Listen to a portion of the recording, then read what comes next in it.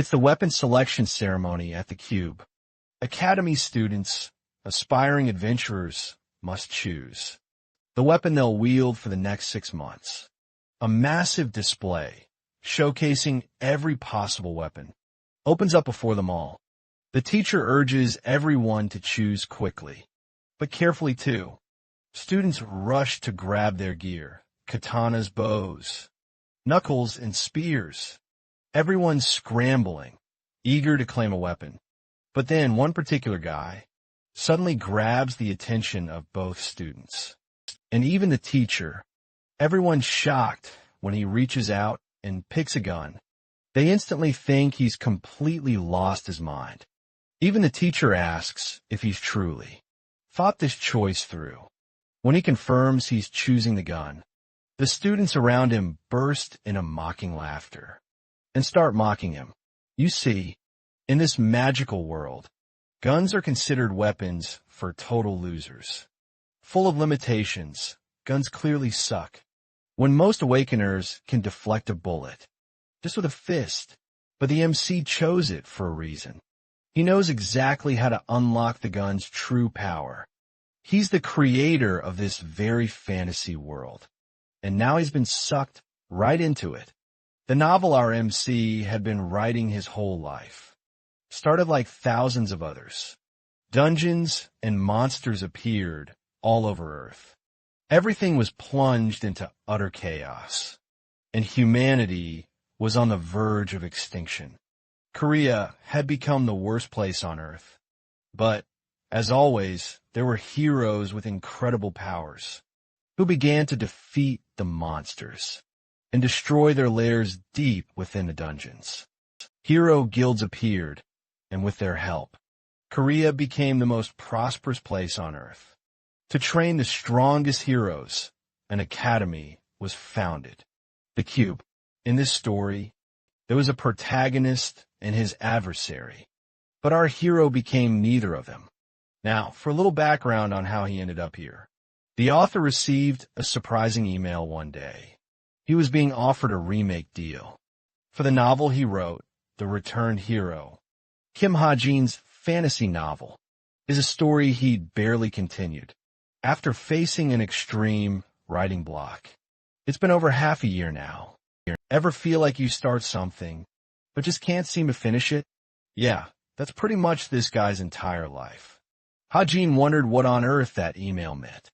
He guessed his fans wanted a story revamp, especially since he'd completely stopped working on it. The next day, he shockingly awoke inside his novel.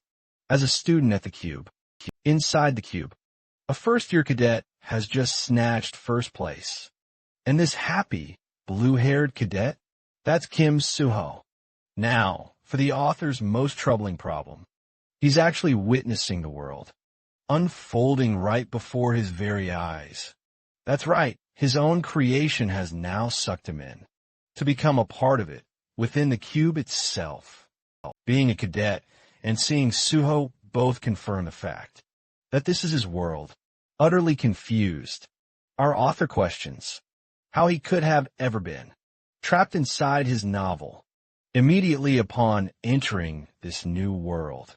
Our author has seemingly gained a bizarre super hearing power.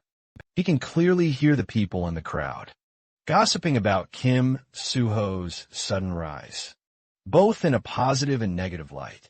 But their opinions aren't his main concern. It's that he can hear absolutely everyone, loud and clear. Kim Suho's name rings persistently in the author's mind. Suho is, after all, the main character of this novel, and the world our author himself created. He's the hero, who's destined to guide this ravaged world to an era of harmony and lasting peace. As any typical hero would, he possesses a hero's unwavering kindness and a relentless drive to do good. But what's even more intriguing is a hidden dark secret that Suho has been guarding with his very life. But putting that part of him aside, our nameless author focuses on Suho's bitter rival, the one destined to stand against him in the story and give him some serious competition. And now, entering the stage, we reveal the second-place cadet, Shin Jong-hak. He's a confident, and dare I say, quite arrogant guy. He's your average, entitled trust fund baby, given that his dad owns one of the best companies in the country. The narrator emphasizes that Jong-hak's talents might just give the main character a really tough time, especially since he later ends up turning into a villain and an evil character. Both of the novel's main characters are right before his eyes. Once again, our author is absolutely certain that this is the same world from the novel, which begs the big question. If those two are the main characters, then what role does our author play in this story? Is he also important?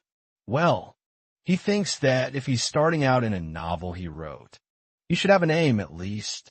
His thoughts are suddenly disrupted by another student, who calls him Chundong and asks if he got any sleep last night. Okay, our author now has a trillion questions to ask. He can't even believe that he was called Chundong. Just now, the chubby fellow confirms that he's the only Kim Chundong that he knows about with that name. That Chundong shoots down our boy's expectations tenfold. He was at least expecting to become some kind of important character or have some important role to play, like in most transmigration iSky stories. But this Chundong fellow is so random that he didn't even write into the novel. Not even our author remembers writing about a nobody, like his own character. So, this hotshot thinks something will be different if he just sees his face, because maybe that will help his memory a little and make him remember things better. The burning question plaguing his mind is, just who is this Chundong guy at all? The funniest part about this hilarious situation is when our author realizes that his face is nothing more than a question mark. He's not even important enough for the game to render a special face for him. Faced with this puzzling situation, our author experiences a shock and tries to come to his senses. He finally has a realization. There's nothing more to discover than that. Your face is probably one giant question mark right now, huh? But here's the kicker. Chundong isn't even a proper character the author even intended to put in the novel. His character has no distinct appearance, no unique name to speak of, and, frankly, doesn't even exist in the important parts of the world.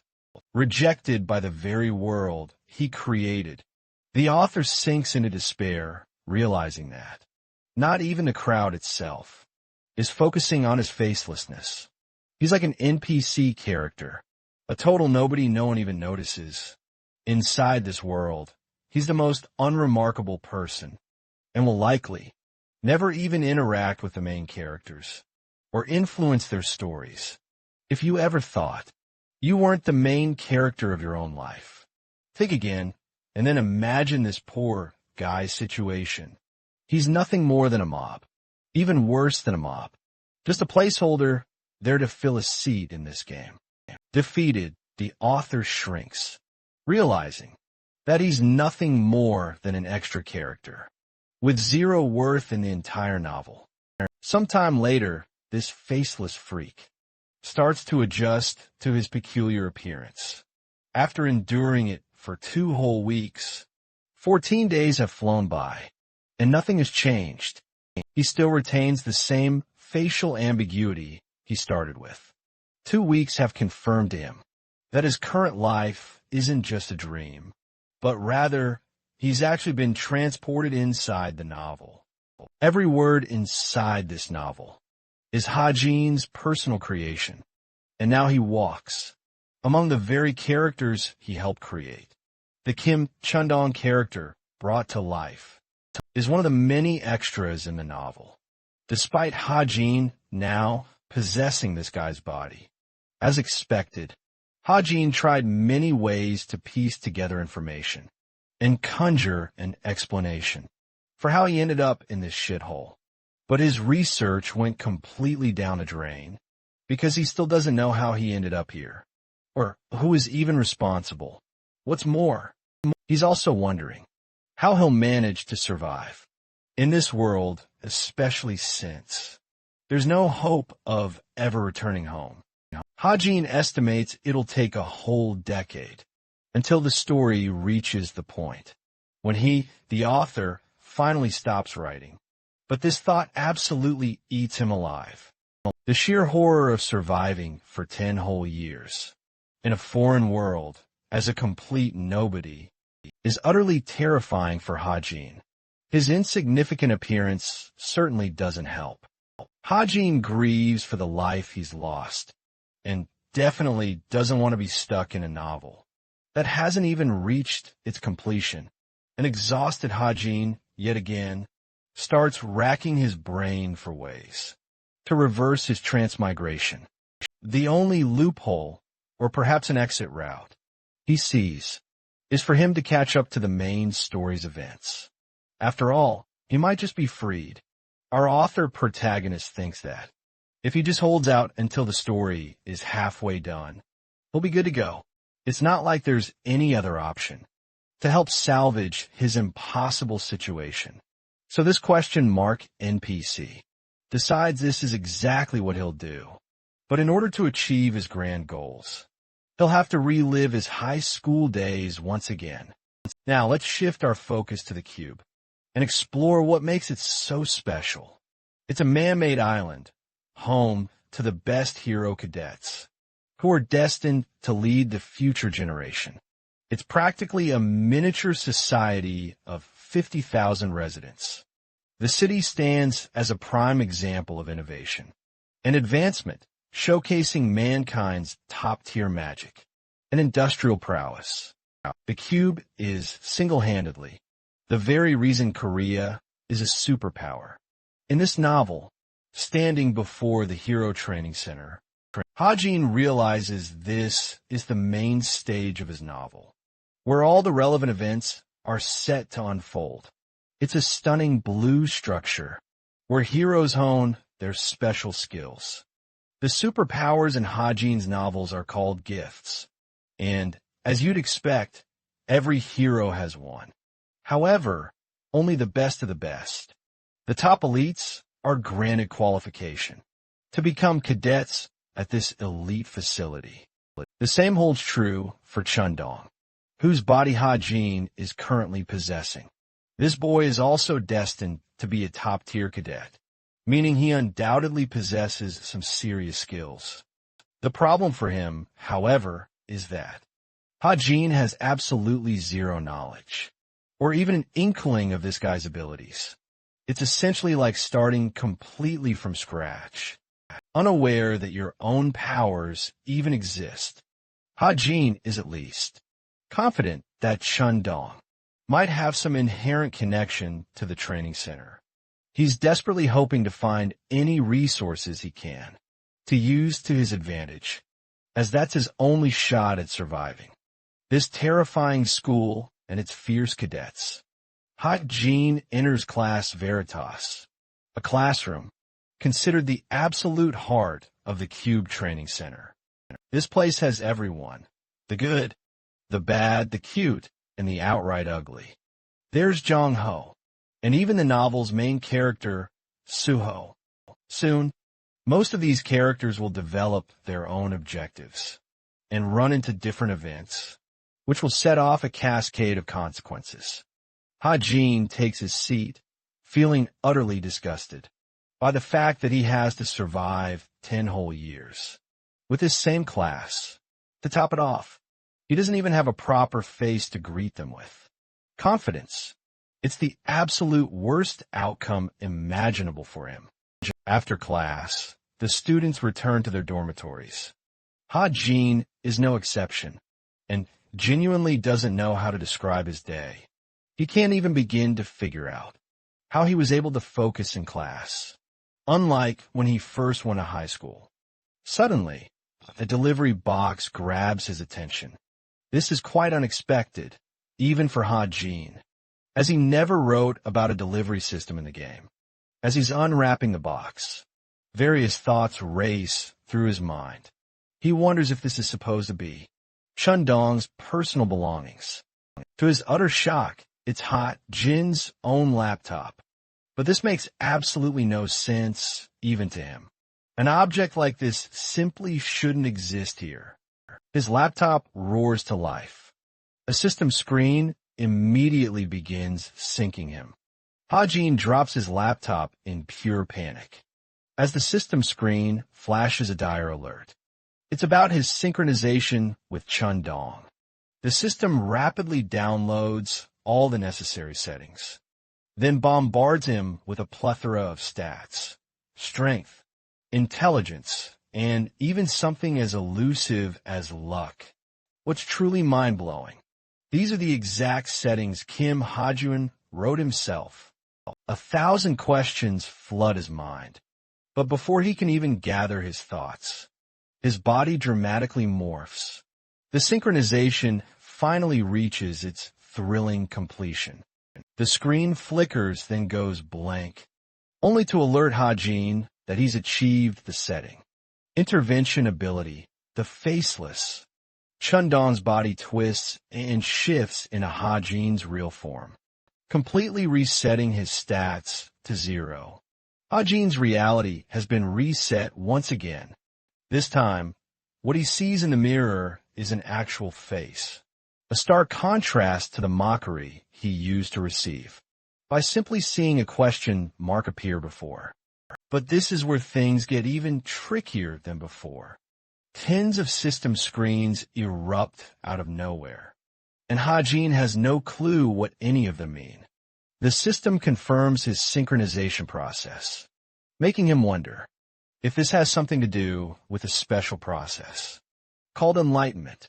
You see, enlightenment is an awakening, a phenomenal event that happens once a person shatters their limitations. That's what it's called in this world. And Jin knows because he's the one who wrote the ability. After this enlightenment ability, one's gifts, superpowers, and skills are all dramatically transformed into a digital format. This way, the person can access them with ease. The real kicker, though, is the incredible growth experienced by his body. Jin is now poised to become exponentially stronger, now that he's received a tantalizing taste of enlightenment. In simpler terms, Jin can now see his own status window, which displays a multitude of different points and details all of his abilities. One of his powers is the observation skill, which is pretty basic. The same goes for his second skill, reading. He also has stats showing up for him, although they're not remarkable and pretty tame for now. Jin decides to inspect each status screen, one by one. The most intriguing one is definitely the synchronization tab. It transformed him from Chundong back to his original body, causing a complete reset. What he sees on the screen utterly defies his imagination. While he can't quite grasp how things change like this, Jin is convinced that the synchronization caused his face and appearance to shift. There's also the peculiar fact that his personal stats are significantly weaker than Chundong's, who is supposed to be a top cadet at the school. But instead of powerful stats, he receives points to compensate for his glaring shortcomings. Anyway, with that intriguing detail out of the way, Jin fixates his attention on the truly unique, the authority screen. Apparently, he has the astonishing ability to create new objects by spending his SP points. Doing so will consume his SP bar, but it could unlock a world of incredible new possibilities for him. As for SP, or story points, these will only be obtained as the plot progresses, and his importance in the story increases. What's truly unique about this aspect of the novel is that Jin doesn't even recall writing anything about story point from his end. Our author, Jin, is quickly catching on that he must increase his importance in the novel, so he can influence the story and earn those precious story points as a consequence. He's starting to piece together his true objective in this strange new world. The reason he's getting access to his laptop, as well as these mystical status screens, is because this poor man is supposed to go through absolute hell, constantly fighting monsters, and eventually influencing the main storyline. This is far from an ideal outcome. So Hajin is already absolutely in the mood to curse the living heck out of his very own creation, just as he's mouthing his frustrations aloud. Another mysterious screen suddenly prompts him, completely surprising our bewildered author. Hajin is beyond frustrated that he has to interfere in this world, just so he has even a sliver of a chance of returning to his old life. He gets up, fingers flying across his laptop. Since he has no other option, Hajin believes it's better to act now, rather than wait for the story to reach the point where his novel originally ended.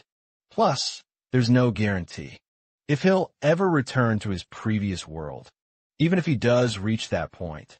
The writer thinks that, even if the undisclosed information is irrelevant to his goal of returning home, he could still find an important clue to navigate through his current world and make things simpler. This could help him interact with the main characters. To achieve his goal, Hajin's only option is to fight and grow stronger.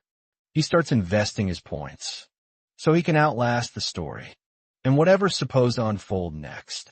Speaking of leveling up and increasing points, Hajin explains how his novel doesn't really have the concept of freely growing one's stats, the leveling up phenomenon that happens in every other novel. Doesn't happen in this one.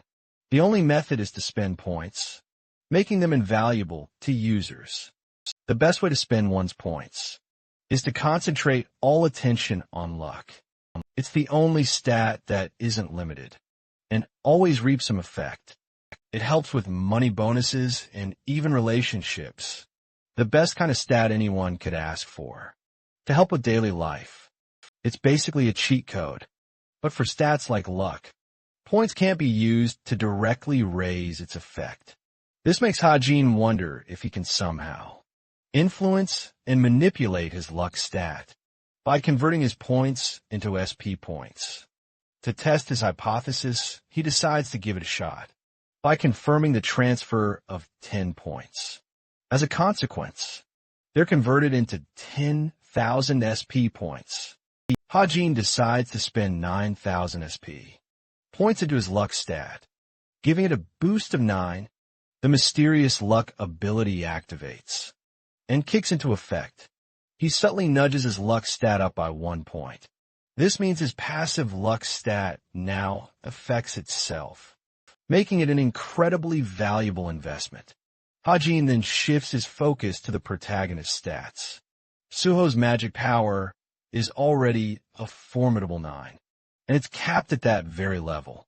But Hajin has just blown past that barrier by boosting his luck stat to 9.1. As for the rest of his story points, he decides to pour them into perseverance to help him survive the facility's harsh training. Thanks to Hajin's increased luck stat, it also massively helps with significantly boosting his perseverance ability. When he pumps it up with points, he's already feeling grateful for its effects, as the investment is showing promising results. Suddenly, the system glitches, flashing a warning screen. His tampering with probability has caused an error to occur. Since Hajin was basically cheating the system creates a restriction to prevent this huge loophole. He can no longer manipulate his abstract stats. With story points, the author is a little peeved that he was hit with a restriction like that, because otherwise he would be too overpowered. Hajin realizes he's hit a wall with his gimmicks, but he still managed to boost both luck and perseverance to a high level, which should be enough for him to overcome many obstacles. A thought crosses his mind. He gained 10,000 story points. For being a novice, those points can be used pretty sparingly. Hajin wants to put more thought into what he's going to invest them in, so for now, he decides to keep them aside. The next morning, he shows up in his class. Their professor gives them an introduction. Kim Suyuk will be acting as their instructor for the next year. He's globally recognized as one of the most capable heroes, notably standing at intermediate grade, 5 rank in the association. Concluding his introduction, the man alludes to his main point. He reveals how the institution known as the Cube isn't just some fancy resort for cadets to kick back and relax. Its most crucial metric, student grades, fail to achieve them or uphold the required standards, and a cadet gets the boot. It's also no walk in the park to maintain your grades, as barely half of the cadets will even manage to survive the program without bailing. The institution strives to cultivate the next generation of heroes, so their judgment criteria are notoriously harsh.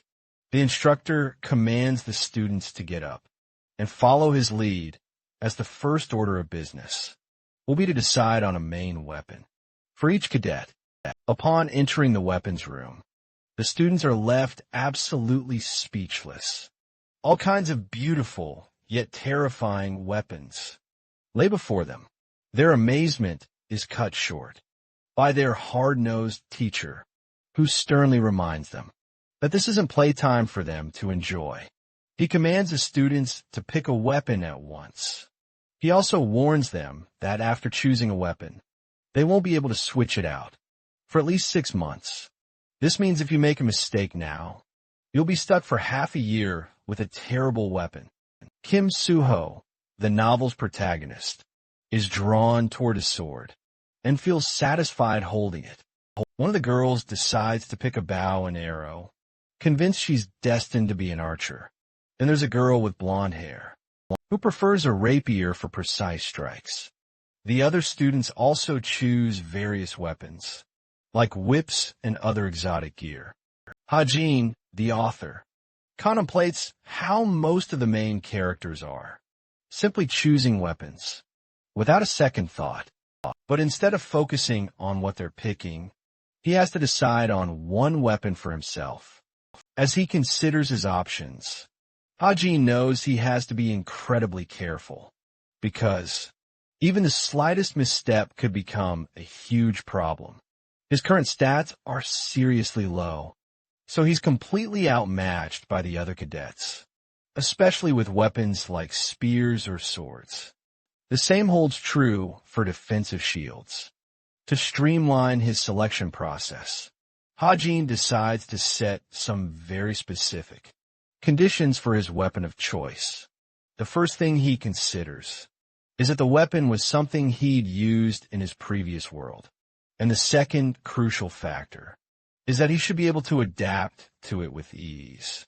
Considering these 2 factors, Hajin finally makes his weapon selection. His particular choice immediately draws the attention of the other students. Even their teacher is left utterly bewildered. He specifically addresses Hajin, asking if the gun he's holding is truly the weapon he plans to select. It's hilarious how this man said, "I'll handle things the American way," and brought a gun to a knife fight. Hajin receives an intense stare from his teacher, who's confused because he distinctly remembers the cadet listing himself as a sword user back at his academy. Quickly coming up with an excuse, Hajin simply states that he changed his mind. This is a surprising reason for his teacher to accept, who can't grasp why Hajin would decide to switch his weapon of expertise right as he entered the academy. The teacher confirms his choice, as the student chooses their own fate in the cube.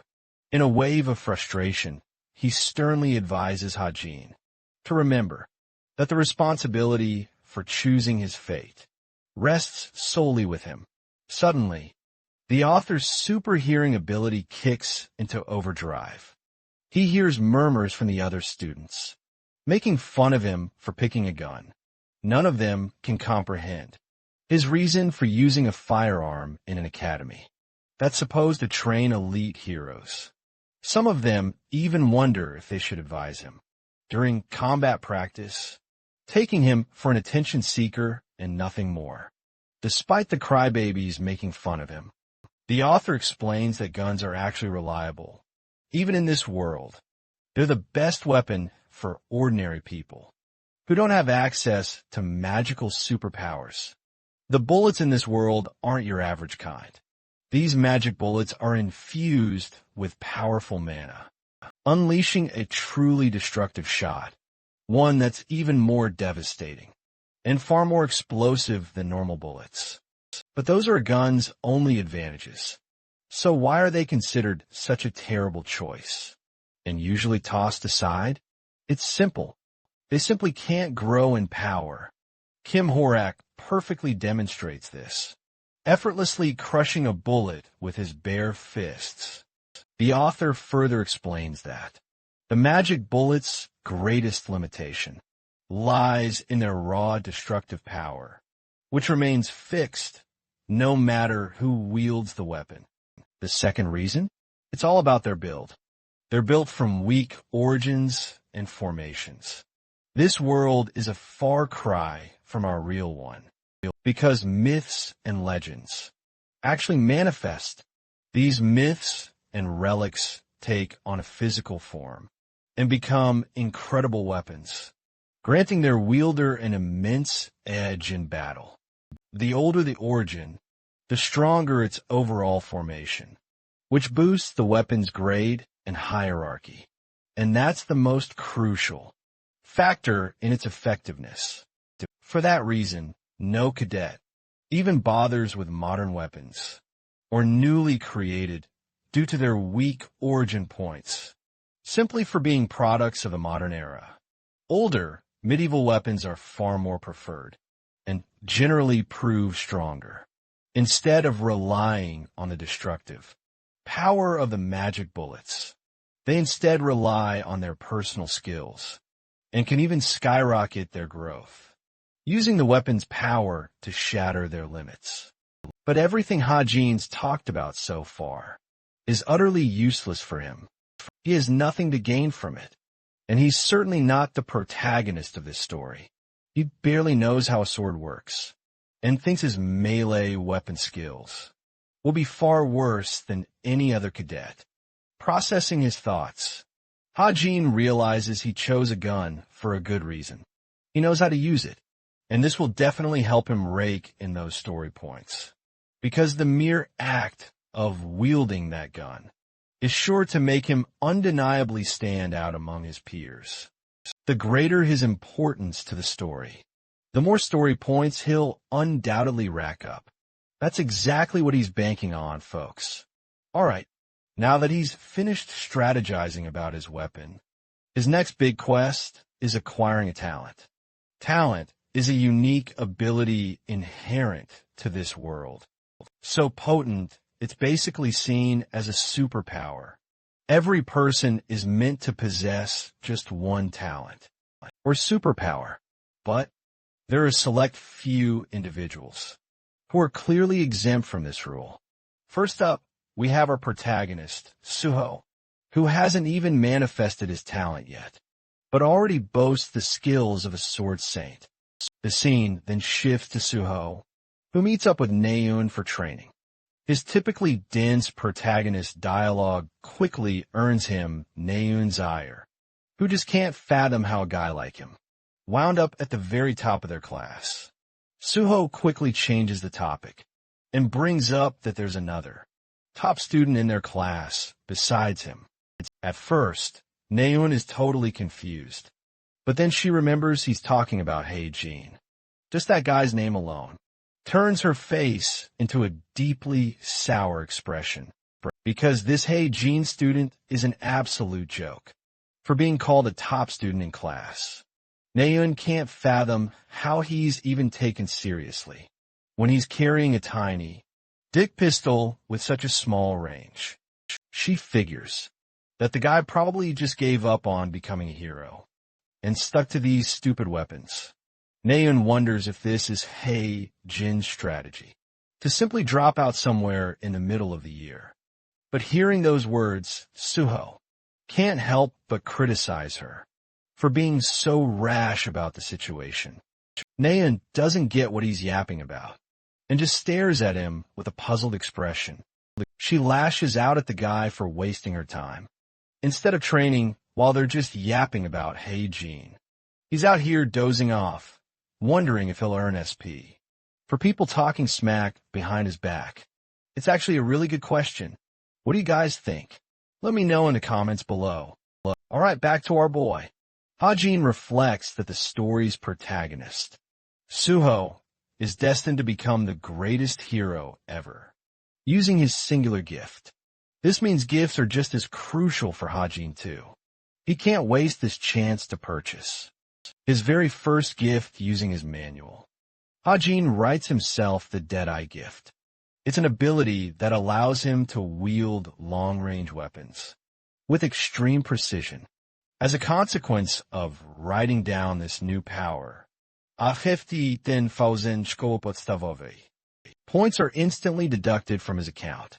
The system is incredibly advanced, that it automatically edits everything else, providing him with numerous perks for the skill. He just wrote like bullet time and more. This skill isn't just handy for his gun, but for all ranged weapons, meaning Jin could even use bows now. To top it all off, it's a growth-type skill.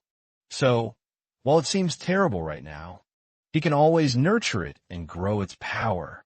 It's a valuable long-term investment. Jin figures it's best to work with what he's got, and with his preparations complete, he feels ready for whatever comes next. With the only gift he possesses, all that's left is to bet everything on it and survive until the main story finally concludes. The scene then switches over to their class.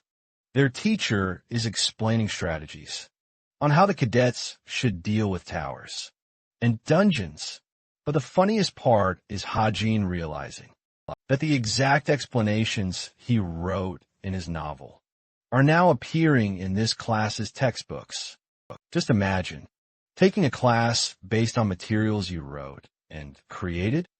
Jin is casually enjoying the lecture, as he doesn't have anything new to learn.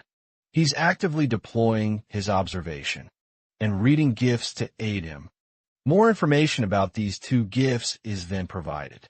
Observation lets him perceive everything in his field of vision. He can even see through things and even read information directly from his laptop without wasting any effort. The teacher instructs them to review the lecture's contents. With their written exam just around the corner, Naeun burns with frustration. She's utterly bored and can't stand this lecture a second longer. But suddenly, someone interrupts Class Veritas, ordering all cadets to report to the plaza. Upon hearing this, Naeun is thrilled to escape this snooze-fest lecture. It's finally time for practical training, a subject our boy Jin is not looking forward to. Stepping into the training arena, the teacher explains the rules. Everyone should already know the class's contents. First, they'll form teams of 4 cadets, each consisting of 2 warriors, a sharpshooter, and finally, 1 support warrior. What's more, these teams will stay fixed until their mid-semester exams hit. All teams must be balanced, with a mix of high and low-ranking cadets. For a fair competition, the instructor orders them to go find their teammates at once. Jin glances at the status board, shocked to see he's not on Suho's team, or Naeun's. Even worse, he's been paired up with the one person he absolutely didn't want to team up with. That person is none other than Yona, which draws a surprised look from his face. Things are unraveling exactly as they did in the novel. Many main characters were written into existence, specifically to interact with our protagonist, triggering events and pushing the story forward. But among these characters, Yona is the most special. She sports beautiful purple hair and is also the top favored cadet of Korea's top guild, the essence of the straight.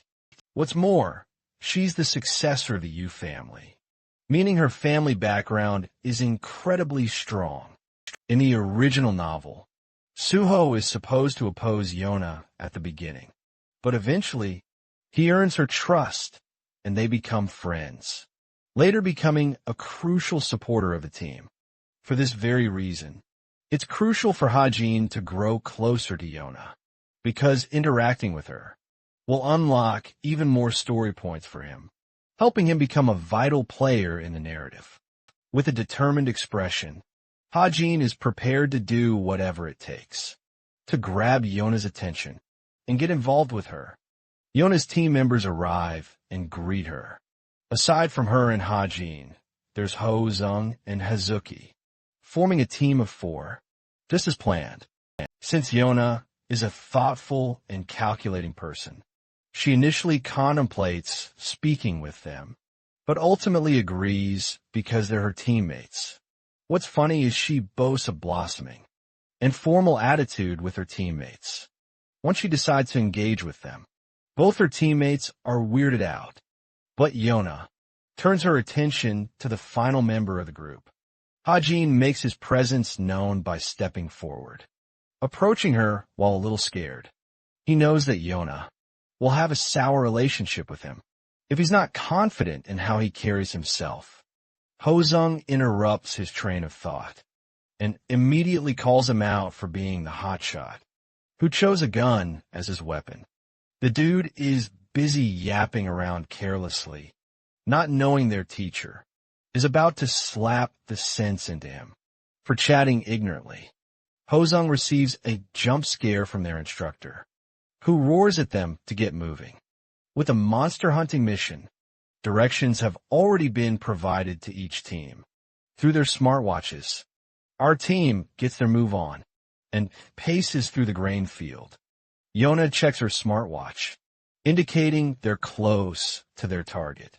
She wants her team to buckle up and prepare for what's to come. Further information regarding the monster will be revealed once they arrive at the location. But while they're easily sprinting ahead, our poor boy is suffering out here. He needs some David Goggins-level motivation, because this man has never run this much in his life. Despite his stamina stats being above average, he struggled to keep pace with his own team. To make matters even worse, it's not like these guys are anything special either. They're just the average standard for a cadet at the cube. Cadet Yona and the others suddenly halt, realizing they've reached their target's exact location. This particular part of the map is known as the 8th coast of a training zone. Ahead of them, a boat awaits where a monster is set to appear. And speaking of our creepy crawly friend, the black humped octopus makes its grand entrance, devouring the boat with its giant, thrashing tentacles before confronting the monster in a full-on battle. Yona believes it would be best if they first shared a battle strategy and discussed their next moves. The monster they're up against is a low, intermediate grade creature, and its physical attacks are notoriously weak. The real problem, however, lies in the humps protruding from the creature's head. It's explained that the black hump octopus detects danger and shoots out swarms of baby octopuses to attack its enemies. These small babies are absolutely no joke. They're bloodthirsty little motherfuckers, and every single one of them is dangerous, enough to turn humans into dried-out mummies. As Ung quickly suggests, they immediately target the throng of baby octopuses. When a fight kicks off, Hazuki then believes they're going to need a sharpshooter to handle the small octopuses with his gun, so she thinks Hajime would be best for that role. However, strongly opposing this idea, Yona claims that she's going to be the one to handle the baby octopuses instead. She wants the rest of her team to save their abilities. After she's done, because Yona thinks they'll need to annihilate the monster in one decisive hit, since it has super fast regeneration abilities. Yona's sudden dismissal of Hajin's contribution strikes him as incredibly odd. He immediately figures out that she's just straight up ignoring him and doesn't even believe he's worthy to be a part of this training exercise. Yona then asks if the rest of her team is ready and marks the beginning of their operation, leaving our boy more than a little annoyed by her damn attitude. The black hump octopus unleashes pure destruction. It tears apart the boat, while Haesung bravely uses his battle axe to grab the creature's attention. His loud, stammering cries are enough to snag the octopus, luring it closer to shore. Enraged, the monster blitzes toward Haesung, unleashing itself. The poor guy is scared stiff by its sheer size and bolts the heck away. Hazuki is prepared, while our boy Hajin is clearly nervous, clutching a tiny Glock. The only truly determined fighter among them is Yonha, a whipmaster, ready to strike down the monster at once. Just as they discussed, the black-humped octopus senses danger and immediately spews out a swarm of baby octopuses from the top of its head. This sends Haesung into a panic, as he realizes he's the primary target. These murderous babies are headed straight to bite his butt before they can make a Gojo Kit Kat out of him. Yonha steps up like a queen, using her whip to cut those little monsters down. She stands majestically before the monster, impressing her teammates with a stunning display of power. To top it off, Yona's combat capabilities alone make her the 7th strongest cadet inside the cube. Among the newbies, she gives Haesung the chance to run away, while she holds off the monster by herself. Yonha expertly manipulates her whip to strike the monster, causing the octopus to go berserk and lash out with its tentacles. Yonha swiftly dodges its attack, evading just in time. But right as she's airborne, a baby octopus sneakily attempts to ambush her. From behind, Hazuki alerts her to the octopus at her back. Before Yonha can react, the creature is shot down by a long-range weapon, baffling her. Only one explanation makes sense. It was Hajin's gun that saved her. Just now, seeing him save her annoys Yonha, who finally acknowledges his name. Now, let's take a little detour and discuss what SP points are capable of. Like previously stated, these can be exchanged for precious stat points, and they also significantly boost Heijin's standing among the main characters and his role in the story. Since he's just an extra nobody, standing out and gaining popularity is incredibly tough.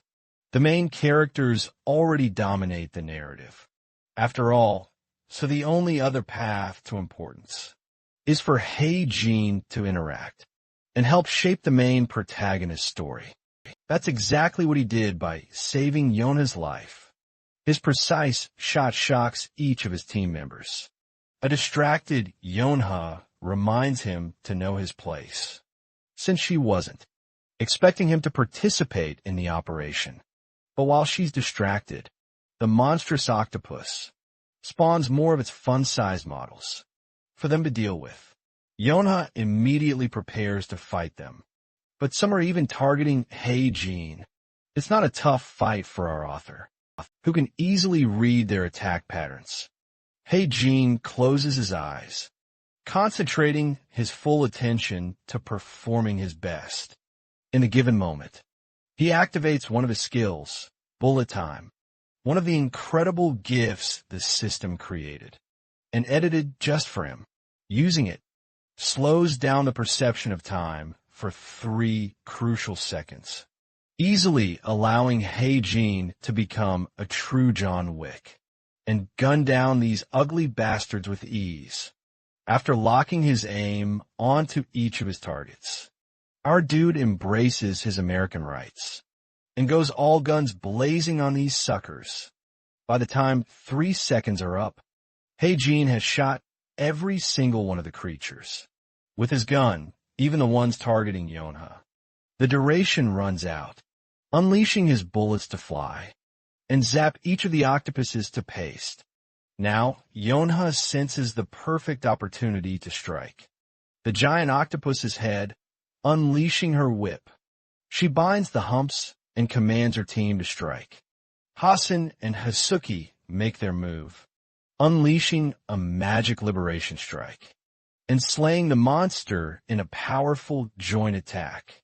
The black-humped octopus is defeated at last, with its ugly brains splattering onto the shore. An exhausted Heijin crashes down, in typical anime character fashion. Following that, their team's collective results are tallied, giving them a clearance time just under 1 hour. It's far from the best, but they still managed to snag 16th place on the ranking board. With that, the first monster round is officially cleared. The total time spent eliminating the monster lands them the 16th spot among 100 teams. Yona is absolutely shocked by this. Their entire fight was recorded via a drone device. For monitoring purposes, they can use that data to analyze their mistakes and improve for the future. While 16th place is an accomplishment to Yona, she sees it as a terrible score. She was aiming for something much higher. She's even more consumed with jealousy that Nayun casually nabbed a higher score than her, both individually and in team performance, ranking her 4th out of 100 teams, while Yona intended to increase the gap between their families. She can't believe she's so far behind Nayun. Then there's Jonghak, the arrogant punk, who seems to have a liking for Nayun and keeps staring at her from afar. Now utterly pissed, Yona gets annoyed and approaches Nayun with unbridled rage. But in a funny turn of events, she acts all buddy-buddy with her like a fake friend. She tries to extract information regarding Nayun's team performance. Nayun, meanwhile, is still annoyed they only got 4th place. She was really looking forward to beating Jonghak. At the very least, Yona confesses that she earned 16th place. Her expression is calm and stoic on the outside, but on the inside, she's chewing her brains out, angered beyond hell, but Nayun is actually amazed that Yona acquired 16th place, with a loser like Hajin on her team. After all, she thinks, he must be the reason they were stuck with a low ranking. But Yona knows the truth. The real reason she was treating him like garbage is because they took 50 minutes just to travel to their location. All because of our boy's terrible stamina. If only he'd been faster, they could have arrived in 10 minutes flat and wrapped up the mission so much faster. But putting that aside, his performance had still been impressive to her. He'd significantly aided them in their monster battle.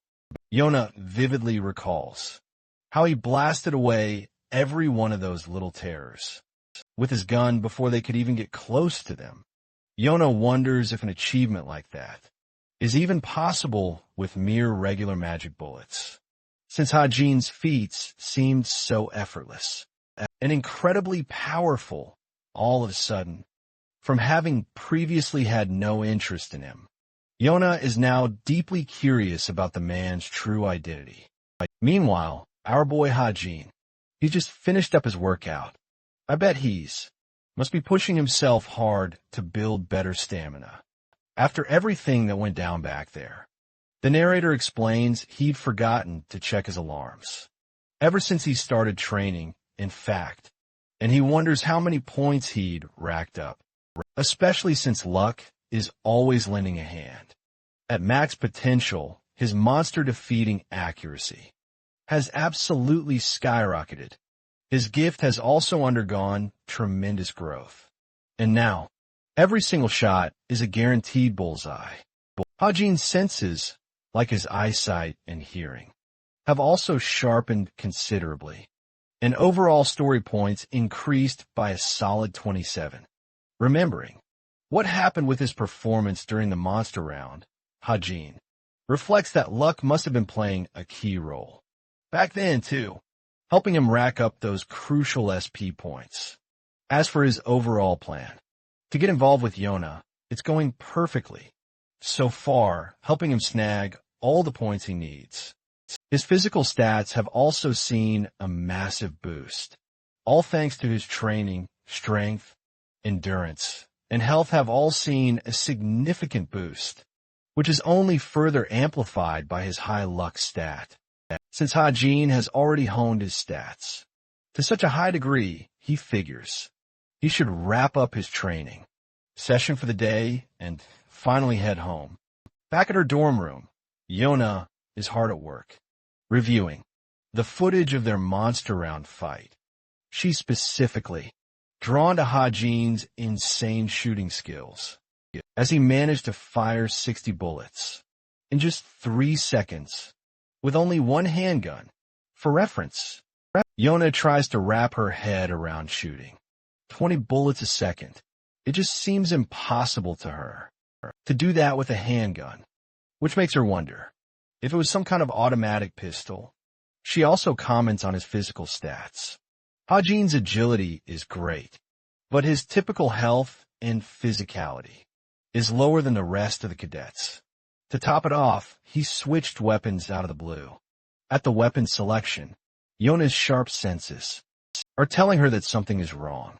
She doesn't even remember this guy from the military academy either. While she's contemplating, Yona receives a message from Jonghak, who she seems to find as a love interest. She tells him that she's busy analyzing the footage. Yona wants to see if she struck gold among her team, since she obviously plans to take over the top guild in Korea in the future. But Jonghak is surprised and doesn't think anyone among her team is noteworthy or special. More importantly, he wants to know about the mysterious shooter, since his performance is the only one Jonghak is curious about, with a smile on her face. Yona is excited that her crush is displaying an interest in her. After all, Yona comments that he's doing just okay for his rank, which, by the way, is in the 900s among the cadets. Jonghak is surprised and wonders if Hajin got lucky. Yona reflects on this comment and wonders if Hajin's performance was really a fluke, and if he really did get lucky. The scene ends there, so let's talk about a new subject. A guild building known as the Holy Grace of God. Here, the vice captain is obsessed over Suho's stellar performance. His footage, among the rest, has captivated Sung-ah, the vice captain of the guild. She comments on Suho's perfect and precise movements, as well as his excellent swordsmanship. Unlike anything ever seen before, Suho has reached such perfection. It's like he's just toying with them. Amidst a gentle, elegant dance, there's also his wrathful cutting force, cleaving even space itself in two. All 3 of Korea's top guilds now have their sights locked on this young talent. They're dead set on recruiting him for his incredible powers. Yunga is absolutely one of them, desperate to bring him in as soon as possible, especially while he's still a free agent. Her next focus of interest is Hajin. As shocking as that might sound, she's completely surprised that the boy wields a handgun. Of all weapons, her assistant confirms, stating that Hajin has sparked immense interest within the guild community. Many people have replayed the footage, since Yona was part of his team, wanting to observe her performance. The hottest topic on the forums, though, is how he fired 60 rounds with a non-automatic pistol in just 3 seconds.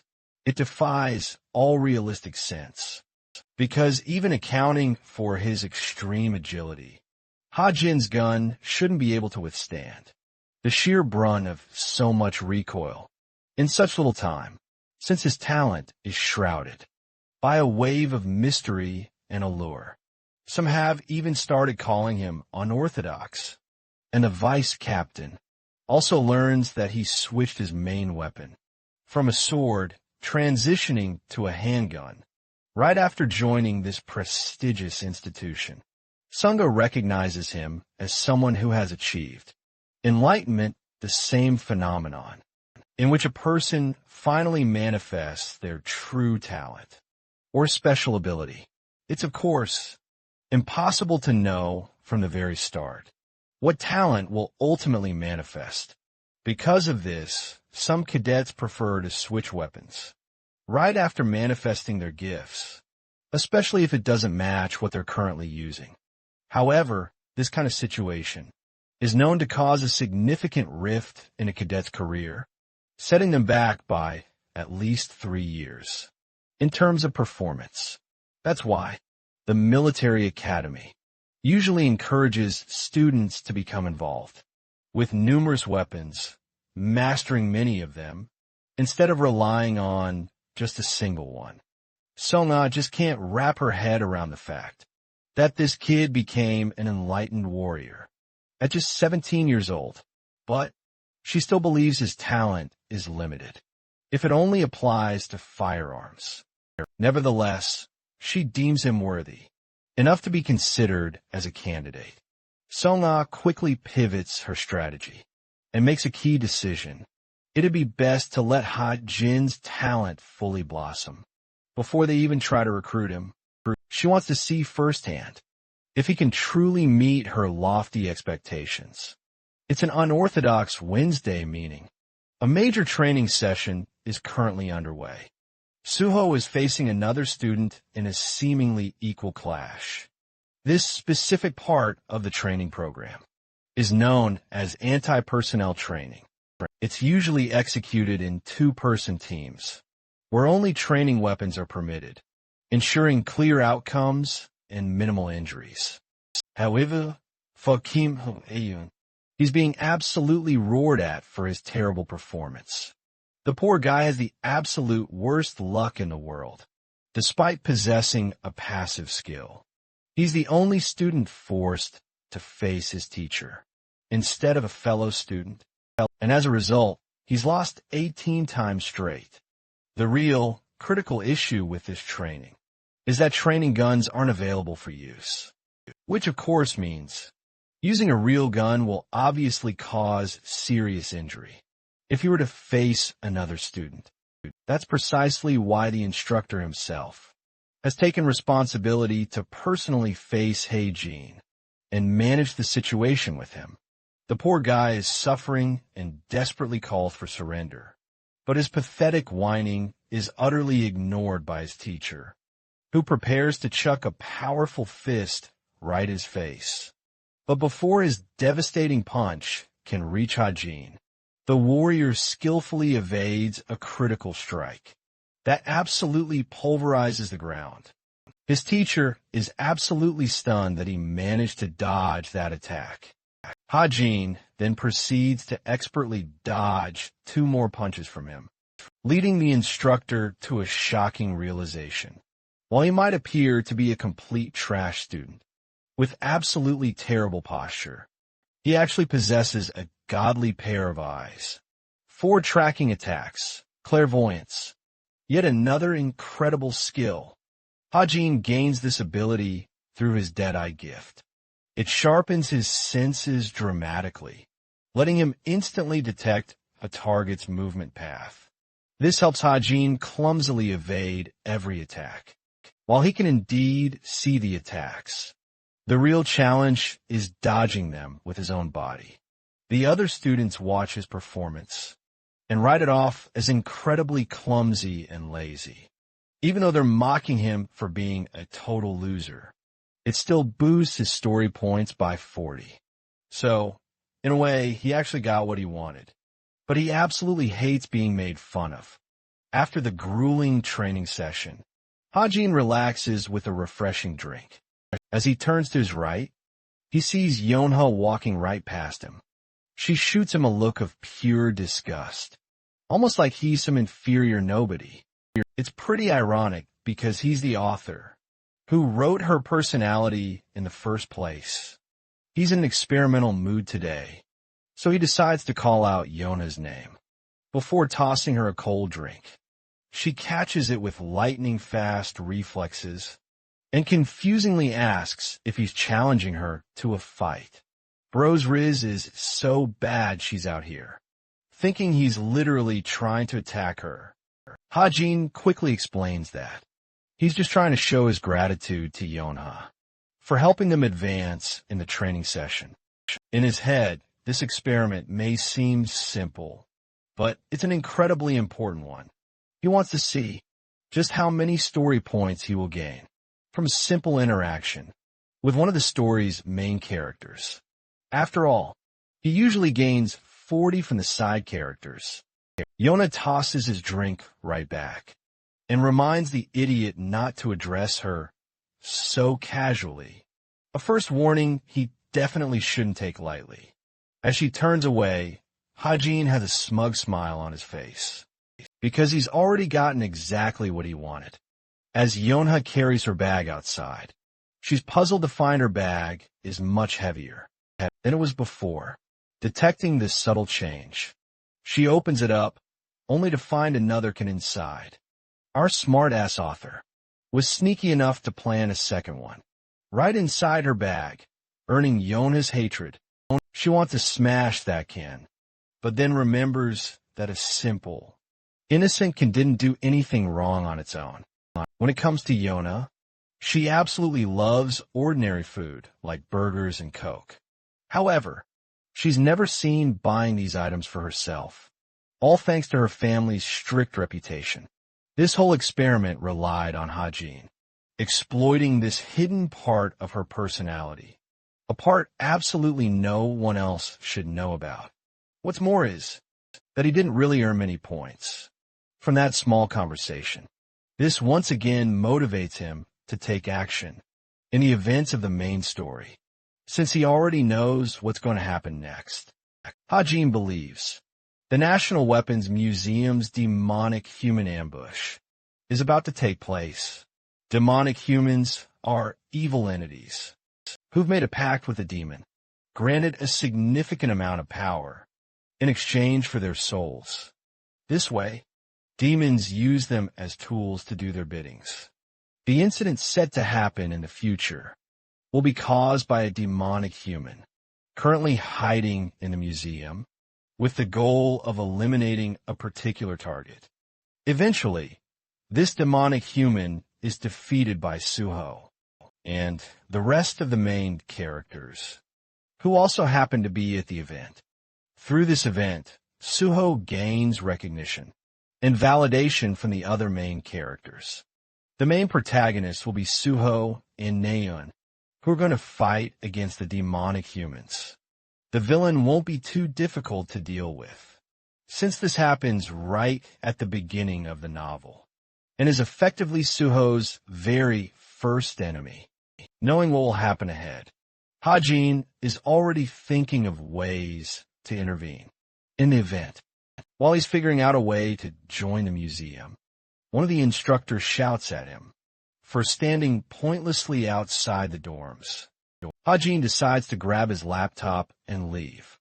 At the same time, he receives an important system message, yet to be revealed.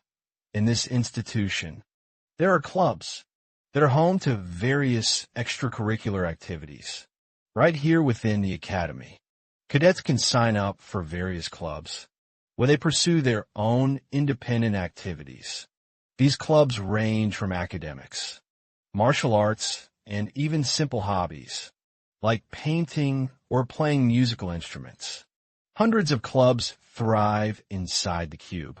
Perhaps the greatest benefit is that they not only provide a space for personal development, but also allow cadets to connect, network, and get to know each other better. So the day finally arrived. The day Hajin decided he was going to join a club of his own. At the cube gate, Hajin officially joins the travel club where he's greeted by Han Hyun, the club's president. He's thrilled to welcome so many first-year members. In fact, when receiving applications for the first time, Han Hyun couldn't believe what he was reading. He's truly blessed with amazing cadets.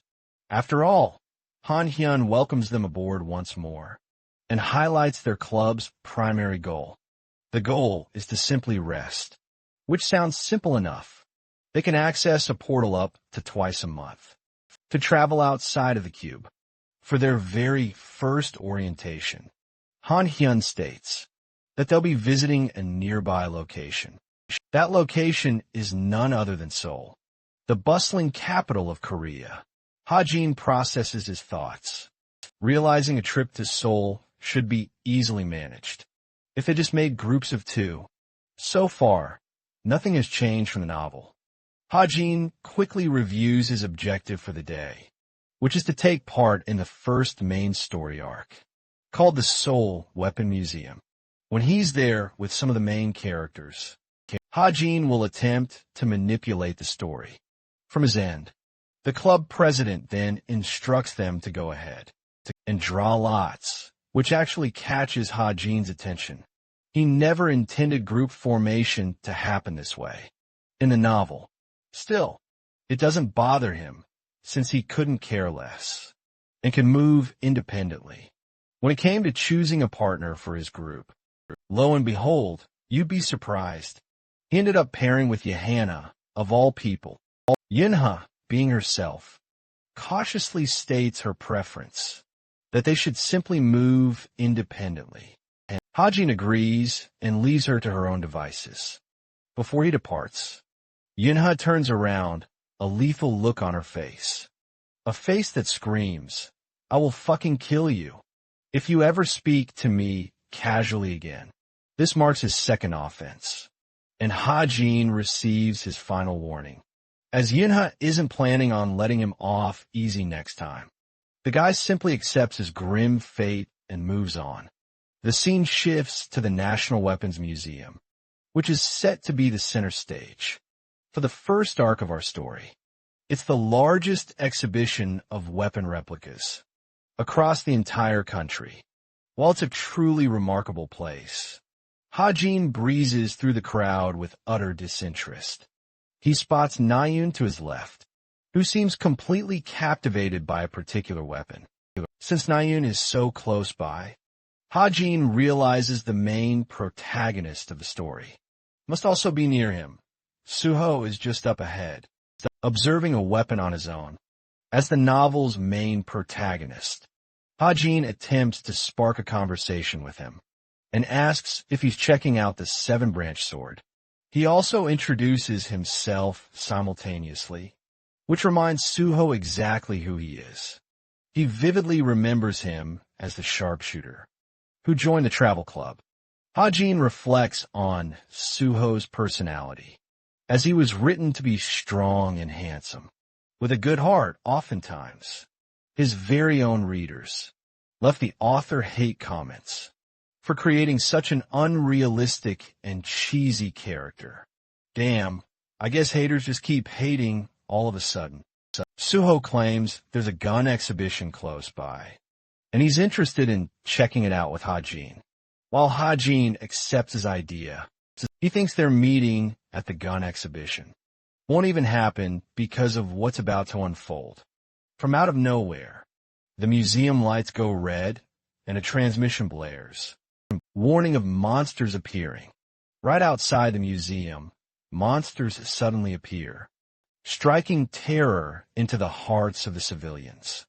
Their initial excitement quickly morphs into pure horror, as everyone around them descends into panic, frantically searching for any way out. People shove and push one another, recklessly ignoring even the children in their path. Amidst this escalating panic and chaos, one person dramatically punches through the glass, instantly grabbing everyone's attention. His incredible power alone stops them dead in their tracks. Even Suho is utterly shocked to discover Nayun was the one responsible. She calmly tells everyone to settle down, assuring them the museum's reserve hero will arrive shortly to combat the monstrous threat. Seizing this chance, she snatches a bow straight from the exhibition display and warns everyone that outside they'll just be easy living targets for the hungry monsters if they foolishly rush outside. But her impulsive, reckless move triggers the museum's security systems to blare, trapping them all securely inside the building. She quickly instructs everyone to find a weapon, since they need some way to protect themselves, until the actual heroes arrive to confront the threat. Suddenly, Naeun senses the ominous presence of a dangerous man lurking in the distance and immediately braces herself. This man radiates a sinister, dark red energy. His terrifying face and violent aura confirm he's none other than a demonic human, the mastermind behind this entire devious plan. Hajin reflects that this demonic human is known as the Dog of Lucius, a pivotal villain, essential for Suho's ultimate growth in the story. The demon unleashes its razor-sharp claws, preparing to brutally cut Naeun down. But just as he's distracted and focused on Naeun ahead, Suho seizes this critical moment to ambush him from behind, wielding his iconic seven-branched sword. His sword is moments away from slicing the demon clean, and the main story's events still appear unchanged. It's Suho's destiny to defeat this demon with effortless ease. But for some absolutely shocking reason, Suho is utterly obliterated by a devastating attack. His body endures a terrifying, brutal blow from the villain, and he tragically flops to the ground right before Hajin's eyes. The author is left expressionless, completely speechless. This was absolutely not supposed to happen. After all, Suho's body is lying on the ground, just moments away from Hajin, who can't figure out what just happened. Clearly, the story he himself wrote wasn't supposed to unfold like this.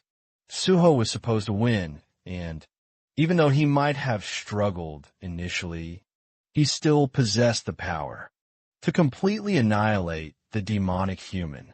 That's what he thought would happen, but it didn't. Suho's effortless takedown sends Naeun into a frenzy of worry. As she screams his name, coughing up blood, he's barely capable of standing. Hajin knows Suho's condition is in grave danger, and he certainly doesn't have enough time to recover from this monumental setback. The demonic human approaches Suho, its menacing energy preparing to finish him off. Naeun struggles to come up with a plan and speedily launches her arrows right at his face. But this guy is such a tank. He just eats those arrows like it's his lunch.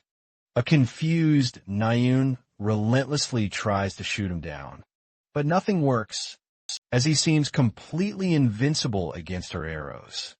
Knowing that, none of her arrows are having any effect on him, Naeun's face succumbs to despair. Her confidence wavers, and she simply can't fathom what's happening. What's more, the demonic human isn't even using a special talent or skill to block her arrows. No, he's just taking it with the brute force of his body. That's just how ridiculously strong his physical stats are. Hajin senses danger for Naeun as she's being approached by the enemy. The demonic human releases its claws, aiming right for her face. It seems like the end for Naeun, right? Until Suho jumps back into the fight. With a swift kick to the face, thankfully, he was able to get up with Naeun stalling for time. But before they can even catch up with each other, Suho is sent flying, barely capable of blocking the dark energy wave. With his sword, the demonic human then surprises Suho by entering a transformation state, engulfing himself in his shadowy aura. Its sheer power utterly overwhelms Suho, instantly dropping him to the ground. Naeun unleashes a barrage of shots at the demonic creature from behind, desperate to delay Suho's inevitable demise. The monster, redirecting its fury toward her, unleashes a colossal claw attack, slamming straight for Naeun's face and smashing her into the wall. Everything Hajin is witnessing before his very eyes is the absolute definition of a disaster. He's utterly horrified by the reality that either of them could perish at any given moment, having now witnessed two separate instances of his novel, defying the very script he wrote. Hajin is utterly perplexed, unable to figure out what's causing the main story to change so dramatically. He frantically slams open his laptop, desperate to help salvage this dire situation. Hajin clutches his bullets, his confidence wavering, as he realizes he won't be able to injure the demonic creature with his current mana bullets at all. Even a critical hit wouldn't be enough. It's just utterly futile. Still, since this world was his creation, Hajin is confident that most of the crucial settings shouldn't have changed. With this knowledge, he furiously keys away at his keyboard, modifying the attributes of his mana bullets to fit his urgent purpose. He amps up the attack power by 6 points and expends a whopping 100 story points just to make this vital modification possible. Loading his magazine right back in his gun, Hajin steels himself for the impending fight and internally emphasizes the importance of having heroes with truly versatile skill sets to overcome such desperate situations. His refined attributes and affinity alone allow him to ascend to greater heights, as Suho and the demonic human are locked in a fierce stalemate. This grants Hajin the perfect opportunity to take a shot, knowing the demonic human boasts a dark attribute. Hajin unleashes the only attribute that can truly exterminate darkness. He bellows Suho's name and shouts for him to move out of the way, commanding the use of the light attribute. Hajin unleashes a white light bullet. He fires a single, decisive shot. It slams right into the demonic human's body, confirming the hit, and a powerful blue beam of light erupts. That one incredible bullet utterly annihilates the demonic human's arm. He screams in agonizing pain, while at the same time freeing Naeun from his cruel grasp. As the dark energy finally evaporates, Naeun collapses to the ground. Meanwhile, Hajin believes his part is done. The enemy is severely injured now, giving Suho plenty of time to finish this fight. His body trembles from the exertion of his ability as he places all his remaining hope in Suho, entrusting the story's protagonist to land. The finishing blow. Suho charges his weapon with fierce resolve. His body glows with a powerful blue aura. He activates the Sword Saint's formidable magic power, a force so incredibly strong, it can obliterate anything in existence. The ultimate slash definitively ends the fight. Suho annihilates the demonic human with a single move. The monster is utterly defeated as its body crashes to the floor. An exhausted Suho is barely clinging on, and Naeun is in much the same state. He catches up to her, asking if she's okay.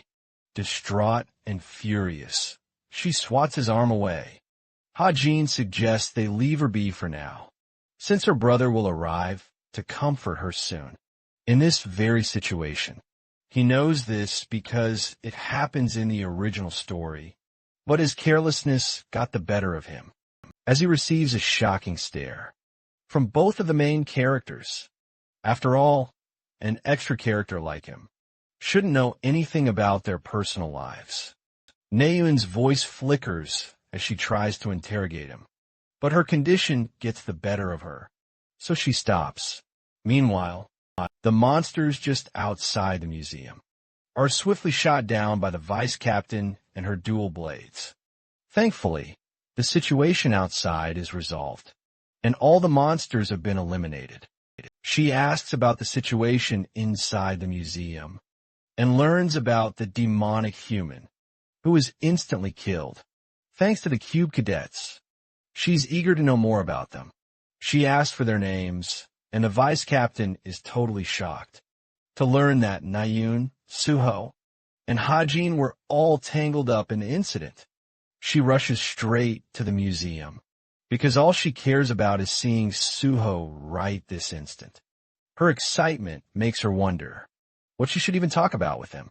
Hajin is coming out of the museum. He suddenly bumps right into her.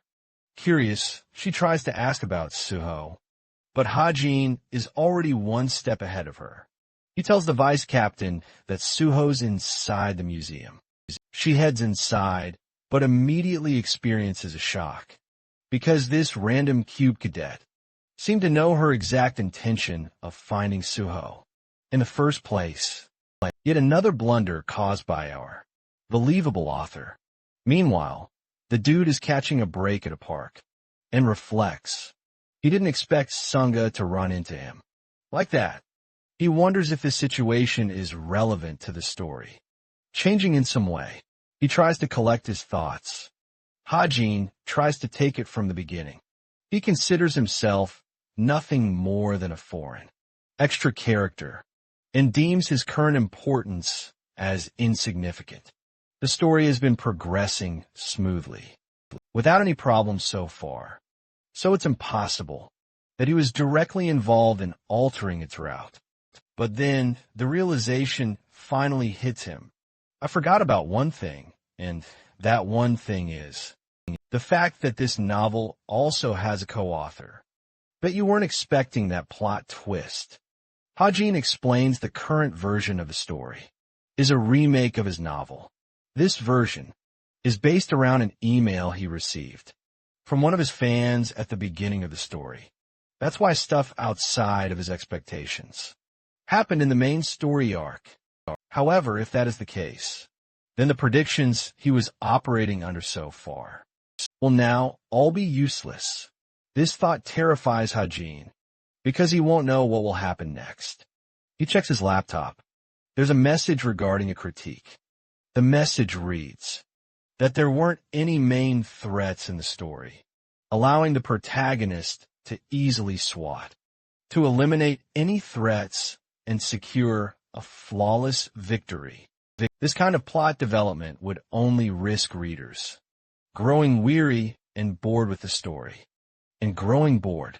That's why from now on, every single boss character in the story has become significantly stronger than before, regardless of the fact that it might create an unpredictable and chaotic story setting.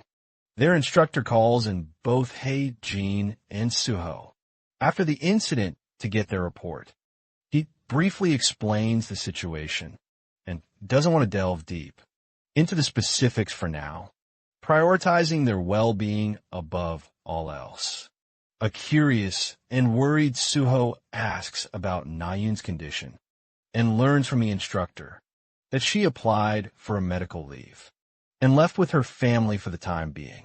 The instructor advises both of them to follow suit and return to their dorms as well, saying that he'll leave them to it, allowing Suho the chance to speak with Hei-jin as he calls out his name. The blue-haired protagonist wants to inquire further. He wants to know why Hei-jin said what he did to Nayun about her brother. For a moment, Hei-jin seems puzzled, but then he remembers his words. He tries to talk about it, but remembers the mail he received from the co-author, and for some reason, chooses to stop and ask why it matters to Suho. The protagonist is obviously no fool, and feels rather annoyed. That Hei-jin is playing the part of an idiot. In his state of annoyance, he decides that they'll talk about it some other time. Let's deep dive into Chai Na-yun's character. The author explains that she graduated fourth in her class at the military academy. She's currently enrolled at the QB, recognized for her talents and her connections to the Chai family. She's the daughter of Shin Hyuk and the younger sister of Jin Yun. Both are recognizable names to Hei Jin, who is conducting research on her right now. What he doesn't get is why she reacted the way she did when he brought up her brother's name. Suddenly, Ha-jin stumbles upon a shocking news report. It's all about Jin Yun's critical condition. He's in critical health after a monster operation gone wrong. As a result, Jin Yun has fallen into a deep coma. The very operation that led to this tragedy is one Ha-jin knows all too well. The fine suppression operation, Firestorm. It was supposed to be a pivotal event, allowing Jin Yun to cement his heroic reputation by neutralizing a major threat. This would have helped Jin Yun build an even stronger relationship with the main protagonists of the story. For the young Naeun, the only thing that truly sparked joy in her eyes was witnessing her older brother succeed as a hero. However, the entire event has now drastically changed, and it's far beyond the author's wildest imaginings. Jin Yun is the one caught in his own demise, leading to Naeun's unbearable trauma. Just then, Ha-jin receives another urgent mail from the system, notifying him that any further modifications to the story will immediately be revealed to Ha-jin as soon as he pinpoints the changes from the original narrative. The system also relays that Jin Yun's brother, and a key supporter of the protagonist, Kim Suho, has undergone significant changes. In this iteration of the story, we're given a jarring sequence of what went down. The gravely injured hero was barely conscious after suffering a brutal, crippling strike. The co-author realized that the protagonist already had far too many supporters, which is why they made the necessary changes to ensure some of them were taken out. Poor Jin Yun had to be one of those unfortunate souls. Flashback to 4 years in the past. Just after being appointed a hero for the very first time, Jin Yun ended up becoming a demon seed. Yes, it's a twist far more terrifying than Ha-jin's wildest imaginations. He could never have predicted such a horrifying plot twist. The scene cuts to Naeun's place. The radio transmission is blaring about the sudden monster attack that just occurred at the National Museum. A grim casualty count of 7 is reported, with 50 others injured in the incident. A devastated Naeun can't stomach the news and quickly shuts off the broadcast. She lies sulking in her bed, all alone, when her worried father bursts in, calling her name. Naeun sees him, wondering why he's not on duty. Shin Hyuk, however, couldn't care less about his duty. He's only concerned about her health. Since she's already at the hospital, he insists she gets a full checkup just to be safe. But Naeun feigns a brave front, claiming she's fine. She's trying her best not to make her father worry, and even thinks he's gone above and beyond just by coming to visit her. But of course, he's still a worried father who deeply cares for his daughter, despite her claims of being absolutely fine. Naeun then turns to her father with a request. She wants to see Jin Yun at least once, before she's discharged from the hospital. Seeing her fragile and emotional state, her father grants his daughter's wish. Now, let's circle back to Jin Yun's grim fate, and finally uncover what demon seeds truly are. Demons are, by all accounts, the most powerful entities in this entire world, eclipsing even the fiends or humans in strength. They possess a unique, yet utterly terrifying ability to target humans and transform them into demonic seeds. Humans who have been infected, now known as demon seeds, eventually undergo a period of incubation, not unlike a parasitic state. where the parasite relentlessly feeds on its host. Before long, the demon seed completely takes over their body, transforming that person into a fully fledged demon. This chilling revelation means Jin Yun's condition is far worse than anyone anticipated, and he is destined to one day become a demon. The incubation period typically lasts for half a decade before the full transformation takes hold. And it's already been 4 years since the initial event, meaning Jin Yun's time is rapidly running out, and he'll soon succumb to becoming a demon. Meanwhile, his little sister is on her way to see him in his room. As she enters his room, Jin reflects that there's only one grim solution for these situations. Before the demon lurking within fully manifests and utterly consumes its human host, the only way to prevent a gruesome fate is to end their life. And that's precisely what Naeun intends to do, as she stands before her unconscious brother, preparing to speak the unthinkable. Meanwhile, the author believes this task will be impossible, as no one seems capable of pulling it off. To eliminate Jin Yun before he fully transforms into a monster, not even a seasoned mercenary would dare to take on such a dangerous target. As Shin Hyuk prepares to pass down his position to the next heir, Jin Yun's germination process also advances, without any visible physical changes, effectively preventing any external intervention. The gravest problem, however, is this, that the demon lurking inside Jin Yun will be far too powerful and utterly overwhelming for the story's main protagonist, Kim Suho, to even contend with. Ha-jin also firmly believes that if actual heroes attempted to stop a demonic Jin Yun, many of their lives would be tragically lost when dealing with a demon of that caliber. To avert that grim future from ever coming to pass, Ha-jin is determined to do whatever it takes to halt Jin Yun's germination process. This is especially vital since these heroes are crucial for future events to come. As Naeun sits before her brother's unconscious body, Ha-jin is struck by a chilling sensation and a crushing sense of defeat, because he has finally realized what he must do.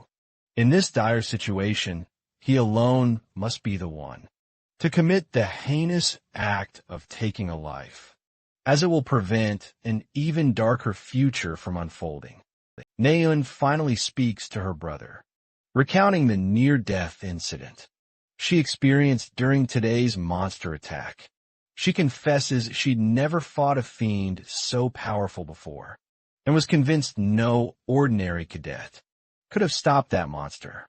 Annoying as it is to admit, Naeun recalls Ha-jin, the sharpshooter, who intervened and saved their lives. She ultimately decides against speaking of him, and finally realizes she has overstayed. As her visiting hours conclude, Naeun decides to leave, eager to return to her brother's side. But just as she's leaving, Naeun suddenly freezes, as a chilling sense of dread washes over her, all stemming from her brother. She had desperately tried to suppress this memory, yet there was no way she could forget Ha-jin's words. He'd uttered those words with such chilling coldness, which she took as him bullying her in her vulnerable state. Naeun's eyes blaze with a mix of determination and anger as she recalls Ha-jin's cruel words. Now, let's head over to the Tower of Heroes and see what Vice Captain Sunga is up to. Turns out she's out here, poring over unauthorized documents all by herself, risking her position and potentially facing serious consequences. Sunga is keenly interested in checking the records concerning the museum's recent attack, and that's precisely what's worrying her assistant, given she's already engaged in something illicit anyway.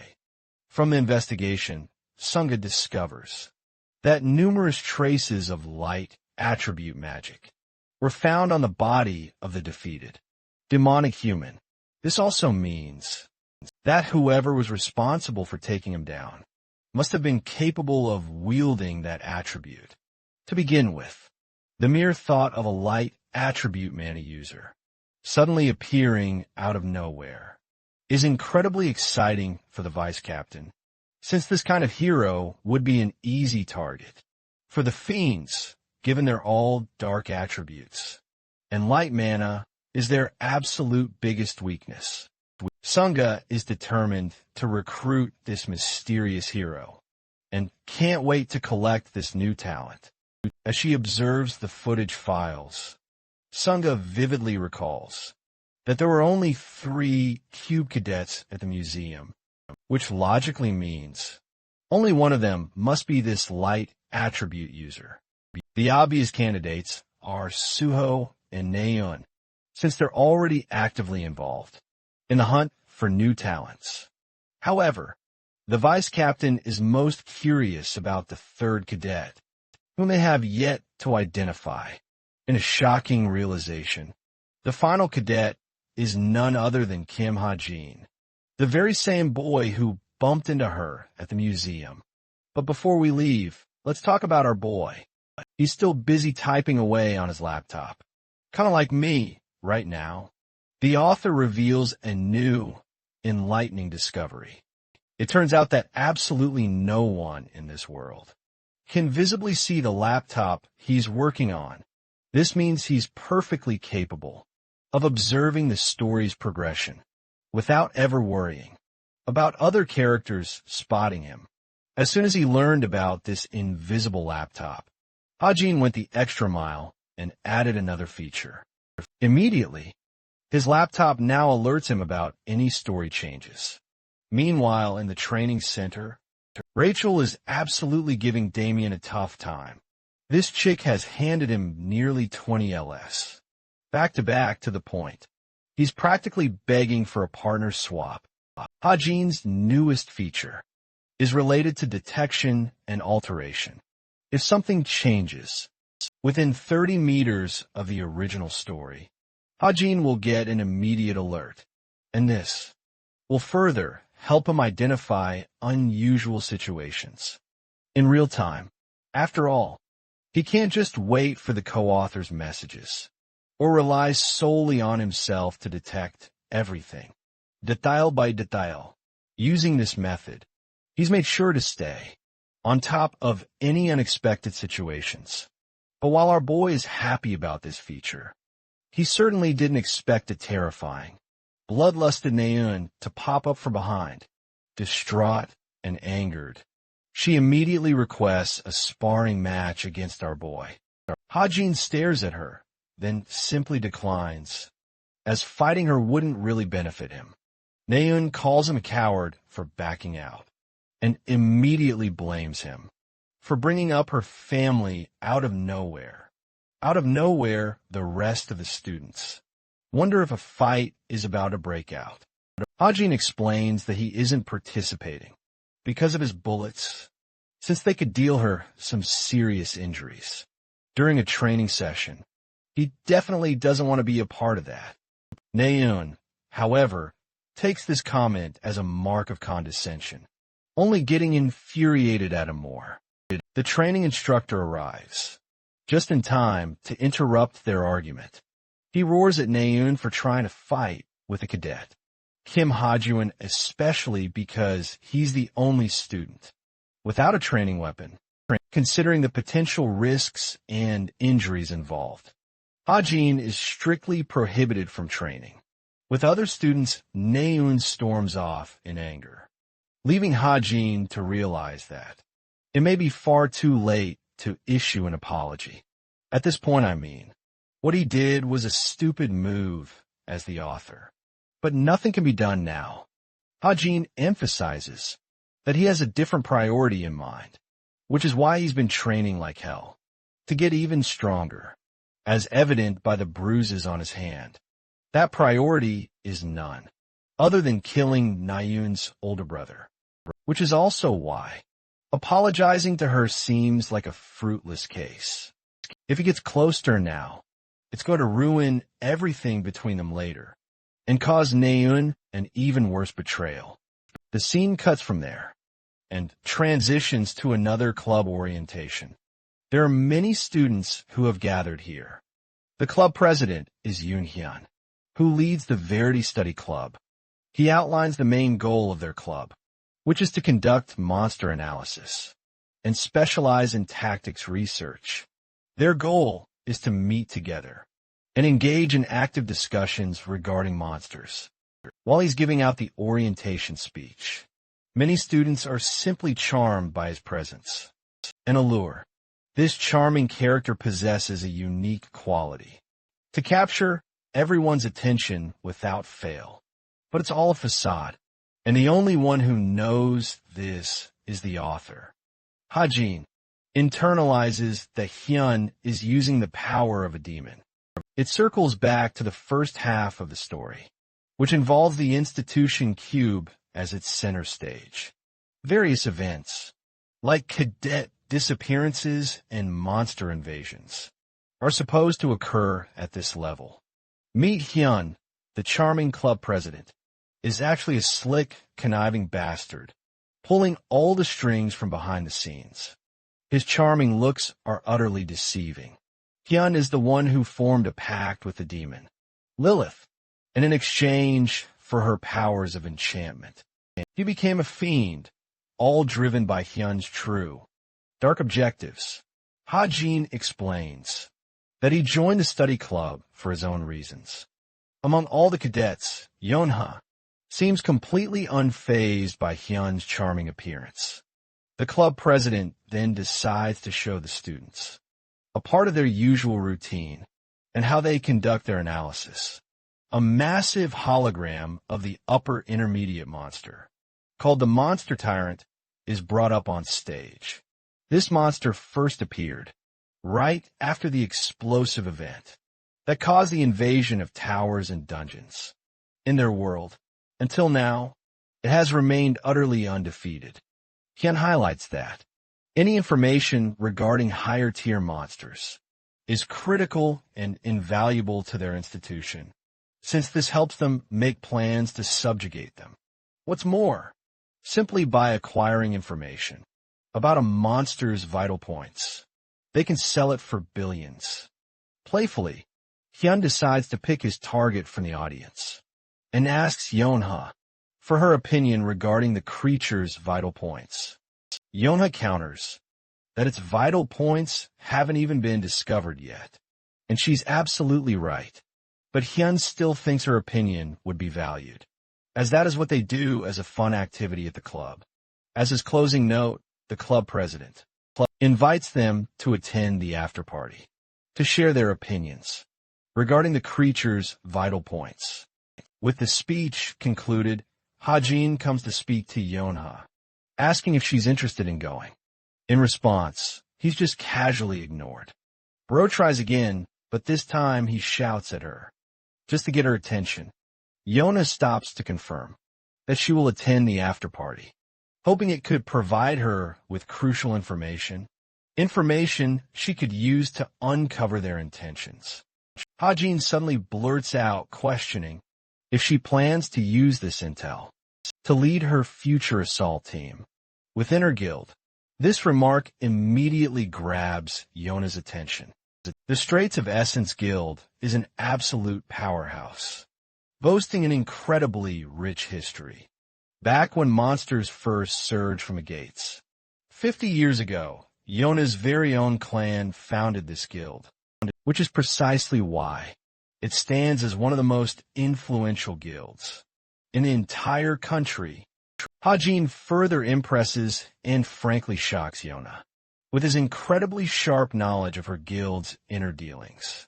Lately, the Vice Guildmaster seems to be making major waves within the guild, to the point that he's threatening to usurp the position of the designated successor, Yonha herself. Hajin questions if that's her main objective, to attend this after-party and gather information. Annoyed that he's still dancing around the topic, Yonha finally demands to know his intentions. Hajin to her surprise, offers her the deal of a lifetime. He's willing to throw in the mountain tyrant's weakness. This sudden offer completely blindsides her and catches her off guard. Hajin believes this is simply necessary on his part, since Yona needs to prove to her guild that she's truly serious about her ambitions and fully capable of leading the guild. Ajin explains there's a tiny, faint blue mark hidden on the monster's heel, and prioritizing an attack there will help immobilize the creature momentarily. He further adds that he's not so generous as to hand this info out for free, as he's looking to acquire something from Yona's guild, a prized weapon from their essential armory. His weapon of interest? The legendary Desert Eagle.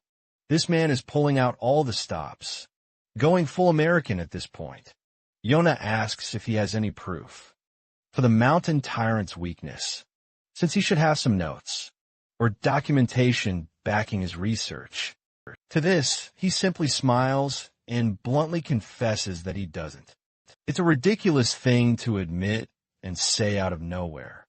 Without any actual research, Yona's face goes completely blank, because she realizes he's likely just messing with her and wasting her precious time, so she storms off in a fury.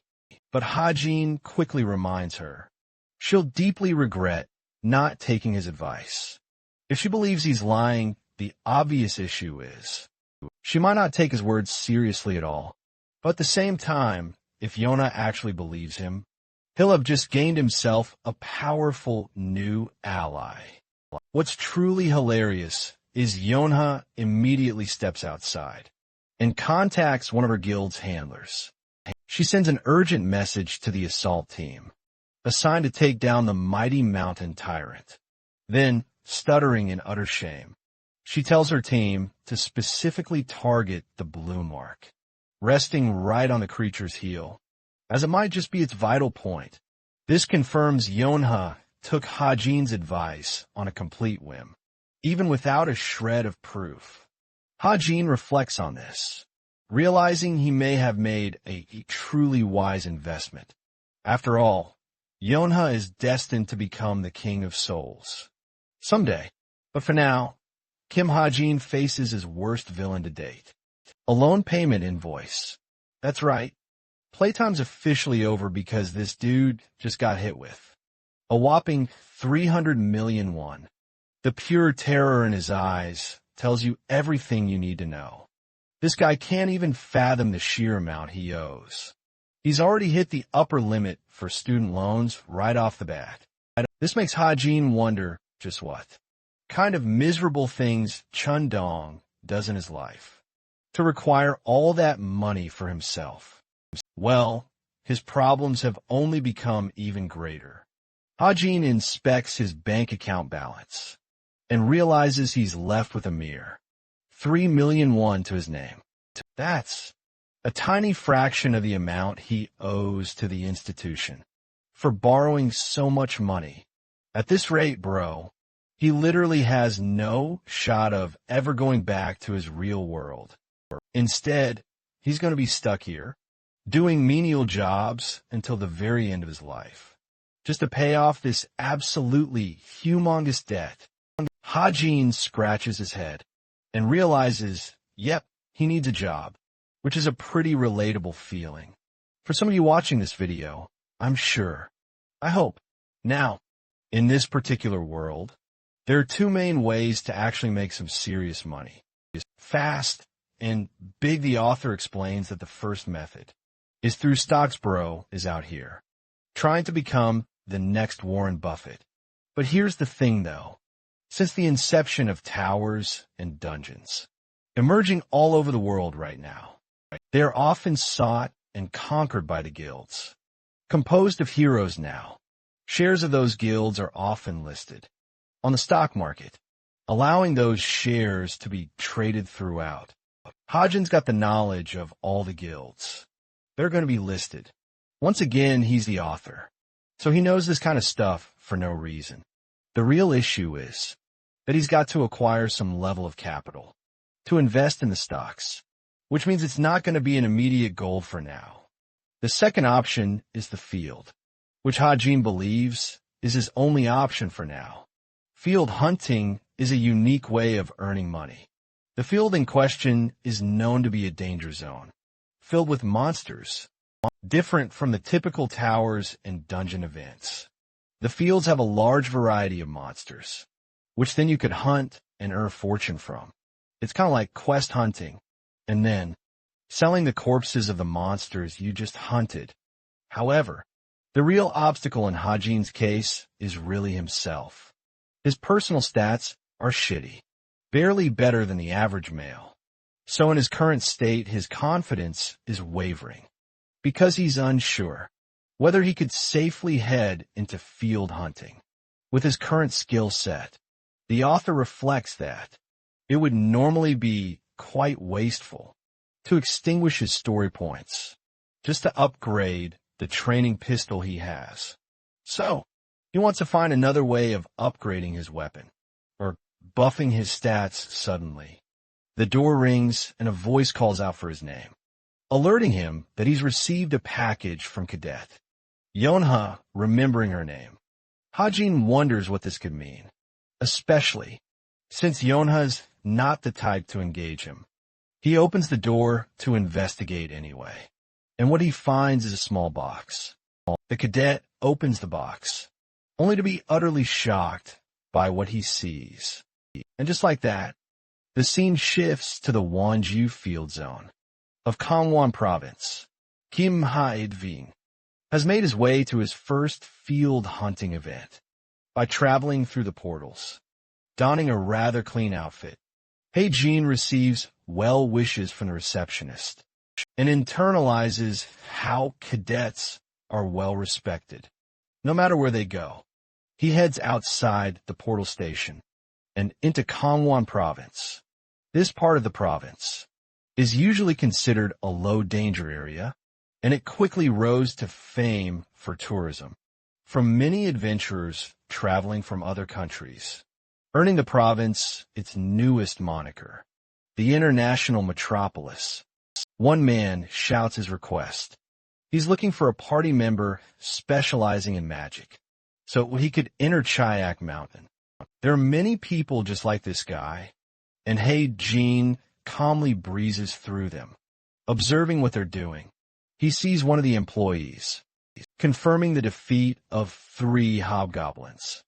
Seeing this, Hei-jin realizes it might be profitable for him to sell the monster loot using an agency, as it would make the process smoother. He tries scouting for an agent around the area, when suddenly, one man calls him from behind. This man seems to have sensed Hei-jin's goal, and asks if he wants to hunt monsters. The cadet confirms and learns that this nervous wreck is actually an agent. He shows his business card to prove his identity. Hei-jin wasn't expecting him to be so anxious. However, suddenly, the author reads the name of the agency on the business card. It's led by Park Soo-hyuk. This guy is the big shot who will one day become Soo-ho's personal agent. One day, which means that while he may be nervous, he's certainly got the skills to recruit the best of the best. He's destined to become the CEO of Korea's premier agency. And get this, it's pretty wild that Hei-jin's already crossing paths with him so early in the story. He's still green, completely new to all this, which explains Soo-hyuk's standoffish attitude. Hajin finds their agency particularly intriguing and offers his hand. He's ready to be recruited by them, at least in his mind. Hajin knows this is just the very beginning of the story. So many characters have yet to truly unlock their full potential and blossom into who they're meant to be. He's essentially investing in people right now by forging these early connections. A sudden thought then hits him. Wait, since this guy is supposed to be Soo-ho's future agent, Hei-jin wonders if poaching him is really the right move.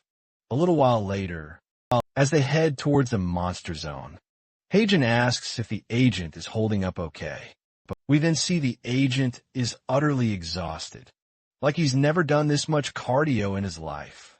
He's probably on the verge of a heart attack, which makes total sense, since cadets are physically way stronger than agents, who usually use vehicles to track them down. As they approach the danger zone, the agent spots some hobgoblin tracks. Goblins aren't the toughest to beat, and a pair of them can fetch nearly 400,000 won. So, it's a good offer according to the agent. However, that kind of money still isn't enough. Hajin realizes that only one of his mana bullets costs a whopping 200,000 won, which is way more expensive than he'd like. So he's looking forward to earning something, more than just taking down a few goblins. Fixing his sights on a new target, Hajin points to a boar monster just below the cliff and asks if hunting it would be fine. The agent immediately looks worried, since this is a steel boar, a monster famously immune to bullets, as they're simply not strong or sharp enough to penetrate its hide. Hajin takes his words lightly, happily, marching forward without a care in the world. In response, the agent is utterly speechless, since, from his point of view, this is practically signing his own death wish. But Hajin emphasizes that he's carrying a pretty solid gun. He's basically saying his strap can take down anyone. More importantly, there's a reason for his confidence. Hajin just received a new gift from Yona, in exchange for the precious information he traded. And lo and behold, this man pulls out the Desert Eagle in all its glory. This beautifully lethal gun is further assisted by a brand new feature that he personally added by spending a few extra story points in the mix. The agent is against provoking the boar and warns our boy to be careful. But Hajin is pretty daring and doesn't give a damn. He locks onto the target and releases a single explosive shot. That one shot literally cuts right through the monster, like a precise laser beam, putting it down in an instant. The sudden kill shot shocks the agent, as he falls back in disbelief. The system informs him about the special feature that Hajin added. Every time he marks a kill with his weapon, its destructive power amplification is doubled. Do you know how insane that is? This man is going to become unstoppable with that ability. Hajin is quite satisfied with what he pulled off with his new weapon, seeing Hajin's exceptional weapon as well as his shooting skills. The agent is left impressed. The boy has little time to accept the compliment and merely targets his next kill before releasing another powerful shot. The agent questions what he killed this time around. Hajin explains that he saw a black pelican from afar and decided to shoot it down. It's amazing to the agent that he can see this far with such accuracy, to the point he could shoot things in the air. Kim Hajin confirms with confidence in his abilities, playfully remarking that he possesses eagle eyes. After all, he declares to the agent that he'll descend the cliff to handle the monsters lurking below. The agent rushes after him, hot on his heels, already hauling a downed black pelican and a steel boar. They've already snagged two formidable monsters back to back. Hajin then asks if they can ensure their safe transport back. Suyuk readily explains it would be far more convenient to simply pay the dispatch fee and summon the logistics crew. He even whips up a quick budget detailing the amount they'll receive once taxes are factored in. Hajin is thoroughly impressed by his keen attention to detail, a trait that will soon propel the agent to national fame. He confidently shakes Hajin's hand, both hoping to collaborate further, extending their partnership far into the future. The agent then recalls Hajin, mentioning earlier that this was his very first field hunting experience. Given that, he's curious how the boy plans to spend his earnings once they arrive. Like a shrewd businessman, Hajin declares he's going to invest it all in stocks. completely, shattering the man's every expectation with his answer. The nascent guild, called Packhorse Masters, was originally founded by a demonic human, or a fiend in the original story's lore. They play a big role. From his laptop in his room, Ha-Jin reflects that this guild isn't actually what he should be worrying about. It's the looming dungeon assault instead. In the main story, the Packhorse Masters guild raids the Devil's Lair dungeon immediately after this one. The stock prices for this guild absolutely explode, shooting through the roof, climbing by nearly 1,000%. That's why he's gleefully investing his money and buying their stocks up early to reap the massive benefits of the boom later. It's truly the easiest and most efficient way to make money. After all, thanks to his incredible foresight about the future. Shelling out 3 million won, he finalizes the purchase. He then wonders if there's any other place he can find information regarding stocks. Ha-Jin couldn't glean much from the internet forums, so he thinks a sketchy website like the Violet Haze might actually be useful to him instead. Come to think of it, Ha-Jin remembers something important. He remembers the notorious masked syndicate who became responsible for playing the main villain's part in the story's second half. True to their name, they're a mysterious criminal organization without much information about its members' identities. However, since he's the novel's author, he knows their exact identities, as well as their hidden hideout.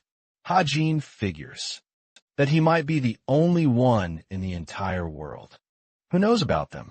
While these guys are nasty criminals on their own, they still despise truly fiendish humans, as if they're even worse.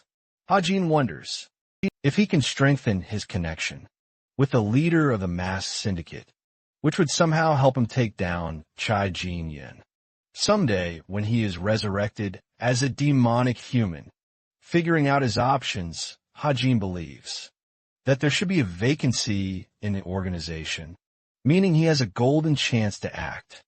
As he's conducting his search, the laptop screen suddenly shuts off, completely surprising Kim Ha-Jin as he draws his face near in worry. This is a terrible thing that's happened to him. The laptop was his only way of returning to his previous world. Losing it would set him back immensely. Fortunately, it suddenly turns back on, relieving him to some degree. 1 whole month has passed since he got into this world. The laptop is now receiving a sudden update.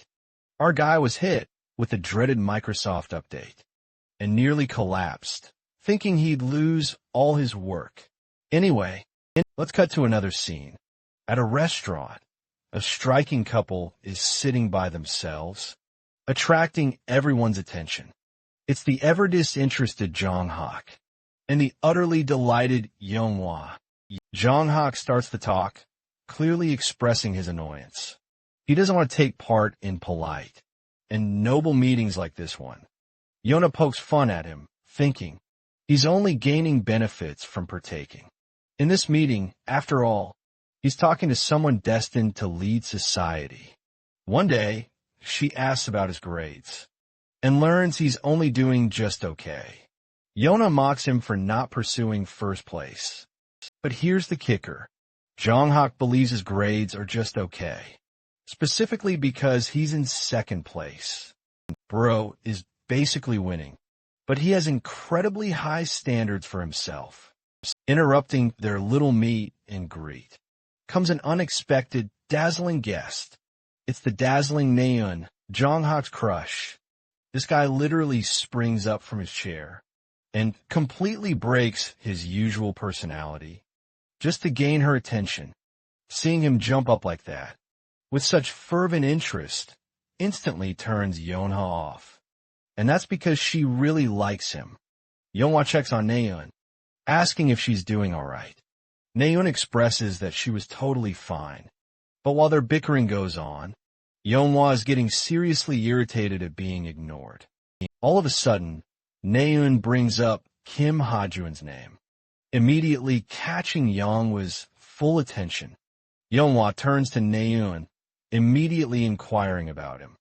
The girl then explains that, during the demonic human incident, at the National Museum, there are only 3 cadets, and one of them just so happened to be Heijin. The demonic human totally got the better of them, and crushed both Suho and Naeun, so much so that they couldn't possibly beat him, until one man stepped into the fight, seemingly out of the blue. Kim Ha-jin annihilated the fiend's hand with just one shot, and Naeun was actually there to bear witness to this impossible event. She simply couldn't believe how he could pull that off, with just a training pistol of all things, which leads her to wondering about his real motives. Yeonhwa is now deep in thought when Naeun decides to ask even more about him. She wants to know what Yeonhwa really thinks of the guy, especially since they were teamed up together. In their first training, the girl flinches to respond. It turns out that she did a full background check on Kim Ha-jin. Because of her own strong suspicions, she learned that he's just an orphan who joined the Cube and owes a staggering debt of 300 million. But beyond that basic info, she doesn't really know anything else about him. Even stranger, she can't fathom how he knew about the mountain tyrants. Vital point, something even top researchers or analysts didn't know then. Yeonhwa remembers trying to ask him how he knew, but he was being incredibly stubborn, a hard ass who refused to elaborate. That's why she wanted to investigate him, because Yeonhwa believes he'll become a valuable asset to the guild. Someday, Yeonhwa expresses that she initially thought of him as completely unremarkable. She collects her thoughts and reasons that his attacks in the training round weren't nearly strong enough to take down an entire fiend's arm, just like that. So based on that, she deduces he must be hiding a secret ace in the hole, one he keeps hidden from others. Naeun whispers an intriguing suggestion. Kim Ha-jin might actually be a fiendish human himself. This suggestion coming from her baffles both Yang-hak and Yeonhwa on the spot. Even the purple-haired brat has a hard time believing a fiend would just kill another fiend like that. Naeun can't quite figure out what, but she knows something weird is going on. Kim Ha-jin, speaking of which, Ha-jin's laptop is acting strange and is almost at 100 on an update. Suddenly, he senses a warm sensation emerging from his wrist. The pain becomes sharper, and blood splotches start appearing on his sleeve. Ha-jin panics as his wrist burns with painful sensations. The newest update is creating a stigma, representing the creator's authority. Every time he increases his influence, and the story's point level evolves, his mark will evolve too. The magic contained within a mark can be deployed whenever necessary, and after using it once, it will replenish. In just 24 hours, Ha-jin experiences headaches, with intense pain throbbing through his entire body. It's like an information overload flooding his brain, and he has no way of resisting it. Meanwhile, back at the restaurant, young Hack slams his palm onto the table, annoyed to see Naeun still bothered by Ha-jin's recent actions. At this very moment, Ha-jin can barely even stand and collapses to the ground. Flipping back to Naeun, she can't shake off those cruel words uttered by Kim Ha-jin.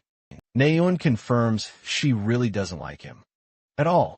Ha-jin rests unconscious, his body finally giving up on him. We then see the stigma mark he received. From the latest update, his laptop suddenly receives a notification. A new ability has been added to his observation and reading gift, enhancing its effects. Now, let's head to the Association Tower in Seoul. You see, right after the incident at the National Museum, Suho Naeun and Ha-jin were involved in the fight and received certificates of commendation for their amazing deed Their efforts were recognized for their service to the city. Kim Ha-jin's wrist still throbs with pain from yesterday's events. He's better now, but the pain is definitely noteworthy. What's more, he's yet to figure out its purpose. Kim Ha-jin has an unfortunate encounter as he's seated right next to Naeun, who is absolutely furious with him. She tells him to shut the hell up, even though he hasn't said a damn word. Naeun is so utterly annoyed by his mere existence that she can barely handle being next to her. Ha-jin curiously asks her if she's forgotten something he did, then reminds her that on that very day, he also saved her damn life with his powers. Naeun is clearly frustrated to hear this coming from him, but it's not like he isn't speaking the truth. She lashes out at him, which prompts Suho to stop their banter. He even offers Naeun to switch seats to help her out, but this stubborn character absolutely refuses to budge. After a lengthy and intense argument, she finally manages to swap seats with Suho, who is now seated right beside Hae-jin, preparing himself for a serious talk. He sincerely thanks Kim Hae-jin for saving their lives, a confession our boy clearly wasn't expecting them to admit. Suho confirms that without Hae-jin's intervention, they would have absolutely lost that fight. Thus, Hae-jin became their saving grace, earning their profound gratitude. But our boy is a remarkably chill guy, as he believes they could have won anyway, even if he hadn't intervened. See, if Hae-jin wasn't around to save their skin, it's highly probable that Suho would have simply pulled out his plot armor and evolved to an even greater level of power, just to take down the threat. That's the literal point of protagonists. In this story, after all, each time they're faced with danger, they always get back up and get stronger. The scene switches to the auditorium, where one of the most prominent heroes in the entire world is making his entrance, donning long, flowing hair, with a notable outfit filled with dragons. The man walks with a confident yet disinterested stride, commenting on how useless his current task is. This man is Yushiuk, a top-tier hero, ranked 37th in the association. In his dominant presence, the entire crowd is silent. Everyone can sense the strong aura emanating from him. This marks the beginning of the award ceremony, where Naeun, Suho, and our boy Hae-jin are all awaiting their turn. The awardees are called to step onto the stage. These 3 cadets are selected for their honorable act in service of the city. The awards are granted by Hyuk, one of the most notable heroes in the association, all for the sake of blessing the cadets for their brilliant act in exterminating a demonic threat and saving the lives of the innocents in the city. First, Hyuk addresses Suho and hands him the reward. He sees great promise in Suho's powers and comments that he's a talent worth recruiting. Suho proudly receives his honorable certificate. Just then, Hyuk hits him with a wild offer. He wants the boy to completely forget the association and work exclusively for him instead, as a hunter for the Forsaken Plains Guild. He reminds Suho that being a hero is just plain boring, involving a ton of responsibility that Hyuk himself doesn't value. However, our confident boy rejects his offer, content with his choice to become a hero. Despite those words, Hyuk feels like the fun was just sucked right out of him and moves on to his next cadet. In Hyuk's presence, Naeun seems utterly flustered because he seems to recognize her. Turns out this dude is actually her master. Well, that's what Naeun wants to believe, because in truth, Hyuk doesn't see her as a student at all. Her father just begged him to train her, and that's how they got here. His blunt, disappointing truth kills her enthusiasm and makes our boy absolutely gleeful, because this bitch totally deserves to be humbled a little. And then, the final cadet. Shiyak seems to really like Hajin, right off the bat, because he doesn't recognize this plain-looking kid at all. His first question is, "Who are you?" Because that's how insignificant and plain he seems. Hajin describes the situation by comparing it to sheer indifference. It's as if his presence is completely ignored, because Shiyak doesn't pay him any attention. Unlike the others, the award ceremony concludes just like that. As boring as that sounds, Cadet Nyan is the first student asked for her thoughts after receiving her award. Well, after the ceremony, our boy is the happiest he's ever been. He's just received a whopping 15 million as prize money for the fiend extermination. And it's great because he's going to need every last penny to cover that. 300 million. Then he sits by himself and decides how he'll invest the rest of the money. His plan? To buy more stocks from the guild. Meanwhile, he's absolutely itching to check out the new features. His laptop just got after that brutal update. The moment he opens his laptop, a message pops up notifying him about all the newly updated functions. First up is the mysterious stigma mark he received. Second is the internet activation. And finally, the legendary tome of truth. This was added directly to his observation and reading skills. The stigma mark is definitely connected to what happened to his left arm, but there's almost no description provided about it at all. It simply states he can use magic whenever he needs to, even though it says that Hajin is really struggling to figure out how to activate his new ability. And just as he's contemplating the activation, the mark suddenly forms a crest, signaling that it's about to go live.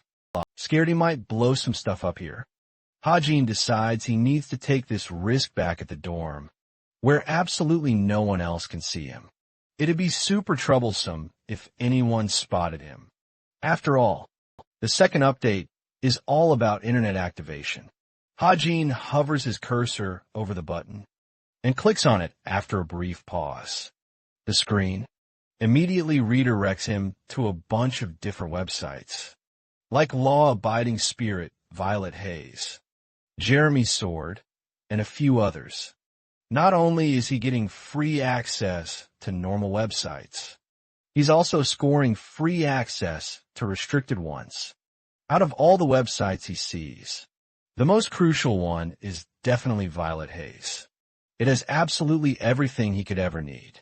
It's the most famous out of all the membership websites, serving as the ultimate hub to trade critical information, weapons, rewards, requests, and so much more. Only a handful of heroes don't use this website, and because of that, the government has decided to simply turn a blind eye to all the underground trading happening there. There's a crazy access fee that usually needs to be paid just to access this exclusive website. But in our boy's case, all he needs to do is spend 200 of his precious story points. He makes the purchase to create his account for the time being, and at that very moment, he's deep in thought, about to access a specific page. Suddenly, someone calls out to him. It's the stunning Sung-ah. The vice captain has officially caught him. She knows Hajin is aware of her true identity, and she distinctly remembers he was the only one who vanished from the ceremony earlier. She actually came here specifically to personally give him their guild's card. The holy grace of God. This is no ordinary offer. Even Hajin understands that earning this card is a huge accomplishment. Sung-ah has a host of crucial questions for him. So she takes a seat and asks if he's prepared to humor her. Of course, Hajin already suspects she's potentially interested in scouting him. So, taking her seat again, she directly asks him if he's ready to answer her questions. Normally, Sung-ah is portrayed as incredibly kind whenever she appears in the media, but in reality, she has a completely different side to her personality. Now, even the most elite talents are put through the ringer. When it comes to her standards, she only cares about the absolute best, and she deals in absolutes, ruthlessly discarding anyone who is unnecessary and unimportant.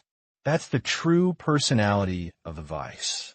Guild Master Sung-ah, forging a connection with her right now, will be absolutely paramount to Ha-Jin's success in all future events.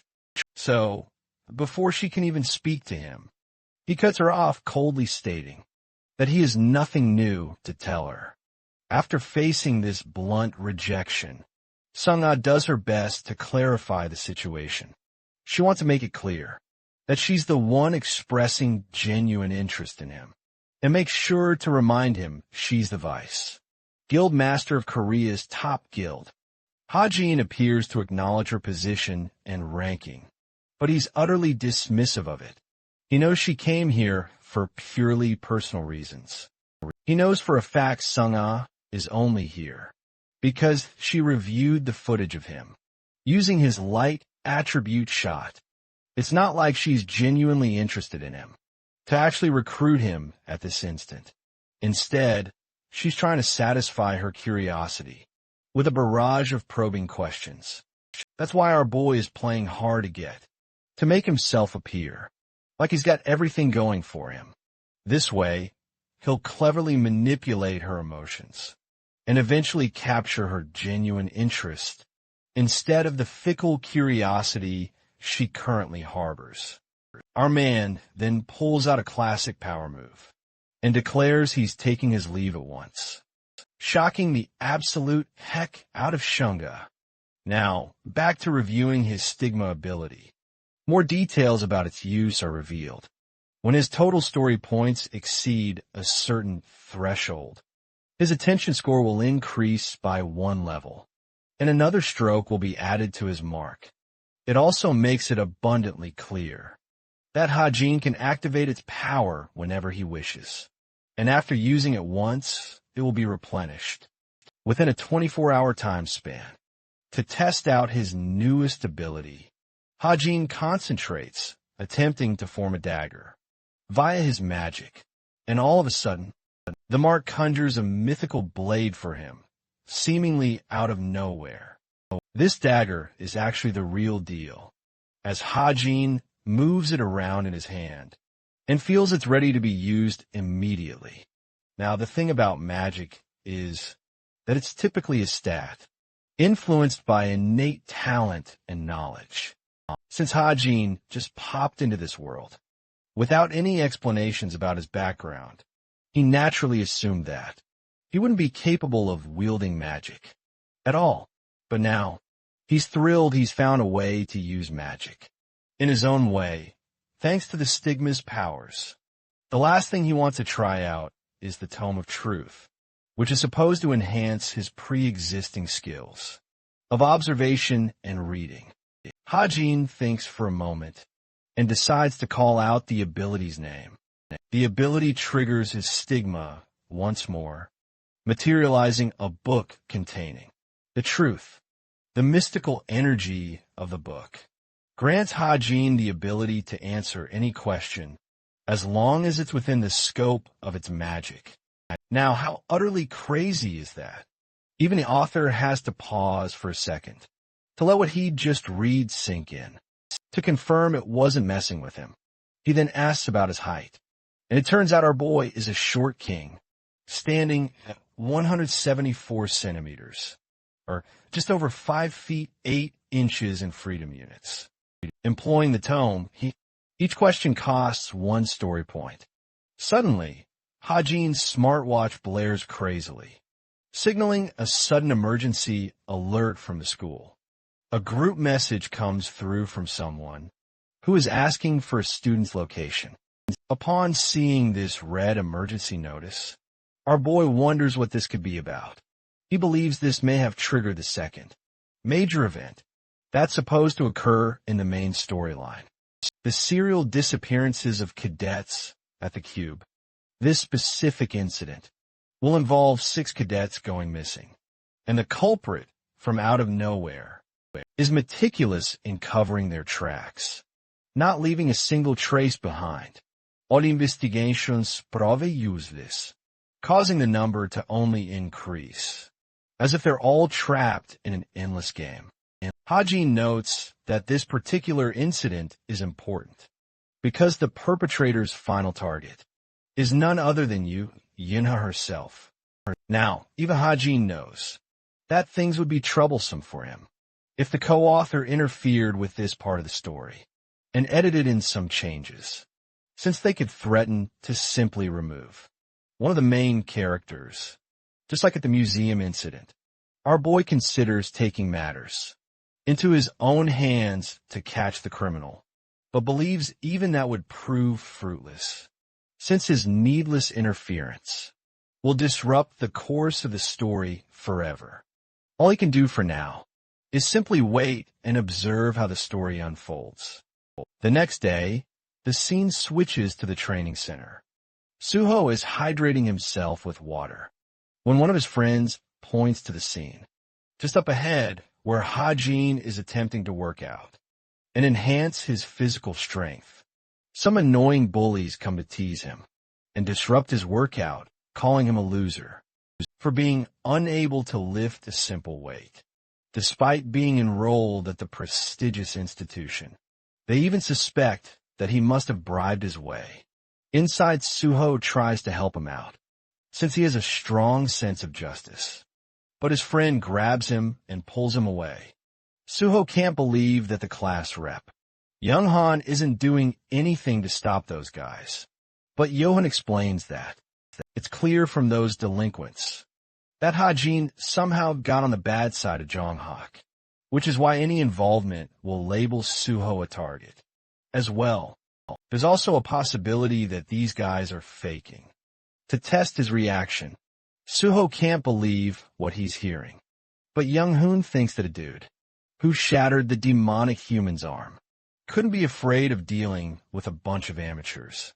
All by himself, he's of the opinion that Hajin deliberately hides his true strength.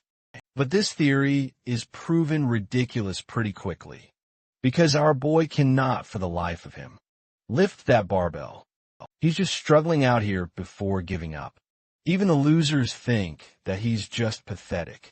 Yang-han is starting to believe that luck may have been on his side. This fake has switched sides so quickly anyway. Suho ignores him and rushes to save Jin anyway. The rest of the cadets quickly realize that a fight is about to break out, and Naeun is eavesdropping too. Once again, their instructor comes out roaring like an angry dad. He's pissed that they're making a mockery out of their training session. The instructor tells the students to gather around for their scores for the quiz to be revealed. The sheet will be put on the wall so everyone can view the results in groups. The cadets come around checking the board and realize that a ton of them were annihilated in the quiz. In that very same quiz, only one student's name is at the top. It's none other than Kim Hae-jin, the same annoying cunt who couldn't even lift a simple barbell earlier. Rachel and Django have scored second and third, respectively. I mean, Hajin isn't surprised by this outcome at all. He practically knows everything that's going to happen. In the very story he authored himself, seeing his result, a girl's rapier clatters to the ground.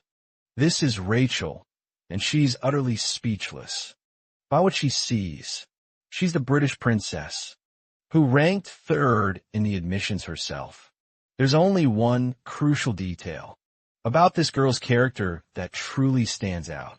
She never, ever places second in any written test, ever. No matter what, so the fact that she's just scored second has completely winded her. She stares at him as if she's seen some kind of ghost. Hajin is stunned too, not knowing what to say. Let's explore what happened. Back when Rachel first got accepted into the cube, with her brilliant result, her attendants were all worried for her, that she might soon be taking part and standing next to one of the world's best hero candidates. Very soon, what's more, she'll have no one to relate to at all, as everyone in her class would be Korean.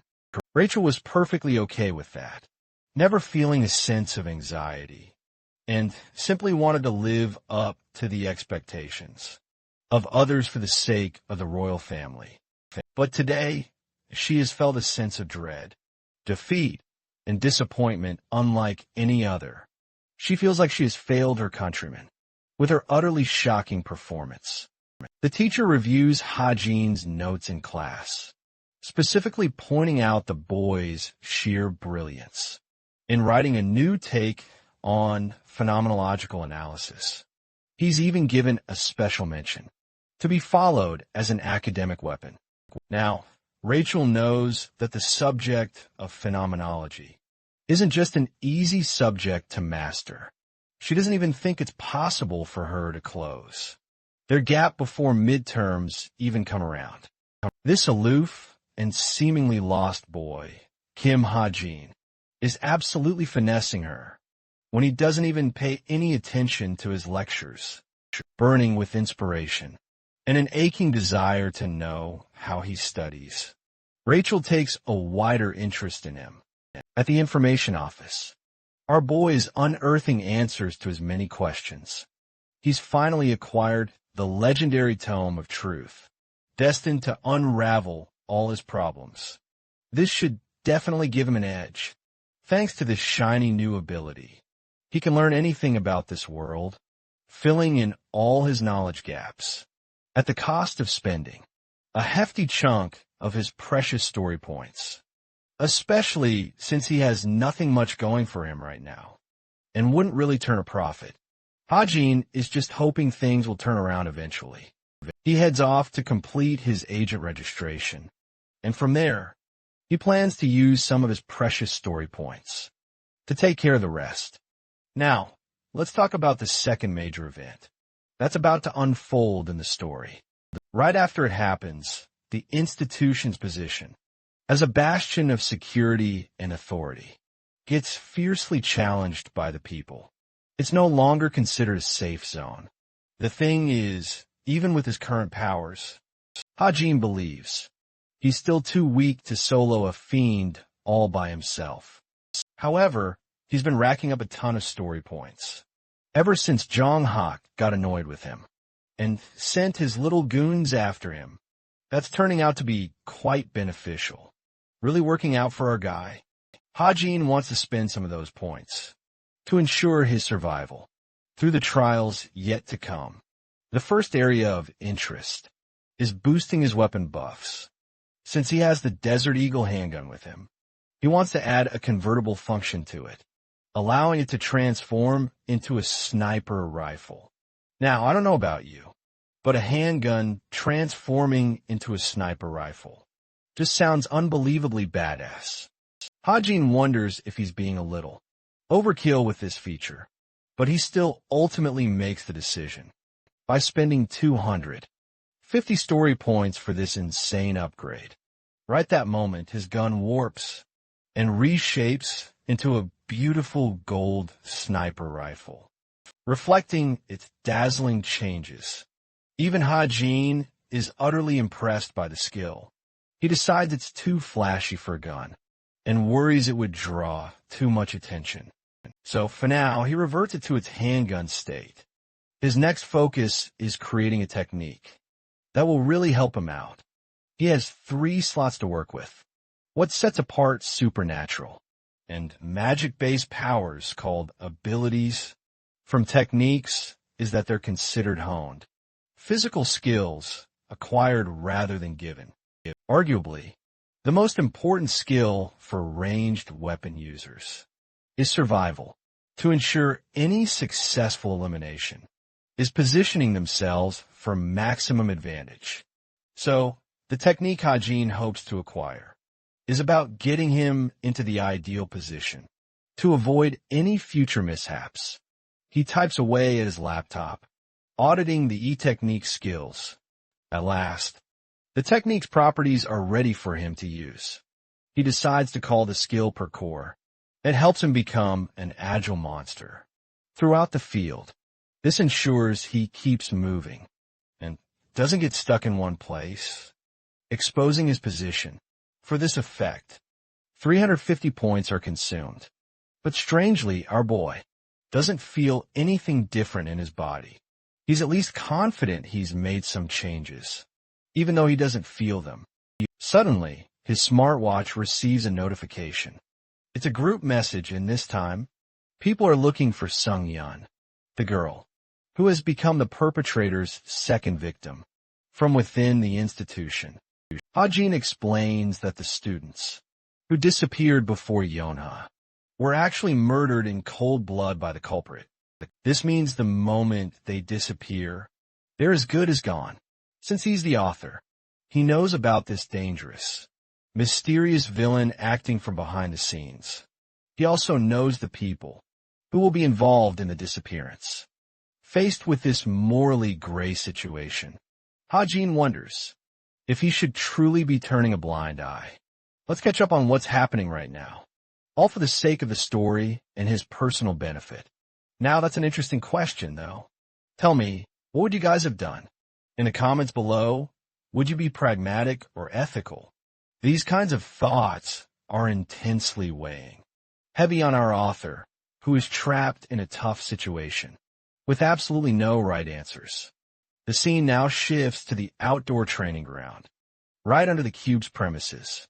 The instructor leads the announcement for every cadet, and then explains that they're about to be part of a special, practical training session. The mysterious cave they see just up ahead is actually called an artificial dungeon, and it was brilliantly created, thanks to the magical wonders of Magitech. This place is inhabited by mere illusions of actual monsters, so, in a way, it's the absolute best form of training possible, to train the cadets to fight against real monsters. In the future, that's precisely why the cadets will be participating in a mock dungeon assault mission today.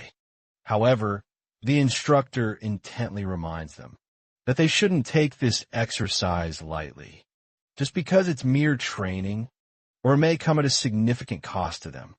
The critical thing about the artificial dungeon is that it's truly immense in size, which is why the two groups, Veritas and Cultural, will need to work together in order to effectively dismantle it. One powerful team from each unit will merge to form an assault team to effectively tackle the dungeon. The instructor tells them to form their own teams. From here on out, there's countless chatter among the students, trying to link up and communicate with each other so they could form teams. Among them is also teammate, consisting of our boy, Ha-jin, and the rest of his allies like Yonhwa, Hazuki, and Hozung from the cultural unit. From their side, they have Jaden, Jingyu, Sujung, and Jinsha, making it a robust team of 8 cadets total. Inside the artificial dungeon, there are many terrifying traps waiting for them. Turns out some of these traps were deliberately planted by fiends, or so Ha-jin's suspects. Faced with the possibility of demonic humans, he's already prepped a bunch of special bullets, just for them beforehand. But even at this level, Ha-jin is confident, and he wonders if he'll survive this practical training event. Suddenly, the system roars out a warning, informing him of a major story discrepancy. This is troublesome for our author, especially since he won't know what those changes are. But here's the worst part. 3 aspects of the story have been altered. In one event, definitely cautioning Ha-jin, who has no idea what's going on, or who's causing such alterations to occur. As the teams are gathering up, Ha-jin's biggest worry is that he doesn't know about the changes, while he's completely lost in thought. Kim Suho's teammate, Yuna from the culture unit, mocks him for being a dumbass and not paying attention to the instructor. The system informs him Yuna's temper is rising. At the same time, Yonha gets to meet Jaden from the cultural team, but she doesn't share the dude's enthusiasm and has a dead look on her face. The system informs that Jaden's growth potential has also increased based on this interaction.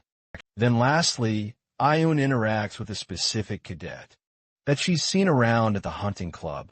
The cadet introduces himself as Sven, donning a beautiful pair of blue eyes and a charming smile.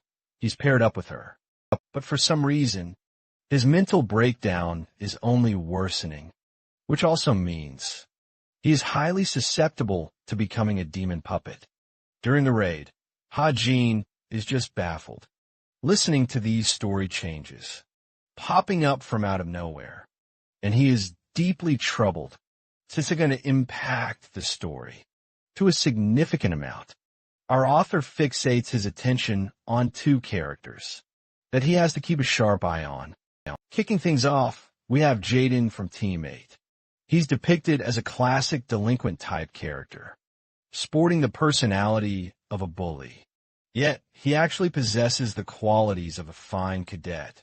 What's truly bugging Ha-Jin, though, are the growth potential points he's been receiving, seemingly out of nowhere. Jaden then politely introduces the rest of his team. Jingyu, Sujuan, and Jin Sha. From Yuna's side, she reciprocates, but she constantly misremembers our boy's name, much to his annoyance. It's hilarious because I think she even called him Lee Hae-Jin, just to mess with him. Back to his thoughts. Hae-Jin focuses on what to do.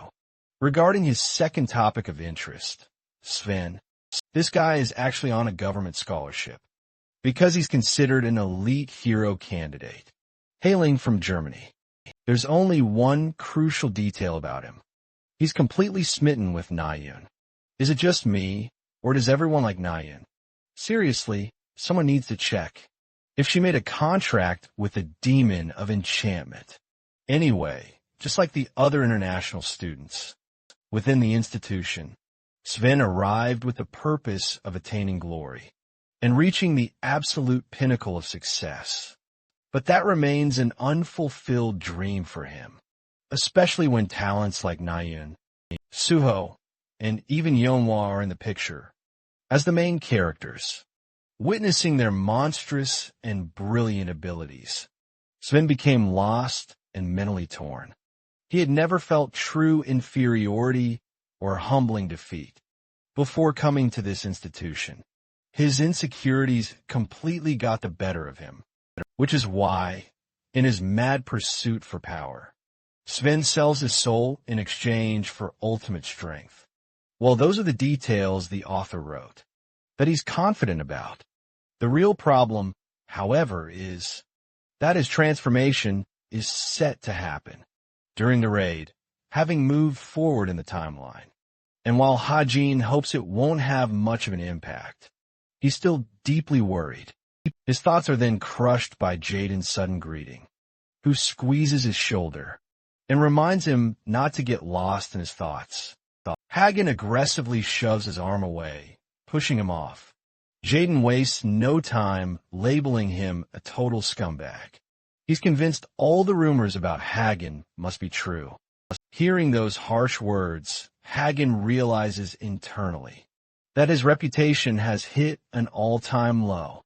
A particular rumor has really taken hold within the Orbis unit, causing many to unfairly target him. The whispers claim he's abusing his cadet status to intimidate others, but it's clearly one of those rumors that just seem to be conjured out of thin air, just to badmouth someone. It's pretty obvious who's behind these rumors, though, since Hagen knows all too well. They're definitely linked to Young Hak and his lackeys. Seeing his so-called friends, Hagen's pretty annoyed that Hazuki and Hozum aren't even bothering to step in and help him out here, despite them being a team. The order for the teams is finally decided, and they'll begin entering from Team 1. Meanwhile, Jaden tries to sweet-talk Yahanya in a desperate attempt to impress her. He goes on and on, rambling about how their teams are some kind of overpowered mix-up. Right now, they even openly badmouth Hagen, calling him dead weight, which is just hilariously ironic. It's like all the haters have gathered in one team, with poor Hagen as their sole target. At last, it's time for Team 8 to enter the dungeon. They step inside, taking in the artificial cave in all its glorious detail. They walk together, cautiously exploring the dungeon, with Jaden confidently leading the way. Suddenly, they discover a spot with multiple branching paths. A curious Yongo wonders aloud, which path would be the most effective to take? Jaden explains that they can always rely on Jinyu as their resident ranged weapons user.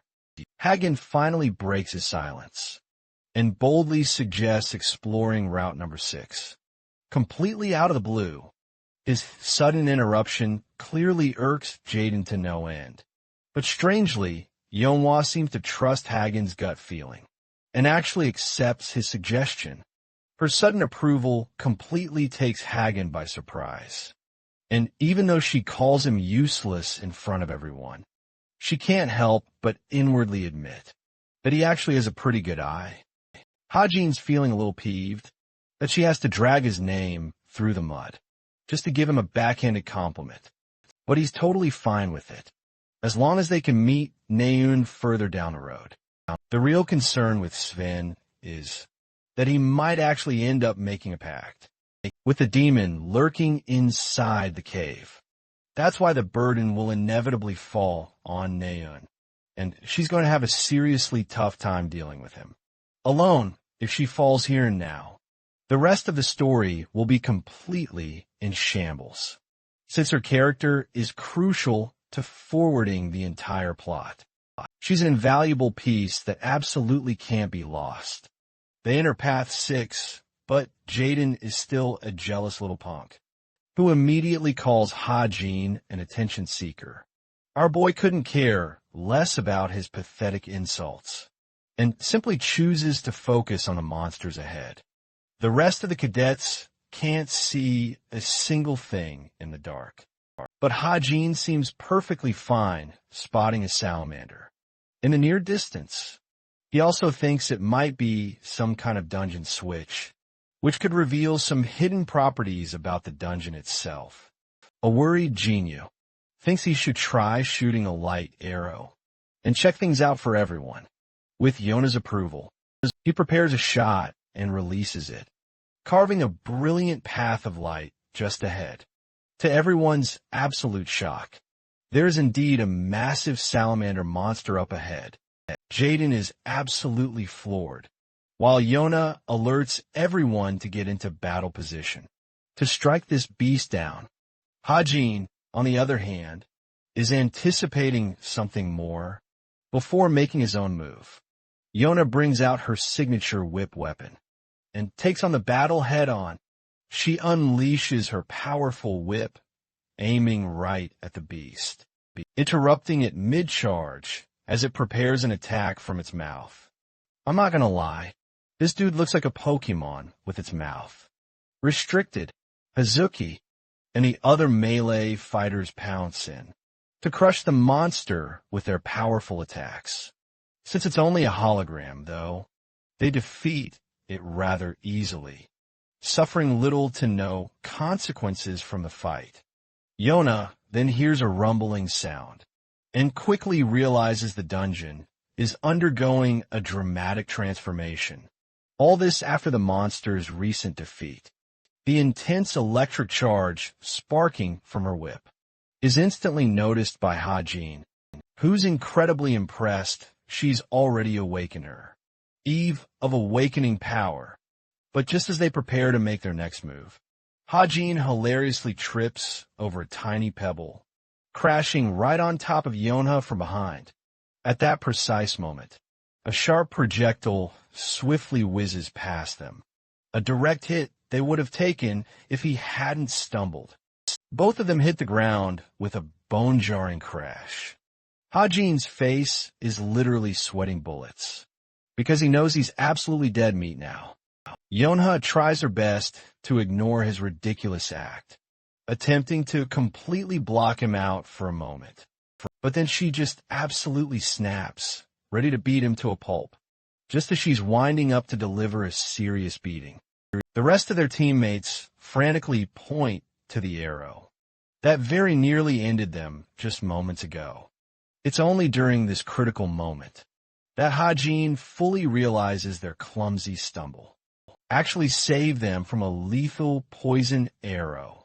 The scene dramatically cuts to Sven, who's been critically injured by one of those very arrows, begging Naeun to just leave his sorry self behind, no longer wanting her to carry his heavy-ass weight. Naeun furiously shouts at him to shut his mouth if he can't run. She still can't quite grasp what happened earlier. An arrow from absolutely nowhere just came flying, hitting Sven from behind. She simply can't believe that this was all supposedly part of their training. So she's made a desperate run for it, especially since this is an artificial dungeon, where situations like these are absolutely not supposed to happen. Now, let's take a closer look at the giant-ass demon she's desperately trying to escape. This isn't just a lava golem, it's practically a mini-Godzilla, relentlessly chasing after Naeun. No wonder she's absolutely furious at Sven for yapping shit, while he's critically injured. Meanwhile, the artificial cave's training is in full swing.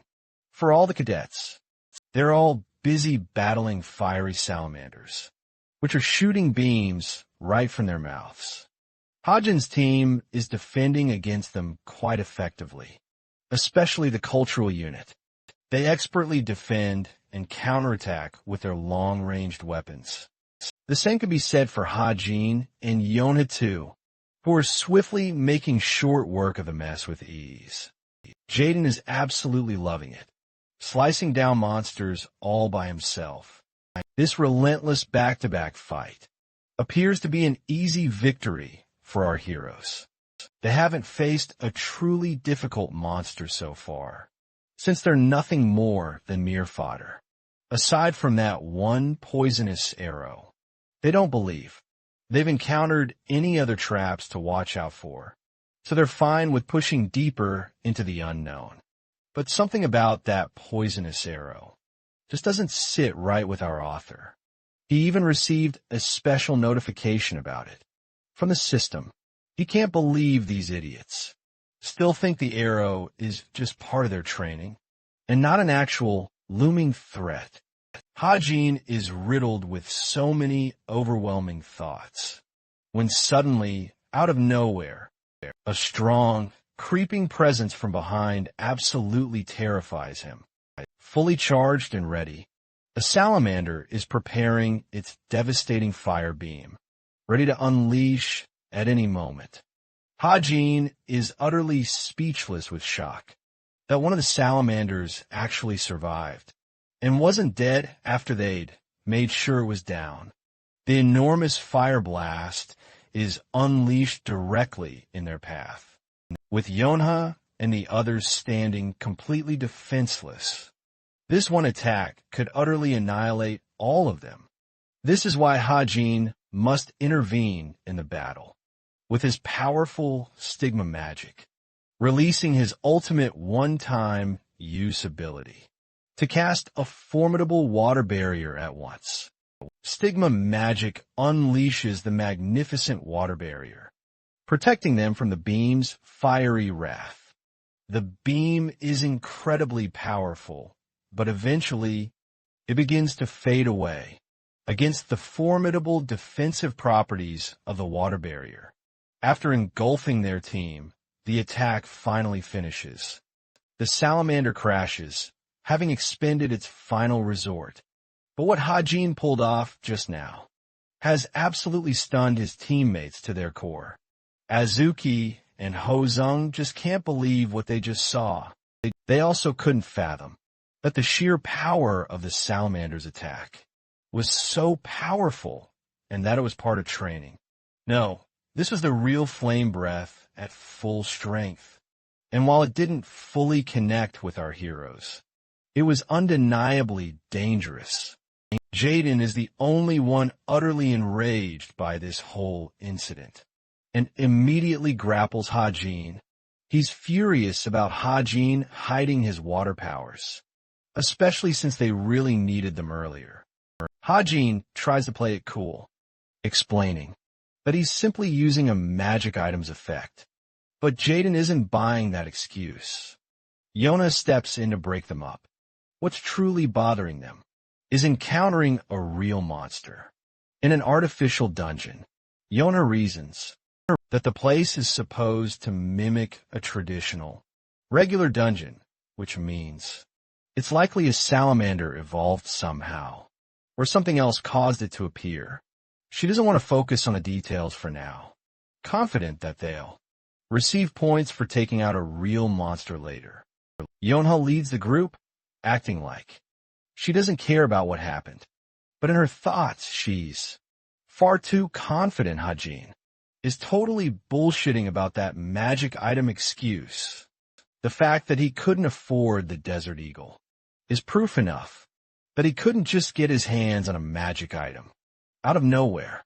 What's more, it's specifically a water attribute, magic, and while Jonghak and Suho seem like candidates to pull off that kind of stunt, a guy like Hajin is just out of the question. Yonha connects the weird coincidences involving him, so far like the Mountain Tyrant's vital point, and the fact that he's capable of using magic. She can't figure out why he's going through so much to hide his powers, which reminds her of Nayun's initial assumption that he's probably a fiendish human. Because of her puzzled thoughts and her inability to trust Hajin, Yona has been keeping a close eye on him. Let's run it back to our girl Nayun and see how she's facing her monster. The Mega Megalith is a real threat, an intermediate grade monster that seems unstoppable. They think it's a dungeon boss, and even wonder if it's possible to deal with such a monstrosity, especially with a normal team. Their plan is to unite forces with the other teams and launch a powerful joint attack. But there's a big concern. Sven's condition is incredibly fragile.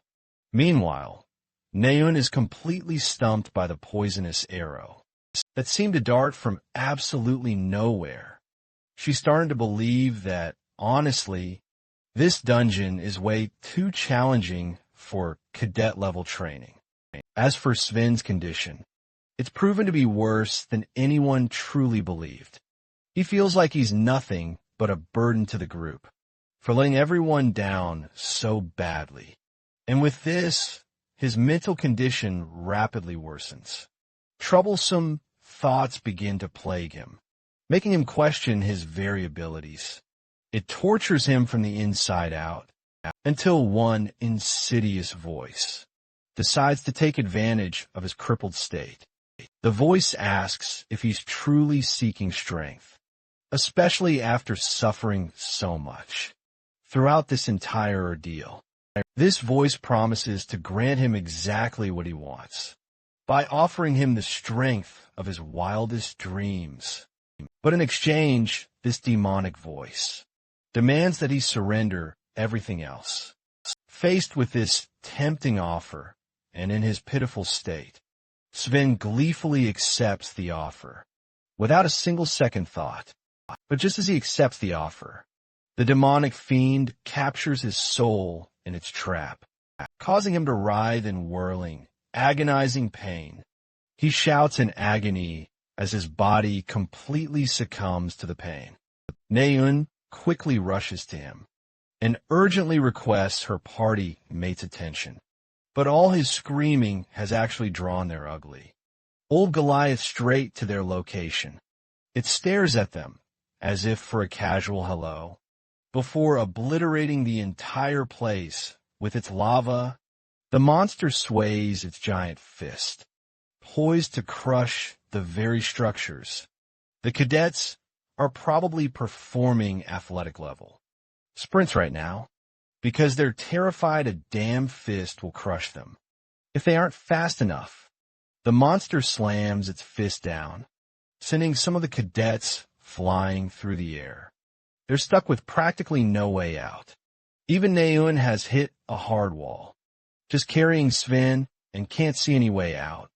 Before she can even catch her breath, the horrifying creature pops up, its scary eyes glaring. That's a nightmare unfolding right before their eyes. No one wants to be Naeun right now, that's for sure. She can't believe her eyes, witnessing what they're up against, and is now utterly convinced this is no mere dummy. Pitted against its raw, terrifying wrath, Naeun's terrified, a chilling thought that they might just die.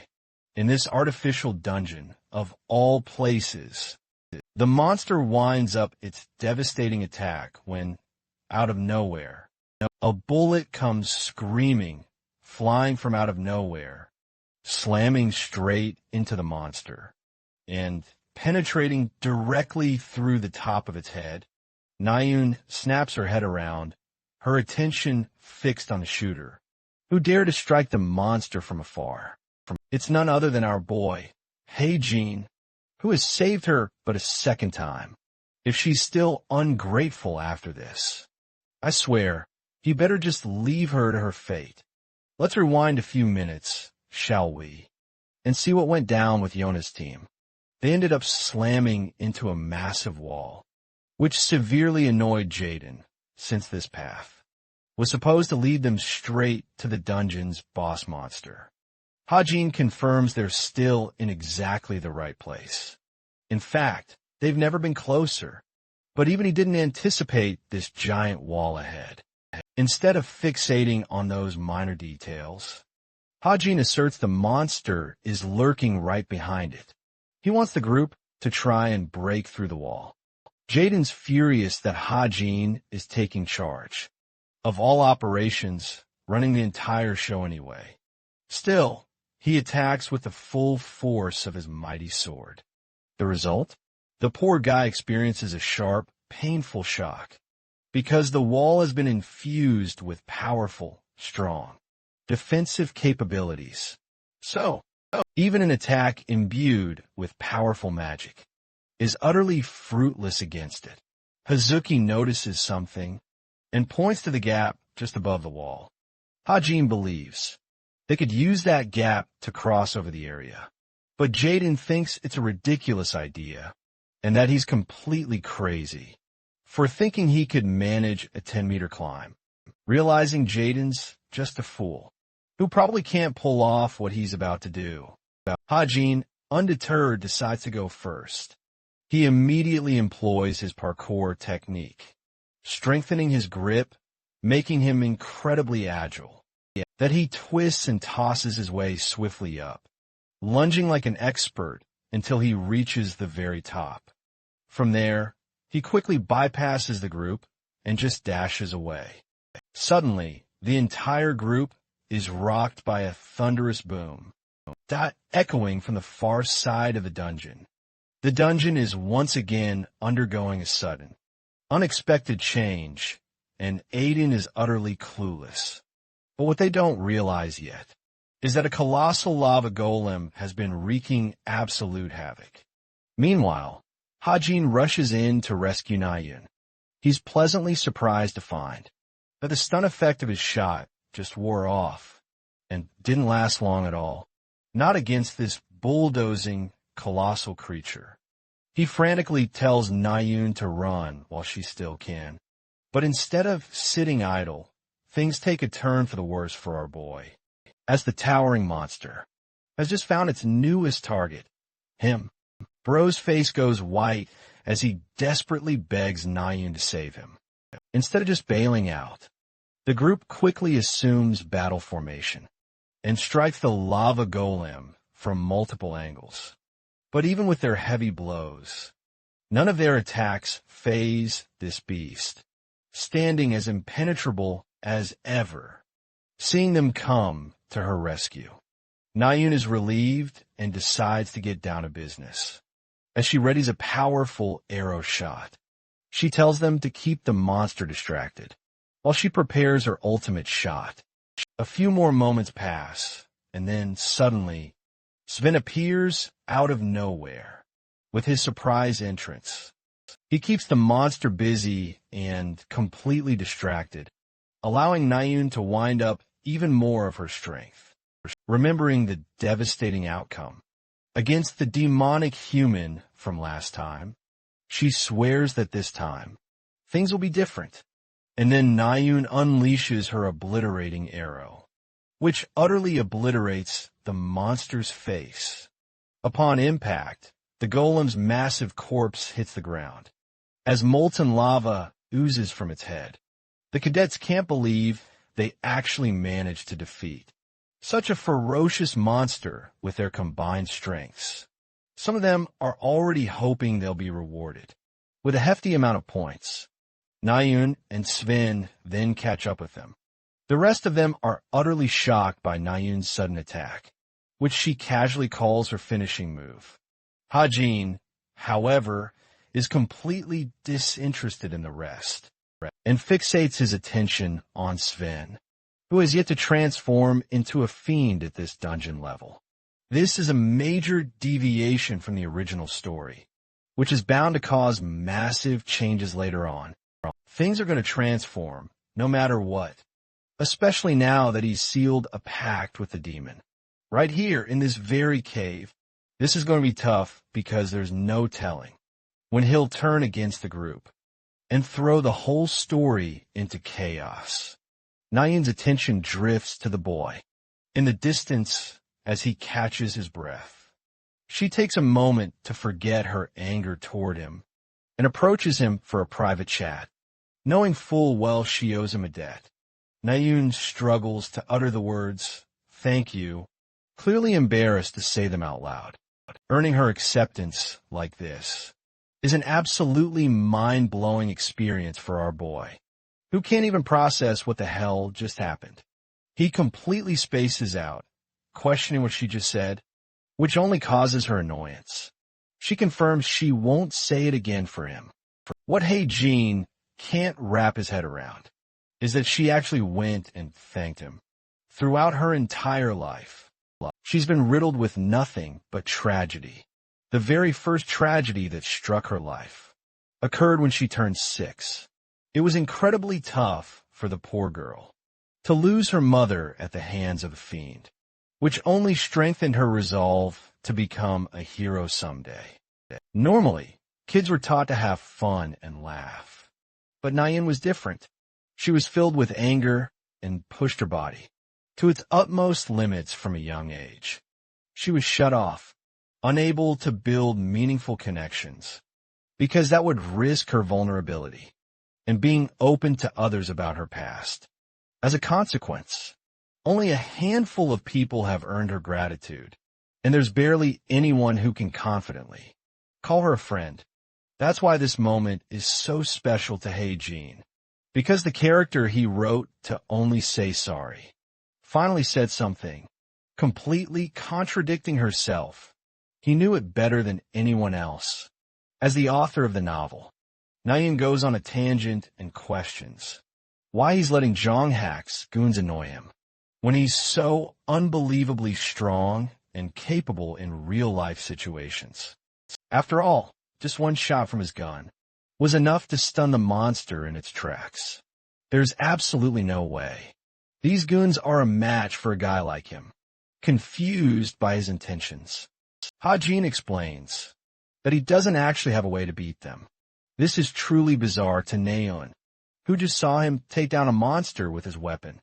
The boy then shows off his new gun, the Desert Eagle, and explains that it's just a custom-made craft that helps him take care of business. All in all, he's desperately trying to avoid looking like a strong guy. Nayun absolutely loses it, hearing him admit to such a crime so openly. Modified weapons are actually prohibited within the institution and would result in an immediate suspension. Odin confirms that it's the only reason he uses the weapon only when he truly needs it. Thankfully, he's found a clever way to hide this gun inside the stigma mark, allowing him to stash away even stronger weapons deep inside his inventory, without getting suspended every single time. However, Naeun is still not buying his flimsy excuse, especially after seeing just how strong he is. That's when she curiously questions if he possesses some kind of unique gift related to his firearm skills. Hajin doesn't give her a proper response, but she seems pretty content and takes her leave. She isn't going to rat him out for using the gun, but she recommends he stop using it. Before leaving, she stops to bring up another topic, the very topic that fueled her hatred towards him. Hajin grows completely silent for a moment and still refuses to apologize or clarify anything. He doesn't want to apologize and, in doing so, earn her connection, since she would easily forgive him, which is really bad. For what's about to happen in the future, Bro is literally plotting to assassinate her older brother. Of course, he's not going to mess with her mentally by befriending her right now. His target is locked in. He's going to kill Chai Yun, no matter what the future holds. When Naeun eventually rejoins her group, they're all absolutely dying to know if she's somehow become friends with the guy. She quickly declines, but Sven seems to have caught on to something with his creepy, knowing look. Suddenly, an announcement blares out to the cadets. The dungeon training exercise is suspended at once. I want all of them to exit the dungeon right away. I mean, they caught on pretty late. They'd probably be collecting corpses if not for Hajin. Now, a bunch of different problems have cropped up that surfaced during the assault exercise. The first is that all surveillance cameras were shut down right after the exercise began. Then real monsters instead of artificial ones found their way in, spawning in place of the dummies. Finally, the staff didn't act until the very last second. When things went wrong, it was a serious incident, but miraculously involved no casualties, which is precisely why the Cube decided to launch an internal investigation instead of bringing in outside authorities. Hajin explains that the fiendish humans, secretly lurking within the Cube's executive staff, probably succeeded in suppressing the matter at hand. He knows the investigation won't truly begin until episode 2 is fully concluded. Right now, what's truly troubling him is the co-author's objective and what he intends for Sven. There's one major side effect of making a pact with a demon. It causes a person severe emotional distress, as well as an unshakable obsession. The worst-case scenario that comes to Hajin's mind is Sven going ballistic and killing Naeun. He wants to make absolutely sure that future doesn't come to pass. That's why he's secretly tracking both of their movements. Hajin clicks open his messenger app, internally apologizing for his immoral ways to get the results he wants. The system connects him to Naeun's messenger account. There, he sees a bunch of chats like with Suho, Sven, and Young Hak. But his only topic of interest is Sven himself, who is texting her, asking her out to the hunting club's event this week. Just like in the original story, this very event marks the eruption of Sven's true power to ensure nothing goes wrong. Hajin plans to follow them closely and do whatever it takes to defuse the situation. He's also powered up his stats now, so he thinks it's finally time to hunt for the garrison dungeon. While in class, Hajin receives a sudden message on his smartwatch. He has no idea why Suho is calling him. Out of the blue, Suho personally asks if our boy is free this Friday, because he's been meaning to ask him something. Now, let's talk about the garrison. It's a majestic mountain in Gangwon-do province, renowned for its unique spiritual energy. It's often hailed as a training haven by the martial artists, who gather from all over the country just to hone their skills. But it's not just them. The garrison is also frequented by many vagabonds who love touring the mountains in search of buried treasures. instead of risking their lives fighting monsters. Well, one of these vagabonds is the legendary ginseng digger, Kim Yoon-jin, and he'll be accompanying our boy. For this event, Ha-jin isn't even the slightest bit excited, or moved by Yoon-jin's over-the-top enthusiasm. Yoon-jin confidently declares that Ha-jin will never be able to find ginseng with how he's going, but Ha-jin quickly corrects him, stating his true purpose isn't ginseng at all, but something else entirely. There's lots of blabbering. That really grates on our boy, and he simply chooses to ignore him. Yoon-jin arrogantly assumes this kid is totally inexperienced, and he's kinda right, because Ha-jin trips and falls so many times, just on his way up. But right then, he uncovers a dazzling ginseng. He can't believe his eyes. Our bro ends up munching on the 7-year-old ginseng root. Thanks to its incredible modification function, it will allow him to double his stats, plus 2 points, for shortened duration. What's absolutely bonkers about this specific ginseng is that if he'd sold it, he could have made 700 million won from it. It still baffles me why he didn't use it to pay off his debt, though. Hyujin trips and stumbles, finding it tough to climb all this way up. He figures it makes sense that the dungeon he's after hasn't been found just yet. Deep within the garrison, past all its grandeur, lies the spot he's seeking. The undead dungeon, the cave of terror that Hyujin now stands before. The dungeon's boss is known as the Death Knight, and he's one seriously brutal, upper intermediate monster. The ginseng boosted his stats a ton, but this dude is still going to wreck Hyujin, beyond his expectations as he steps inside. Hyujin declares that he couldn't care less about that, because he has totally different goals in mind. Just then, a ghoulish hand shoots out from underground. Then, countless undead monsters come, creeping out to greet our boy, right at the dungeon's entrance. Prepare to fight them all off.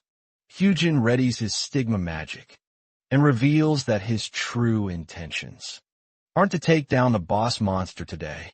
His real goal is to access the dungeon's hidden stage.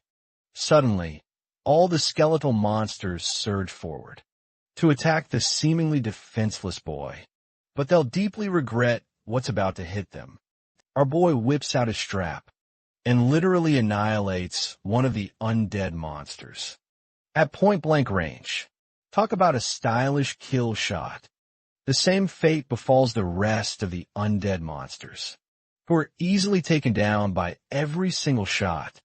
Hyujin activates his eagle eye, precision ability to track the trajectory of his shots.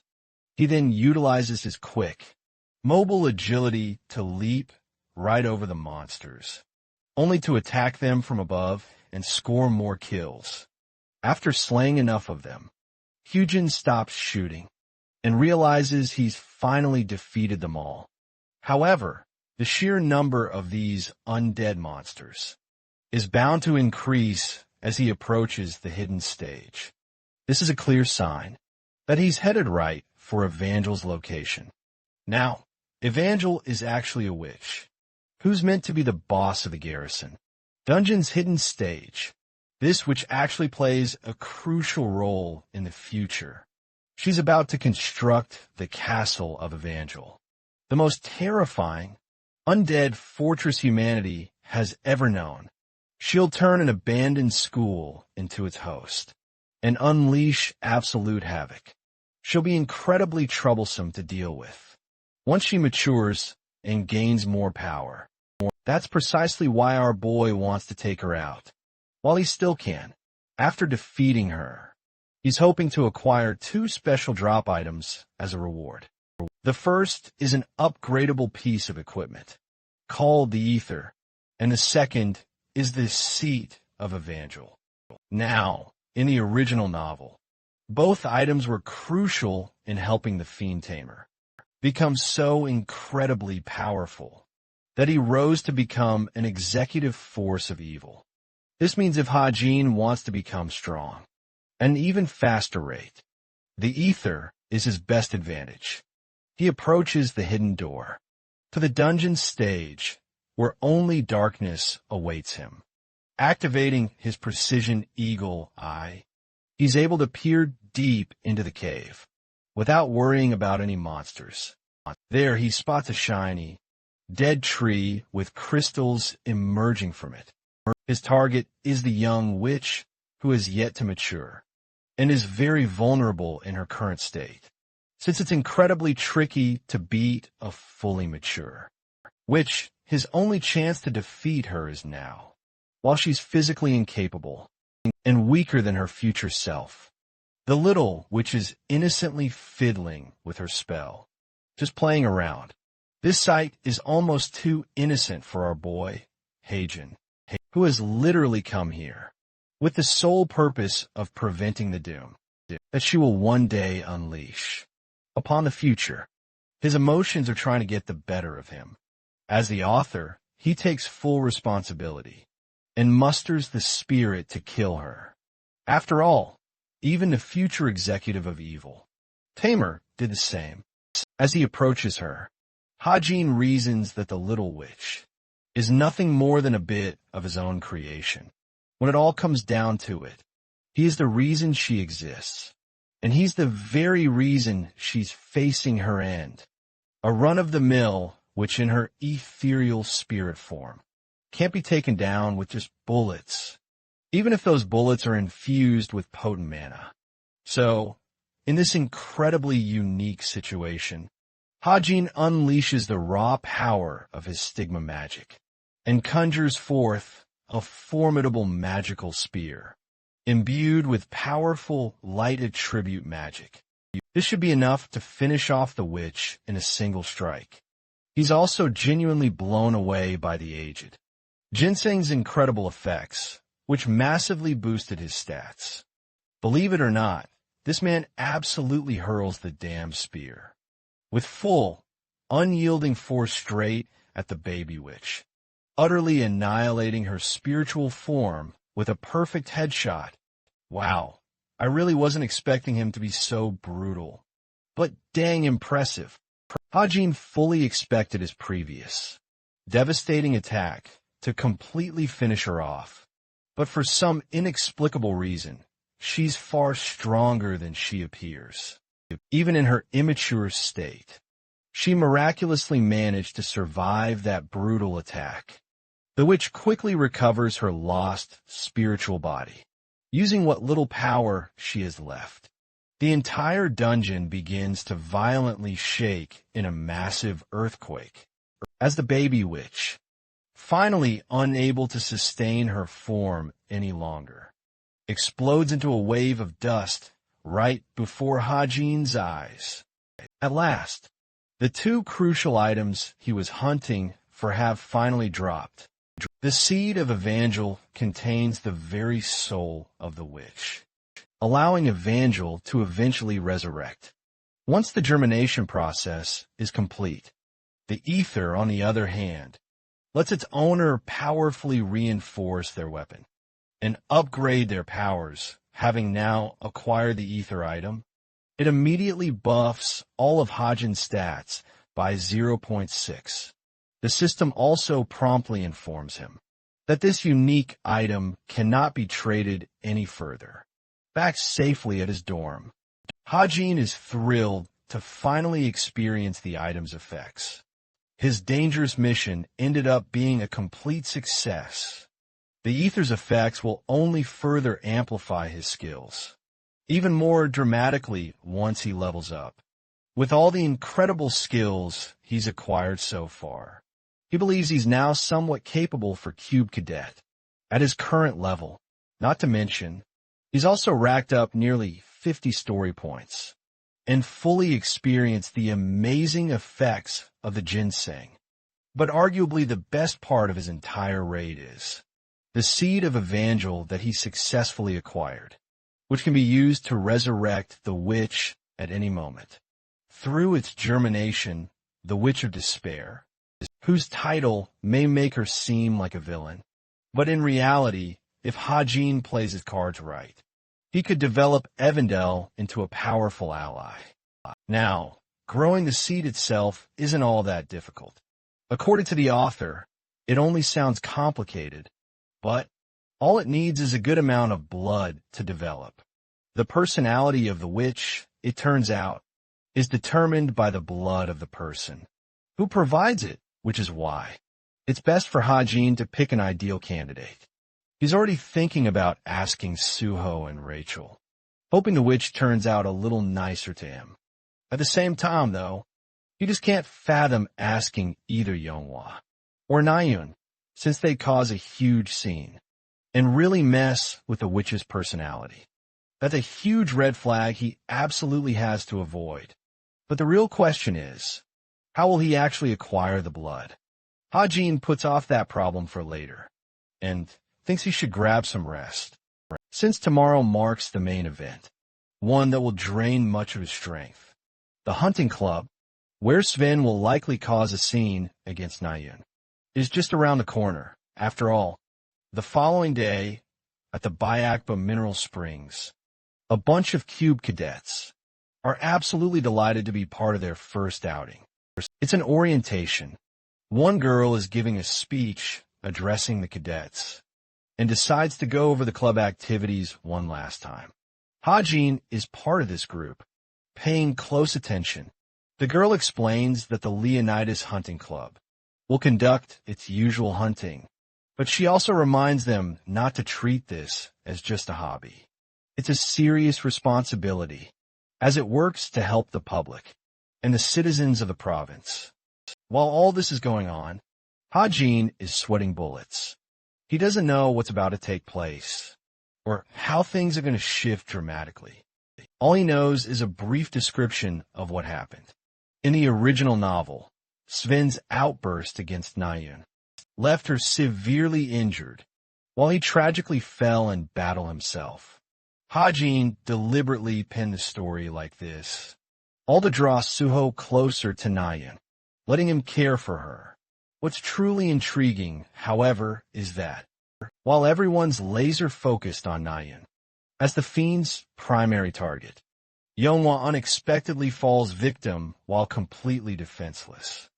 Hajin is now utterly wary, and even terrified by this outcome, since it drastically deviates from the original story arc he had crafted for Sven. While Sven does possess some demonic power, at his current level, he's yet to fully transform into his fiend form.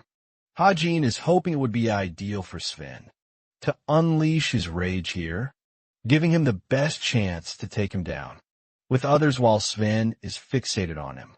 Nayun, however, is bothered by our boy's unwavering stares. She can't fathom why he's staring at her so intently, completely unaware that he's actually watching Sven's every move. Nayun is also beginning to fear that this guy might secretly harbor a crush on her, which is just hilarious. Honestly, Sven is also wary of Hajin and warns her to be careful. But Nayun dismisses his warning as a mere joke, since Hajin poses absolutely no threat to her. But Sven quickly clarifies, explaining he's actually referring to the disappearances that have been happening recently, subtly implying that our boy Hajin might be involved. Nayun, however, has developed a certain trust in him, and firmly believes he's an innocent guy, not the type to act that way at all. The hunting begins as Sven and Nayun venture ahead, with Hajin trailing close behind, keeping a watchful eye for any trouble. Some time passes, and they're deep in the forest, when an innocent deer is brutally annihilated by a demon.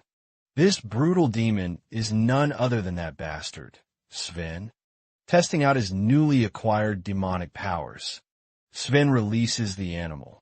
When he hears Nayun's voice calling for him, she's hunted an animal down herself. But what truly astounds her is the fact that this dude hunted down way more prey than her.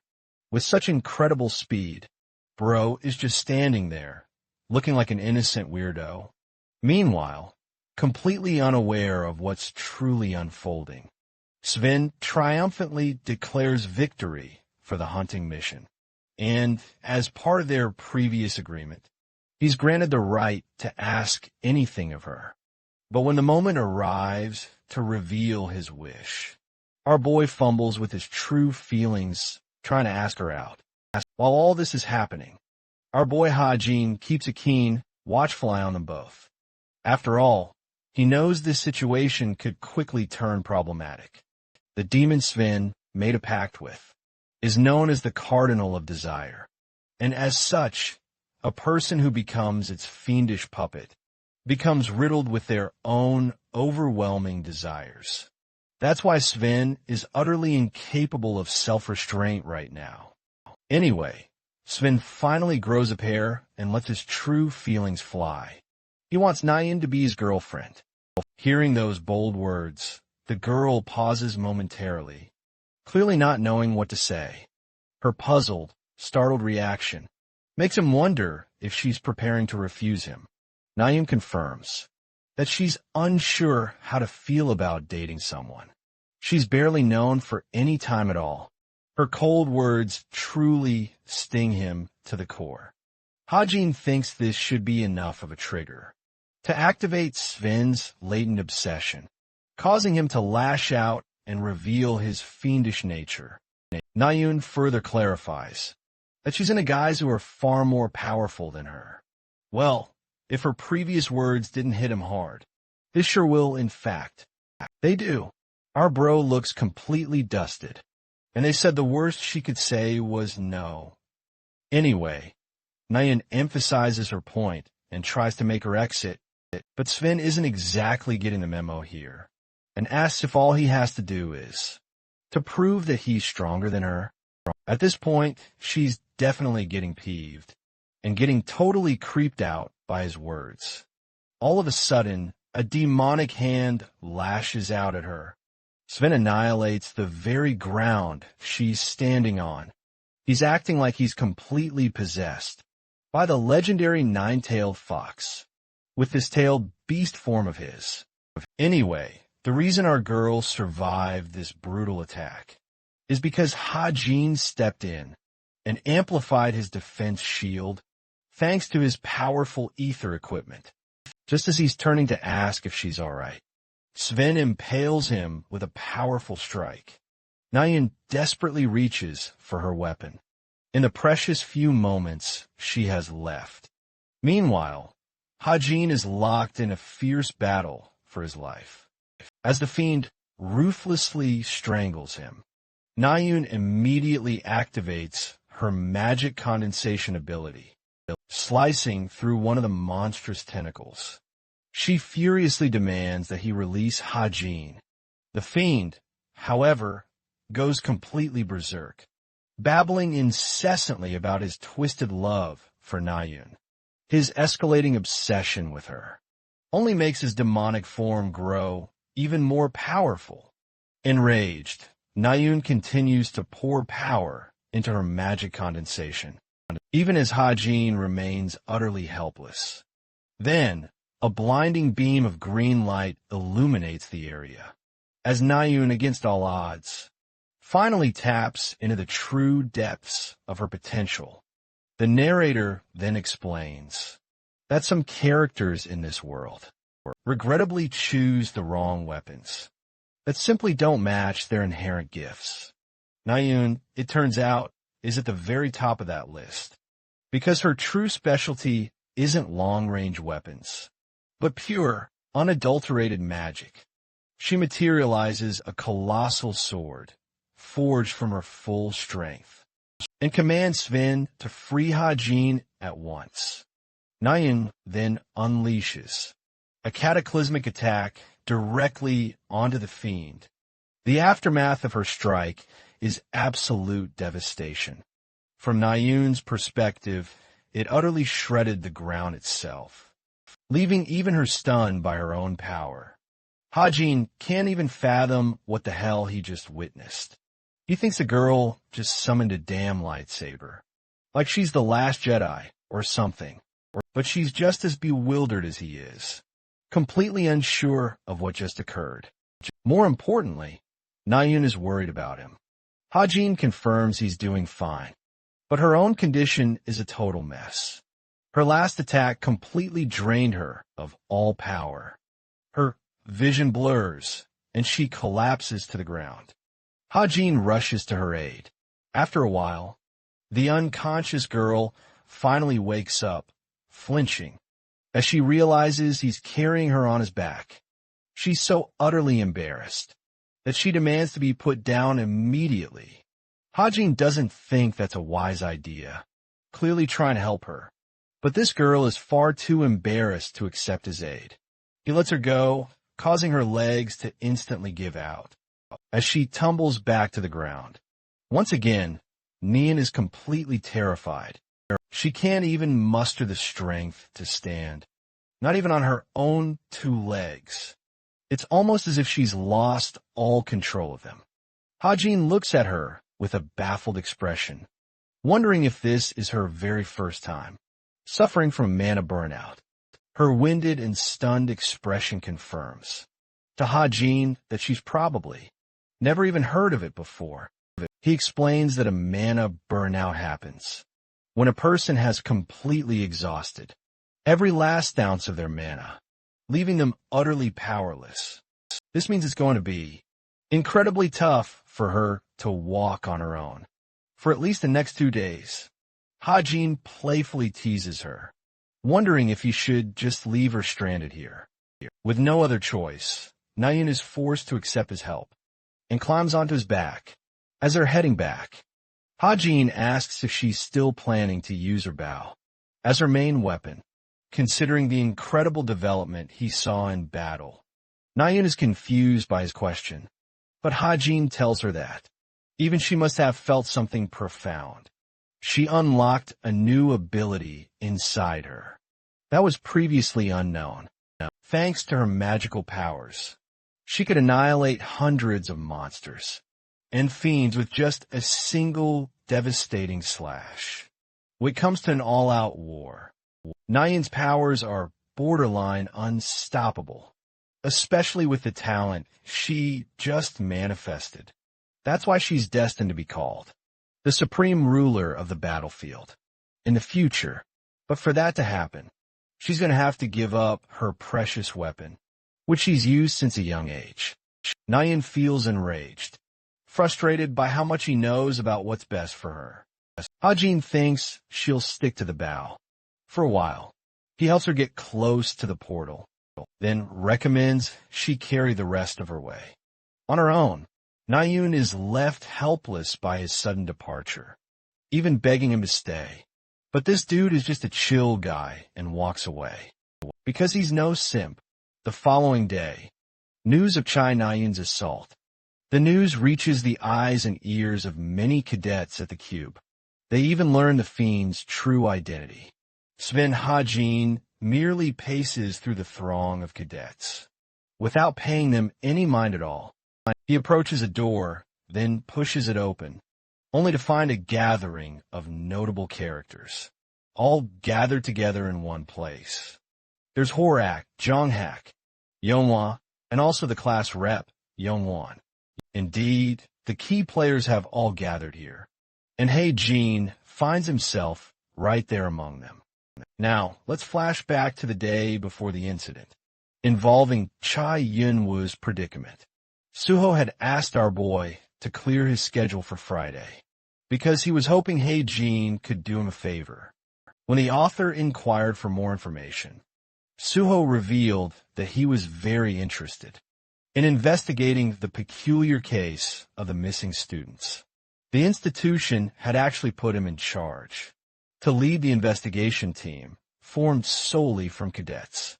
You see, since the institution hoped to prevent any kind of outside intervention, they decided to form an internal investigation committee composed of cadets from every single grade level, all in the hopes of eventually catching the true culprit.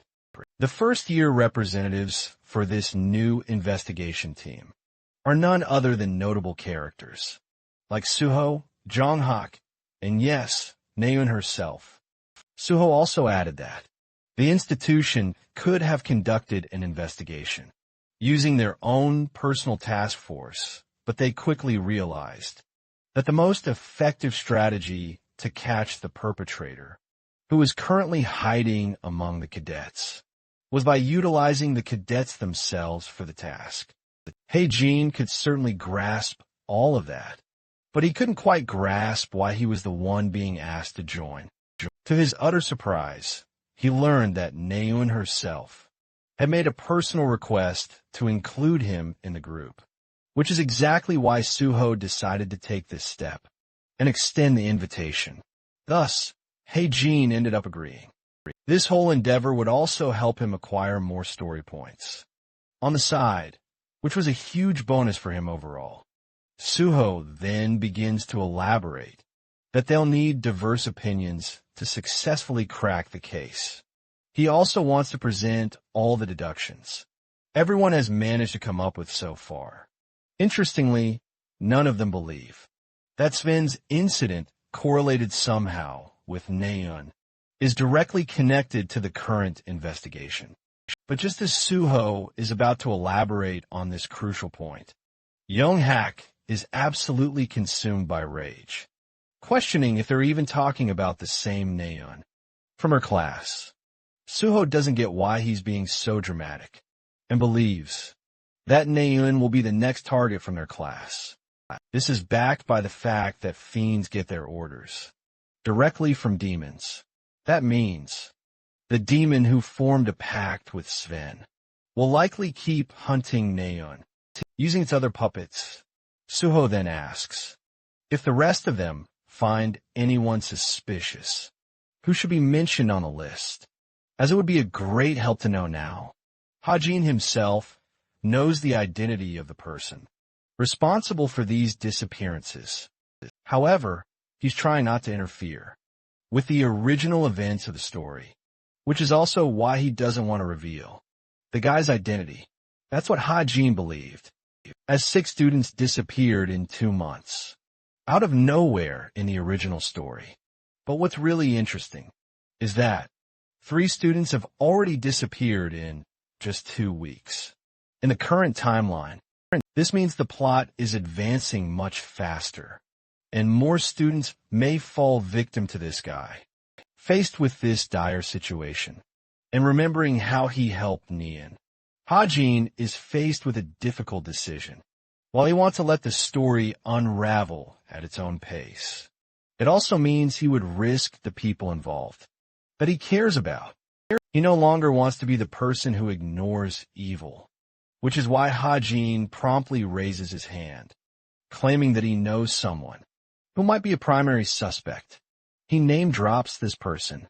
It's that bastard Hyun, the charming fucker, and the president of the study club. His sudden accusation causes the entire room to fall dead silent. Suho argues that it can't be him, since they've already investigated the guy, and nothing came out of him.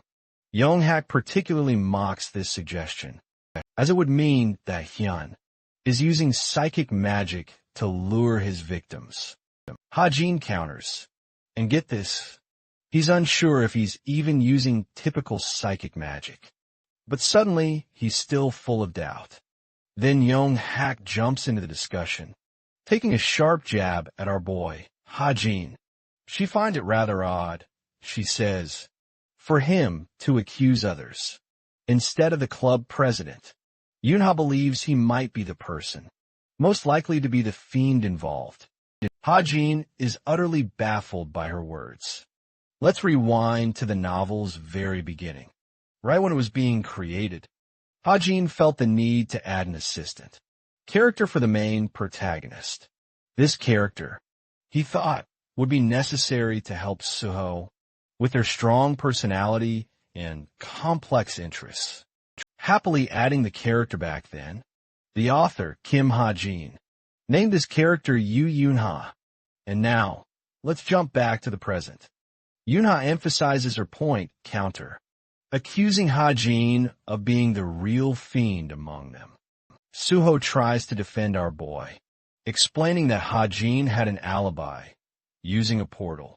At the time of the incidents, Yuna explains that she's just dealing in baseless accusations.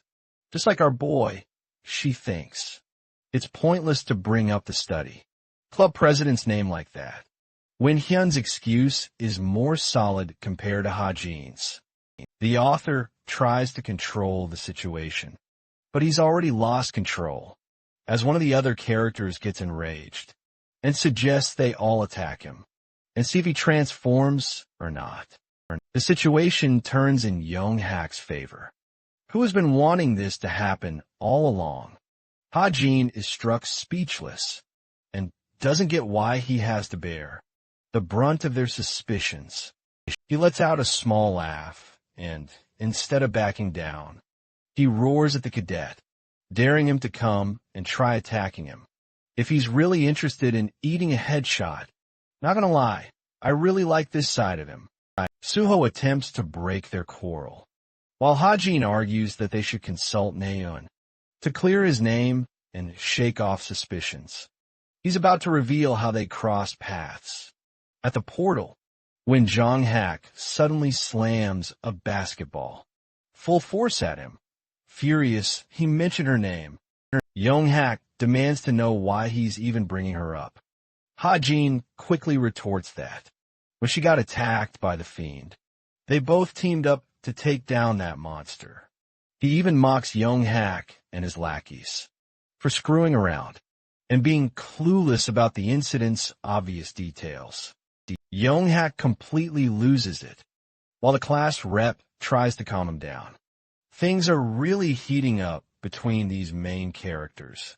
Right here, Hajin clears his name, then heads for the exit. But just as he reaches for the door, the cadet lunges, aiming a powerful fist right at him. Hajin instantly senses the overwhelming presence and swiftly ducks the punch. That utterly demolishes the door. Even Young-hak is stunned by this sudden attack, while the assailant is shocked that Hajin managed to dodge his incredibly fast strike. Hajin is now officially fed up and pulls out his gun, ready to take him down. The cadet lunges to attack. As Hajin prepares to fire, both are stopped dead by a sudden sword slash from none other than the main character, Suho. He believes Horak has seriously overstepped his boundaries, and even thinks Yanha is going too far. Instead of just consulting Naeun about her suspicions first, she pauses, then uses her smartwatch. Hojin storms off, as Yeonhwa learns from Naeun over a call that Hojin couldn't possibly be the fiend, as the suspect, in fact. Now that Naeun herself has officially cleared his name, everyone in the room is not only embarrassed, but also completely mortified by how they mistreated him. Frankly, these jerks don't deserve his help. Ogden storms off to clear his head. Out in the field, he's faced with a real rut, and can't understand why he's facing so much trouble, just putting up with his current life. Initially, he fell victim to the plot of his own novel. Now, here he is, out here, battling the very characters he passionately wrote, unable to carry on any longer. Hajin shrinks in defeat and confesses that he's utterly exhausted by this world he's trapped in. He longs for his real family back home and expresses a burning desire to return to his own world. Minor worries, like his expiring lease, are beginning to gnaw at him, and he starts to wonder if he's already been reported as a missing person in the real world by now. And then there are his parents. He wonders if they're okay, and if they're frantically searching for him. There's so much to unpack that he was desperately trying to suppress. At this moment, he feels utterly helpless and vulnerable, fragile and trapped. There's no way of going back. Yet, he can't help but voice a yearning desire to return. While our dude is still whining, the system suddenly pops up and reveals his resilience stat has increased in response to today's events. Hajin thinks it's kind of pointless, but he's still glad his resilience went up, even if just a little bit. He believes the person who entered this world might have already taken their own life by now, if they didn't have the resilience to keep on going, deciding to move past his whining phase.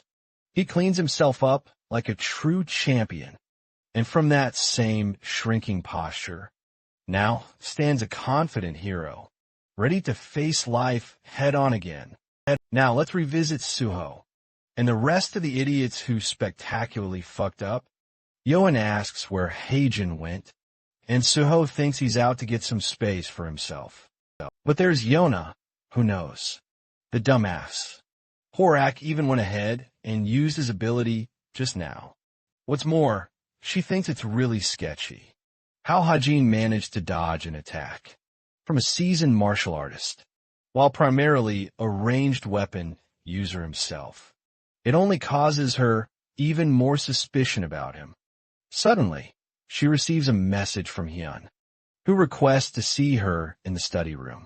The very next day, this is exactly happening like Hajin said. Yet, despite her suspicion, this clueless woman accepts an offer from someone who just finished committing murder. Moments ago, Hajin is beginning to understand why people say it's better to stay busy when you're depressed. Ever since he entered the novel's world, he's been so occupied with self-improvement and hunting that he forgot to ponder anything deeply, particularly what he's missing from his real world. He sits quietly by himself, while the other characters around him, like Suho and Yonghan, visibly worry for him, especially after the monumental screw-up. From the other day, Hajin feels a bit frustrated. He's stuck in a story, a world of his own creation. He thinks it's a good time to start, investing in ways to get back home. Nian rejoins the class, her health recovered, despite Jonghak's lingering concerns. Suho offers his assistance, as she's still not in top shape. Jonghak is quite possessive of her, and isn't afraid to show it. Hajin, meanwhile, focuses on Yanha, who sits without a care in the world. About yesterday's events, class begins with the instructor, reminding everyone about the upcoming midterms. After the written exam, they'll move on to the practical exam, where they'll be judged on 2 evaluation tasks. The first task is a duel among the cadets, while the second task will be judged based on a monster battle, using summoned beasts controlled by mages. The instructor highlights that the difficulty for both will be far more rigorous than their usual exercises. Hearing this, Hajin reflects that he's not worried about the written exam at all. The only thing bothering him is the duel. Every cadet will be given 3 nomination cards, which will determine the cadets they'll face as opponents. At first, it seems like the top students could easily crush the bottom rankers by simply picking them as targets. The Cube institution, however, is well aware. That's precisely why they implemented a reward grading system. This means a top ranker beating a bottom ranker. That won't net them many points. In fact, they might even receive negative points. It all depends on the specific cadet ranks. Yet, not everyone seems to be affected by this rule. Take Horak, for instance. He's a natural-born brawler whose thinking is quite straightforward. His sole goal is simply to beat up Hajin. And aside from that, Hajin has another thing on his mind. Rachel's been acting a little strange around him and keeping an unusually close distance.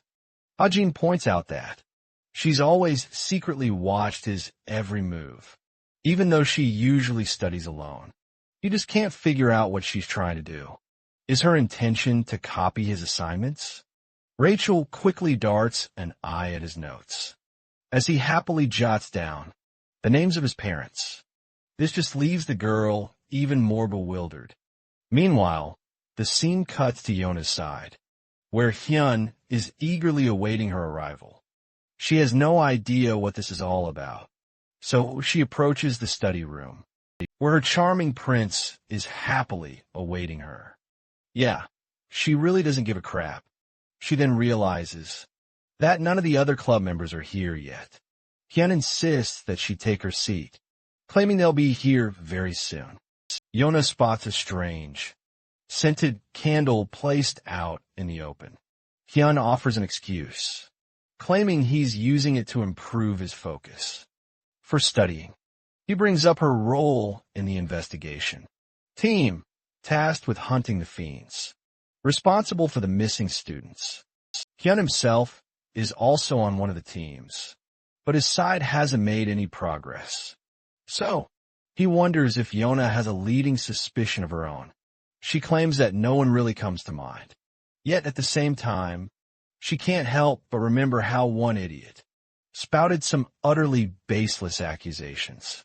Intrigued, Hyun presses her for more, and with a snap of his fingers, he takes over Yoonha's body, plunging her into a state of blissful calm.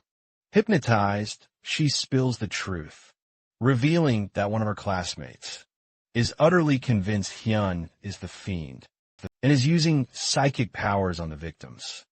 Hyun eagerly asks if there's any evidence to prove that. And this is exactly where our villain slips up. Here's the kicker. Yoonha immediately zeroes in on the word evidence Hyun mentioned. He tries to play it off cool and claims he misspoke, but he's already too deep in her web of suspicion now. Yoonha readies her weapon, declaring that innocent people never talk about evidence when accused of wrongdoing. After all, they're innocent to begin with. Yoonha unleashes Haruip, lashing out at Hyun, demanding his true identity. The curtains have been lifted. Finally, this sinister fiend unravels his true nature and tells Yoonha her turn will come soon, so there's no reason to rush. The scene ends there and switches to the second-year student dorms. Here, Yoonha wakes up, finally regaining consciousness, only to discover she's bound and tied. Her eyes dart around at the objects placed inside the empty room. She quickly recognizes that these are the second-year dorm rooms, which means Hyun has captured her, which also means he's the hidden fiend, responsible for all the student disappearances. And here's the kicker. This idiot finally realizes Ha-jin wasn't bullshitting her, but instead of blaming herself, she prioritizes a way out of this rut. She struggles to break free from the ropes, begging for someone to come free her. But it's no use. Hyun is already here, and prefers she stay quiet and obey. The scene cuts to our boy Ha-jin, who has just received a mysterious message in the dead of night. It's from Yoonha too, so he can't quite make sense of it. Yohan sent only a cryptic number 9, but that message? Way too cryptic for anyone, especially for this guy to decipher. The cruel Hyun then snatches her smartwatch. He mocks Yona for sending such cryptic messages late at night, even in her desperate state. He notices the message's recipient, Kim Ha-jin, the very person Yona was supposed to have rebelled against. He muses that Ha-jin's death is now inevitable, just like everyone else. Yona roars back at him, vowing he won't get away with his vile deeds, especially since the investigation team will be hot. On his trail, the murderous Hyun smashes her smartwatch and chillingly reminds the girl he has no interest in staying at this institution. He'll just kill her and then leave the cube. Hearing his chilling words, Yona is consumed by unfathomable rage, much to the twisted delight of this charming sadist. He decides to summon the demon Lilith, who made a pact with him. He aims to twist her expression into one of pure horror. Meanwhile, let's jump back to Ha-jin, who is still pondering what Yona could have meant with that message. A flurry of questions bombards his mind, when suddenly he connects the dots. He realizes it must be 911. Instantly, he equips himself with the Tome of Truth Hajin demands Yona's immediate location. When the book reveals the answer, Hajin is shocked. She's in the second-year dorms. The scene reverts to Yona's grim struggle, who is now facing the voice of the demon Lilith. Lilith attempts to comfort the girl, who has faced so much loneliness throughout her life.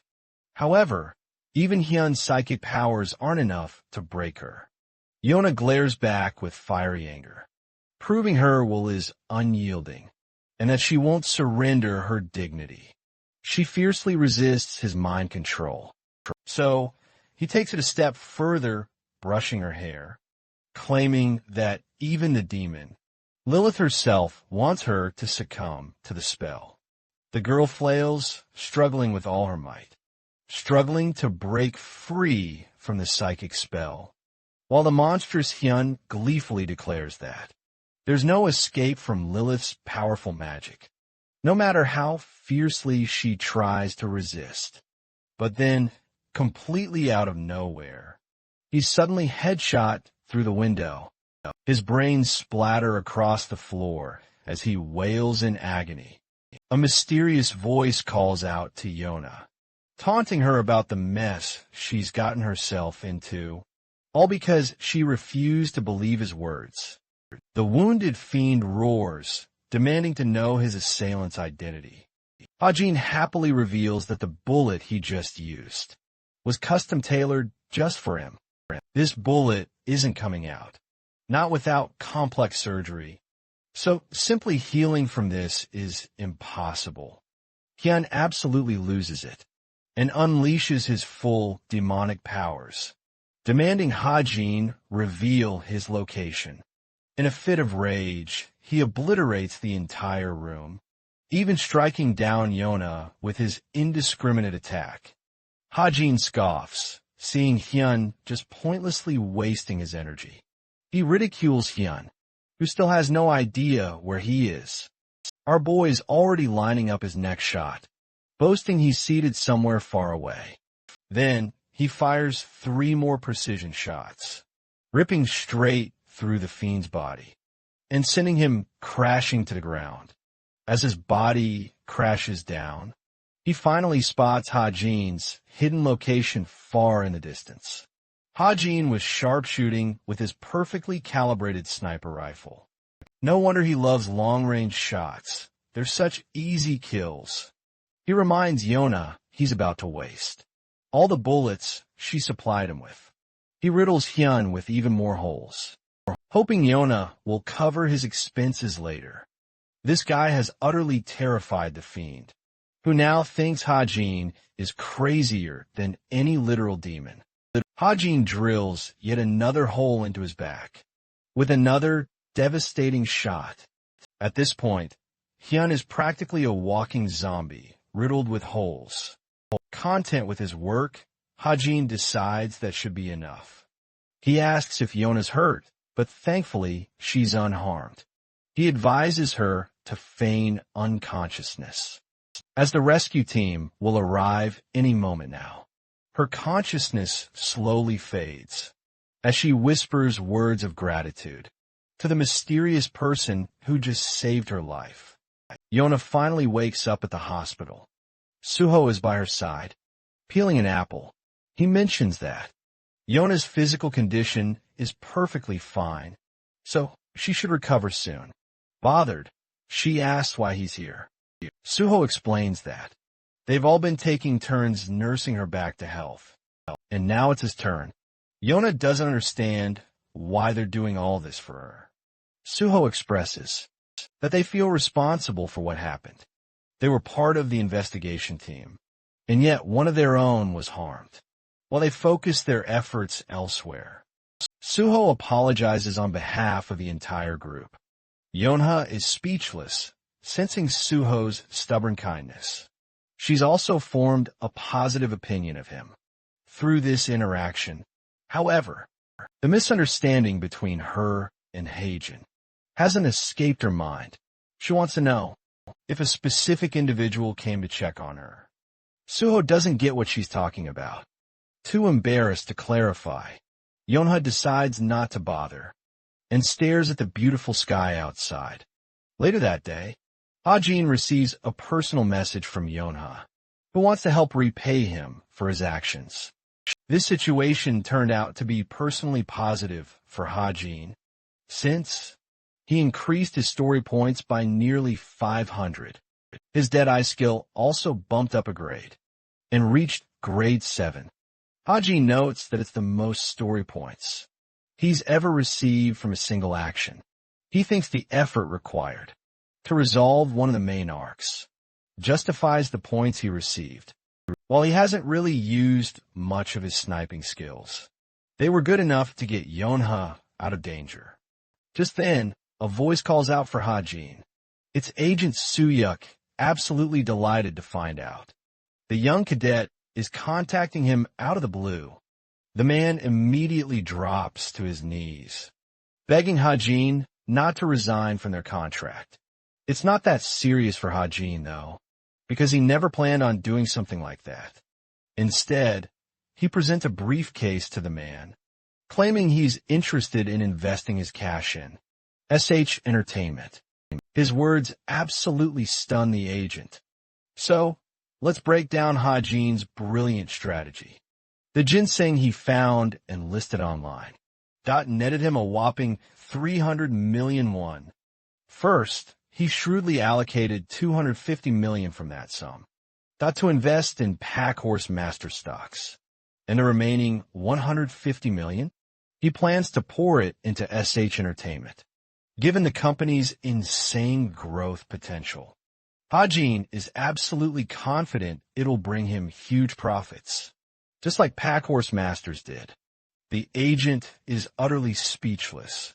He can't even fathom himself being worthy of such a massive payout. Ha-jin insists he just take the money, for the benefit of them both. He also tacks on a request to buy a magic pouch, and a top-tier utility vehicle with the funds. After confirming the agent's age, Ha-jin tells him to ditch the formalities, and just call him casually. The agent, however, can't possibly accept that, especially from his newest, mega-rich investor. This makes Ha-jin casually wonder if he should just cancel the investment. Now that gets the agent back on his toes fast. He quickly agrees to address Ha-jin informally. They decide to take a stroll by the convenience store, where the agent asks, confused, "Why are we looking at lottery tickets now?" Ha-jin is just too clever. He knows he can't receive lottery prize money without an active guardian. Instead, he wants to prioritize maximizing his luck ability. Ha-jin absolutely rakes in 2 billion won from the lottery alone. To give you a rough idea, that's over $1.5 million US. Ha-jin is ready to invest this insane sum too, and wants the agent to update the contract immediately. The agent practically worships this new fortune, and vows to guard it with his life, terrified someone might end up stealing the massive sum right from under him. Meanwhile, at an unknown warehouse, a shadowy spiritual creature materializes, and informs its master that a particular group has finally made its move. Pack Horse Masters has officially been listed.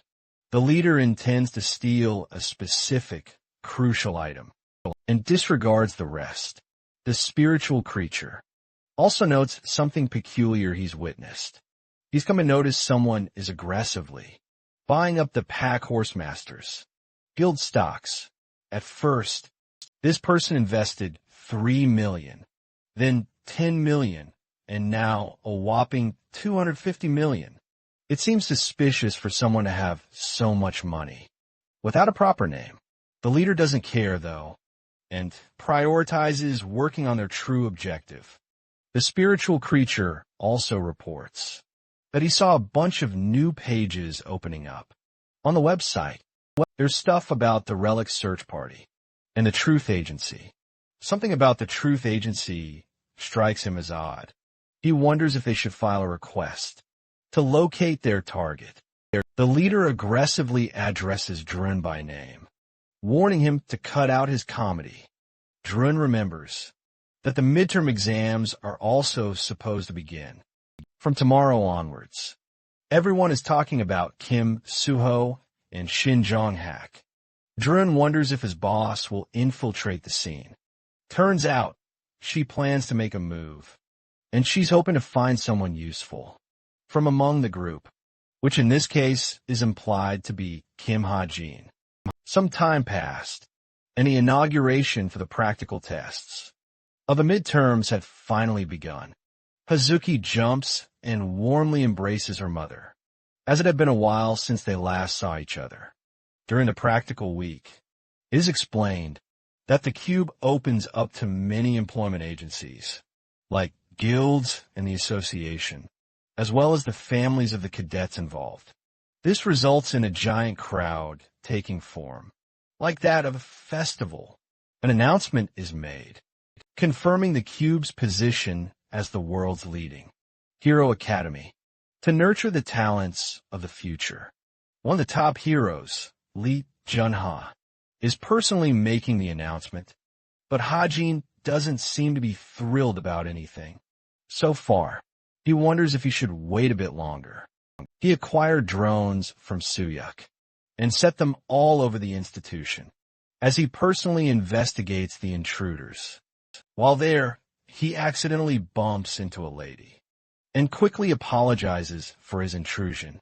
Turns out this woman is the same one we saw at the secret warehouse. She's here on the hunt for a new talent. Seeing her face to face, Ha-jin is utterly rocked. He completely forgot about adding this character, who was supposed to make an entrance. During the practical exams, his surprised and fidgeting expression leaves him a little too open. Ha-jin quickly averts his eyes, realizing he's made the situation incredibly awkward. He tries to remedy it by saying something. He wants to apologize, but the words that come out of his mouth end up praising her beauty instead. The woman looks at him with a cold, deadpan stare, confirming this idiot just made the situation 100 times worse. She merely turns away without responding, as if to say he isn't even worth the effort. The woman disappears into the crowd and asks Drun to keep an eye out for the person she just crossed paths with, because this individual somehow managed to notice her, despite her perception-blocking item. Since he's suspicious, she wants Drun to investigate him further. The author reflects that it's not only the heroes who come to welcome the cadets. Among them is the Chameleon Troop, another shadowy group inside the cube. They have a singular objective, either scouting Suho or Jongo. As one of the top rankers, Suho really doesn't fancy their belief systems and eventually gets disqualified. As a prospective student from their IST, they then turn their attention to Jongo specifically, and that's exactly how the original novel's story goes. The infiltration isn't the real problem that's bothering Ha-jin, it's the story. Changes that could emerge from these alterations, causing the security heroes to also be involved. The fight won't just end with a couple of people dying, but much, much more. Speaking of the Chameleon Troop, the heroes get a little annoyed at being unable to find a suspicious person. One of the heroes thinks that they'd earn a terrible reputation if an intruder managed to bypass them, especially during the practical week. By the way, these two heroes are Jun-hyuk and Young-ji, both exceptionally high-ranking members of the association known for their skills. They're trying to eliminate a potential threat before it fully manifests in the practical week exam. Anyway, let's pivot to the suspicious leaders team. They're utterly surprised that one particular boy was able to see right through the siren necklace, which usually offers a potent perception-blocking feature. The man is now genuinely invested, because all he usually sees around him are nothing more than weaklings. As for Drun, he simply can't figure out this hothead, since All this guy ever thinks about is fighting strong people. And that's exactly what he wants to do with Hajime. He is strictly instructed to stay grounded and focus on the mission at hand, since they're unsure about the boy's true capabilities, or whether he poses any real threat to them. Drun also informs him that the duels are about to commence very soon. The second arena is absolutely packed with a large crowd, all preparing to witness the first matchup of the day. The first duel, announced, involves a nomination ticket being used. Kim Ha-jin is making his way over, when Yoon-ha suddenly stops him and asks if he's headed to the arena. He confirms, because he's slated to be part of the very first match. Asatisfiuna decides to use her servant to offer him 100 top-rate bullets, just as she promised. Of course, he isn't supposed to use any of them during the test, but it's still entirely up to him to use them however he needs. She's also ready to lend him more in the future, if necessary, as Ha-jin accepts the briefcase. Yeon clarifies that she's not trying to make things even between them, just because he saved her life. Rather, she wants him to see it as more of a genuine gift from her. She also tells him that many people have been asking her about the person who defeated the demonic human, Hyun, back during the last incident. But, knowing his identity is precious to him, she decided to keep her mouth shut, and hopes she stays quiet in the future. There will obviously be a ton of trouble for him if people discover he's the one who took down the fiendish Hyun. Yoon-ha is strangely talkative today. She even claims to accept why Ha-jin hides his powers. For a reason. Still, she believes he has no shot at passing the exam without using his powers. In response to her claim, Ha-jin is completely baffled. She asks if he knows who he's up against, and the shocked look on his face confirms that he didn't know until now. Inside the trainee waiting room, a furious musclehead is pumping iron, hoping to utterly demolish Kim Hoi-yoon in their upcoming match. Meanwhile, Drun is investigating everything there is to know about Kim Ha-jun. Nothing special stands out about him. He was an orphan who ended up in the military academy. He's also a low-ranked student, without any special talents. The only unusual thing about him is that he carries a massive 300 million debt to pay off. Reflecting on their encounter, the woman questions how he bypassed her artifact's perception blocking feature. She doesn't know how it happened, and Drun doesn't have any clue either. Young, our musclehead from earlier, decides to meet up with the leader of the chameleon troop. He's annoyed the leader bolted off someplace else. Before arriving here, Young tries to play it cool, but she doesn't care about him and just asks what he found. He claims that he didn't see anyone special from the group, just weaklings in his path. Drun thinks it's obvious, but still wants to know if any particular cadet stood out from the rest. Young claims he found no one noteworthy. Drun explains these first years are rumored to be exceptional this year, so he tasks Jong-young with investigating them instead. Plus, let's not forget that Ha-jin's duel is about to kick off. The same boy who saw right through their captain's perception-blocking ability. Meanwhile, back at the arena, the high-grade heroes are chowing down, as carefree as can be, completely ignoring their surveillance duties. They're chatting about old times and family, when suddenly a man catches their eye. It's Young, oddly just sitting there and smiling. For some strange reason, they wonder if he's some kind of hero superfan, since he's staring at them from afar. Anyway, the fight is about to begin. Horak, the master of martial arts, is the first contestant to appear on stage 1. He's set to face one of the institution's lowest-ranked students, Kim Ha-jin. Both fighters now face each other, since Ha-jin knows He's previously gotten on Horak's nerves. He decides to play around and dishes out some heavy psychological damage. Horak's special move involves using the mana within his body to manifest an invisible layer. This is called the enhanced protection energy. What this means is, this guy is basically bulletproof to training ammo. And not only that, he's a walking threat to any opponent foolish enough to stand before him. It's the first matchup of the year, and both fighters are ready to rumble as the referee signals the start. Horak is clearly the aggressor, with his fist already flying, while Hajin waits in anticipation, immediately activating bullet time to feel him out. He's also increased the duration of bullet time from 3 seconds to now, a whole minute. That's just insane. This grants him the crucial time to catch up to Horak's insanely fast movements. But even so, it still doesn't save him from the guy, punching the absolute crap out of the arena, sending him tumbling.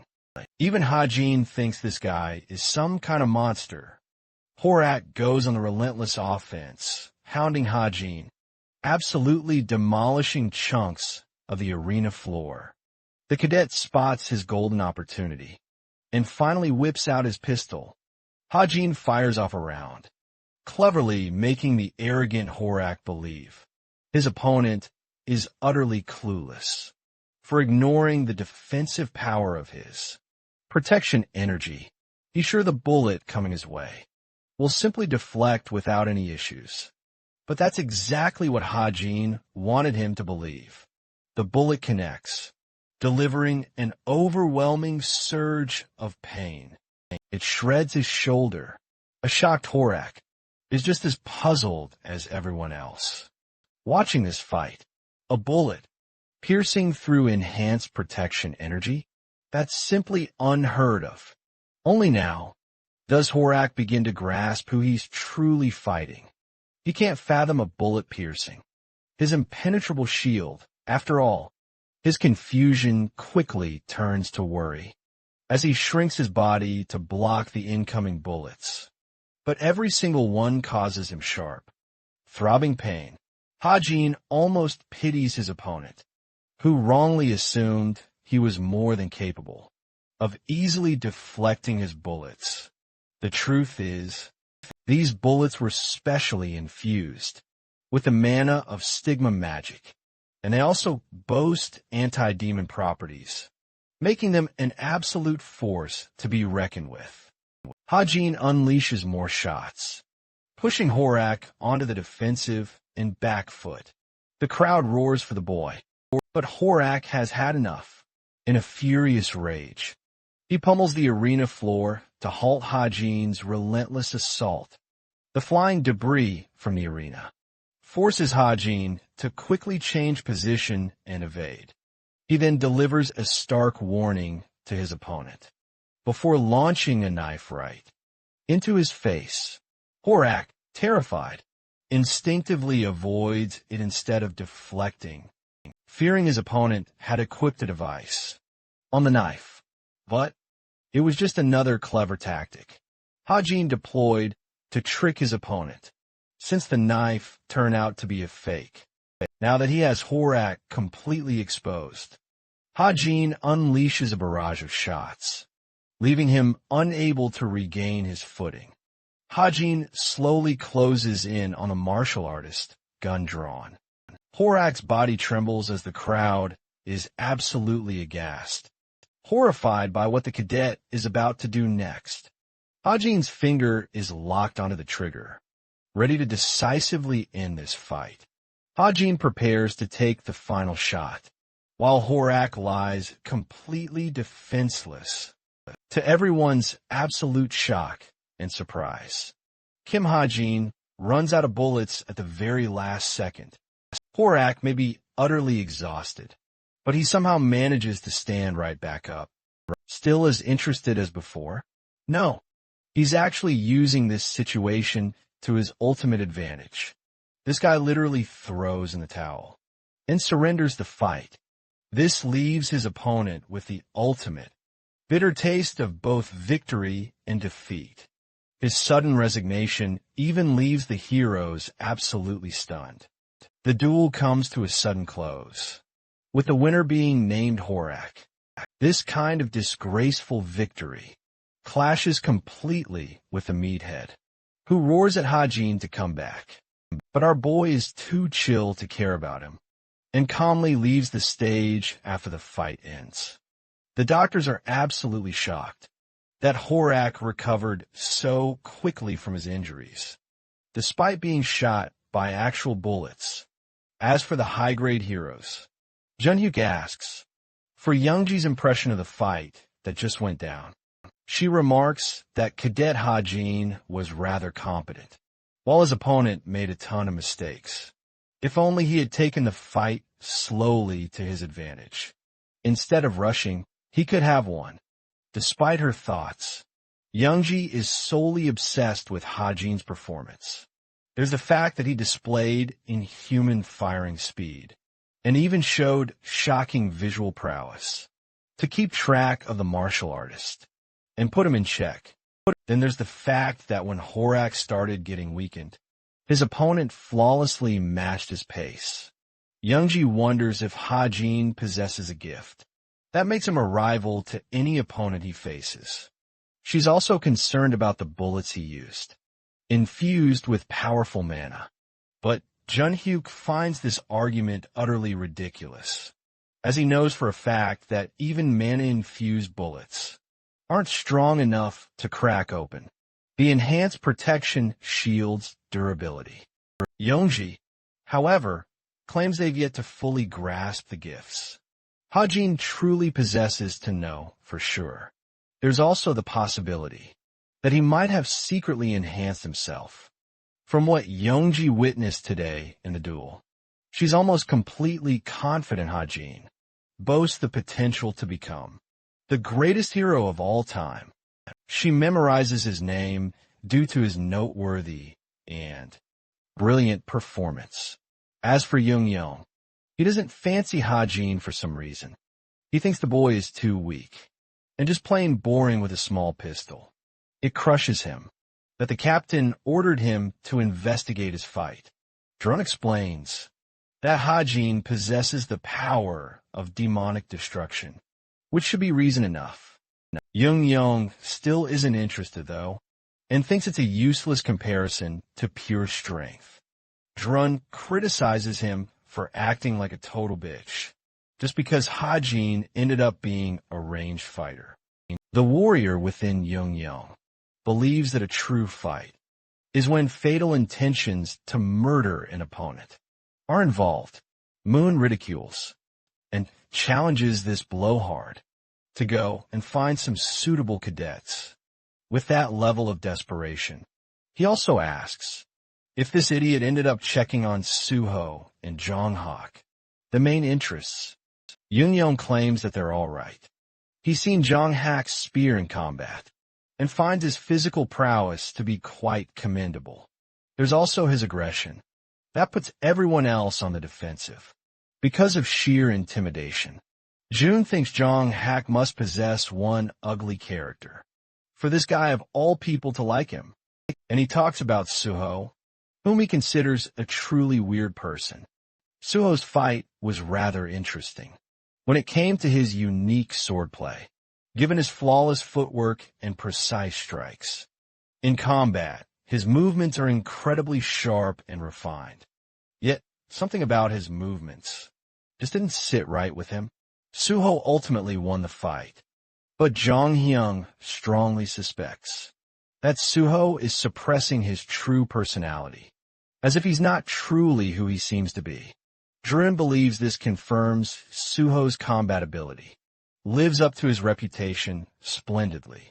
And Jonghyun isn't exactly thrilled about either fighter so far. Lastly, he asks about Jin, whose very name is enough to make this guy's blood boil. Drin explains that the captain is interested in someone boasting powerful anti-magic skills. After all, Jonghyun still utterly hates the guy But while he's shouting out in the open, a guard seems to catch him off guard, reminding the citizen that outsiders aren't allowed in the forest. So he must leave at once. Irritated at being caught, Zhang Hyung approaches the annoying bug and proceeds to squash him like an insect. Just a simple flick from his hand crushes the man's head as his body hits the ground. Hearing what he just heard, Drun asks if this idiot just knocked someone's skull out. Zhang Hyung is happy to confirm that he did, which is bound to infuriate the captain, since it causes them needless trouble. The scene switches back to the leader of the chameleon troop, who is reminiscing about some tragic flashbacks from her past. It seems she lost someone dear to her and hopes to exact a revenge someday. She tasks Drun with keeping a close eye on all three of her favorite candidates. However, the one who takes the highest priority out of all of them is Kim Ha-jin, who could help them smash the mana impairment with his special magic. Drun wonders if this is really the right move, since they know next to nothing about the guy. The leader doesn't care, however, and simply wants him to get the job done. After all, she intends to meet Kim Ha-jin in person tomorrow, on the second day of the midterms. The arena is as lively as it was yesterday. There's a scout from the Knife's Edge Guild. Even God's holy grace is here. High-level figures are showing up in droves. They're here to scout promising cadets from these duels. Based on the Cube Institution's ranking system, Suho is set to face off against Yohei, the Academy's number 8. Then we have Rachel battling against Naeun. Their ranks almost perfectly matched. It's the best of the best, dueling it out against each other. The first matchup is between the girls. Ha-jin is merely a spectator here, simply observing the scene, since he already knows what's going to happen. Ha-jin explains that Rachel is about to utterly demolish Naeun in today's fight. This is all thanks to Naeun's oblivious approach, since she's yet to switch her weapon. The 8th duel for the first years begins. Naeun believes this is her perfect opportunity to switch rankings with Rachel, since their ranks are so close. She releases a powerful arrow into the air, which then splits into a cluster attack, raining down on her opponent. Rachel awaits the attack, dodging each one, but one arrow is aimed straight for her head. So instead of evading, she chooses to deflect. Naeun is stunned by Rachel's defensive capabilities, especially since the melee fighter is slowly gaining ground and closing in on her opponent. The crowd goes wild for this epic fight. Meanwhile, the leader of the chameleon troop decides to join Kim Ha-jin and share a seat with him. She stares at him blankly, while sitting right next to him. Our boy is literally too stunned to speak. Let's finally deep dive into who she really is. This chick is supposedly one of the most wanted criminals ever, and she's the person who captains the masked syndicate, while also boasting a powerful reputation as an underworld figurehead with multiple aliases. Her real identity is known only to herself. And just as this poor woman is about to say hello to our boy, some bitch spills a cold drink all over her face. It ruins her hair and completely shatters the mood. Even Ha-jin is absolutely flabbergasted. The man quickly apologizes, and they end up unable to see the match's outcome. Rachel claims the victory, exactly as Ha-jin had written in his novel, of course. He hands the woman a handkerchief to clean herself up. She finally gets to the real topic of interest. After witnessing his intense duel against Horak, and impressed by his incredible performance, she hands him a business card to reach her. She also wants to know something else. If the power he used was some kind of special ability. The card she's handing him now is actually just one of her many aliases. It reads Li Xiaofeng, but that's not her real name. because Hajin would easily be able to recognize it. As the original author, he feigns ignorance and asks if she's here to scout him as a guildmaster. Hajin tries to snatch the card, despite the fact that it's illegal to scout cadets so early. But as he's trying to pull away, she grips it strongly, refusing to let go.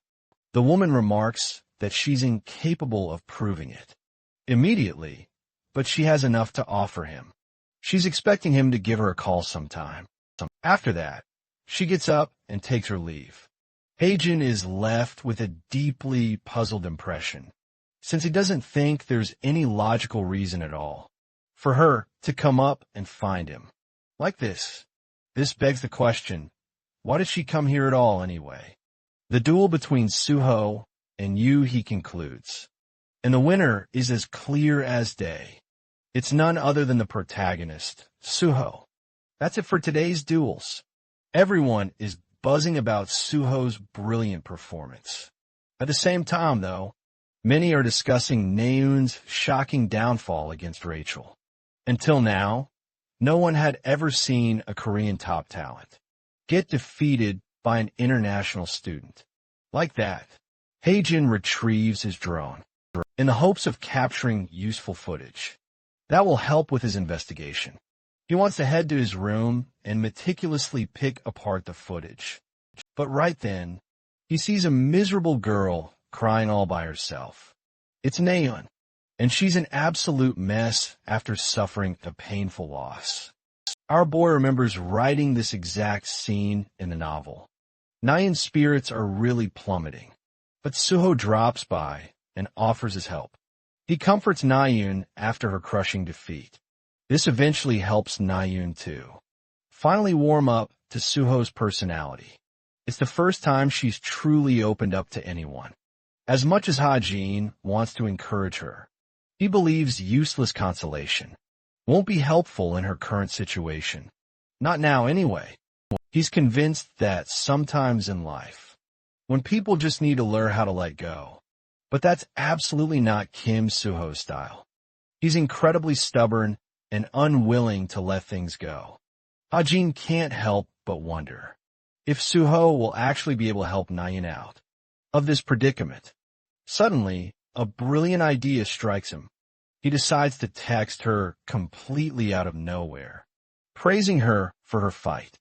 Naeun stares at the message, utterly confused, with a telltale blush spreading. Hajin keeps teasing her via text, constantly reminding her she'd be far superior if she used a sword. He advises her to switch weapons, just like he did. His words strike her in a strangely confusing way. Speaking of Suho, he arrives to play his novel-mandated role. Just as he prepares to console her, he catches sight of Naeun's face, absolutely seething with fury. Far from feeling sorry for herself, she's now laser-focused on hating the idiot who dared to belittle her after her defeat. And just like that, the first semester's midterm exams finally conclude. Hajin was idly checking his drone footage when he spotted something truly horrifying. It's none other than Young Yong, casually popping someone's head off with a flick.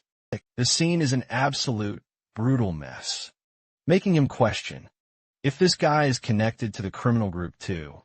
Hajin can tell from his actions that he's a serious nutcase who shows absolutely no hesitation before killing someone. And what's worse, he did it purely for his own twisted enjoyment. This novel is full of people just like him.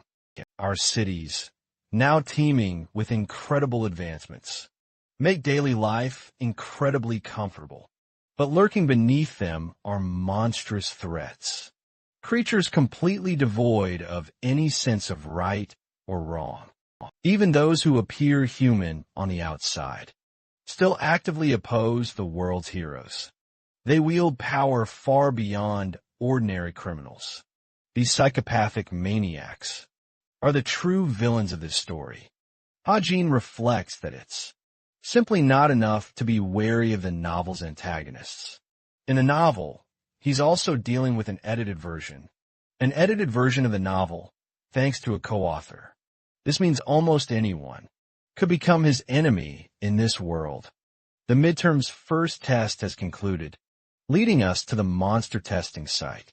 For the second practical exam, cadets are welcomed by Jean Jua, a powerful mage, who will supervise the competition among the cadets. Jua wants to summarize the exam contents before they begin. This giant stage is where the monster battles among the students will take place. Jua will summon the monsters, and the cadets will have to fight them. This examination is supposed to be the most dangerous training they've encountered up to this point, as the summoned monsters will be just as powerful as real ones, and they won't disappear. Even if Jua tries to dismiss them, the cadets are intimidated, realizing they're staking their lives. For this single training exam, Jua prefers they accept defeat as quickly as possible, if necessary. Now, for the criteria regarding their evaluation. Their performance will be judged based on how well they perform against the monster. Jua tells everyone to take a position and do their absolute best in the exam. For people will be called at one time to kick off Group 1's exam. These consist of Juno, Hazuki, Junjun, and Spencer. All of them are put on standby until the monsters are summoned. The mage instructs the remaining cadets to pay close attention to the ongoing fights. Cadets not currently engaged in battle will have the chance to meticulously analyze their classmates' performances. They'll be responsible for scoring them based on their overall performance. They can even add notes suggesting alternative strategies that could have been deployed instead. Jua is ready to initiate the exam, but first, she requests everyone to power down their smartwatches.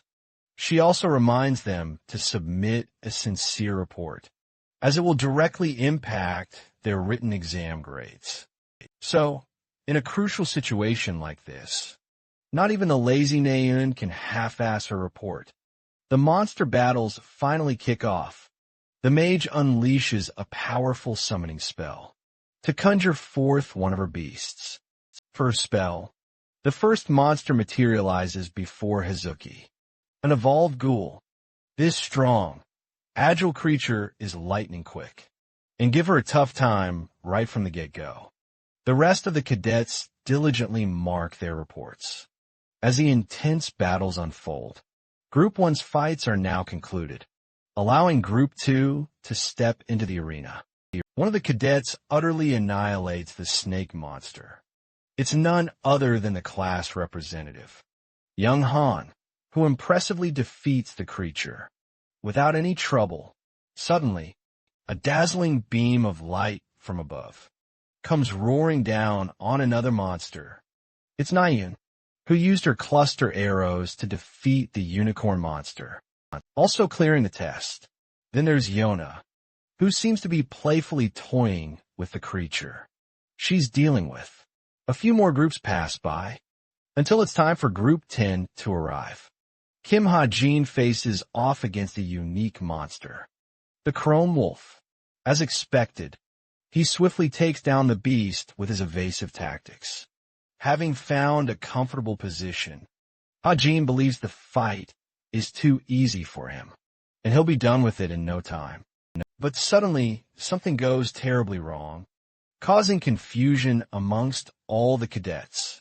Ha-jin looks up, wondering what just happened, while the hero, Jun-hyuk, receives a report calling him to active duty. He's also chewed out for ignoring his responsibilities. Young Ji sharply reminds him that a guard was literally murdered just yesterday, so this is no time to be slacking off. An emergency alert has just gone off, but Jun-hyuk asks if she's uncovered its origin. Yang Ji suspects it originated from the seafloor near him. While Jun-hyuk is speaking to her, a man emerges from behind him. It's Young, the notorious villain, and he's thrilled to handle the guy who's become their newest obstacle. Jun-hyuk quickly warns him that he shouldn't be trespassing in restricted areas. Jong-yong couldn't care less and prepares to take this guy on.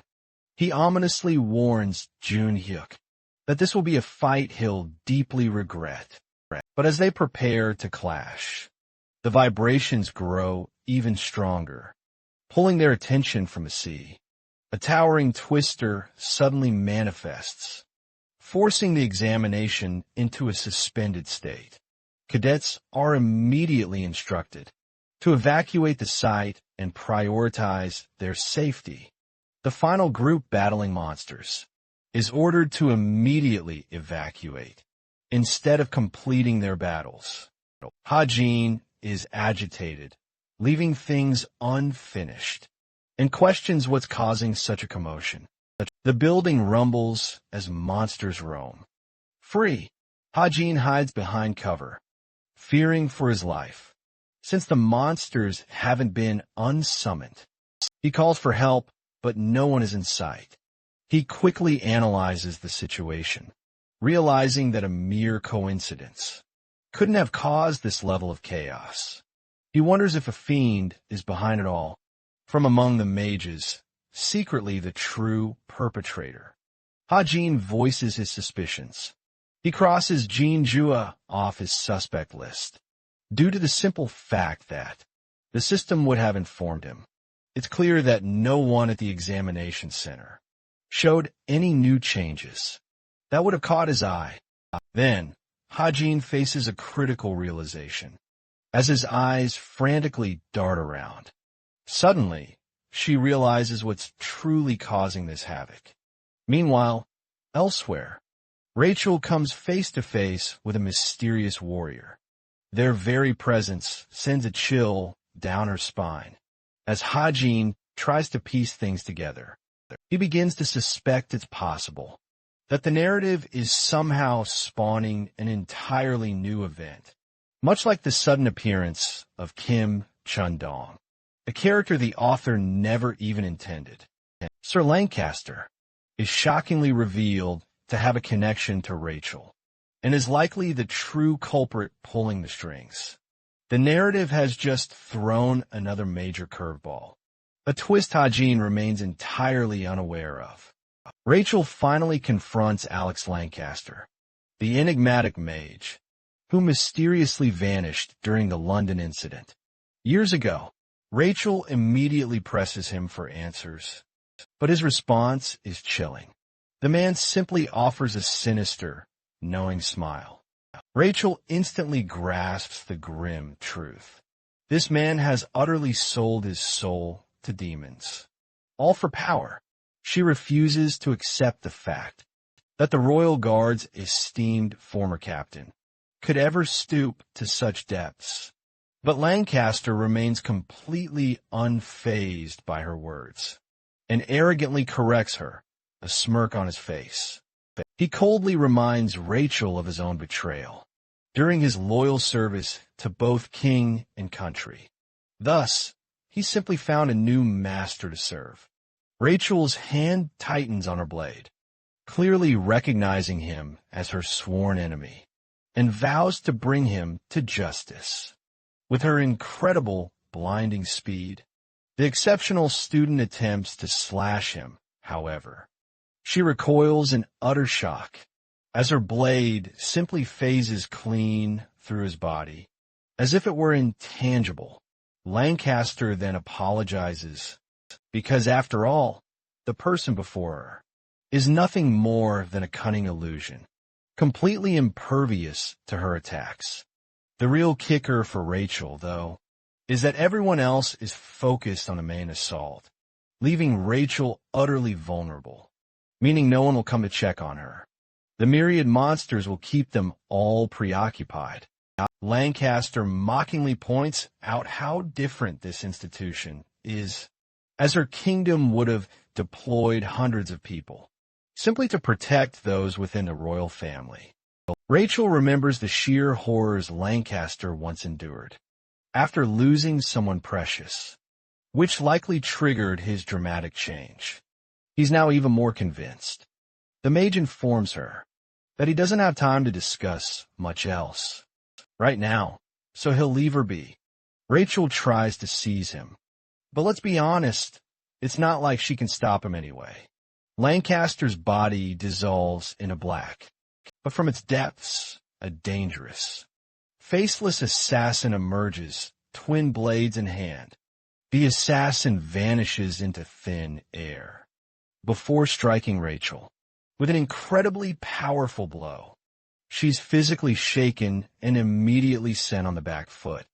The assassin continues hammering powerful attacks, so much so that Rachel's body is receiving mild slashes all over. This is an opponent she can't overpower in a direct fight, so she plans to wait for an opening to strike.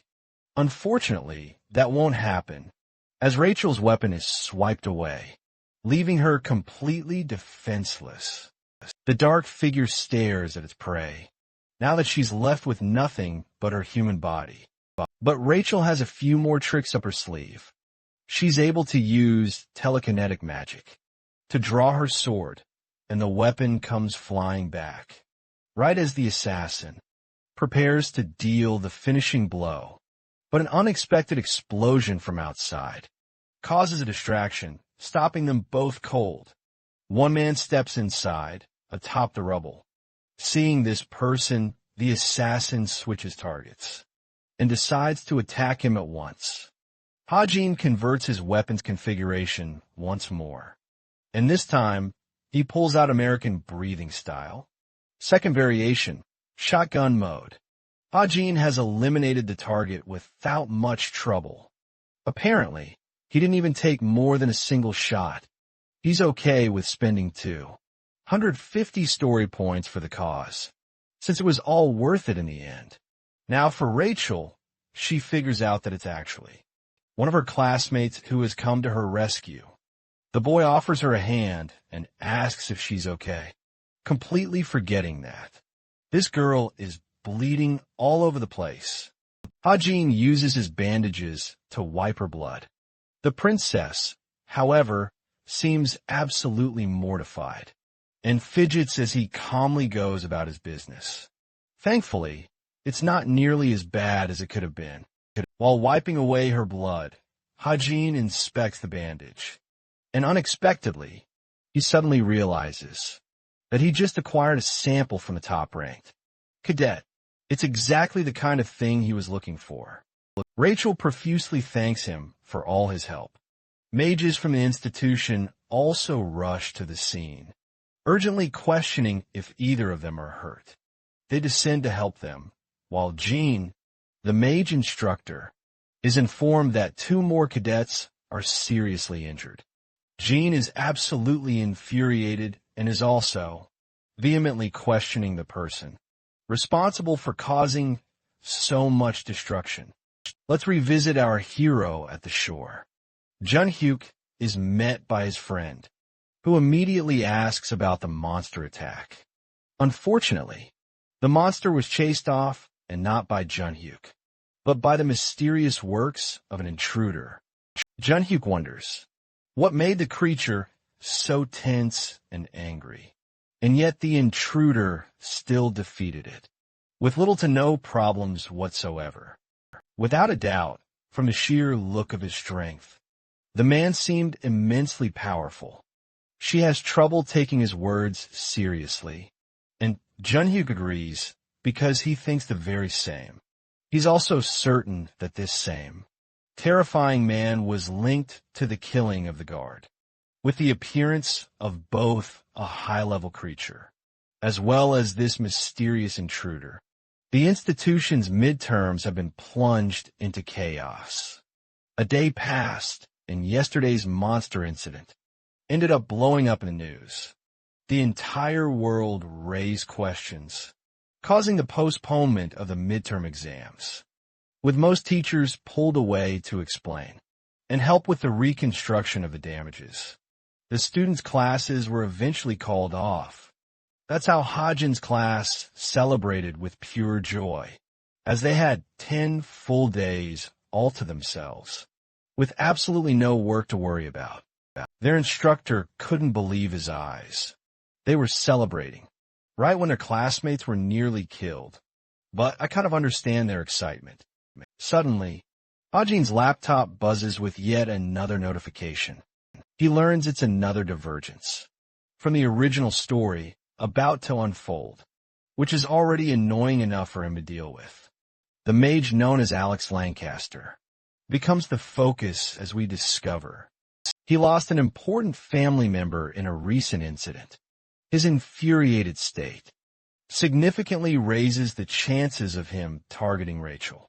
There's also his ever-rising potential to evolve into an even greater villain, depending on how this story plays out. Thankfully, Hajin remembers Lancaster from his list of British characters. This guy is supposed to be a serious villain, but his appearance here is both premature and unexpected. At this point, Hajin is regretting not adding more heroes to the protagonist's side because the villains in this story are getting completely out of hand. Lost in thought, he's at least glad to have acquired Rachel's blood without raising any suspicions. Suddenly, a girl bops him on the head. Only Nayun is bold enough to do that. She's absolutely fuming, but it's warranted because Hajin keeps telling her to forget about archery and pick up something new instead. That's because he knows it's an incompatible weapon for her true potential. Suho and the class rep watch the scene from afar, realizing the two problem children are at it again. Suho, for some reason, thinks they're behaving better than before. Nyan heads back to her dorm room. Satisfied, she was able to annoy the heck out of our boy for teasing her. Yet, Nyan receives a message on her smartwatch. It's the feedback report on her recent test performance. Unexcited, Nyan is interested in checking others' reviews, as well like Suho's. For example, very surprisingly, Suho wrote high remarks for the girl. He mentioned how scared and uncertain Nayun was, until she became confident, and eventually proved herself as a skilled cadet. He highlights her unwavering persistence and immense talent as her greatest strengths. In fact, he even championed Nayun's choice to stick with the bow. Suho even points out how some people doubt her abilities, but the only thing she truly lacks is a bit more self-confidence. Lastly, he believes Nayun has the potential to become one of the strongest heroes, as long as she continues to prove herself. Reading these heartfelt words, Nayun is utterly shaken and brought to tears. She feels even more confident in her prowess as an archer, and completely dismisses Hajin's bullying. Next, Nayun dives into the second report, which comes from an anonymous account. This person actually penned an entire essay, for some reason, feeling more excited than ever, especially after Suho's glowing review. She eagerly jumps in to read after a short pause. Nayun's entire body trembles with raw anger. Her blood is absolutely boiling at the words she's reading, to the point where Hazuki catches her screaming from inside her room. Filled with seething fury, Nayun vows to prove this anonymous bully dead wrong. Having carefully placed the sample from Rachel on top of the seed, Hajin waits with bated breath. The seed of Evangel, which he discovered in Garrison, holds a truly special power. Upon being fed sufficient amounts of human blood, the seed will eventually rebirth the Witch Evangel. Hajin feels a little relieved that it now possesses Rachel's qualities, so the seed won't become a complete menace to deal with. Otherwise, he'd be facing a damn villain. He impatiently pokes at the tiny seed, practically begging it to just grow already. Suddenly, without warning, the author experiences a sharp, searing pang across his body. His face drains of color because he literally can't cope with what's about to unfold. The second stigma mark has just appeared on his wrist, promising him a hellish pain just like last time. His screams roar into the night as it draws to a close. The following day, our boy is completely spaced out. Even his agent notices his restless face and wonders if he's feeling all right. Ha-Jin quickly changes the subject and asks about the agency's current business. Thankfully, they've secured proper transport for their hunts now, and their customer base has grown immensely. This has brought the man some much-needed clarity, especially compared to the stressful setting he had to face out on the field. He thanks Ha-Jin for his endless support, and Ha-Jin decides it's best to change the topic again. Seeing a crowd gathered nearby, he asks what's going on. He wonders if they're from some guild, when it's revealed that certain heroes from the Straits of Essence Guild are making their way here, causing such an uproar among these people. Ha-Jin glances at Yona and wonders if she's also here for an investigation. With her team, surprisingly, she also manages to catch him peeking at her. Yona comes up to ask if he has any business with the field. He politely explains that he's just here for a quick cash grab, and even introduces his agent. The dude is stunned that Ha-Jin shares a connection to a prominent member of the Straits of Essence Guild. Ha-Jin thinks about it for a second and realizes that Suyuk being paired with Yona has got to be one of the worst combinations because of their opposite natures.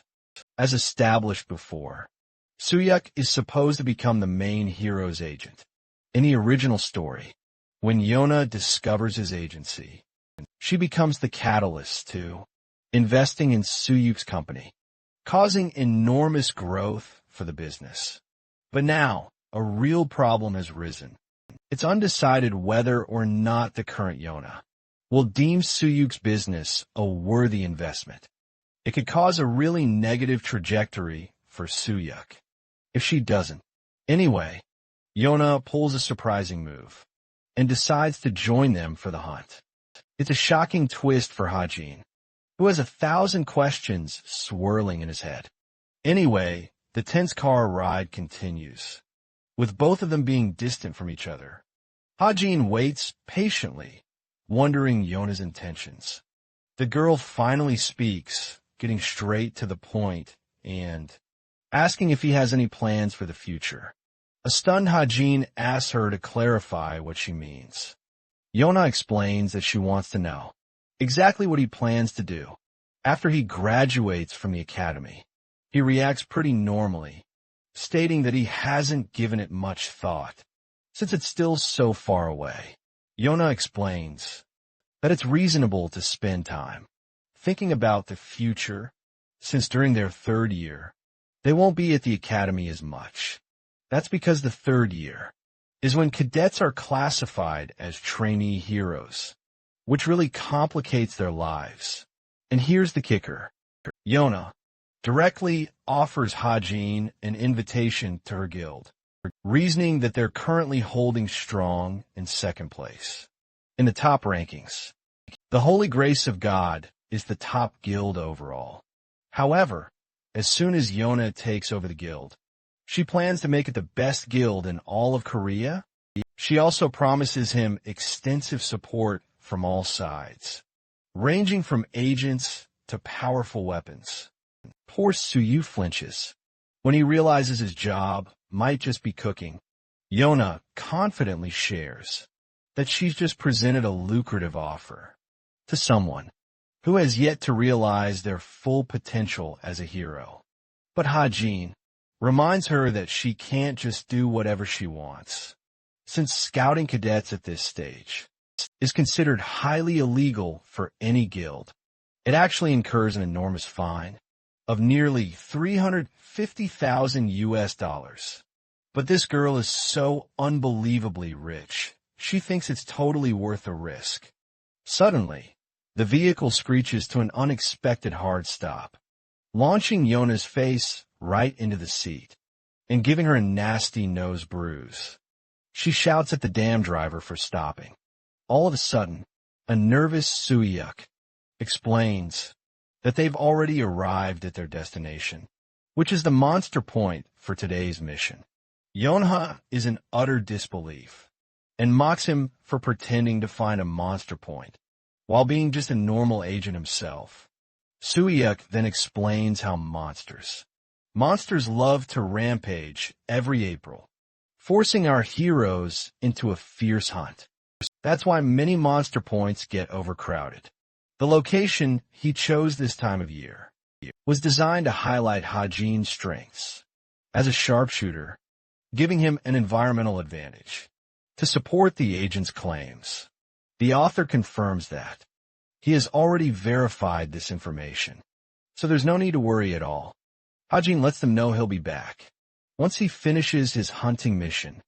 With that, he leaves them both. But it seems Yonha isn't keen on chatting with the agent either, and quickly departs, stating her guild members are arriving soon.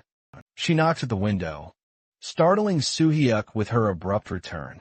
Turns out the agent's skills impressed her, so she's interested in doing business with him in the near future. 10 days have passed since the midterms abruptly ended. Classes, of course, resumed their pace, letting the cadets return to the institution. The curious cadets checked the results board, eager to know their rankings.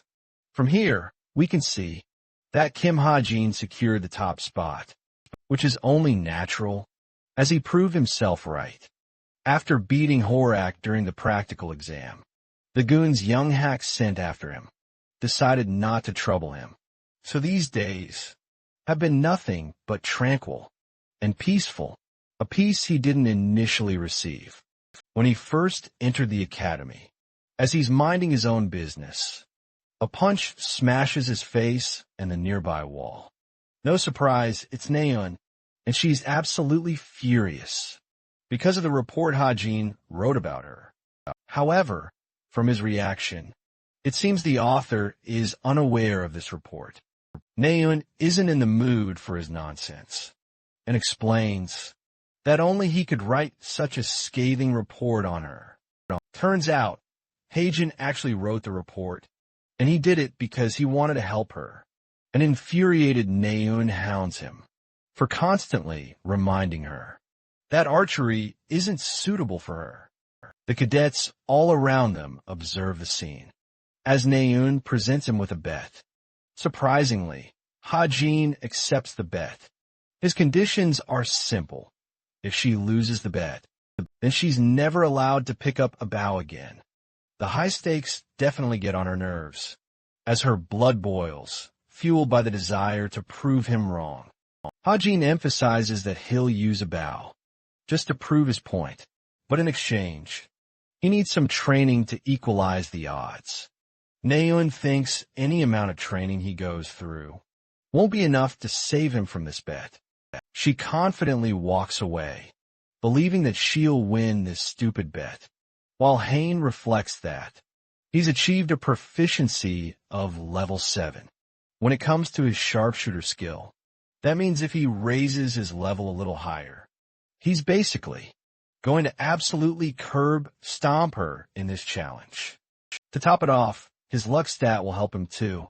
The author believes that Naeun's current struggle is avoiding the harsh reality.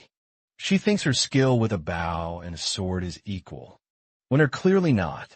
At the same time, Hajin knows that praising someone won't magically improve their skills, and the only way to truly get better is to get stronger at whatever you want to achieve.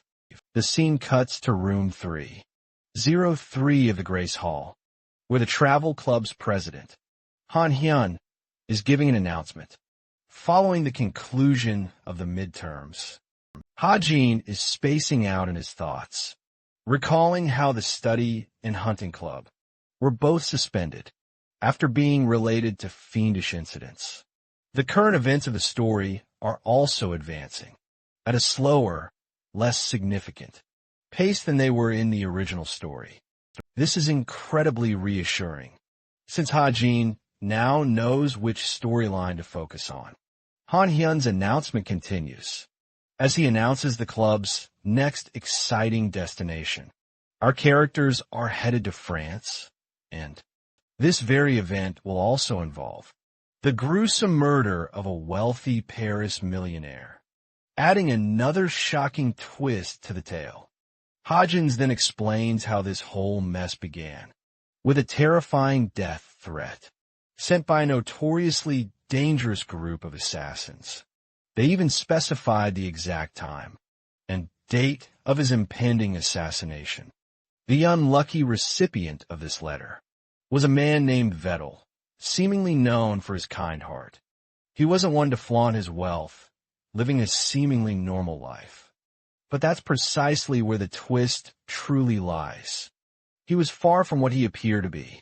Deep down, Vettel's real identity is Vervet, and he's deeply involved in a secret criminal life. A life known for harboring the worst of the worst.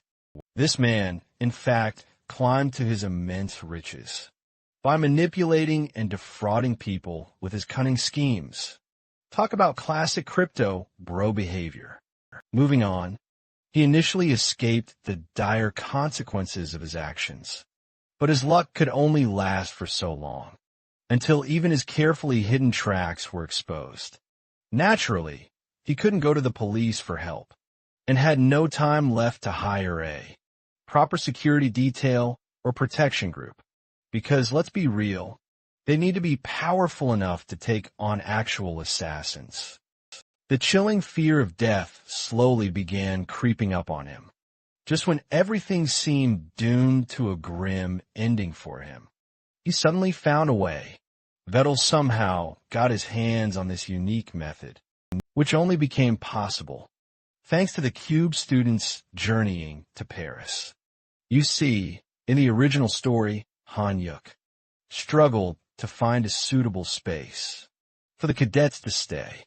While discussing this very problem, Vettel, cunning like a snake, immediately pounced on the opportunity and graciously offered his help. He invited the cadets to stay at his expansive manor, more than large enough to fit every single cadet. And that's how the events unfolded. Well, it was less an invitation and more of a plan to cunningly shield himself from the assassins, since they'd be forced to go up against the cadets, just to kill him. Meanwhile, Hajin's computer receives a message informing him of a brand new job offer. He's absolutely thrilled to receive a message from his very first client. The boy eagerly explores the details of this new job. The client tasks him with finding a notorious scammer, the one who orchestrated their family's downfall. They've also provided Hajin with crucial intel to pinpoint the culprit's location. As Hajin delves into the information, he finds himself quite taken aback. The scene wraps up there, and we're transported to a warehouse, where a few members are rewatching Horace's brutal fight against our boy. One member is thrilled to witness the capabilities of anti-demonic magic firsthand. Others are impressed by this year's freshman batch, specifically Hajin, as he questions their captain. The woman, their captain, mockingly asks why they're reviewing a mere rookie's fight. All of a sudden, while she's still on the fence, a different member vouches for the boy's raw talent. They also explored his background thoroughly and learned that he doesn't have any connections they need to worry about. They think Hajin's fixation must be materialistic and solely related to money. So, they're going to use their endless cash flow to somehow make him join their group. One of them highlights their main objective, which is to track down the traitor from their group and punish them eventually. He thinks Kim Ha-jun will be a suitable candidate for the job.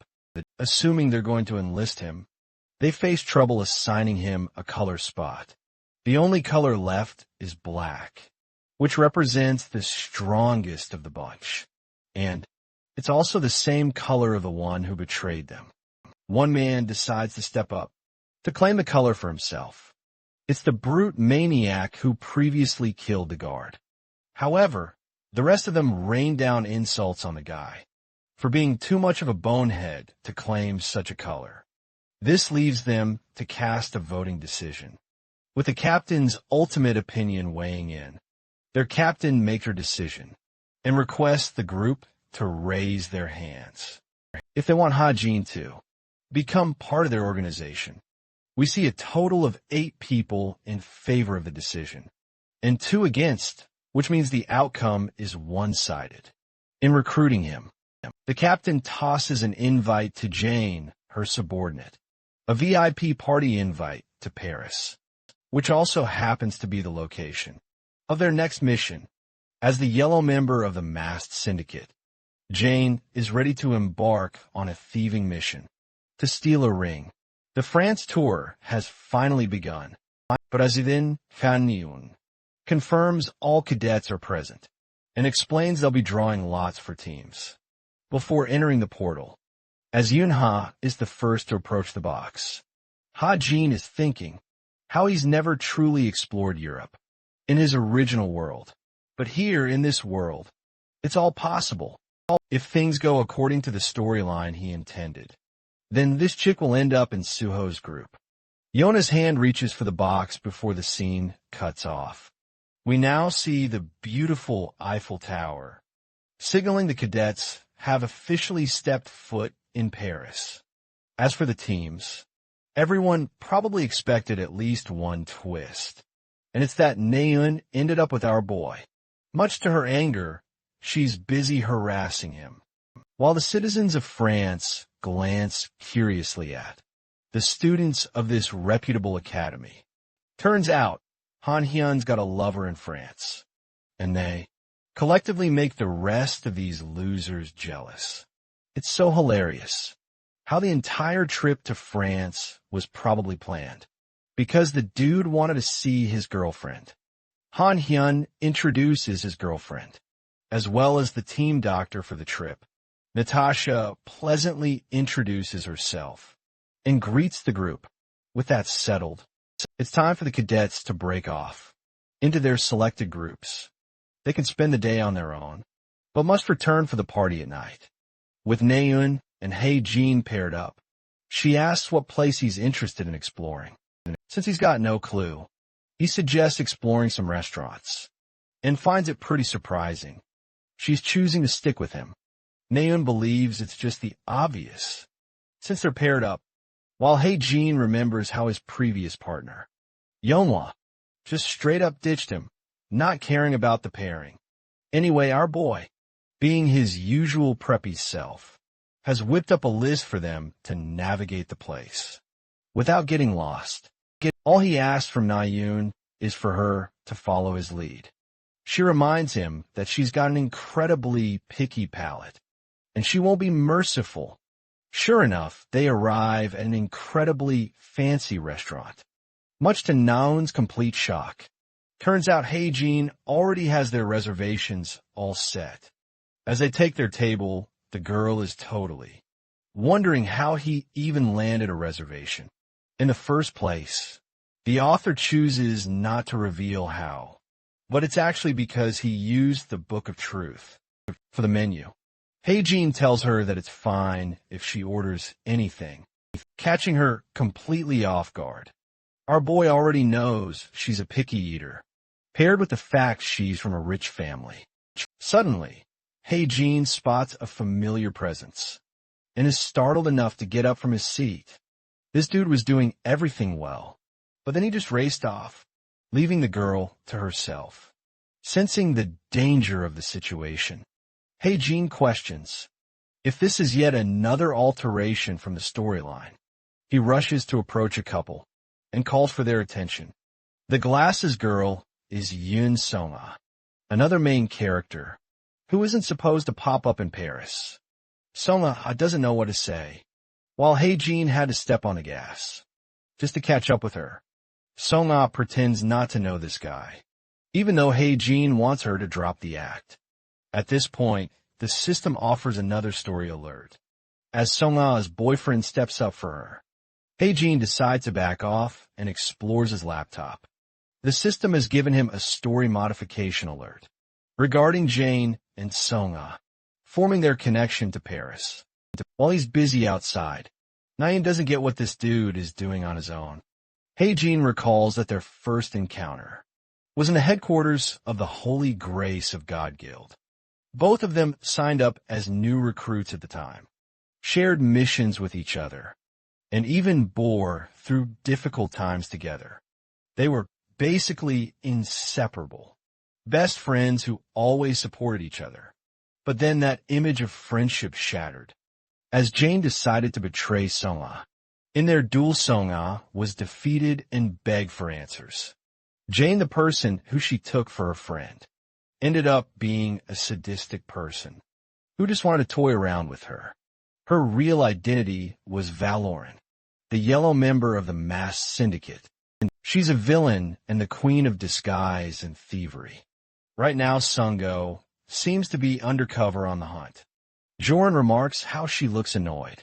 She shares her relief because this moment is an opportunity for her to move on from her past. Jordan doesn't want to trust the informant, who told them about Valerian's eventual appearance at the party. And while S.I. Yunga is suspicious of the information, she also knows Jane well and knows that she's likely to come to steal something valuable after all. How could she resist the priceless ring of Homer? Valerian has the information about its keeping, so she'll do whatever it takes to steal the object. That's when Sung Ah is hoping to strike Nayunate to her heart's content, and with that settled, Ha-Jin asks if she's ready to part ways with him now, since she's got places of her own.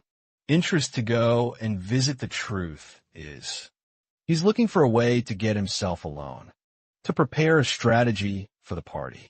Since she's got no reason to stick with him, she tries leaving, but this conversation wouldn't be a conversation without Ha-Jin leaving. A cheeky comment Neon snaps at him as usual. The scene transitions to the hour of the ball, where we see Suho and Yeonhwa getting all the views. The people around them wonder if these two are supposed to be celebrities of some kind. Yeonhwa is glad they took measures with their disguise, while the main protagonist finds it a little convenient to wear a tight suit. Yeonhwa offers her hand to dance with him, since it would be unusual for them not to. As events unfold, we zoom out to find Ha-Jin, who arrived promptly at 5:30. He's also confirmed Seo Young-ah's presence. So far, nothing unusual has caught his keen eye.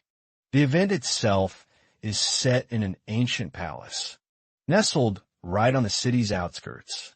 Ha-Jin is here to prevent any drastic deviations from the original story. Using his Deadeye ability, a shocked Ha-Jin suddenly spots a magic portal opening out of nowhere, something completely unexpected. Now, when it comes to portals of this type, only demonic humans possess the power to open them. What's even worse, only truly powerful fiends are capable of manifesting such portals. This implies the threat they're currently facing is no mere child's play.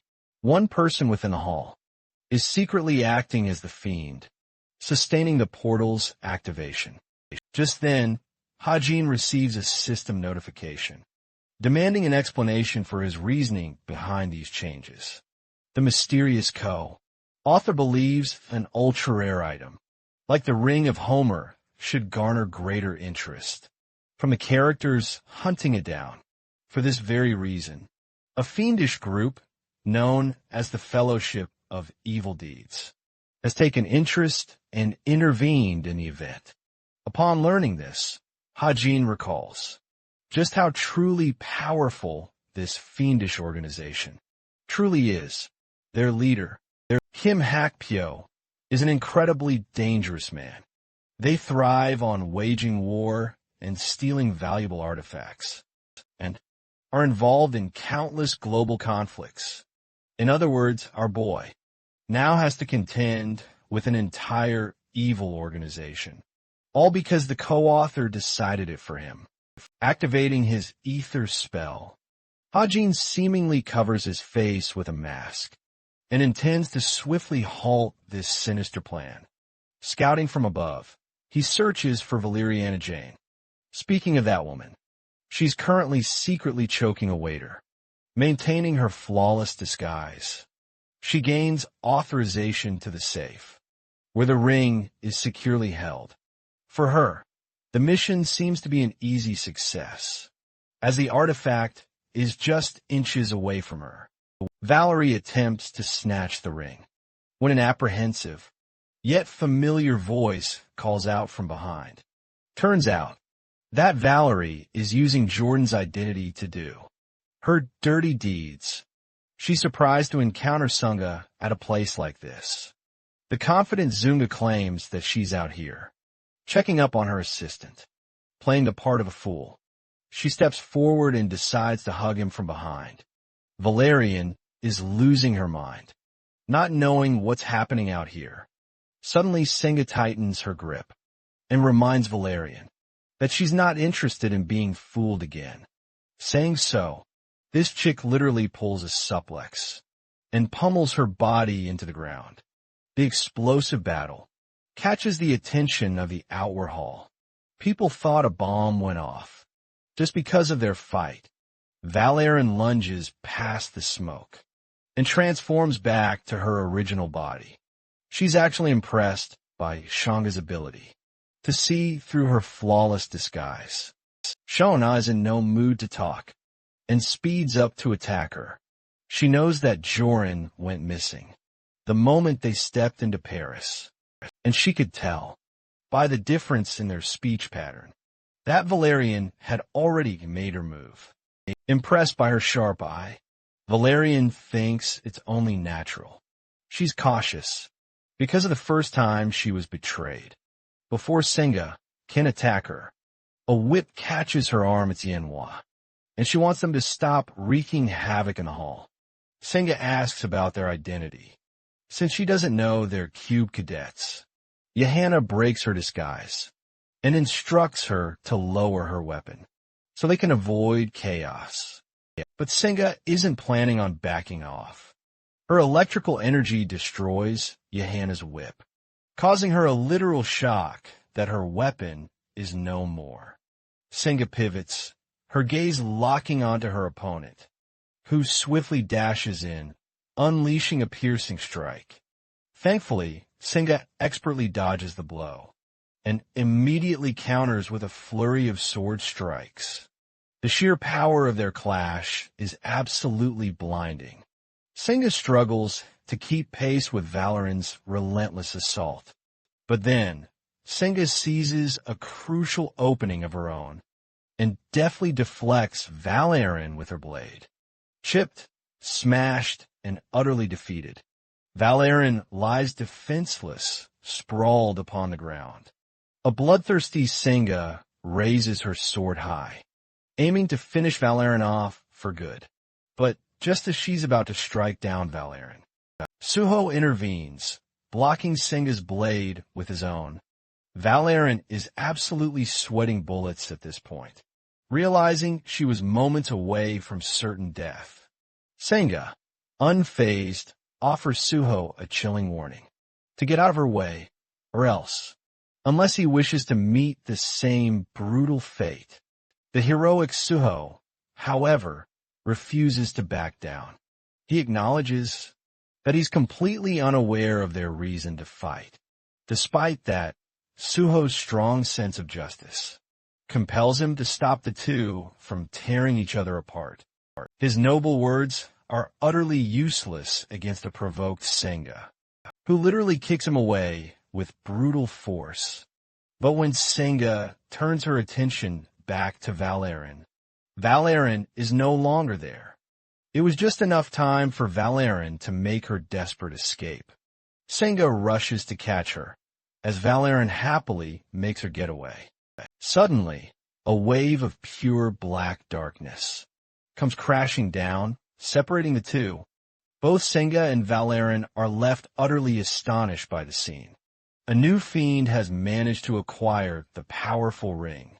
The legendary Ring of Homer is now firmly in the hands of a demonic human who appears to wield the combined powers of a mermaid. complete with terrifying tentacles. Observing this chaotic scene from afar is the author, Hajin. Let's break off from this madness and see what Naeun is up to. The poor girl has, predictably, ended up completely lost, just as our savvy boy knew she would. She's been utterly struggling to navigate this cursed map, and keeps winding up back at the exact same frustrating location. Naeun is absolutely furious with her utterly useless smartwatch, and then it suddenly dawns on her that her father is none other than the CEO of the company that manufactures these very devices. The girl instantly retracts her harsh statement and quickly decides to call Yona for much-needed help. Unfortunately, she just can't reach her. This only frustrates Naeun even more. Back in the hall, Sungon instantly recognizes the demonic human by its sheer power, as she's also a powerful hero herself. Sungon demands the creature release the ring immediately, but the arrogant fiend persists in her charade, claiming she and her fellow demons are far more deserving of the prized artifact. Hajin is still observing the unfolding scene, waiting for things to properly escalate. He quickly collects his thoughts, realizing how the fiends managed to acquire the ring. But what's even worse is that none of the heroes in the hall stand a single chance at retrieving the object. Assessing the urgent need for a plan B, Hajin makes his move, unleashing a slime whip. He launches it forward at full speed, shattering a window and crashing inside. The fiend is alarmed and unexpectedly caught completely off guard. Hajin safely snatches the ring right from her grasp, while the demon just looks around, utterly clueless about what just happened. With her attention diverted, Sunga rushes in, making her move at full speed. The fighting erupts, and this gives Hajin the perfect opportunity to escape, unnoticed as he observes the ring. But Hajin is suddenly attacked out of nowhere. He barely escapes a massive explosion, leaving a deep crater in the ground. A lone man steps forward, an energy blade in his hand. He's here to stop the intruder from escaping. With the ring, Hajin wasn't expecting another fiend to pop out of nowhere. The man politely greets him and introduces himself as Sidious. He also shares his association with the Fellowship of Evil Deeds. The talkative bastard is quite impressed by Hajin's impressive ability to snatch the ring without any trouble. He doesn't care if Hajin is quick-witted or fast on his feet. After all, Sidious demands that he return the ring at once. But our boy declines, making things quite annoying and complicated for the fiend. So his second option is to steal the ring by force. Sidious prepares his lightsaber and lunges forth to attack. He unleashes a dark red wave of magic. It slices right through the landscape. Hajin barely makes it out alive, narrowly avoiding being turned to ashes.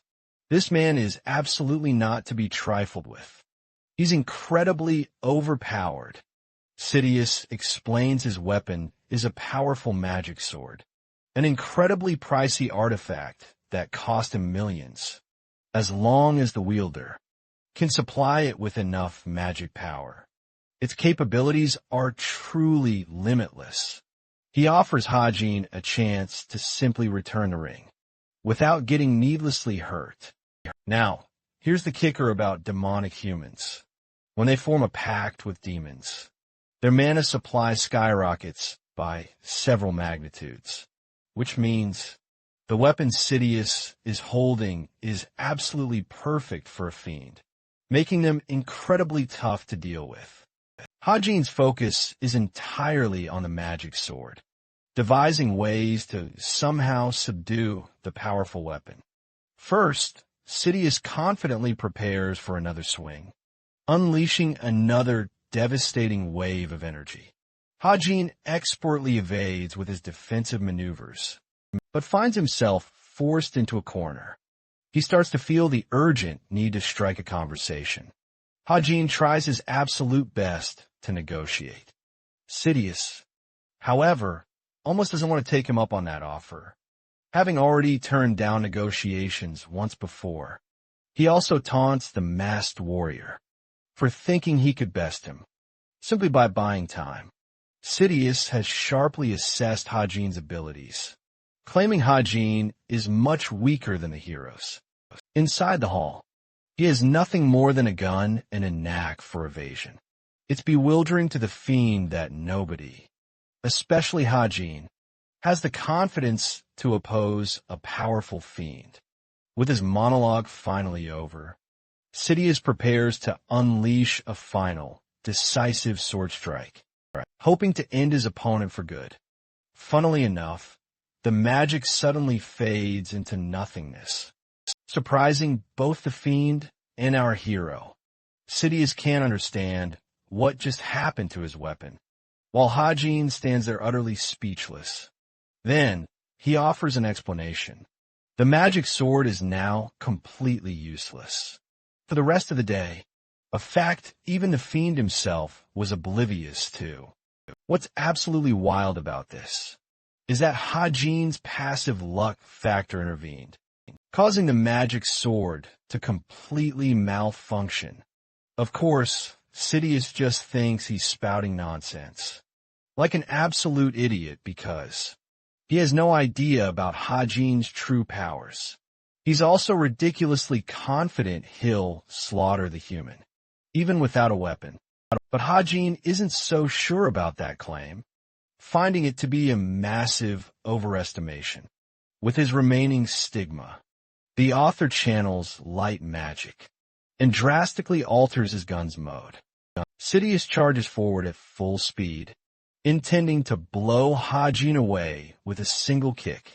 But right before his attack could even connect, Hajin releases a shot, instantly ending the fight. The scene then transitions back to Neun, who's busy playing video games. Instead of searching for the ball, she spots a bunch of police cars patrolling by, wondering what on earth is going on at this hour. There's also the stark fact that literally no one is talking to her, making her feel utterly alienated. Neun is in a bitter mood, completely failing to understand why she's acting this way. All of a sudden, one boy decides to take a seat right next to her. It's none other than Hajin, who popped up right out of nowhere, completely startling her. He's in an extremely injured state, barely capable of forming a single sentence.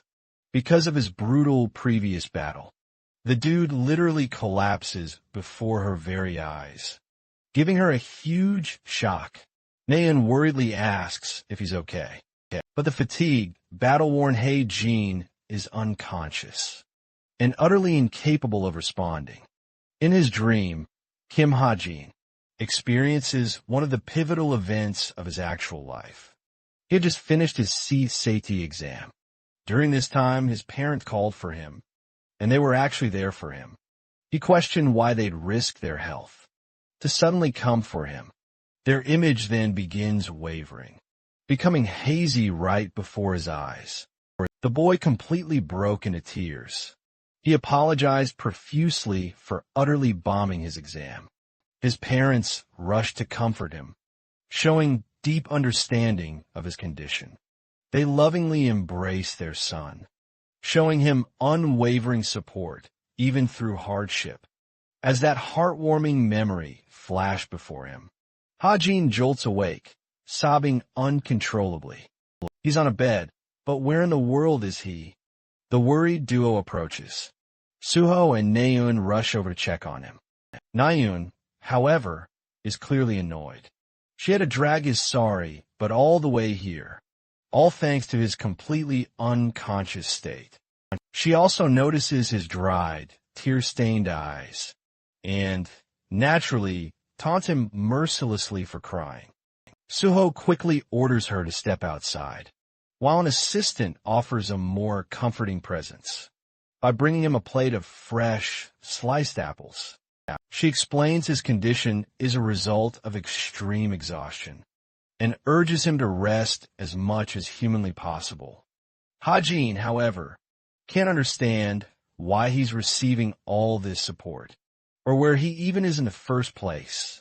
Turns out he somehow ended up inside the manor, which means they've come into contact with Vettel. It's already late, but Hajin has absolutely no appetite and refuses to join the others for dinner. His mind is flooded with thoughts of the upcoming assassination incident, which is set to kick off its deadly plan very soon. Hajin is actually glad that he's awake to see everything happen in real time. The maid politely asks Nayun to leave with her for the night, causing Nayun to visibly fume. Suho then bids them a quiet farewell and proceeds to carefully peel an apple for Hajin. He's unsure if it's truly wise for our boy to be getting up so soon. The author checks his smartwatch and learns what's being reported in the news. Thankfully, the report states no one was killed, and most people suffered only minor injuries at best. However, a key detail is missing. There's also no mention of Valerian in the report, which means she escaped without a single hitch. Hajin decides to strike up a conversation with Suho, requesting any information about the fiend. Suho then explains that he's also not an expert on what exactly happened. The monster escaped before the heroes could defeat her. Hajin takes the apple slice and savors it, all while Suho carefully slices more apples for him. Hajin carefully observes Suho's injuries and advises our hero to take better care of himself. The author even sarcastically points out that he's the protagonist of this entire story, so getting injured would be a genuine problem for him. Hajin reflects on how Suho bravely confronted Sunga without any hesitation, and in response, she was prepared to kill him just for getting in her way. It was the fiend's perfectly timed intervention that ultimately saved Suho's life. Otherwise, he would have suffered truly brutal injuries. While Hajin understands our hero's pure intentions and the path he's destined to follow, there's a serious problem and a major weakness, because those who champion what is good often have to make truly difficult choices. At the same time, the author reminisces on his own thoughts.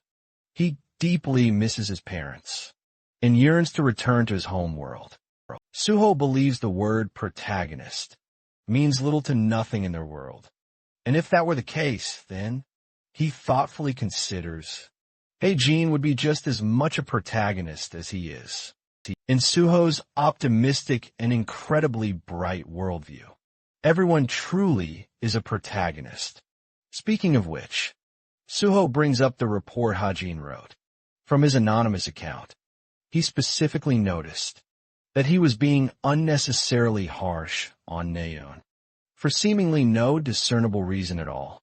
Hajin, however, begs to differ, emphasizing that archery simply doesn't suit her talent. That's also precisely why he made that bet with her. If she loses, she'll never use a bow again. Suho offers his own thoughts, criticizing Hajin's approach for essentially forcing her into quitting. Hajin bounces back with a sharp response of his own, questioning if it's truly the correct approach to constantly praise people who are up to no good. After all, praising them incessantly doesn't necessarily make people any better or stronger, does it? There's also the significant chance they'll just ignore the advice, making the entire process utterly frustrating. Hajin then questions if someone like Suho would be okay with truly accepting such responsibility. In that case, Suho poses an obvious question, inquiring the basis for Hajin's thoughts regarding Nayun's archery skills. Suho wants to know if Hajin is willing to take responsibility if she ends up on the incorrect path. Hajin explains he's done his research on her, studying her more than anyone else. Simply put, since he wrote the character himself, he knows exactly what her weaknesses are. That's why he can see things beyond Suho's understanding. Suho doesn't quite grasp what he means by that. Suddenly, a clamoring sound comes from outside. Using his special eye, he realizes Naeun was actually eavesdropping on their conversation, using her concealment skill. Her precision was so incredibly sharp that they couldn't detect her. Until now anyway. Naeun bolts into Yuna's room, completely flustered and embarrassed. She doesn't get what he's murmuring about. Yunha wakes up, asking what's got her so troubled. Naeun tries to play it safe, telling her it's nothing. Yunha returns to bed, leaving Naeun to her own thoughts. She's tried her best to calm down and maintain composure. She also thinks neither Suho nor Hajin were able to detect her just now. Still, his careful selection of words races through her mind. Naeun finds herself flustered when suddenly a loud scream wakes her up. An extremely agitated Yunha wakes up from her sleep. A second time, demanding Naeun to shut the heck up already. The poor girl tries to explain that she didn't even make any noise. This time, both of them are quick to realize. They just heard a real scream coming from outside. The scene shifts to Vital's maid, who is utterly horrified to find the man murdered. In cold blood, the assassins have done their work, just as they promised. Every cadet bursts out of their rooms to see what's going on. Suho is the fastest among them and descends down by himself. Hajin came outside too, with a gun in hand, and he's equally as shocked that this man jumped from the third floor. Suho dashes as fast as his legs can carry him, slamming the door wide open, and there his eyes practically pop out of his head. He's met with the horrific sight of Vetl's bloodied body. Vetl's maid is utterly struck with terror. She's barely able to explain the gruesome events. The other cadets are equally horrified as they grasp the terrifying truth. With an astronomical amount of blood loss, Vetl's condition is critical, clearly beyond any hope of saving. The butler is the first to fiercely point an accusing finger at the cadets, convinced they're the ones responsible for brutally murdering their beloved master. Of course, his raw frustration is completely understandable. So the cadets just stand there, silently taking all in. The maid announces her plan to call the police and an ambulance to finally sort this chaotic mess out. She requests the cadets return to their rooms for the night. But right then, out of nowhere, Heijin dramatically flips on the light switch. He already knows exactly what's going on here. The others are utterly baffled, wondering why he'd suddenly bathe the room in light. Without a single word, he strides right up to Vetl's body, while the assistant angrily shouts at him for disrespectfully interrupting the crime scene.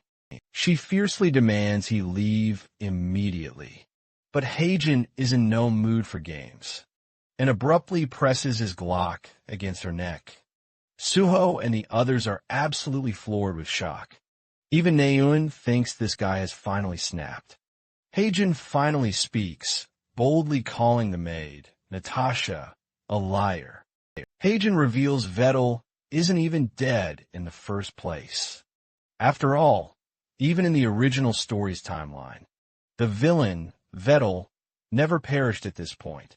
His grand scheme was to fake his own demise, eventually forging a sinister pact with fiends, embedding himself in an even more malevolent group than ever before.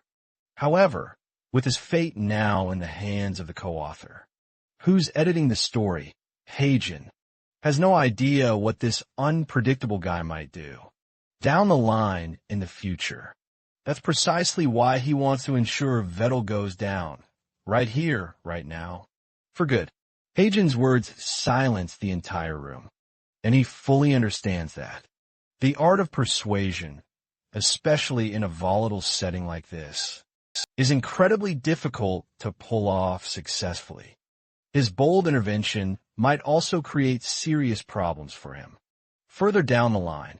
But the reason he acted in this drastic manner, it's all due to Suho's influence.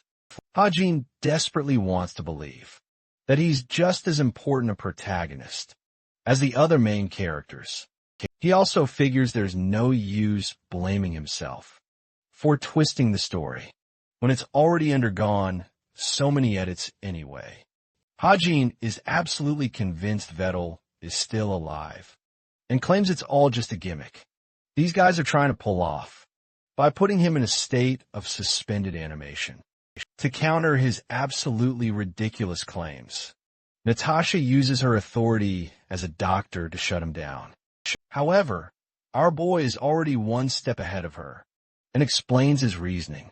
His first point of interest is the wound, which shouldn't have been possible to inflict onto someone from above.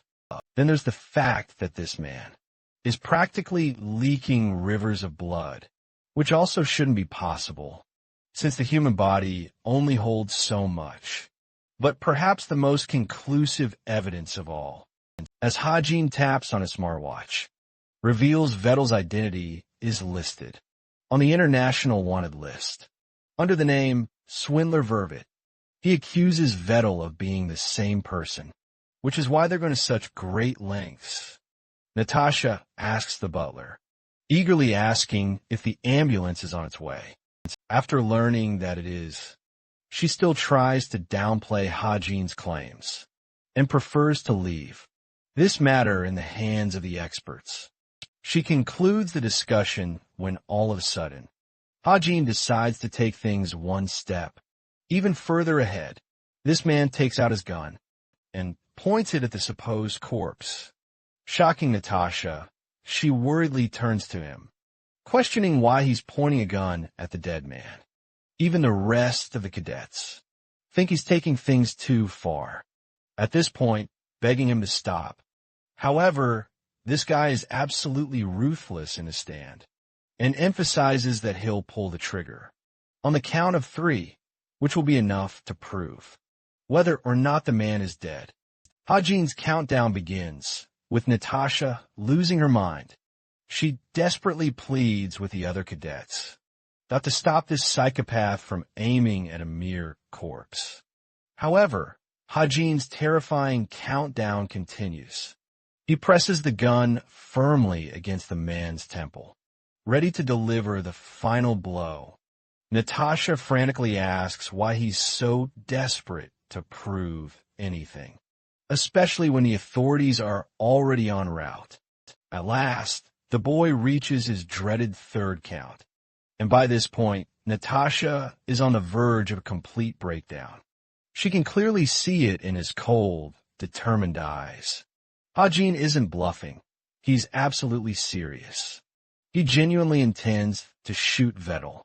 Desperate, she attempts to sacrifice her own life by leaping forward and covering Vettel with her body, begging him to finally stop.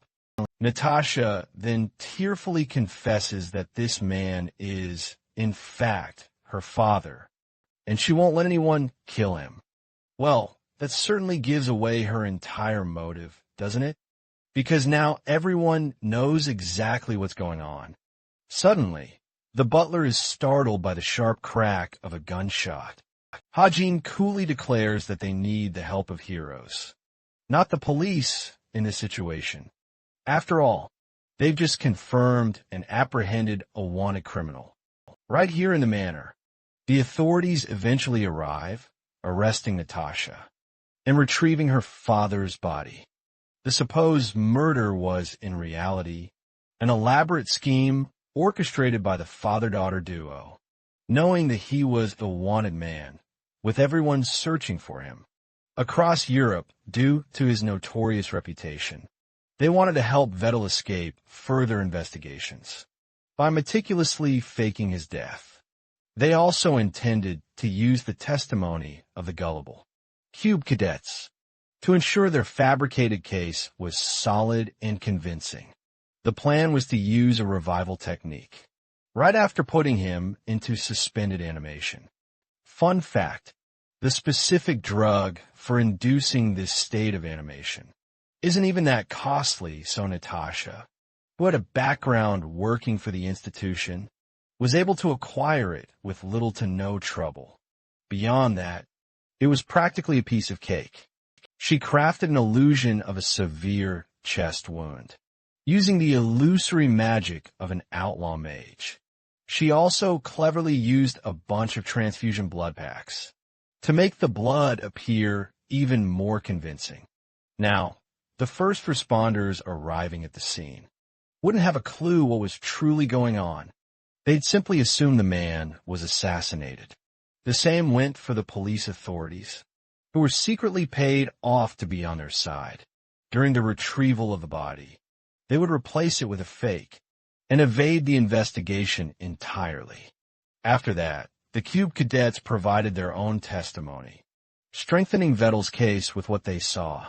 After all, it's incredibly hard to oppose a Cube cadet's reputation. Beyond that, Vettel would be officially classified as deceased, allowing him to continue his life of crime under a new, secret identity.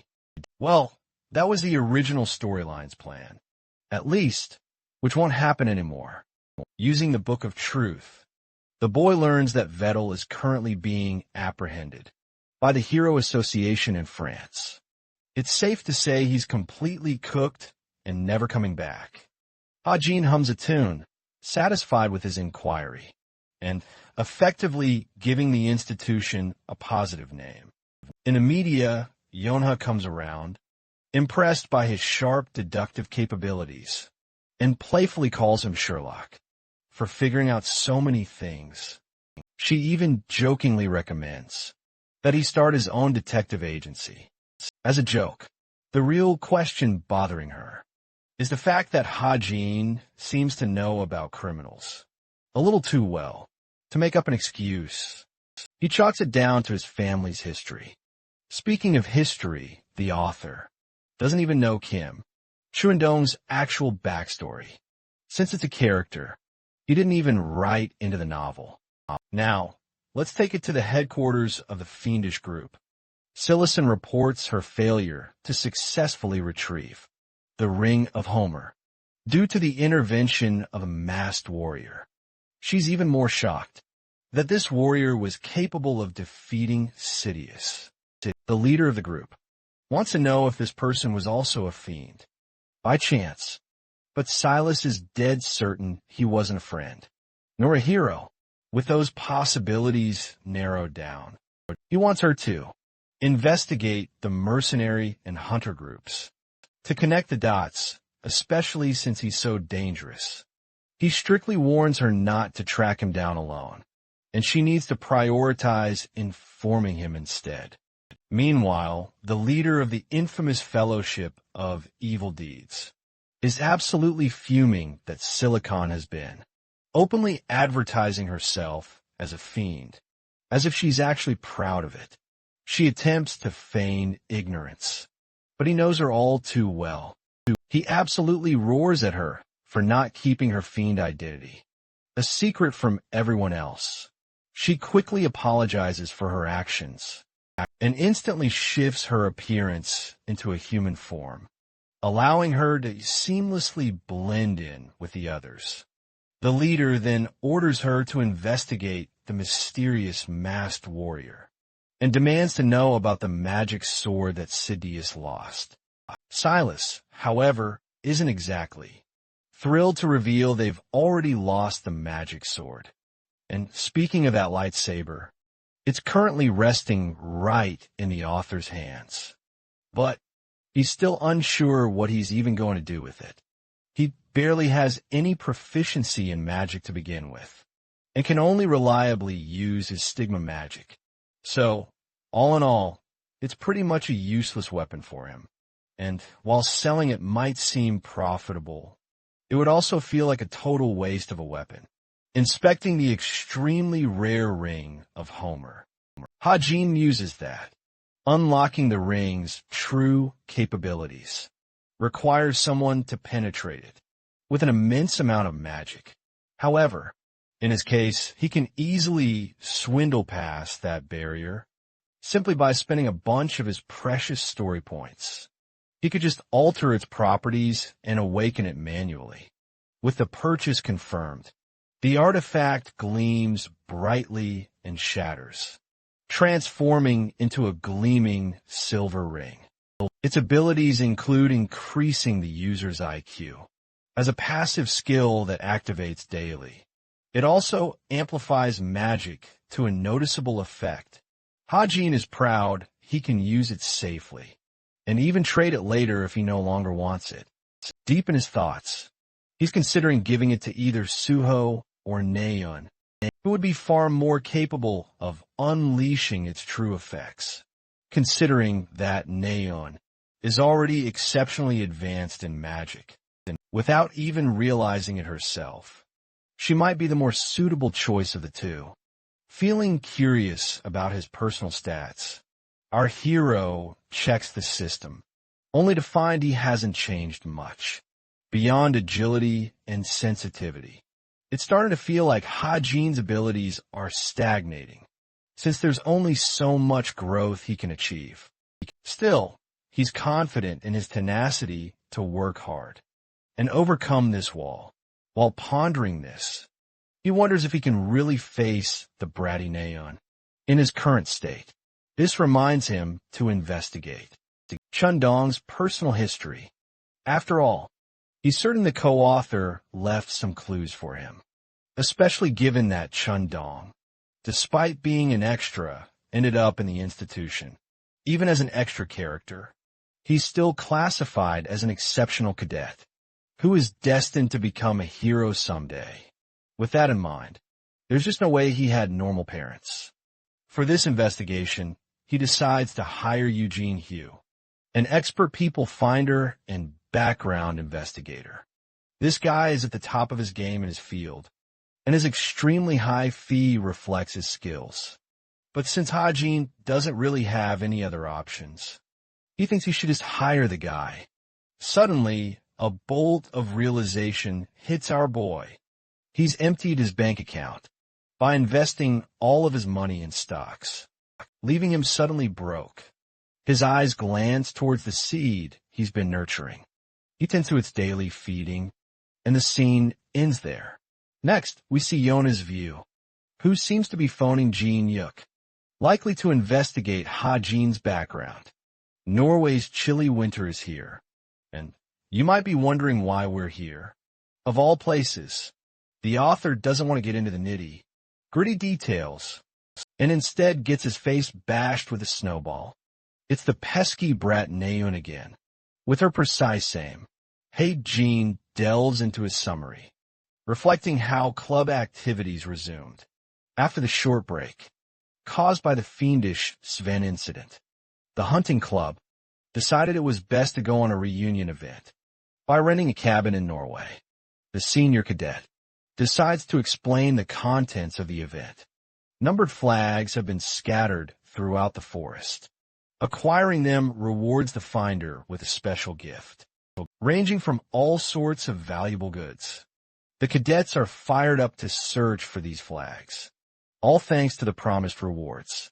As always, it's time to draw lots for team assignments. And, as usual, rotten luck finds Naeun, as she annoyingly ends up paired with Kim Hajin. At this point, she's convinced he's rigging the outcome, just to mess with her mood. Pissed off, she demands he doesn't slow her down. Meanwhile, Hajin politely warns her about a boar trap she's about to step right into. The poor girl gets caught in the trap, much to his amusement, anyway. Naeun is a little surprised. Hajin isn't wearing heavier coats to cover himself. The cadet explains that his jacket is functional enough to survive. What she doesn't know about the coat is that he's actually using a special relic called the Royal Coat Jacket, allowing the user to manipulate the temperature at will. This coat was actually Rachel's thoughtful gift to him for the midterms. To him, she's just a sweet angel. Finally, he thinks He should have written kinder characters in the story, just like her. A curious Naeun points to the flag, just up ahead. Ha-jin confirms the number with his eyes, declaring it to be number 1. Still, he doesn't get why it's placed up so high. Naeun doesn't really give a damn about climbing, and starts leaping up like a monkey. The author gathers something from his pocket, and finds a blade attached to a bunch of wires. Naeun finds them ordinary, and doesn't get his initiative. However, the author reflects that these wires have been particularly strengthened by the stigma's magic, making them powerfully unique. He throws the blade, aiming near the flag, believing that its initial trajectory doesn't really matter after all, since he can manipulate it with his magic. The knife ends up hitting its target at the base, releasing the flag from the top. Naeun is pleasantly surprised that his gamble worked. The flag pops down in front of the boy, who reaches out to inspect the prize. Meanwhile, an excited Naeun comes sprinting into view. Ha-jin reads the note intently, and discovers they've actually stumbled upon first place. The reward? Sunga's actual phone number. To Naeun, this seems like an amazing, coveted prize. But our protagonist looks utterly depressed, telling her to just take it. Naeun prattles on about her position as the Vice Guild, master of an elite guild, but Ha-jin couldn't care less. And Ha-jin isn't looking for a number, because, surprise, he already has it. This unexpected act of kindness flusters her, making her try to return it, insisting she did nothing to earn the prize. Ha-jin seems perfectly fine with it, and suggests they head back to the cabin. Meanwhile, the scene shifts to Yona, who is pondering her past question to Ha-jin and his reply. A puzzled expression crosses her face, attempting to create an association of how Vettel could have possibly ended up in Ha-jin's mind. After all, he's a notorious European criminal, so there's absolutely no way they should know each other. Therefore, her second assessment is this: that he might have memorized wanted criminals' faces. But that doesn't quite add up either. Her primary hypothesis, born from all these thoughts, is that Yona firmly believes Ha-jin has had a profoundly tragic past, and because of it, he's likely searching for the one who made him suffer so immensely. That's why he's memorized the entire criminals' wanted list. And let's not forget he's an orphan, too, which leads her to wonder if his parents were perhaps secretly assassinated. To her, it all starts to make sense that he'd memorize criminals' faces and then keep his true, devastating powers hidden from everyone. Yona, therefore, believes his real objective is to maintain an incredibly low profile, hunt down the responsible criminal, and ultimately deliver the killing blow. But despite all her deep contemplation, her thoughts remain nothing more than a theory, and his past remains utterly shrouded in mystery. However, if this truly is the case, then Yona realizes she can turn that into a golden opportunity for herself, to eventually recruit him into her guild. All this intense strategy dumping, however, leaves her feeling depressed, because she secretly loathes calling Jin Hyuk. The scene cuts to Jin Hyuk's office, where he answers a ringing call meant for his agency. But the moment he hears Yona's voice, he's completely taken aback, wondering why his niece is calling him. Suddenly, she cuts straight to the chase, stating she has an urgent job opportunity for him. It's to track down Kim Ha-jin, a 17-year-old cube cadet. She wants to uncover everything there is to know about his past. Trusting in his brilliant detective capabilities, Yona believes he's the only one who can confidently pull off this mission. The students are absolutely flabbergasted that Ha-jin managed to find the #1 flag, as well as the 4th, coincidentally, The fourth flag's prize turns out to be far more useful, as it's a VR headset instead of some girl's number. Anyway, the group is thoroughly enjoying their cabin stay. The food is absolutely top-notch, and Ha-Jin is helping prepare it for everyone.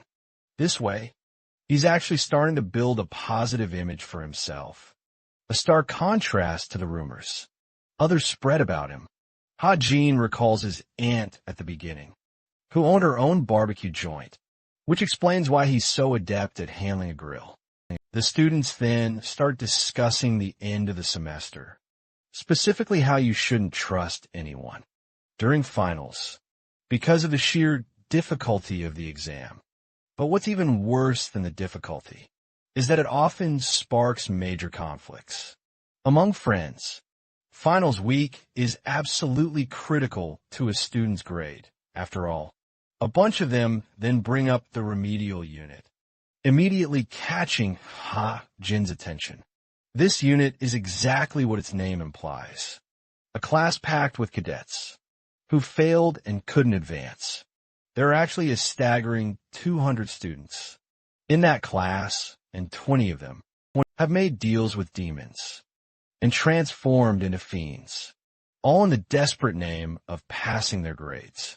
That's also the very reason this year's finals could prove incredibly troublesome. Plus, there's the lingering issue of the co-author manipulating the story's events, causing the remedial unit to grow even larger. It would also reflect regarding the institution's current state, which is in complete crisis. One student compliments Ha-Jin, who's cooking pork belly to absolute perfection. She even offers him a spot at their table.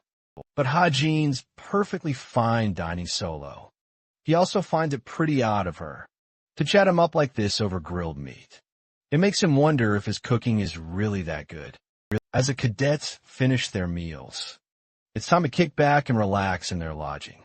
Nayun's group, however, bullies her, all thanks to Ha-Jin messing around after their meal.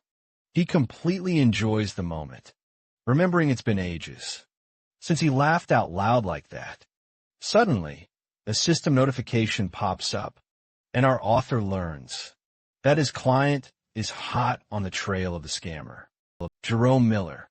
Ha-Jin suspects it might be connected to Vervet. Just to be sure, he activates the Book of Truth and requests a flood of inquiries. Our author learns everything there is to know about Jerome Miller. It's so much information, it's making his head ache. A typical side effect of using the Book of Truth. Typing furiously on his laptop, he files the report and instantly receives 5 million points for the valuable information he shared. Easy money for him as he slams his laptop shut, enjoying the breathtaking view of the aurora. Kim Ha-Jin had habitually picked up smoking. In his real life, especially during moments like these, he recalls his smoking addiction, which lasted nearly half a decade, and yet, ever since he landed in this world, he's completely forgotten all about it. Nayun silently observes him, and is shocked by this sudden realization. Ha-Jin is startled to find her practically spying on him, but it turns out Nayun had just arrived. She's a little underwhelmed that he had a smoking habit, and even speculates he must have had a terrible high school background. Bro is getting hammered with accusations and desperately tries to deflect them. Nayun towers over him and decides to ask a crucial question. She wants to know if Ha-Jin can truly best her. The author's curious to know if she's truly prepared to give up her bow for good. As part of their bet, a sad look crosses her face. Nayun insists there's absolutely nothing to worry about, convinced she's going to win no matter what. But her body language clearly screams otherwise. She's incredibly uncomfortable. She might even burst into tears if she loses. Just like in their earlier game, she quickly changes the subject, sharing the latest news from France. Apparently, this guy's being called the Korean Sherlock Holmes. for cracking the case of the notorious criminal, Vervet. Instead of being impressed, she finds it insulting to compare a lousy smoker to the great Sherlock. Ha-Jin thinks she's just bullying him at this point. Naeun bolts off in her typical dramatic style, being as childish and petty as ever. But before she leaves, she pauses to ask him what cigarettes actually taste like. Ha-Jin's response isn't shown as the scene abruptly ends. Now, let's explore the detective side of things. Jin-hyuk is busy playing his part, investigating Kim Ha-Jin's mysterious background. He's using concealment to mask his presence. Growing impatient, suddenly, he spots a cloaked figure, placing a baby near an orphanage. This person's identity is also a complete mystery. And before Jin-hyuk can piece together any more information, the entire illusion melts into nothingness.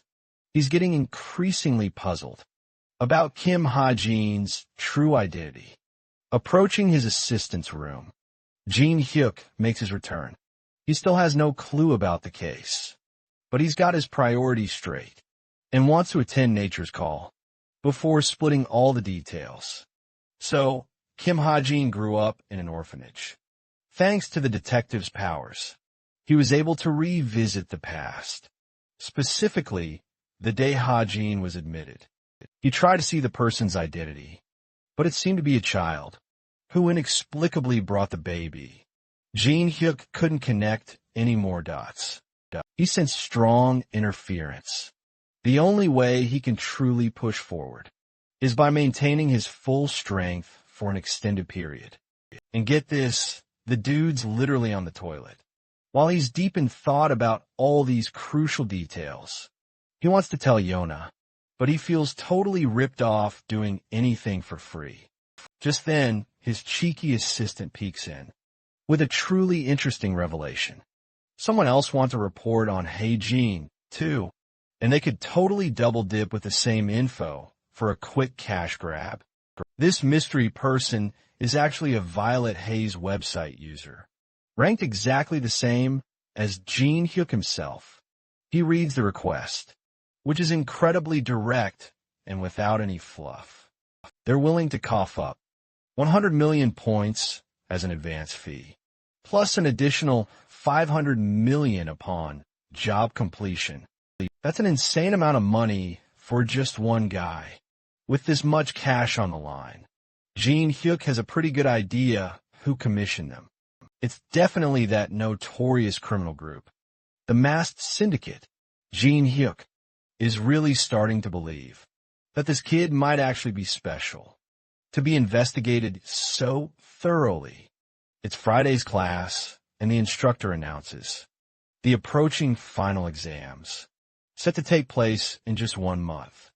One part of the exam will be a practical portion, even tougher than the midterms.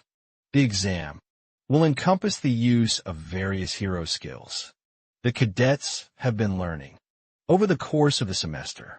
While the midterms sparked joy from the cadets, Hey Jin explains that the finals won't really have any spectators viewing the matches. The test location is also set on a remote island, teeming with dangerous monsters, requiring a week of survival without a doubt. Hey Jin just knows the co-author will make his life a living hell, with all their numerous edits. Still, even without those edits, there are a bunch of problems that are bound to surface. Hey Jin wants to stay sharp, to avoid getting caught in any of them. The instructor refuses to delve into the specific details of the test. He makes it clear that this time, the testing grounds won't suffer any outside interruptions. Many high-level heroes have made sure to prevent any of that. So all the cadets need to focus on are their exams. With that, the cadets are dismissed for the day. Our boy is tidying up when Naeun suddenly appears, reminding him about their bet. Ha-Jin, ever the provocateur, loves to annoy her, so he reminds her she'll be losing her bow soon. In response, She wants to absolutely wipe the floor with him. It's finally time for their one-on-one showdown. They head over to the archery center, where both cadets prepare to compete. Ha-Jin is pretty surprised, though. She brought a whole crew along just to observe the outcome. Yoonghuk, Suho, and the class rep are absolutely stoked to see them brawl. Yeonhwa acts like there's no bad blood between him and Ha-Jin at all, especially after their past hiccups. Jong Hak straight up yokes him by the hair, clearly offended. That Ha-Jin told Naeun to give up her bow. So in return, he wants Ha-Jin to leave the institution entirely. Naeun, however, isn't exactly crowd-loving and kicks them all away to start their match. The game is called target shooting. There's a trap thrower up ahead, launching a bunch of targets for both of them to shoot down. Naeun recommends they start at 100 meters. The range will increase by 50 meters each time a target is hit. With that settled, she's convinced he must be pretty scared and intimidated by now. However, Ha-Jin is as cool as a cucumber because he was expecting the challenge to be a little more difficult. Naeun is ready to absolutely shatter his confidence. Both archers get into position. Naeun activates the trap thrower, releasing discs of targets high up in the air. Naeun releases her bow, smashing through the target with her perfect aim. She's pretty convinced he can't possibly do any better. 100 meters is absolutely nothing to this girl. She's also stunned he didn't even shoot. Turns out this clumsy oaf wasn't expecting the discs to launch so quickly, so he didn't even let go of his arrow. Hearing this revelation, Naeun and the entire crowd are absolutely flabbergasted. They all collectively burst into booming laughter, clearly taking him for a complete joke. But instead of joining in, Naeun's annoyed by their irritating chatter. She also thinks Ha-Jin's stance is completely off, convinced none of his attempts will matter anyway. She begrudgingly allows him a second try. Ha-Jin gets in a position and pulls the string taut. It's true that Naeun has the better form of the two, but that's not what truly matters in this competition. Ha-Jin isn't the type to simply play by the rules in every single situation. After all, there are plenty of things that lie far beyond the mere fundamentals of a sport. The deciding factor between the weak and the strong are one's raw abilities, and Ha-Jin's powers are certainly no joke. At last, the trap thrower releases the discs, prompting Ha-Jin to release his arrow. With the aid of his incredible marksman ability, it's a perfect hit, absolutely smashing through the disc. Ha-Jin's sheer skill has utterly baffled Naeun and all the other naysayers. Now that he's fully ready to rumble, he confidently requests for round 2. Let's quickly explore the girl's background a little. You see, Naeun was often looked up to by others, when she was a stern, dedicated disciple. At the time, she made a shocking request to transition into archery, instead of wielding her sword. It was clearly related to her mother, but she tried to pretend it wasn't, pretending that she'd be perfectly okay, no matter what weapon she utilized. She returned the magic sword and apologized profusely to her master, which deeply provoked the renowned hero. He thought of it as a decision she ultimately had to make herself, and decided to confirm one last time if this was truly what she wanted to do. After all, it might cause her a great deal of regret. Back to the intense match. Various discs are getting smashed one after the other, with Ha-Jin and Naeun competing neck and neck. It's actually quite strange to the onlookers, witnessing him match her skill. They've already advanced to 400 meters. A cadet explains their strategy. This guy isn't just holding his own.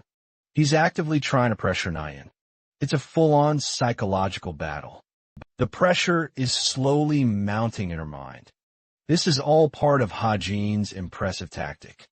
At this point, they're shocked by the reality that Ha-Jin, might actually emerge victorious.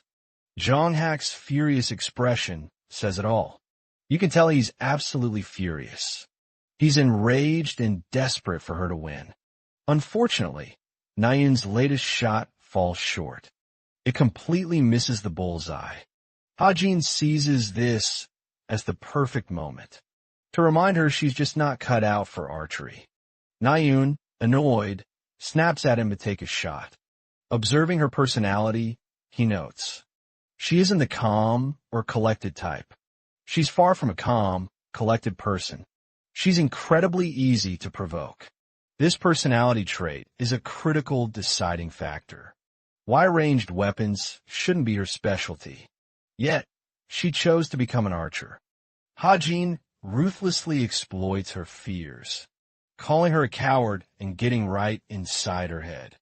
This time, she's genuinely infuriated. Her anger blazes. She tells him to shut his damn mouth. But Hajin isn't backing down at all. In fact, to him, it's the only correct answer, as there's no valid reason to defend her choice. Everything she's claimed so far has been nothing but pure hubris that she created for herself. Naeun's composure is crumbling. Her hands quiver as she holds her bow. Once again, she snarls at him to shut up. Hajin delivers the final blow by reminding Naeun that good isn't good enough, and that she'll never defeat a fiend, not on her own, nor avenge her family. This was the ultimate gut punch, as Naeun releases her arrow at the flying disc. The arrow completely sails past the mark, to the absolute shock of everyone present, including a stunned Jonghaek. Even she is stunned she could have missed. In the end, Naeun was utterly defeated, in a competition that was supposed to be hers. After the match, Yunha finds Naeun sitting by herself and sulking. Considering her friend, she wants to know what happened. Naeun only remembers one thing from their fight. It's the fact that he insolently brought up her family. He disregarded how it would make her feel, and hurt her feelings deeply. She feels betrayed for trusting him, even though she knew he wasn't the nicest person around. She thinks he's an asshole who refuses to give up on her. Yonha wonders just what Hajin is scheming to plot with his behavior, knowing that she wants to scout both Hajin and Naeun. In the future, Yonha feels the sudden urgency to help them maintain their behavior. So with a heavy heart, instead of supporting Naeun, she talks about Hae-jin's life as an orphan. She also thinks he shares a similar life, in background to Naeun, who lost her mother. This shifts everything for her.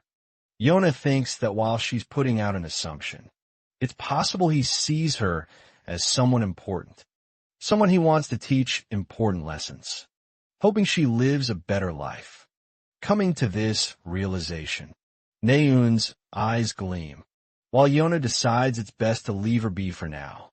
With Naeun left to herself, the girl remembers the decision she made in her childhood, claiming that swords were boring to her at the time. Her brother was there to support her decision, believing that she was capable of achieving great things. However, he wanted her to make one last promise.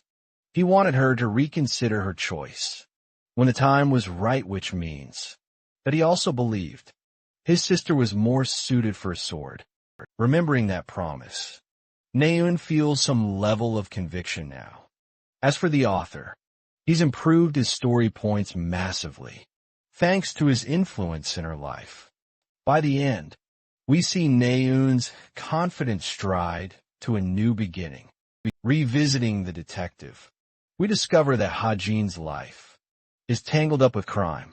That's what he confesses to his niece. And then he asks her if it's better to just drop the investigation. But Yonha wants him to keep pushing forward, and claims that she's absolutely dead set on recruiting Hajin into her guild. This news makes him absolutely beam with happiness. Meanwhile, Jinhyuk is ready to put in double the effort for their cause. After the intense match with Naeun, things certainly got complicated thanks to all the spectators who watched them. This time, Hajin's truly dreading what might happen. Once he steps into his classroom, he even contemplates just skipping class, when he suddenly spots an unexpected early arrival. It's Naeun, diligently practicing with her sword. Her hair is now cut short, and she's startled to see him, embarrassingly trying to hide her weapon. Not that it would make much of a difference. Hajin asks if she's been practicing, then glances pointedly at her hair. Naeun demands that he just speak his mind. Hajin playfully taunts her for going totally overboard and chopping off her hair just because he got on her nerves. Enraged, she quickly excuses that she only did it to beat the summer heat. Hajin forms a genuine smile and sincerely praises her new look, asking if she's feeling good about it. Naeun agrees, so Hajin leaves her to her business and decides to go about his own training. She suddenly remembers the crucial fact that Kim Hajin was originally supposed to be a sword user. When he first entered the academy, he threw away an entire lifetime's worth of experience, risking it all on a completely different weapon, the same way she's doing right now. She wonders what made him choose that path. Naeun's magic sword blazes brightly with her powers, amazing herself with its incredible reach. His comments now feel like heartfelt advice to her. She's now convinced that Hajin knew what was best for her, right from the very start. Speaking of our boy, he's currently busy making a bunch of purchases. Right before finals begin, an inspection will be carried out on all cadets to check their gear and weapons. He's taking care of all the camping gear for the island. The seed startles Hajin with its demanding cry for food. Hajin carefully examines its growing size and quickly realizes just how much it has expanded, meaning its hatching must be just around the corner. She's expected to resemble a typical 4-year-old child. Right after birth, he muses. It should be fine to keep her completely hidden, right inside his dorm room, as long as she can transform her appearance. As he inspects the seed, it seems to relish Hajin's warm embrace, and he really hopes it hatches very soon. Now let's switch scenes to the masked syndicate's meeting. Valerian is absolutely stunned, because their leader is going to extreme lengths to transform her appearance into a cadet, all just so she can personally observe what's happening. In the finals, she needs Jane's help for this, who still doesn't think it's necessary for her to go this overboard. The captain calmly explains that her primary objective is to verify someone's skills, as well as retrieve something precious from the testing grounds. Valerian has no choice but to obey her orders, so she casts her magic and instantly transforms her appearance. She's already prepared all the necessary documents of the cadet she'll be impersonating. It's crucial for her to perfectly mimic the cadet's personality, to truly blend in. Valerian feels surprisingly worried for her, which is totally out of character for someone usually so careless. But the boss reassures her that nothing will go wrong. Back in the classroom, Aijin is being subtly teased by her classmates. She's got this perfectly expressionless face, which definitely doesn't suit your average student. She tries to playfully interact with Aijin's friends, just as Valerian had advised. All of a sudden, Kim Hajin bursts into the scene, right when she's delivering an Oscar-worthy acting performance. And the funniest part is that this dude is literally dying inside, because he can see right through her perfect disguise, thanks to his observation skill. Even the boss knows that he's completely figured it out. Bro tries to hurry the fuck away and takes his seat. He's utterly demolished and can't figure out what is going on. There's simply no plausible reason for the captain of the masked syndicate to be here in the first place. The written exams quickly wrapped up. Get ready, everyone, because it's time for the practical exam. The cadets are currently on board a ship, their transport to the exam. Ha-Jin is eyeing Yi-Jin with intense precision, knowing she's the captain. Secretly, he had originally thought she wouldn't make another appearance, but she broke the pattern of the original story and showed up anyway, just to make sure things proceed smoothly. He's got his eye on her. He once tried talking to her, but received nothing but a beverage in return. He wonders if this ties into her investigation, into Suho and Jonghak. The instructor demands the cadets' attention and explains the rules for their upcoming exam. They'll have to survive up to 5 days on the island and try to score as many points as they can. Their goal is to defeat monsters or steal points from other cadets. It's also possible to purchase and sell points. Those hoping to achieve an excellent score are encouraged to try and steal a supervisor's name tag, earning them a whopping 200 points. Sounds like easy money, right? But Ha-Jin reflects that it's impossible to try and challenge the hero. Supervisors, the exam is about to begin, with the ship nearly arriving at the island. Having arrived at the shore, the cadets pour through. Ha-Jin finds Rachel immediately and requests that they complete the final exam together. She's surprised by his sudden invitation, but when it comes to the characters he created, Ha-Jin is trying to take measures, in the best way possible, to counter any edits from the co-author. There's the looming threat of a powerful villain mage, who is trying to hunt her down, so Ha-Jin believes she's the one who is at the most risk in the exam, which is why he wants to protect her. Surprisingly, even this polite girl knows when to reject someone. The author isn't surprised this happened, since top rankers prefer going about their business alone. So for that reason, he wants to exchange his location information, just to be safe. He's definitely not in the mood to follow. The storyline was originally crafted by the co-author. Rachel receives his location details and doesn't give it much thought. Later that night on the island, one student carefully makes her way alone. It's Nayun, who comes to a sudden stop as a monster leaps to attack her from behind. There's not just one, but a whole bunch of these ugly bastards. Unleashing her magnificent magic sword, she slices through them cleanly and effortlessly. The fight has ended, but Nayun just giggles in annoyance. She's completely fed up with constantly fighting monsters. Without end, there's just no end in sight. No place to rest, eat, or even recover, judging by her utterly exhausted condition. She's afraid she'll be the first one to lose it. Suddenly, a beam of light in the distance catches her attention, and filled with hope, she excitedly sprints in that direction. She knows someone is cooking up some delicious food and thinks she's finally saved. That is, until she runs straight into Ha-Jin, who had brought all his essential camping equipment and prepared for everything beforehand. Nayun's excitement dies instantly, while Ha-Jin is a little surprised that she came to visit him. He reminds her they're not supposed to fight so soon. She's shocked he was able to get all this amazing gear. But to the author, it was simply the obvious thing to do. Nayun pretends not to care at all, but her rumbling tummy exposes her instantly.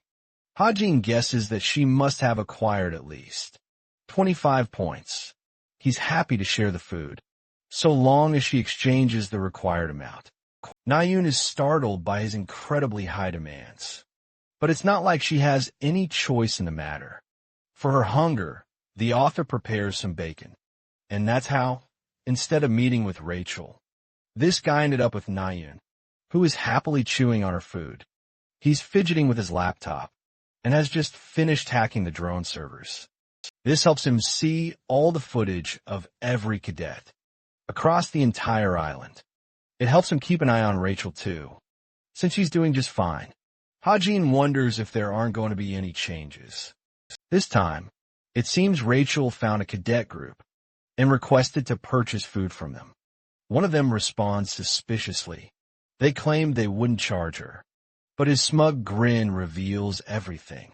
That he's got something up his sleeve.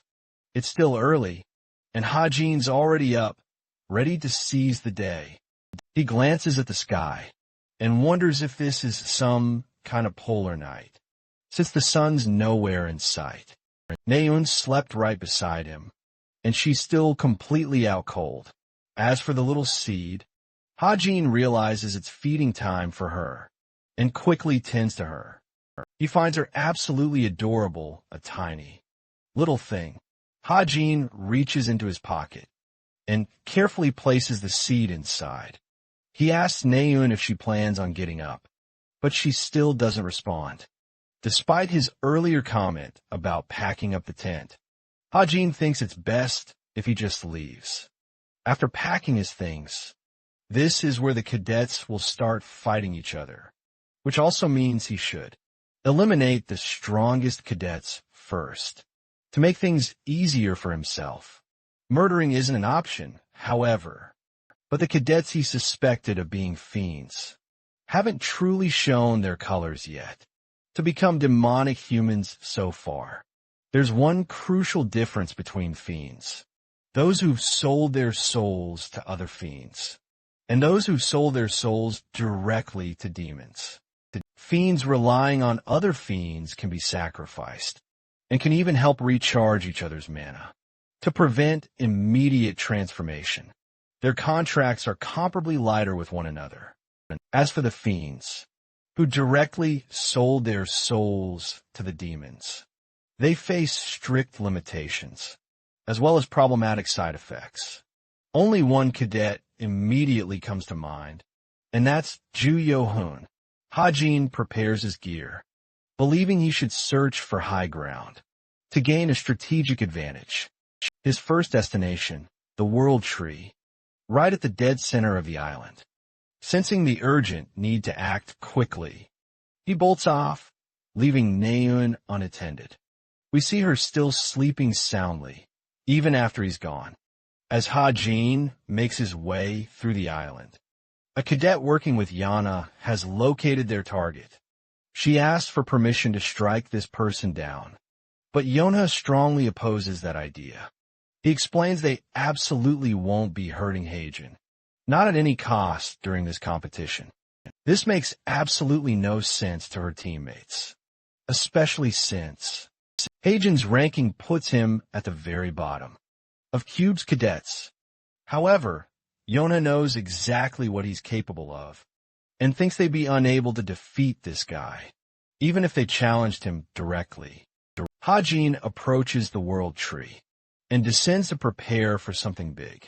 Rose doesn't understand what he's doing by assuming such a strange position, and wonders if this maniac is going to start leaping the World Tree at this very moment. He's preparing himself. Hajin defies expectations and does exactly that. With his incredible agility, he expertly maneuvers past the World Tree, bouncing around with extreme grace. It leaves Rose completely breathless, while Yonha uses this as an example of why they shouldn't be attacking. This guy, she reminds Rose, that his rank is just a false assessment of his true powers. In fact, he's so incredibly sharp that he'll detect her arrows without even having to look at where they're coming from. She requests Rose to keep this information a secret because she wants to respect Hajin's privacy. With her future goals firmly in mind, Rose understands and decides to keep the secret, while Yonha receives a notification on her smartwatch, alerting her about Hajin. She decides it's best for them to head back now. Meanwhile, Hajin is still expertly navigating his way through the World Tree. He activates his special eye ability to get a good view of the cadets lurking nearby. One particular candidate stands out as a clear problem. Hajin is locked in and has discovered one of the fiends. He thinks it's the easiest job in the world, because now he just needs a stick to attach directions and imprint a certain message on top. With his preparations finally finished, Hajime whips the stick at incredible speed, then masterfully guides its trajectory with stigma magic. The stick rockets straight towards his unsuspecting target, closing in at lightning speed. The fiend appears totally oblivious, until the stick violently slams into the ground right beside him. Startled, he quickly picks up the stick to investigate what's going on. He then scans the direction it flew from, searching for any sign of a hidden attacker. His immediate suspicion falls on the world tree, where Hajin is intensely observing him. The final stage of Hajin's plan is to simply wait, letting events play out naturally. Now, let's check in on the peacefully sleeping Nayun. This girl is definitely taking this competition way too lightly. That is, until she suddenly jolts awake. She wakes up remembering Hajin's words, which somehow makes her feel incredibly embarrassed. Talk about a blushing mess. It turns out Hajin uttered those words right before he left her side. Nayun knows her looks have always been considered quite striking, but the fact that he said those specific words while she was sound asleep really bothers her. Here's the hilarious kicker. Hajin was actually talking about the darn seed. Meanwhile, Nayun is over here, thinking he was talking about her, or a pet, or maybe even himself. Still, the mere possibility of him actually saying those words to her makes her feel utterly mortified. She's completely stumped on how to react to that. Let's switch back to our boy, who remains blissfully unaware of the chaos he caused, though he is getting a peculiar feeling that someone's definitely talking smack about him. In the distance, the first light of morning has roused the remaining cadets, who are now joining Rachel's group. Rachel's deeply concerned about the events of the previous night. She joined Ju Yu-hoon's group, and get this, they didn't even ask for any form of payment.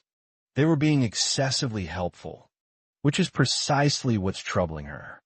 Her gut instinct about them warns her that something is seriously off. The other cadets are all busy splitting up and prioritizing hunting for points. However, Johan's group isn't really focused on that. They actually couldn't care less about points. What really troubles Rachel is sensing their intense interest in her. Realizing this, she knows there's definitely something wrong with this group. She prefers to back away, wondering if rejoining Hajin is her best bet. But just then, Johan addresses her, explaining he's found a monster worth 10 points. He wants her help taking it down. Rachel doesn't think much of it and decides she'll just leave them after the hunt. She follows him, but for some reason, the others aren't following. This makes her feel uncertain about her escape. Arriving at the monster's location, Johan points out the big bear he was talking about. Well, instead of a bear, it's a masked assassin, and he looks like he's literally out for blood. Johan acts like he doesn't know this guy at all, but Rachel senses trouble.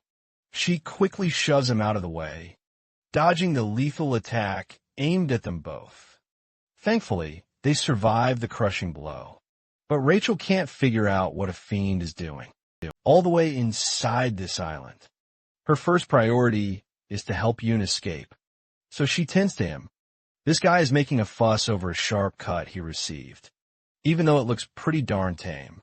In comparison to what Rachel has faced, Yoon literally vanishes at the speed of light. After realizing there's a fiend in sight, Rachel knows he was bullshitting, with worse acting than a YouTuber's apology. Still, her only option is to confront the fiend, so she points her weapon at him. Her suspicions prove her right, even though she never expected Johan to sell her out to a fiend. The demonic human happily takes her on, sending a wave of sharp strikes. Rachel evades them just in time, but leaves herself open to be attacked. She blocks the fiend's attack just in time, and realizes that she's facing someone incredibly powerful. But this girl absolutely refuses to back down. She truly believes she can take on this threat. Despite the overwhelming odds, Rachel's one-on-one melee duel continued, until she finally found an opening to strike him down. Her sword slices right through the fiend, but all of a sudden, a chilling terror washes over her. Realizing her own foot is inexplicably caught in the ground.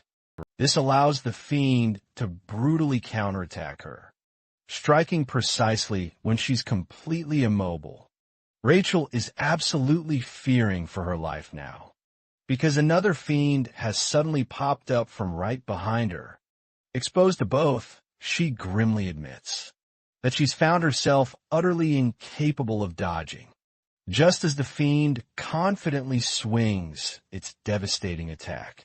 A powerful wave of light penetrates it, killing it instantly.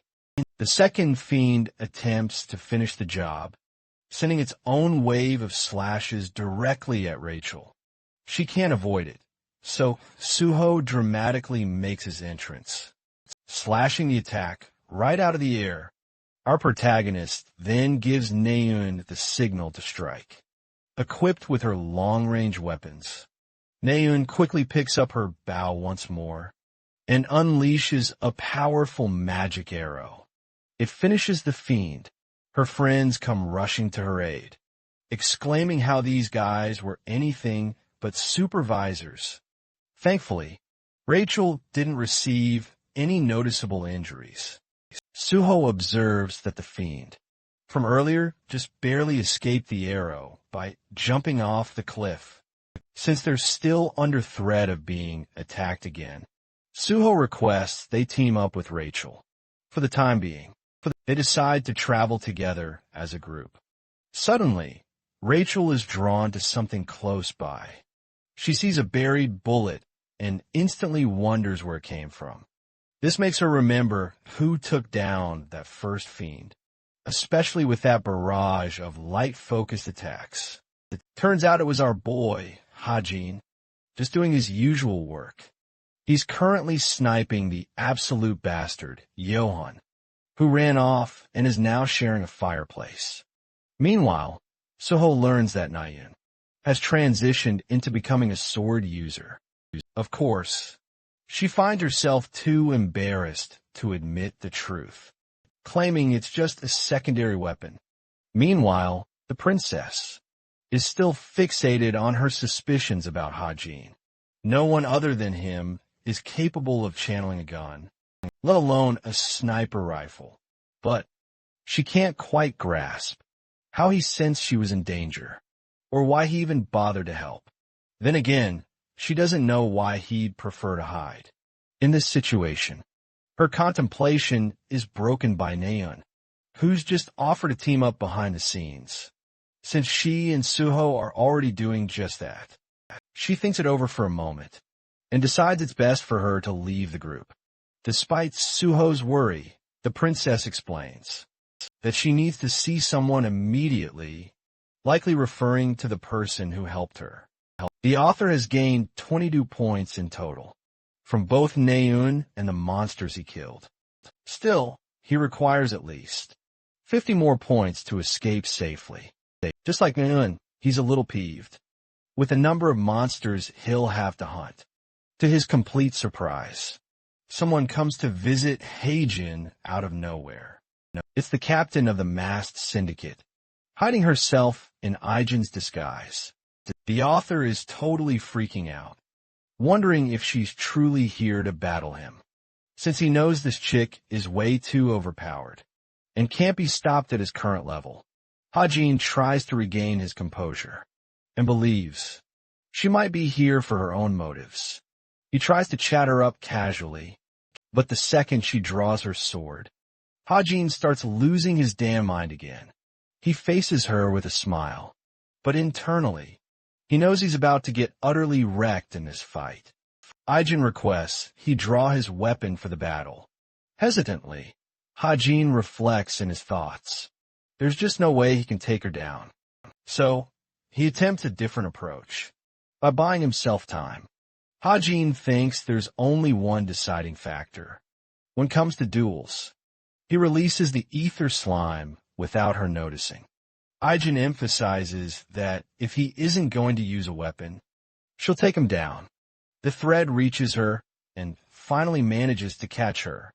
Hajin has her right where he wanted her. The captain doesn't get what he's doing and realizes he's choosing to surrender. He whips off his smartwatch. And the funniest part? It's not even his. Using his ether thread, he swiftly snags her watch completely unnoticed. She's utterly flabbergasted by this tactic. Hajin declares that cadet duels are always decided by snatching your opponent's smartwatch. This means the moment he presses that fingerprint recognition button, she's as good as defeated. The captain is utterly stumped that he managed to catch her off guard so completely, while she thinks she should have done her research a little better. Deciding to be merciful, he tosses back her smartwatch, claiming he's just being merciful. In this situation, however, the captain doesn't understand his meaning at all. Our guy uses this chance to bolt the hell out of there. Still, he's left quite an impression on the captain of a masked syndicate. Unfortunately, Valoran wasn't watching the scene unfold because she was distracted, even though her senses were cut in half. After using Valoran's disguise ability, she was still outsmarted by a mere young cadet. For the future, she thinks it's best to have a spell, a calling gate prepared in advance. Back at his camp, our boy is thrilled he escaped in one piece. He was so close to death after their encounter. It's a good thing she was nerfed in her disguised state. Hajin has done his part for now, and thinks he should refuel himself for the time being. While observing his points, Hajin's attention is drawn to Rachel, who popped up from out of nowhere. He wonders if she's trying to look for him. Turns out the girl is also hungry, so Hajin offers her a chance to grab a meal with him. To spark conversation, she wonders what he's been up to all this time. Hajin keeps it casual, explaining that he's just hunting points. Inside his mind, he knows she's trying to ask why he saved her, but she's just too shy to say so. He also picks up on her injuries, which is pretty obvious when you're up against a fiend. Meanwhile, their food is getting prepared. The seed of Evangel is going absolutely wild in his pocket. Suddenly, it darts out, plunging right into Rachel's jacket, causing a super awkward scene and making her scream. Rachel finally pulls out the seed, and she's begging for an explanation about what an almond is doing inside her jacket.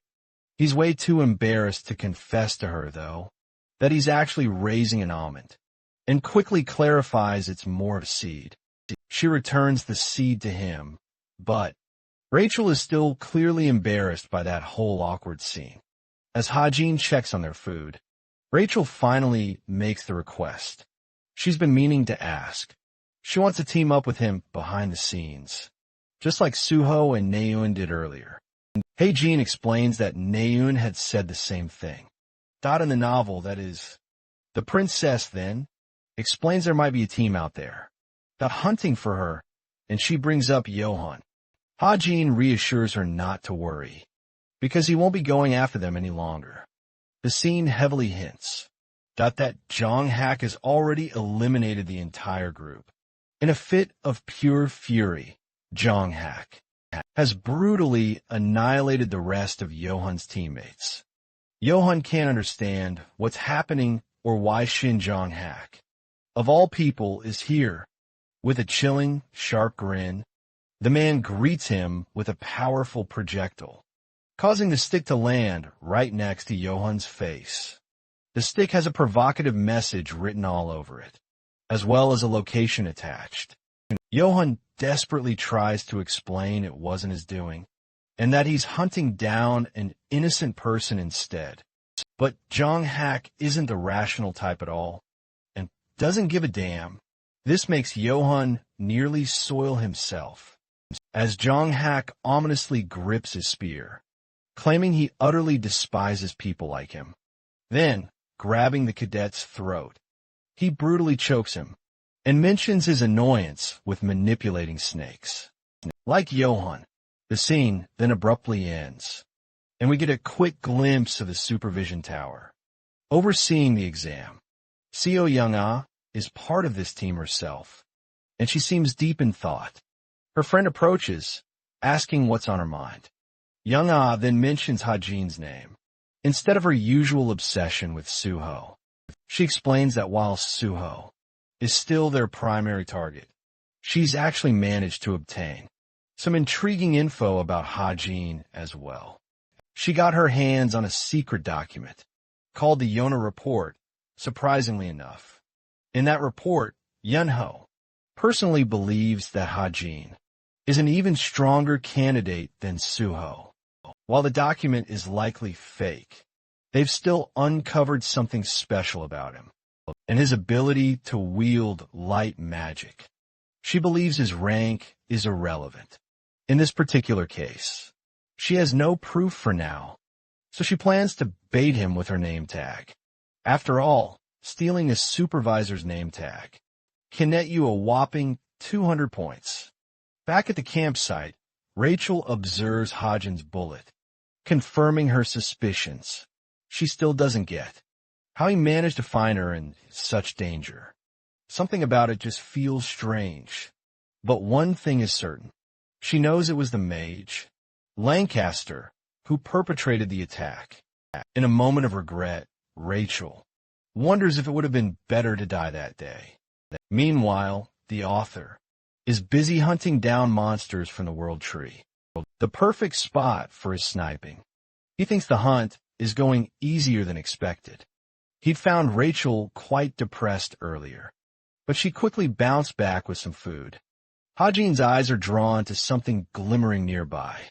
He then stumbles upon a beautiful lake, thinking there's bound to be a horde of monsters with valuable points.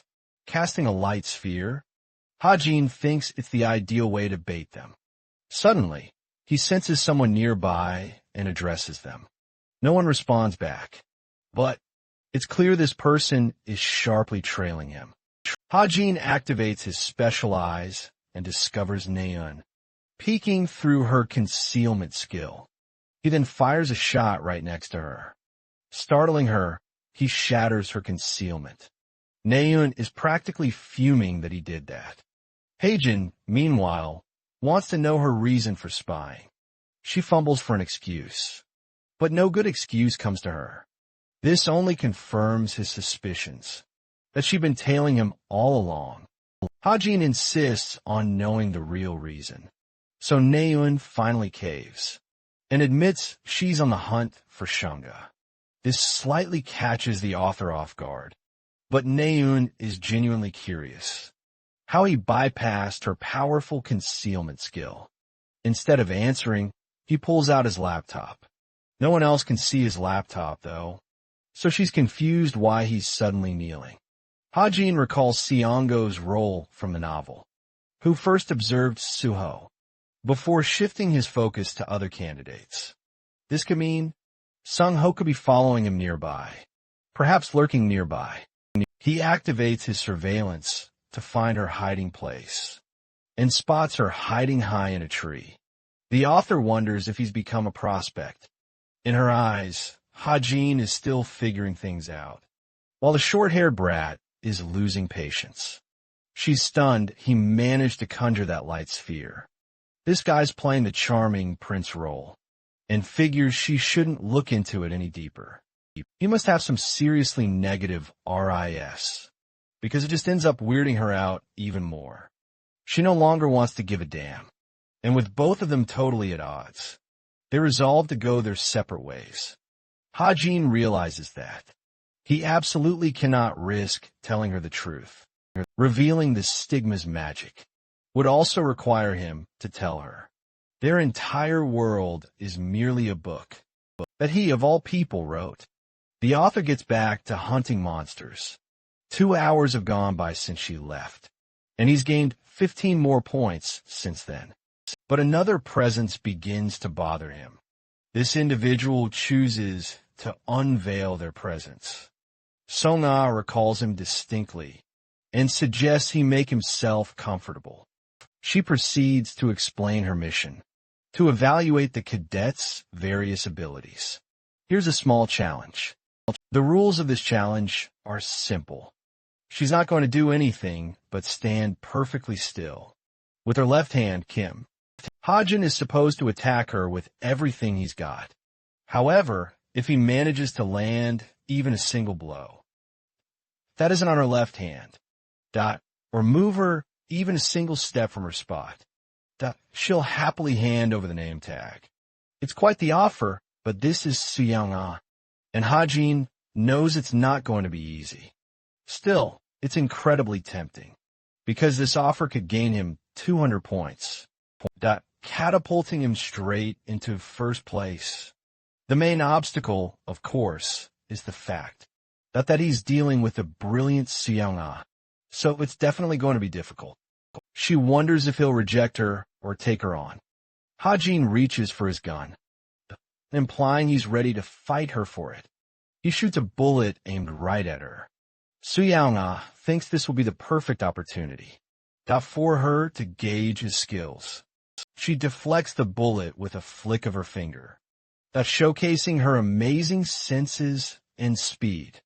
She's already seen him pull off a light sphere. And while she easily deflected the bullet, she could still feel her fingers, throbbing from the impact. Suyang-ah is happy that the report proved reliable. After all, Hajin, on the other hand, is a little disappointed. He used a strengthen round, only for her to deflect it without even using magic. This means the direct approach will be impossible with this hero. He uses his stigma to craft 2 blades, and swipes them at her. But Suyang-ah easily dodges this attack, noting how he used to be a sword warrior. Before his conversion, his variety of skills truly impresses her. Hajin arms his gun again, and attempts to shoot her back-to-back. But Suyang-ah speedily blocks every single attack. She notes how his weapon is beyond powerful, for a training weapon issued by the institution. This confirms to her that he's using a gift, related to honing his guns. What she didn't expect, the knives came hurtling right back at her. Hajin brilliantly uses an off angle to catch Sung-ah completely off guard, especially since she's only allowed to use her left hand. But Sung-ah wouldn't be a hero without some tricks of her own. Suddenly, Sung-ah ignites her powerful aura, blasting the knives away from her very spot. She didn't break a single rule either, since the attack didn't connect with her body. And, crucially, she didn't move from her spot. Our boy now realizes with certainty he simply can't win against her. Meanwhile, Xiaona is utterly impressed by his ability to alter the projectile's trajectory. Using magic, she's practically swooning and wonders what incredible ability he just used. To her, he's like an onion, constantly revealing new layers of talent. She wants to explore his entire arsenal of talents. But our guy's had enough. He puts away his gun and simply starts walking away. Sung-ah is absolutely shocked.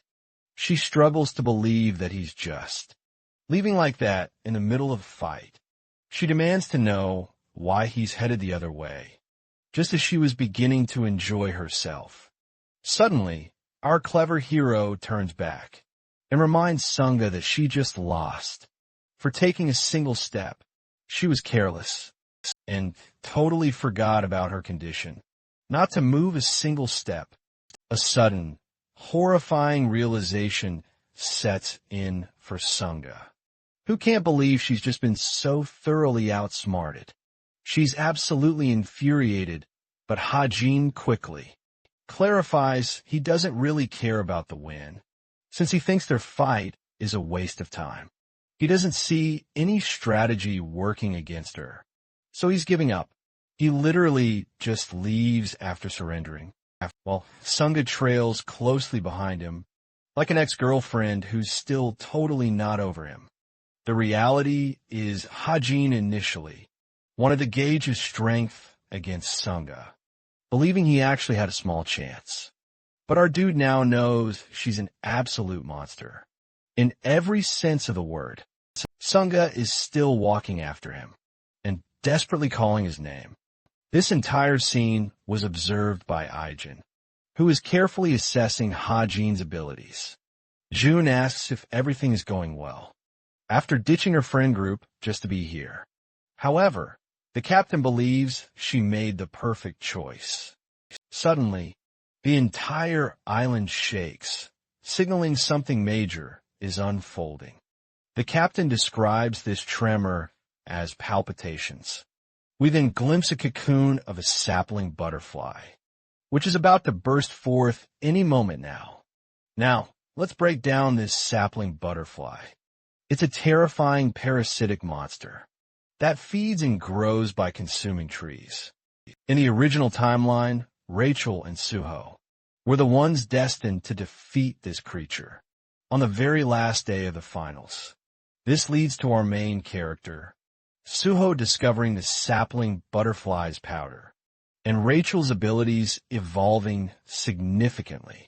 However, in the present, Rachel is currently stuck with the author. He desperately needs to find a way to get her involved in the story's events, so she can face off against the sapling butterfly. There's just one tiny, glaring issue, though. Rachel suddenly asks where exactly they're even going, since they've just been aimlessly wandering.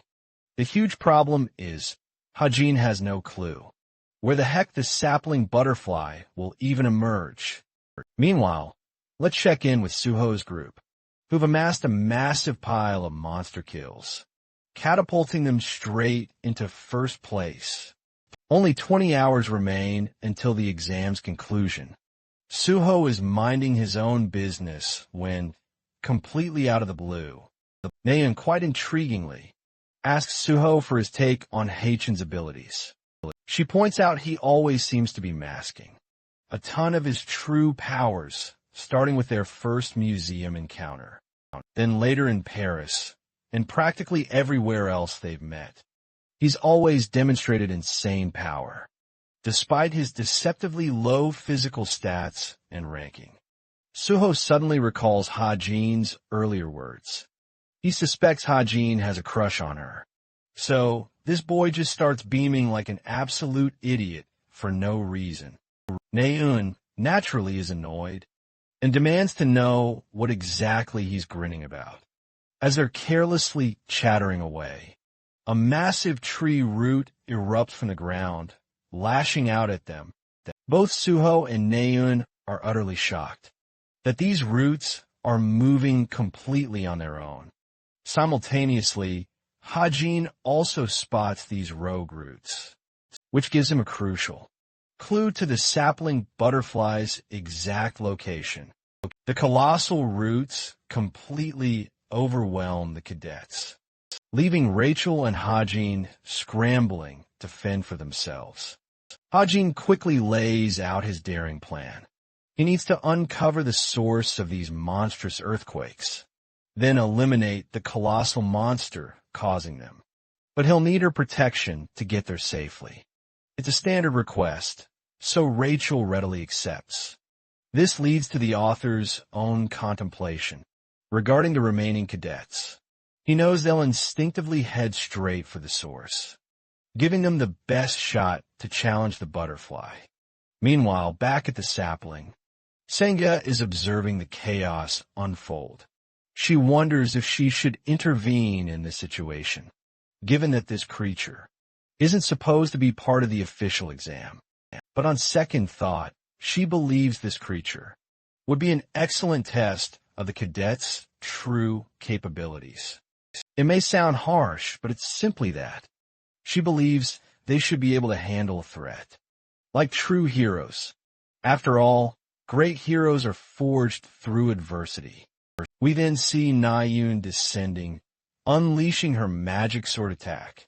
She obliterates one of the massive tree roots with a clean, powerful cut. She's absolutely amazed by her own incredible attack. And even Suho's reaction is one of pure joy. As a skilled swordsman, he guides her on how to wield her sword and perform even more effective slashes. This, however, causes Nahyun to get quite upset, because the dude is completely ruining her shining moment. The roots seem endless, but they're not impossible to defeat. Suho soon realizes that fighting just the roots shouldn't be their primary focus. They'll have to destroy the source itself deep within the trunk. Some of the cadets point out how utterly bizarre the tree looks. It's particularly strange. They can clearly see a creature swirling within the cocoon. Suddenly, the shell bursts wide open, revealing the terrifying sapling butterfly in its monstrous true form. The sheer, overwhelming size of the creature alarms all the cadets. The butterfly separates from the tree and instantly takes flight. Its magnificent wings leave a potent, shimmering powder in the atmosphere, spreading it all around the helpless cadets. Nahyun is the very first person to experience its dreadful, draining effects, as the powder slowly reaps away her strength. The same terrible fate befalls the rest of the students. Nahyun faints, but Suho swiftly catches her before she hits the ground. For some mysterious reason, he's the only one unaffected. Meanwhile, the rest of the crew is utterly drained of energy. The reason?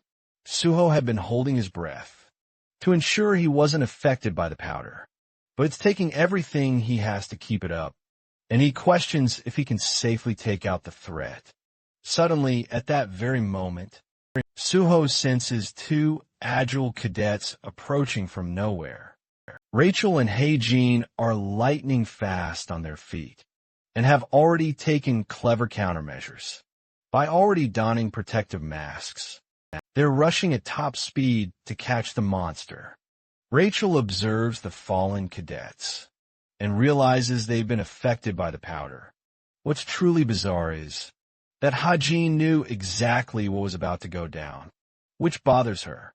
Then he calls for her attention and points to the monster hovering in the air. He declares he'll defeat the monster by himself and tasks Rachel with taking care of the roots. Preparing his shot, Hae-jin unleashes powerful bullets, shattering the creature's wing and inflicting incredible amounts of pain. The sapling butterfly cries out in agony, causing the roots to violently emerge from the ground. Rachel had been waiting for this very moment and dices them down with her exceptional sword skills. Her eyes snap back to Hae-jin as she realizes the roots are attacking him. From underground, a gigantic root pops out, and it could have killed Hae-jin, but thankfully, Rachel acts quickly and shoves him away. Unfortunately, however, one of the roots has caught her right foot. It snatches her away and propels her right into a tree. Hae-jin is instantly worried for Rachel, allowing himself to get distracted. The roots target him next, and it looks like it's all over for him. But all of a sudden, the main protagonist of the story, Suho, makes his valiant entrance, saving Hae-jin's life. Unfortunately, because of his previous attack, the poor guy has compromised his held breath. Hae-jin's attention is drawn to the defeated Rachel, as he fears she's been knocked out cold. Surprisingly, the seed wiggles its way out of his jacket and bounces away, searching for its mother. Hae-jin is literally losing his damn mind, seeing this thing bounce wildly in the air. The seed strikes Rachel's face and begins to adore her. Hae-jin is absolutely fuming. Meanwhile, Suho desperately cries for his help. His condition is rapidly deteriorating, too, leaving them with precious few options. Hajin reflects he can only unleash 3 fire bullets, using his powerful stigma magic, but that also means one crucial thing. He only has 3 shots to take down this creature. Turning to Suho, Hajin confirms he desperately needs his help. Then, out of nowhere, someone casts an electrical strike directly upon the sapling butterfly, knocking it violently down to the ground. Hajin wonders who could have possibly done that. The figure is quickly revealed to be the formidable captain of the masked syndicate. Crackling lightning crackles around her powerful figure as the sapling butterfly crashes to the ground. Hajin suspects she might also be after the powder. Now that Suho has a clear opportunity to strike, he uses his last bit of power to deal the killing blow. The monster finally plummets in defeat, while Suho's strength rapidly wanes from his body. As he collapses onto the ground, utterly spent, Aijin stands before the fallen sapling butterfly and reaches for the object she came looking for. Suddenly, Hajin confronts her, demanding she stop, claiming it's not something she should be taking. According to the author, however, not even the captain knows the powder's true function at this point in the story. In fact, she's just retrieving it to resell the product and make a hefty profit. But that would steal Suho's crucial development. He needs a massive strength buff by acquiring the powder to take down even tougher future enemies. A disinterested Aijin calmly checks her surroundings and sees that everyone present, except for Hajin, seems to be knocked unconscious. With the effects of the powder now wearing off, the captain can't believe a typical cadet like Hajin can resist the power for so long. She's found him to be an object of great interest and plans to observe him closely in the future. Speaking of which, Hajin is blocking out the effects by using ether to conserve his breathing. He tries to wear his mask again, but then, all of a sudden, Aijin engulfs him in a portal of black. Inside this strange spatial dimension, the captain finally reveals her true identity. She realizes Hajin always possessed the knowledge that it was her all along. He quickly tries to play it safe, remembering the name she told him back when they first met during the midterms. For a brief moment, even the captain can't recall that name herself. She has so many aliases, it's incredibly hard to keep track. Then she remembers the card she gave him, with a completely fake identity attached. Hajin wonders if she's some kind of test supervisor. The captain, now suspicious, probes him for more information.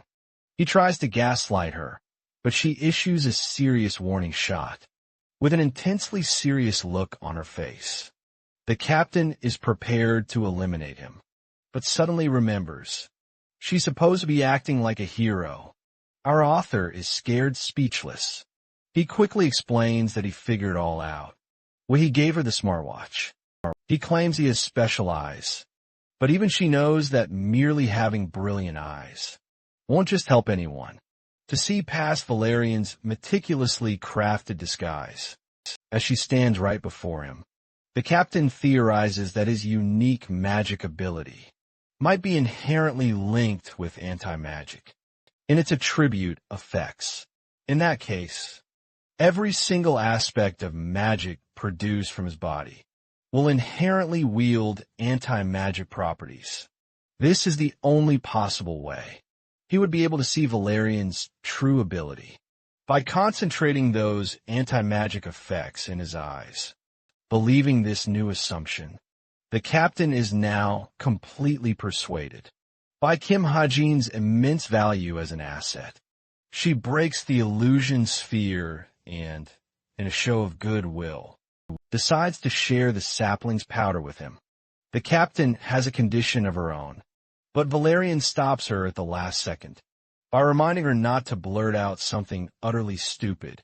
Lo and behold, the simplest thing she could possibly ask for was Hajin's phone number. After this entire wild conversation, our author feels a massive breath of relief. He was convinced it was completely game over for him. Still, he ultimately got exactly what he wanted. The sapling's powder is now his for the taking. But the captain's intrusion completely messed with their timing. Hajin can't help but wonder how he can safely deliver the powder to Suho without raising any suspicion. Suddenly, he remembers Rachel and the mysterious seed that had been tending to her. Her body glows, enveloped in a brilliant beam of light. Hajin is terrified because the seed is finally entering its hatching state. The blinding light overwhelms Hajin, while Rachel slowly stirs awake from her dream. She spots a young girl right before her eyes, a girl who embraces her with such overwhelming love, miraculously healing all of her injuries. Something about this girl feels incredibly familiar to her. Then, Rachel realizes that she looks like a younger version of herself. The girl tries to communicate with her, but Rachel can't quite comprehend her words. She wants her to try and repeat what she said, but unfortunately, her dream ends abruptly as Hajin rushes towards her. There's a miniature Rachel sitting right next to her. Evangel addresses the horrified Hajin as her father and tells him that her mom has fallen asleep again. Yinjin and the others, once knocked out, have finally regained consciousness. They see a dizzy Hajin carrying Suho, while Sung home manages the others. The fourth day of the final exam has finally ended. They are now on their way back to the institution. We see Hajin in a contemplative state, even though the finals have ended. The sudden appearance of the butterfly caused some unexpected issues. Additional points will be given to those who were involved in taking down the monster. Inspecting his smartwatch, Hajin realizes that she has yet to contact him. After all, the captain had taken his contact information for their plans. Still, he doesn't quite get what made her so interested in him. Specifically, while he's busy in thought, Naeun approaches him and asks how he was able to beat the sapling butterfly. Hajin doesn't get what she's talking about, so she reminds him how she was put to sleep. Because of the powder, she learned from Suho that he beat the butterfly by smashing its wings. But something here just isn't adding up. How could he shatter a creature's wings with just a handgun? Hajin, ever the provocateur, then asks why she's suddenly so keen on using a sword, instead of her usual bow, of course. He absolutely loves stirring the hornet's nest, causing Naeun to snap back in anger, reminding him that he was the one who asked her to. Hajin tries to flip the script here, pretending she might face difficulties if she used a weapon with less experience. During combat, however, she's totally fine with that, since she's quite skilled with a sword and won't be facing much trouble. Hajin's cool with that, so he asks how it felt to wield a sword again. Noticing her dismissive body language, Hajin figures it must have been a terrifying experience. This makes the girl get hot and flustered, because she wants to sell the impression she had no trouble adjusting. Hajin can easily spot whenever Chaiyun is lying.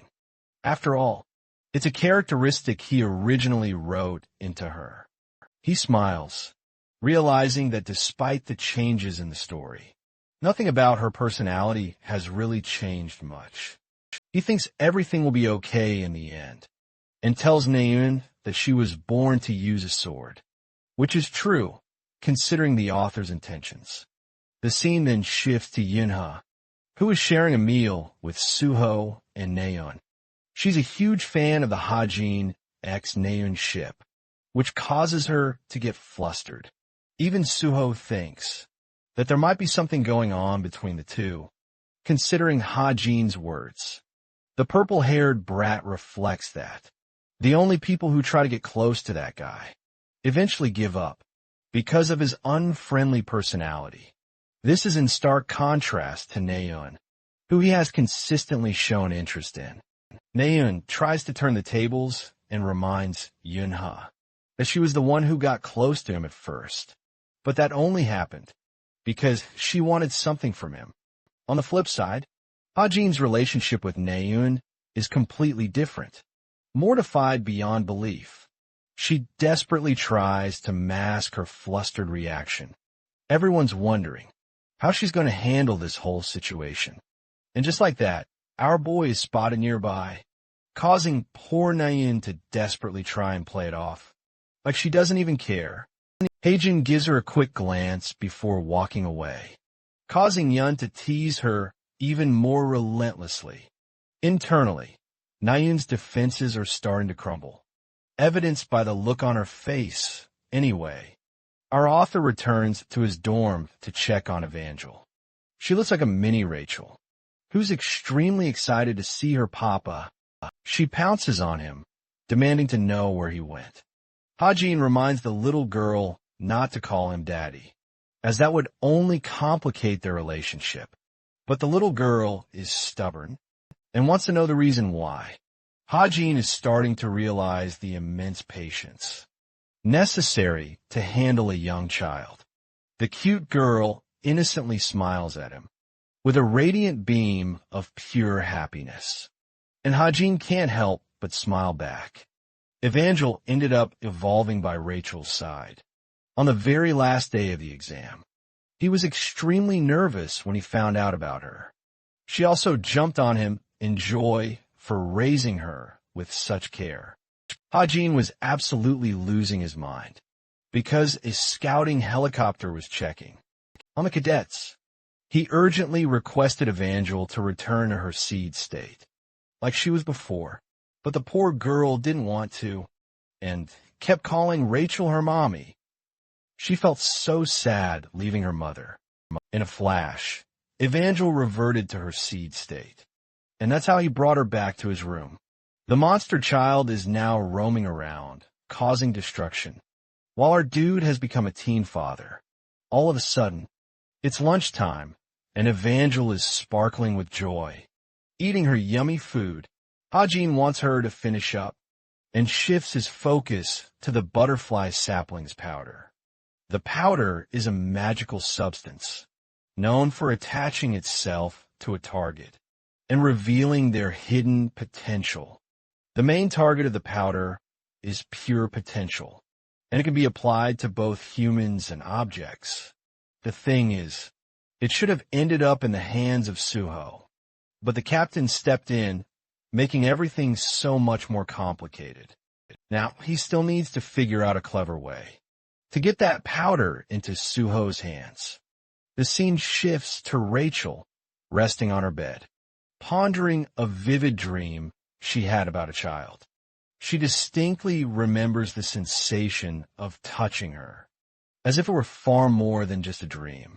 She wonders if it could be some kind of elemental tree, altering her dream, or possibly even a hallucination. Yet at the same time, she can't get her mind off this hallucination. The very thought of it makes her feel happy and warm. She believes she'll always carry that warmth with her now, implying they might truly meet again someday. We jump back to Yonha, who is patiently waiting for someone to arrive. That person finally arrives, and it's revealed to be none other than our boy, Hajin. She had actually expected him to cancel. She informs him that one more person will be joining them, but since they're running late, they should just go ahead. At this point, the author is left wondering about the identity of this final person.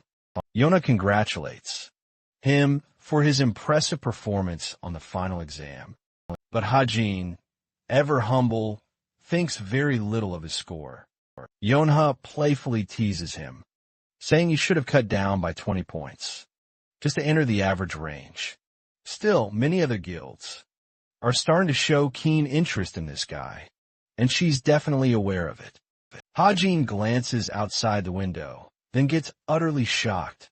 Yonha finally welcomes him to the majestic headquarters of the Straits of Essence Guild. Let's rewind a few hours earlier. The author receives a message regarding the guild experience program. Many guilds are going to be contacting certain cadets of particular interest via their smartwatches. It's a system that's designed to provide cadets with a unique opportunity to see current heroes in action. Each guild is granted the right to select any cadet of their choosing. However, priority is always given to the guilds with the highest ranking. Hajin is incredibly excited for this day because he's eager to see the heroes in action. Each guild is supposed to select 3 cadets from the first and second years combined. As a result, any first-year student ranking below 300 rarely ever get a chance to shine, and since Hajin's ranking was way down in the 900s when he initially got admitted, he believes he's completely doomed, regardless of his final test score. Suddenly, a smartwatch notification shocks him. Hajin is utterly stunned that someone actually picked him. It turns out it's the Straits of Essence Guild who extended this invitation. Now back to the present. We see Yunha and Hajin strolling together. It turns out many heroes actually perform indoor work after carefully analyzing dangerous missions before ever stepping onto the field. Hajin sharply glances at Yunha, realizing now that she's the sole reason he ended up in this guild. This is all for the experience, after all. As the guild master's daughter, she has the authority to bend the rules just a little. The group then enters the research and analysis chambers. One of the heroes points out that Hajin placed first in his theoretical exam, so naturally, he figured this place would really interest him. Sangho is introduced as a middling hero and Yunha's most reliable assistant. He's responsible for conducting these guild experiences. For potential scouts, he seems like a really nice guy. And if not for the fact that Hajin actually wrote the story, as the original author, he never would have known that this very guy would one day brutally betray Yeona. Suddenly, another person draws near them, addressing Sangho and the new cadet, Lee. Jina, it turns out, knows about Kim Hajin, and she's yet another hero from a guild. She's quick to judge him solely based on his rank, and eyeing Yunha down for abusing her power, and arranging such a blatant meeting. Of course, this woman clearly doesn't want him here. She's the main supporter of the current Vice Guild, Master Hosuk, which means she's in direct opposition to Yunha. However, her resentment towards Yunha is actually temporary and is supposed to shift later on. Later in the story, she eventually rises to become the Vice Guild Master, a true testament to her growing power. Senho tries to highlight Hyena's merits, especially since he aced the theoretical exam, but she scoffs, deeming it no impossible feat. She dismisses the importance of education at the cadet level entirely, aiming to get the better of Hajin. Gina thinks it's a perfect chance to test his abilities, so she hands him a complex report to solve. Sangho quickly reminds her that she absolutely shouldn't be sharing confidential data, but Gina brushes it off.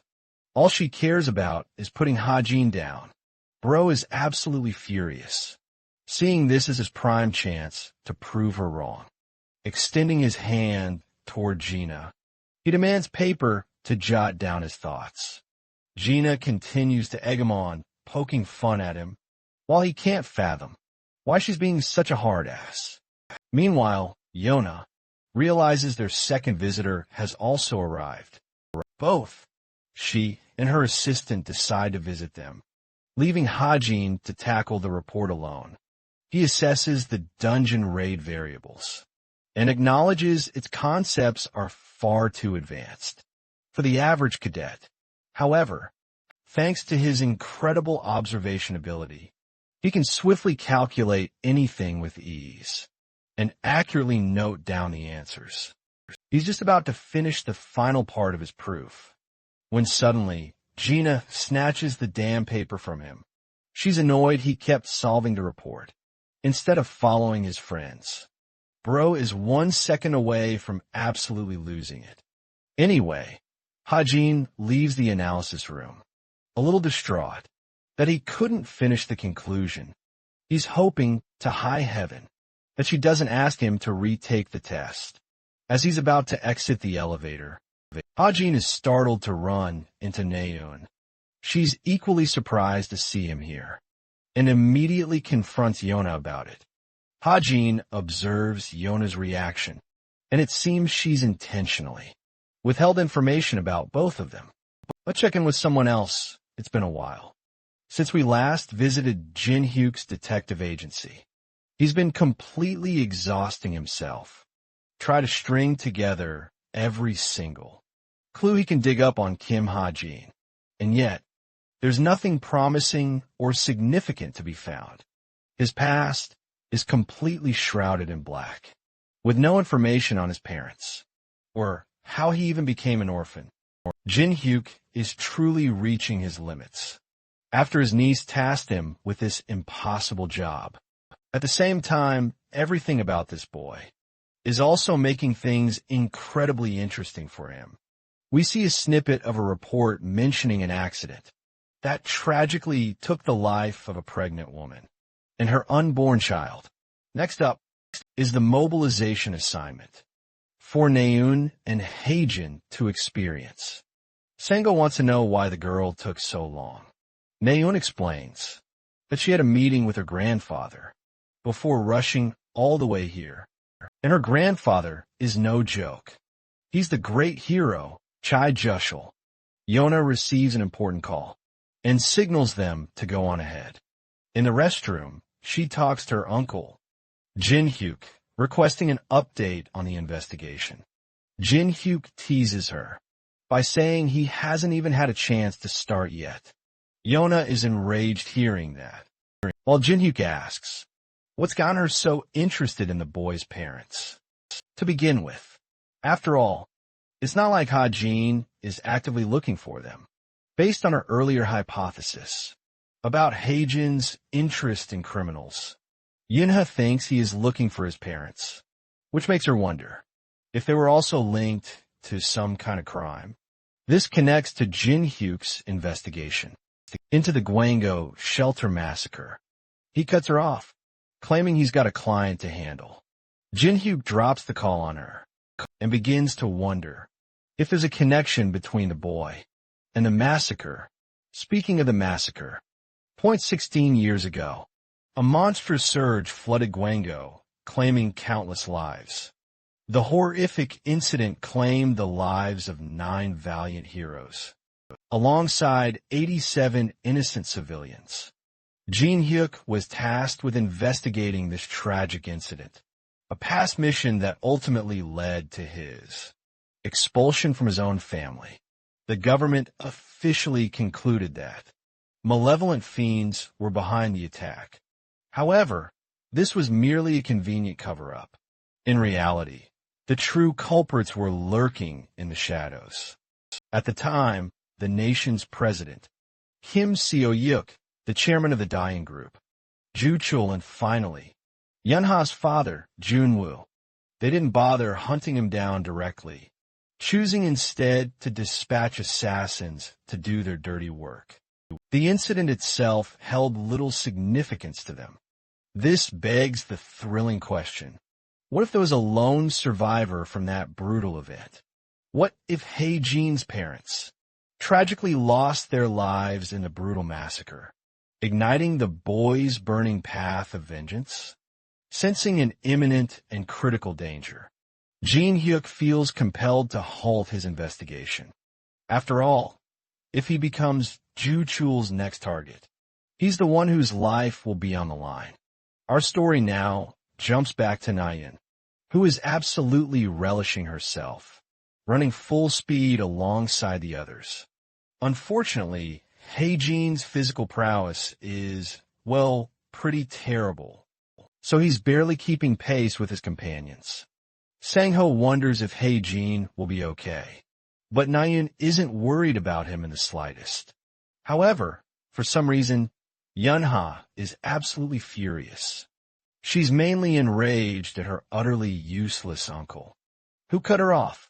They finally arrive at the monster's location, where a horde of golems are wreaking absolute havoc. One massive golem is about to end an innocent life. It swings its powerful, crushing fist toward the ground, when suddenly Johan's whip snags and halts its attack. This perfectly timed move allows Sangho the perfect opportunity to bolt ahead with his spear, unleashing it with full power and obliterating the golem. Meanwhile, Heijin has finally caught up with the group, thanks to his painfully slow pace. Nayun prepares her arrow, ready to shoot down the golem, but she suddenly senses the need to use her sword instead. She recalls that golems share one crucial weakness. She lunges full speed ahead, aiming to slice through its ankles. Nayun's sword supercharges with dazzling magic, just as she's about to deliver her strike. The golem catches her completely off guard. With a devastating punch to her abdomen, Nayun reels from a painful shock, crashing to the ground with a heavy thud. She can't believe golems have gotten this powerful. The creature prepares to finish her off, when a voice suddenly calls out for her. It's Heijin. He pulls her to safety using his ether magic, but maybe a little too close for comfort. Surprisingly, the mere thought of saving Nayun caused his ether to react all on its own. This creates a seriously awkward situation between them, while Heijin tries to figure out how to resolve the situation. With some kind of clever response, he decides to offer her some meaningful advice. She should always fight from range, if she ever finds herself in trouble. He even tells her sword is capable of longer range strikes. Nayun doesn't take his words offensively at all. In fact, she finds herself spacing out. She pretends to keep up her tough girl act, turning away to thank him for his help. The author reveals that there's a crucial reason for her to continue wielding her sword. It grants her the overwhelming advantage of gaining 10 times the mana capacity of normal heroes. Nayun possesses an innate ability called the Mana Ocean, which she channels through her sword to unleash its effects. In simple terms, she has a monstrous pool of mana, even surpassing Kim Soo-ho's magic power. In raw output, the mission is a success, with the heroes taking down the golems. The relief teams arrive to handle the rest. Suddenly, Heijin feels a sharp stare from someone observing him. The moment he exchanged a look with this person, he instantly knew who he was facing. Nayun calls for him, saying they need to go, so he turns back and feels a pang of pity for the person watching. Gina is exhausted from working long hours in her office. Her friend recommends delegating the task, but this arrogant jerk thinks she's superior to everyone else. Her friend glances over the paper Heijin wrote. Gina, a total derancate, tries to mark the cadet's exam, aiming to belittle him even further. But once she actually reads the report, she's utterly stunned into silence. Her entire attitude towards him immediately flips. She floods Heijin with messages, along with an urgent demand to call her back. Our poor guy really doesn't want to revisit headquarters, and definitely isn't keen on seeing her again. In fact, he leaves a message for Sangho, claiming he won't be joining the guild for the experience tomorrow. Heijin cooks up a spicy plan to truly ramp up the fun. Hadin sakastio diplito Sangho, reminding him of his low ranking in the institution, and believing he's unfit for an amazing guild. like the Straits of Essence. This, in turn, infuriates the assistant, because it's all thanks to Gina's big blabbermouth. But the boy's interest was completely shattered, knowing Yonha will be absolutely furious. And pissed at them later, Hajin believes this is still the best course of action. He's finally starting to feel sleepy after the exhausting day, especially with how much he had to keep his little, energetic child busy. He carefully lifts the girl and realizes that he should take care of something important. While Evangel is still soundly asleep, the boy then reaches out for the powder and inspects it properly. Something crucial has been on his mind lately regarding the use of this powder. It's the fact that the powder is in such great abundance, meaning he could use it to nurture many main characters, all at once, including himself. So, he decides to split the powder into 3 distinct parts. The author reminds himself that he, too, has to survive, apart from the main characters, and that's why he needs to take strategic advantage of every single situation. With the powder now split in 3, he takes one part and immediately thinks that using it on his body would be the absolute worst because he doesn't have any hidden potential that can be awakened. That means the one thing he absolutely should be using the powder on is his ether magic, and that's exactly what he does, sprinkling it directly onto the golden sphere. The powder is about to take effect. Suddenly, Hajin receives a message from Neon, and it's super late. He wonders what on earth could be bothering her. She messaged him, thanking him for his help, but for some reason, she wanted to continue her message, keeping our boy waiting for a full 10 minutes. She was practically testing his sanity. Finally, he just had to ask what she wanted to say. Noon, however, pretended it was nothing, deciding not to pursue the matter further. Hajin simply told the girl to go to sleep, because she was clearly going crazy. She actually laughs at his joke instead of being offended. Our author struggles to understand what's making her react this way lately. The fact that they're even speaking so casually is a massive red flag that something's off. He started this story as a mere extra, with absolutely no influence or importance. But now, he's become a vital piece.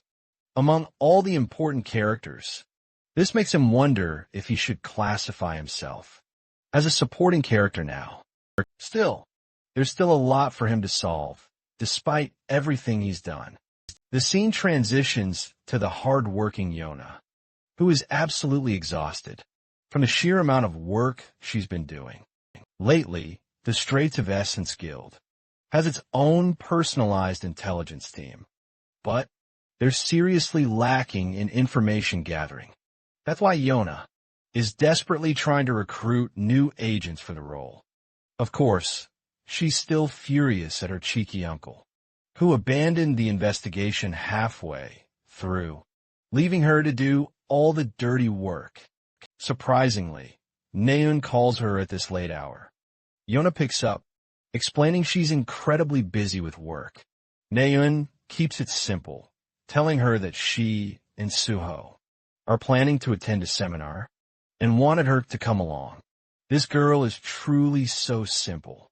She was about to refuse until she heard that Yang Hak was going to attend the event. Yona tries to end the call, asking if that's all. However, Neun immediately shifts the topic, and she's discussing the drone footage that was captured yesterday from their epic battle against the golems. Yona confirms that she did, indeed. After all, she's tasked with writing the guild experience report. From management, naturally, sharp as a tack, Yona immediately realizes Neun's trying to highlight the exact moment. Our boy caught her. The drone footage managed to snag a perfect angle of the two of them locked together. Neun is practically begging Yona not to share that specific shot, but Yona keeps playfully teasing her. by asking if she enjoyed being held like that. Their girl talk wraps up with Naeun flustered, and Yona ending the call. We finally get Naeun's perspective after the call, only to find her a blushing pink ball of pure embarrassment. Meanwhile, Yona is convinced that Naeun is just trying to deny her true feelings. Yona happily gets back to her work, feeling totally uplifted by their chat, until she gets a sudden, shocking message that stuns her so much. She actually springs from her seat in disbelief. Kim Hajin voluntarily resigned from the guild experience because of Gina's monumental stupidity. She's now infinitely more furious and absolutely rips into Gina for ruining such a spectacular prospect. She's also fuming at Hajin for constantly doing the opposite of what she expects. Switching back to our author, his story points are taking a hit due to his growing influence in the plot.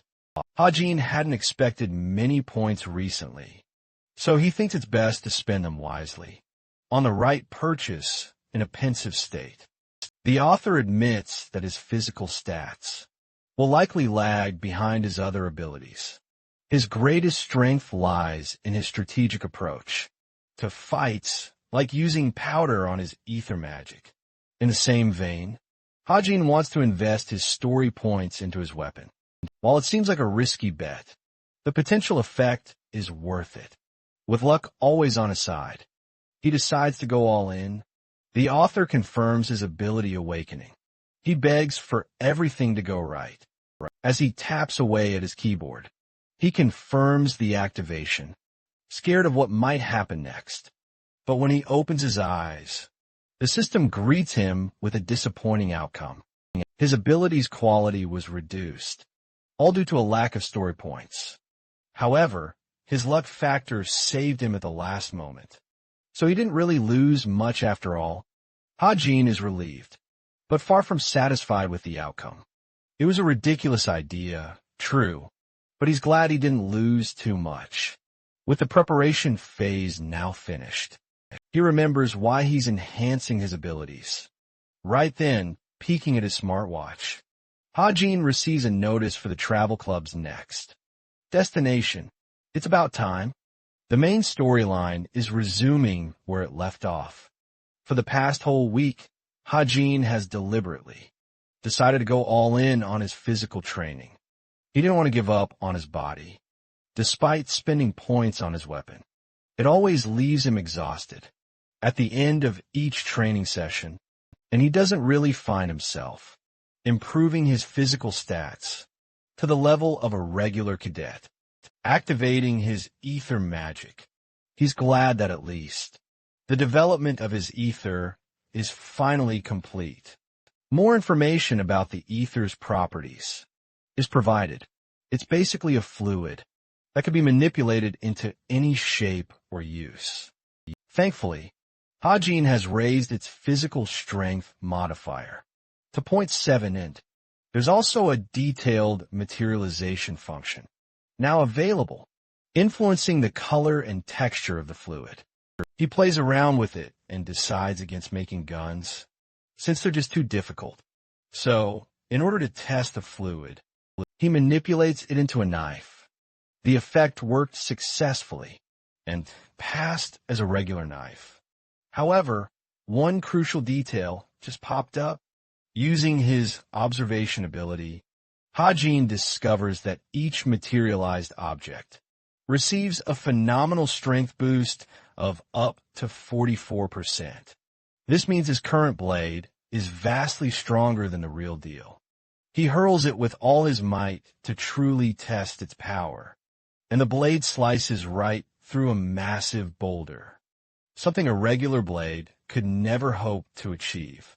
This detail materialization ability is an incredible advantage, especially when paired with the random boost system. Together, both abilities are undeniably formidable, even if they fall short of mythical weapons power. Hajin plans to cleverly use this ability to deceive his opponents when the perfect moment strikes. He notes how careless people often are easily susceptible to injury from even a simple knife, which, in this case, works perfectly in his favor. Meanwhile, our attention shifts to the adorable Evandel, who's playfully tinkering with ether fluid. Hajin tells her to stay put in her room, while he's off for his club activities, even promising to treat her to something super delicious if she agrees to behave for him. He gently teases his cute little potato before heading out. Evandel waves goodbye with a sweet, knowing smile, eagerly anticipating his quick return. Meanwhile, Rachel is met by her loyal servant, who's there to ensure her safety and well-being. Following the recent unsettling incidents, the institution has decided to assign important personnel to guard her. Word has also spread about the cadet who saved her life. The Royal Guild is keenly interested in scouting Kim Ha-jin, which naturally makes her incredibly happy. After all, she knows for a fact that his fighting prowess far exceeds that of a bottom ranker. She suspects that other powerful guilds are probably already preparing to extend their own lucrative offers. Of course, they're limited in what they can do at this stage, since it's illegal to formally extend an invitation. At this level, the Royal Guild doesn't quite hold the same prestige as the top Korean guilds. However, they possess one of the most effective systems for approaching cadets. This way, Rachel believes they could craft the most valuable offer for Kim Ha-jin compared to any other guild. Now, let's jump ahead to the travel club's president. So, who's the one showing our crew around England? Despite the scorching heat, Naeun's clearly not thrilled. Yoan asks why she suddenly decided to show up, especially with her cadet uniform still on. And get this, she's utterly shocked our boy is just chilling, even with a jacket over his darn uniform. Talk about some wild behavior, dude. He just flashes a thumbs up, assuring her he's totally fine.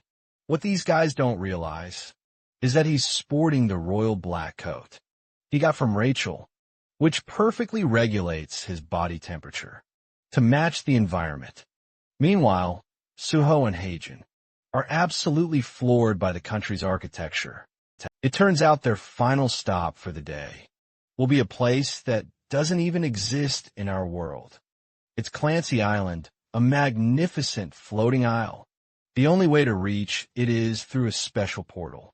The author reveals this artificial island is government-owned and crafted from incredible floating stones.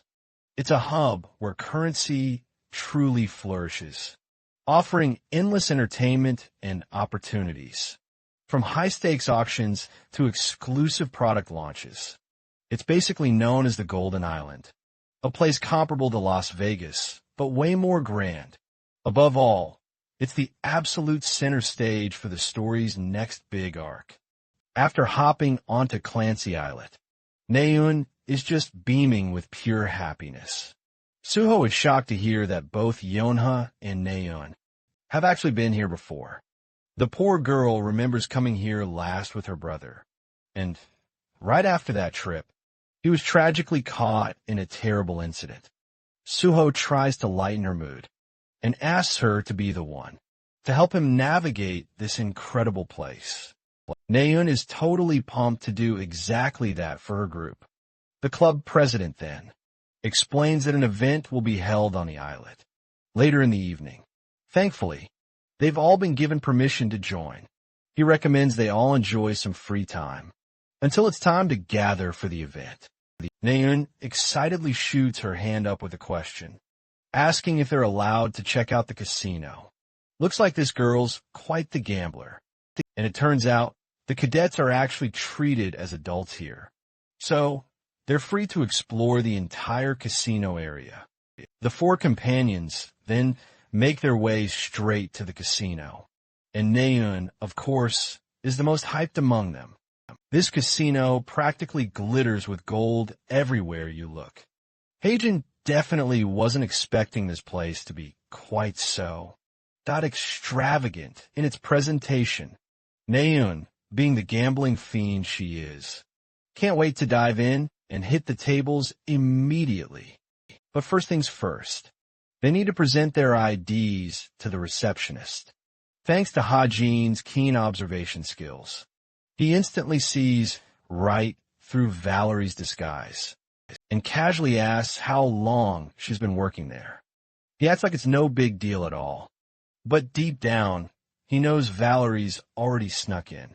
The event scheduled for 7 o'clock is going to cause some serious trouble.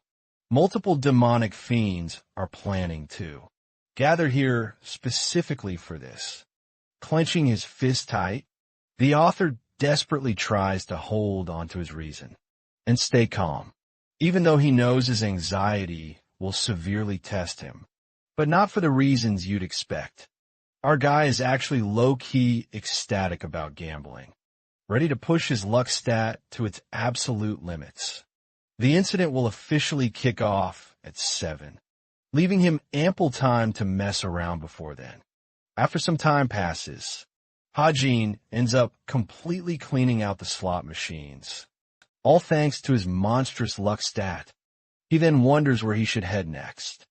Poor Naeun, on the other hand, is totally on a massive losing streak.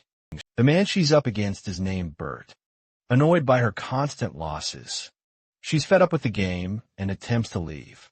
Bert suddenly stops her in her tracks, offering to return 20% of her losses, all because he genuinely feels bad for her. This kind gesture only enrages her even more. Like a total lunatic, she slams the table hard, loudly voicing her frustration with the game. The truly hilarious part is that in just about 2 hours, she's going to be crying in the casino, without a single penny left to her name. Unfortunately for her, the people running this casino are the true masters controlling the outcome of every game. And their leader? None other than Bert himself, who, by the way, is merely a side character, holding significant weight in Ha-Jin's story. The author watches her lose yet again, knowing she stands little chance against the guy who gambles professionally and has tricks up his sleeve. So Ha-Jin offers to be her hero, taking her spot, absolutely beaming with confidence, eager to see how this game will unfold. Naeun, however, thinks he's the reckless one, given the minimum bet is a staggering 100,000 won, but Ha-Jin jumps in regardless, much to her growing annoyance. The players are quickly dealt their cards and immediately begin checking them. With everyone poised and ready to play, one man turns to the young boy and asks, surprised, why he hasn't flipped his cards yet. But Ha-Jin calmly states he has no intention of doing so. Thanks to his incredible observation ability, he can see them even face down. This seems like absolutely insane behavior from a kid. So they wonder if this boy even knows how to play at all. The author doesn't pay much mind to his confident banter and intentionally reveals the card with the lowest possible value. The author doesn't pay much mind to his confident banter and intentionally reveals the card with the lowest possible value. The man is absolutely fed up with Ha-Jin looking down on him and acting so arrogant, but our boy quickly reminds him that he's the one who decided to talk to him first. This causes quite a scene, until Bert calmly takes control of the situation and reminds his friend that they're dealing with a cube cadet, so they have to be respectful. Now, as for Bert, he's equally stunned by Ha-Jin's audacious stunt, but he's a remarkably fine actor who is expertly trying to maintain his composure. That is, until our boy completely breaks it. Naturally, some time passes at the casino. We then see Valerian in her disguised state, having confirmed 6 members from the Fellowship of Evil Deeds and 3 heroes from the association, all undercover. There's also a scammer and a hero acting on his own, though the last guy seems pretty harmless. Speaking of which, she's also encountered Hajin, whom the captain is quite fond of. Still, she wonders if the boy will recognize her, having encountered her previously. The captain tells her he can see past her disguise by using his special ability. But even she thinks he wouldn't do that on normal people. She couldn't be more wrong about that assumption, since Hajin's ability is active all the time. Now, let's go back to Bert's miserable face, who seems to be in a rut, while Hajin is playing confidently. It's the 12th round, and there's a huge jackpot of nearly 60 million won. Bert's card is the Ace of Hearts. Pair that with the rest of his cards, and he's got a full ace stack, despite having amazing cards. Bert is an expert gambler who maintains his poker face. He swings for a call, which, in gambling terms, means to accept your opponent's bet and place one of equal value. Naeun chimes in and raises the bet higher than another player. Hajin trails her with the same choice. Bert's got 4 aces, which means the bare minimum requirement to beat this guy requires 4 of kind. Normally, this is considered impossible. Overcoming a full house with 4 of kind has lower chances than winning a damn lottery. But Hajin's case is different. Bert points to the cadet who has gone all in. Surprisingly, he's got his eyes set on Hajin's necklace ring, which is the artifact he acquired at the hall. Naeun is surprised and asks further about the ring. Hajin chooses to play dismissive and tells her it's not important. But, knowing this love-struck fool, Naeun probably thinks he's keeping it for someone else. She's done with the game and gets up to leave. Hajin wants her to stay, but Naeun knows the game is already over. She even wants to compensate him by paying him the money he lost, instead of tossing an important ring into the bet. Hajin yanks her close, reassuring her that it's fine. After all, he's not about to lose. This accidental move, however, leaves Naeun flustered once more. Hajin then tells Bert that since he holds such an expensive ring, he expects Bert's bracelet as a counteroffer. Bert naturally agrees to the terms. With both artifacts now on the table, it's time for the main event, the card reveal.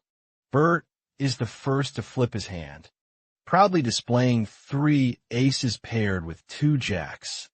A full house. Naeun's jaw drops, convinced they've lost. Bert, feigning regret, immediately reaches to rake in all the chips.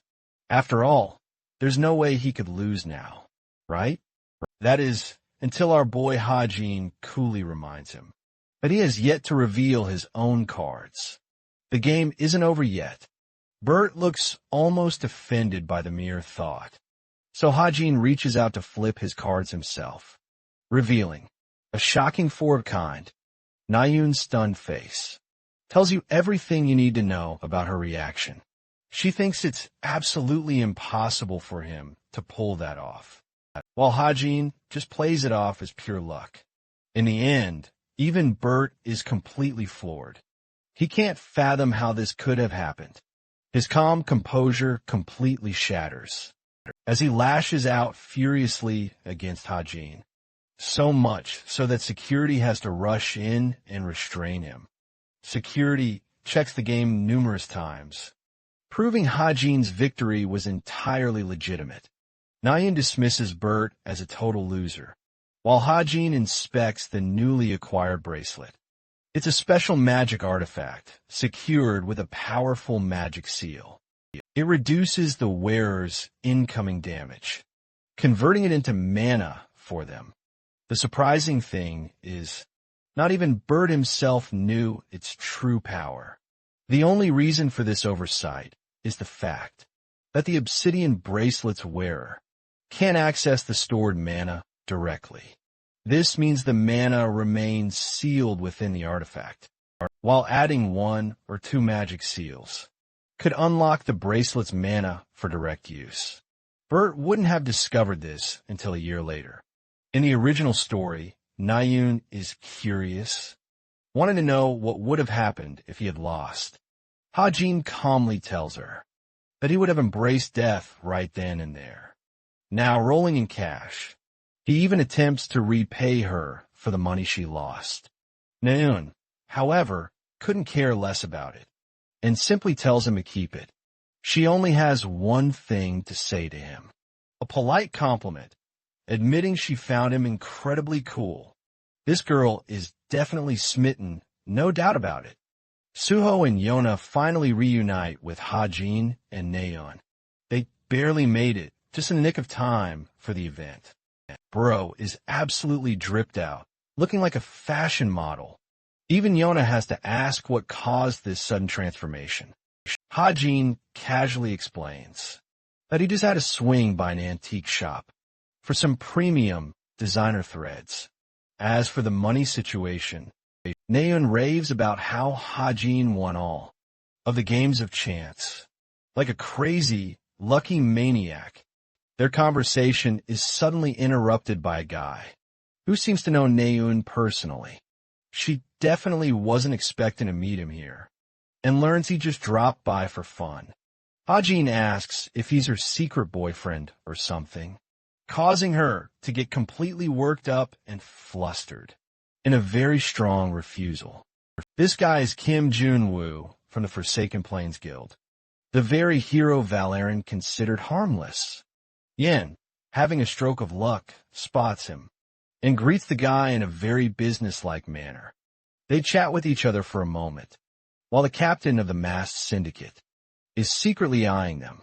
She asks for Valerian, who promptly materializes using her magic, ready to carry out her designated role. The grand event officially begins, with a flurry of transmissions broadcasting it live. Whispers of VIPs arriving from all corners of the world are already surfacing, marking the event's immense global significance. An exciting announcement is made about the new white crystal usage method, and people are absolutely stoked to learn more. Arriving in her sleek, hot ride, Rachel gracefully steps out of the vehicle, looking every bit the most majestic person there. She's immediately met with a dozen interviewers begging for her opinion. The princess simply ignores all of them, and her guards step in to swiftly maintain distance. She slams the door shut, now standing before what looks like a shimmering spatial portal. Rachel relishes the rare moment of peace, all alone, when Zelen, the CEO, greets her. Rachel isn't exactly thrilled to see him, and demands to know if he's ensured safety from the fiends. Apparently, Clancy Island is touted as the safest place in the entire continent of Europe, the best of the best. Heroes are here to ensure no disruptions occur, so there shouldn't be any trouble, right? The Latna Corporation is also a massive supporter of the Royal Guild, which is why they're doing their utmost to elevate the Guild's reputation through this event. But something about his words sounds sinister and utterly untrustworthy to Rachel.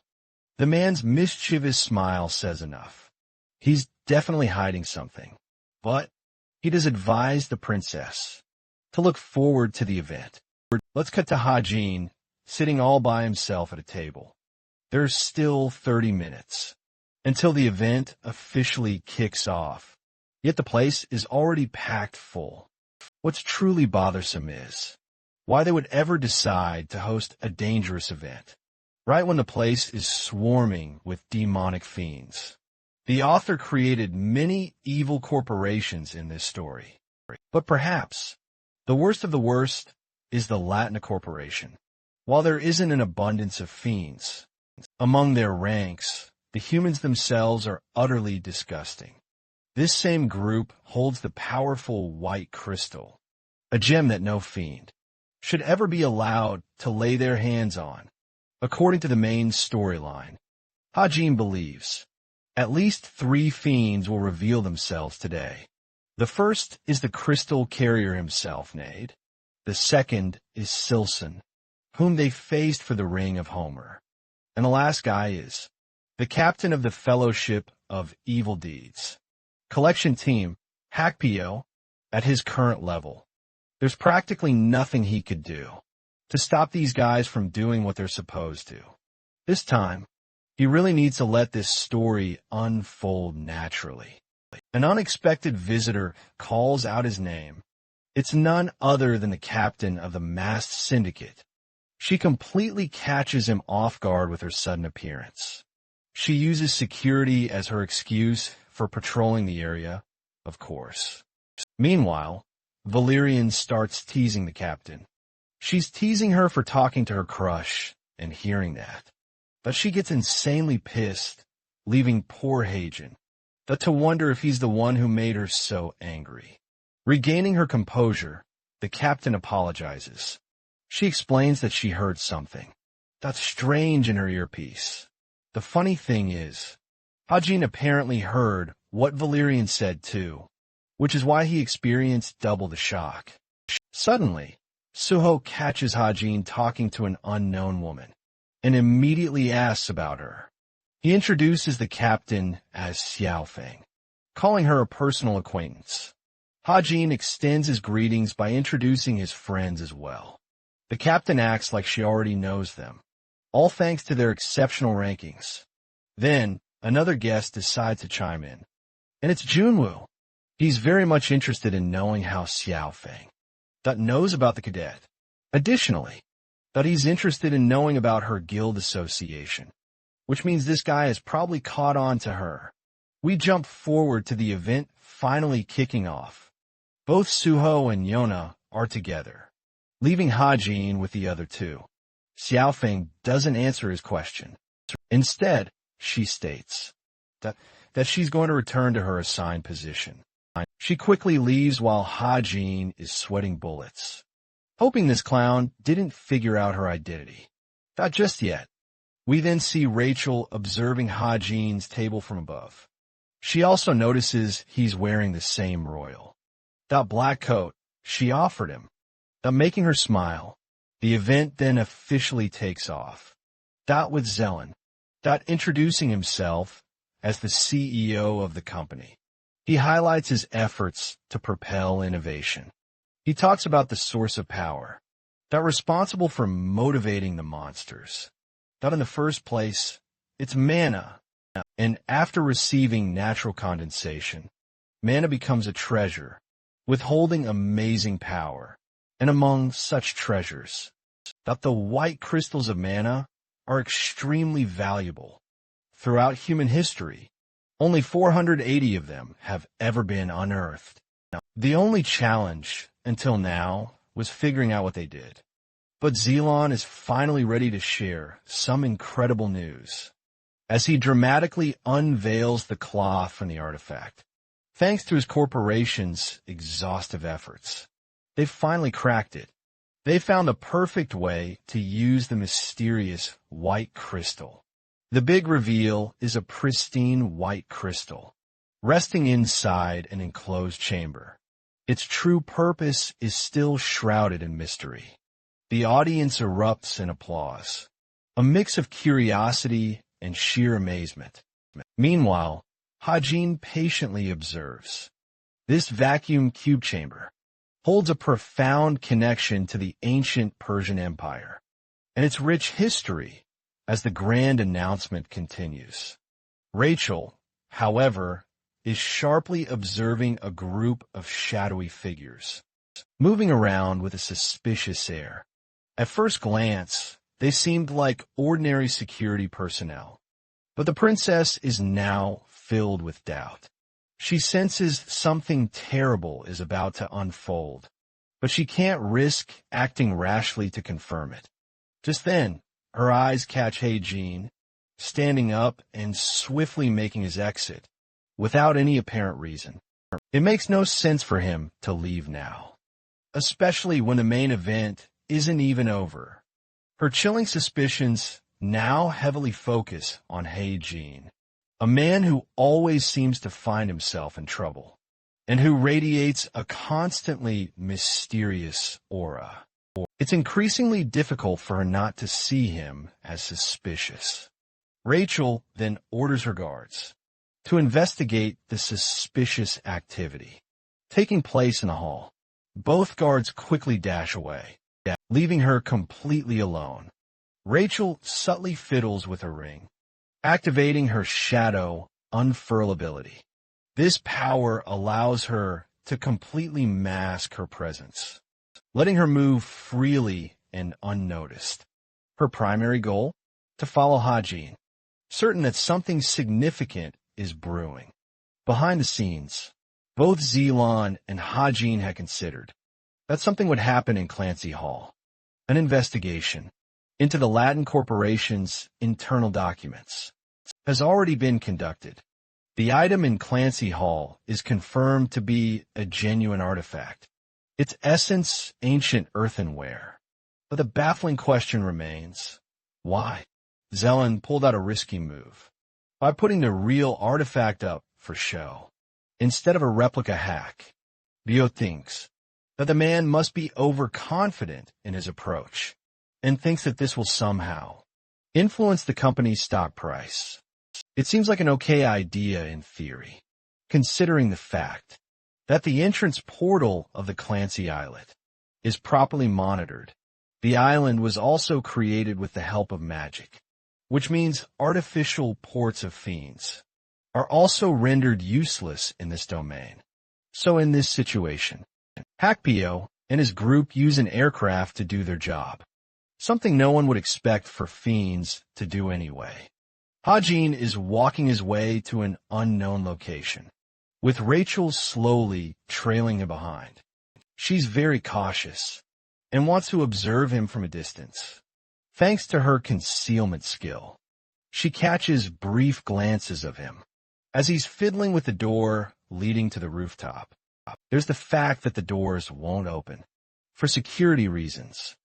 Hajin thinks for a moment and reveals a hammer, completely baffling Rachel with his approach. She wonders if this idiot is planning to knock the door down. The Clancy Islet strictly prohibits its visitors from carrying weapons, which is why a tool in this situation is the closest one could manage as a weapon. However, the idea of smashing a fortified magic door down with a hammer sounds ridiculous.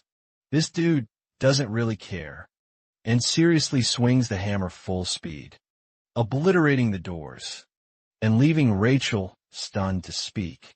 She can't believe what the fuck just happened. This dude is just casually walking with Superman levels of strength. Suddenly, she hears the clamoring coming from a hall. Destruction has begun, as various fiends have begun their onslaught. They're massacring people in cold blood. Even Zelon is pinned as one of the fiends gets their hands on the white crystal. The fiend is suddenly attacked by a hero. As his attack concludes, the hero is pleasantly surprised, having successfully dodged the assault. The villain, however, just cast a multiplication ability, making him an incredibly annoying opponent to deal with. Jin Shang-chun introduces himself as an elite hero, but for some reason, the villain's copies choose to scatter and run away. Shang-chun calls him a coward, not even sure which one he should catch first. Meanwhile, observing the scene, is the captain of the masked syndicate, poised to make her move. The monsters are wreaking havoc at the event, leading Naeun to wonder what has happened. They're not just fiends, but also a swarm of monsters for them to deal with. Junwoo worriedly comes rushing to her aid, even though he's covered in blood. He tosses Suho a sword to fight with, since Suho couldn't bring his own. Junwoo knows it's necessary for Suho to fight. After all, he snatched it off a fiend. He wanted Suho to make it work. On the rooftop, Hajin is observing what's going on. Just like in the original novel, Nade ended up duplicating himself into 8 copies and ran off with a white crystal. Now, one hero is pursuing one of the copies, but that imposter doesn't have the crystal, so it's utterly pointless. Valerian is also pursuing one of the copies, having disguised herself, but this Nade is also a fake. And then there's the captain, chasing the real Nade, who does have the white crystal. According to the original story, she's ambushed by a bunch of fiends, who outnumber her in a surprise attack. But they keep forgetting just how powerful this woman truly is.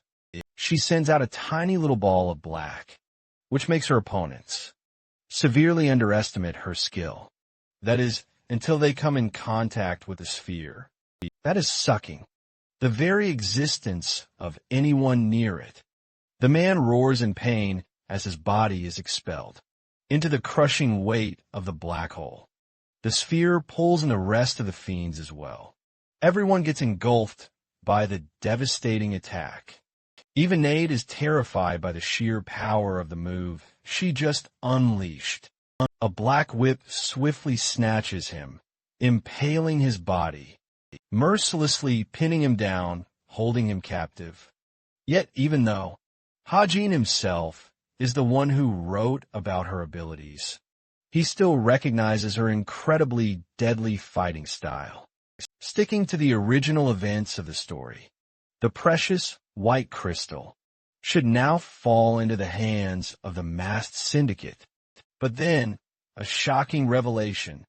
It turns out that in this altered timeline, this Nade was also just a mere copy, and doesn't have the real crystal in his possession. This immediately prompts our author, Hajin, to urgently check his laptop to see if the story reflects any major plot changes. Still, there isn't any message or notification about it, which means it shouldn't be a major or direct plot alteration. Rather, this subtle change is caused by subtly shifting the underlying variables of the story. But here's the immediate issue. That Hajin is completely clueless on how to handle this situation. A situation he knows nothing about. That is, until he suddenly remembers his stigma mark, his absolute last hope in this dire situation. By channeling magic power from his stigma and focusing on his unique eagle eye ability, Hajin can severely boost his perceptive powers.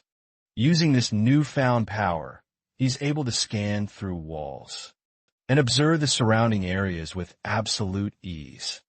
The author still hasn't found the white crystal and desperately searches for the person who actually possesses it. One vehicle suddenly catches his keen eye. The person inside is holding the cube vacuum. But then something happens, causing Hajin to jolt away. The author staggers back as an overwhelming flood of information rushes into his brain. He overexerted his powers, pushing them too far. But there's absolutely no time to rest. As he jumps off, determined to find the white crystal, Hajin lands near a convenient motorbike, finding the timing perfectly convenient. He hops on and quickly apologizes for the impromptu theft. Hajin revs it up and speeds away. The scene now transitions into the chaotic state of Clancy Hall, where Nayun is doing her absolute best to help evacuate the people.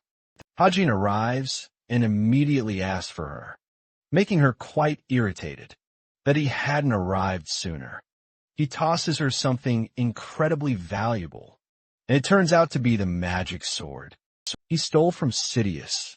He explains it's meant to be a weapon, perfectly suited to her abilities. After all, she can't fight fiends without something to use.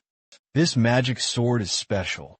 It reacts based on the healer's mana capacity. As previously established, Chai Nyan holds a monstrous pool of mana, which means she's going to rival any fiend she encounters. With this powerful weapon, Nyan asks why he's giving her the sword of all people. But Hajin doesn't have time to explain and decides to leave. He's got something urgent to take care of. Nyan tries to stop him, but he's already bolted away, having acquired some distance. Hajin tracks the location of the vehicle, containing the mana crystal. He speeds up, narrowing the gap as quickly as possible. The dude inside the car is curious about how long it'll take for them to leave. Suddenly, Hajin comes crashing his bike against the car, forcing a powerful impact that flips the vehicle on its head. He finds himself catching his breath after putting so much strength into that tackle. The dude frustratingly kicks the door open, ready to kill the bastard who put him in this position. More importantly, he's waiting for his escort to arrive. Hajin realizes this guy always had backup on standby, which explains his confidence just now. The escort is a cargo plane, but what they don't know is that the author is planning to spend the necessary story points to send it back. This greatly shocks the man holding the white crystal, since they're leaving him without any explanation. The aircraft simply zooms away. And now, this dude doesn't have anyone to fend for his life, causing Hajin to draw near him. He pops a suggestion for them to have a small conversation. Suddenly, the author senses a sharp presence coming from another direction, just moments after an enormous blast rips down from above, annihilating absolutely everything in its path. Turns out, this dude is the very same brute who's been working for the masked syndicate, and he's already taken care of Rachel, too. This seems like the absolute worst timing for this guy, of all people, to show up. Our author's advantageous situation has just completely flipped. He's then hit with an even greater shock as he spots Rachel's unconscious body right beside him. Preparing for a showdown, he readies his powerful ether magic. Hajin definitely wasn't expecting things to get this complicated. Jong Yong immediately sees what he's trying to pull off and strongly advises him not to engage in a fight, unless he's absolutely looking to get hurt. But our determined author isn't ready to back down. He aims his gun directly at the briefcase containing the precious white crystal, threatening his opponent. Jong Yong quickly realizes that Hajin's primary concern is indeed the princess.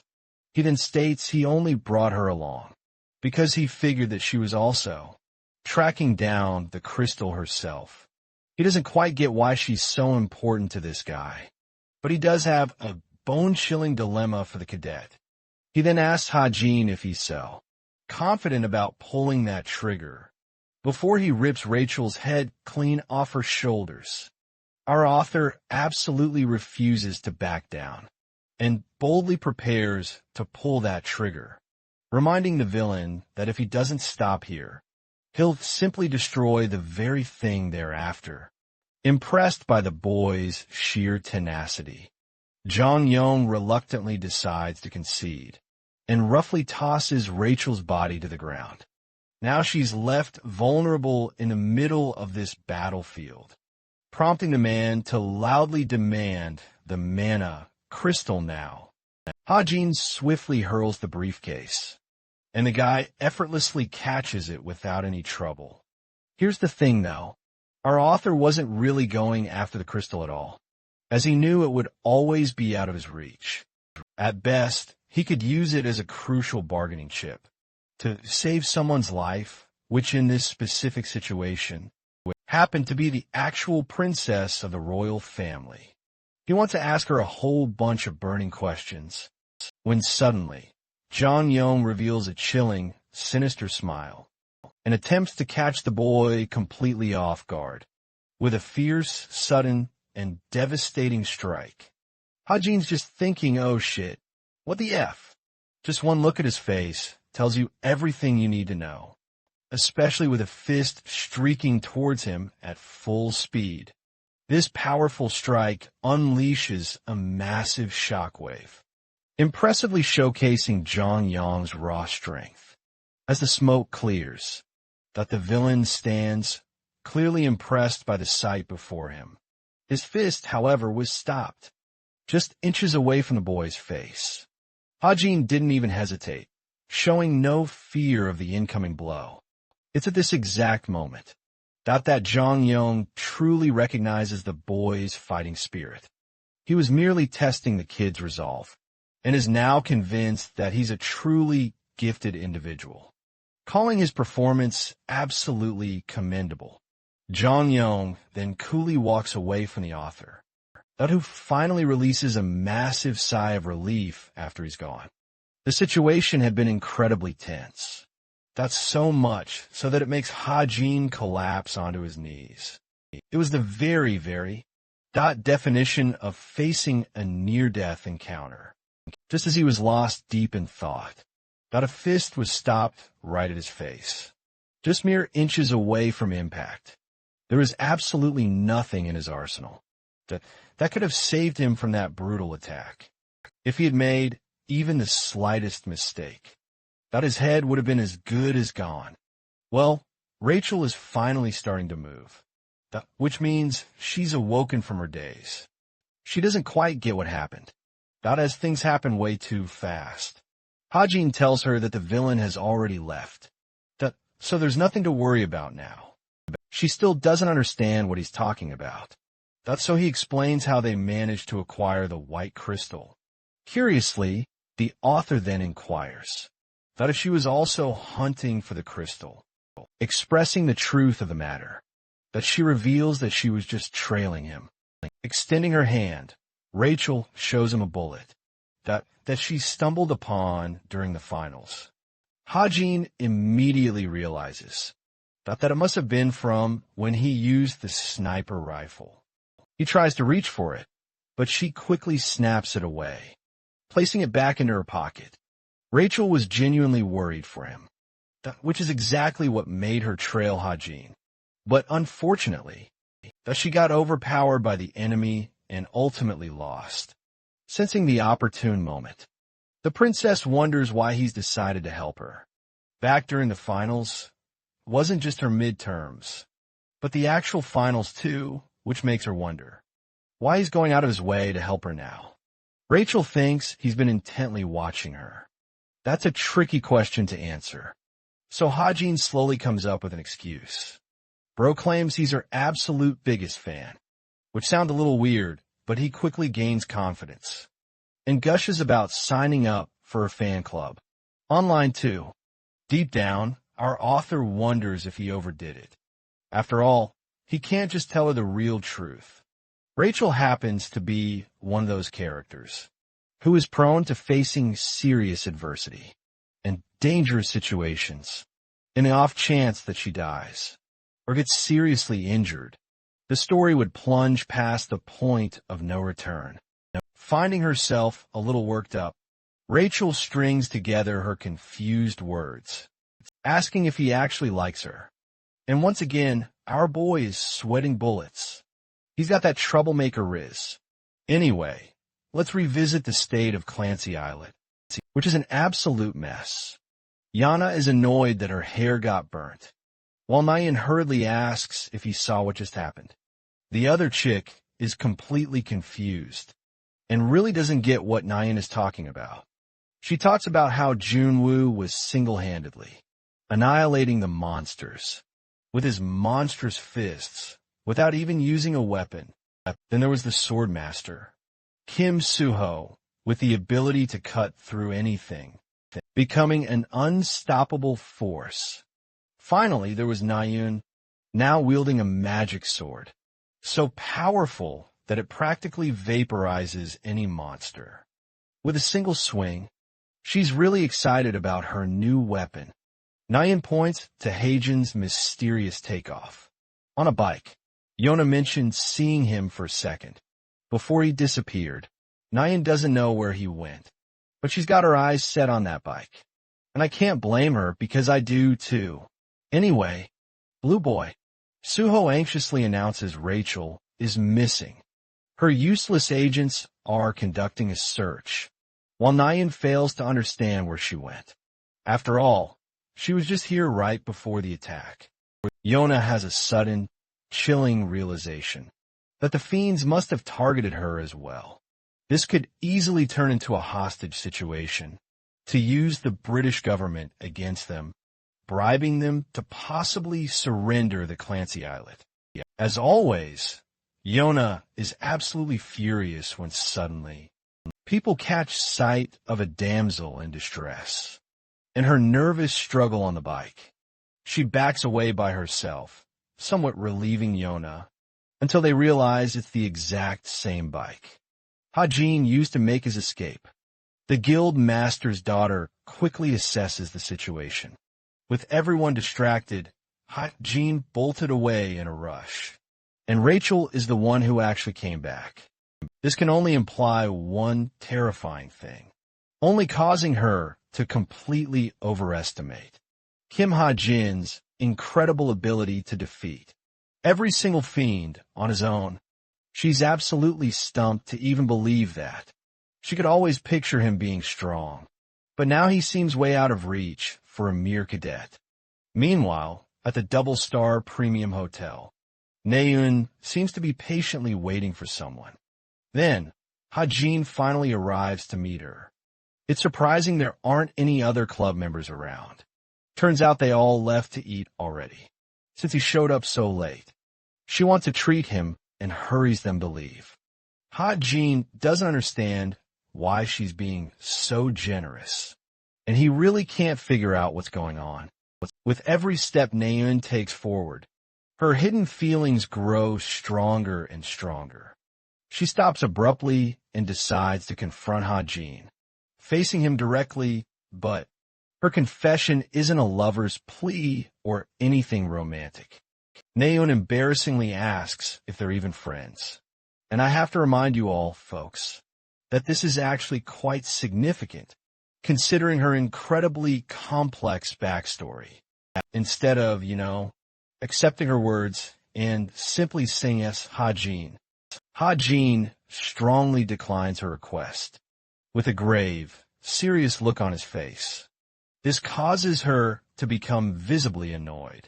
So, she quickly turns away, claiming it was just an unserious, offhand comment. She paces ahead, hoping he'll forget her words soon. Now, here's the kicker.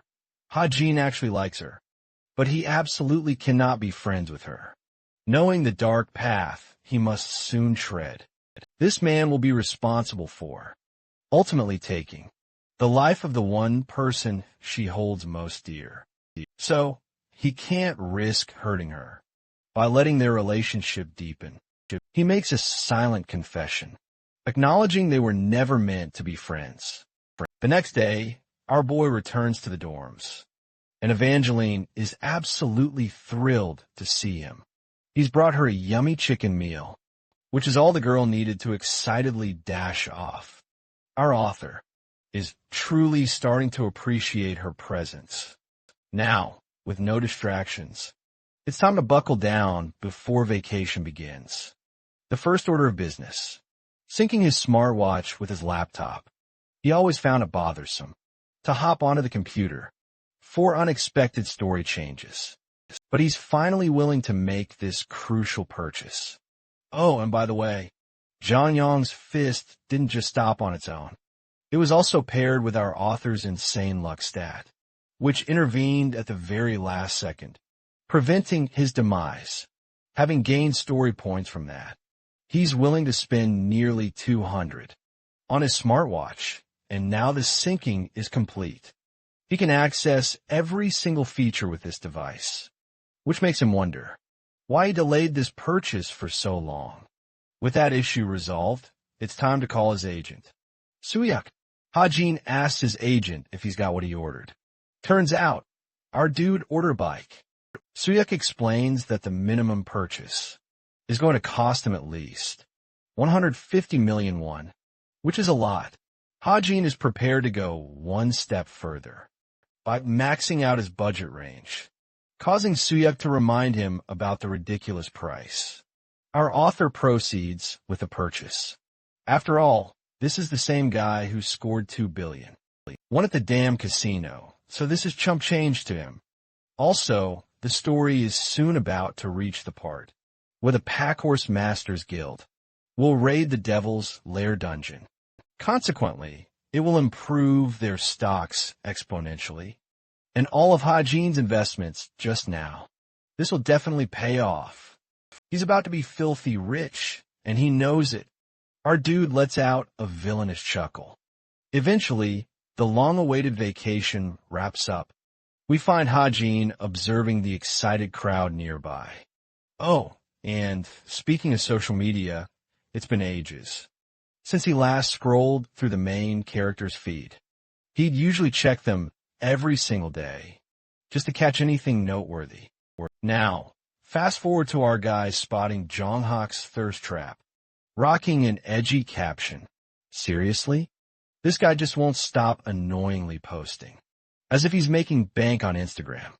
Hajin is more than a little disgusted by him. As for Suho and Yonha, they keep their social activity pretty rare.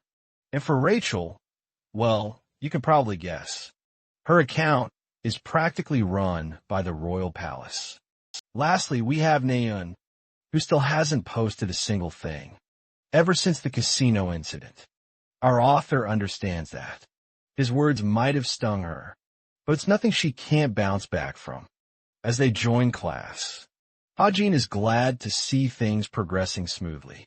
Their unforgettable teacher officially announces the second semester's start and outlines all the necessary changes. Moving forward, first up, changes to their rankings. And the second? It's about the new students arriving at the Cube institution. A transfer ceremony was held recently. This ceremony was designed to bring in some of the most talented mages from the top magic academies out there. They're all aspirants determined to become heroes. And that means a whopping 20 new students will join each class, for a grand total of 200.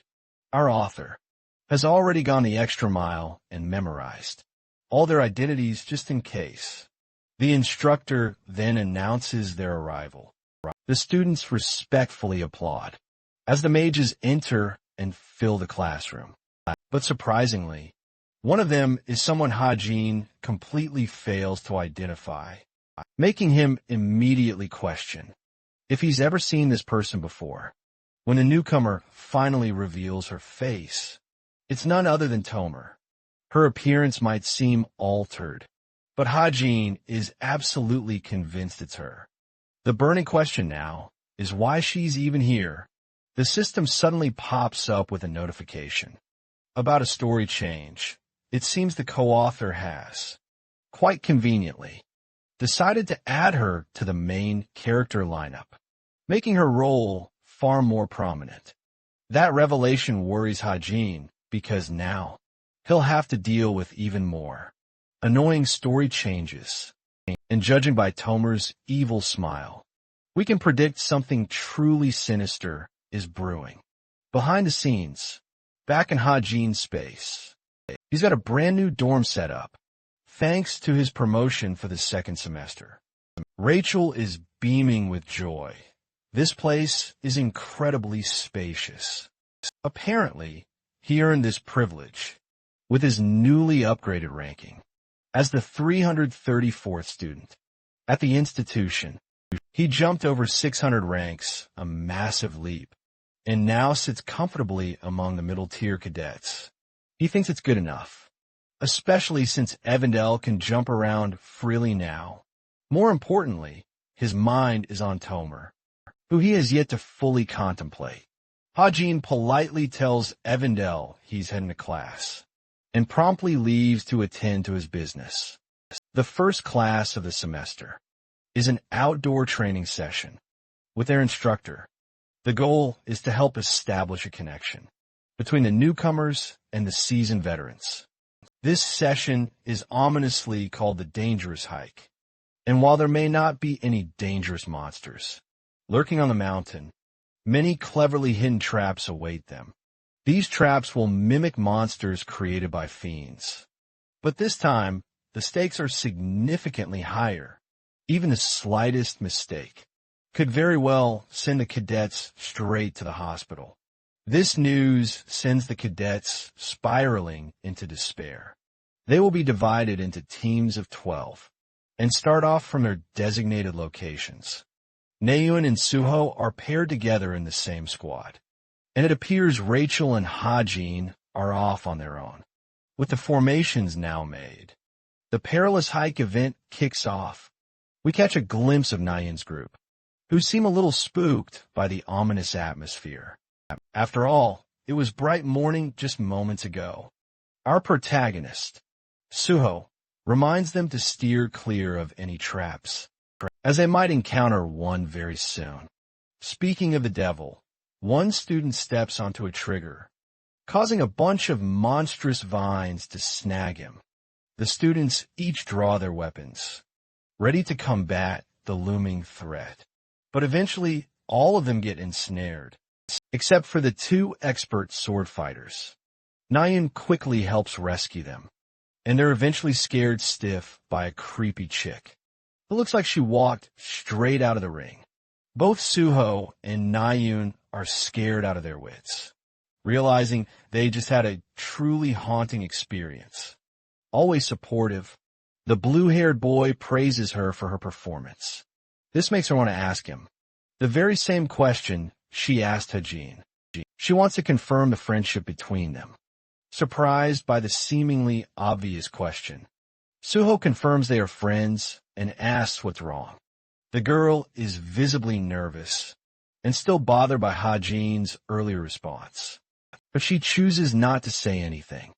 She thinks that anyone else in that situation would have said something normal, like Suho just did, but Hajin is different. He rejected the mere thought of her.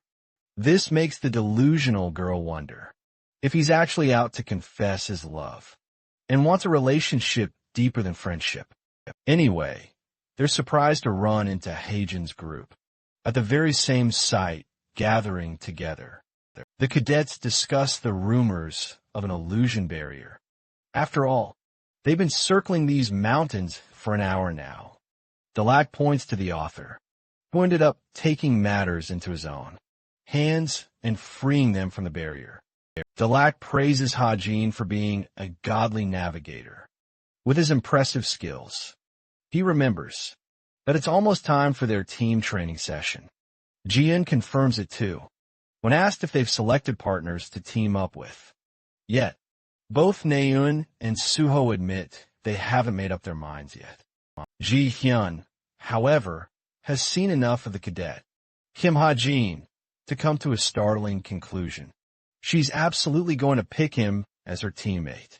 Her bold words immediately catch Naeun's and Delik's shocking attention, considering the team needs to be balanced and weighing the mid-tier cadets against each other. He truly seems like the most intelligent choice of the bunch. Naeun fumes, barely containing her frustration, but she's utterly speechless. She tries to paint him as a hard-ass, annoying and difficult to deal with. In reality, even Naeun herself is a little confused that she's going so far as to say these things. Delik whispers conspiratorially, reminding her of the dark rumors swirling around. The sharpshooter talk of him constantly leaving campus and investing his time in expensive purchases immediately catches both Suho and Naeun's attention. Delik carelessly talks smack about Hajin, prompting a truly infuriating reaction from Naeun, who becomes the most furious she's ever been. She confronts the jerk, demanding to know if Delik ever actually saw him doing those things. With his own eyes, she and Suho are utterly infuriated that these people are believing in baseless rumors. They even try to stand up for Hajin, claiming he's actually a good guy. Fuming with anger, Naeun steps away, while Suho, ever the calmer one, recommends they return to their hiking mission. The scene then transitions to Yona, who has just finished masking her voice. Considering this first critical meeting, she absolutely doesn't want to make the slightest mistake. With these guys, the Falling Blossoms Intelligence Guild, a newly developed group of agents that are now directly under her control. Yona, cloaked in a mysterious outfit, addresses her team. She thinks it's all going smoothly so far. She's already divided the Falling Blossom Guild into 3 distinct departments. The first team will actively gather crucial information from different guilds. These are famously known as the spies. Their top priority is to uncover the intricate plans of guilds, like the Holy Grace of God and the Desolate Moon. Now let's talk about the second team, which will be exclusively responsible for searching out strong monsters or dangerous dungeons. This team will be officially dubbed the Scouts. Next up is the third and final team.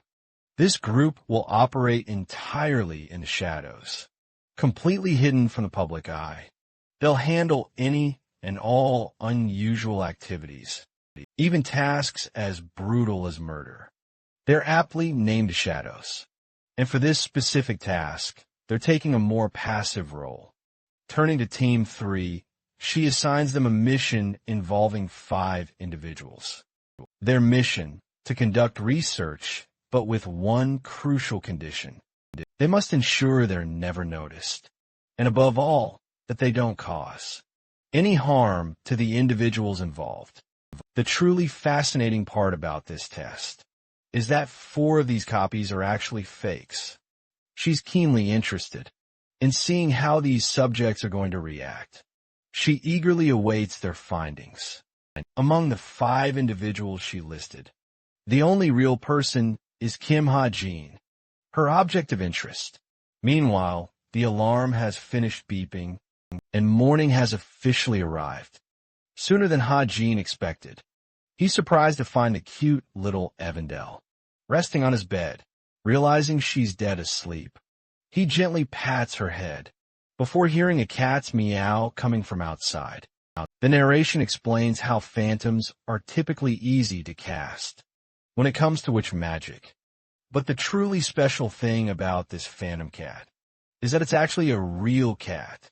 Evandel materialized it with her powers. She seems like a cute, unexpected visitor for the time being, and might even help him later on. He decides to head outside to grab some breakfast, and finds himself surprised to run into Yona, who's curious to know where he's headed. He tells her he's off to grab some food. They walk along together, as Yona brings up how his ranking shot up significantly. At the same time, though, he admits it won't improve beyond this level. This makes her wonder if he's thought about his future. Ha-jin states he isn't worried at all, since they have plenty of time. But to Yona, time is of the essence, as she reminds him about the probation period, which kicks off in their 3rd year. In typical fashion, she directly invites him to the Straits of Essence, the very guild she's destined to lead. In the future, it'd be easy for him to just ride that wave, becoming successful, but shockingly, he tells her he's actually interested in the Forsaken Plains Guild. Instead, still, he's unsure if they'll even accept him, but he really likes their mercenary style.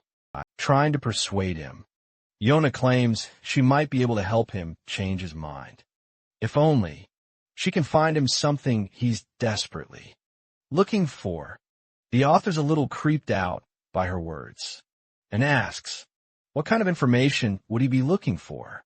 Yona swiftly dodges the question like a cat, and also reminds him that she made sure to discipline the heck out of Gina, who messed with him. Going back to the classroom, we see the author silently observing the protagonist, Suho, who is soon to raid the dungeon. In the original story, after returning from vacation break and climbing Geomac Mountain by himself, he stumbles upon a hidden dungeon. Raiding a dungeon on one's own seems like an impossible task, but Kim Suho challenges this idea as the main character of the story, becoming responsible for slaying the dungeon's boss. There, he receives an important weapon, and a buff infused with the butterfly sapling's power. That weapon helps him climb to greater heights. The only problem being that Ha-jin's the one who has the powder with him, so that weapon won't be getting boosted anytime soon. That's why in this timeline, Kim Ha-jin wants to accompany Suho on his journey while tackling the dungeon, because this version of the story does not favor the protagonist as much as the original did. Also, this greedy bastard is also in it for himself, believing that he'll probably strike gold too. By the evening, and in his dorm, the author reflects on his strategy to handle Tomer. There's the cute Evangel resting on his lap, while he thinks of ways to come up with a solid plan. Before diving into the dungeon raid with Suho, Tomer isn't exactly friendly with the fiends. So, if her father can be located, she could actually be converted into an ally. After all, this dangerous mage has only one objective: to locate her father and end his life. Still, it's not like this guy knows her father's location either, making things difficult. Interestingly, not even the Tome of Truth could help him in this situation, with the detective, Jin-hyuk, only limited to researching in Korea. It's hard to task that guy too. This leaves only one prospect, the only person in Kim Chandong's life. According to the data system, the kid is called Kim Ho-seop, and Ha-jin wastes no time getting in touch with him. Ho-seop seems to be working his ass off in an intelligence-gathering agency, which is why Ha-jin wants this guy to find someone for him. Ho-seop is a little worried his boss will catch him, but he accepts the job anyway. Ha-jin also wonders if their school bully still bullies Ho-seop, since he's speaking like a zombie. He offers Ho-seop a way out. If he ever decides to quit his job, Ha-jin recommends that he join the Falling Blossoms guild under Yona's command. With that, their call ends, with Ha-jin believing that he strengthened Yona's agency.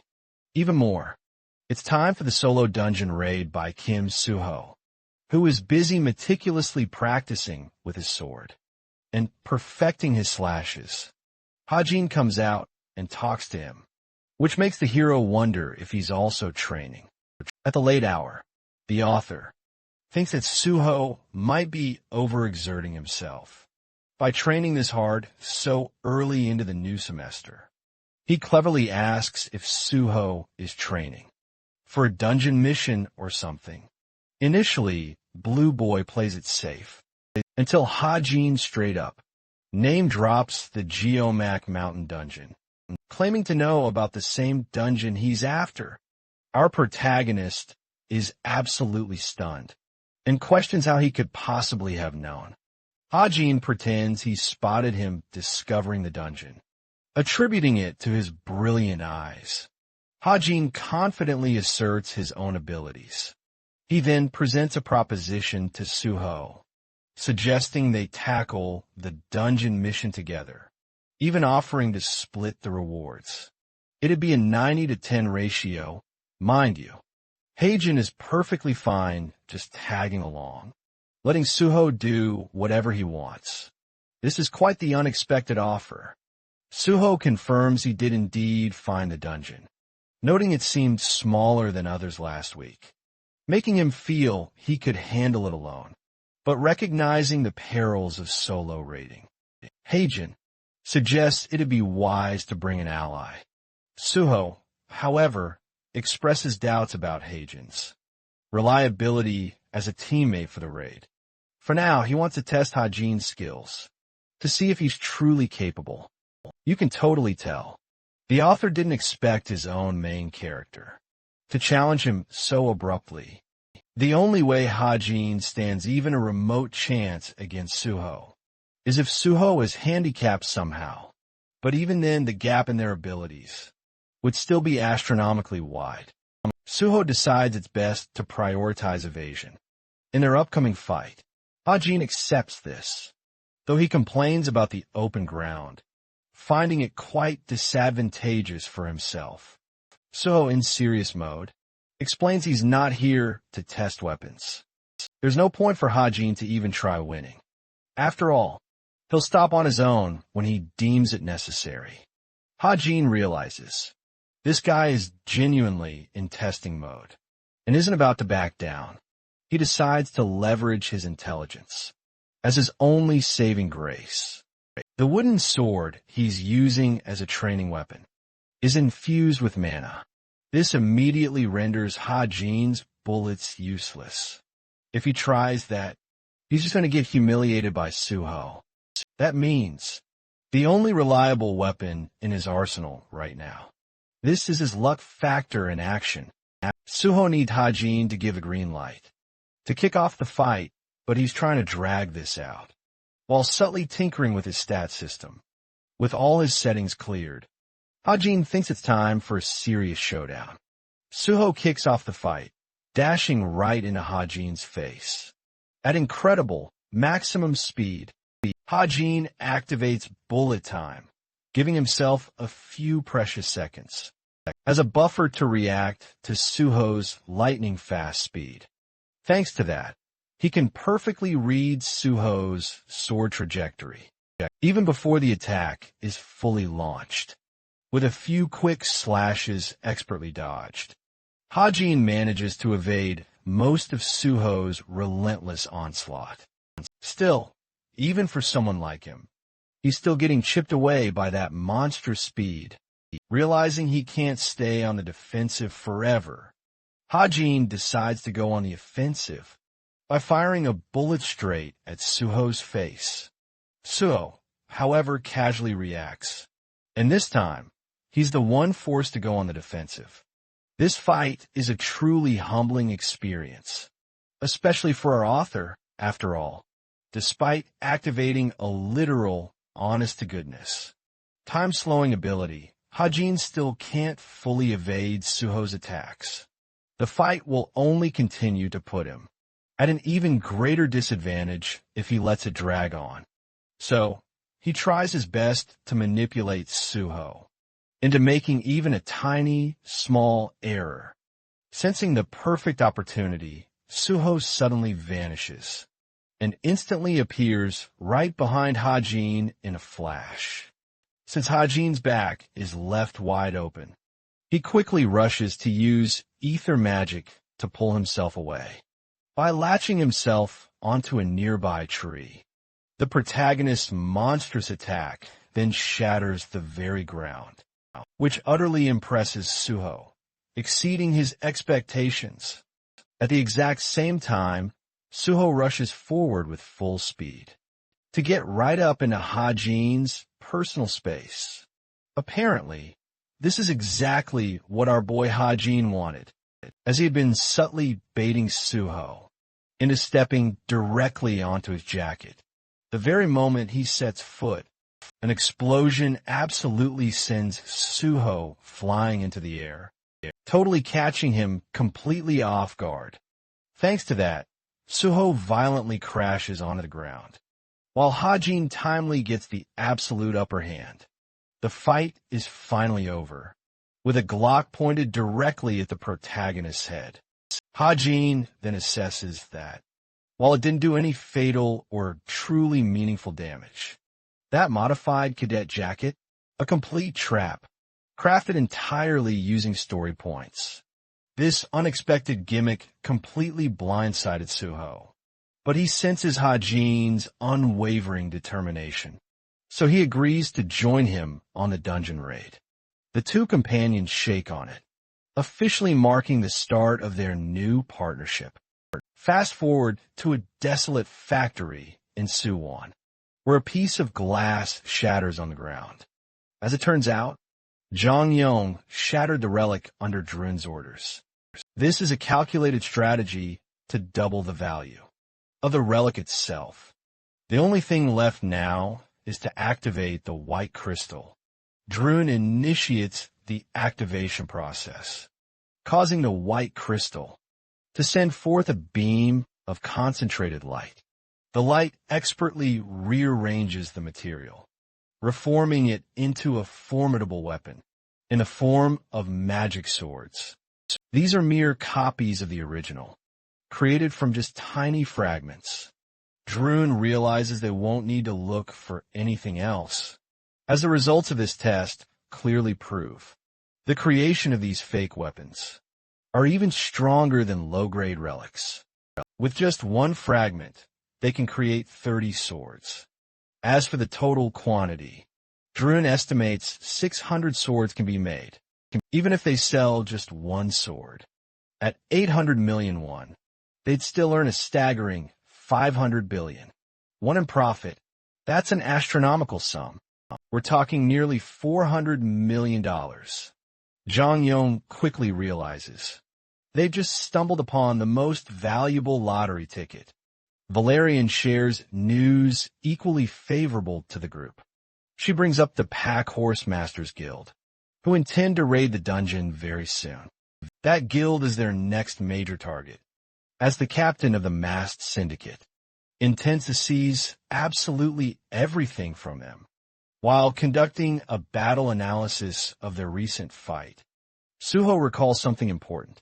He remembers how Hajin left a dozen openings in his movements, and yet there wasn't a single moment that he managed to strike him down. To make things even more baffling, Hajin used an unusual attack at the very end. Suho still can't comprehend what even happened. He wonders if it was pure physical force that drove him back, or maybe a surge of mana.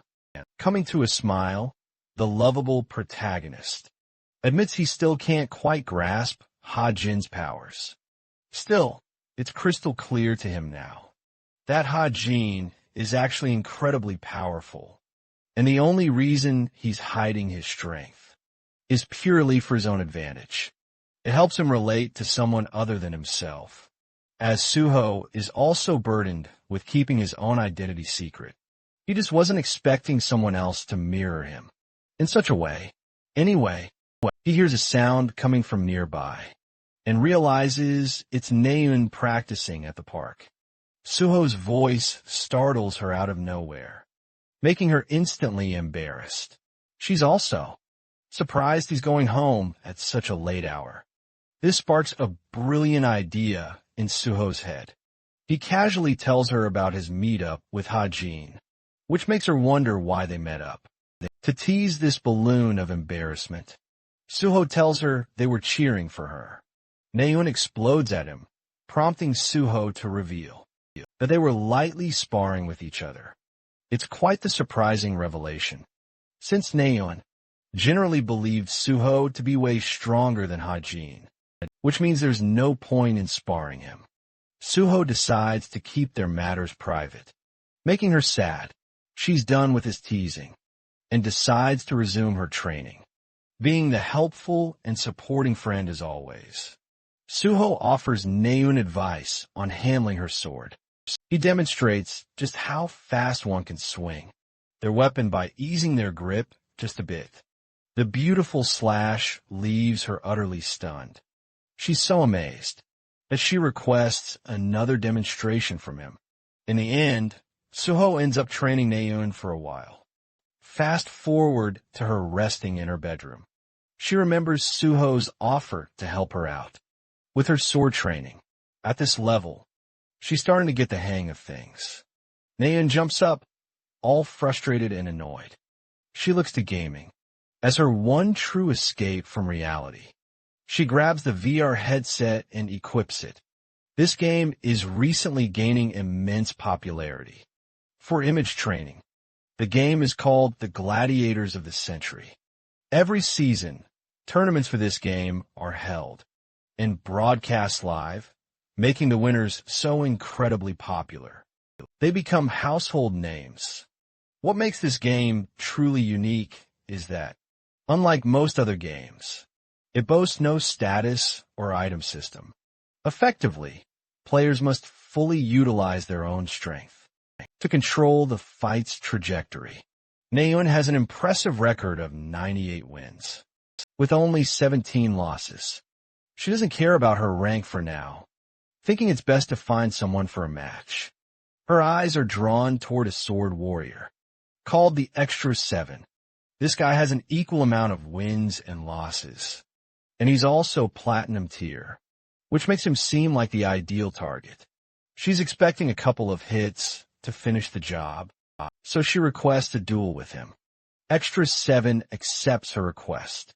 Their match is about to begin in 3 seconds.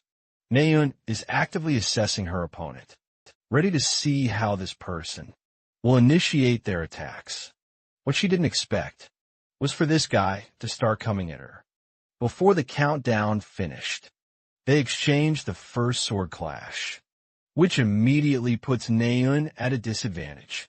What's more, this guy grabs her by the collar and then throws her off balance with a quick kick. From underneath, Extra 7 delivers the killing blow. And just like that, Naeun loses to a guy with a 50-50 win-loss ratio. This makes her so mad that she thinks he must be cheating. She immediately requests a rematch, but winds up defeated a second time. So, a third match follows between the two. The outcome stays the same. Naeun is defeated again. One more round would change things, right? Nope. Our stick figure Naeun is killed again. She's seriously annoyed at having to accept her helpless state, while her opponent stares her down. The guy wants to leave to get to sleep, while she's begging for another rematch. She learns that he's usually active around this time. So Naeun requests that he teach her a bunch of new skills. Each time, they run into each other. Extra 7 is okay with that and decides to log off. The author puts off his headset, not knowing why that kid was so stubborn. Just now he won 7 times in a row. His goal was to test the random buff system inside the game, and he used it on the headset to enhance his stats. Immensely, the random buff system is proving to be more helpful than he originally intended. The investment was costly, but it strengthens the properties of any equipment, which takes his console experience to another level. This makes it feel like his senses have been sharpened, and as a consequence boosted. It's a little underwhelming that the maximum boost is only 44%. But Hajin thinks it could soar higher. With the luck effect, Evangelos out here eating a whole cake by herself. Hajin realizes that he has to actually parent the child and snatches the cake away. She sobs begging for another slice. But Hajin pulls the ultimate anti-children attack. He puts it on the top shelf. Then he lifts her tiny little body and promises to get her something even more delicious. In the morning, this relieves some of her sadness.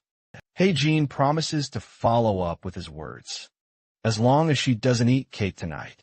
While she's fast asleep, he checks his smartwatch and finds a message coming from Suho, who invited him for the raid meetup.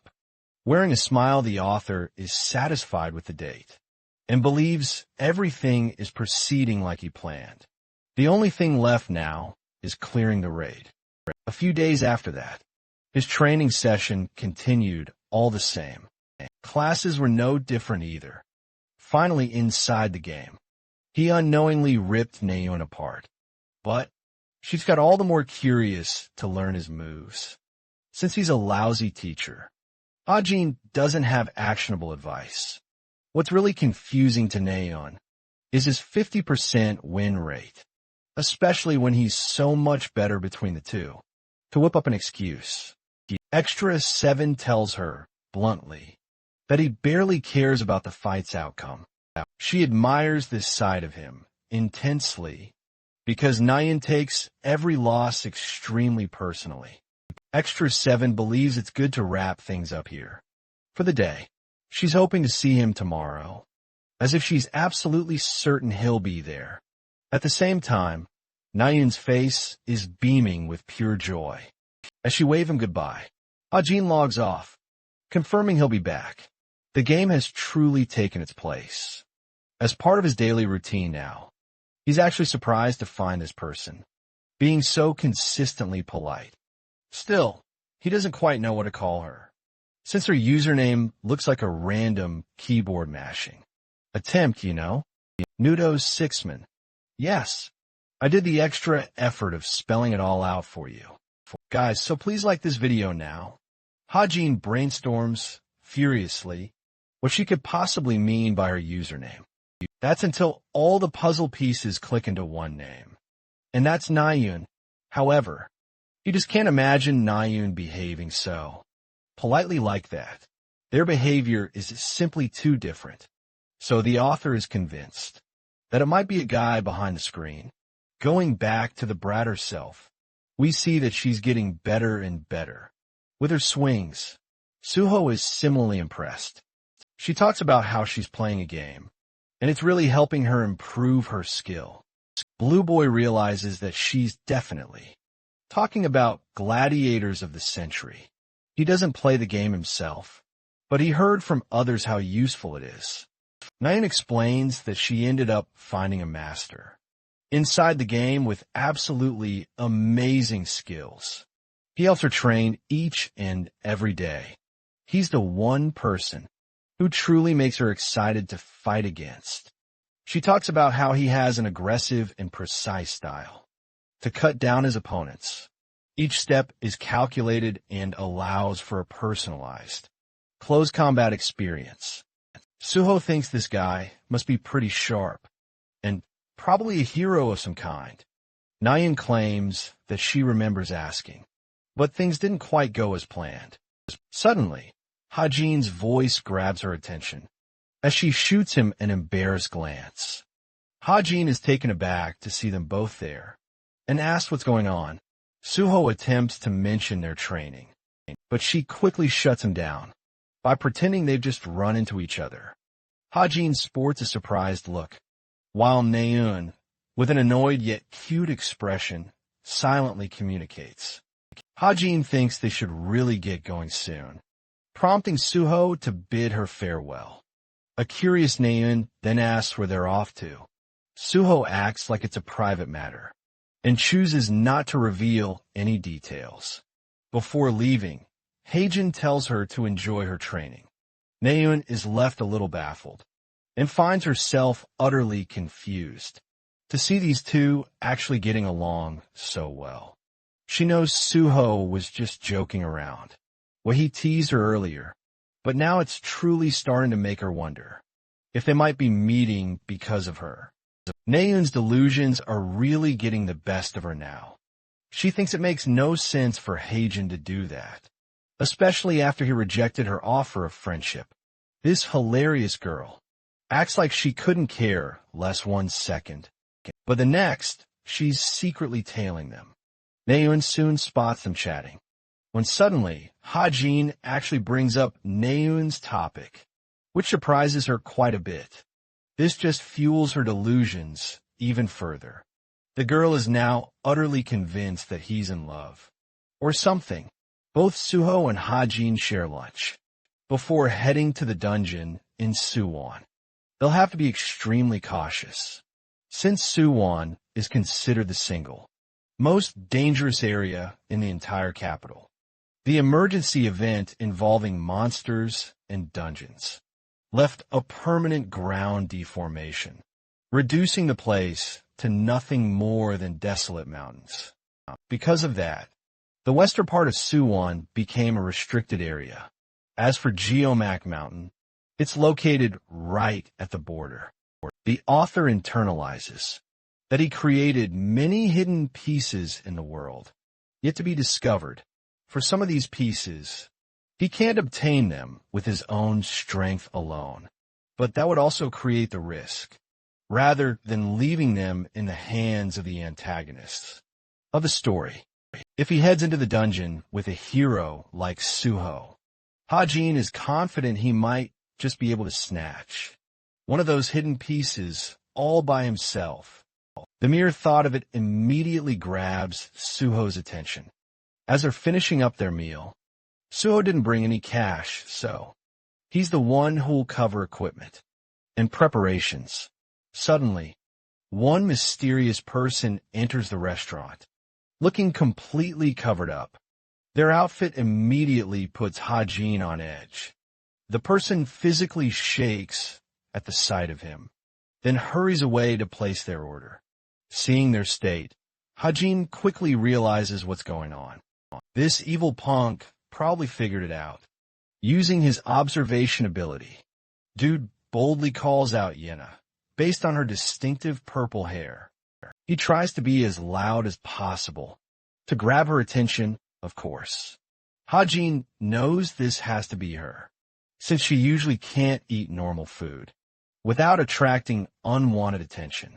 He requests she come and share a meal with them, making her condition even worse. Being thoroughly humiliated like this, she grabs her order and bolts off without even paying. Hajin decides to cover the girl's bill, and mentions how Yunha did her best not to show her face. For 3 whole days, it's finally Friday, the day of the dungeon raid. Suho's all ready and leads the way. Deep in the mountains, they both make their way. Having walked many miles, the Geomac Mountain is a dangerous location, since it's right next to the restricted area. Hajin wants to stay sharp and aware of their surroundings. Until they arrive, Suho marks the location and shows them the entrance to the dungeon. Hajin thinks it's reasonable to assume why.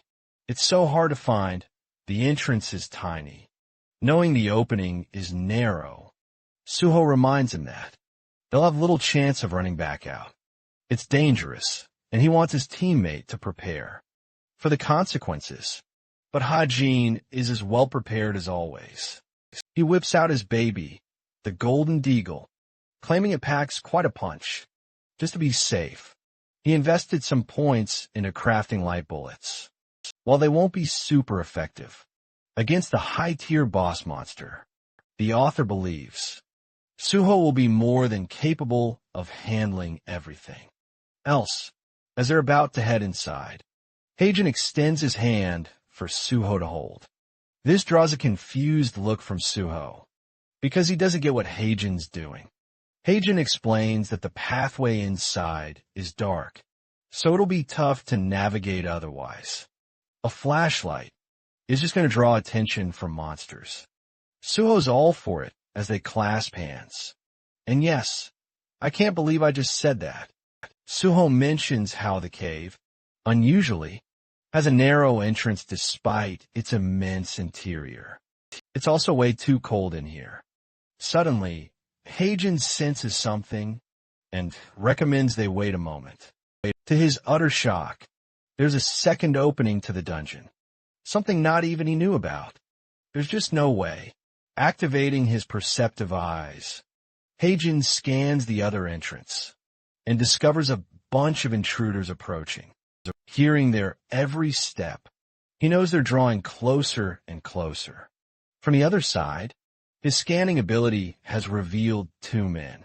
From the other side, Suho doesn't get what's bothering him, but Hajin tells him to be quiet.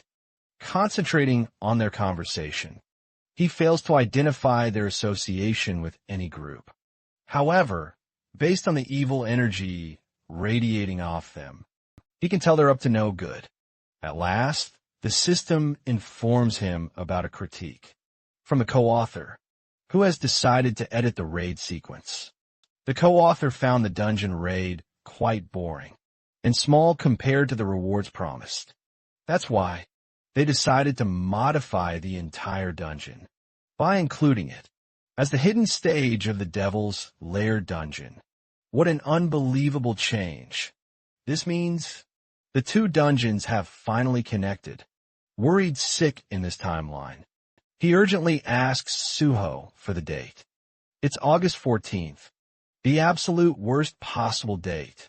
It's the very day the Packhorse Masters Guild plans their raid on the Devil's Lair. With this chilling realization, he's almost convinced that both men belong to the same guild. He wonders if they're just here on a scouting mission for the day. Still, this whole situation is making Hajin incredibly tense, which naturally worries Suho. The author then cleverly breaks the tension by finally revealing the intruder's true location. The Packhorse Masters Guild is notorious for being one of the strongest guilds overall. Our heroes, however, only have mid to high tier fake heroes. Even someone like the story's protagonist would seriously struggle in this situation, which begs the burning question, what can they possibly do now? Luckily, Lady Luck smiles upon them. As it turns out, the two fiends only came here to scout this specific part of the dungeon. They decide to regroup with their main party and head back. Hajin takes careful note of the situation and realizes this is their only chance to defeat the boss as quickly as possible.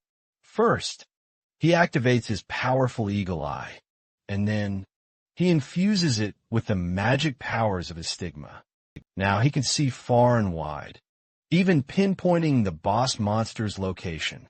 Having marked the navigation path, Hajin quickly jots down the location and emphasizes the urgency of beating the boss swiftly. Around the same time, in the Suwon Devil's Lair, the main party is utterly exhausted from their relentless hunt. The raid leader contacts his two subordinates that he sent to scout. This guy is Jin Kyung, the guild master of this fiendish group. They relay information about a secret opening, leading to a hidden stage.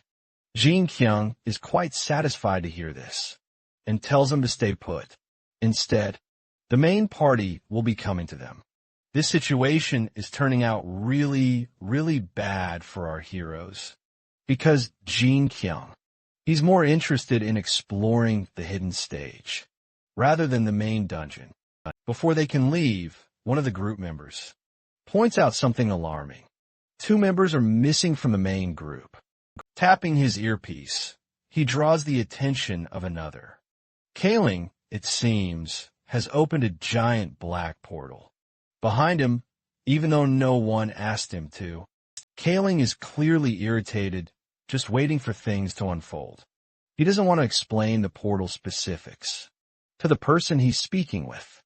Jin Kyung commands Kaling to close it shut at once, but he just casually plays with his earpieces.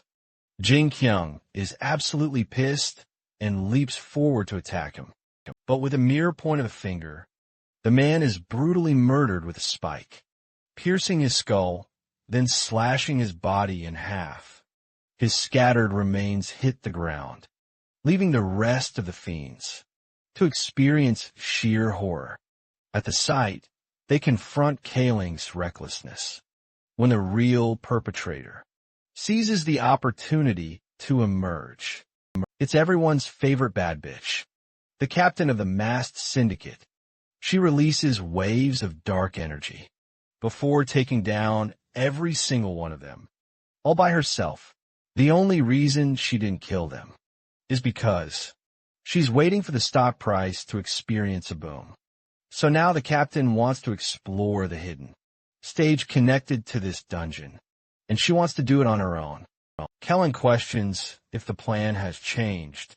She expresses that the other two targets who entered the dungeons aren't their enemies, but rather their candidates.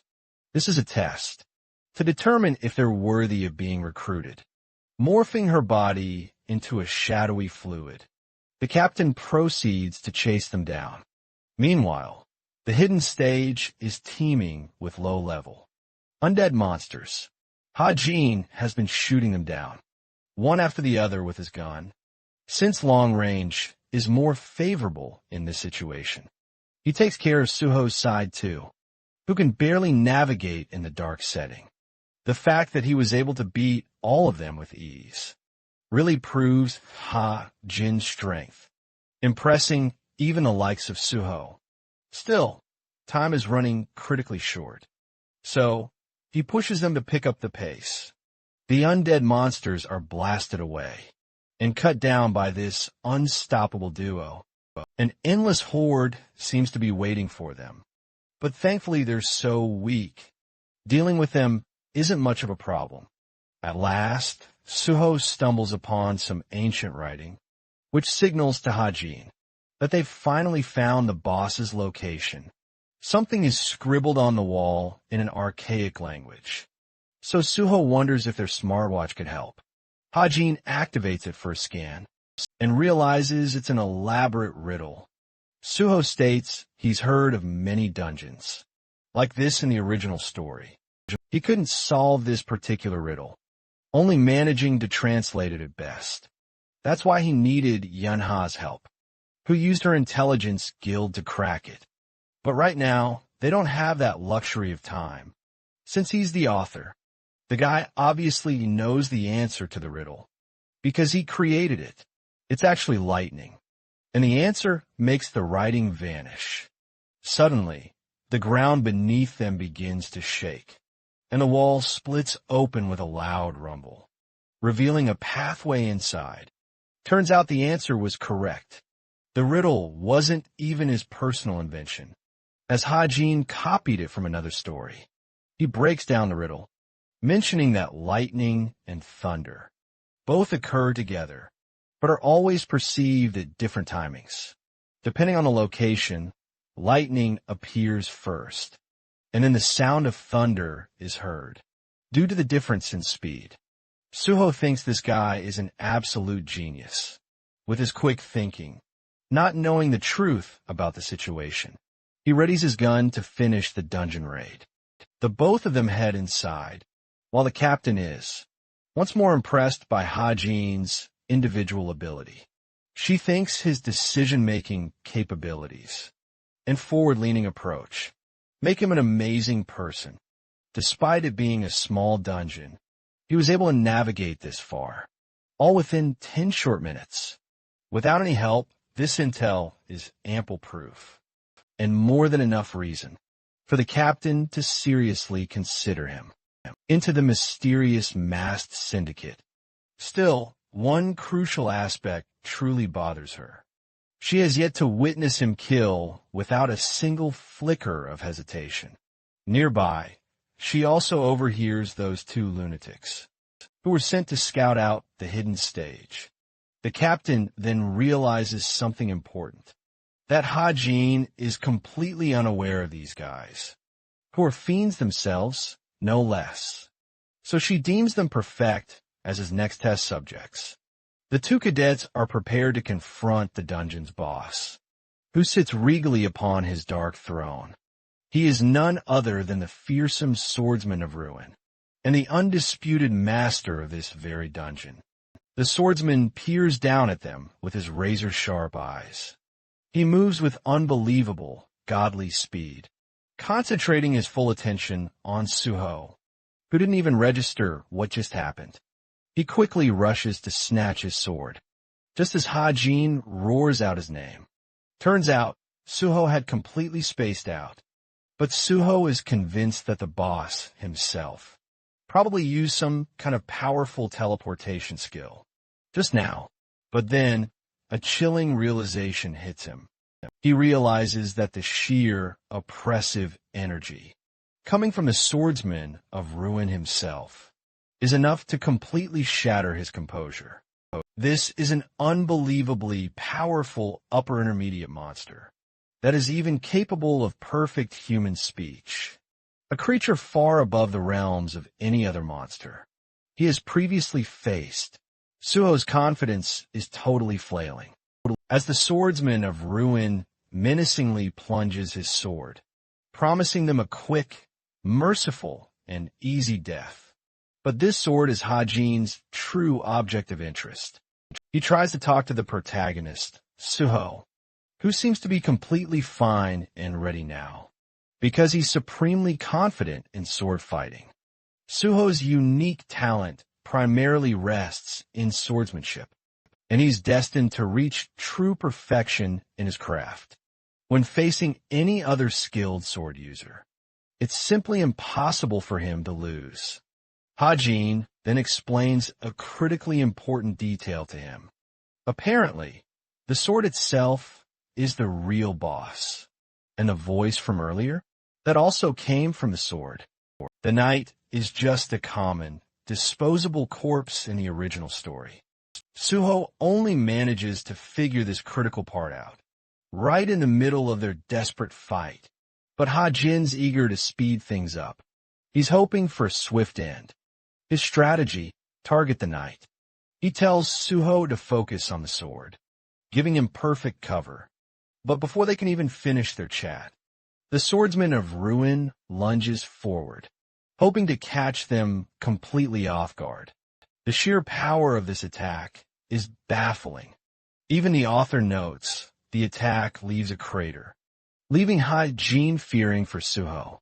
But, being the main character, he brilliantly blocks it with his blade.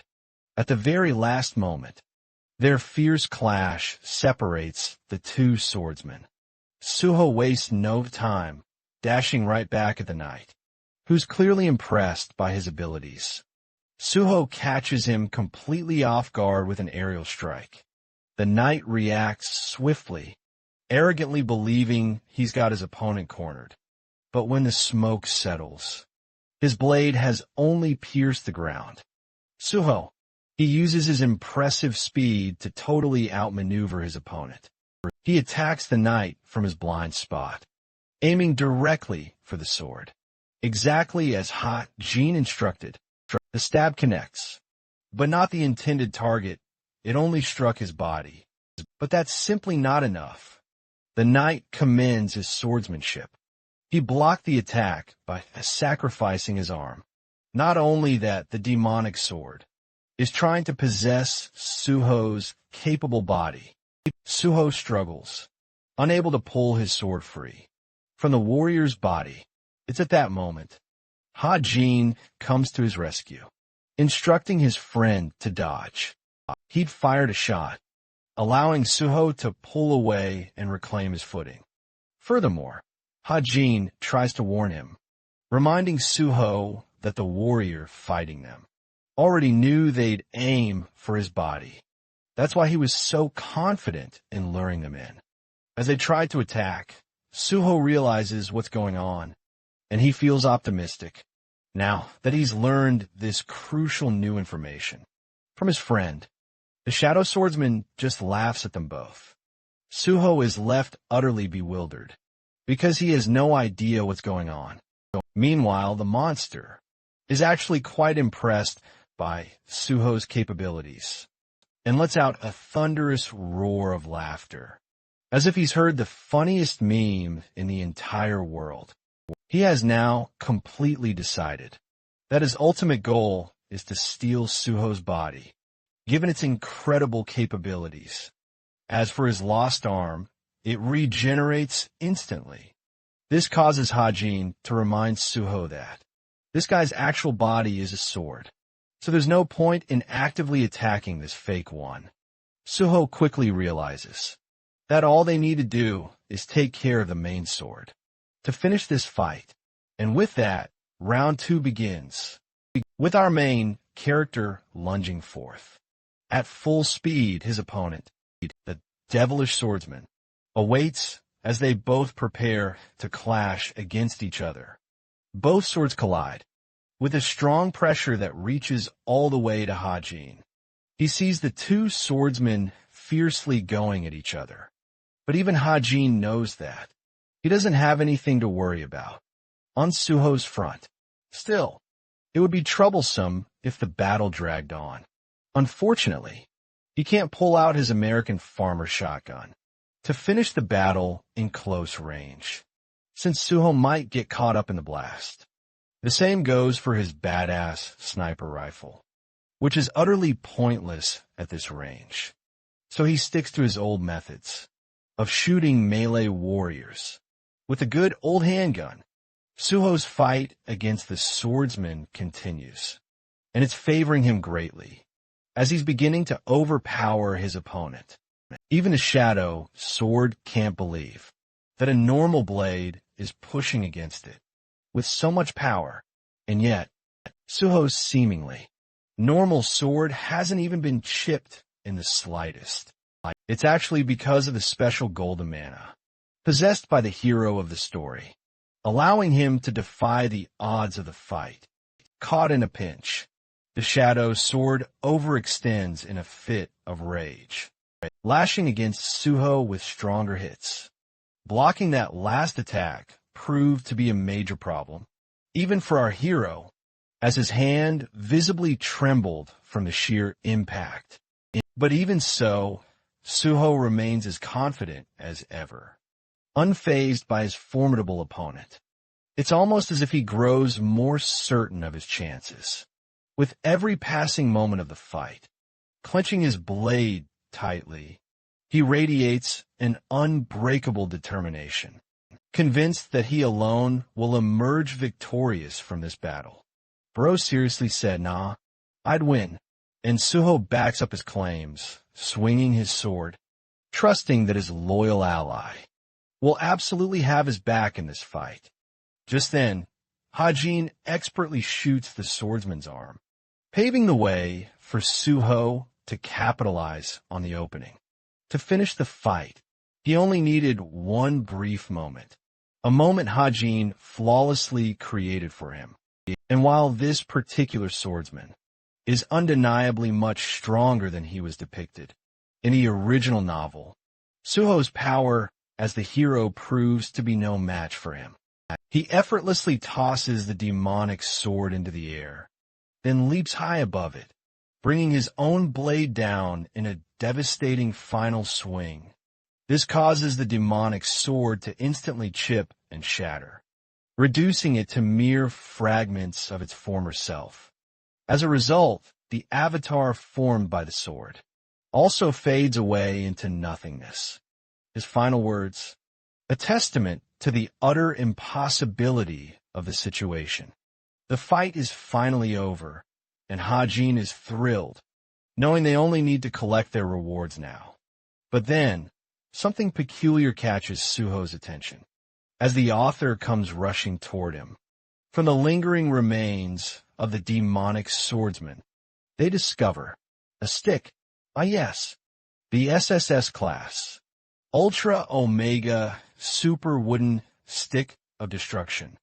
Suho is completely alarmed as he frantically scavenges around, hoping to find any other obvious rewards. But in the end, he's left all alone with that damn stick right in front of him. He simply cannot accept the realization that they went through all of that just to acquire a plain-looking branch. Bro is truly in shambles, while Hajin just laughs at his utter despair. Just as he's about to explain the branch's true specialty, the two guys from before are back on the scene. Hajin instantly senses danger with their sudden arrival. These demonic humans belong to that troublesome guild, the very one he desperately wanted to avoid. He was so confident they were heading back to their group, so their return makes absolutely no sense. Both kids are hit with a question. The bald guy asks how they even got here. The other guy explains. Their guild tasked them with raiding this dungeon, so they're utterly confused about what these kids are doing. Hajin quickly explains they had no clue and just ventured inside as cube cadets. They then explain how they managed to kill a monster. As for a reward, they didn't really get anything, which, hilariously enough, is the absolute truth, because all Suho could find was a measly branch. Hajin masterfully uses this information to his advantage. The man decides to check in with his guild leader, explaining the unexpected situation at hand. He tells him they found a bunch of cube cadets, but the only thing his leader tells him back are strict orders. Dispose of the cadets at once. Oh, things are about to get real, because these two demonic humans are fully intending to eliminate the kids, just for curiously venturing into the cave. He overpowers them with a sudden surge of his strength, separating both Suho and Hajin from each other.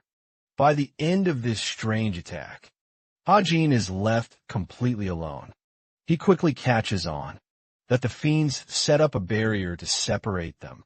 He's incredibly worried about Suho's fight, more than anything else right now. But Hajin's got an opponent of his own to deal with. Andrew Tate from Tamu, over here, calls Hajin a boring opponent, feeling disappointed that he didn't get a face. The number 1 cadet instead, the insignia on his clothes, is enough to mark him as a hero. Hajin points this detail out to gauge Tate's reaction. He tries to pry for more information, asking what business heroes have to eliminate a bunch of cadets. Gripping his axe, The man emphasizes he's got no reason to comply or give any answers after all. This demon is absolutely dead set on ending the boy's life. Anyway, playtime is officially over, and all negotiations are completely out the window. The situation is escalating at warp speed. What the heck? Time is running out, and Heijin knows it. He knows the gap in their strengths is absolutely enormous, to the point that this guy should have absolutely no trouble just cleanly severing the author's head. Yet, regardless of this massive power gap, Heijin still believes there's some salvation hidden in his current situation. The man draws a complete blank face when he sees Heijin reach for something behind his back. The fiend is both cautious and utterly confused until the boy pulls out a tiny little pebble. The dude is absolutely dumbfounded. Not only is the kid grossly underpowered, compared to him, of course, he just pulled out a tiny stone on top of it all, as if that was his ultimate saving grace. The egghead then laughs right in his face, which is exactly what Heijin wants from him. He thinks this tiny little stone is more than enough to deal with a guy like him, finding his remark to be a blatant insult. The fiend scoffs at him, but Heijin's smile is unwavering. The demonic human analyzes the kid's absolutely shitty mana flow, which means he really doesn't have a bag of tricks with him. So he's curious why Heijin is so incredibly confident. The cadet chucks the stone straight at him, which Baldy dodges with absolute ease. But that's not the point. That was just a distraction. Heijin's real attack and true purpose was to instantly pull the stone back. Using the ether thread, that golden thread, now pulled back, it blitzes the stone at full speed and crashes against the fiend's skull, giving this guy a massive reality check. It was just a tiny stone, and yet it hurt like hell. And since he was caught completely off guard, the guy was instantly knocked completely unconscious. Now, you guys might be wondering, what sorcery did our boy just pull off? You see, Heijin is weak, but he's not stupid. He knew he could strengthen normal everyday objects thanks to his recently acquired skill, which makes for a perfect lure for strong opponents, like this guy. Anyway, our boy is about to deal the killing shot with his gun. He knows time is absolutely critical, and he's up against a fiend with incredible recovery. What's worse, using the farmer's shotgun would have instantly brought this fight to an end, but he's critically low on mana. The boy quickly pulls the trigger, releasing the bullet, but to his utter horror, the round didn't even fully pierce the guy's skull. It merely chipped away and deflected right off his head. The fiend glares at him from the ground with the most menacing side-eye. Heijin instantly realizes he's made a critical mistake and should have definitely used a shotgun. He tries to shoot again, but it's no use. The demonic human's sheer might sends him crashing hard against the nearest wall. This fight is looking seriously grim for him because he's severely outmatched. The pain is overwhelming him, even though he used ether to cushion the damage. Egghead gets up, absolutely furious that a little pip, Squeak, actually got the better of him. He's done wasting time and transforms into his true, terrifying state. Despite being unwilling to use it initially, Heijin's face twists into pure hopelessness as he watches the demon's size expand to monstrous proportions. He needed to end the fight quickly, but now that the fiend has activated his special ability, it's absolutely game over for him. Let's explore Suho's perspective now and see how he's holding up. He tries calling out Heijin's name multiple times, but gets absolutely no response. The hero realizes he's been cut off completely, and now there are no exits in sight. Only one person is with him, and this guy is radiating pure bloodlust. This means his only shot at survival is to fight his way out. Suho, still confused by the situation, questions why the man is trying to eliminate them. James plays it pretty chill and thinks the kid should just treat this as an unlucky situation. Now, fixating on Suho's face, he's starting to realize, this kid, he's the Academy's top cadet, a real prodigy. He could have been an enormous talent, a massive asset if he'd joined their guild. But now none of that matters. He's about to be eliminated without a shred of remorse. James instantly slashes his sword right at Suho's neck.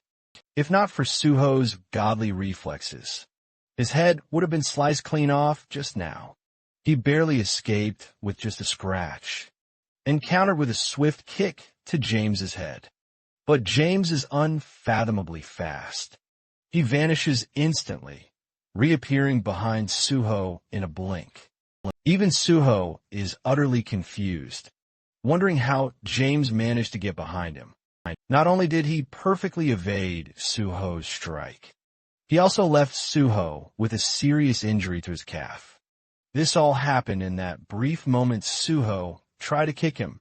If anything, Suho has now gained a crucial understanding of his opponent's true abilities.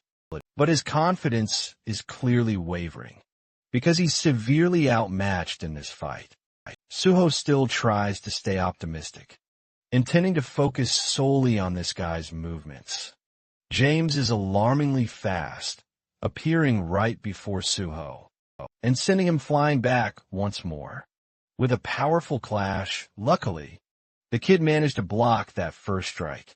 But that's literally all he can manage to do here, because the second he tries to return an attack, James will undoubtedly catch him, even while Suho is on the defensive. Suho finds his face getting slashed again. James is finding this fight incredibly annoying, and realizes the boy somehow managed to counter him. He tries to dash away, utilizing his incredible speed, but despite his escape, he still encounters a wound on his leg. That was impressive, sure, but Suho understands his attack was too shallow to give him any realistic advantage in this fight. While this guy's attacks aren't as powerful as the swordsman he fought earlier, his speed is on a whole different playing field entirely. Gripping his blade, Suho realizes he could have closed the gap if only Hajin was here to help him. Still, he knows it's pointless to dwell on those thoughts. So, he goes on facing this nemesis alone. Suho internally remarks that he talked a big game, taking on this entire dungeon by himself. This realization makes him reflect on how weak his current strengths truly are. His only talent, the one thing he's truly proficient at, is wielding a sword. That's precisely why, as long as he's facing another swordsman, against any opponent, it's the absolute truth that Suho will always find a way to conquer them. The hero crystallizes his focus, determined to give his all, steeling himself to bend the odds and overcome this impossible situation. He radiates with a brilliant golden aura, greatly surprising the demonic human. At first, James saw him as nothing more than a desperate cadet, but now he's beginning to realize that dragging out this fight will only spell trouble for him. He intends to finish this battle with his very next attack. To counter him, Suho's blade and determination are all ready. Suddenly, the hero feels a strange sensation, something that didn't just originate from his opponent. It's the same unsettling feeling he encountered upon stumbling across this very dungeon. To describe it, it's as if something is powerfully calling out to him. You guys remember that seemingly normal-looking branch? Yeah, that thing is about to show its true power. But let's shift our focus to an even more desperate situation. Hajin's crisis. He's out here with nothing and no one to defend him. The demonic human is absolutely overjoyed, ready to end the cadet's life. There's no chance of winning this fight, or even running away. Hajin grits his teeth, accepting this situation as his inevitable demise. The demonic human unleashes its deadly claw, and it seems like it's all going to end. But then, a moment of profound silence ensues. Before Hajin reopens his eyes, he sees a spike pointed right next to his face. A larger, more cunning force has impaled the monster. Saving his life, the silhouette of the demonic human is replaced by the face of a true calamity. In human form, it's the captain, and she just saved his life. Hajin's is having one of the worst times of his life. Because of his injuries, and now, there's the leader of the most dangerous organization. Just approaching him, he knows there's no chance he'll be able to survive her attacks. Given the situation, where her group was tied to the demonic guild, things would get seriously tricky for him. Hajin is utterly baffled, speechless before her presence. She raises her hand, not to launch an attack, but to extend it to him, offering a greeting. This hits the boy like a jolt of pure shock, completely unprepared for this sudden turn of events. Hajin tries to recall how they just keep conveniently running into each other. The leader confirms this time fully revealing her true goal. She's been observing him this entire time. Hajin is shocked and demands to know what she means. Just then, though, it seems the demonic human wasn't fully defeated and tries to strike her from her blind spot. Hajin tries to warn her, but this goddess of death doesn't even flinch from her spot. Before annihilating the monster with a single attack, she pays no mind to what just happened and simply refocuses on their personal discussion. Adresing him Hajin, she utters a few words, leaning close to his face. And before the boy can even begin to comprehend their meaning, he realizes this exact situation actually happened in the original novel. Only that time, it involved young Hawk instead of him. But that begs the burning question. Did the plot really shift because of his influence? Because if the story took this kind of major twist, that would mean the real story would deviate wildly. From this point onward, Hajin wants to stop her for more questions, but the captain has clearly judged this to be the end of their discussion. She shoots him a knowing smile, hoping he'll consider her intriguing offer. Well then, she vanishes into a shimmering purple trail, disappearing into thin air. Our boy is utterly at a loss for words when suddenly, Suho catches up to him, which means both of them manage to escape their battles. In one piece, Suho is clearly worried, seeing him in such a rough state. He offers him a steady hand, assisting Hajin back onto his feet. He's injured to the point. A few days of rest are absolutely essential for a full recovery. As for James, he's completely sprawled out, utterly defeated. But the author suddenly realizes James might not actually be dead. Suho adamantly insists on reporting this whole mess to the association. This news sends a shockwave right through Heijin.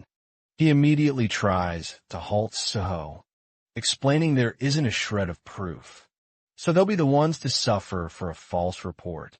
The truth is, Heijin played his cards perfectly and shelled out millions upon millions, all just to acquire shares in the demonic guild. He can't exactly expose these guys now, can he?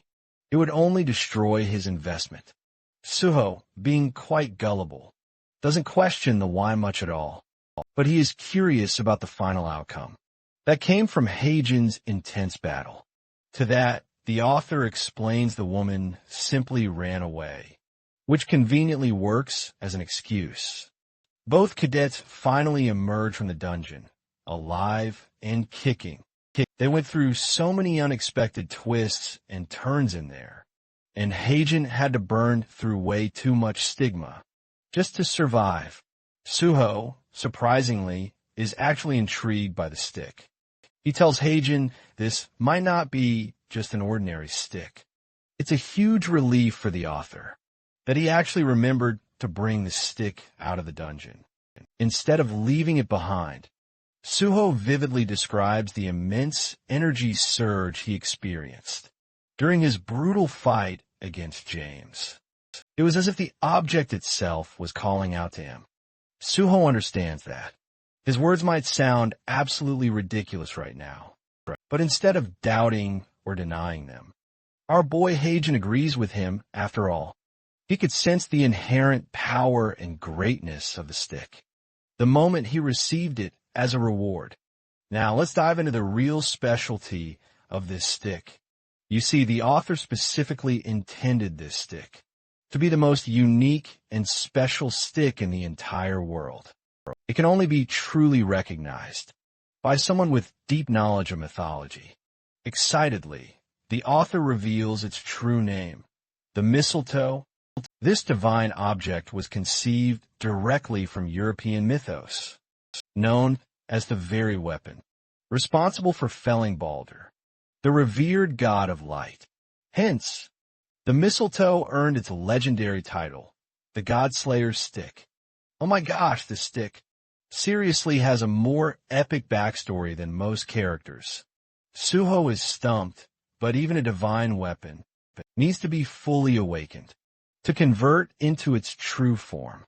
Suho realizes they're just dealing with an incomplete version of what this thing is truly meant to be.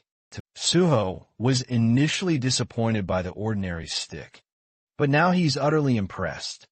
The narrator reflects that this very Kim, Suho, still fought against the demonic human, and one without truly drawing significant powers from an awakened mistletoe. In order to awaken the object, Hajin tells him to place it on the ground.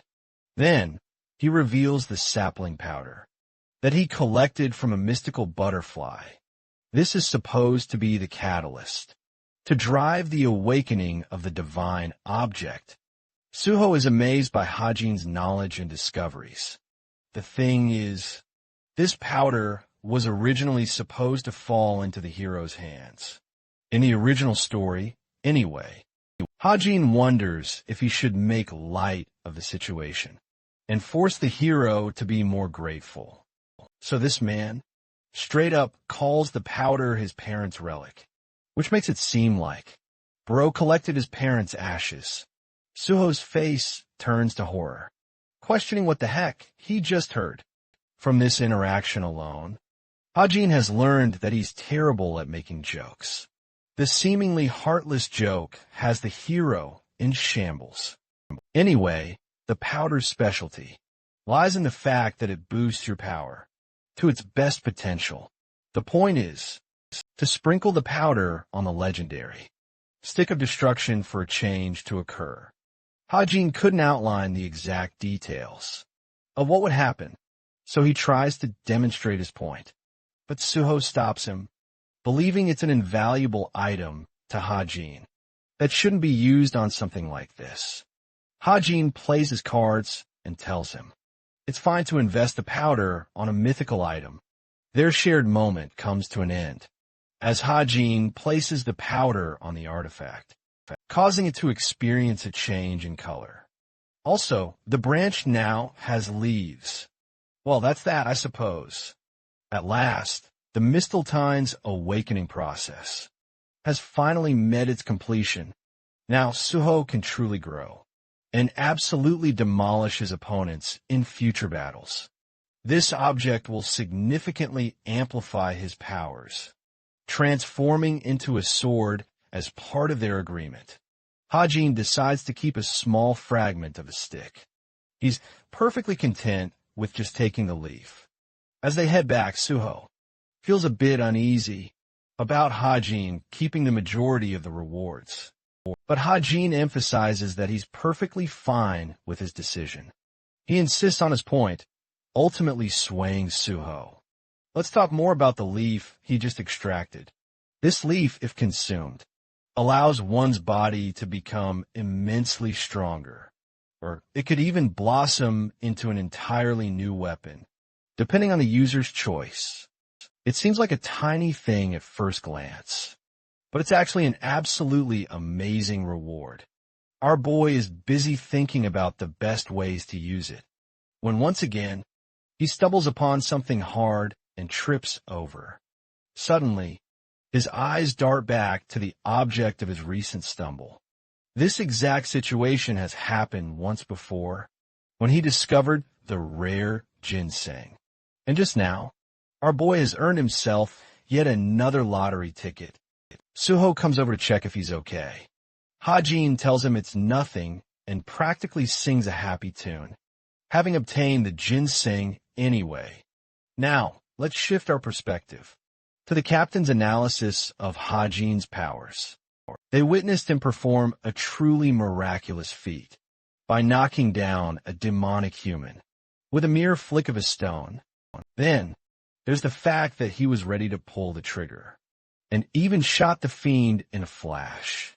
The funny thing is they believe that Kim Ha-jin was completely unaware of the fact that he was fighting a demonic opponent. Since he's the author, he knows that detail. But to these guys, they think he's a natural-born killer. With how fast he tried eliminating his target, their analysis has confirmed that the cadet, Kim Ha-jin, definitely has the potential to join their organization. The captain tells Jane to cut the video. She's completely uninterested, though, in what happens after the demonization. For some strange reason, she just finds their transformation utterly disgusting. Back to our boy, who's looking like a total zombie, having just returned to his dorm. His entire body is aching, and he's about to collapse any moment until his daughter comes running to meet him, forcing him to scoop her up so he can carry her back to her bed. As he's doing that, the author catches a beautiful glimpse of the night sky, serenading the scene. But let's rewind a few steps and see what happened with Suho. He wanted Hajin to return to the institution because he wanted to pay a visit to his family. Plus, Suho is indebted to Hajin and cracks him a pleasant smile, thanking him for everything he did. His smile utterly captures the author's full attention, who has to remind himself that Suho is the main protagonist, a man who refuses to make compromises or let his light ever fade. He's supposed to be the ideal hero, walking the righteous path of good. But in the real world, nothing and no one like him truly exists. People are all so different, but that's actually the main reason that drove the author to create a character, such as him, the perfect good character, so to speak. In fact, he named him Suho because it means to protect something or someone.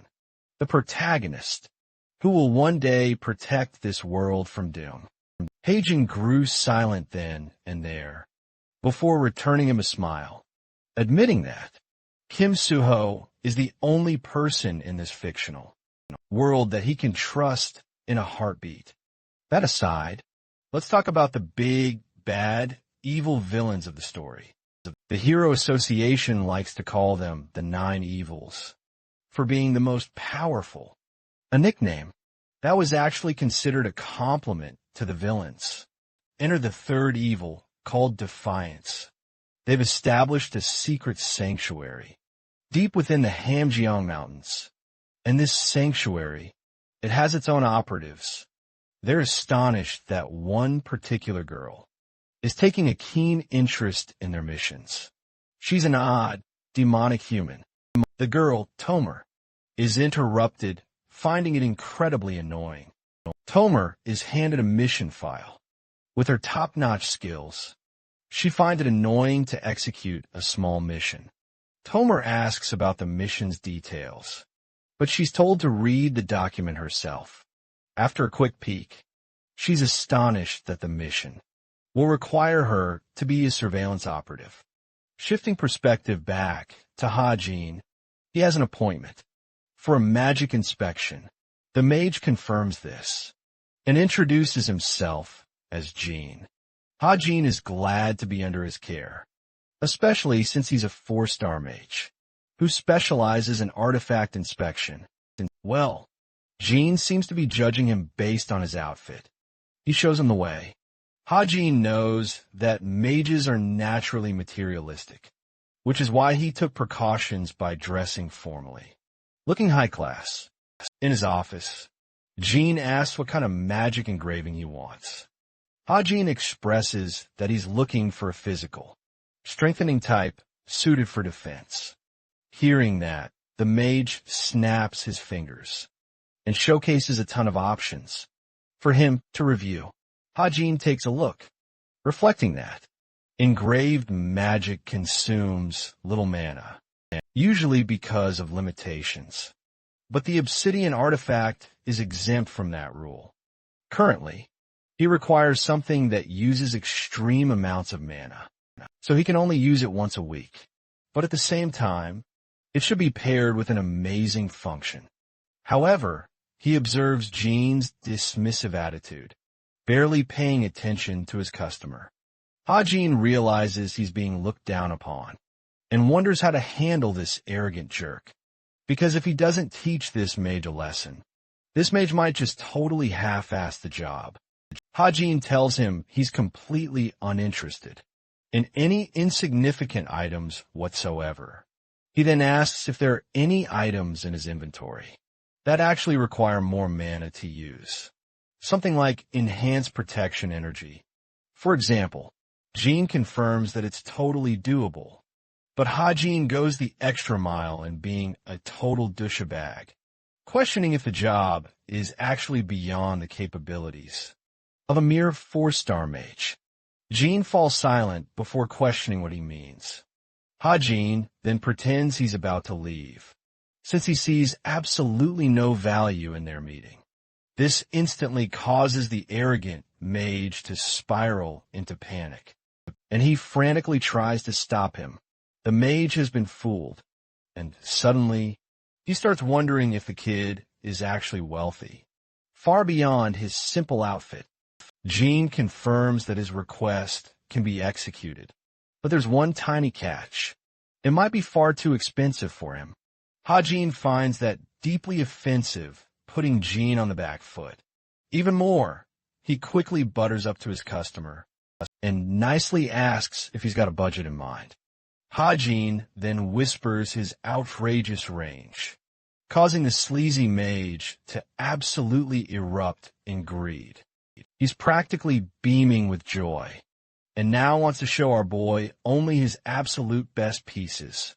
This man truly played him like a fiddle. At the academy, the students are all engaged in lively conversation, while a deeply satisfied expression rests on Hajin's face. He'd successfully accomplished both of his objectives, and now he was also done with the magic engraving quest.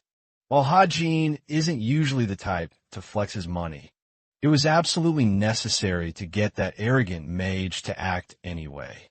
Suddenly, the teacher ends the class and demands their attention, explaining how the students will each form a group of 5 to work as a team. This exciting event is called team play, and Hajin clearly remembers writing it down. The teams are supposed to conduct epic tower raids and handle skirmishes, even bonding together as a unit. The cadets are told to form teams of their own choosing. But for people like Hajin, it wasn't so simple, unfortunately. If he didn't make the decision for himself, the decision would be made for him by the teacher. Suddenly, his eyes darted over to Rachel's seat, who had been gently tapping her desk. She was one of the few students facing the same situation as him. The only difference being, she chose to be alone most of the time, all because of her background. Still, the idea of joining her team sounded appealing, especially since Hajin already had a mission: to give her the sapling powder he'd obtained. In the original story, she would have received a hint of her impending enlightenment. And if this ends up delaying, then the power creep in her actual story would suffer. To implement countermeasures, he texts Rachel asking her to team up. Then, he confidently waits for her reaction. The blonde princess is shaken by the notification. On her watch, Hajin is still awaiting her reaction, when suddenly, a student approaches Rachel. It's Tomer, extending her an offer to team up. All the same, for a moment, Hajin is utterly at a loss for words. His brain is furiously grinding out the gears, trying to form any explanation for Tomer's sudden involvement with Rachel. It's clear that someone is pulling the strings behind the scenes, leading to the clear conclusion that Rachel is their main target. It also confirms for Hajin that this person is likely Lancaster anyway. Rachel doesn't know any of that, so she puts Tomer's invitation into consideration. With Tomer gone, she checks her messages, finally noticing Hajin staring at her from his seat. The princess subtly turns away, maintaining her poised expression. It spooks our author for a moment, making him wonder if he's about to get his ass rejected, just like the response she gave to Tomer. She wants to take her time, deciding whether Hajin should join her team.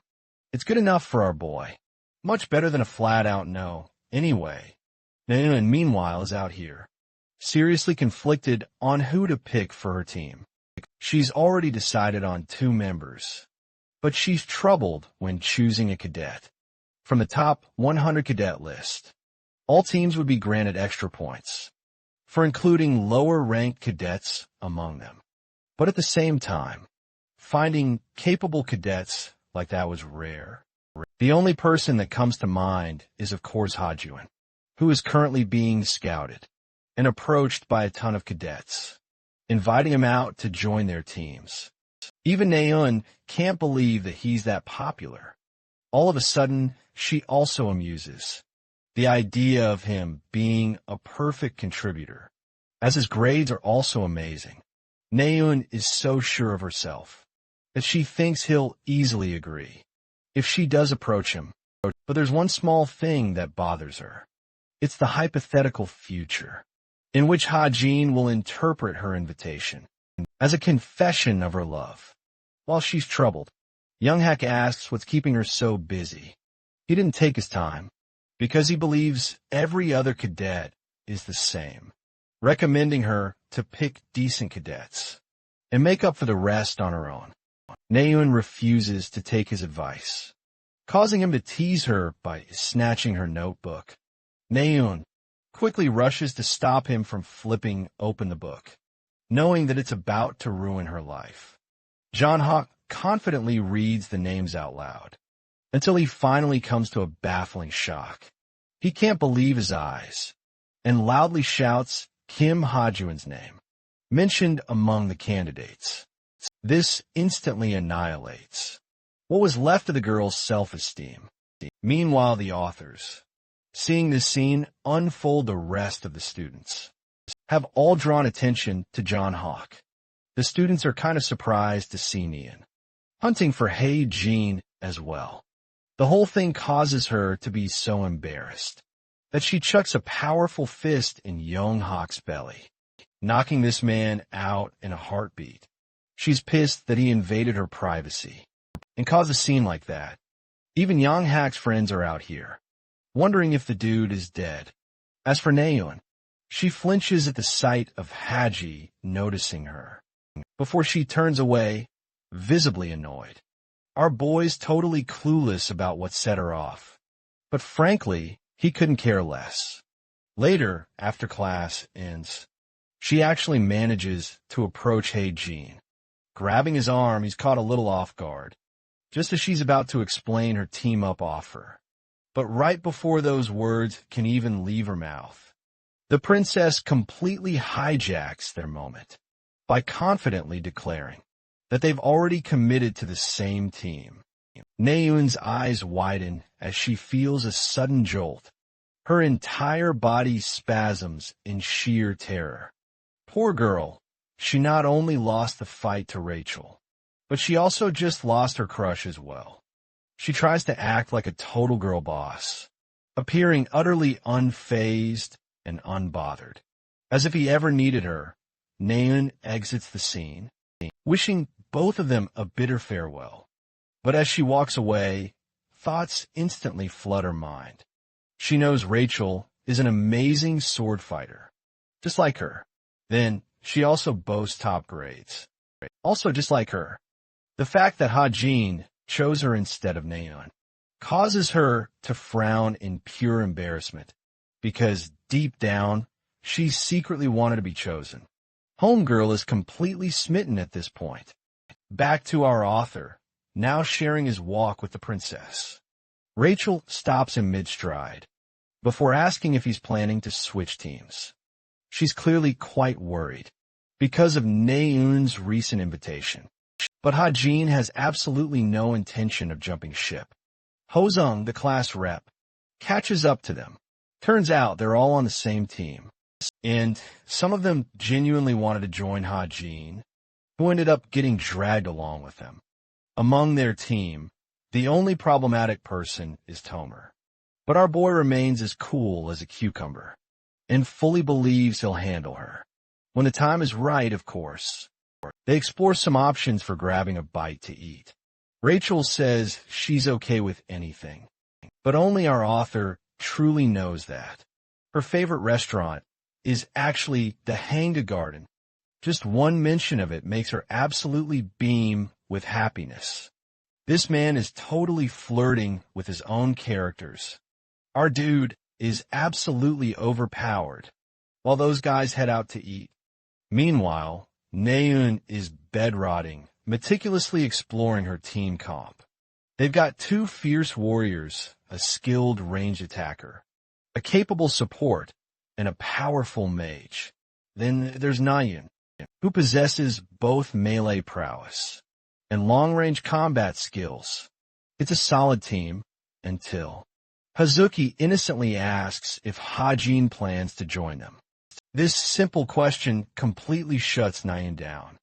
Naeun, trying to play it cool, declares she could have invited him, but didn't want to leave Rachel stuck with a trash team. Hazuki, however, persists, insisting Hajin should come along. But Naeun's massive ego just can't comply. She's totally fine submitting the current list. The call ends, and she dramatically flops on her bed, bellowing at the sky. The poor girl can't sleep, knowing she completely wasted her chance. It absolutely tortures her inside that she didn't ask him out sooner. She realizes her hesitation cost her everything. This reminds her of challenging Rachel during midterms, only to lose spectacularly. After that, she even switched to a sword. So fighting Rachel now would be unbelievably difficult. Naeun savagely punches her pillows, a cute pout forming on her face. She dreads the possibility of losing to Rachel again. And this time, it'll cost her Hajin. Speaking of Hajin, he and his team have ventured out to explore their very first dungeon. This dungeon is unimaginably frigid, so they're practically freezing there, but's off out here. Upon a dungeon's initial discovery, an advanced investigation team is always dispatched to scout out its perilous interior. Well, that's their exact mission for today. They've been walking for 20 minutes, and they're shivering like crazy. Even Hajin is freezing, despite his special clothes. Rachel spots 5 distinct passageways, branching off within the dungeon. Tomer points to one of the passages, and suggests they head that direction. But Hajin strongly opposes that decision, without really giving a clear reason why. She immediately argues against him, questioning why he's so incredibly certain. It's clear to our savvy author that she's leading them straight into a trap, so he's doing everything in his power to prevent it. Hajin then reveals to her that he has incredibly sharp eyes, so he can plan his counter. She leaves the final decision to the team's captain. The princess takes a moment to ponder, and recommends they follow Hajin's lead, which instantly annoys Tomer. Venturing through the passageway, They stumble upon a Yeti, fast asleep. Turns out, Hajin made the absolute right call.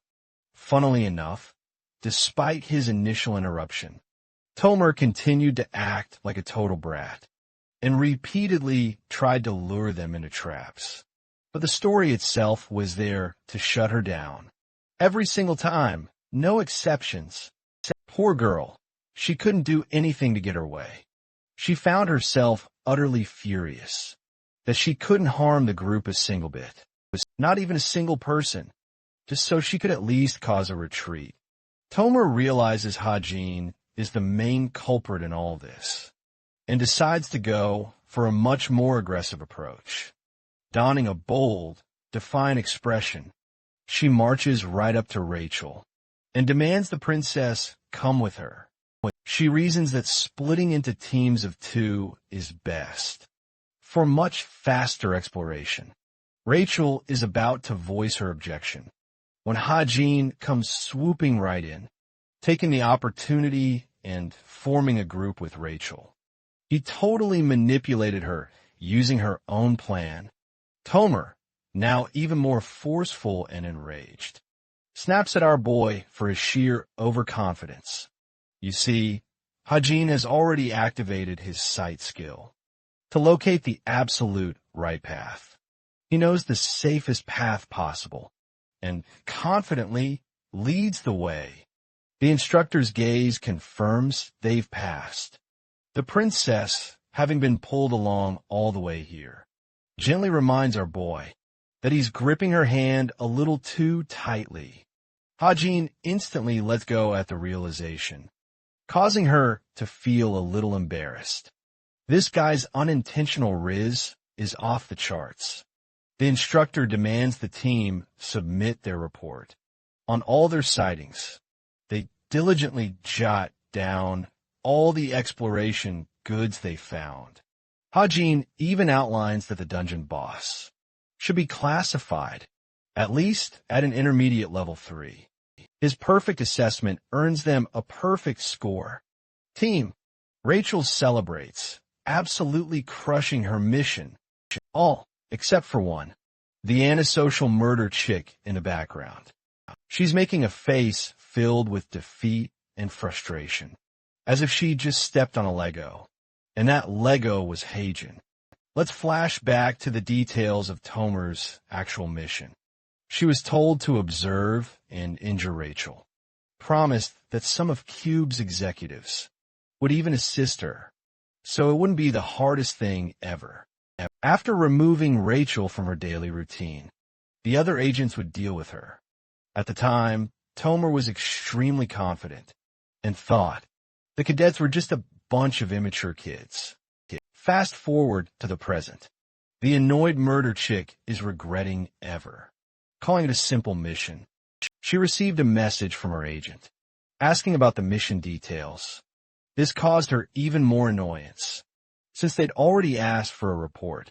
Right after she engaged with Rachel, in a wave of frustration, Tomer confirms that the surprising and unexpected obstacle was just one student, the bastard bodyguard, Hajin, who was protecting his princess like a boyfriend. Reading over his profile, she can't fathom how a lower-ranked cadet has the gall to act so arrogant. He's always spotted around Rachel, so it pisses her off even more. She even makes fun of him, forever thinking that he could get the attention of the majestic princess by simply being clingy. Tomer's eyes widen when a realization dawns on her. Kim Hajin may just be in love with Rachel after all. If that is the truth, that changes everything.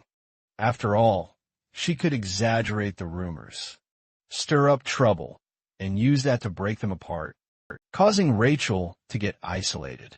She'll become easy prey, allowing Tomer to make her move.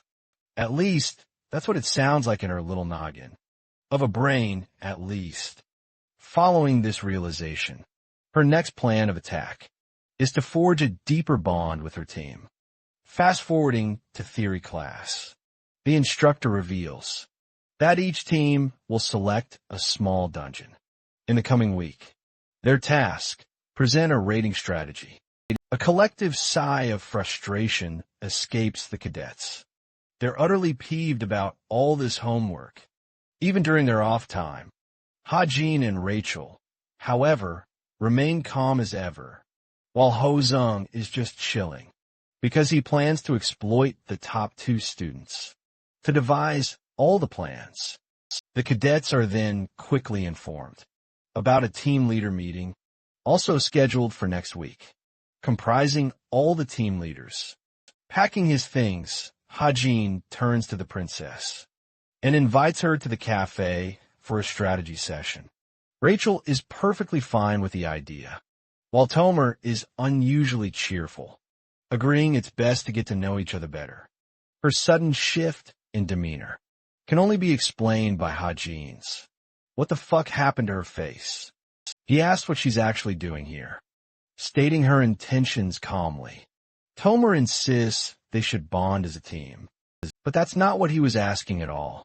Anyway, she confidently leads the way, gathering everyone and probing Rachel and Ha-jin's personal meeting. The author can practically smell that some serious shit is about to go down, with how she's acting anyway. Soon, they find themselves at the cafe. Just to be safe, the author thoroughly scans the entire place, but for some strange reason, couldn't find any lingering traps. Rachel then draws his attention, jolting our boy to discuss their roles. Ho-jung and Bokyu are assigned to gather information regarding the dungeon. As for Tomer and Rachel, they'll both calculate its mana density. With their roles decided, Ha-jin declares that he'll be the one to give the presentation. After sorting the information they collected, with the strategy session wrapped up, Tomer quickly tries to change the subject. The entire team is incredibly grateful to our boy, who always has to put on his thinking cap and do all the brain work for them. It's the classic definition of one guy carrying an entire group project. Ha-jin, however, swats away all the attention, insisting he's just a totally normal guy, despite all the buzz he's been getting. But one of them points out that a super famous guild has approached him, which immediately grabs Rachel's attention. She yanks his sleeve and whispers, asking Ha-jin straight up if the England imperial family has contacted him. That's her guild, of course. Strangely, he hasn't heard a peep from them. He checks his watch, then remembers he did get an email from them. The only reason he forgot about it is because he hates checking his email frequently. After finally checking the email, he's shocked to discover the guild offered him a full-blown scouting offer, even writing the message in Korean, so he'd understand. The terms, 100 million for annual salary plus a separate commission rate. But these terms are utterly abysmal for someone at his level. And even Ha-jin knows it. Rachel requests a look at the email, and she's visibly stunned when she sees the absolutely diabolical terms. She's so mortified that she just wants Ha-jin to forget the email ever existed, distraught by her guild's actions. The princess gets up to leave, which, as you can probably guess, is terrible news for the resident party pooper, Tomer. She's whining inside her head because her plans have been totally thwarted. Rachel's gone, and Ha-jin is clueless about why she left. The rest of the team is just as confused. Tomer, ever the schemer, assesses the situation, seeing Ha-jin's still confused reaction. She seizes the opportunity by subtly drawing one of their teammates' attention and secretly whispering that Ha-jin seems to have feelings for Rachel. It's the classic gossip route, obviously. That one common problem in every friend group, and then spectacularly explodes into chaos. But enough about Tomer's ridiculousness. So let's quickly jump ahead to the gym. Ha-jin has just wrapped up his grueling workout. His physical capabilities are, frankly, pathetic, so he desperately needs to improve. His muscles are so fried, he can't even crack open his drink. But then, an unexpected face drops by and opens it for him. It's Nayoon, and she needs to have a word with him about something super important.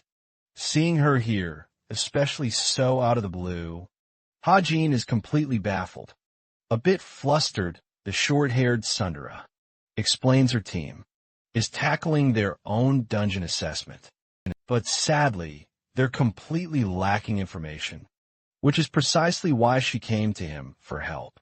The kicker is Nayoon, unfortunately, ended up picking the hardest dungeon possible, all thanks to her utterly useless teammate. Thinking back, one of the mages stubbornly demanded they take on that specific dungeon. For some unfathomable reason, his stubbornness snowballed into a huge problem, and now they're stuck with an incredibly tough assessment. Remembering her team's lineup, Ha-jin suspects she's talking about Jun's sick. This loudmouth actually has skills, but he's notoriously arrogant, all thanks to his privileged family background. And for that very same reason, he completely shrugs off Nayoon's attempts at intimidation. So, deciding to help her out, Ha-jin points out that her team will likely get bonus points for tackling the hardest dungeon. Yoon-sik, conveniently, is also set to give their team's presentation. Realizing her grades are about to be absolutely obliterated, Ha-jin insists she immediately switch the presentation to another teammate. Now, he argues that Jun-sik is nothing more than a swaggering tough guy on the outside, and an absolute idiot who will absolutely botch any presentation in front of people. Someone like that could seriously tank their entire assessment. Nayoon listens intently, like a loyal student, and completely agrees with Ha-jin. She's totally fed up and wants him gone, because his snobbery is even more obnoxious than hers. Knowing Hazuki excels at this, he vouches for her to lead the presentation instead. Nayoon had actually considered that, but she fears the boisterous noble won't agree. Their casual conversation makes Ha-jin zone out. Just for a moment, he realizes that both he and Nayoon are having a genuinely casual conversation. For once, like long-lost friends, an unnatural silence falls between the two. The day of presentations is finally here. And just as our boy foresaw, down to the very last letter, this absolute clown of a noble got major stage fright in front of the audience and couldn't present at all. Bro is looking at Young-sik like a massive disappointment, and he can only imagine Neon's explosive reaction, whose anger right now currently rivals the scorching heat of the sun. After the presentation, the bastard plays it off cool, making it even worse for his team. Seething and absolutely boiling with anger, Neon wants to throttle him for apologizing with a laugh, as if he didn't just murder their team's progress. Hazuki steps in and cools her down. When the next team is called up for a presentation, she's actually quite stunned to see Ha-jin step forward sporting glasses. It causes her to stammer for a moment. He confidently takes the podium, starting the presentation. His confidence is absolutely radiant. His composure is perfectly calm. Little by little, he meticulously explained every single part of their team's findings regarding the dungeon. As the presentation continued, a realization dawned on Nayoon. She honestly didn't expect him to be so skilled at speaking up.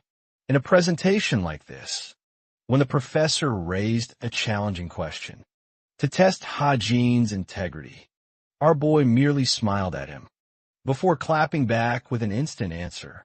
He didn't stutter for even a moment and resolved all confusion. Talks of Kim Ha-jin's amazing communication skills are buzzing among the students. As for Nayoon, her heart is beating like crazy. She thinks her crush is looking cool as hell, as he absolutely crushed the presentation. Once his presentation was finished, he celebrates alongside Rachel, who's absolutely thrilled with how he handled everything. Meanwhile, Naeun glances over, spotting the princess scoring all the moments that she should have shared with Jin instead. This jealous tsundere truly doesn't know what she wants. The scene now shifts exclusively to Rachel, who has just finished sorting out her busy schedules. Everything's cleared, and her team performed brilliantly. She also managed to personally hand Jin the modified terms of their new contract. The team really wanted to throw an after-party to celebrate how incredibly far they'd come, but both Rachel and Jin politely declined. He was ready to leave when she suddenly remembered something important. Rummaging through her bag, she pulled out the contract, handing it to him in person, what he truly should have gotten the first time around. Perplexed, he takes the document and learns it's a preliminary contract from the guild, where the princess adjusted the terms to sort out his benefits even more effectively. She was seriously ticked off with how they handled him, after falling for his lower ranking among the cadets. That's why the Radiant Princess requests Jin to reconsider the proposal, this time with a far more serious approach.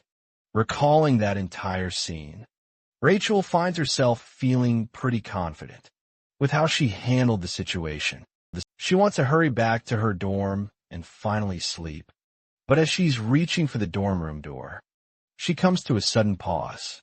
She overhears a bunch of students talking about Jin's huge crush on her. It completely freezes her for a moment before the princess is utterly devastated. She can't believe that Jin actually likes her. In that way, rumors have started to spread, and they're stabbing Rachel right with Cupid's arrow. What's truly bothering her, though, is this. Why do other people seem to know this information? The girls then discuss his recent, alleged stalking behavior surrounding Rachel, causing her to completely erupt in anger at their baseless claims.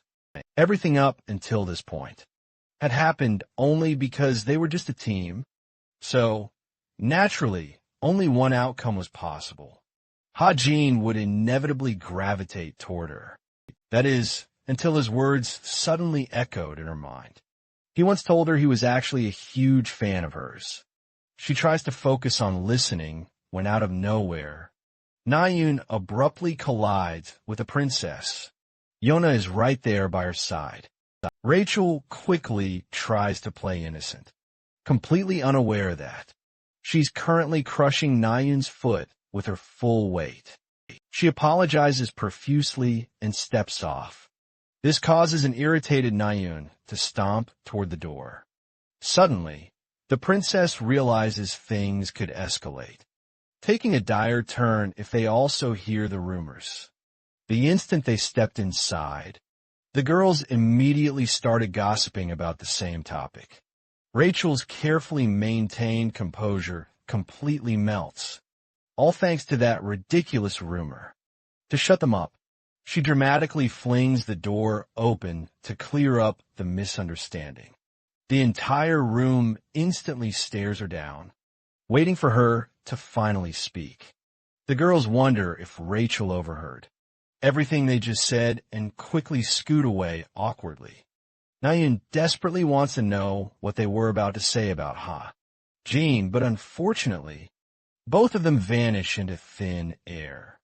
Rachel, however, is just relieved that neither girl got to hear anything. Yonha, meanwhile, is keenly observing her reaction. While Naeun is still throwing a fit, Yonha turns to Rachel and casually points out that she shares a team with the important person being Jin, of course. Since, for some mysterious reason, Yonha simply refuses to say his actual damn name anyway. Yonha, being the sharp cookie she is, then slyly inquires how it all went down. A confused Rachel questions what she's even talking about. With a sly smile, Yonha cunningly reveals her knowledge. about the Imperial Family Guild's contract. Rachel is utterly stunned. Yona laughably admits how silly they were. To try and scout a lower-ranked cadet. It would only make sense, she says, if someone already knew about Jin's deepest secrets. Boom! The entire room falls silent. It's a full-blown girl fight, and Nayun is completely out of the loop, clueless about what's happening on either side. The princess remains relentless, stating her guild has every right to contact Heijin. Yona cuts her off right then and there, playing it off as a snide joke. She emphasizes it's best not to make enemies, with the people around her now, obviously referring to herself. Rachel reads between the lines, and knows she's being challenged by Yonha, who likely shares the same intention of recruiting Heijin for her own guild. That's why she wants her to back off. At the same time, Rachel isn't looking to force him, if he rejects them later on. Yonha is fully expecting the princess to back down, after such a clear warning. So she tries to switch topics to relieve the tension. To her astonishment, Rachel speaks up, unwilling to admit defeat. With her signature cool attitude, she accepts the offer to have a discussion. The three of them share a table, tension slowly growing in the silence. Nian, on the other hand, doesn't know what the flip is actually happening. They're both speaking in such vague terms. After all, Yona still can't believe that Rachel took her up on her offer to join her for lunch. It was just supposed to be a formality, and now she's stuck here. She asks the princess if she's interested in some juice, only to get rejected flat out. The atmosphere grows dark, until Yonha finally gets up, turns around, and pours some juice anyway. She then asks Rachel a question she's been meaning to ask. How did she come to know of Heijin's capabilities?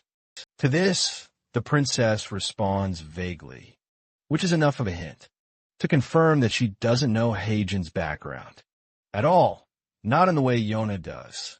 She teasingly asks if Rachel knows the answer to Heijin's reason for concealing his talents. To that, Rachel has no clue, giving Yona the upper hand in the discussion. The princess reflects that she doesn't really know a thing about him. Still, she knows it barely matters. Yona, however, argues it's actually quite relevant, especially since their guild specializes in information gathering above all else. Cutting Yona off, the princess steals her resolve. She believes Jin will eventually spill his secrets all on his own, and she's willing to wait for that moment, instead of digging into his background information. That's quite a blow to Yona's plans, and honestly, I kind of agree with Rachel. That purple-haired chick is way too adamant about hunting down his information, for whatever reason, anyway.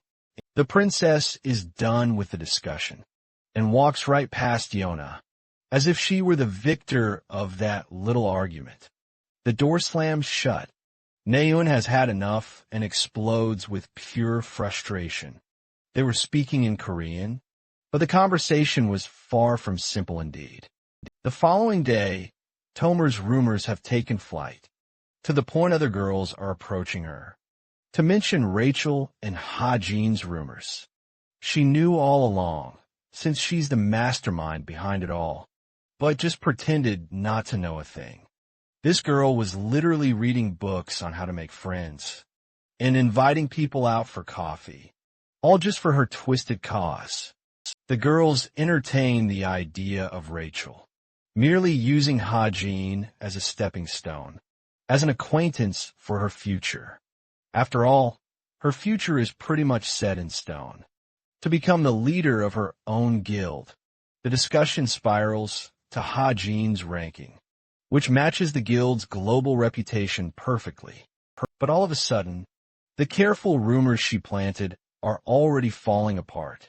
Her intention was to get close to the cadets and spread even more juicy rumors, using the ultimate chain effect But these rumors had such a terrible, short lifespan that they're falling apart already. Tomer does her best to create some interest, to really spiral the excitement. She talks about how Hajin's eyes are always full of life whenever he's around the princess. The girls actually bought into her words, and they begged her for even more information. Tomer then talks about even more total bullshit. She then gets an urgent message from her agent. She's about to receive a special item, something to help her on the mission. Luckily for our boy, though, he's already hacked his way into her entire life.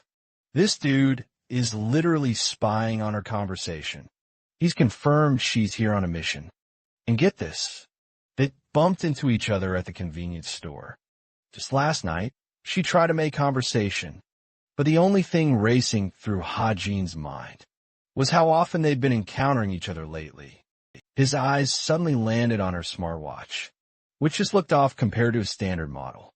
He later confirmed it was a fake, and that's how she's been able to maintain contact with her agent, which is a good thing, because now he's certain about her plans for Rachel, even though he had to spend a whopping 80 story points to ensure a safe hack.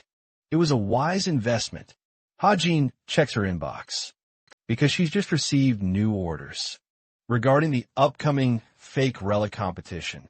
The item they wanted to provide her is located on the lowest floor. Realizing that the competition is right around the corner, the author senses the urgency to act. He then receives a sudden text message of his own. At first, he thinks it's Rachel, but it's actually Naeun, who's struggling to solve a question. She was practically pulling her hair out in anger at her pitiful state. The calculations are absolutely destroying her. Then she spots Rachel, who also seems to be struggling to solve the questions. Naeun drifts off into her own thoughts, admitting that even a difficult question like this would be a total breeze. To our boy, it's embarrassing, but she ended up reaching out to him for help. The girl had an overthinking problem, meticulously phrasing her message, hoping not to come across as rude. She finally settled on her message and hit send. Naeun then deludes herself, thinking she could totally solve it on her own too. 20 full minutes passed, and she was now certain he ghosted her. Absolutely furious, she gets up in frustration. Naeun is just about to make her exit when suddenly a message pings on her watch. This girl goes from cursing him out to giggling like a complete damsel in distress. Meanwhile, as for Hajin, the reason his message took 20 whole minutes to write was because he was doing everything in his power to simplify the answer enough for Naeun to actually grasp it. He admits she works incredibly hard, and Hajin knows for a fact she's going to become a better hero than her brother. But that single thought drags him down into the pits of despair. It reminds him that his mission is to target and assassinate Jin Yun. It truly makes him sad that he has to purposely alienate himself from Naeun, all because he doesn't want her to feel betrayed later on. The author reveals that Jin Yun's state will soon spiral into utter chaos, as he'll transform into a demon once his incubation period finally ends. Right now, there aren't any heroes strong enough to beat him in his full demonic state. Plus, he could erupt and awaken at any given moment. That's why, before it comes to that, Hajin has to deal the killing blow. What truly sucks is that he's the only one with a knowledge of Jin Yun's critical state, which means he can't seek anyone's help or trust a single person to handle the job for him. The author makes it clear that he can't openly take out Jin Yun either, not unless he thoroughly disguises himself. This leads him right back to the captain's offer, the one she made when she saved him. She offered him a chance to join them, handing him their cryptic business card. Of course, this was yet another fake identity. The group, called the Geronimo Mercenaries, is known as one of the best mercenary groups out there. But the truth is, it's just a front for the captain's actual group. While he's still completely confused why she's choosing to scout him instead of young Hawk, it's clear he could get crucial help from her to easily eliminate Jin Yun. This way, none of his cube connections would ever find out. Hyujin snaps out of his thoughts at the sound of his daughter. His sleepyhead daughter, Evangel, had come out because of the lights. He carries her back, causing him to remember that patience is absolutely necessary. There's still 1 year to go, and he's confident that he'll find a way to resolve the situation. By that time, the next day, the mock relic competition is announced. Many students are excited, while some are absolutely terrified of how it will affect their ranking. To give you an idea of what goes down, let's talk about relics. When a nation discovers relics, they automatically become their owner. But then there's the crucial fact that many countries have already been utterly destroyed by various raids. It's because of this that the relics, discovered in those destroyed countries, end up in the hands of the lucky finders. To obtain them, guilds and demonic humans go as far as to brutally fight amongst each other. This is called a relic war, and today's competition is a sneak peek of the real deal. It's supposed to simulate the intense experience. The instructor tells them about the massive size of the excavation site. It's supposed to be extremely large, and the selected theme, Mille Combat. Any information regarding the relic, however, is completely unknown, which is precisely why the students are required to make swift, good decisions. In the heat of the moment, during this training exercise, the white team will defend the artifact, while the black team will invade them. Each candidate will be disqualified if they encounter a terrible injury, or if they choose to forfeit. That aside, he snaps his fingers, casting a mystical veil over the cadets. They all panic in fear, having just lost their sight. The instructor explains that it's nothing more than an expansion of his mana. He intentionally covered their eyes, so they could assign everyone to random spots. The students dutifully follow his lead. Ha-Jin finds this quite impressive, but for Ha-Jin, reality works differently. His sharp eyes can cut right through the veils of obstruction, so it just doesn't matter to him. Relic excavation sites are often dismissed as mere pits, but the truth is, it's actually more like an underground bunker. The author makes his way to the first underground floor, and he quickly estimates 15 cadets are on his floor. Floor 2 hosts 25 cadets. Floor 3 boasts Nayun and Rachel, plus 15 more. He knows these girls are absolutely set to clash. He presses forward until suddenly, the color of his clothes abruptly shifts to black. He's been assigned to the 4th floor as part of the invading black team. You want to note Suho and Jonghak's locations, but now it's completely irrelevant to him. He quickly judges this to be the residential area. He suspects someone's inside a nearby room. The instructor formally announces that all locations have now been assigned to the cadets. The relic is then guarded by a so-called NPC. The white team is tasked with defending the relic, while the black team will try to steal it. The countdown begins. From 5 all the way down to 1. The match finally kicks off as the veils are lifted. Loading his gun, Ha-Jin remembers Tomer's mission to collect a relic for herself from the lowest floor. Now the lowest level is supposedly floor 7, making it incredibly tough for him to navigate. Then there's Yanhua, lurking in a nearby room, and she's on the opposing team, too.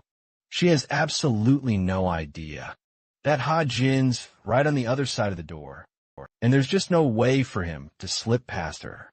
Without a fight, Yona acts all cocky, announcing herself as a member of the white team. After he met her with silence as a response, she quickly concludes that her opponent must be from the black team. Reaching for the door handle, she almost feels a pang of pity for them. But the very second she pulls it open, Naeun faces the devil himself. She never expected to cross paths with him.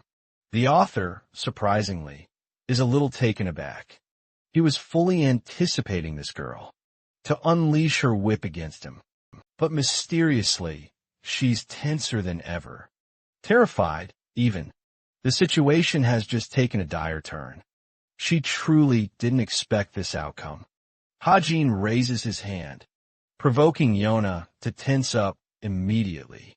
Bro was literally just trying to scratch an itch to relieve himself, and yet she nearly attacked him for it. Yona assesses Hajin's weapons at his disposal, knowing he's more than capable of producing shots that can pierce even enchanted shields. There's just no way to fight him, so she glances behind, wondering if she can escape. Unfortunately, her escape options are extremely limited. Well, the girl is right. She can't outrun a damn bullet. In an effort to regain her composure, Yona convinces herself it's a good opportunity to truly assess his actual skills. After all, so far, she's only been assuming the extent of his abilities. Hajin stands there, utterly clueless, until suddenly her whip smacks the gun out of his hand. His only weapon lands right in her hands, and it was easier than she ever expected. Yona is starting to wonder if her assessment of his abilities was exaggerated. She waves the gun with confidence, until he realizes it's no longer there. Bro snatches his gun back in seconds. Invisible to the eye, Yona confronts him about it. The reality is, Hajin had already tied an ether string to his gun, knowing that shit like this would happen. So now, he aims his gun straight towards her. There's actually no realistic way of escaping his shot. In this narrow range, Yona is terrified of the pain. That will come with a few bullet holes. Hajin's about to pull the trigger, while Yona simply freezes up, bracing for the shot. We don't get to see what happened next, because Hajin comes out from that encounter with a seriously bruised hand. He's just lucky his hand didn't get fractured because of her incredibly strong strike. He finds himself in a quiet, empty lobby. Checking his map, he can't help but wonder if the others have already ventured into different areas. Each participant in this intense competition is armed with a special life-signaling device, which tracks their health bar and other vital stats.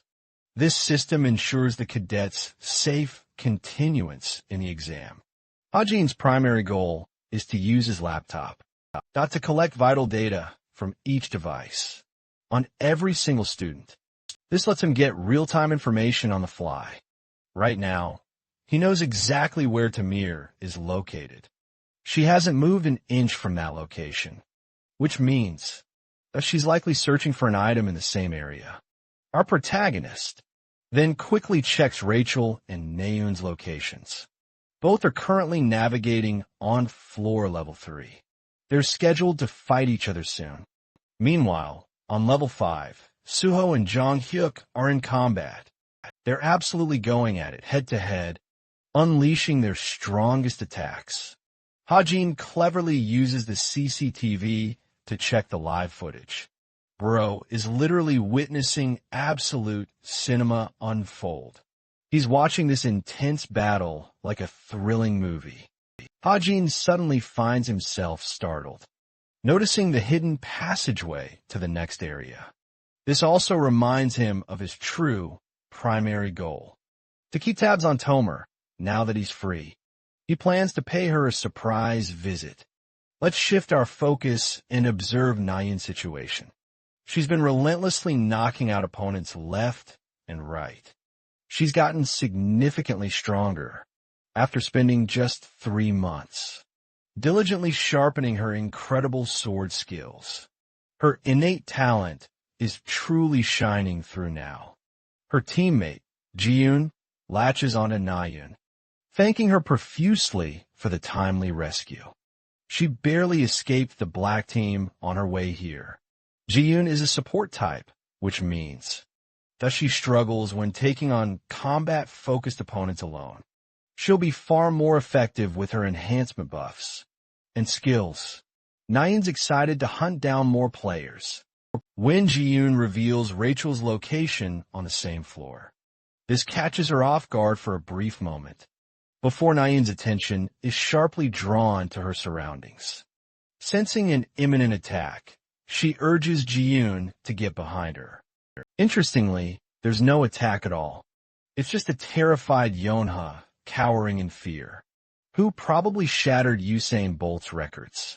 Just to escape from Ha-jin, Na-yoon wonders what on earth happened to her, and she immediately reveals she faced off against Ha-jin. Ji-yoon is expecting to hear news of Yona curb-stomping the shooter, given their difference in ranks. But that couldn't be further from the truth. And Yona knows it. Back when she froze up, Ha-jin walked right past her, bumping her shoulder.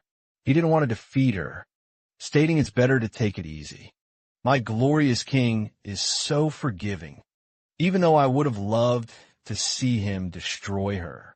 Smug-faced Yona doesn't even have the courage to explain what happened, knowing she was the one who nearly lost. Intrigued, Na-yoon asks about his activity. Yona suspects he's probably going for reconnaissance. Hearing that, Ji-yoon teases the possibility of Ha-jin looking for Rachel. This leads to Ji-yoon openly stating that Ha-jin likes Rachel. The news rocks the ever-living shit out of Yona's soul. Crushing her spirit, Na-yoon freezes up, visualizing the romantic life between Rachel and Ha-jin.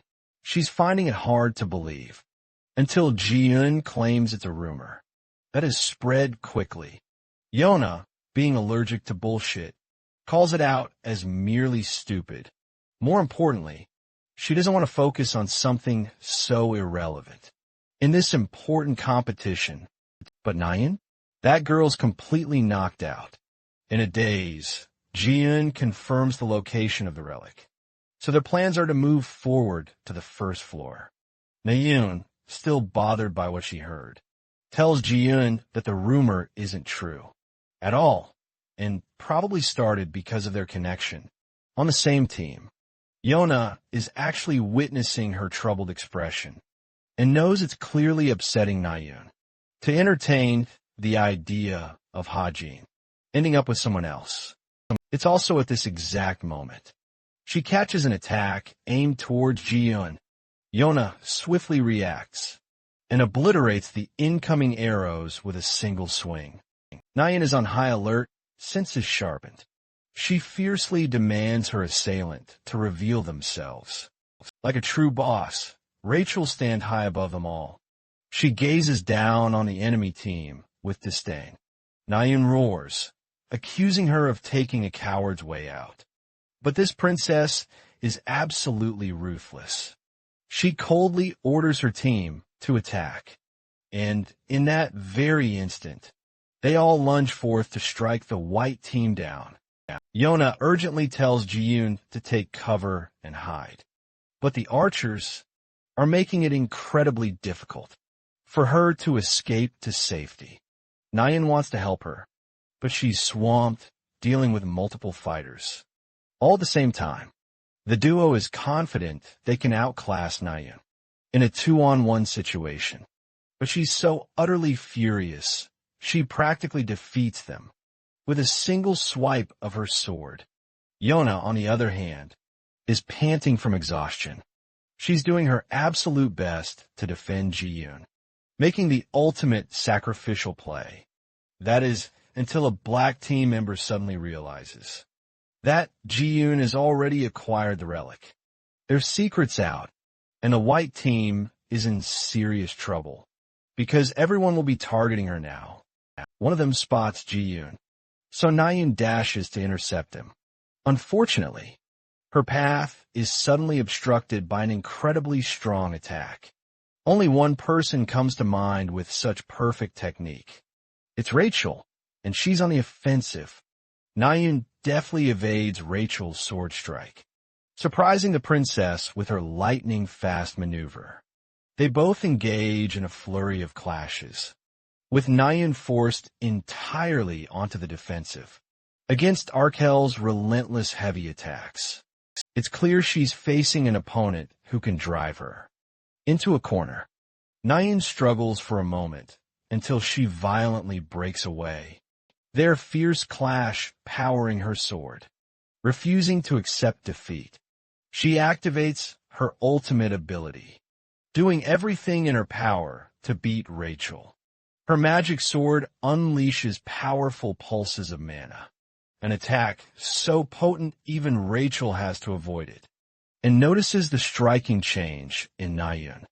While her ability is undeniably impressive, it's also clear that she's quite inexperienced. Hence, Rachel's actively seeking an opening to strike her down. What she didn't expect was to stumble over her own feet, giving Nayun the exact opportunity she desperately needed. Nayun dashes in at full speed to take her out, with a decisive final attack. Her sword cleaves through the ground beneath. Rachel still avoids the attack by a mere fraction of a second. The princess wants to resume her offensive strategy, when suddenly ripples begin forming on the floor. Rachel finds herself plummeting as the entire floor level completely shatters beneath her. Her team calls out her name in worry as the giant crater swallows Rachel whole. But luckily, she didn't incur much injury. The entire floor level collapsed from Nayun's single attack. Instead of being amazed, Rachel remembers her objective. But before she's able to return to the floor level, she spots Suho smiling at her while sheathing his blade. It's unfortunate enough that she ran into him. In a state like this, the hero wastes no time, quickly jumping towards her to attack. Now, let's see what's going on with floor 6. Hajin's activity is limited, with a number of CCTV cameras around. He doesn't want to appear suspicious, so this fool decides to put on a goofy act. His whole plan is to look for the toilet, wondering if the relic could be located here. Having arrived at the restroom, he can see a silhouette of someone hiding inside. To his shock, the real relic is seriously here. He safely acquires it from a simulated NPC, who runs out before vanishing into thin air. Hodgins is just glad he was able to obtain the relic. And now, his objective is to knock Tomer out of the equation.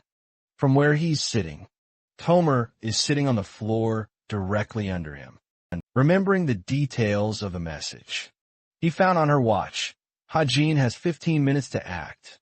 Suddenly, an idea springs to his mind. He could use the vents that are connected to floor 7. The author uncovers his stigma mark. He manipulates its special magic to conjure sleeping mana. Puffs of white smoke erupt from his mark, sending Hajin into a fit of celebration. He pulled off. The smoke even reached Tomer down below. At first, she just seemed annoyed, but her struggles proved utterly useless. Hajin skillfully manipulated the smoke, forcing it right into her mouth. She chokes and struggles to breathe before the smoke's effects fully take hold, causing Tomer to feel an overwhelming drowsiness. She tries her absolute best to resist, but eventually succumbs to its powerful effects and crashes to the floor. Mission complete. Hajin's troubles are officially handled now. He quickly checks if anyone's around before entering the designated room. Hajin eagerly opens the box, only to find an enchanted weapon nestled inside. This gimlet is undeniably a rare find. So rare, in fact, that it's worth hundreds of millions. Hajin couldn't be happier. Now the proud new owner of the artifact that Tomer was supposed to receive. Honestly, I'm starting to think his one true love is money, instead of any of the girls. Anyway, to perfectly cover his tracks, he went the extra mile, erasing all CCTV footage. Now, he's got absolutely nothing to worry about. That is, until he spots Rachel, who looks utterly awful in her current state. Calling out her name, he scares the living daylights out of her. The poor girl looks utterly traumatized. After encountering opponent after opponent, she explains her plan to ambush the white team, which ended up being completely countered. Then she had the misfortune of running into Suho, the #1 candidate, barely escaping from his clutches. Even after escaping Suho, the poor girl was bombarded with spells by a mage. She's been living through absolute hell so far. Hajin admits he hasn't taken down any opponents, while Rachel is embarrassed to admit she's only defeated one. So far, seeing her in this state, he understands that Rachel is headed for a terrible loss in this war. That's going to hit her ranking overall, and that's not something he can tolerate. After all, she has ambitious goals in life, and she needs to perform well to achieve them.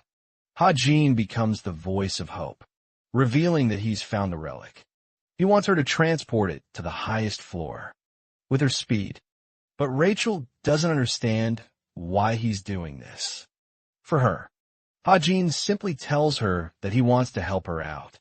The princess is speechless, while the author goes on to reveal the location of the emergency staircase, which would help transport her to the top floor. In one piece, yes. Before you guys jump me in the comments, the One Piece is real. Rachel asks him if it's really all right. She has little choice in the matter, because Nyan's white team is currently charging at her, with the full intention of taking her down. 6 full members are coming this way. Enough for Hajin to be worried. Nyan spots him as well as the relic in her hand. She knows, for a fact, that she must have taken it from someone. The author emphasizes Rachel to leave immediately, vowing to buy her the most time he possibly can. His generous, sacrificial pact hits her like a truck. He not only entrusted her with the relic, but also decided to stay behind for her sake. Rachel thanks him before escaping. An archer attempts to take her down with her projectile, and it nearly reaches Rachel. Before getting swiftly deflected, Kim Ha-jin has made his move, and he's as serious as he's ever been. The team members want to split up to chase Rachel, but Yenhua, of all people, knows the kind of monster Kim Ha-jin truly is. She doesn't want them to think of him as a pushover, deeming him extremely strong. The odds are 6-1. This man is about to pull up a squad wipe. Nyan is finally confused that he's arrogant enough to believe he'll beat 6 people. But Hajin is casual about it. He's utterly unfazed by the overwhelming odds stacked against him. He's grateful this particular floor level is perfectly suited for his tactical positioning. He knows he can always escape using his parkour skill. Hajin braces himself, reminding himself the goal is to buy time, not necessarily to defeat his opponents outright.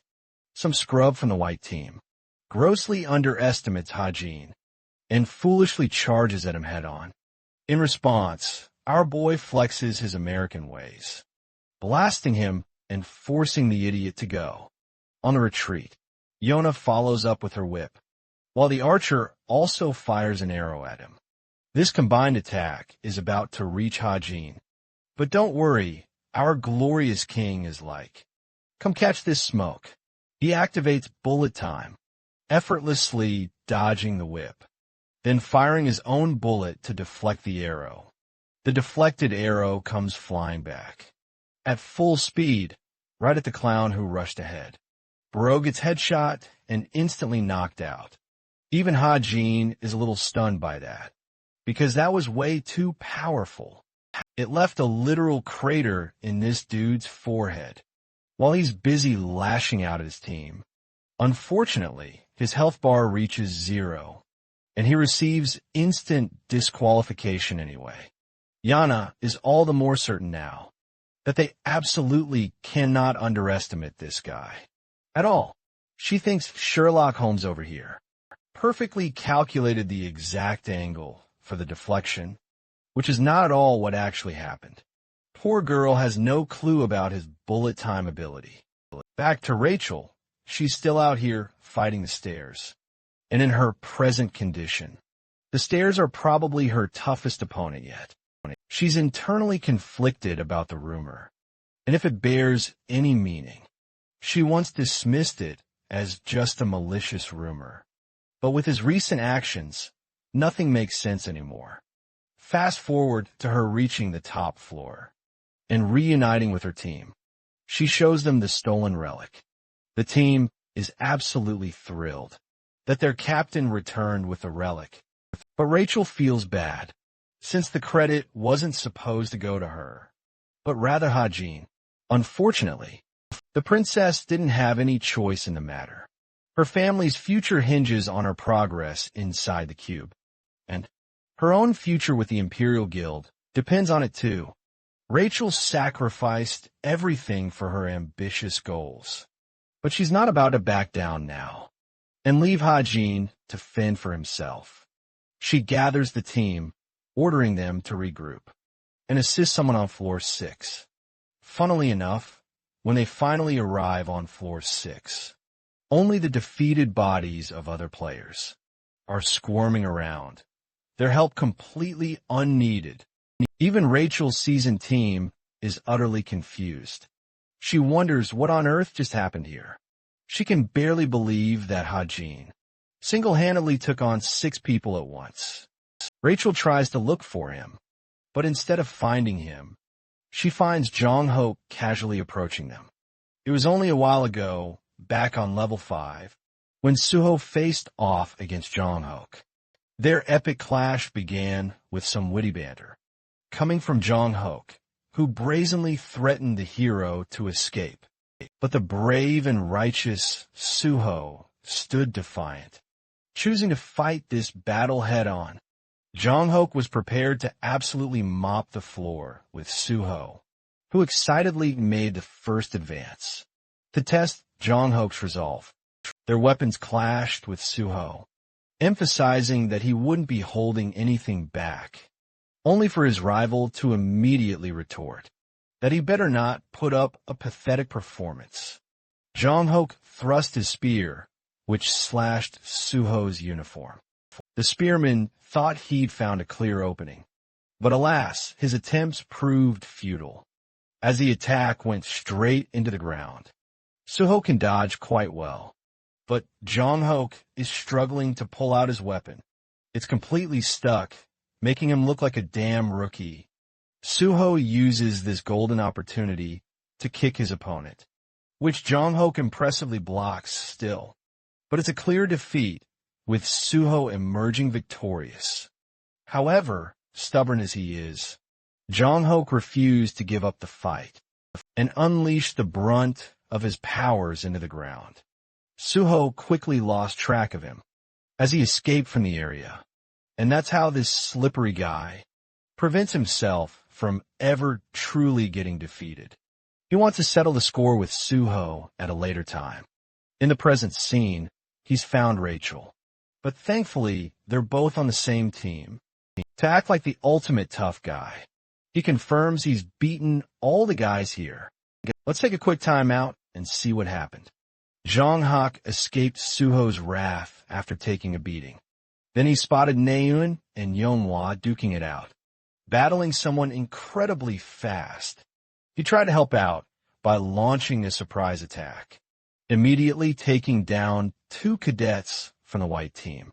Basically, he finished off Hajin's opponents. But it's absolutely true that he beat them. But Rachel, for some reason, is upset. He's happy to lead the black team now that he's around. Hearing that, Rachel chooses to separate from the team instead of sticking with them. They want her to come along, but she's too adamant about her stance. Rachel pulls away from the group, internalizing that she despises those who steal credit from others. This means she's under the assumption that Hajin beat all those guys on his own. Poor Jong-hak ended up appearing as the bad guy. For absolutely no reason, the black team managed to steal 2 more relics. Rachel did her own part, contributing by picking off the white team one by one. This allowed them both to achieve what they set out for. As for the white team, Suho's leadership remained strong. They were able to safely transport 5 relics overall. Finally, Hajin somehow managed to survive the skirmish. Of having 6 people fighting him, he managed to survive in his own way, by hiding for the remainder of the competition. But for some reason, he seems to be forgetting something. That something is actually a someone that he forgot about. It's Tomer, who is only just waking up from her long nap. She remembers her mission, until she realizes that it's 3 p.m. At first, she thinks her watch is glitching. But then, the time matches up exactly with the cadet watch. As well, Tomer is still unaccepting of reality, until she receives the confirmation message from the school. The relic war concluded with the white team's victory. A wave of horror succumbs Tomer. She comes outside, only to find the entire floor shrouded in pitch black. There's no one around. The entire site has been closed down. She's the only one here, and ever since her arrival, she's made absolutely 0 progress in completing her mission. If you ever feel like you're having a bad day, just remind yourself how utterly miserable Tomer must feel. The cadets are resting peacefully, while the instructor is going absolutely crazy, questioning, where the hell is Tomer hiding? He's desperate to announce the results. The black team retrieved 3 relics. Their MVPs were Rachel and Jong-hak. The white team's MVPs were Nayun and Suho, with a decisive 5 relics. The white team won. Nayun found herself extremely annoyed. Despite their victory, she really wanted to beat Rachel. And then, she couldn't even beat Hajin, despite the numbers being stacked against him. And then there's that damn rumor June told her about. Reading her like an open book, Yona comes around and asks if she's still upset about the rumor. Nayun is startled while Yona eggs her on, stating that she might just lose him at this rate. Nayun acts like she doesn't care, but Yona knows she's seriously bothered. While it's true that Yona doesn't believe in the rumors, she thinks it's entirely possible. Hajin only joined Rachel's side because of Nayun's continued resistance. In response, Nayun silently replies that she doesn't want to aim for him. If he's easily swayed like that, in a mood to cause some trouble, Yeonhwa giggles before, offering Nayun a dilemma between Suho and Hajin. It causes her to act up in typical Sunra style. Meanwhile, Jong-hak joins them. He likes Nayun, while Yeonhwa likes him. This really is a dysfunctional friend group. My God, Jong-hak doesn't really care about losing, since he was branded the MVP of the team. He also thinks it's logical they lost, because Nayun was on the opposite team, receiving that compliment. She's back to normal. It's very easy to sway Nayun. The trick is to just brush up her ego. Meanwhile, Tomer is out here getting her ass scolded. The instructor has never been this pissed off before. She's the only student who stayed completely still throughout the entire exercise, and she better have a good reason why. Tomer, in response, looks completely like a zombie, completely drained of her very soul. The instructor is loudly voicing his frustrations and demanding an answer right now, while Yona and the others can't help but wonder what happened. Jong-hyuk just wants to leave already, and only says goodbye to Naeun, causing Yeonhwa to instantly feel upset. She wonders if Naeun actually likes Jong-hyuk. instead of the other two guys she previously mentioned. But just hearing the mere mention of his name, Naeun's face immediately twists into disgust. It's a crystal clear answer this time. At least there's that. Yona expresses just how envious she is of Naeun's position. In her mind, she feels sad that Naeun openly has the option to choose from 3 love interests, while she herself doesn't have anyone in her position. Okay, that actually made me feel a little sad. Then again, Yeonhwa is a walking red flag. And as smart as Yeonhwa is, she's making a huge mistake by choosing him. The practical training for the midterms has finally come to an end, with the conclusion of the epic relic war. Returning to his dorm, Ha-jin is utterly reduced to jelly. The author never intended to write the relic war in such detail, so he was afraid something unforeseen would happen. He looked out regardless, but his sheer tiredness makes him wonder if he should have disqualified himself earlier. Early on, Evangel appears, a beaming ball of pure light, immediately recharges him with her contagious energy. He carries her and finds himself shocked to see her countless spirit animals. He allowed her to keep as many as she desired, so long as they couldn't escape outside. Evangel quickly scans his body before eagerly asking about the food. This is a real OSHD moment for our author, because he completely forgot about bringing her any. Evangel makes the absolute cutest freaking face. She's absolutely devastated he didn't bring anything. He immediately orders fried chicken and pizza. His orders are cleared, and so are his worries. Ha-jin was so completely wrapped up in his troubles. He totally forgot about his stocks. He's absolutely terrified about what became of the $1.5 billion he invested. To his absolute amazement, though, their value skyrocketed by over 10-fold. It became a whopping $13 billion. This dude is even richer than before. Well, he could wait for them to go up even more. Ha-jin doesn't want to risk it. Right now, he's got so much cash in his pockets that he doesn't have to worry about a thing for the rest of his life. Now that's a man's dream right there. Regardless, the happiness lasts for only a few moments, until he remembers that this massive amount that he collected with so much joy will inevitably disappear back in the real world. Let's head over to the Geronimo mercenary's office, which is also known as the Chameleon Troops office. Jane is working out some missions to assign to the new trainee. A test mission is always a requirement for joining their group. The target in question has killed many people, so he's a bad guy who deserves to die. Deeming him to be a great fit, she informs the captain. The request involves the Italian mafia and a guy suspected of being a demonic human. Receiving those details, the captain is satisfied. Jane is curious if Ha-jin reached out to her after their last encounter. The captain confirms that he's already signed his approval. Curious, Jane asks about the details. The captain reveals that he mentioned contacting her when the time is right. Long story short, the dude hasn't hit them up ever since. A whole 2 weeks have passed. The captain thinks he should be contacting them very soon, so she wants Jane to sign him up for the mission. The call ends, giving Jane a headache. She really can't tell why their captain is so clueless when it comes to normal things. Still, she executes her request and approves Ha-jin for the mission.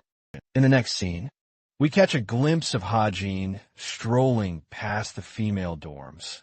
And for the very first time ever, he spots a familiar face.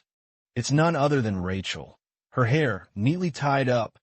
He learns she's on her way to the library, preparing for finals. As for our protagonist himself, he's got some business of his own to handle. But one thing is undeniably different about Rachel: her utterly disoriented state. She looks absolutely exhausted. and with so much time until finals. It makes him wonder if she's studying way too hard. Most likely, especially since our boy is the top student in theory class, and she just so happens to be his runner-up. In any case, Hajin inquires, why is Rachel avoiding him with the study questions? She flinches for a moment, quickly forming an excuse. But in reality, Rachel is actually trying to avoid him.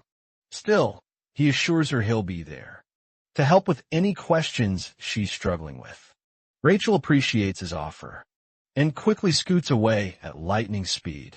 Our boy is lost in thought, curious if she was just in a rush to study. Hajin then finds Yona to discuss a bunch of things. It seems he's the one who called her out today. Hajin reveals his knowledge about her.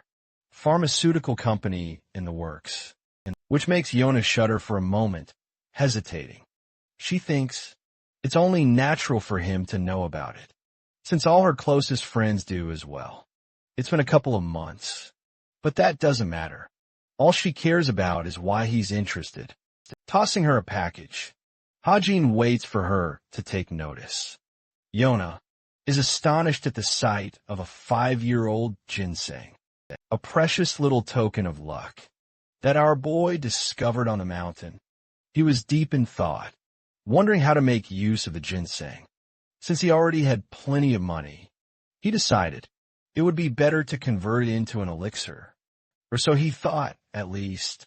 But his stigma magic failed to grant his wish.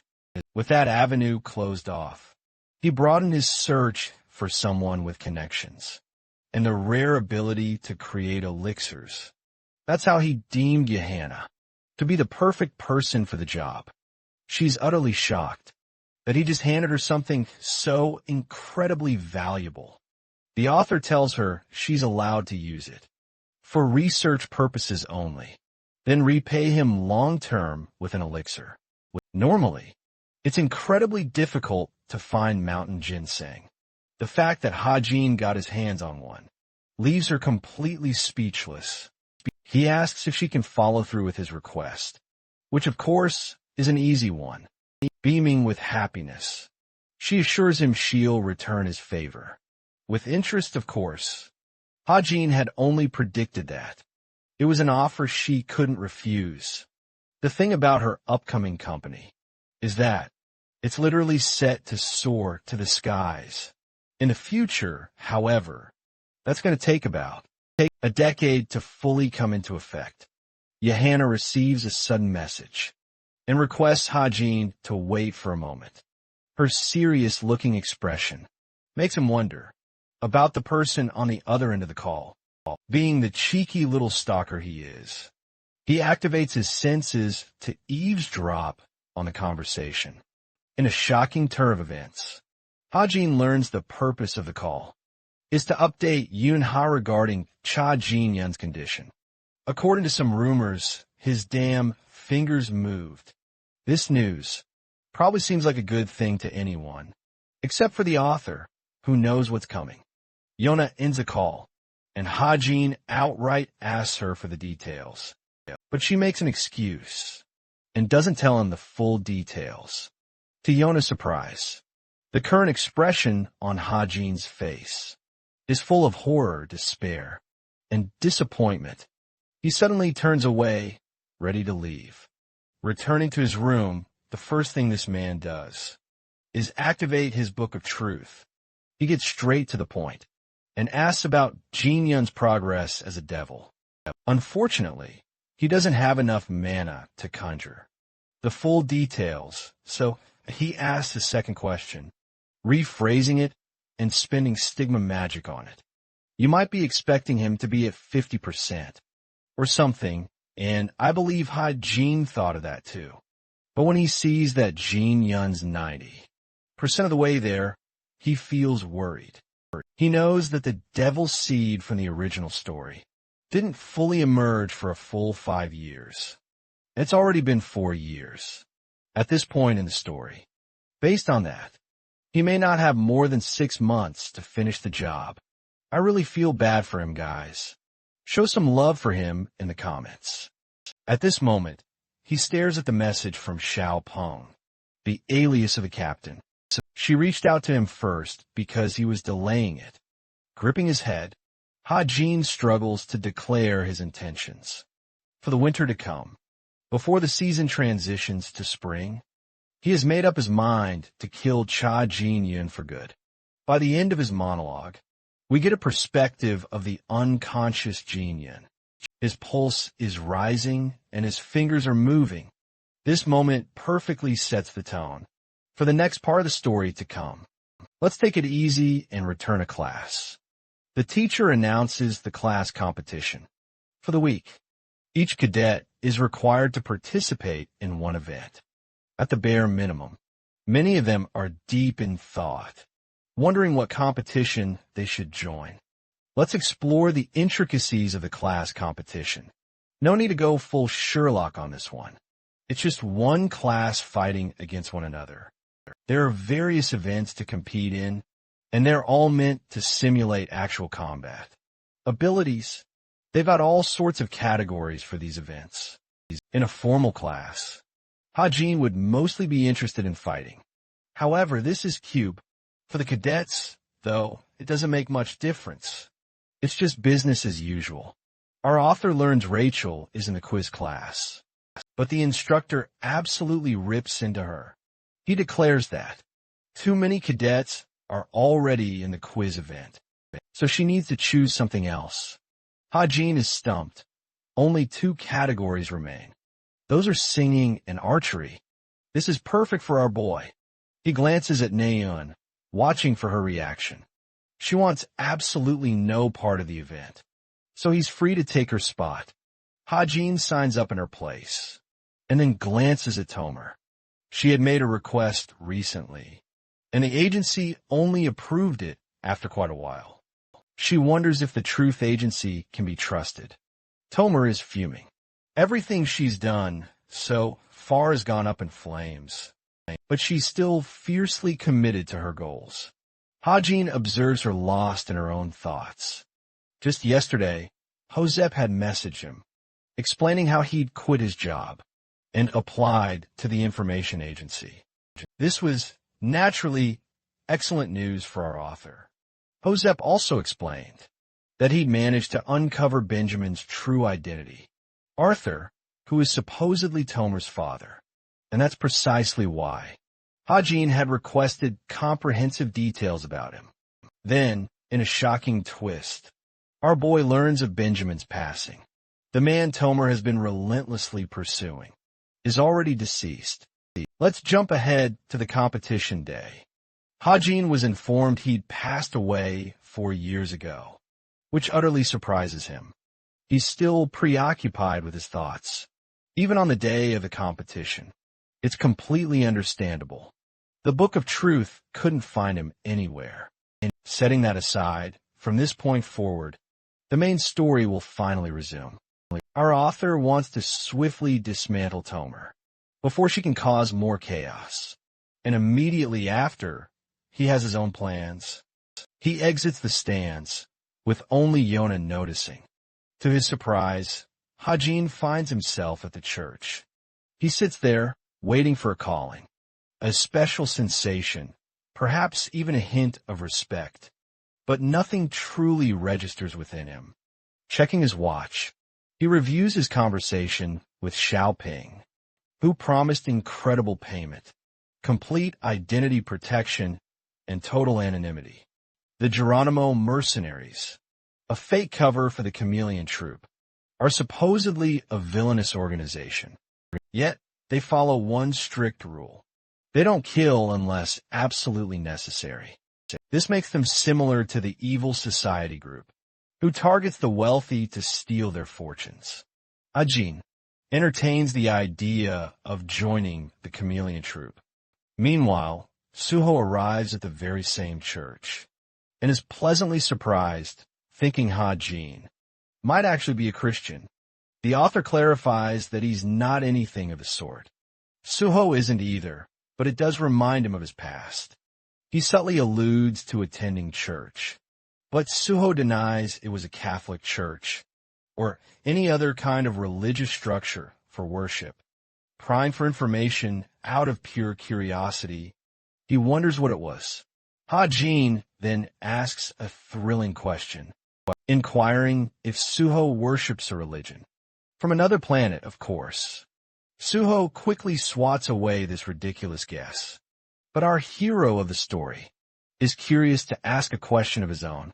He wonders if Ha-Jin believes in the possibility of there being another world. Giving it some thought, the author reasons that the outcall event occurred over 50 years in the past, just recalling the world's events in Anno Domini, or AD. Monsters never existed for about 2,000 years. The fact that monsters suddenly began invading Earth, out of the blue, far into the future, seems off-putting enough for Ha-Jin to entertain the possibility of their arrival. From another world, the author pairs his thoughts with one of the popular theories that their professors often consider. Suho is surprised to learn this. Ha-Jin goes on to say it sounds absurd, but it's possible, and he believes it strongly, like a good friend, entertaining another's honest thoughts. Suho smiles and agrees, and it turns out Kim Suho is an Ice Sky protagonist who is transported to this world at a young age, receiving a new family and life along with it. Unknowingly, he can relate to Ha-Jin's thoughts, which is also why the author mentioned the religion of another world. Still, Ha-Jin thinks the difference between the hero and the writer is that one of them will never have to worry about being lonely. He gets up to leave, but Suho wants to stay a while. Ha-Jin also wants to recommend him to an agent. And of course it's the one guy, who just happens to be his real agent. In the actual story, putting that aside, Ha-Jin leaves, and in his thoughts, he strongly believes in Suho's required growth, for the story to become even stronger this time than the events of the original story. After all, the protagonist of the story is Ha-Jin's only insurance. In the story, the only way for him to handle obstacles out of his control. Okay, let's fast forward to the archery competition. Currently in first place is Justice Heim, a guy who struck his target from over 300 meters. Naeun, watching this live, finds herself totally ticked off. Yona is confused, but Naeun doesn't explain anything. Naeun wonders why there are so many mages in the stands. It's a known fact that only 300 mages are classified as 8-star mages in the entire world. So this is one way for them to link up. Finally, it's their class's turn to shine. The two contestants step forward. Veritas' class is represented by our boy, and his opponent is Moran from the cultivation class. The rules are made crystal clear. Both representatives will take a turn-based approach to shooting their targets. The longest and most precise shot will determine the final score. Each target will only get one opportunity to be struck. But there's also a catch anyway. Ha-Jin gets the order to take his shot from 50 meters out. Just as he's about to unleash his arrow, his entire body suddenly quakes.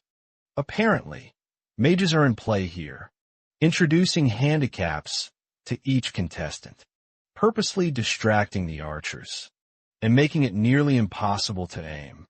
Ha-Jin finds it incredibly annoying that the spectators can't just enjoy a normal archery match, and the magic effects, they're actually way stronger than he anticipated. The perspective shifts to Archduchess Ahine, a scarlet-haired, 8-star mage with immense magical capabilities. She may look young and beautiful, but the one fighting against Ha-Jin is actually her nephew. She thinks of Ha-Jin as nothing more than average-looking and completely unimpressive. My man is getting dissed. On top of the magic effects, he has to endure. Still, she notices his form with the bow, seems intriguing, and intends to start messing around. from the 350-meter range, believing no one could possibly cross that far. To begin with, her assistant mage is having a hard time with her, but agrees it's more of an event than a test. So the cadets should be honored to be in her presence. Alone anyway, our protagonist manages to strike his targets, all the way up to 300 meters. He's having a seriously tough time with the magical handicaps, though even his opponent is impressed by our boy's skill. Hajin finds him a bit too relaxed, considering it's the final match.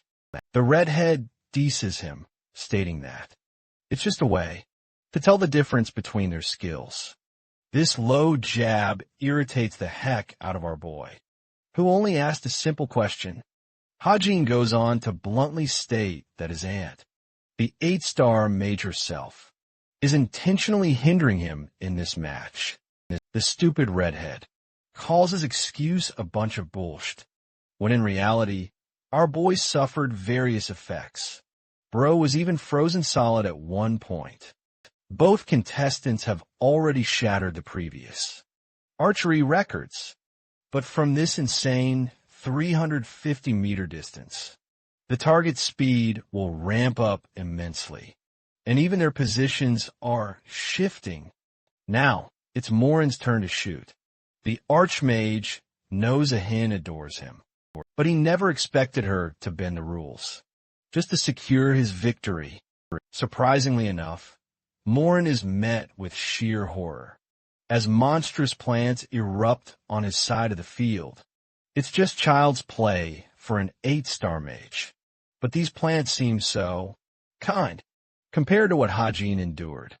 Regardless, Morin is absolutely terrified and releases his arrow prematurely, completely missing the fast-moving target.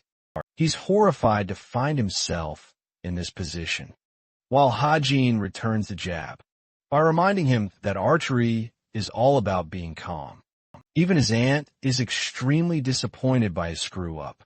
She thinks it won't be a problem, since the other boy will fail too, and that will result in a draw. Or so she thinks. Kim Hajin steps up next, and the same condition is applied to him. Only this time, these plant monstrosities look far more menacing than what Morin faced.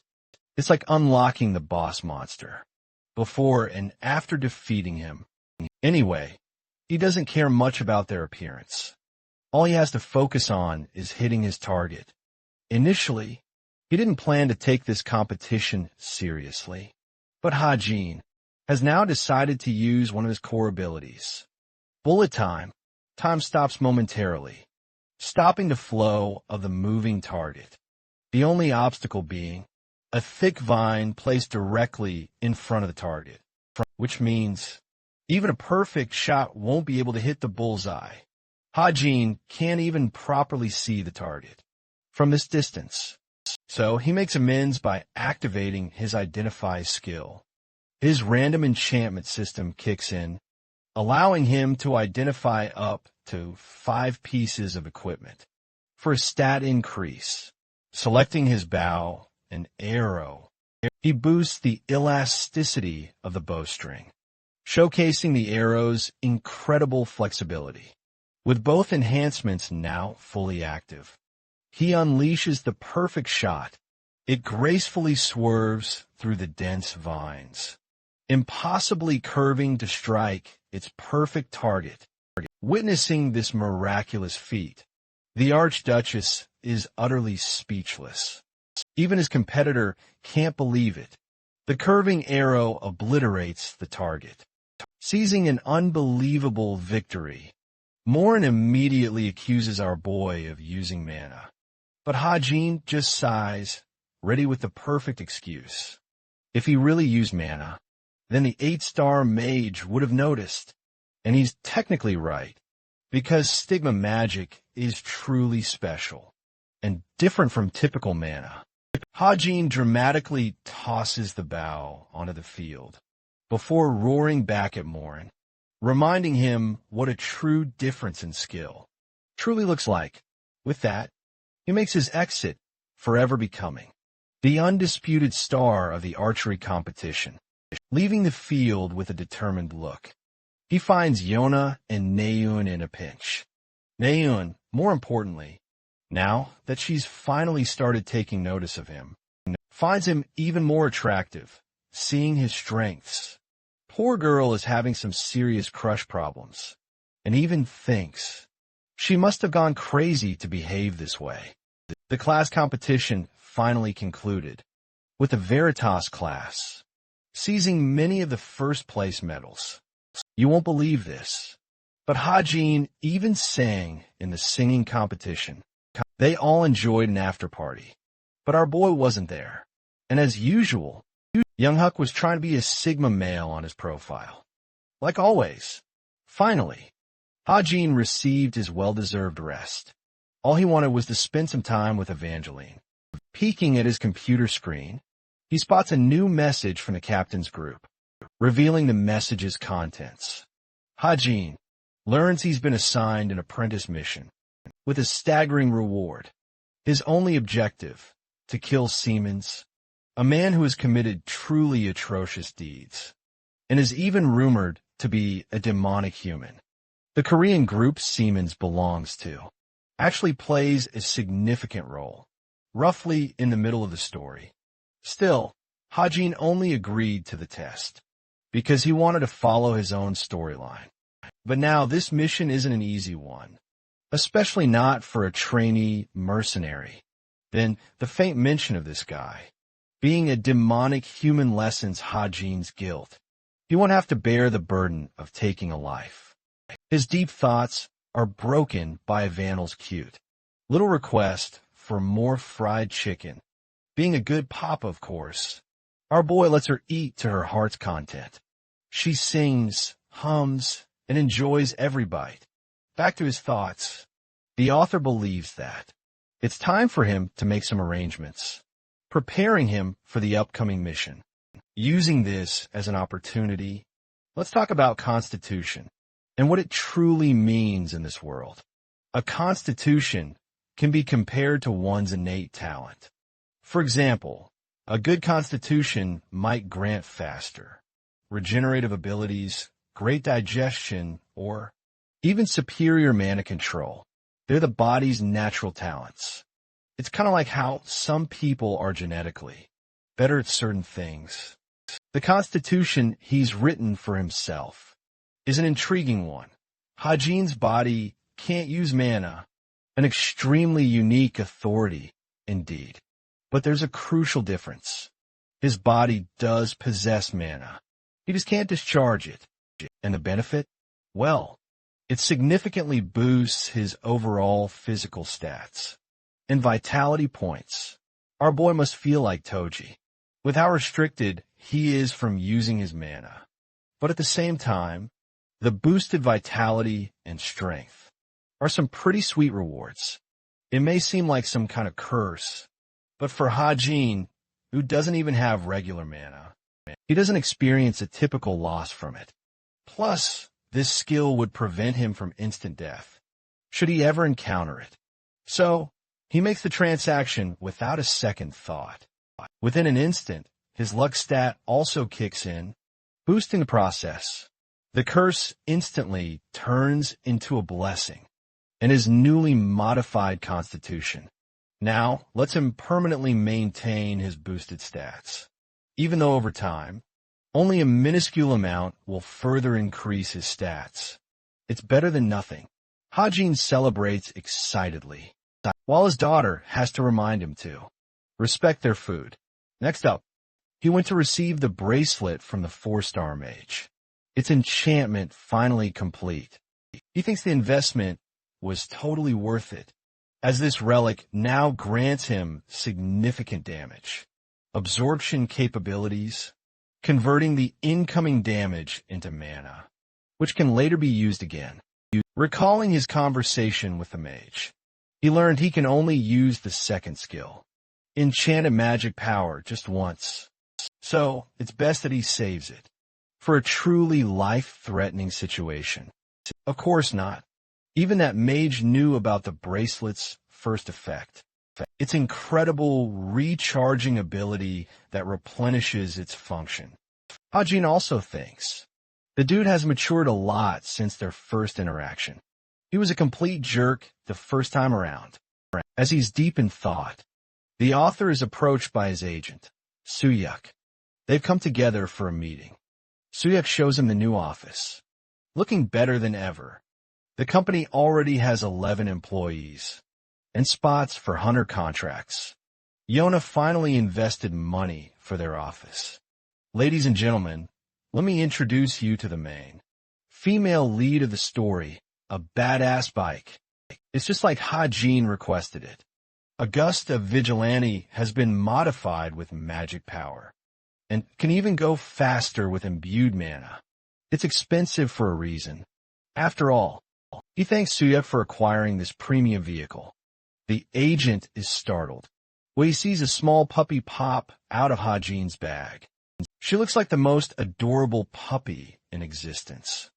Instantly swooning Suyuk, of course. Keeping pets is completely opposite to Hajin's personality. But it was the only way he could bring Evandel out. Suyuk gets an important call and decides to leave early.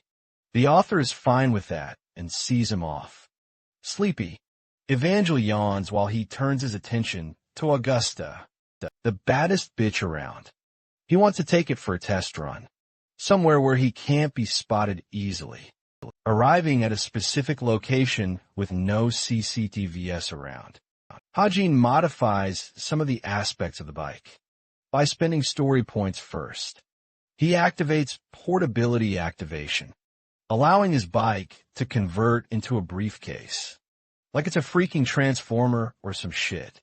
The briefcase weighs well over 20 kilograms, which is pretty heavy, but still convenient enough to carry.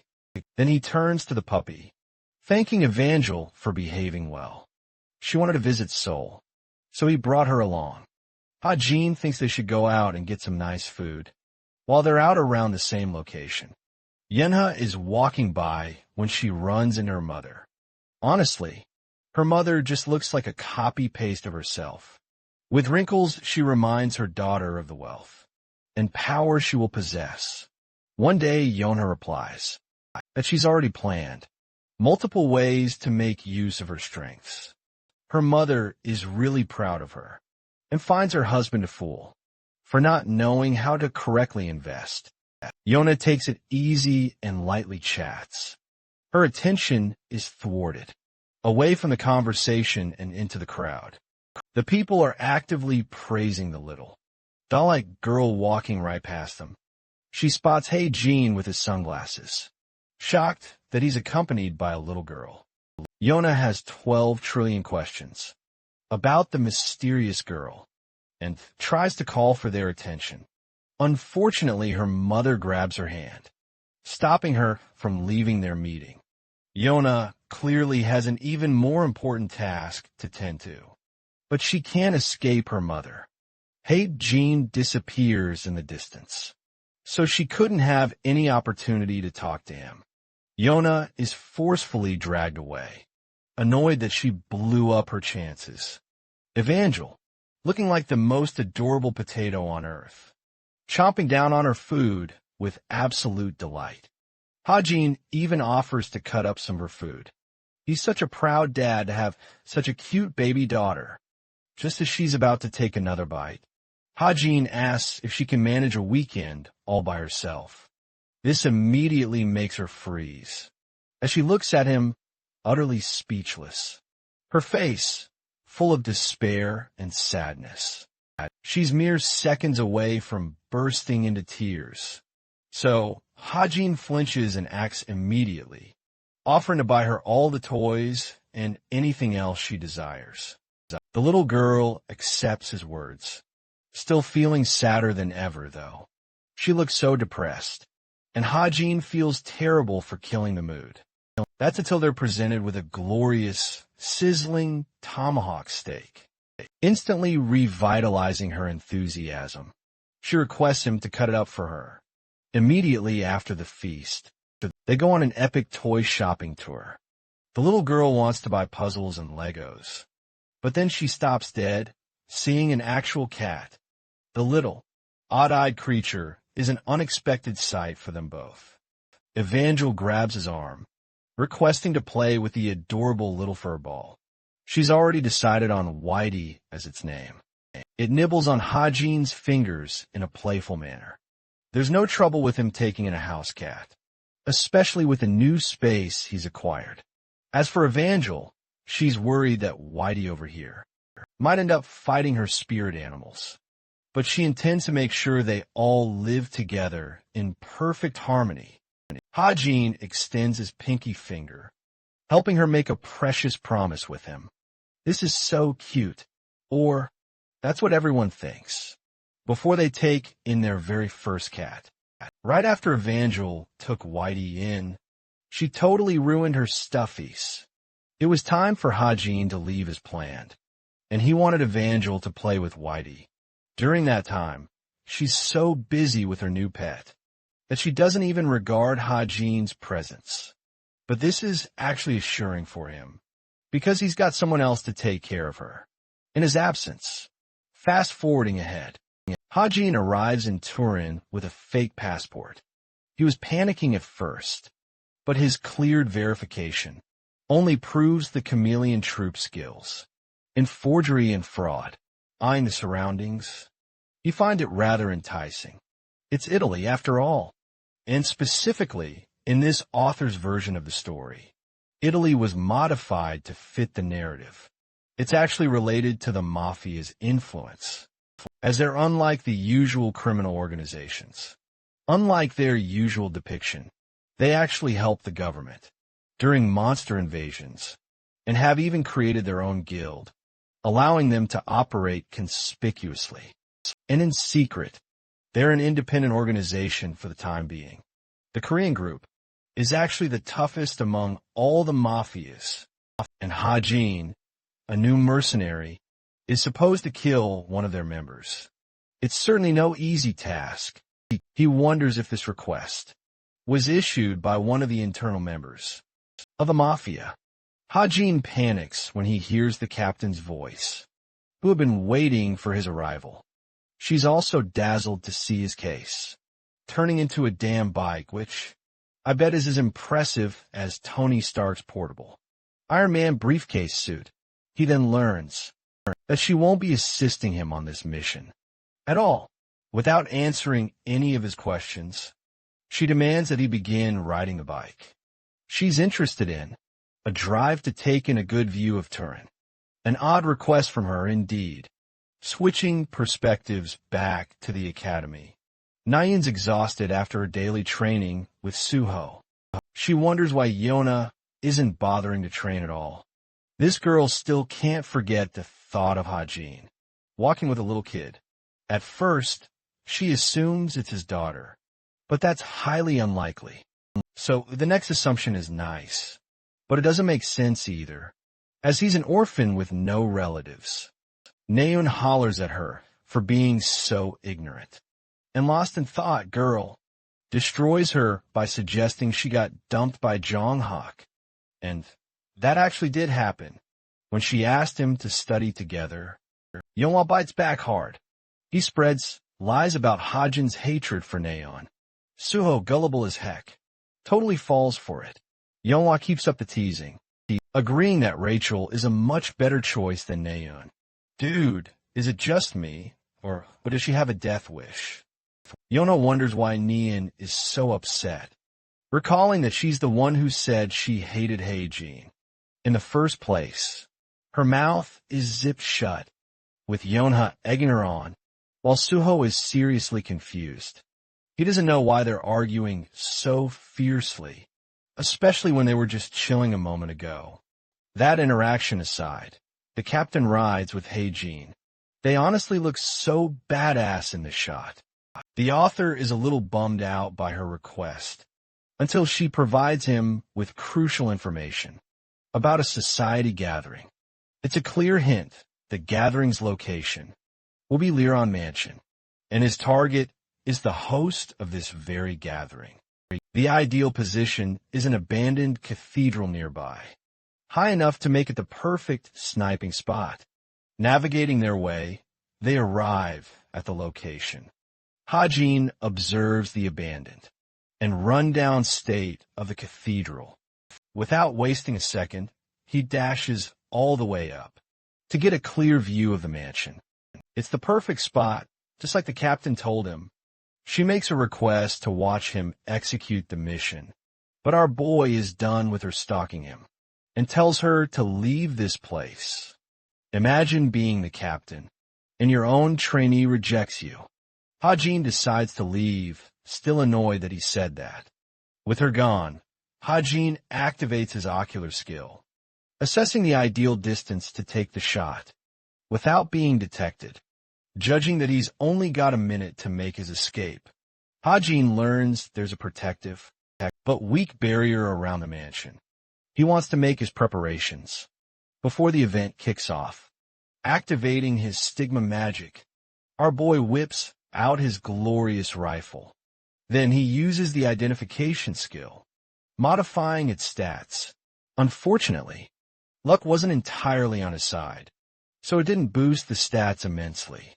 Regardless, he plans to use stigma magic to enhance his bullets, also ensuring the bullet will oxidize right after the assassination, leaving absolutely no trace of evidence.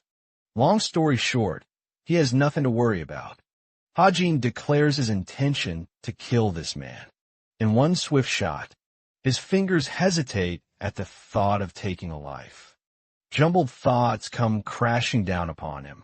He knows his target could very well be a human, since his identity as a demonic human wasn't even confirmed yet. In the case that Simmons isn't a demonic human, Hajin questions if his actions will brand him as a murderer. It's a deep, dark, and unsettling feeling for him. He understands that in his own novel, the world is full of characters and nothing more. But right now, they feel less fictional and more real than ever before. Thoughts of his original life with his parents resurface for a moment. Hajin confirms that the people of this world feel just as real.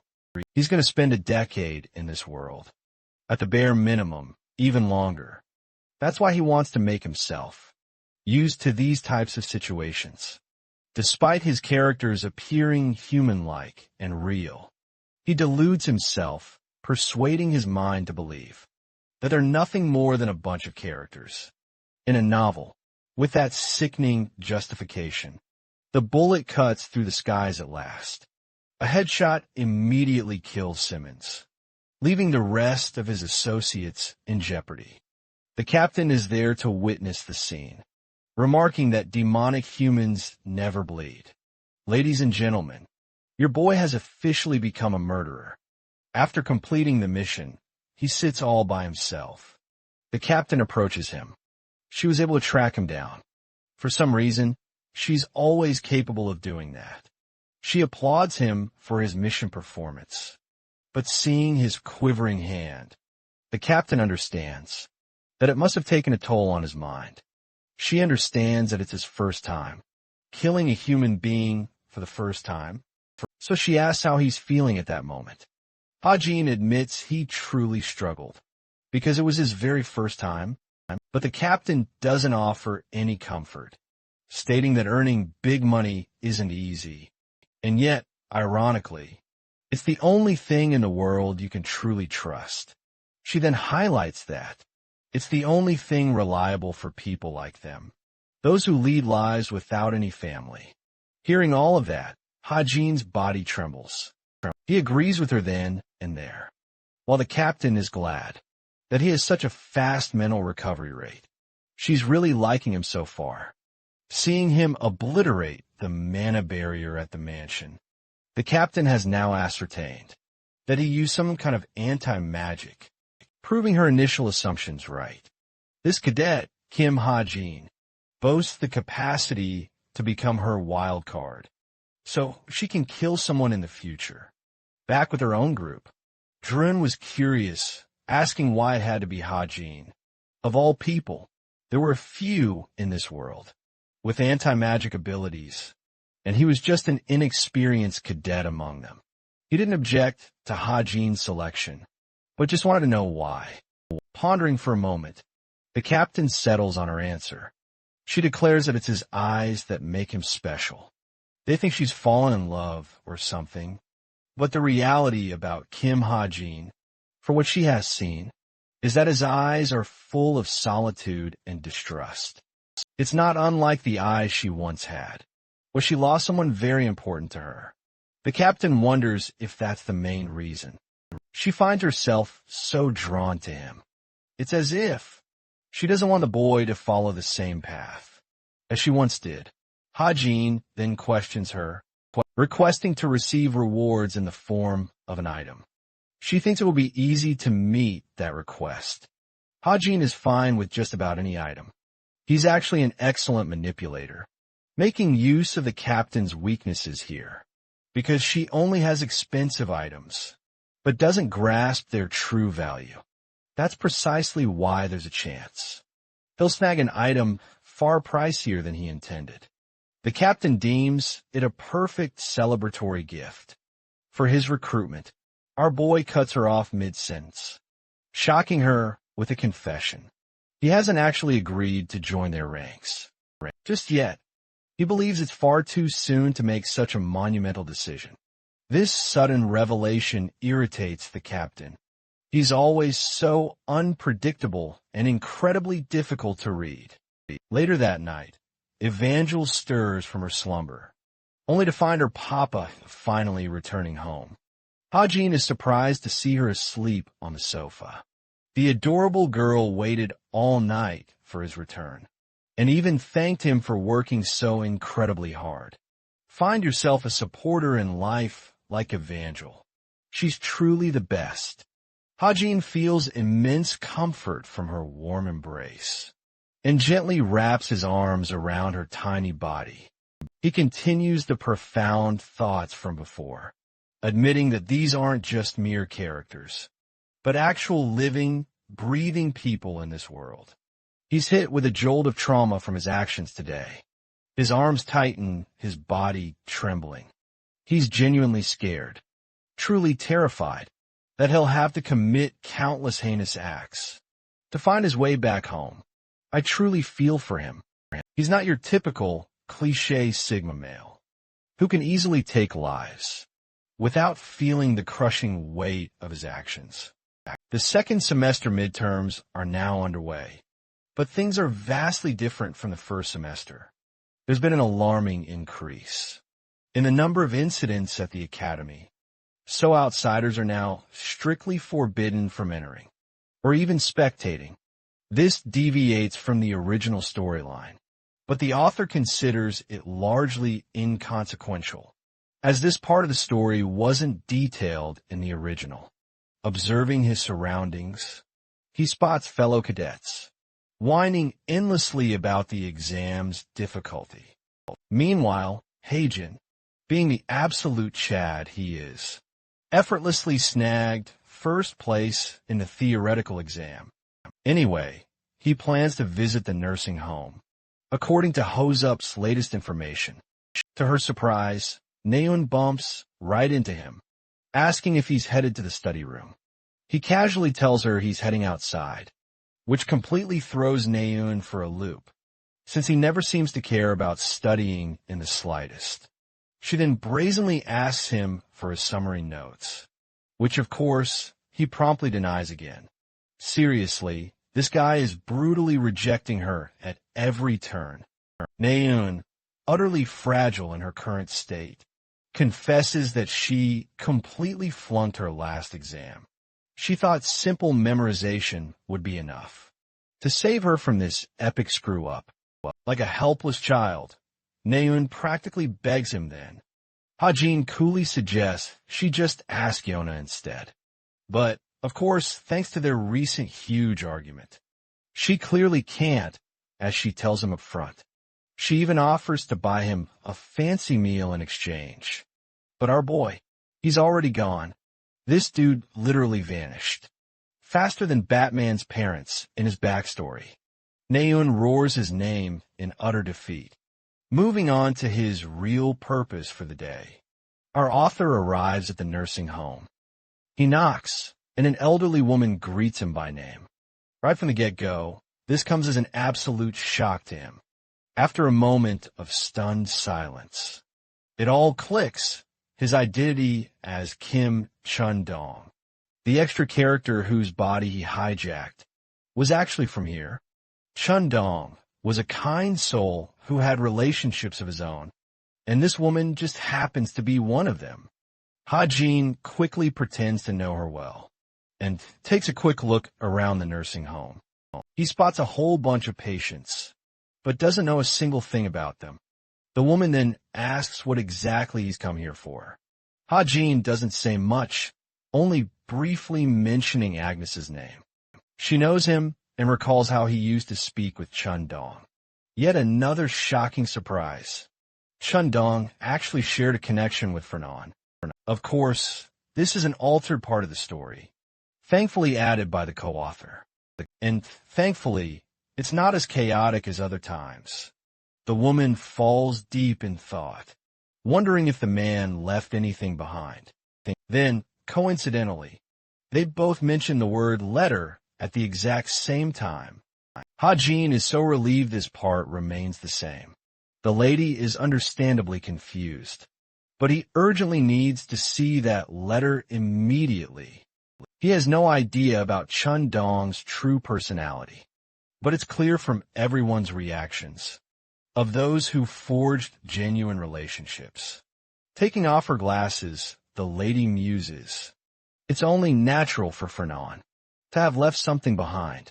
Chun-dong, you see, never discriminated against anyone, and comfortably spoke to everyone. She tells him to visit Siaho Memorial Park. The letter is left with his remains. Ha-jin arrives at the park and gets to experience something that he did in his previous life. Locating the correct row, he spots the envelope. It's the letter left by Fernan. The author tries to reach for it, before coming to a sudden halt. The thing is, he's fully aware of the contents inside, so he doesn't really need to open the letter at all. Well, not until Fernan's daughter, Tomer, gets the right to do it. However, he can't risk altering the story because of the co-author, so he pops open the envelope, fearing a drastic change in its contents. The scene ends with Ha-jin glaring at the letter. Shifting to Yona's perspective, she's surprised to learn that Ha-jin volunteered his time and efforts at multiple orphanages. It's quite a shock to her, and she wonders if that's part of the reason he goes out so often. She'd heard negative rumors circulating about him, but in reality, he seems incredibly kind. A boy who grew up in an orphanage and joined the military academy. His life story was so twisted, so complex.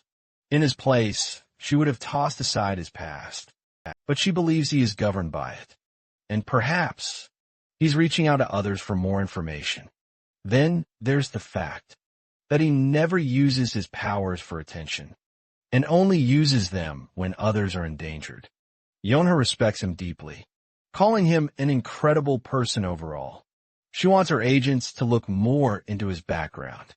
They address the second subject, which concerns Seaman's assassination. They've been tasked by the Mafia to track down the killer from Goryeo. She had already intended to approach this group. So, Yona believes this is a great opportunity to reform. Connections. She also learns about Hosep, their new recruit, who's doing incredible work. The scene ends with her reviewing her file, while Ha-jin stands still. Thankfully, the contents of the letter haven't changed. At least he won't have to worry about the Truth Agency. Messing things up, Tomer receives a sudden message from the agency.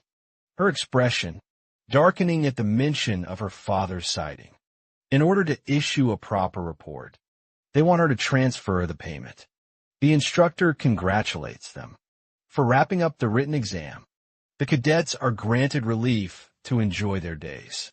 While he's buying a drink, Naeun spots Ha-jin excited to ask how he'll spend his holidays. The casual boy replies that he's going to prepare for the practical exam, which comes as a shock to her, since it's an entire week away. She rummages through her bag, realizing she should return him the study guide. Heijin actually prepared one for her, even though it seemed like he completely vanished. During their meetup, the guide helped her a ton. The funny thing is, it's not even his own. He just hacked Yona's profile and acquired it from her. Naeun wants to treat him to food, since he helped her out. She suggests Ganahan Jonggak, a name that freezes him in place. This restaurant is of the finest quality in all of Korea, enough to make our boy's mouth salivate. He plays it cool and rejects her up front, reflecting that he's got to make preparations for the main incident after his exams. He even tells her to go with Suho if she wants to. Naeun interprets this as him being jealous, and faintly asks if that's what this is about. Bro immediately regrets saying that, as he splashes his drink all over his mouth. Hajin is utterly speechless, wondering where that even came from. Naeun quickly changes the subject, insisting she just wanted to treat him well for his help. But Hajin just walks away, stating he's completely uninterested. As he's walking away, she tries to lure him in, mentioning the free full-course meal he'll be getting. But unfortunately, there's nothing from his end. This girl is heading straight to Delyalu Island, thinking Hajin's rejection was just a one-off. She even brings up Suho's name, feeling flustered about going with him alone. On his way back, our boy is already thinking of buying his daughter a ton of snacks. Typical W dad behavior. As he walks along, he hears a familiar voice. It's Tomer speaking to her agent, who is incredibly upset by her mission performance. She also managed to lose the important artifact that they sent her for. Our boy conveniently stole it, of course. Tomer, of course, begs her agent for money because she's running low on funds, only to hear him absolutely roaring at her for the phenomenal fuck-up she's been involved in. Lately, the call ends with her accepting that. Nothing seems to be working out for her. She then bumps into Hajin, someone she certainly didn't expect to encounter here. Of all places, she's afraid he might have heard everything. Not that it matters all that much. Tomer keeps up her tough girl act until Hajin states that he could help her borrow some money. She's a gold digger who switches up immediately, but still thinks our boy won't have enough to cover her problems. Hajin wonders why she's having trouble. Being a mage comes with a great salary. After all, he's perfectly fine with lending her money.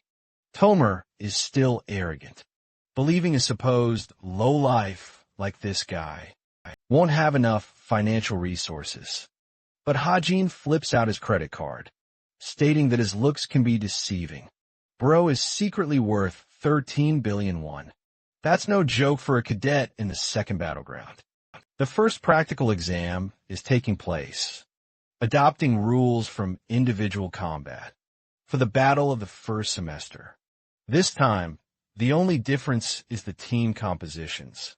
For example, Rachel's team will be on the attacking side, at least for the first day, while Yohei's team will focus on defense.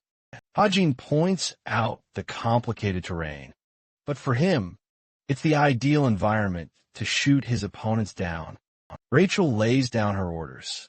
Hosen and she will be at the forefront, while the rest of the team plays the support side.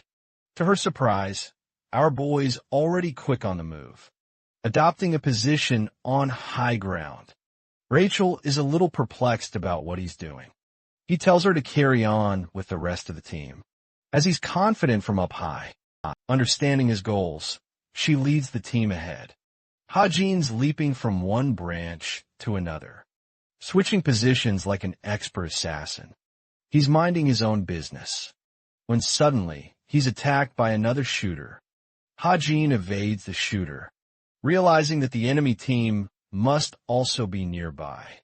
And the person leading the advance from the defending team has to be someone important. In the wildest turn of events, Yohei from the enemy team is literally chilling.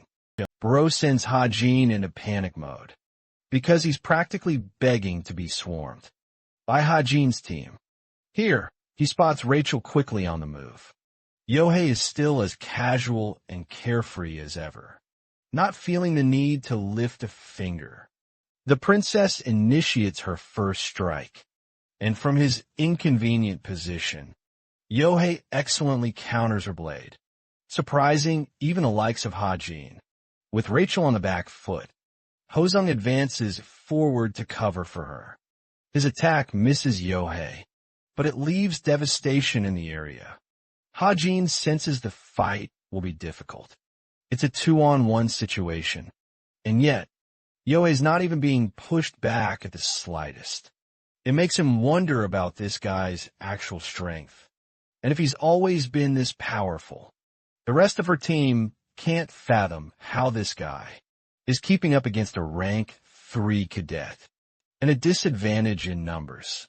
They assume it might be because of buff magic, but Hajin's already got a rough idea of what's going on. He's keeping up with the enemy on the front lines, and their shooter is covering for him in long range. The rest of the team consists of mages, and they're casting a ton of buffs on his body to boost his stats at last. There are warriors protecting those mages as well. It's supposed to be a strategy focused on Yohei, taking on everyone else. It seems like a good approach for the defending team, but you know how it goes. Hajin's got even more sinister plans. He leaps away to snatch a kill on one of the mages. Having flanked the team successfully, Hajin prepares to shoot them down. Unfortunately, he's noticed right away, and the team goes all in on attacking him. It makes him wonder if he's a shitty infiltrator. For messing that one up, the warrior on the team talks big, but our boy doesn't have enough time for his yapping, and responds with a trusty Glock. They're forced to defend, while the author maintains his pressure. From a distance, the supporters on the enemy team are doing well so far, keeping their mages well hidden from the shooter. Hajin switches strategies, and decides to make them vulnerable from the top. One of the warriors gets cocky, and attempts to attack the shooter on his own. A big mistake since it works in favor of Hajin, who uses the terrain to his advantage. Dodging his strikes, the shooter casually leaps away, even mocking his opponent, since they can't catch him easily. The enemy team cast an iron fortress to strengthen their defenses. The protective barrier coats the entire space. Hajin has a new obstacle to deal with, and his not-so-friendly attacker is also on him. He leaps away doing parkour and flips from the top down. Bro is Peter Parker or some shit. He sees past the shields, because he's Michael Jordan's long-lost son. Hajin carves an opening and shoots a shot. The impact ripples all the way back to Yohei, who senses a mage has just been eliminated. With a headshot, Yohei's in serious trouble, as his powers are now significantly nerfed. Hajin realizes the mages made the fatal mistake of conserving mana, and it ultimately cost them dearly. He even took flack from the enemy team for his supposedly cowardly tactics, even though it was a brilliant strategy designed to take down Yohei. The current Yohei is in deep trouble. He knows he's completely outmatched. Our guy is about to get sent home packing. He's completely out of stamina, and Tomer is obliterating the rest of the team, using her devastating magic. The team battle concludes with the author, an elusive tree princess who could never be caught, constantly pestering the enemy team. Rachel's team completely wiped the floor with Yohei's. And that concludes day 1, with the princess looking utterly satisfied. He spots her beaming face as she turns to Hajin, especially for contributing the most. He eliminated the mage, which allowed them to completely overturn the battle. Hojin grabs him too, pointing out his incredible achievements. The team has wholeheartedly agreed that it was a solo carry, all thanks to him. That's right. Put some respect on my boy's name. After the exam, Hajin's muscles are sore as hell, all thanks to his excessive parkour. Naeun suddenly pops out of the blue to inform him that Suho sends his regards for his performance. She's also super curious how he managed to make the bullet curve. The author keeps it simple with her, stating that it's just his talent. A pointless explanation, if anything. Her own fight is scheduled for later in the afternoon, and she's bored out of her mind. Just up ahead, Hajin spots brain-dead Jonghak and his simp, Yeonghwa. Jonghak is looking at him with a murderous glare, just for speaking to Naeun. She calls him out for it and wonders what's up. Just hearing her voice, this guy crumbles under absolutely no pressure and smiles like he's the sweetest person alive. He literally becomes a puppy around her. I guess everyone in this group is a total simp. Hajin discovers Yona's fight is coming up next. He leaves her with a specific request. He's asking for 600 assault rifle bullets. She's naturally curious why he's asking for them. Hajin believes they'll come in handy very, very soon. But here's the kicker. Even a single high-quality magic bullet is insanely expensive. And this guy's out here asking for 600, but he just thinks it's a small price to pay, and even mocks her for flinching over such a tiny expense. Yeonha knows she can't exactly refuse him. So like an excellent, dutiful waiter, she asks if he has anything else to add to the list. Hajin instructs her to go fetch the bullets, as that's his only request. But to his surprise, he learns that a potion made from mountain ginseng is nearing its completion. But unfortunately for him, she's curious if he has any more of it on him. Hajin states he can't guarantee anything like that, but he's totally fine with trading them for stocks in her company. Well, he does manage to acquire a couple. Yeonha is absolutely delighted by this idea. Meanwhile, Naeun's having her little argument with Jonghak, who's absolutely furious to see her hanging out with Hajin. Yeonha prefers Hajin to just play deaf, stating that Jonghak has no idea about the truth of who he is. But our boy is a nonchalant king, and doesn't give a crap about that barking dog. Aside from all that, he's worried about the story taking a new, gradual shift. Jonghak's the descendant of a prime minister who served the king, and if that wasn't enough, he's the grandson of Myung-chul, the great hero himself, single-handedly responsible for saving Korea after the devastating outcall. It's clear that he takes immense pride because of his prestigious background. Hajin finally returns home to his daughter. The adorable marshmallow with limbs comes rushing to him with her sobbing little face. Guys, we need to string together every last penny and get this girl absolutely everything she wants. He asks Evangeline what exactly happened. Turns out, it's a kitty problem after all, because Whitey, their cat, actually scratched her. It's an incredibly tiny scratch, barely visible. Now, Hajin, being the expert dad he is, already knows exactly not to show any agitation in front of his child. So, he gently carries her and asks for all the details. Evangel dramatically calls Whitey a menace, even though the cat didn't actually try to hurt her. But wait, there's more. Hajin recently discovered that this darn little cat possesses a grade 4 mana affinity. You can practically see his what the actual FCK expression, because beasts with such high mana affinity are typically superior in every way. They're incredibly intelligent. So intelligent, in fact, that they never attack without a reason, until he stumbles upon the real reason behind it all. Hajin Hajin had strictly told Evangel to feed Whitey treats. Only once per day. All of a sudden, he realizes what the heck is actually going on. Whitey isn't the culprit here. It's freaking Evangel. And this little girl was downing the cat treats like crazy. Hajin's reaction to this is absolutely hilarious. In this next sequence, the little girl musters up a detailed explanation, telling her papa she was merely a victim of her own curiosity. No wonder Whitey got so upset with her actions. Suddenly, Hajin received a surprise text from Rachel. It's his birthday today, and she remembered it perfectly.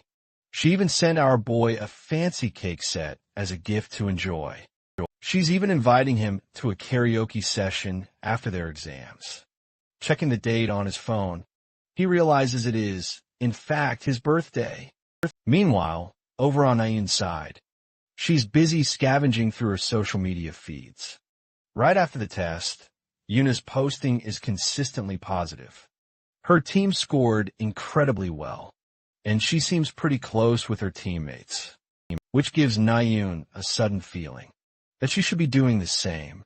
At the very same time, she recalls how Yuna hasn't spoken to her ever since their big argument. Nayun was the one who exploded in her face, after all, which makes her feel incredibly guilty. Nayun rolls around in a mix of frustration and confusion. Gripping her watch, she decides to take a brave step, and likes Yuna's post for now. Next up, she spots Jonghaek's profile, who's out here striking a pose like a mafia boss. Just typical hotshot teenage behavior. Nayun is utterly baffled to see Suho posting a picture with Haejin, making him the absolute star of the post. Even Sung-ah has chimed in on the post, remarking on their brilliant performance in the exam. Nayun, fed up with doom scrolling, lazily checks her messages next. She's surprised to find Hajin's profile, decorated with a festive birthday theme. It's kind of like Facebook for a moment. For a moment, she thinks buying him a cake set would be nice, as a digital gift, but then immediately dismisses the idea, believing she should offer him the gift in person. She gets up but her brave little confidence utterly crumbles at the thought of handing him the gift face to face. She quickly slashes away the idea of giving gifts and thinks a simple message should be enough. This idiot types out a rather silly message and gets utterly ignored. Haejin isn't the type to be glued to his socials all day, so he literally doesn't reply. It's only after a second message that he finally sends a simple thank you as a response. Nayun's a little underwhelmed by what she got. Then again, it's not like she put in a ton of effort. Love-struck, she pouts at his silly, simple message. In the next scene, we find the thrilling conclusion of all the tests. Hajin didn't exactly ace his individual tests, but he ended up scoring incredibly well for his team, allowing him to rank among the top 200 cadets. He thinks this should be enough to snag him a bigger room for his second year as a cadet. Aside from that, he's reviewing his preparations, wondering if this much will truly be enough. His duffel bag alone is top-tier premium, capable of holding up to 200 kilograms, or one fat friend inside. Hearing a buzz on his watch, Haejin learns about a brief break period given to the cadets. There won't be any classes because of an external investigation going on, but here, not even the investigators will be able to find anything remotely substantial. The demonic humans who have infiltrated the cube will have to keep their actions strictly on the down low. For the moment, the most crucial part of the announcement concerns their upcoming field trip. Meanwhile, at his daughter's side, Whitey is terrorizing her by devouring her fried chicken. Evangeline cries, not because her cat might potentially get an upset stomach, but because she wanted to eat that chicken instead. In the next scene, Yonha brings him a briefcase filled with all the bullets he asked for. She even threw in 300 extra as a bonus. Aside from that, she offers him a special wrist guard, knowing that Hajin's weapons put a strain on his wrist. She also recalls that his birthday passed a few days ago, and while she intended to hand him the gifts on time, she was busy with exams. Hajin thanks her. Their business relationship is blossoming beautifully. Yonho leaves, leaving him with an air of satisfaction from her actions. Just then, he was so focused on their meeting that he completely forgot about his appointment. The author rushes over to meet up with his friends, specifically Rachel's team. He ended up arriving late. The princess beams with joy at his presence. They're eager to go in and have fun. They come across the karaoke room, while Hozong takes care of the tickets for them. Rachel looks around for room 17, their assigned room. Having located it, Hajin trails behind the group. What he didn't expect was Naeun coming right out of room 16. Hajin stares at her, jaw agape in surprise. Naeun freezes up, her mind questioning why he's here. She wanted to look pretty in front of him, and regrets coming in normal clothes. When he asks if she's also interested in singing, Naeun gleefully responds, in agreement with the conclusion of the written tests. She brought her friends along to have some fun. Of course, she didn't expect him to be around, until she spots Rachel inside, which causes her great annoyance, totally killing her mood. The author asks if she's going on the field trip, which she confirms with a yes. Hajin tells her he's coming along as well, because he's totally free. Ji-yoon then informs Naeun it's her turn, which is all the motivation. Hajin needs to stick with his own group. As he leaves, she expresses some mild irritation. The author then joins them in room 17, reflecting on how it's been a while since he's attended a karaoke event. He wasn't the type to sing in his real life, either. But then, unexpectedly, his arm gets grabbed. Hozong shows up, looking grim as hell, imploring Hajin to save himself and run away. Our boy doesn't get what he's talking about until he spots Rachel in the distance. The princess has absolutely murdered every single one of her friends, and her weapon of choice? Her singing. You see, Rachel loves to sing. She really does. But here's the thing. She's absolutely abominable at singing. It makes our boy wonder if he was on drugs.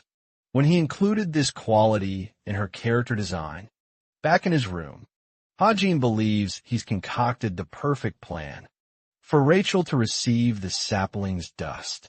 The only problem is, he has no idea how to give her the enchanted bracelet. His original plan was to experiment with Suho for a while.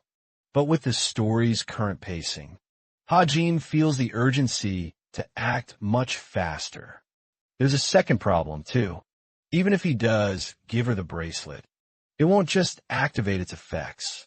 Upon wearing it alone, speaking of the devil, he receives a message from her out of the blue. This time, she has come with a request, wanting to achieve better control over her magic power. It causes him some amount of shock, but he thinks the situation falls right into his favor. For what he's got planned, they decide to meet up in the evening, with the princess surprised by his early arrival. She's grateful for him, volunteering for a last-minute request. Funnily enough, Hajin thinks he's the one who should be grateful to her for this entire situation. He's not exactly confident in his teaching abilities, but the princess, however, thinks otherwise. She believes she has a ton of areas where she truly falls short, and it's only thanks to his stellar performance that they excelled in the team event. Backed into a corner, she practically begs him to help her become as strong as he is. Hajin wonders if her request is secretly tied to discovering his personal training routine, like a dedicated coach, ready to bestow his wisdom upon his eager student. He emphasizes that his training will be absolute hell. But Rachel can definitely take it, though she's secretly terrified of what he's about to say. In an utterly anticlimactic fashion, he instructs her to simply sit down cross-legged. But Rachel's not even flexible enough for that. He tells her to sit however she pleases then, but this stubborn princess insists on sitting just like him. That is, until her confidence utterly breaks, and she's forced to settle for another position. Now settled, he asks for her hand. Rachel extends it, before he wraps a mysterious bracelet around her arm, stating that this present will help her out a ton. Rachel's a little confused by his sudden niceness, especially given the training. Hajin tells her not to mind it. The real training then begins, with the author instructing her to carefully straighten her body, maintaining a perfect posture with her head pulled upwards. It's basically a meditative state, and in this state, he outlines her ultimate goal. She will focus on the intricate movement of mana, allowing its continued, steady flow across her body. Rachel thinks it's a little tedious, but that's just proof she's diligently following his instructions. Well, deep down, Hajin's out here dying in laughter, because this is nothing more than a complete gimmick. The position itself doesn't actually mean anything. With his mental trap perfectly set, he asks her to now circulate her mana, starting specifically from her left hand. Rachel understands he's talking about the bracelet. Here, Hajin confirms that she should feel the incredible energy of the bracelet, spreading powerfully throughout her body, focusing on its seamless circulation. Rachel pulls off exactly what she intended. She describes this familiar feeling as now something far more intense than ever. It's like the sacred energy around her is directly speaking to her spirit. The princess is stunned by white phantoms, which she immediately identifies as spirits. She's completely stumped, while Hajin explains she has now officially become a spirit summoner. She once checked her affinity for spirit summoning at a young age, but gave up because she couldn't find a proper school to train. The skill, the author believes, her personality and skills are a perfect match for this ability. She's only limited, however, because spirit summoning is still fairly new, so not much can be learned from it at this stage. Thankfully, Hajin's achieved his purpose. The dust allowed Rachel to act as a medium, to communicate with the spirits. The princess, satisfied with her new powers, thanks him dearly for all his help. He thinks he didn't even do anything worth mentioning. For some reason, Hajin is startled to see Rachel, or more specifically, a Rachel aiming a freaking blade at him. Bro is questioning what the frick he just did. The swing ends in an explosion, cleaving the nearby boulder. Hajin, defenseless on the ground, Rachel warns him about the intruder in the distance, who has been spying on them. The author didn't expect this to happen. Not enough people know about him in this world, so they're definitely targeting the princess. And what do you know? It's the same maniac, Lancaster, whose presence was exposed because of the spirits. Lancaster looks at the princess with an air of disgust, remarking that she's worthless on her own. Like always. As for the boy, he leaves a dire warning, stating that his affection for the princess will be his own undoing. These words stab Rachel in the heart, but no fear as Hajin jumps ahead to her defense. He thinks Lancaster lost his opportunity to strike them down, while they were distracted and vulnerable.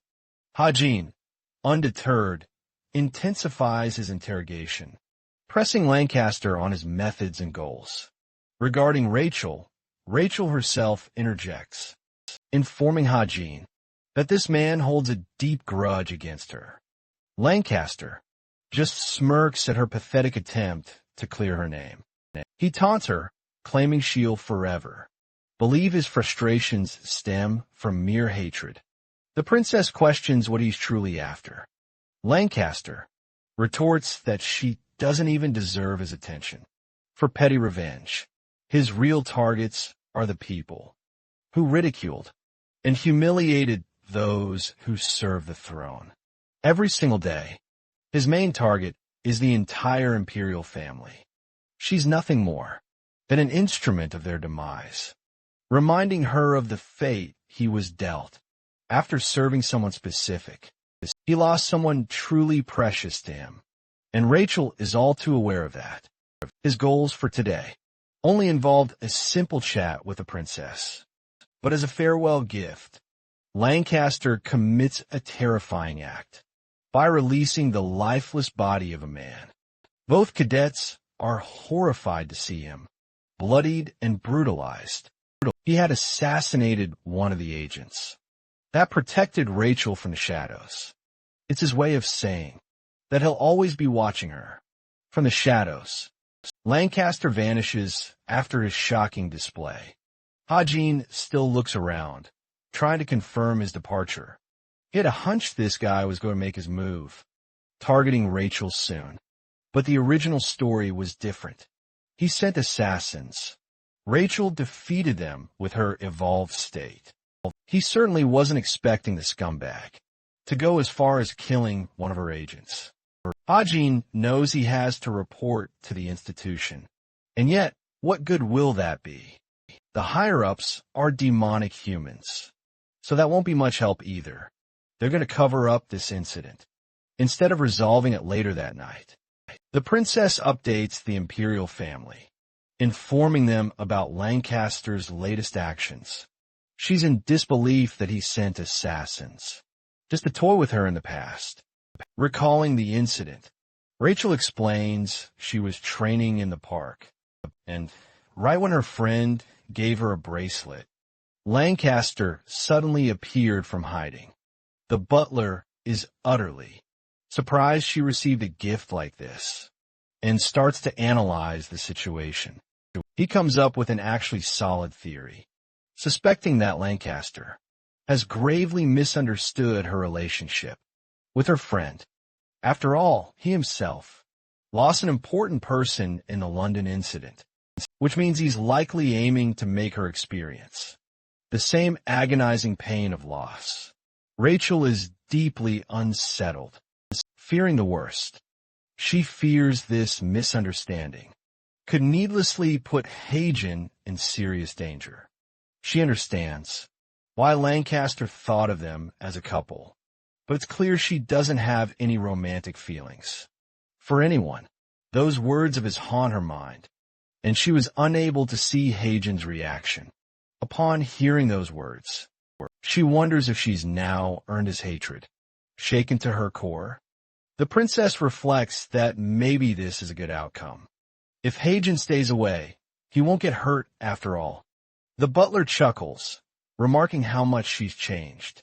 She always liked being reckless and uncaring as a kid. Back to the topic at hand. He informs her that a meeting will be arranged to have more bodyguards protecting her.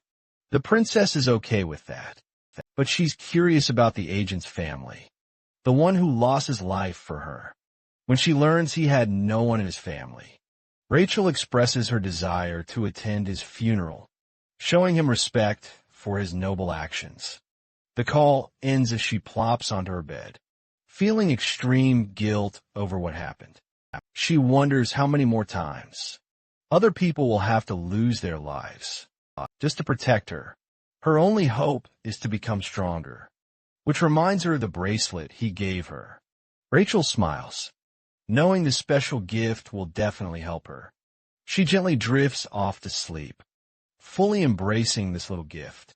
Our focus now shifts to Lancaster, who knows Rachel so well he understands her clear intention to avoid affection. However, Lancaster knows that affection can't just be avoided so easily. That closes his chapter for a while. Now, let's see Hajin's side of things. It's finally time for another main event of the story. He's grouped up with the rest, after all. But he's a whole 2 minutes late. Enough for young Hawk to want to kill him. For his supposed entitlement. All our boy can do is muster a small apology. The rest of the main characters are the same as in the original story. He's the only one new to this field trip event. Their destination is the Wind Mountain, located on the outskirts of the capital. Suho offers him some jelly, causing Naeun to jump with excitement. Let's summarize what's about to happen. According to the main storyline, Suho and the rest of the main characters will get tangled by the Wraith of the past. This Wraith will regress everyone back into the past. Around 1970, when the Outcall event occurred, it's basically a magic dimension, simulating a part of history, instead of actual time traveling. Naeun is curious, and wonders about their plans once they arrive. Young Hawk states that they've got plenty of things to work with. Bro is so rich, his family owns the Wind Mountain. The density of mana on the Wind Mountain is comparably high thanks to a magic explosion event. He suggests meditation and sparring on top of the mountain, something Naeun is looking for. Hajin doesn't know if he should share her enthusiasm, but he knows for a fact that stuff is about to go down. It's true that every single one of the main characters struggled in the original story, but with the author himself involved, he thinks it should be chill and easy for them. This time, Bro is so proud of himself. He's acting like a god, He kind of is when you really think about it. That stupid pose he just struck absolutely disgusts Yona. I bet it's the first time she's seen Hajin acting like Jonghak. The author was so confident here, only for the whole event to end in total shambles. But here's the kicker. Once they reached the mountain, the group quickly found themselves lost. The mountain had become flat ground, and Hajin was nowhere in sight, sending instant panic through the group. But that's for later. Let's circle back and see how things got to this point. Upon their arrival, Yona was absolutely stunned by the Wind Mountain's beauty. Naeun, meanwhile, was humming in pure enjoyment, finding this field trip more like a picnic. She even teased Hajin for acting annoyed, just like Jonghak, the poor guy who caught a stray for absolutely no reason. The tour guide instructs them to reach the mountaintop, where they'll find a house to rest. A master has been summoned by the Jinseong Foundation and is set to arrive by nightfall. Naeun is practically bubbling with curiosity and excitement, wondering aloud who this mysterious master could be. It's safe to say that Jonghak is mighty proud of this upcoming arrival. The group feels an urgent need to climb quickly. As they press onward, they chat casually with each other for a while. Curiously, despite their incessant walking, they just can't seem to climb higher. Even Jonghak finds it weird and wonders if they've lost their way. The bombshell drops when the group suddenly realizes that they're actually standing on flat ground, despite having climbed the mountain for ages. Suho is the first to question Hajin's disappearance, immediately causing both Yona and Naeun to worry. He was just behind them, trailing along, and now he's gone. She thinks he's messing with them, and roars his name into the distance. But nothing comes back, which is terrifying for Yona. Jonghak thinks the girls are overreacting to an idiot, who probably just lost his way, or simply couldn't keep up. They decide it's best to locate him first, before moving on ahead, or so they thought. As the ground beneath them starts shaking, beyond comprehension, Yona takes a look at the sky, only for the group to fade away. When the earthquake stops, the five of them are at a loss for words. It's dark out, and they wonder if it was some kind of environmental magic. Even the weeds have reached their body height. Suho tells everyone to stay quiet, because he sees someone approaching near. With a flashlight, it's a searcher, a man who thought some magic beasts were circling the area. But it's only a bunch of kids. To his astonishment, he asked if they lost their way, highlighting the dangers of the zone they're in, as the mana explosion event is soon to occur.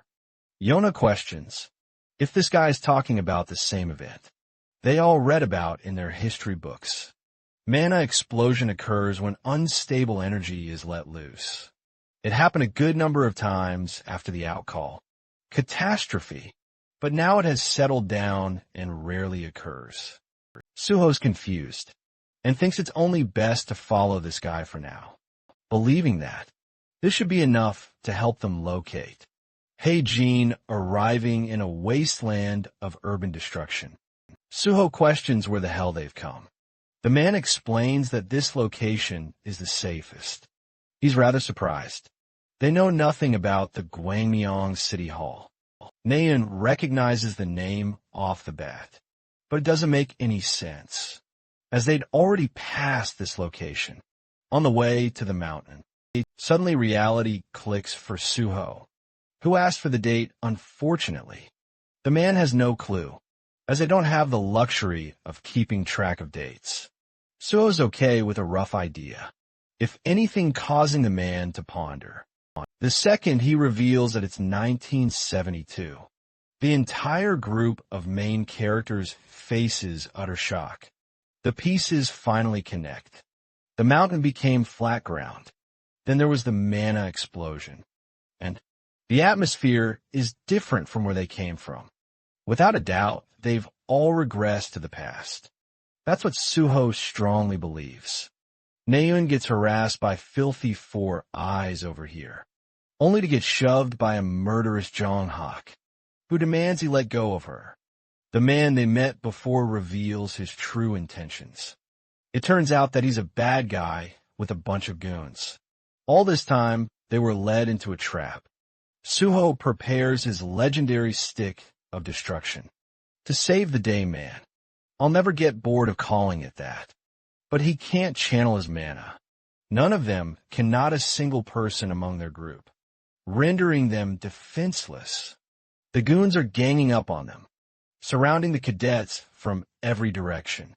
Suho demands to know the man's intentions. This guy's merely afraid they'll become a threat to them. Well, lucky for the main characters, an intruder shoots the leader with a flashy entrance. Apparently, this intruder is nicknamed the monster that eats humans. In reality, it's nothing more than a guy with his American ways. The scumbag commands his men to run and report to Asura. But this ruthless biker ends up killing every last one of them. Suho questions who this guy even is. Jong-hak rushes ahead to take off his helmet. Forcefully Captain Helmet over here gestures at him to stop. But Jong-hak ends up swinging at him anyway. The helmet is tossed up into the air, and down onto the ground it was a heavy hit. And he's irritated that he couldn't even speak before getting attacked. The mystery man in question is our boy in the flesh, donning a longer hairstyle. Hagen internalizes just how wrong he truly was. He was wrong to assume he'd be sent back in time, in the exact same period as them. Bro's eyes widened the second he lowered his guard, and was trapped in the past all by himself. Actually, he arrived 5 whole weeks earlier than they would have arrived. It was a shitty situation that turned out. Despairing at first, but then it made sense. The main story wants to maintain 5 main characters as the center of the event. That's why Hajin was pushed to the side, to keep the essence of the real event. It's bad news for him, though, as he's got to deal with demonic humans all on his own, and clear the path before the rest of them arrive. Naturally, he set up a base close to his enemies for easy observation, and then he frequently killed some of them, making sure they didn't get out of control. For 40 full days, he had no one. He sustained himself shot at his enemies, became stronger, and kept himself alive all on his own. And now he's here with the rest at last. To their horror, he truly confirms their greatest fears. They've arrived into the past, to an environmental hell, where the outcall happened only a year apart. They ask how long he's been surviving on his own. Bro is in the mood to fuck around. So in typical movie fashion, he tells them it's been a year. Someone needs to tell him this ain't Jumanji. The group falls silent before he admits that it was a terribly placed lie. I'm convinced Ha-Jin's sense of humor is fucked up. He clarifies that it's only been 5 weeks, but his group is just too stunned to speak. Jong-hak doesn't give 2 flying fucks about his situation and questions what caused the regression. Ha-Jin confirms he's got a good idea, but urges them to return to his base for a proper talk. Bro leads them to a destroyed site, even Suho's teary-eyed, to find out that Ha-Jin survived in a scrapyard. For 1 year, this is just funny, because now they don't want to believe that it was only 5 weeks of survival. Yeonhwa and Naeun are pale and wounded in the soul. They can't believe he survived in nothingness. Naeun realizes that the only living thing nearby is a freaking cockroach. She whines like a little bitch and offers her respect to Ha-Jin for having persevered this hard. He tells them to wait and infuses stigma magic into the tent that causes the structure to form out of nowhere. Finally, it looks like he isn't homeless. Hagen offers food to his lost children, who are dying to eat, of course. There's the main problem: he doesn't have resources, so they're going to have to slaughter the animals for him. He's not going to take any part in slaughtering, because as it turns out, he's a softie at heart who can't hurt animals. Suho volunteers Youngin also wants to help. Jong-hak remarks that butchering is the perfect role for someone like Suho. As for him, Bro gets handed a bunch of buckets to fill some water, a mundane and humiliating task. Every fiber of Jong-hak's being wants to crush Ha-Jin, so our boy excellently plays him like a fiddle by calling Naeun to help out. It turns the muscle head into a simp and takes care of Ha-Jin's troubles. Yona is the only person who really hates not being handed the same job. She wanted to go out with young Hak, after all. To cheer her up, the author states that he's going to cook some ramen for them. The girl freezes up, asking to confirm if she heard him correctly. Ha-Jin taunts her for being so rich. She can't appreciate ramen anyway. Yona ends up preparing the table for them. She's been meaning to ask why they can't use any mana. To simplify the process to that, the author explains that they can't use mana from the future in a time period of the past. The mana density here is extremely rich and in abundance, but it's also unprocessed and harder to control. He knows from experience that it will take them a week to recover their powers. For the meantime, my guy has whipped out a delicious platter. Of course, both Young-hak and Naeun, being spoiled wealthy kids, are nervous at first glance. Ha-Jin tells them to eat well, since the beasts are rich in mana, and it will help them recover. Jong-hak takes a bite, surprising Naeun a good bit.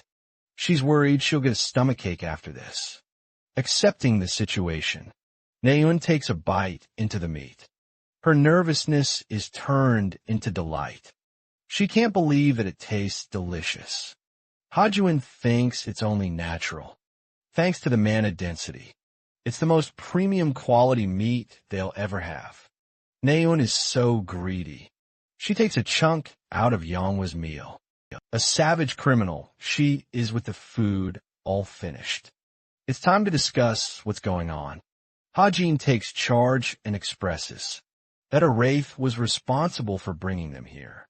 Jong-hak calls his explanation bullshit, because clearly, a wraith can't just perform the impossible. To that the author agrees with Jong-hak's counterpoint. However, he reminds Jong-hak about the Tower of Time, which exists on the Wind Mountain, a place that his grandfather conquered. In the year 2000, the second the tower was conquered, High levels of mana were packed shut. In the present world, it's quite similar to the phenomenon of the floating crystal of the Clancy Islet. Hajin showcases the crystal that became the catalyst. These were the remains of the tower, helping the Wraith transfer them back. The mana expelled from the tower leaked out and solidified into crystals. Hujin dubs this world as the recorded or historic world, which Suho immediately calls into question. The author keeps it simple and explains that they didn't actually go to the past. It's more like they're in a pocket dimension, like state that rebirth. The same events of this specific area. A demonic human was also snared by the Wraith. Just like them and that demonic human, Asura has been using the mana crystals to get even stronger. Yona raises her hand for a question. She brings up how mana crystals were only developed in the year 2000, so it doesn't make sense how Asura has been using them to become stronger in the past. To her interesting question, Hajin answers simply by basically saying, "The bitch ate the crystals." Of course, this ridiculous act would endanger anyone's life. But Asura's case was different. He was capable of digesting the crystals without trouble. Hajin suspects that he may have partnered with a Wraith for a unique ability, making him dangerous to deal with. Now here's the thing. Even Hajin knows that there's nothing for them to fear about Asura himself. The demonic human is stronger than his novel counterpart, but Hajin's still got a clear advantage regardless. Anyway, it's time to discuss the solution. Hajin highlights the crystals again, which are responsible for holding up this dimension. Demonic humans are etched in multiple locations, but everything goes back to these crystals. If these crystals are gone, they can't do anything about the past. Jonghak realizes the goal is to steal the crystals. Hagen confirms while Nayun and Suho have a good understanding of what's about to happen. The author shares that the crystals are scattered in 6 different locations, with each location guarded by Asura and his men. They'll be taking them all down and stealing the tower remnants for themselves. The following morning, our boy's out of his tent, surprised to find the cute Nayun sitting on his bike. He wanted to see if she was holding well on watch duty, inviting a distrustful look. From Nayun, he shares that he was just teasing her, and unfortunately just can't sleep like he used to. After spending 5 weeks in this shithole, Nayun wonders if it's because of him having to stay on guard all night without answering her question. He tells the chick to buzz off from his pretty bike. Nayun sidetracks and asks if the longer hair experience has been annoying. So far, Hajin confirms that it does get in the way, but he's been keeping it like this for a reason. He fears a cursed sorcerer will attack him if he does. Nayun's shocked to learn about their existence. Among Asura's group, turns out, he was able to spot a couple of them, carrying curse dolls around.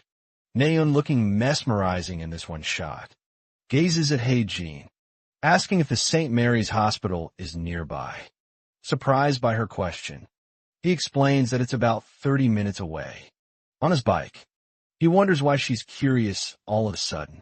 Nayun, deciding to be vulnerable, expresses that her mother was actually born in that same hospital in the same year. She's curious if she's still at the hospital. Hajin understands, but he knows the bitter truth. The manifested dimension is limited in its scope. That means they'll never be able to cross into downtown Seoul. It's an unfortunate truth for Nayun to accept.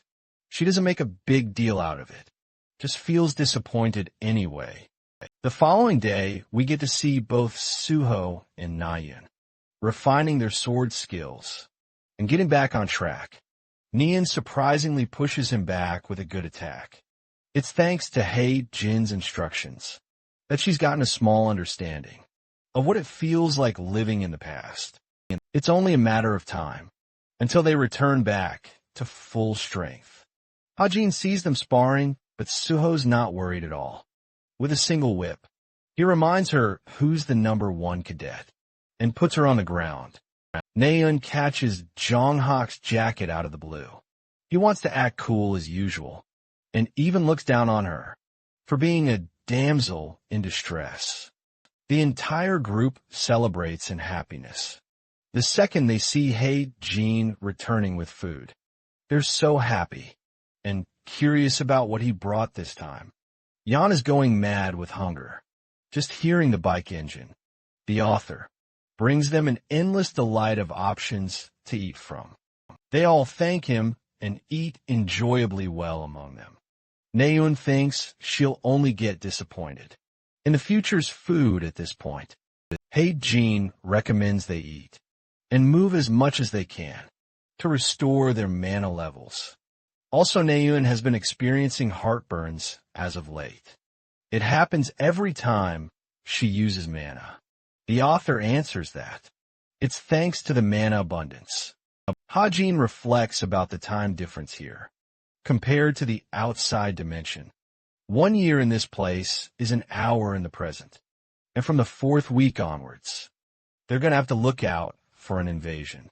Hagen lays out his plan to secure the crystals. He brings up Kim Minjio, who will be guarding the northwest water tower, and they'll be rolling out in 3 days for it. There will be 2 teams. Suho and Jonghak will be team leaders of both. 3 days past Jonghyuk's throwing a tantrum that he's paired with Hajin. Of all the people, Naeun thinks it's reasonable and tells him to grow up. Suho's team is more focused on numbers. Jonghak turns to our boy with a murderous glare, questioning one good reason he's being dragged. Hajin struggles to come up with an explanation. The thing is, Minjio's pretty solid of an opponent. Hajin can't beat him alone, and if he takes anyone else along, they will hesitate to kill the demonic human. Hajin musters up an explanation that strokes Jonghak's ego. He calls himself the weakest and young Hawk the strongest, making up for a reasonable pair. Those words were like music to young Hawk's ears. He switched up so fast, acting like he's the one who has to take the burden. For his team, they both depart with Hajin, arriving at the tower where Minjio's resting. The bike turns back into his briefcase, and he wants Jong-ho to hurry along so they can catch up with the others. But this guy's nearing the point of vomiting. He just sat behind Kim Hajuan. It hurts his pride to have ridden the same bike as him. Their conversation draws attention from a random dude who warns the kids to step away from Asura's territory. Jonghak blames our boy for being the loudmouth, which is pretty hilarious, when he's the one who wouldn't shut up. They ignore the dude shouting at them in front, so he comes swinging his nunchucks, like a Bruce Lee knockoff.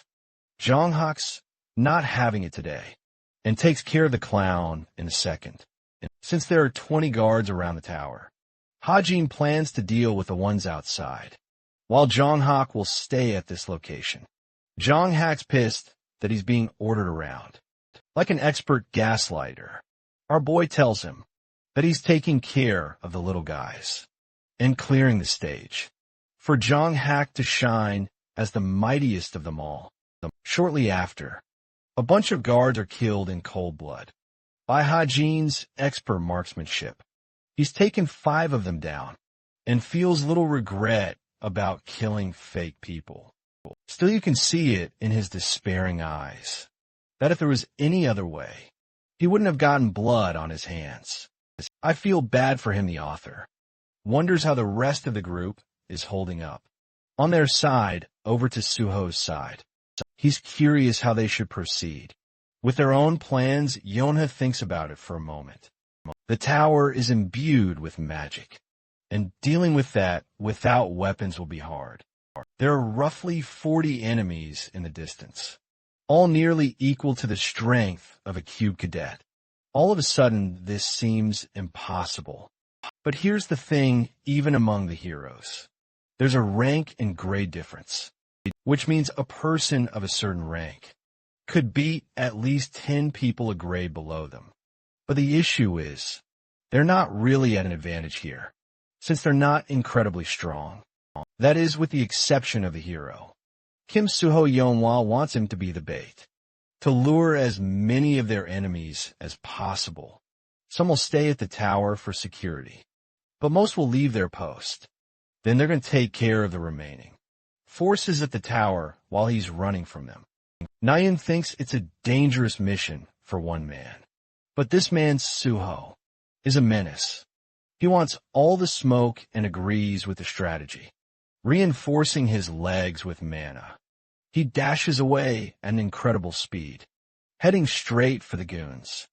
Suho takes down the first guy with his legendary stick of destruction. Imagine being beaten by a stick. Couldn't be me. The rest of them are alert and concentrate their attention on handling the enemy. This gives our team the chance to make their own move. Skipping ahead, we find out that Yeonha and the others have defeated the tower guards. Young Chan is tasked to take care of the tower, while Yeonha and Nayeon prepare themselves to help Suho. Both of them are running in the distance, when suddenly one guy, someone who wasn't fully defeated, manages to strike Yeonha, ripping some of her hair. She deals with him immediately afterwards, pissed that he messed up her beautiful long hair. She's borderline about to kill this guy, but spares him at the last second to prevent tainting her own conscience. Youngchan's out here, shouting at the top of his lungs at the tower, because he's being chased by Spider-Man or some shit. 2 full hours later, the mission is complete. The group reunites at the camp and celebrates their success. Hae-jin turns down food, while Suho and Naeun are eating like wild maniacs, as if they were starving for weeks.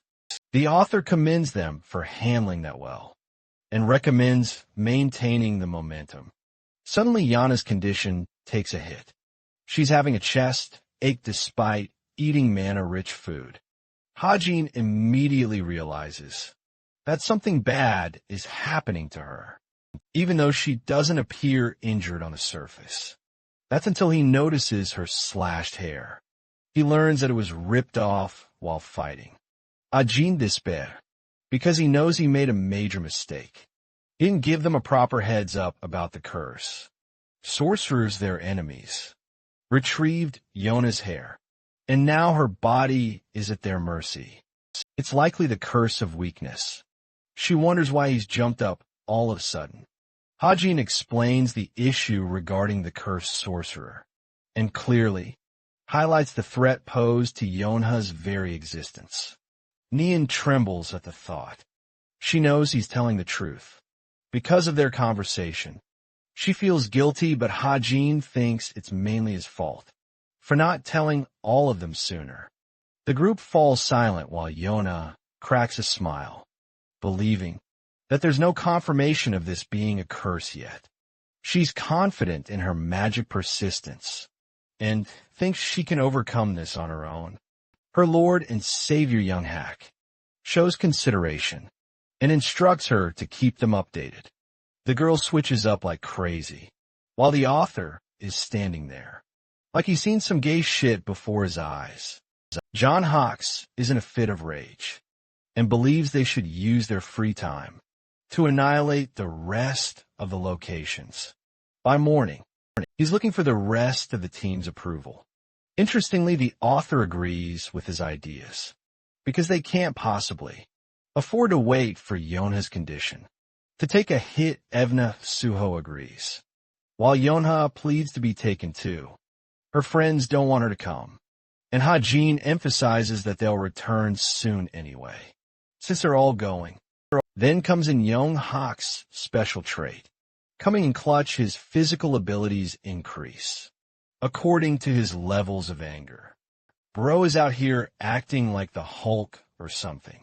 Anyway, Jong Hak and company reach the next locations, clearing them all down now.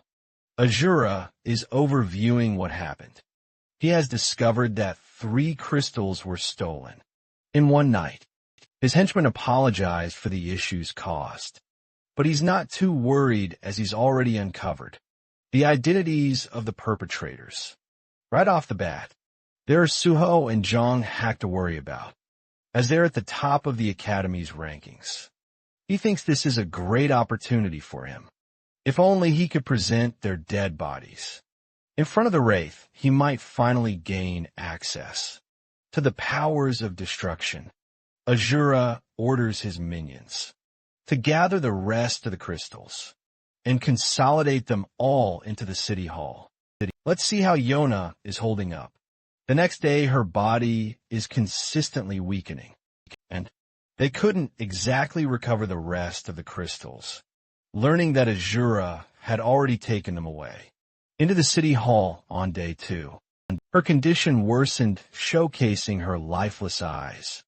From the 3rd day onwards, she couldn't even stand. Hajin was having trouble concocting a proper plan. In the meantime, 1 week passed, and well, Yonha could barely swallow any food. She was completely out, and at this rate, the situation had gone critical. Suho and Jong Ho reported that they couldn't find anyone coming out of the city hall. This means that Asura intentionally ordered the henchmen to wait inside the city hall. It's actually a different strategy from the one that was used in the novel. Hajin wonders if their entire plan is to bait them. But the thing is, just like young Hawk points out, they really have no other choice here. They're running out of options, and the only way out is through. It seems like a suicidal strategy, because they're just a group of 4, facing against a big number of troops. Hajin counters that they may not face much trouble, because the gathering of the crystals has already caused some instability in the past. This means Asura's men have all gotten weaker, with only up to 200 people left to fight, and the only person they need to worry about is Asura. On their own, Hajin thinks they've got a pretty good shot of winning. With those odds, Nian, pissed as hell, doesn't give a damn about any number. She's ready to bring down an army, if that's what it takes to help Yonha. One small issue, as Suho points out, they can't leave an already dying person behind. Not in her condition.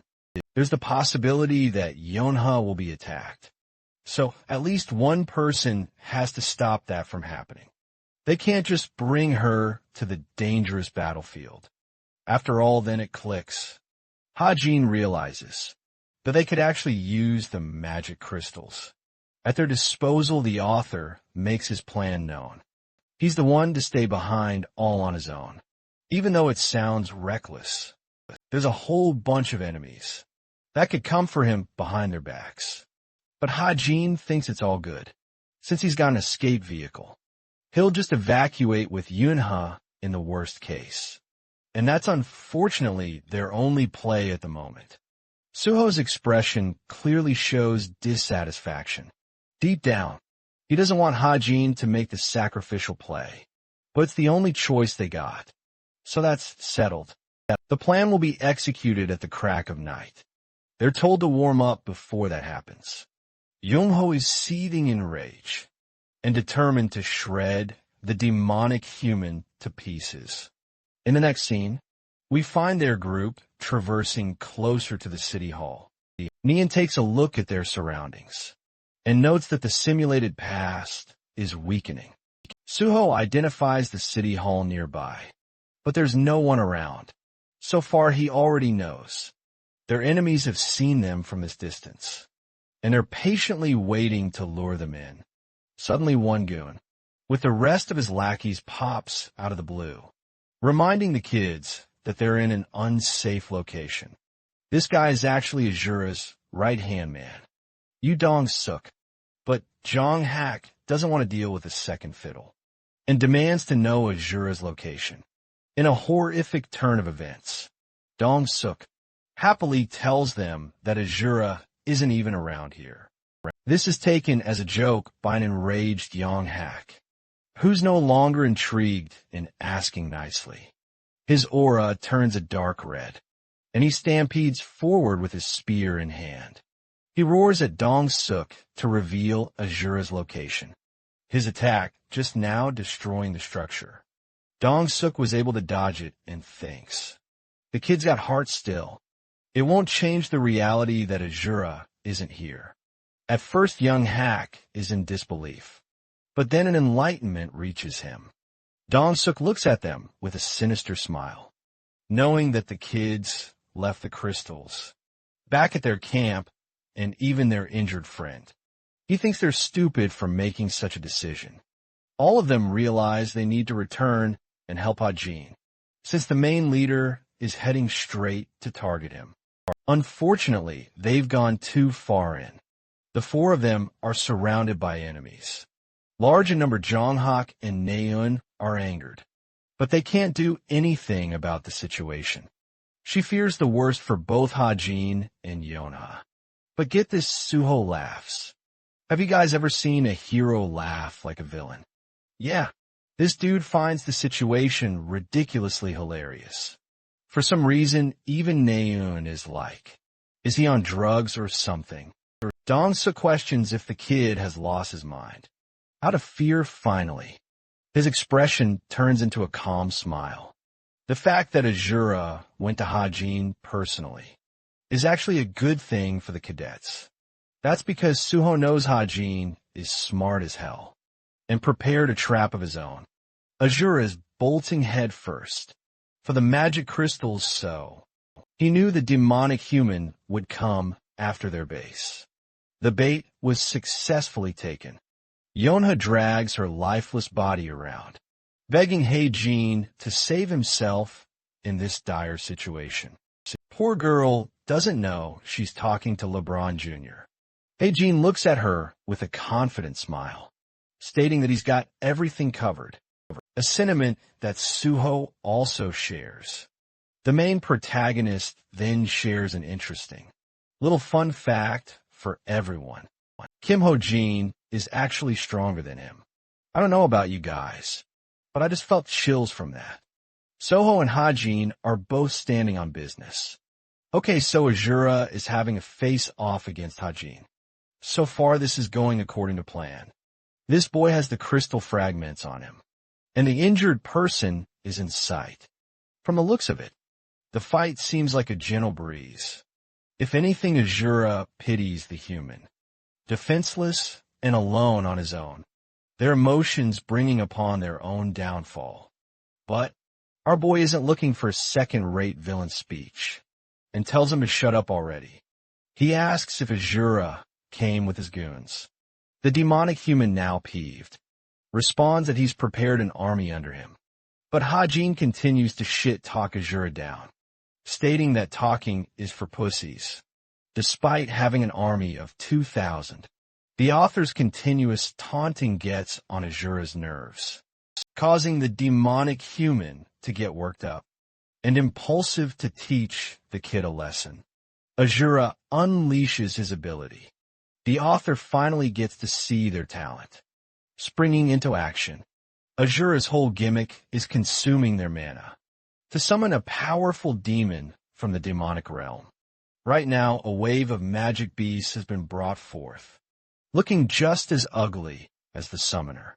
Seeing this situation play out, Yonha clings to him, begging him to just leave her alone.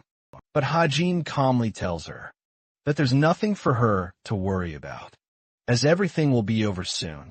Johan faints, hoping for his words to be true. Now that he's all on his own, our boy whips out the trusty strap and activates Stigma Magic to transform the Desert Eagle into his assault rifle. Thanks to his recent buffs, he doesn't need to consume stamina or mana. The only action is to pull the trigger. To further enhance his weapon's capabilities, he uses the Identify skill, hitting the jackpot with a 44% stat increase. Next, he infuses some of his Stigma Magic inside the mana crystals of the tower. This unleashes a wave of energy, causing his surroundings to react strongly. Right now, Hajin has collapsed parts of the ground, and erected an arena for himself to use. The demonic human looks around, impressed to find the kid's talent. However, they're really confused.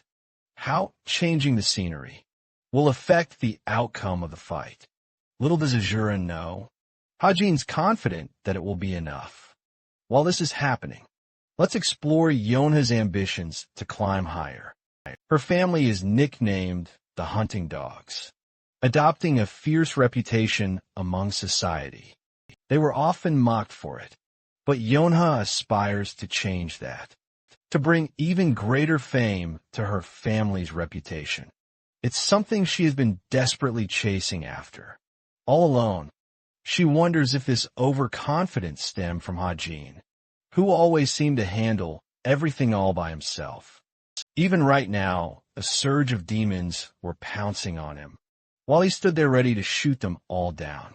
Hajin finally pulls the trigger, sending a ray of bullets across the battlefield. She points out how incredible his combat IQ truly is. The reason he altered the terrain was so that he could never be surrounded by his enemies. Easily then, he's targeting specifically the vital points of each demon. The wave of monsters is getting obliterated, like they were never even here. He's not giving them any chance to react. A perfect strategy right now, being protected by him like this, makes Yonha feel peaceful and warm. Finally, she doesn't have to face her battles alone. Someone else was protecting her. Switching over to the City Hall's fight, Kim Soo-ho is destroying his enemies with a mistletoe. Dong-suk is still alive and kicking, and he meets Soo-ho in an equal clash. It's really funny to me that we're seeing a showdown between a metal bar, facing off an overpowered branch. I bet you guys weren't expecting that on your screens. Today the clash is going equal, but Dong-suk is interested in a different matter. He wants to know if Soo-ho is being truthful about his claims about Hajin being stronger than him.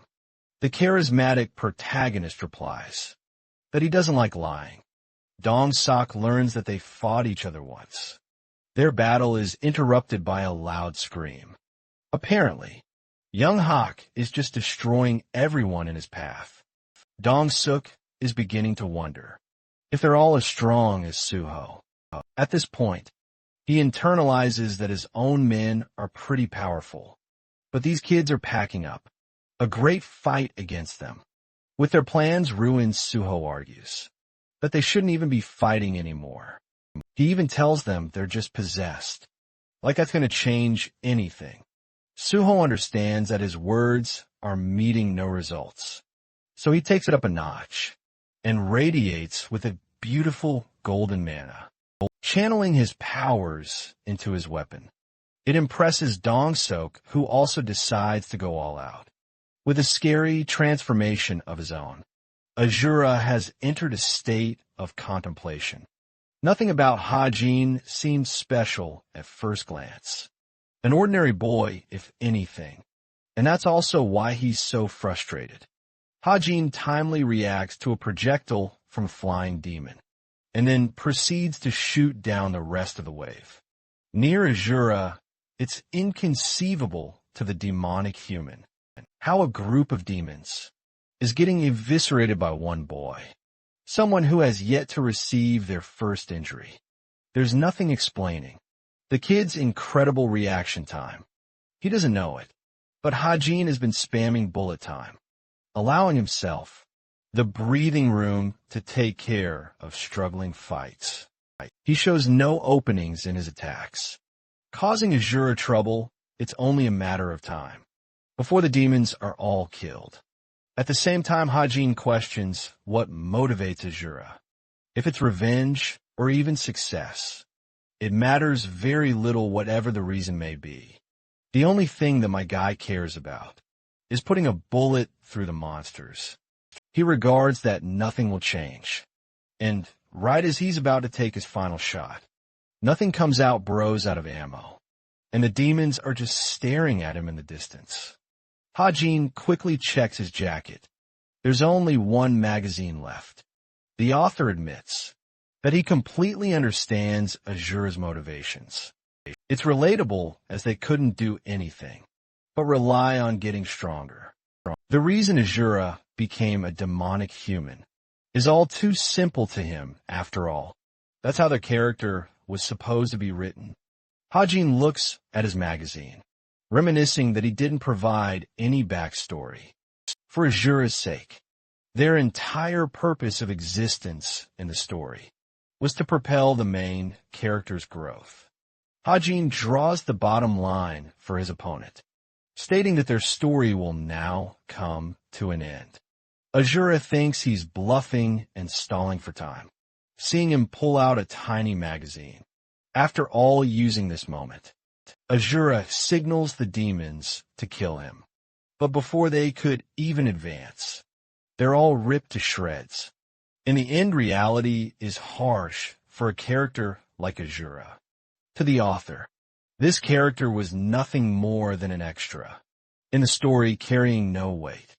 Hajin converted to his handgun to take care of the demons, and internalized how he feels bad for ending Asura in this manner. Shortly after Nayun and the others rejoined Hajin, they arrived at the perfect time. And it turns out that Dongsu is also with them. They're all shocked to see Asura's defeat. I really like Dong Sok. He seems chill for joining up with the good guys. The demonic human laments, having exhausted so much mana on one annoying kid. Now that there's no sight of victory, Asura's body converges in a wave of red, reacting in a corrupted manner. It's probably influenced by the Wraith, who has judged their uselessness. The terrifying entity manifests into its true form, leaving Suho and his friends speechless.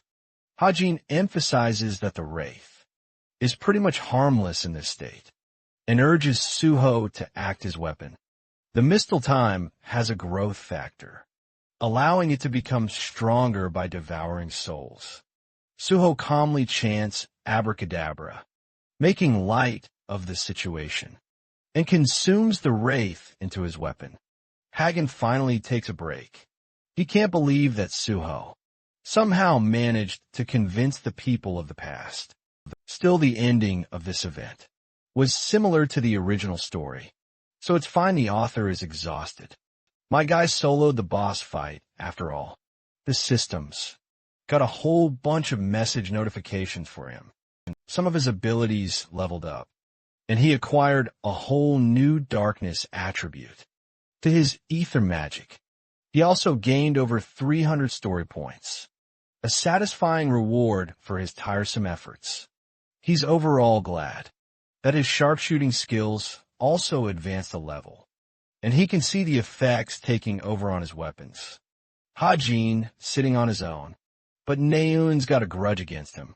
Looking all mean, she's pissed as hell, wanting to know what the hell happened with the transformation of the terrain and the pile of dead demons. The author swears her concerns, stating that the demons will soon fade into nothingness. Anyway, but that's clearly not what she was asking. Nayun turns all cute, admitting that she was worried about his safety. Hajin sees this, countering that it's just thanks to his firearm talent. He also whips out his fancy new rifle for them to see. What a show-off. Nayun and Young Chun are bedazzled. Hajin thinks he just got an easy match-up for an opponent like Asura. Instead of swinging his sword incessantly, all he had to do was pull the trigger for a long while. He turns his attention to Suho, who has retrieved the crystals safely. Hajin grabs them, but unfortunately they can't leave yet. First they need to return the crystals to their original positions, which seems like a strange idea. Suho wonders why, but Hajin argues that it's to make sure they can reuse this place in the future for training purposes. So they'll be here for 2 more days. An announcement that makes Nayun really happy. Glancing towards Dong Suk's group, he thinks it's a good time to spend some company with the people of the past. Soho is slapped with a sudden gift, while Nayun is salivating over the delicious rice and meat combination. This is a gift from the people for helping them drive away the villain Asura. Soho thinks it's a bit too much to get these gifts from them, but the villagers are more than grateful for everything our gang did from them. They were getting tired of Asura constantly yapping about farming mana crystals, and in turn ruined the lives of the people in the area. In other words, bro was a pain in the ass. With the gifts accepted, they even top it off by inviting the kids to a feast party, much to Nayun's excitement. In the next scene, we have our boy Hajin looking fly as hell. He's doing the heavy lifting by cooking for everyone, instead of sharing a table. Of course, while he's eating on the side, he listens to the group's conversation. People of the past talk about Seoul, and how the Gangnam region is divided between Myeongchul and Jeochul. Excited to hear about his grandpa, Younghak asks about the kind of man he is. The people describe him in great honor. It makes him proud to hear that his grandpa brought peace to the Gwanak area. The villager casually admits that Myeongchul is currently in the process of saving many lives out there now. This comment literally paralyzes Jonghak, and while it is harmless in sight, it deeply disturbs him. The villagers call Myeongchul a noble person for saving lives. But Younghak feels isolated, alienated, even as his emotions stir up differently from the rest. Hearing that, he turns to leave the conversation. Hilariously, when Nayun asks about the Che family representative, the people describe this guy in all kinds of bad things. Everyone thinks that he's some kind of snake, which really stuns her. Hajin is the only person who takes note of Jonghak exiting the conversation, especially at the moment that he did. Jonghak is literally supposed to view Myeongchul as a savior figure, so this action doesn't make sense. His behavior is so critically different that our boy rushes after him, wondering if the storyline is deviating again. Meanwhile, Jong-ho gets some fresh air in the forest, relieving his stress. But then he figures out that our boy is following him. Ha-jin stutters for an explanation. Bro obviously can't say, yo dude, I'm trying to protect the storyline, so don't mind me, or some shit like that. Jungkook irritated by Ha-jin's lack of response. And get this, Ha-jin states that he just wanted to tell Jonghak that the meat was ready. I'm really surprised, because Jonghak actually buys that bullshit excuse, pretty easily saving Ha-jin's skin. The problem is that our boy doesn't have a plan, and he doesn't even know how to start the conversation. Thankfully, Jonghak pulls the trigger and, surprisingly, asks about Ha-jin's opinion of Shin Myeongchul. Thanks to this easy question, our boy can convert into watching Jong-hyuk's reaction, keeping it casual. Ha-jin respects Myeongchul as a man who saved the world, a man who deserves everyone's respect. Hearing this, Jong-hyuk laughs before scoffing at him. With an arrogant glare, he criticizes Hae-jin's opinion and compares it to one of an inferior person. The observant Hae-jin calmly notices how Jong-hyuk is being extremely negative. In each answer, our boy taunts Jong-hyuk by reminding him that his grandpa didn't believe in classism. This statement pisses off the white-haired punk so hard that he blazes into action in order to punch Ha-jin. You can just see our boy's face here going holy fudge. I'm gonna die as he hastens to active bullet time. It's only thanks to bullet time that Ha-jin dodges the punch. The same attack pulverizes the very ground underneath him. Our boy steps back, realizing that if he got hit by that, he would have lost a few bones. Just to start, that's the thing about Younghak's trait. The angrier he is, the more powerful he becomes. It's called the Berserker mode. I see red when I'm angry type shit. Jonghak launches another strike that Ha-jin evades, reflecting that his opponent has reached his limits.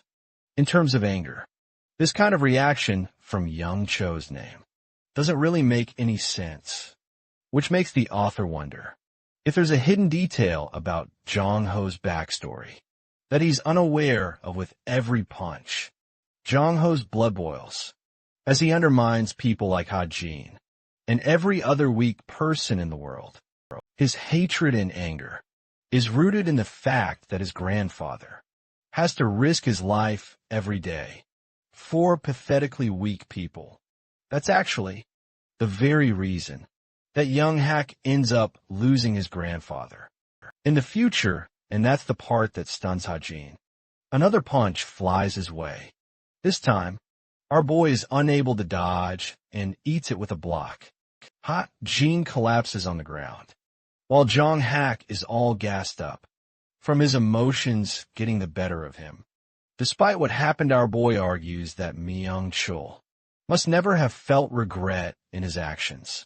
This comment pisses off Young Hak even more, as he grabs him by the collar, berating Ha-jin for acting like he knows everything. The author looks him dead in the eye and states that Myung-chul helped protect his family, too. That is the reason that Jong Hak respects him so much. To begin with, bro picked the right dialogue option here, because it easily diffuses Jong Hak's anger. As he lets go even then, our boy is stunned by the near-death experience, while Jong Hak leaves him with a warning, threatening to beat his ass if he reveals what happened here to the others. Nothing to worry about, because Ha-jin wasn't planning to rat him out anyway. Jong Hak leaves laughing, basically admitting that just wanted to threaten him for no reason at all. Ha-jin's just glad that he got off easy on that one. He genuinely wasn't expecting this angry clown to be so affected by his grandfather like that. The thing about Jong-ho is that he isn't a villain from the get-go. It's ironic that even as the author of the story, Ha-jin admits that he doesn't seem to know his characters on a personal level. Suddenly, his watch beeps with a notification. A message hovers that declines him any authority to view the affected. Storyline regarding Myung-chul. Ha-jin is baffled mainly because he never even expected for a change around Myung-chul. To begin with, especially when this guy is supposed to be one of the core characters. This is a hint that something is going wrong, something that not even the author himself can predict. At this moment, returning back, our boy is handed a bowl of porridge for no reason. At all, Ha-jin learns that it's actually for Yona, who is still feeling pretty down and needs food to get her energy back. What bothers him is why he's the one who has to go and deliver it to her, while his friends are out here partying by themselves. Speaking of Yona, this woman expected Jong-ho, her lifelong crush, to come and meet her, but in the end it's just plain old Ha-jin. Our boy chuckles, mocking the trust fund baby for pretending to be sick. Yona is busy turning up a response when suddenly Ha-jin shoves a spoon inside her mouth. She's startled that he was so sudden just now, but it's actually because Ha-jin knows Yona doesn't even have the strength to eat by herself. In his head, he laughs, knowing that this girl plotted a scheme to get Jong-ho here, but ended up failing miserably. The same Yona who asked for porridge suddenly no longer wants it, because it's bland. Not to worry, because our boy has one pack of noodles left for her. If she finishes the porridge, Yona gobbles it down, which impresses Ha-jin, and he starts to wonder if she's back to full health. Turns out that she's still lacking in energy and wants to rest.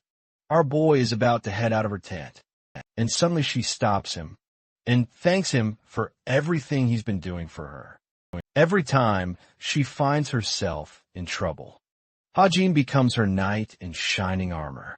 He reminds her that she could always pay him back, something Yona is happy to do with added interest. A warm feeling fills up her heart. She goes on to confess that the two of them have the potential to become really good friends. Hagen is astonished with her confession, remembering that Yonha's bright future is set in stone. Anyway, so if he partners up with her, Bro is going to be set for life. And then Yonha drops a bombshell, assuring Hagen that she can play the wingman between him and Naeun. The author denies any such interest, which jolts Yonha awake, as she begins to wonder if Hajin likes Rachel instead. Now our boy denies both possibilities, stating that he doesn't have time to do stuff like that, playing the part of a teasing friend. Yonha urges him to stop lying and confess his feelings. To get back at her, Hajin threatens to not cook ramen noodles. Instantly making her cry, he does leave the tent, but ends up requesting young Un to prepare some ramen. Anyway, because that's the kind of good friend he is. Tasking young Un with ramen, our boy grabs his bike for an urgent mission. Soho is surprised by his sudden leave. And in reality, Hajin is actually eager to grab a bunch of items that he wrote in the background story. Those items could really help him out. But before that, it's time for him to get a proper haircut. Hajin's new look is insane. With his sharp, short hairstyle, Bro actually thinks he looks handsome. Even Naeun is impressed to the point. She thinks the villagers use some kind of magic trick. Hilariously, Bro ended up getting a buff for free, thanks to the hairdresser styling him up. The system literally tells him that his charisma has increased. For 4 weeks, Hajin likes his hair so much that he asks this guy's name. And after learning about Wasak, he then goes on to ask about his children. Why? Bro wants to chase down this man's child in the future. In fact, Bro is happier than a PDF file after hearing that Woo Sik has an 8-year-old son. Anyway, the stylist and the other villagers are really happy that he looks amazing. They wanted to congratulate him properly for having defeated the main villain. What really makes them sad is that he's going to leave today. The villagers have a bittersweet smile on their faces. Hajin reflects that they shared a pleasant time in this dimension, and they even managed to bring permanent peace to the land. They were always here to help the people. Every time a villain came to attack or terrorize them, it was done in the shared gratitude of getting closer to each other. Yanhwa made new friends, just so that she could chase down their ancestors. When she returned, Naeun and Yinjin played with the kids, and had a merry time. Jonghyuk wore a gay-ass shirt, and created a gang of worshippers of his own. The lovely protagonist, Suho, helped the surrounding residents by repairing stuff for them, just like the kind guy he really is. As much as these things are positive, it didn't change the fact that Hajin actually killed people. In this world, he doesn't really understand if the villagers know of his killings, or if they're trying to ignore his heinous actions. But every time our boy sits alone, they always come to give him nice treats and food. It's honestly great to see him get the credit he deserves, because Hajin always makes the difficult choices. W in the comments for this guy. Let's show him support. The sunshine colored their lives happier, and the wind came with new memories for the cadets, who were temporarily stuck here. Recalling all of those memories, that mellow time spent Hajin properly. Thanks every last one of them for their help. But the people are even more grateful to the cadets, who risked their lives. They even wonder if they can meet again later. But unfortunately, the reality is bitter. Hajin felt destroyed because these people thought that they had a proper future ahead. He didn't want to disappoint them with the truth, because in truth, all of this, every one of these people are just records of the past. His friends go on ahead, leaving Hajin alone to take a look at the beautiful sunset one last time. Before he leaves, Jong AK returns to toss a crystal in his way, and our boy catches it with that. Jong-hyuk's journey comes to an end. Bro is devastated that he's got to go away from his fans. It's hilarious watching them console him. Meanwhile, young Han returns with another crystal, prepping Ha-jin to catch it. Ha-jin successfully catches it. So Yona goes up next to hand him another crystal. What bugs him is why this girl is wearing heels out here. Turns out she got them as a free gift from a friend she made here. At this moment, Yonha realizes that Naeun is coming up. So she grabs Suho and leaves pretty fast, because the ultimate wing woman wants to leave the two of them with some alone time. Naeun comes up to him with a final collected fragment with this. They're going to be heading back, though. She wants to take one last look around before they go.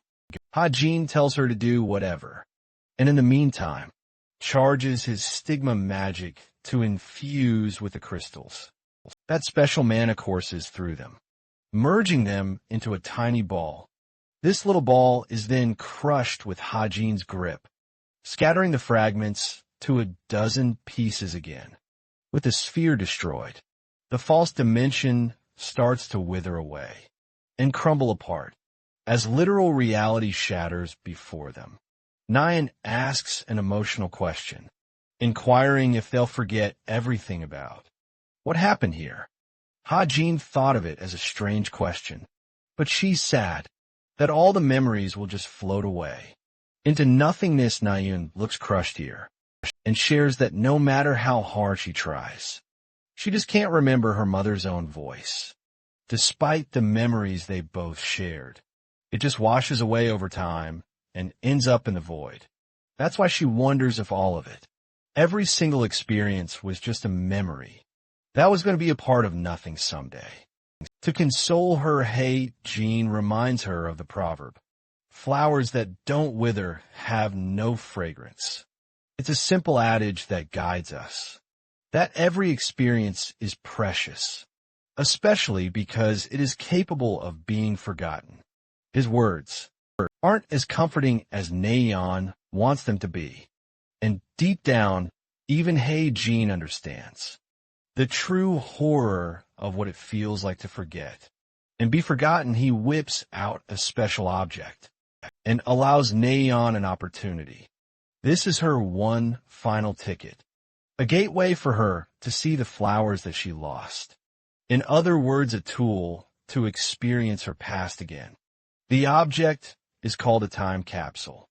Ha-jin explains that by fiddling with the number written on the box, Naeun can go back to a specific point in time. It's like vividly exploring locked memories of one's deeper subconsciousness. But what really bothers her is why he handed away something like this to her. This is actually a great question that startles him. But Ha-jin argues that he doesn't have any use for the object. In reality, deep down, our boy only got this capsule because he deeply feared that he would lose memories of his real parents. In the real world, as the author, he wrote a bunch of items in his story, but never had the chance to utilize them in the novel. However, his current body belongs to Chun-dong, so he's not quite certain if it will let him experience his real memories anyway. That's why he gave it to Naeun, hearing that she rejects the time capsule's usage. The same as him, this comes as a shock to his system. Naeun thinks it is only fair that neither of them gets to use the time capsule, a loyal way of going about things. I like how she's already acting like they're in a relationship anyway. Jean is fed up and urges her to stop being annoying, because she'll regret it later. He emphasizes that the experience will be cherished deep in her heart, so she should have every reason to use it for her own good. His gesture and way of caring about her is so sweet that it makes Naeun blush. Discussing her travel plans for the capsule, Naeun shares that she wants to go back to March 2013, the day of her birthday. And after fiddling with the settings on the box, she taps out and goes right back.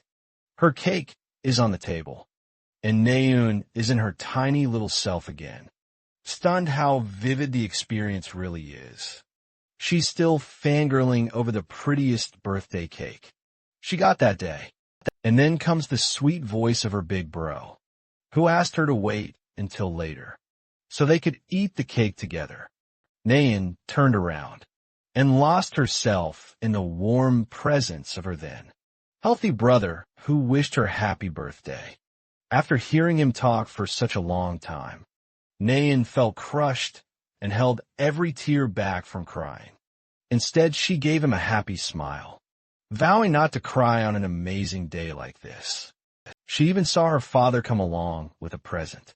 The reason this day stands out to her the most is because it's the only time her entire family came along for her birthday. Finally, it's time for the grand reveal. A gorgeous woman with hair like hers apologizes for being so late. The second Nayeon stares into her radiance, her eyes wither away into tears.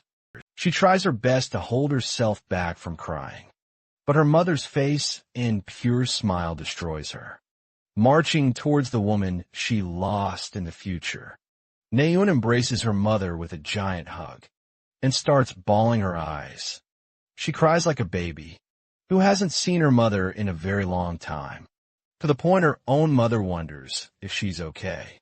Nayeon's mother consoles her, reminding her that everything is all right and that she will forever be by her side.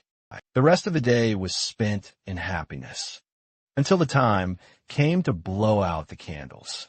Before blowing them, Nayeon was told to make a wish. But the reality is her wish had already been granted. With this special experience, desiring to be a little greedier, Nayeon made another vow, begging to cherish these memories. For as long as she lived, she then looks at her brother, making a second wish that he ends up recovering again. At the end of that sequence, Hae-jin seems to be teleported outside again.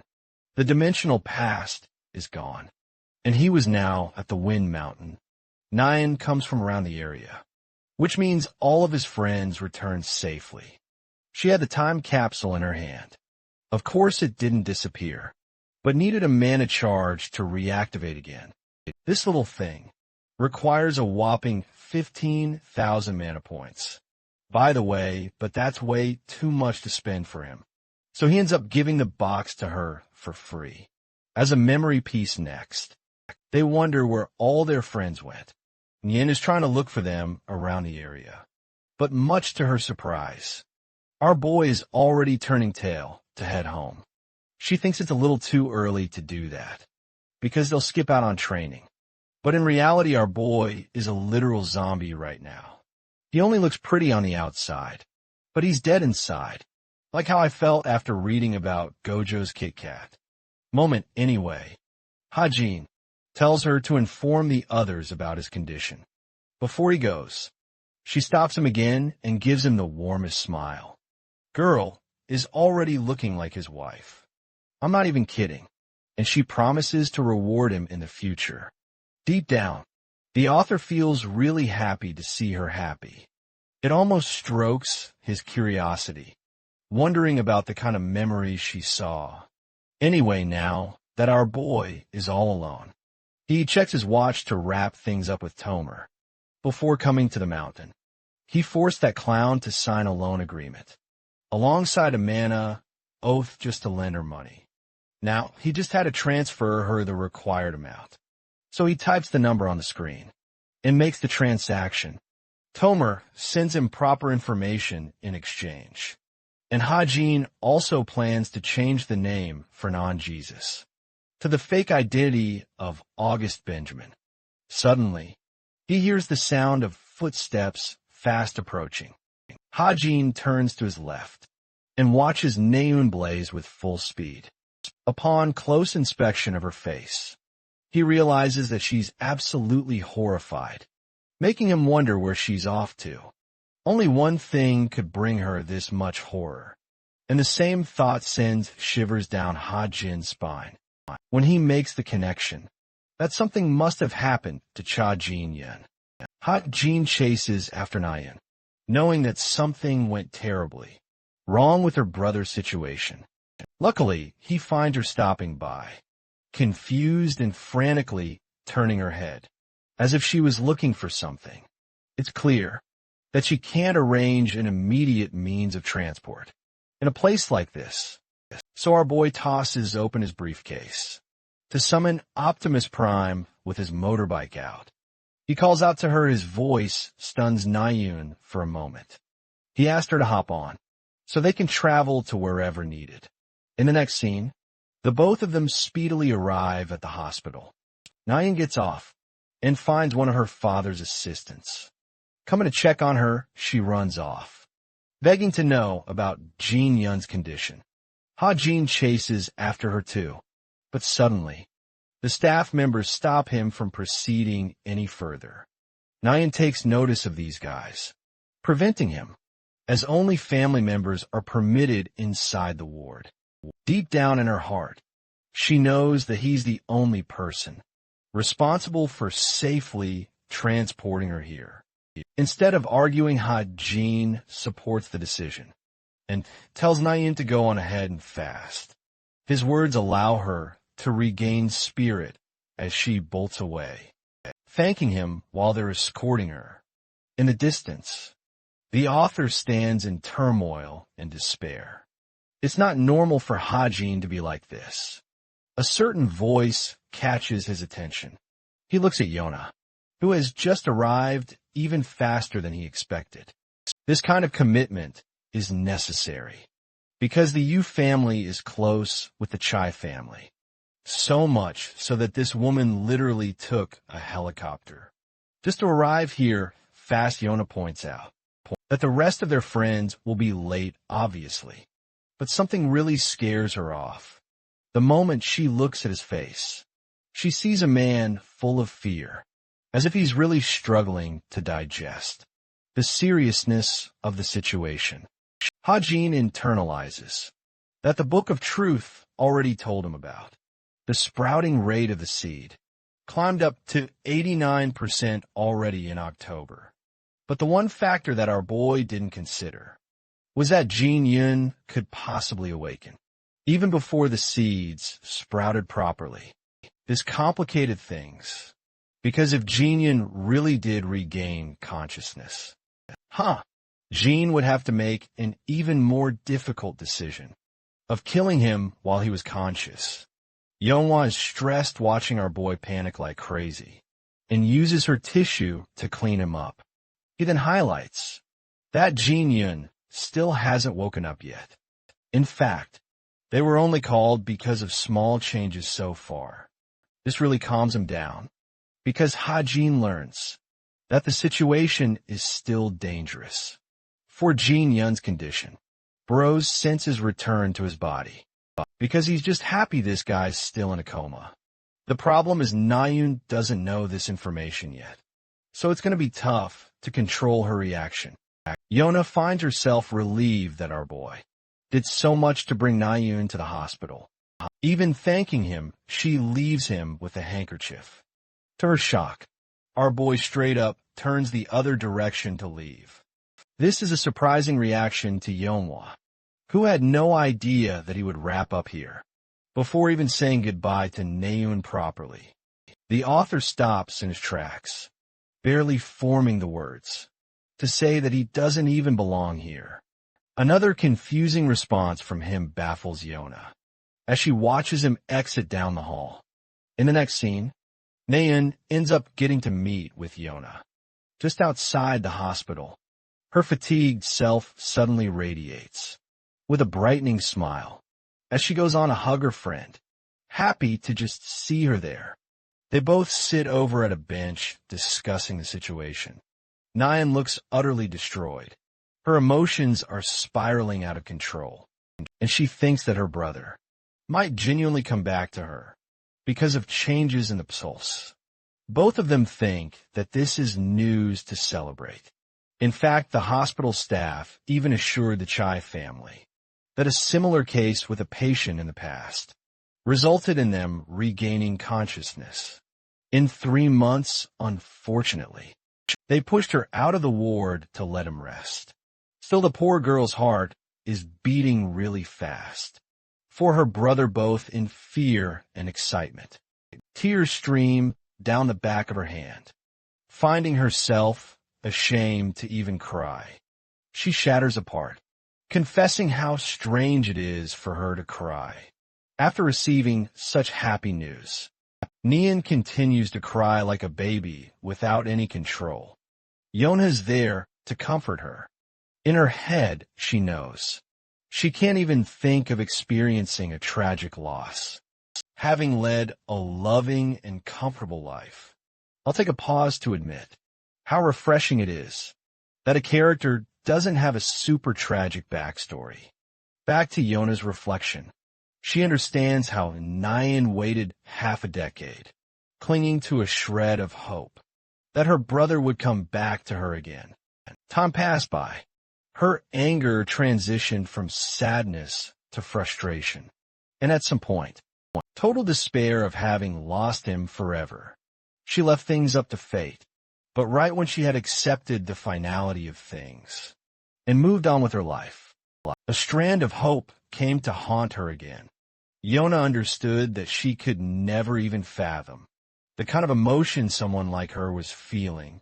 Meanwhile, Suho, Jonghak, and surprisingly, even Sung are rushed to find Nayun.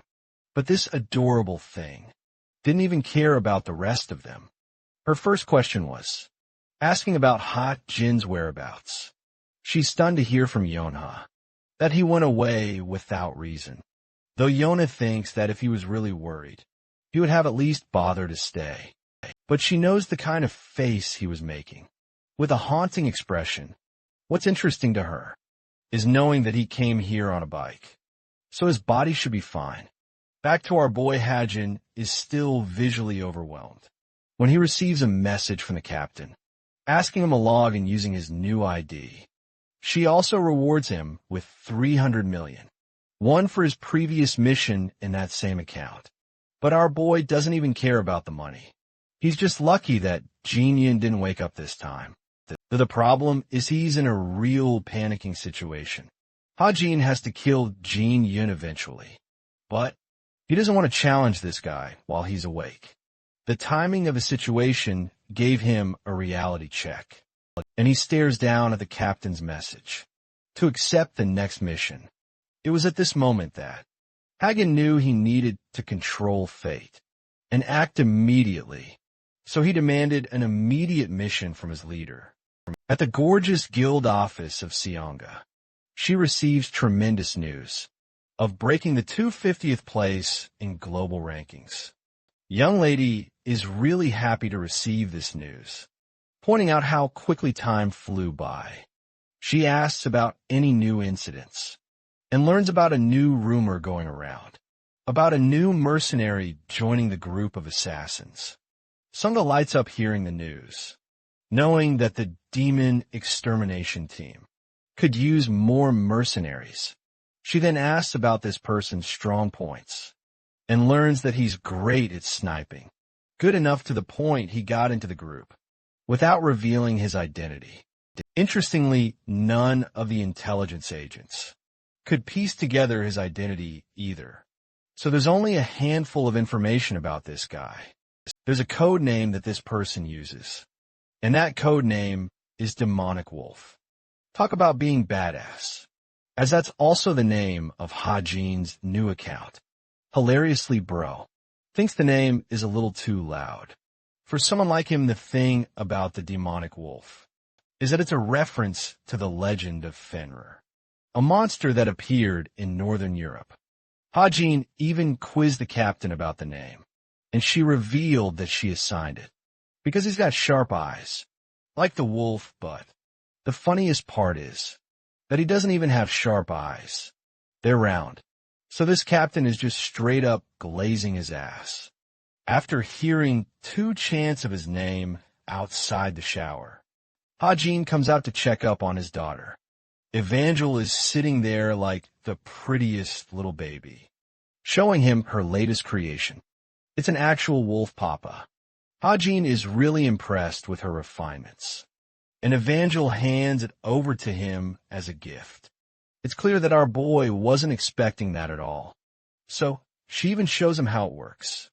The wolf becomes animated with a touch of her finger and immediately pounces around, trying to attack our boy. Hajin thinks he's about to become sushi for this dude, but instead it just disappears inside of his body. He falls down as an air of silence fills between the father and daughter duo. Evangel snickers at being unable to control her laugh, while Hajin gets up to tickle the shit out of her for pranking him so badly. Surprisingly, the little girl repeatedly confesses that it wasn't a prank at all. It's only then that our boy turns to inspect his body and finds a wolf insignia on his chest.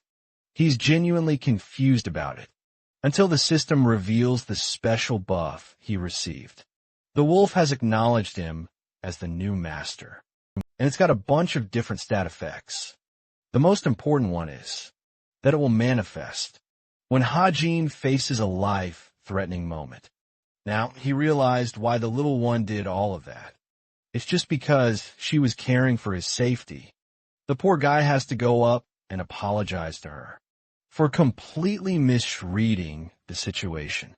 But to be fair, if a life-sized astral wolf was lunging at you, you'd be scared too. Hajin was so busy cuddling with his daughter that he didn't even realize the pretty baby fell asleep. He genuinely feels happy and alive as he scoops her up and thanks her again. After putting his daughter to bed, Hajin interacts with the kitty. This cute little thing gives us all a nice big stretch before going up to Evangel and sleeping right next to her. At some point, Hajin contemplated if Evangel and her new pet would fit in, but now he can genuinely see them bond. Well, right after his return from the mountains, Bro was rocking his new hairstyle when his daughter suddenly began complaining and pushing him off. That's also the reason he's back to messy hair again. Anyway, our boy receives a message from Violet Society, wondering if it's about the rewards of the new mission. He taps it open and discovers a mini portal that sends out an item from the other side. This little thing is hallmarked as a top-grade Under Armour, with a mana charge of 5,000.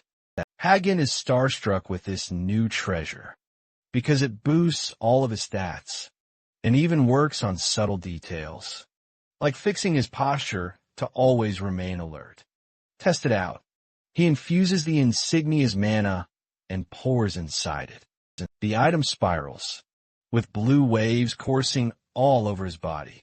This defensive equipment allows him, with a layer of defense covering his body.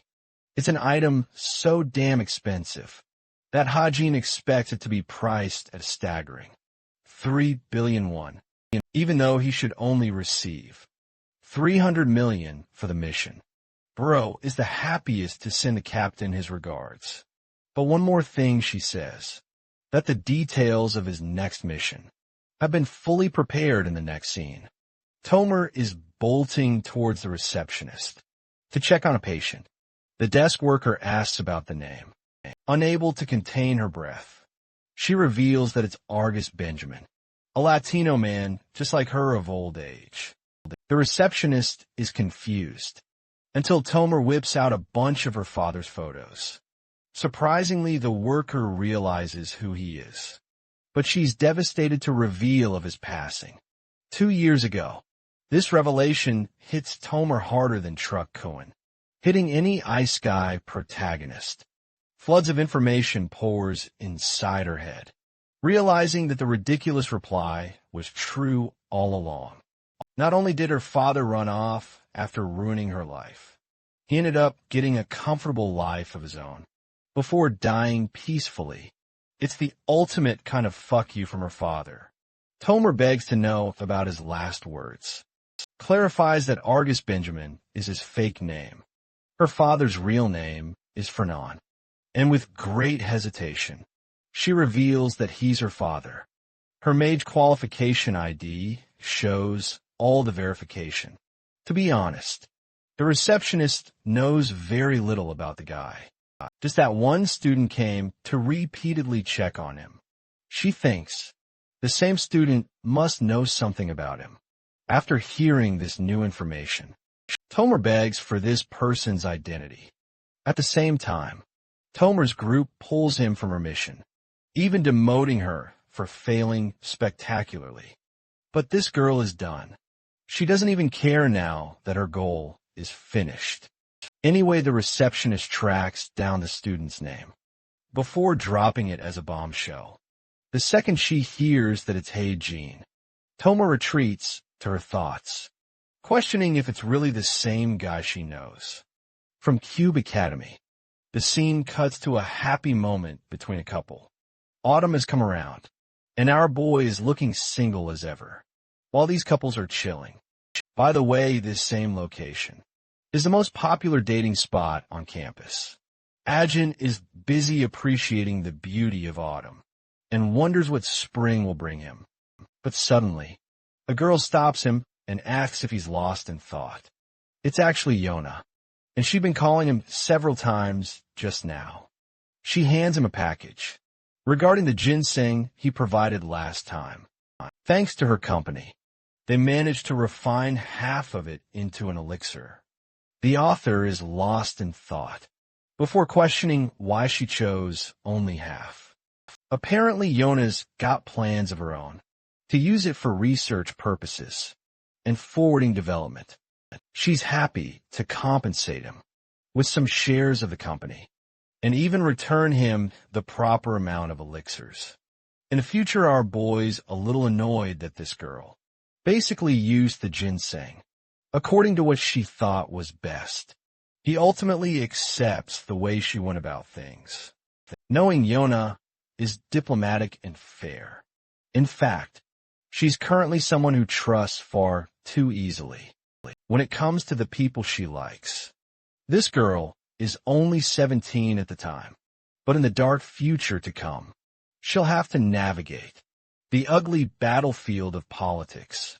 It breaks his heart remembering that a certain incident will happen in the coming winter break here. Yun's name will be tarnished worldwide in a scandal for abusing her power while she was yapping. Our boy suddenly brought himself back to reality when she told him he could only use one elixir a day. One pill costs $1 billion freaking one. He-Jin literally double-checks her. After hearing those words, it's actually because it's made out of a rare ginseng, which is already pricey, and then forged into condensed mana crystals. Our boy is pretty stunned that it's that valuable, with Yona clarifying that it wasn't actually priced that high. He just intends to market it as such. The only way to profit is to sell it at a higher price, especially when it comes to the rarity and time spent on the elixir. Compared to other medicines, 20 doses would equate to 20 billion won.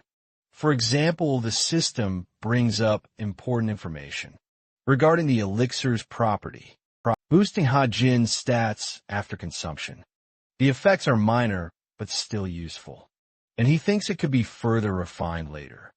To return the favor, he hands her something. Hilariously enough, Bro's got her another wild ginseng to play with. She can't believe that he managed to grab another. It actually happened back at the Wind Mountain. Tease her, he even considers gifting it to Jong-hak, who is now the owner of the Wind Mountain. But Yonha finally states that Jong-hak forgot about her birthday party, so she's settling the score by using it as compensation. Our boy doesn't really mind, as the two of them bid farewell. Right when she leaves is when He-Jin checks his messages with Tomer. And just as a reminder, Jameer is also her name, depending on translation anyway. She's yet to respond to him, suggesting that she'd already figured out the news of her father's passing. He-Jin wants to give her some space for now. In the next scene, we initiate our boy's first proper training mission. As a mercenary, he is to rescue a hostage from a group of demonic humans. The location is in China, so our boy's goal is to use the nearest portal. after class to travel directly to the country. In his novel, he remembers writing about a lawless zone across the border of Mongolia and Russia. This zone is known for a notorious trafficking spot and a place frequented by demonic humans. You can call it their hideout, where the worst crimes of humanity are committed. Even a lawless zone like this has its personal form of demonic society, with its own rules of functioning. This is also the reason it is called the Masked Demon Palace or the Pandemonium. Making his preparations the next day, Ha-Jin arrives in North Beijing. Even though the mission is supposed to be mid-level, at best he's a little startled. His goal is to take out demonic humans who've cast away their humanity. But before he left, the captain gave him a reminder to expect a shit ton of enemies. The good thing is that not every demonic human is equally strong. Sure, they're created with negative emotions, magnifying into their contracts, but this also means the more desperate humans end up committing far more heinous crimes, with open disregard for humanity. Their way of manifesting evil is to live in self-pity and with a victim mindset. Long story short, Ha-Jin won't have any regret when it comes to ending their lives, as these guys are objectively bad. While he was wondering if it was a good thing, a bunch of trucks came over in his direction. Hagen took out his gorgeous sniper and took his aim. This man was about to become an expert AWP user. From Counter-Strike first, he aimed at the driver. Boom goes the headshot.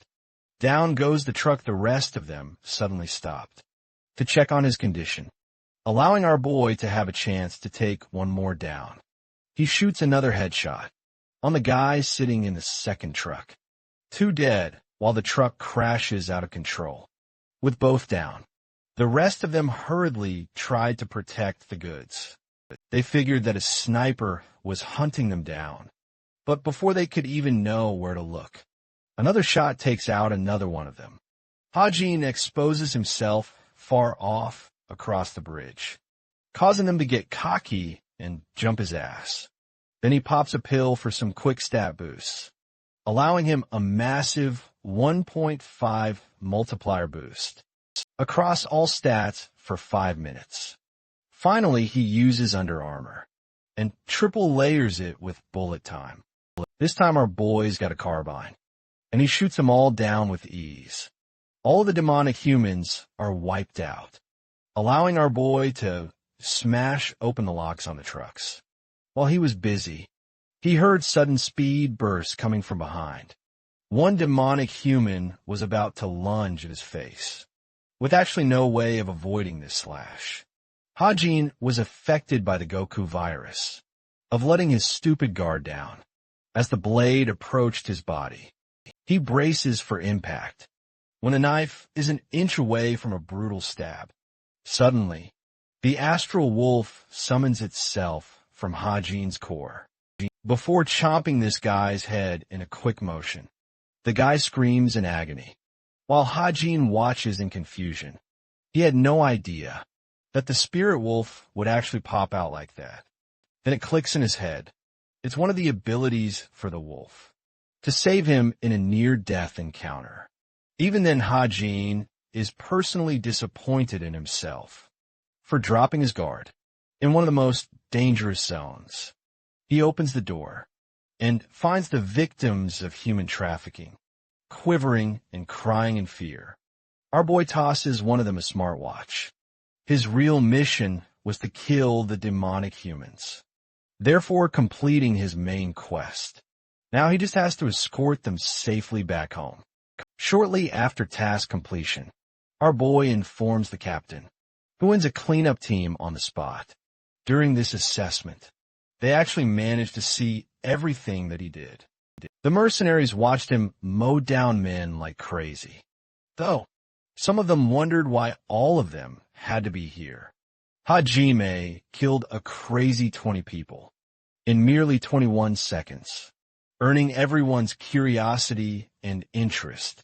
Jane comes up with her theory believing that our boy's talent is something that amplifies his weapons. With Mana asking the opinion of her friend, Jane is genuinely shocked to hear them admit that Hey Jean is in the upper intermediate grade level.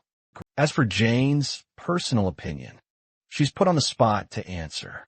Viewing it objectively, she treats Hey Jean in the intermediate grade bracket, comparing him to the likes of Suho. There's still no information on how well our boy will do in a 1-versus-1 matchup, but it's clear that he'll be a huge help for shooting down a large number of targets among the mercenaries. Johnny Gunn is really good when it comes to evaluation skills, but he's stuck in pandemonium and going crazy on his own. Bro is smashing people with his fists left and right. He just loves beating stuff up. Jane turns to Dron asking him to check up on the specifics of the astral wolf. To be honest, Dron thinks it's just a pet, but it's weird to think that a pet is hiding in his damn chest. The stylish captain intends to ask him directly about the wolf, causing Jane to wonder if he'll easily expose himself. Like that, the captain laughs, assuring everyone that Kim Ha-jin trusts her with everything. Even Jane is a little bummed out, with her radiating confidence back to our boy. He's tucking Evangel in bed, murmuring how he survived, all thanks to the spirit wolf she made, by spending a part of her own soul. The wolf has crazy stats to the point our boy thinks he should deploy the underarmor instead of him poetically. Ha-jin thinks that it might really end up becoming a demonic wolf while he's talking to himself. The little girl hums and happily awakes, finding her papa coming home. She just hopes he came back with yummy food. Feeling her warm touch like this, Ha-jin realizes that Evangel has genuinely become a source of comfort for his being. It had only been a year since he came here, and though the main story will come to an end, with Ha-jin returning home, he genuinely wonders if he would be able to settle back. He can't just forget the people he met, the memories he shared with them. The scene closes off on that bitter note, and in the next scene, we have our boy dozing off in class, having slept only an hour because of the mission. Tomer is still ghosting his ass. He visited the memorial park to especially secure her as an ally, and that's also the reason he covered her father's grave with fresh flowers right as she's wondering about her. Tomer comes around and straight up sits next to him. Ha-jin is stunned, but she's scribbling something down to talk to him. Avoiding interrupting the lesson, she passes the note which reads, if he's done any volunteering work in the past. Ha-jin replies, saying he has. So she asks if he's nurtured Argus Benjamin before, to which he admits again that they were close. Hesitating, she struggles to write down about her father's personality. Ha-jin ponders the question and responds by revealing how lonely her father felt. She frantically asked how the two of them became friends, because a guy like him never even opened his heart to the nurses. Ha-jin reveals that they experienced similar trauma, with the lack of family members, and he straight up nukes her by questioning her interest in him. Tomer is physically despairing and pins down that he's her father. This is an enlightening development, because at last she was able to find out.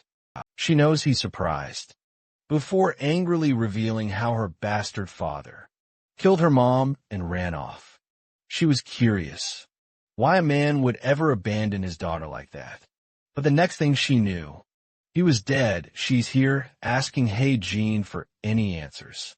By the way, our boy is a little shell-shocked by her reaction too, because it's clear that her father's letter didn't end up reaching her, because in truth, Fernan never even abandoned his daughter. Ho-jin asks her about the letter, which shakes her senses, filled with a spiral of emotions. She demands to know about the letter's location. Our boy writes down Memorial Park. Seoul Ho which transitions into the end of the lecture. She gets up, sharing that she will be leaving the academy. Starting today, of course. She'll pay him back properly for the debt she owes. But Hajin was never worried in the first place. Watching her leave, he wonders if she can hold herself together. He's glad things ended in a positive light. Now he just had to rest. But now a backslap of death kills him dead on the spot. Nien slapped him so hard this man got on his knees. She actually came here to remind him about the special date tomorrow. Bro is not only recovering from sore back, but he's also dead, lost and confused on what this brat is talking about. Heijin has no clue while Suho comes along to remind him about their plans to go eat out together. Then his memory jogs down. The moment they plan to go to a special restaurant. The author still doesn't understand. Why he's being tagged along, though? Because he figured it was between the two of them. Yona comes along and reminds Heijin that she was also there, and that they settled on traveling as group members. Strangely, our boy has absolutely zero clue about any of this, even though they're trying to do their best to. Invite him out. Hajin states that he doesn't have time. Naeon towers over him and scrubs his head. Weirding his ass out, she laughs and looks so happy, urging him to come no matter what. Because if he doesn't, she'll toss him in the group chat. Ultimately, our boy has to accept this hostage situation. Let's go back to Tomer, who frantically looks for the letter in the park, locating the exact area and row number. She discovers a locker room. Here she finds her father's name written, but the part that surprises her the most are the flowers decorated inside. When she observes the flowers, she finds Jin's name on them, as he bid farewell to a companion. In her eyes, Hajin revisited this place several times. Even after her father's death, he made sure to inject his mana inside the flowers, so they would always remain fresh. It genuinely pisses her off that her father ended up living a comfortable life, and even died being loved by someone. Years of anger swells up inside of her. The trauma of watching him kill their mother. Her feelings get the better of her. Thomas smashes the flowers in frustration. Her anger quickly turns to a panting, and soon it turns to personal frustration. All this time, all these years, she spent so much effort chasing him down, and for what nothing even mattered anymore. Her revenge was meaningless. She's on her knees looking helpless and pathetic. Tomer glances at a letter submerged inside her. Anger and frustration replaced by a glint of happiness.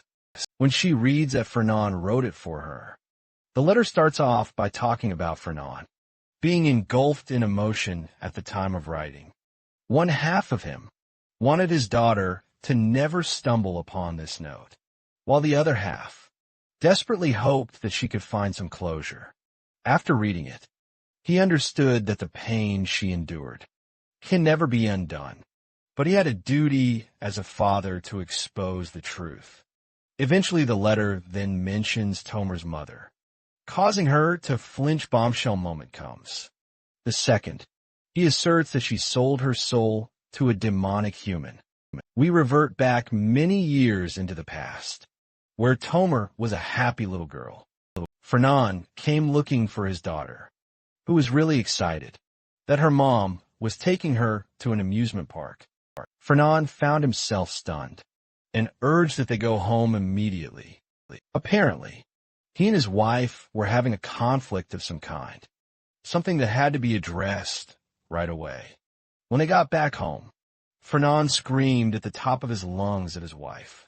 She had just confessed her ruthless intentions to sell off Tamer to a demonic human. This woman had the gall to act like nothing was wrong, to sell her daughter, as long as it allowed her to gain even more strength. She thought that someday Tomer would understand her too. But Fernan, the poor guy, was starting to realize he was dating a red flag the size of China. She told him to move on acting like she was busy in her commitment to sell their daughter. Fernan watched her call Tomer, but inside him his blood boiled, and the thought of betraying their own flesh and blood infuriated him. He grabbed her. Coincidentally, she slipped and fell, hitting the side of the table with a heavy thud. Everything happened so fast. He didn't have time to process. But Tomer was already there. The poor girl was asking about her mother's whereabouts. Ernan feared that she would discover the horrible truth of her mother becoming a literal demon. He felt severely guilty to the point. He thought the best course of action was to distance himself from Toma. After instructing her to go outside and call for help, Toma confessed and pinned the blame on himself. This is the other side of the truth that his daughter never knew until now, to the point it made her tear up. The next part of the letter is even more brutal. Fernan gave up all his wealth, making sure his daughter could live the best life she could. He even told his friend to take care of her. But the moment he returned to Korea, Tomer wasn't there anymore. He tried to find both her and his friend, but none could be found. The first emotion that rises inside of her is pure denial, the first stage of grief. She crumbles the letter and tries to crush it before a gentle memory of her father's birthday flashes her mind back then. She gave Fernan a yellow watch. She wanted her yellow brooch that he gave to her match with his watch. That same watch is also included in the letter. Tomer's backstory beautifully comes to a close. Back at the dorms, Hajin bids good night to his daughter and goes to check his watch. He's happy to learn that Tomer got closure. And after that final message, she never responded again, though she still has to pay off the giant loan, which means the contract still exists between them. She no longer dyed her hair and even wore the birthday gift.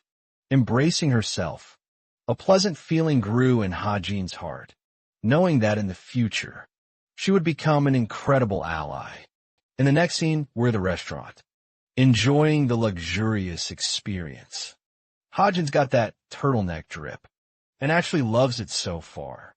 Nian assures him, with radiating confidence, that the food is brilliant. So he'll love it. Something about her has changed, and our boy can feel it. The author never thought Nian would be so caring towards him, but lately she's going overboard, sharing an experience over their meal. Nian recalls how she managed to become much more powerful because of her training back then. She felt unstoppable. Youngin is a party pooper who brings up her loss, to which Naeun angrily replies, stating that it was actually a draw. Jongha calls out to Suho, asking the main protagonist if his preparations are going well for the finals. Suho is chill with it, but Jonghak has a stick up his ass for some reason and berates Suho by acting like he never needs to study for exams. Bro calls himself a descendant of the superior bloodline, someone who doesn't need to spend as much effort. I know this may seem like he's shit-talking Suho, but hey, Jean thinks this is a stunning improvement, as these guys are talking like best friends. In the real pacing of the story, their relationships should be quite difficult by now. Even now, he can sense that the story keeps on deviating more and more from the original novel. But all of that dooming is instantly eradicated the moment he experiences a juicy bite of a steak. Bro's digging in, and right when he's finished, Naeun hands him an extra plate as a free dish. At this point, it seems like she's the boyfriend, and he's the girlfriend. The author is so damn confused with her recent changes. Something about her has progressively changed, and he wonders if it's because of the time capsule he gave her. It's either the time capsule, or that the girl sitting in front of him, looking the happiest she's ever been, actually developed deep feelings for him. She even catches our boy staring at her, wondering if he's interested in ordering more food. Ha-jin tries to decline, but she calls another serving for him, once again showing how generous she's being. Bro is genuinely lost and tries to deny the reality of Na-yeon, developing feelings, telling himself that it must be the capsule, and only that later that night, they went down to the karaoke room, where Jonghyuk streamed the whole thing. Everyone was simping for Na-yeon, and had to fake the attention for Jonghyuk, who felt like he was dropping some mad bars. And then came Ha-jin's turn. This man was calm and sang so incredibly well that the audience couldn't believe it. His singing talent was out here, being compared to actual singers. His alluring voice puts Na-yeon in a certain sense of ease.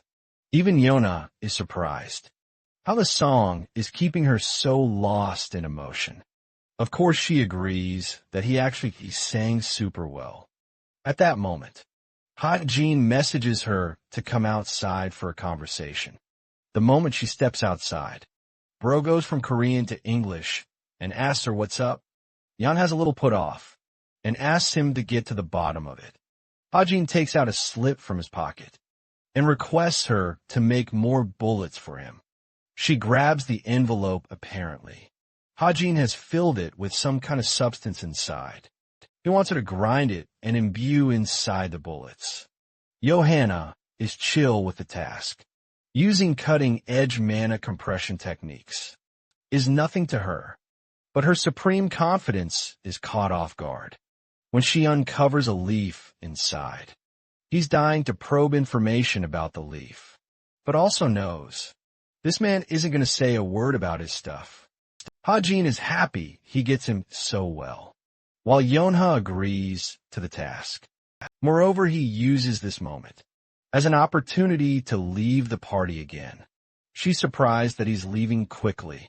When Ha-jin wrapped up his song, he could feel an intensive stare coming from Jonghyuk. Bro's jealous of him, but anyway Yeonhwa sees him off. Then she receives a sudden message from one of her subordinates, informing her of an urgent report. Their investigations regarding Kim Ha-jin have led them to a suspicious incident. Yoonha questions in confusion and learns that the same year of Ha-jin's birth is when the incident, known as the Gwango incident, happened. Public information about the incident was extinguished. What's frightening is that during the investigation, one of Yona's own team members was attacked, causing her to shrivel up in fear. Luckily, the victim is okay, having survived without major injuries. Yona types her response requesting her subordinate to forward all of the findings to her, and then temporarily suspend the information. She doesn't want to jeopardize the well-being of her men just for this one investigation. What really bugs her is the name Gwango. Something about it comes up in her memory. After a little bit of contemplation, she realizes that she read this name in her father's diary. As a child, she was too young to read the content at the time, but she can't forget how angry her father was when he found out about it. Ha-jin, being connected to that incident, has secured hope in her heart, because in this manner she can genuinely pay him back by privately reading up about it. I have to highlight that. Yona thinks that she's doing the right thing here, which will be much more important later on anyway. She can check the diary at home. Since her pops has gone on a trip, suddenly, Na-yeon pops outside and finds her standing there. She grew impatient waiting for both of them and wanted to check worriedly. The poor girl scans her environment to look for her crush Yeon, disappoints her by revealing that Ha-jin has already left.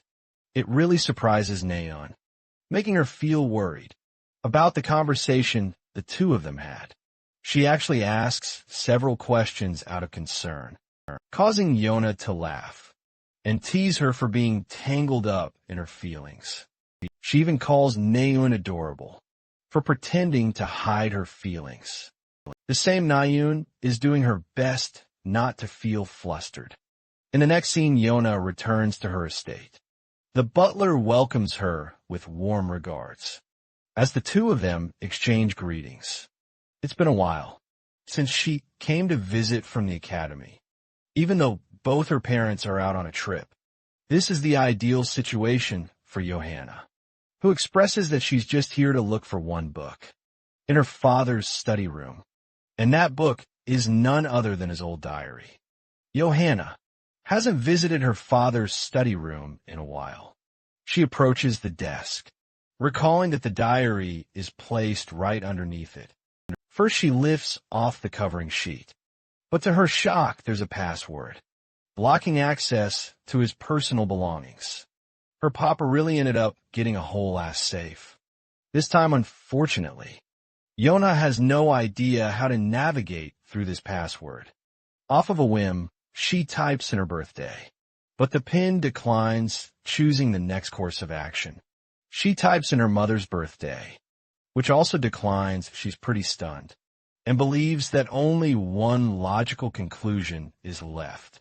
After merging both, her birthday alongside her mother's birthday, she cracks open the safe with success.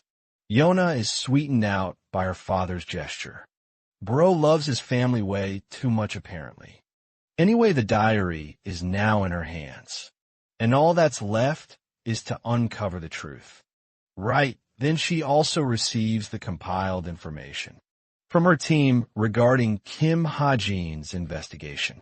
During this, they discovered that soon after the Gwango incident, Ha-jin received shelter in an orphanage nearby. Now she's one more step closer to the truth. Scanning through the journal, she looks for the word Gwango. After a bit of flipping through the pages, Yona finds relevant information, tracing all the way back to September 2008 at the time of writing. Yona's father declared that he'd never forget the horrors that were committed with the way he wrote such words. Yona is left completely shocked. But before some more truth diving, let's check up on Evangel, who is busy watching an epic battle with her cat. Ha-jin finds them both cute. Whitey the cat is actually watching television, as if she understands everything that's going on. Her intelligence is off the charts, which also reminds him about Homer's ring. The artifact is supposed to increase one's intelligence. By a small point, he points out a loophole. That other living creatures should be able to use the ring. After some surfing with the Book of Truth, Ha-jin learns that it takes 18 days to reach maximum value. The same ring costs 250 points to use. Its benefits for humans, which is a little too much anyway. Evangel and Whitey are happily spending time together, while Ha-jin is just happy to see that. He wonders if investing in the cat will end up helping out Evangel in some way. So he puts it all the way up to its tail, with the hopes that this thing will become the Albert Einstein of cats soon. Time to go back to Yana's crashing reality. Her soul withers apart. She can't even fathom the words she's reading right now. With the turn of every page, details are listed as follows.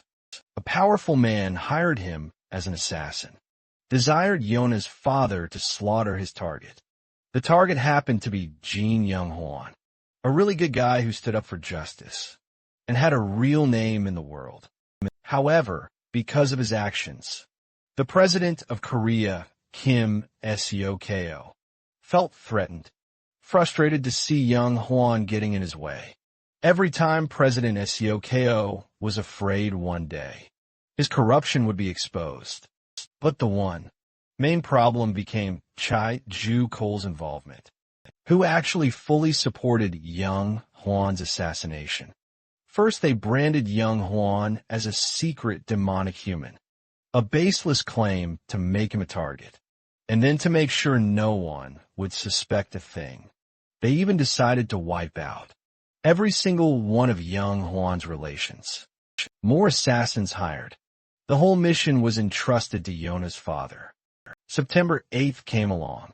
Young-hwan reported a message through the radio, requesting backup to fend off a monster. In reality, that monster attack was a decoy created by Yona's father. He actually made the decision to push people towards rescue operations and basically led them to their deaths. Through the monster at the time, Yang Huan and his allies did their best to protect every civilian they could.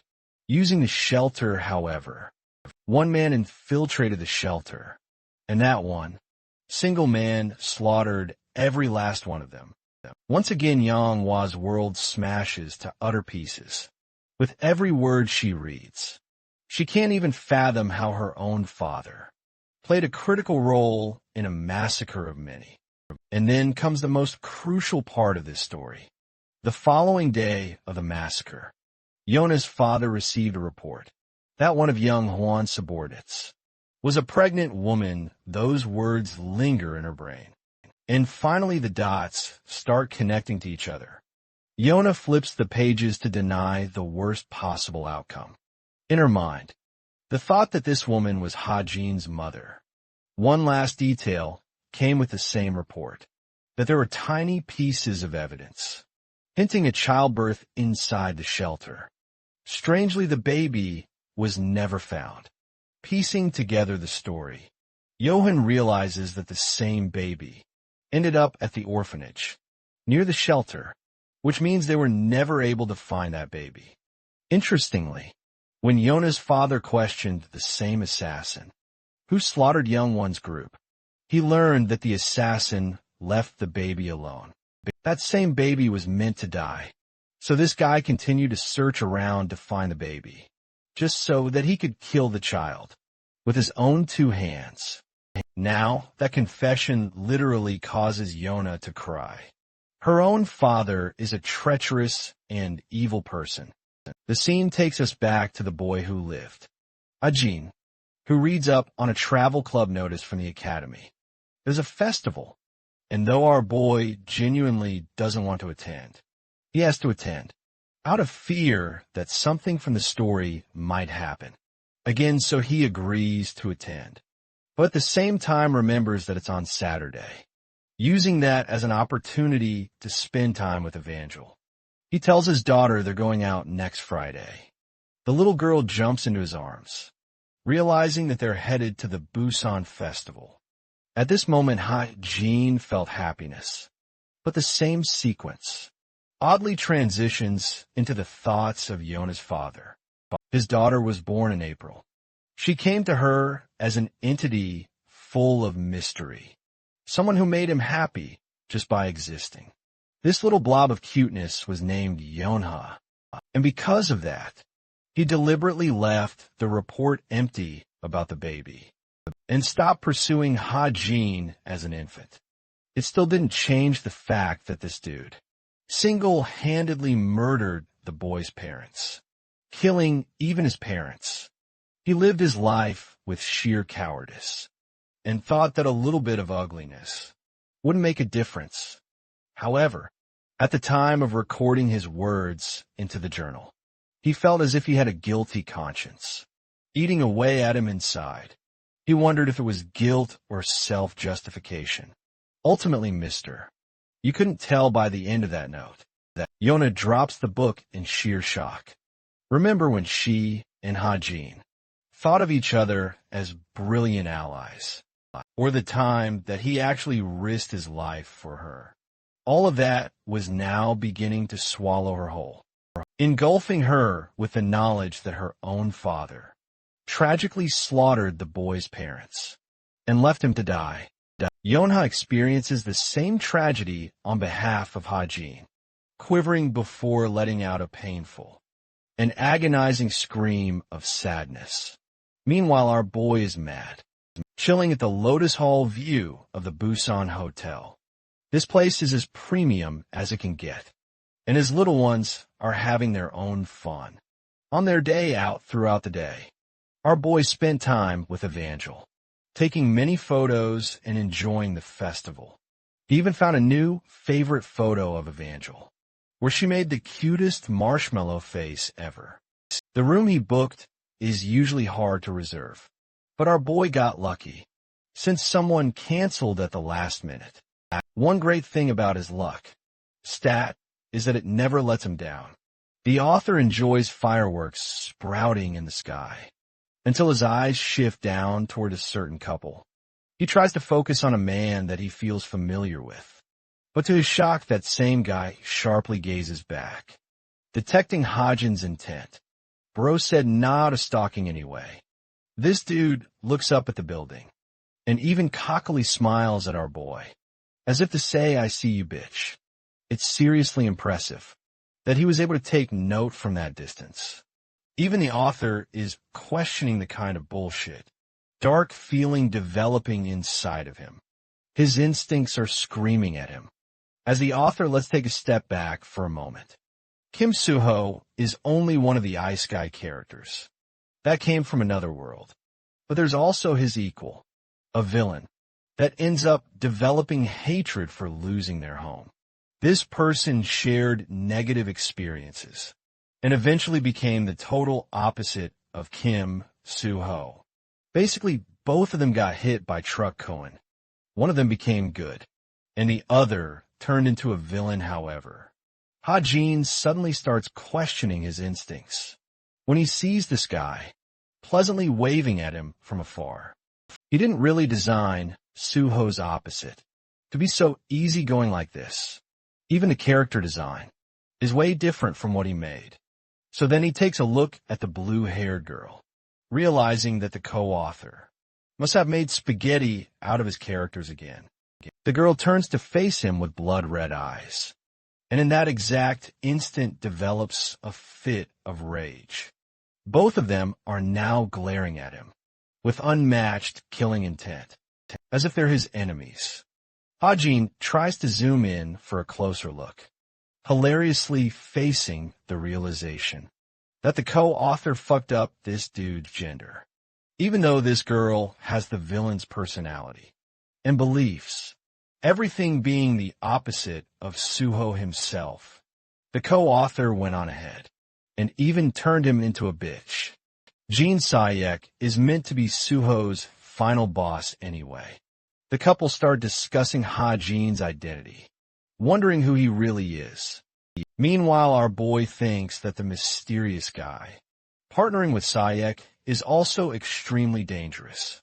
Luckily, both of them disregard Hajin's existence, while the author is having negative thoughts about the greatest villain he ever made for Suho. This situation is so damn critical that, if Manhwa had successfully refined the bullets for him, sooner he would have wasted all of his points, just to kill her immediately. What's bothering him even more is how coincidental this all seems. Her popping out of nowhere like that. An even greater question is the identity of the dude with the gold eyes. This guy emphasizes to Sayek that someone who has the guts to stare them down from a building without looking away is probably extremely powerful. In other words, they're glazing Hajin without even knowing him yet. Sayek is extremely competitive and wants to intimidate the stalker. Hilariously, the guy recommends her to wink at him, while Sayek thinks she should spam the building with monoblasts. He takes her annoying ass out of there to avoid trouble, but looks back toward Hajin. Expressing intrigue, they disappear into the crowd. By the way, that moment just now was so stressful that Hajin feels completely drained. Bro is trying to look tough, but he was pissing himself. In reality, the author is just happy to identify Sahil early on, but his current interest is in finding out about the guy's identity, as he could be an equally powerful threat. In the original version of the novel, Sahio isn't meant to have equal relationships, so this is weird. Interrupting his thoughts comes Evangel, begging to go swim in the pool with the kitty. Our boy is a little suspicious and asks if she can swim at all. Evangel demonstrates by covering her body with magic and leaping into the pool, all the while Hajin is lost in thought, questioning the use of the original plot with such a clusterfuck of changes introduced by the co-author. The story is going 15 WTF plot twists an hour. The truth is, Ha-jin is bound to face Sahuk in the future. He intends to be ready by then. That takes us to the next day, where the author is chilling by himself, waiting for all the others. His friends are surprised that he came the earliest of all of them.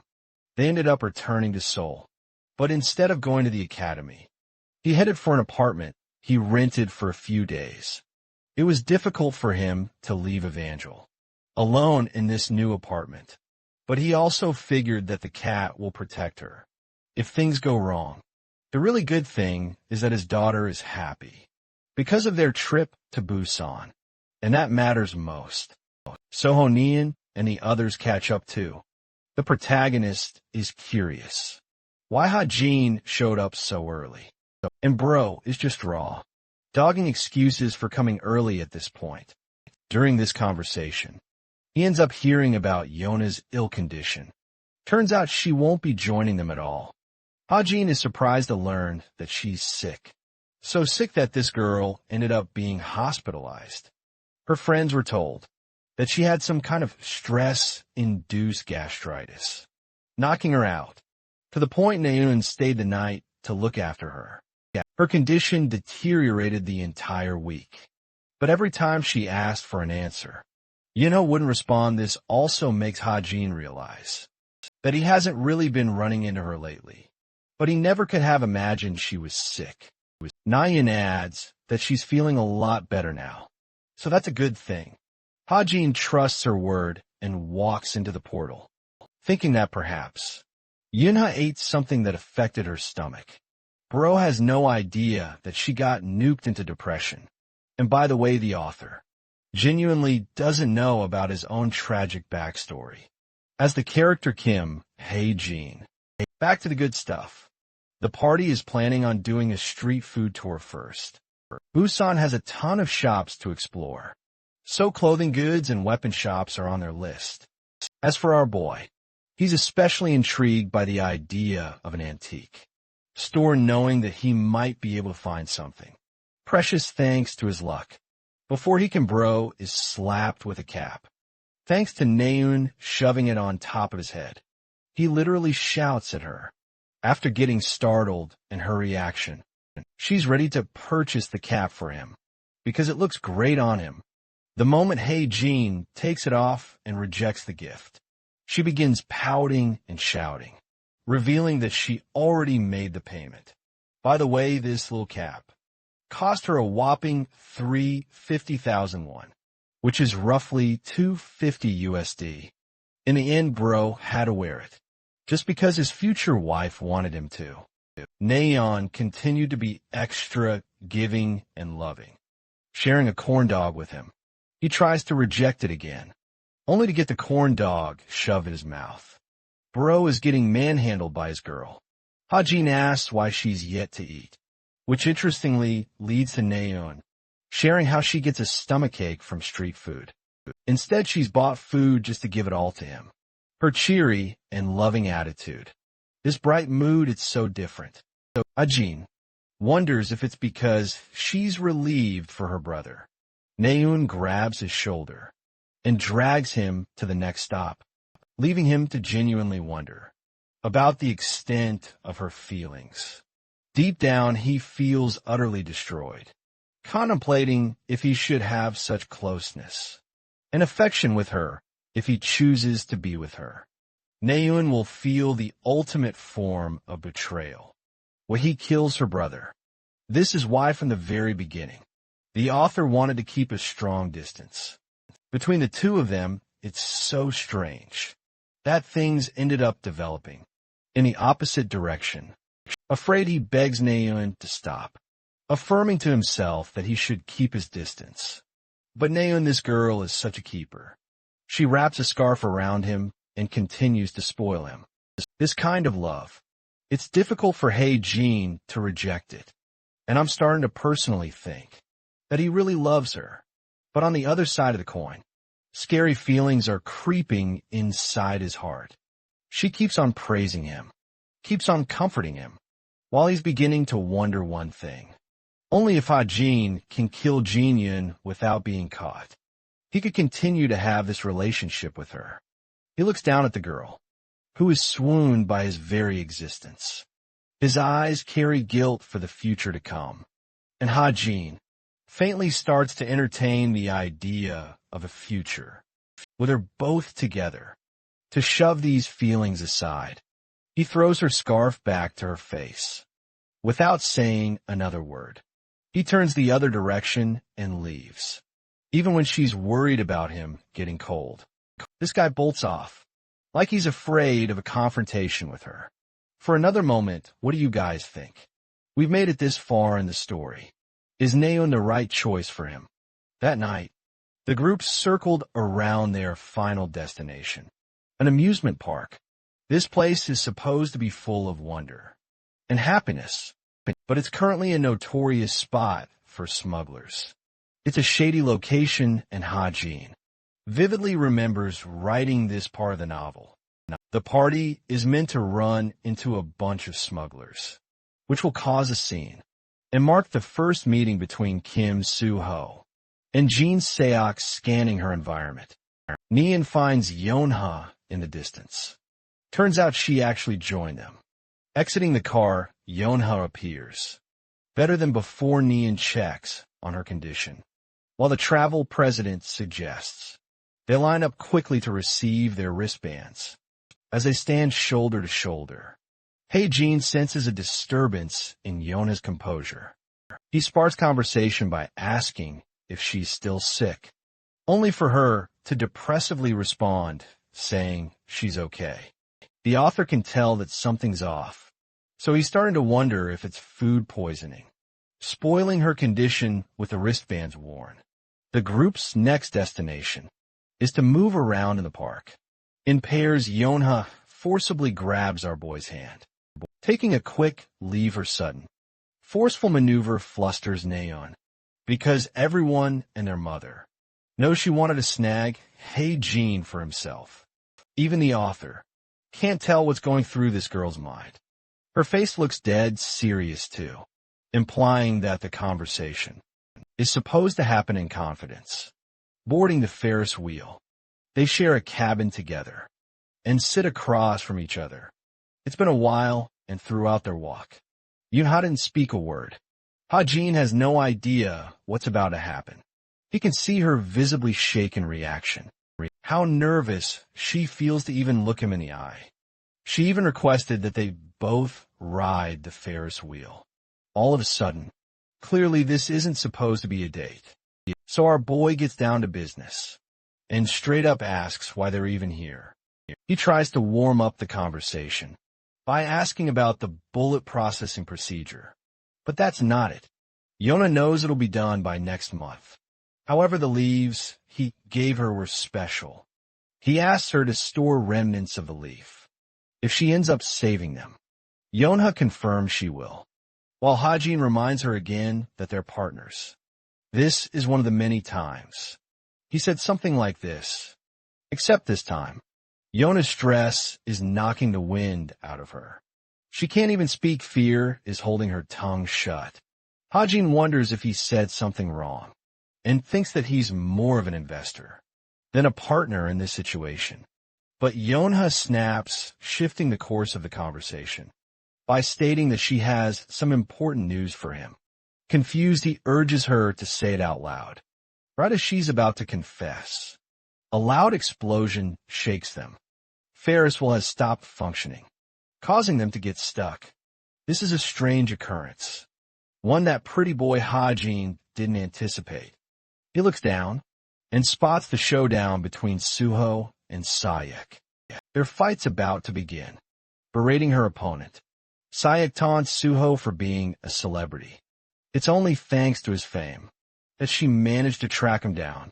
At the same time, the protagonist of the novel instantly recognizes her. Suho is shaken and demands to know how she even got here.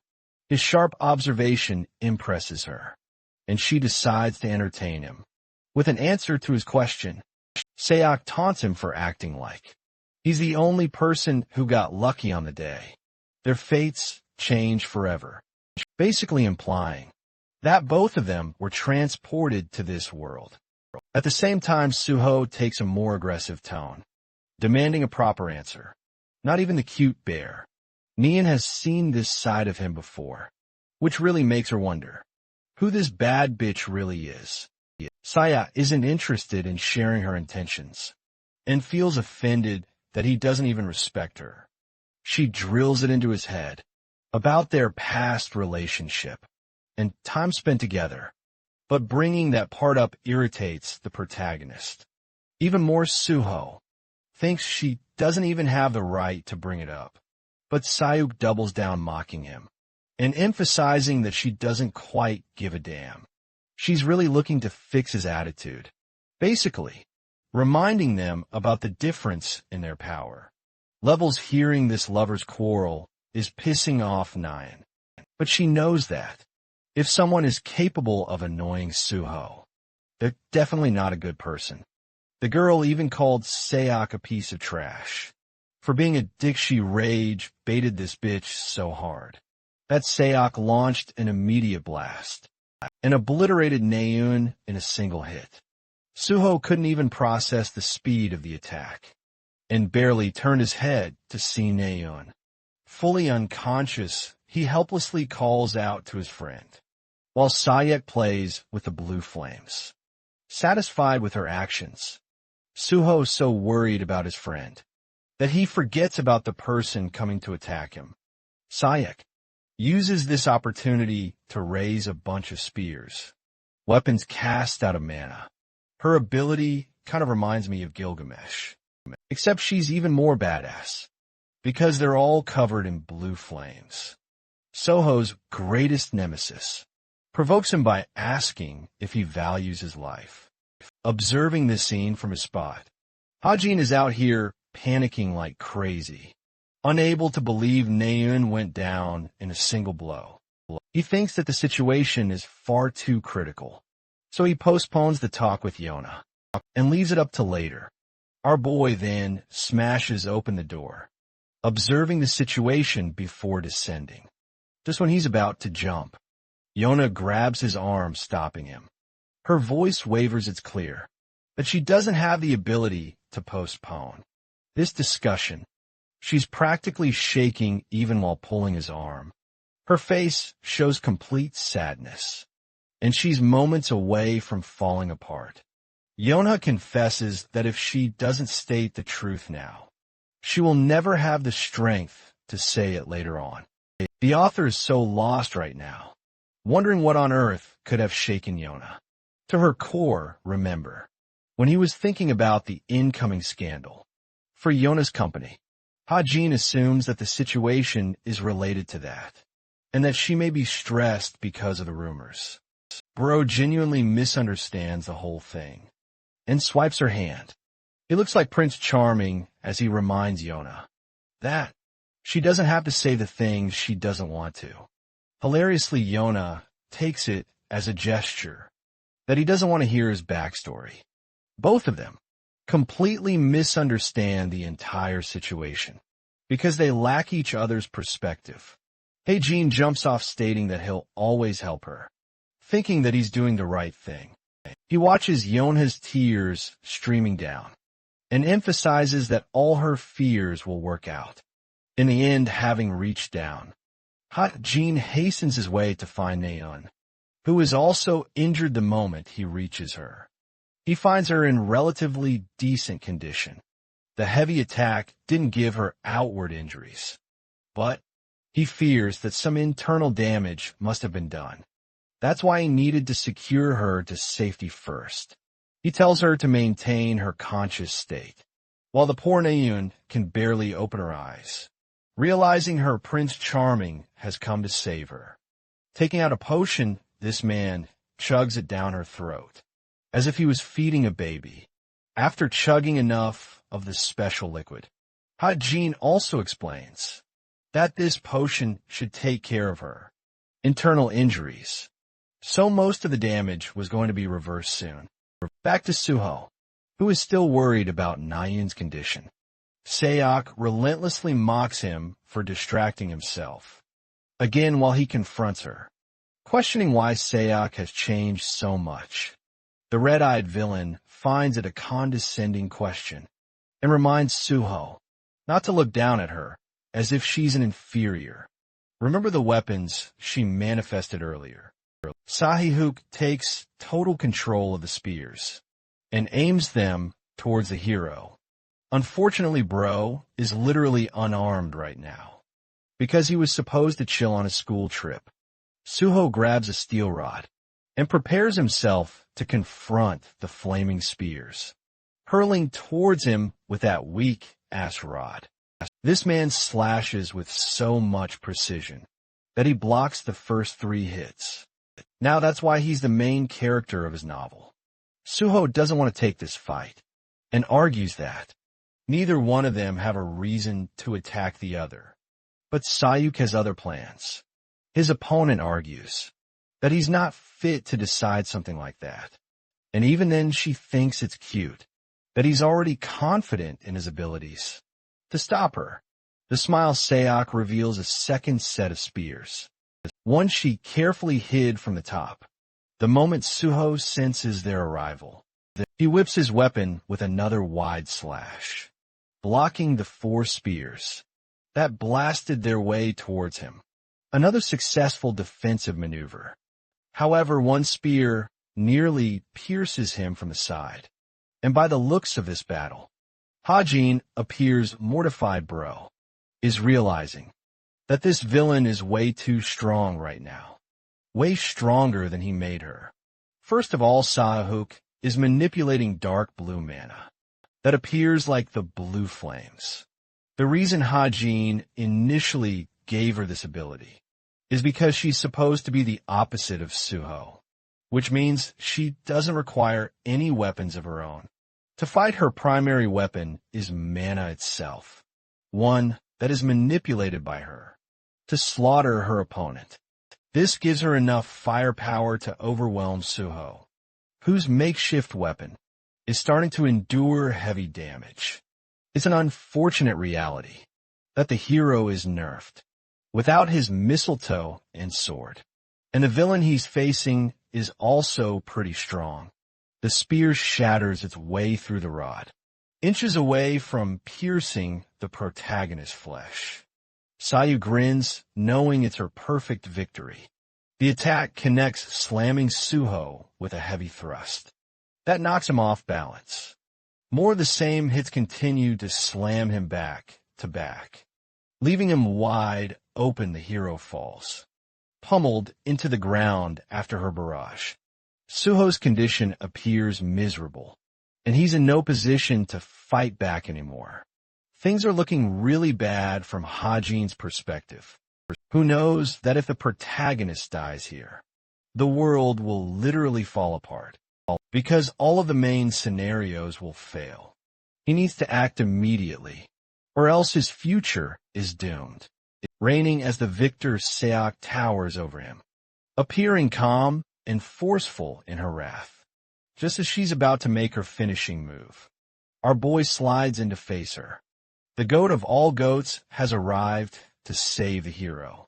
Sahil wasn't expecting another dude to just come out and save her opponent, like that she struggles to understand what's going on, but also remembers this is the clown who kept glaring at them from the top of the hotel roof. The other day, Bro's a little surprised. She caught his face from that distance. Hilariously, Sayak assumes that he's some kind of hero teacher for these students, but the moment he rejects that assumption, Sayak slams 2 spears just next to his face. A warning shot away of saying fuck off then, because you're not that strong. Just that bone-chilling threat knocks the wind out of our boy, overwhelming him with fear. By the way, it wasn't by chance that he dodged those spears. Hajin tapped into bullet time and delayed them by a few seconds to move aside. That's the only way he's evading her heavy mana blasts. But in Sahio's eyes, he just appears crazily fast for doing that, not knowing that our boy's heartbeat is currently racing at the speed of light. After being scared like that, Ajin calmly proposes that they stop the fight, since none of them have a weapon at their disposal. Right now, while he's making up a story, Seok disappointedly realizes that this guy genuinely isn't their teacher. At all, it still bugs the author why this douchebag continues to think that he is. Hilariously, he reveals that he's just a friend to Suho, causing her to give him a middle finger.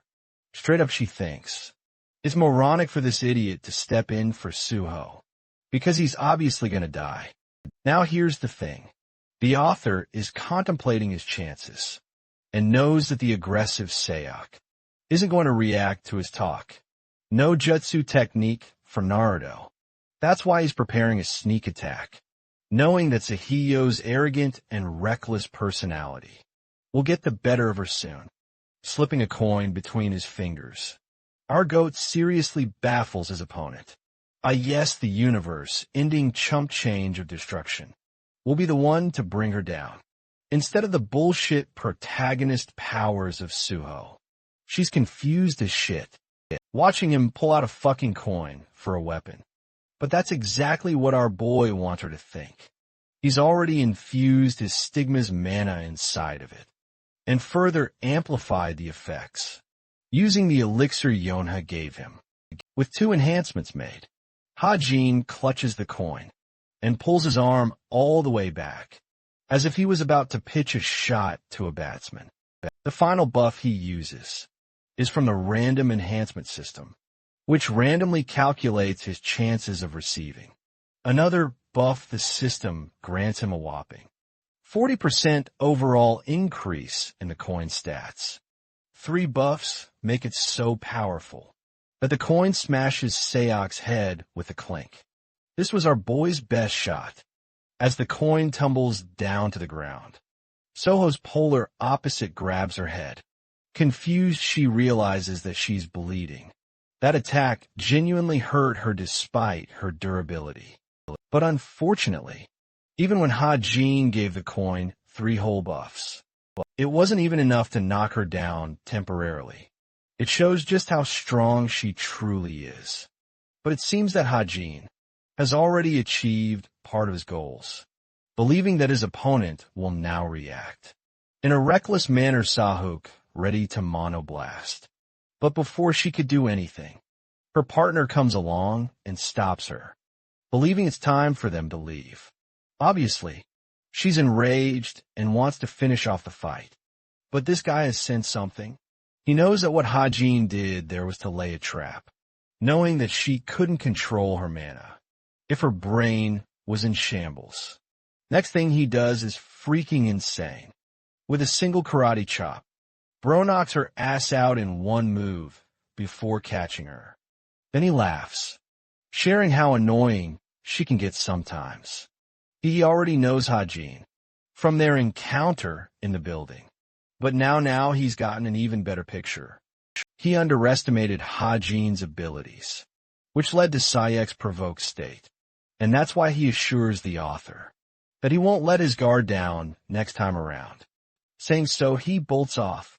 This surprises both Suho, but as for our boy, he literally crashes despite not even having fought. The mysterious guy watches them from atop a building. Collecting his thoughts, he's actually pissed off with how strategic Hajin was just now. In that short wind-up instant, this guy pieced together Sahiyo's weakness and shitty personality. He also figured out that her mana control would be significantly impacted if he shook her brain enough to waver her control. It's an impressive feat, enough to gain this guy's interest in a cadet. As he's leaving, a certain someone calls out to him, questioning where he's headed. The guy instantly recognizes Jane's disguise, who seems to know him. He's rather surprised that Jane came here, all by herself, instead of tagging someone along. Interestingly, in this same sequence, we come to learn that this dude is literally so freaking strong that he's even more powerful than the captain. It frustrates Jane even talking to this guy. She only tailed him down to see how he'd been holding up lately. But from the looks of things, It's clear that he's already found a new interest. In Saya, a new child to train and bring up as his own. But the man smiles, revealing that Sayok is actually his new apprentice. However, he considers her even more special, and someone who is always looking for ways to kill him. I don't know about you guys, but this kind of dynamic reminds me of Kuro, Sensei's relationship with his students. From the anime assassination classroom, anyway to humble Jane, he dog walks her disguise ability in a single second. It seems that he can also manipulate the dark blue mana, but he was hoping to tone down her arrogance, reminding her that he's no match. For him, Jane responds with advice he shared with her in the past, never to make reckless moves. She knows she can't beat him in a fight, but she was hoping to kill Sayok in the meantime. That assumption makes him laugh, and he agrees with her partly, but it doesn't matter, so he's already preparing to leave. Jane thinks she's hot shit for leaving. Without feeling threatened at all, Jane leaves him with a threat to remember, saying that their captain hired a new black, a wolf to kill the old black. That person is none other than the demonic wolf he just encountered. The name intrigues him because of the myth of Fenrir, the wolf who devoured the king of the gods. He hopes for Jane and her little group to do their absolute best to nurture and recreate that same myth. And that's not because he thinks it's impossible. It's actually the opposite. From what he saw today, he genuinely noticed that wolf. And Hajime, my guy, basically said, "Game recognizes game, back to our boy." He feeds Suho the same potion. Shortly afterwards, the police department and the heroes ended up detaining the smugglers of the wretched amusement park. He already expects what tomorrow's news will look like. It won't regard anything related to Sayok, but will only focus on the smugglers' chaos. Luckily, Nyan's resting in the hospital, while Suho appears much better next to him. The hero's in debt to Hajin for the potion, but our boy assures him that he doesn't need any favors. To spark conversation, the author directly asks if Suho knows Sayuk from somewhere naturally. The hero barely agrees, even though Hajin presses him for more. The blue-haired protagonist turns to the author, gazing at him as if he's about to confess something crucial. But after a thought, Bro says never mind and swallows his words. Hajin doesn't want to pursue the conversation. After that, though, he does turn around to squeeze the shit out of Suho's head, scraping his hair out of the blue. Bro is deadliest why. This man did that just now. Hajin leaves without saying another word, confusing the crap out of him. But at least it made Suho smile a little. So that's good as for the author. He's seen enough for today, starting with Sayok and Suho's confrontation. It's clear that the hero is troubled with both the loneliness and grief of losing his own world. Those exact same feelings are similar to Hajin's own, because when you think about it, Suho is an Ice Guy protagonist in Hajin's story, and Hajin has simultaneously become an Ice Guy character in his own novel. The difference is, Suho has no ideals to return to his home world. He has planted his feet into this new world, which is different from our boy's loneliness. The scene shifts to Yunha, who sees Hajin's bright smile, before he leapt off with heartwarming words. She feels like shit for being unable to talk her way through to him. Funnily enough, Nyan speeds her way to join her, only for Yona to change the topic.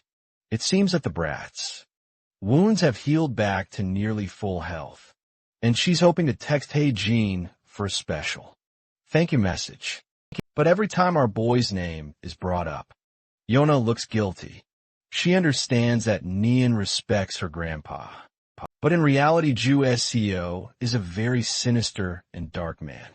This guy is one of key perpetrators of the tragedy of Guango, alongside Yona's own father. This bastard only showed a pure face to Nayeon. But if Yonha exposed this guy's true personality, she would destroy Nayeon's perception of her grandpa. She's even hoping to tell Nayeon all about Ha-jin's past, wondering if she should add in the details of her grandpa and the very reason that Ha-jin's parents are no longer with him today, that he grew up without a family because of their selfish families, holding all of those conflicting feelings. Heavy in her heart, Yona calls out Nayeon's name. But just like Suho, she stops at the last second, feeling miserable and full of guilt. Instead, she walks by, advising Nayeon to be nice to Ha-jin, returning to her joking self again. Yona drops the sarcastic tone and seriously advises Nayeon not to regret her reality later on, basically hinting that she's going to feel guilty one day for treating Ha-jin like dog shit. In the past, their conversation abruptly transitions to Evangelion, Whitey playing with fried chicken. Their papa has brought them some yummy food after all. After the whole showdown in the amusement park, the author receives over 400 story points. For his influence thanks to that, he can unlock another setting he's had his eyes on. He walks around reflecting on what he should do, even when he's got a few ideas in mind. Checking around his notes, Ha-jin eyes down a skill called doping setting. It's a unique ability that allows his body to remember effects of drugs and reproduce him via his immune system. Basically, if he does steroids even once, or takes cold medicine even once, his body will figure out a permanent adaptation to it. That's why he's meaning to spend points on the doping setting. Unfortunately, the cost is a whopping 1,000 story points, which is fair given how absurd the effects are. Though startled by the price, the author understands that it's going to be costly because of the permanent state regardless. He makes the purchase believing it's all worth it. At its current state, the drug memory ability will only partially adapt to a drug, with more of his luck factoring in. Things could eventually transition to permanent enhancement, trying it right away. Our boy chucks in an elixir pill again. With its immediate consumption, his body stats will begin to multiply from now on. So for now, it only remembers 4% of the stat boosting effect of the elixir. So he needs to eat 25 of them in total for a permanent reproduction in his body. Long story short, bro has become Walmart Maharaja. Unfortunately, it comes with a heavy drawback, because the moment our boy consumes it, he taps out. Ha-jin can't even breathe. His body is extremely heavy, questioning what the hell is happening to him. His stigma magic activated out of the blue, causing him extreme agony. Though he expected this kind of outcome, he wasn't considering the pain that would come alongside it. The poor guy is struggling to maintain consciousness, while his daughter wonders if he's all right. Luckily, she didn't enter his room. The situation is so pathetic for him that he can't even scream his lungs out, knowing that his daughter would end up hearing his painful cries and come up to him.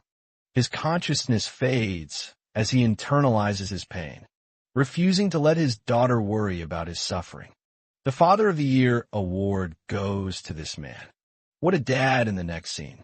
He screams himself awake. Morning has already come around, which means the author ended up fainting. Soon after his pain ensued, he realizes that he's surrounded by his beloved daughter, who brought him a comfy blanket whitey. Even while knocked out, Evangel sweetly hums his name, murmuring that he'll catch a cold if he sleeps on the floor. It just warms his dad's heart, and he realizes that no matter his efforts, she still ended up worried for him. At the Cafe Carrot, Suho and his friends are sharing a table. Nayeon is watching him closely and notices him texting Sung-ah, even calling him out on it. It becomes a topic of conversation, where Suho is trying his best to shy away from the topic. But the party finds it strange that he, as a cadet, is having conversations with a vice guild leader. Their banter is interrupted by Yona, who is trying to focus during their study session.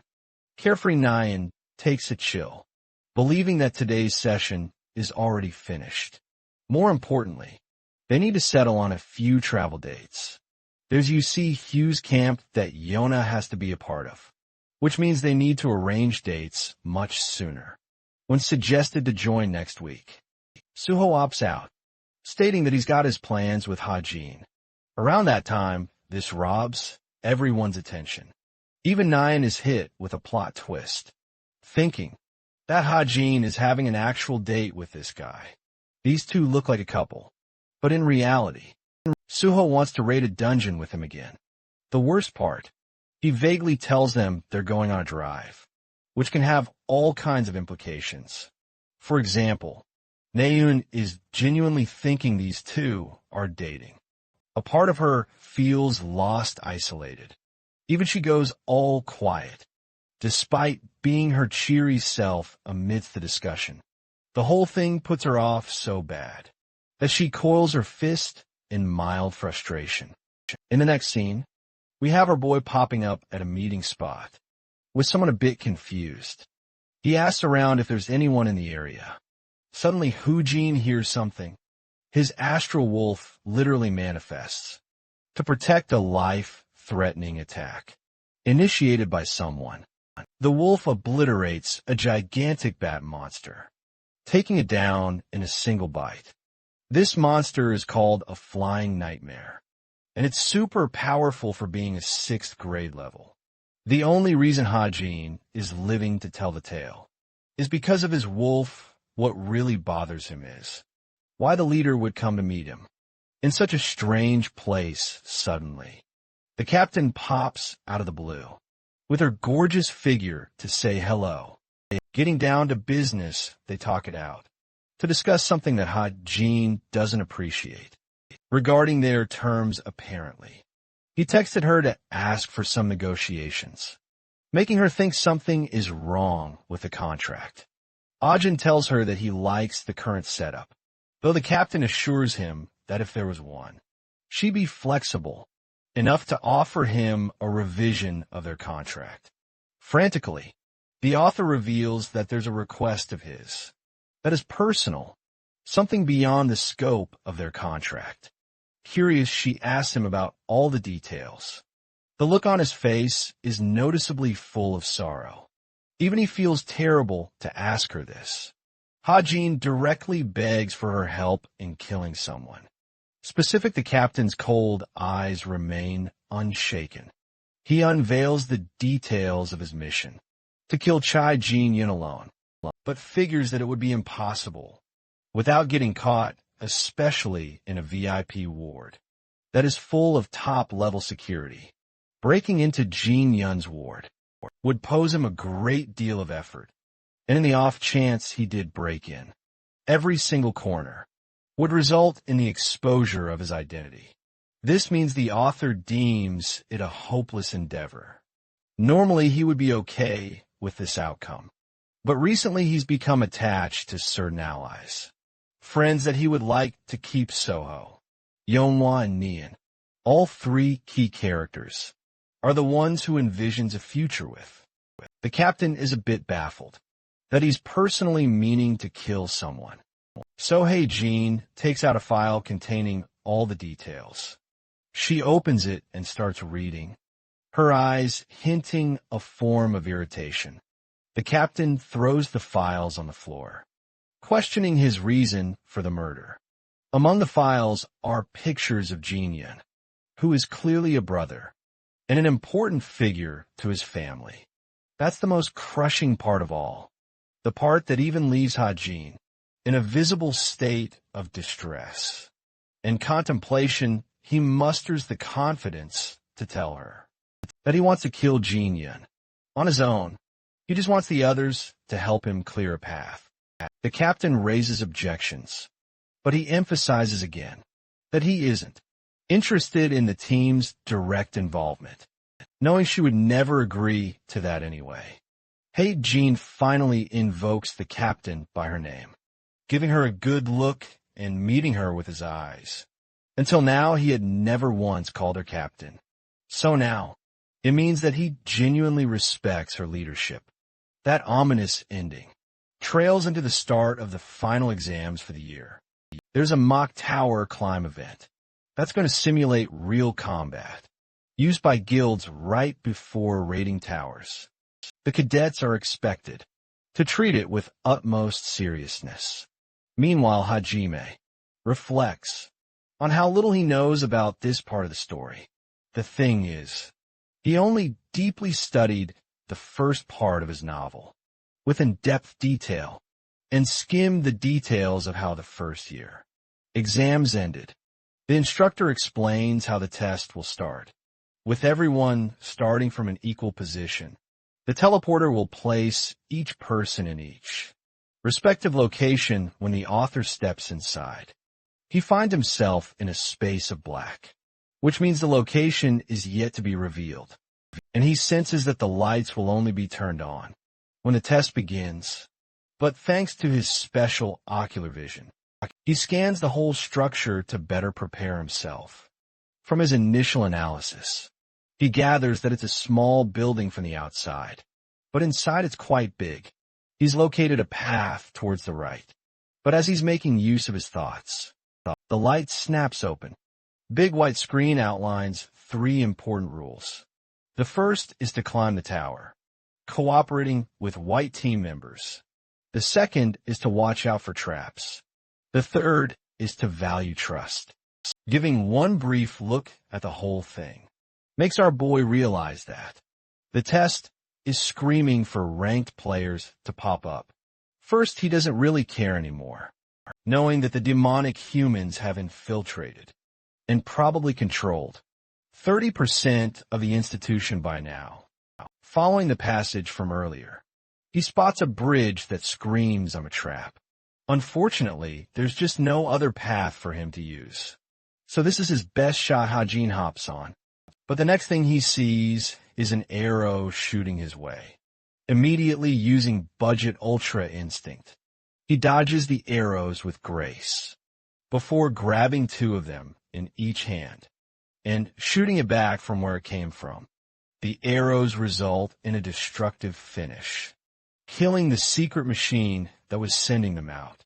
That a job well done, and luckily, it was a much inferior threat, compared to something as dangerous as Rachel's word. But here's the thing, bro became so cocky. He forgot about the damn bridge, which broke in half and sent his ass falling. Hajin screams all the way down, realizing he got his ass played. Hagen falls on his ass surprisingly, with no injuries at all. Princess Rachel and Naeun suddenly startled him, out of nowhere, and it turns out they also met the same fate. Hilariously, they didn't even notice that the 2 of them were here. Out of jealousy, they zoomed the F out as if they hated the other person. As fate would have it, the 3 of them have been stacked into a team, together for this exam. Out of all the options, the author regrets being paired with the worst of them. The composition is so suspicious that he asks if it is randomized. All 3 of them were attacked by the arrows. And read the rules too well. None of it matters anymore. While the 2 girls are bickering against each other, the author wonders if he can see through the walls. Using his sight, he realizes that there is a goblin horde waiting for them outside. It's actually an elite unit of them. But as long as he can cooperate with these 2, melee fighters, things should go by smoothly for them. Speaking of cooperation, the women in his harem are fighting each other already. So he bolts off first, leaving them behind on their own. It's the best way to deter them and make them follow. Neon and Rachel race behind, frustrated that he's making such reckless moves. She even warns him to watch out for the cliff. But my man says watch this, and jumps off unafraid. Both girls watch him fall to his doom, not knowing that everything is under control. The whole environment of this dungeon has been carefully crafted For teamwork, each of them is required to cooperate. So that's how they start off, by killing all the elite goblins. Still, Nayun is pissed off that the long shooter is the one heading in like he's on a suicide mission. He pretends to know that there weren't that many enemies, and in reality, bro knew all along. With this reckless move, he managed to gain their support, because now both girls are forced to fight the goblins for him, allowing the author to leap on top of a tree. From this vantage point, he can easily aim and cover their blind spots. First, Neon slashes two of them with a wide swing, while Rachel does the same also, when the actual fudge is that kick. So far, Jean thinks these two are genuinely in sync, performing better than he anticipated in his head. He's starting to wonder if he's even required for this exam, since these two are such an unstoppable duo. Regardless, it's a team exam, so he needs to do something at least. He charts down the goblins ahead. One of them appears to be the leader. Using his identification skill, he chalks up 40% of his chances, a buff to work with. While he's busy scoping out the forest, he fails to realize that a powerful goblin has just flanked. One of his teammates, Nayun, is genuinely unable to fend off and attack in her position, forcing Hajin to step in. Realizing his mistake, he successfully shoots down the creature, while Rachel saves her teammate at the same time. With the goblin slimed, both girls hit the ground hard. They're barely able to figure out what happened, even acting like friends for once. Then reality kicks in and they start bickering again. Hajin admits that Neon still would have been able to handle the threat, all on her own, but she takes it as a provocation, and even dogs on him for being terrible, for providing cover. This is something our boy agrees with, but she feels bad about her remark, and turns around to keep on moving. Even the author is confused about her reaction. All of a sudden the path continues, but the monsters just don't stop coming. They've taken down so many that it feels worse than a battlefield. Suddenly Hajin is drawn to a peculiar sound, and then he sees a goblin the size of King Kong, ready to slam them. Bro's entire team is in shambles. Hajin immediately tells them to move calmly, while he covers them as he leaps away. Neon is starting to wonder if his puny gun will be able to do any form of damage against, I don't know, a huge-ass titan. He assures her that the two of them are more than enough to take down the threat. Interestingly, his praise just now mellows her out. She dashes up first with the princess, feeling like the happiest girl in the world. The two swordswomen jump the titanic goblin, landing a scurrying of slashes all over its body, hoping to deal some form of damage. The titan slams its mace on the ground, forcing Rachel to evade and dash in again. She misses spectacularly, which is funny, because how do you miss such a huge target? Even the goblin is disappointed. He grabs her and picks her up like a pebble. Nyan thinks this idiot princess has landed them in a vulnerable position. At that moment, Hajin roars Rachel's name, begging her to hold on for a while longer. So far, he can't even find a single correct angle for his shot.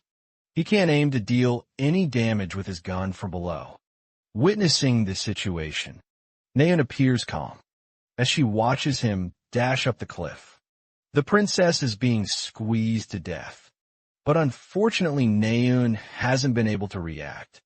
Feelings in her heart are confusing her, right up until Hajin roars at her to snap the fudge out and act. His words are the only thing to help her act, so she lunges right in, but surprisingly for the opposite direction. At first it feels like she's ditching her team, but in reality, Naeun uses the tree to propel herself far above for an aerial strike, appearing radiant in front of the sun, the wielder of the magic sword. unleashes a reckoning force of pulsing mana.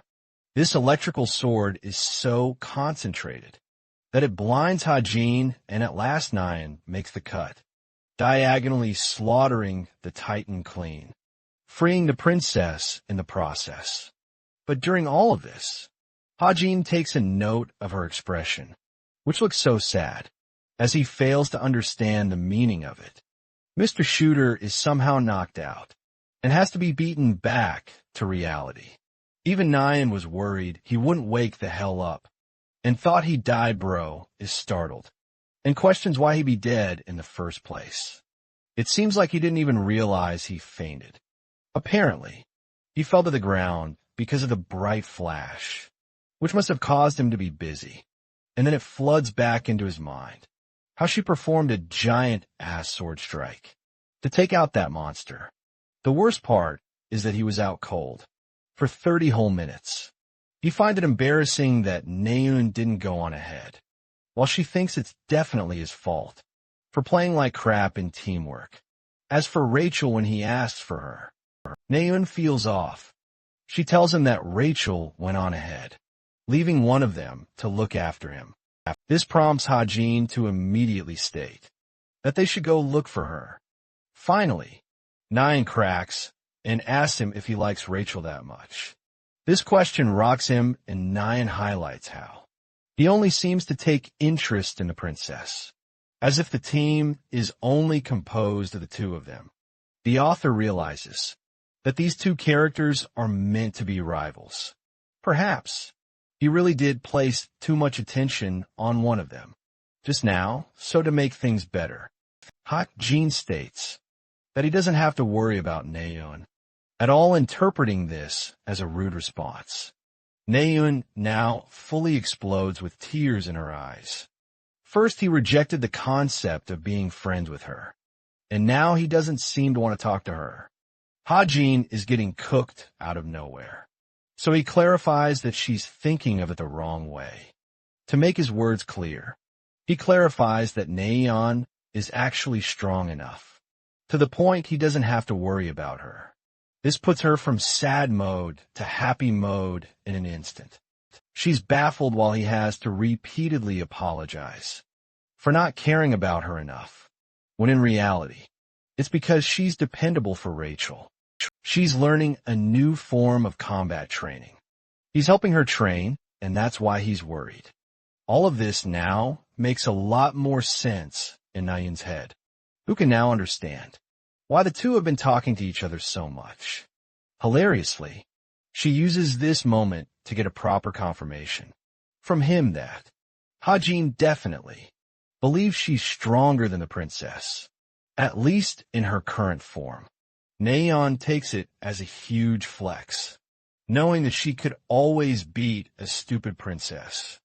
Hajin tries to clear the air by saying he's messing around, while she directly confronts and asks him if he's avoiding her because he hates her.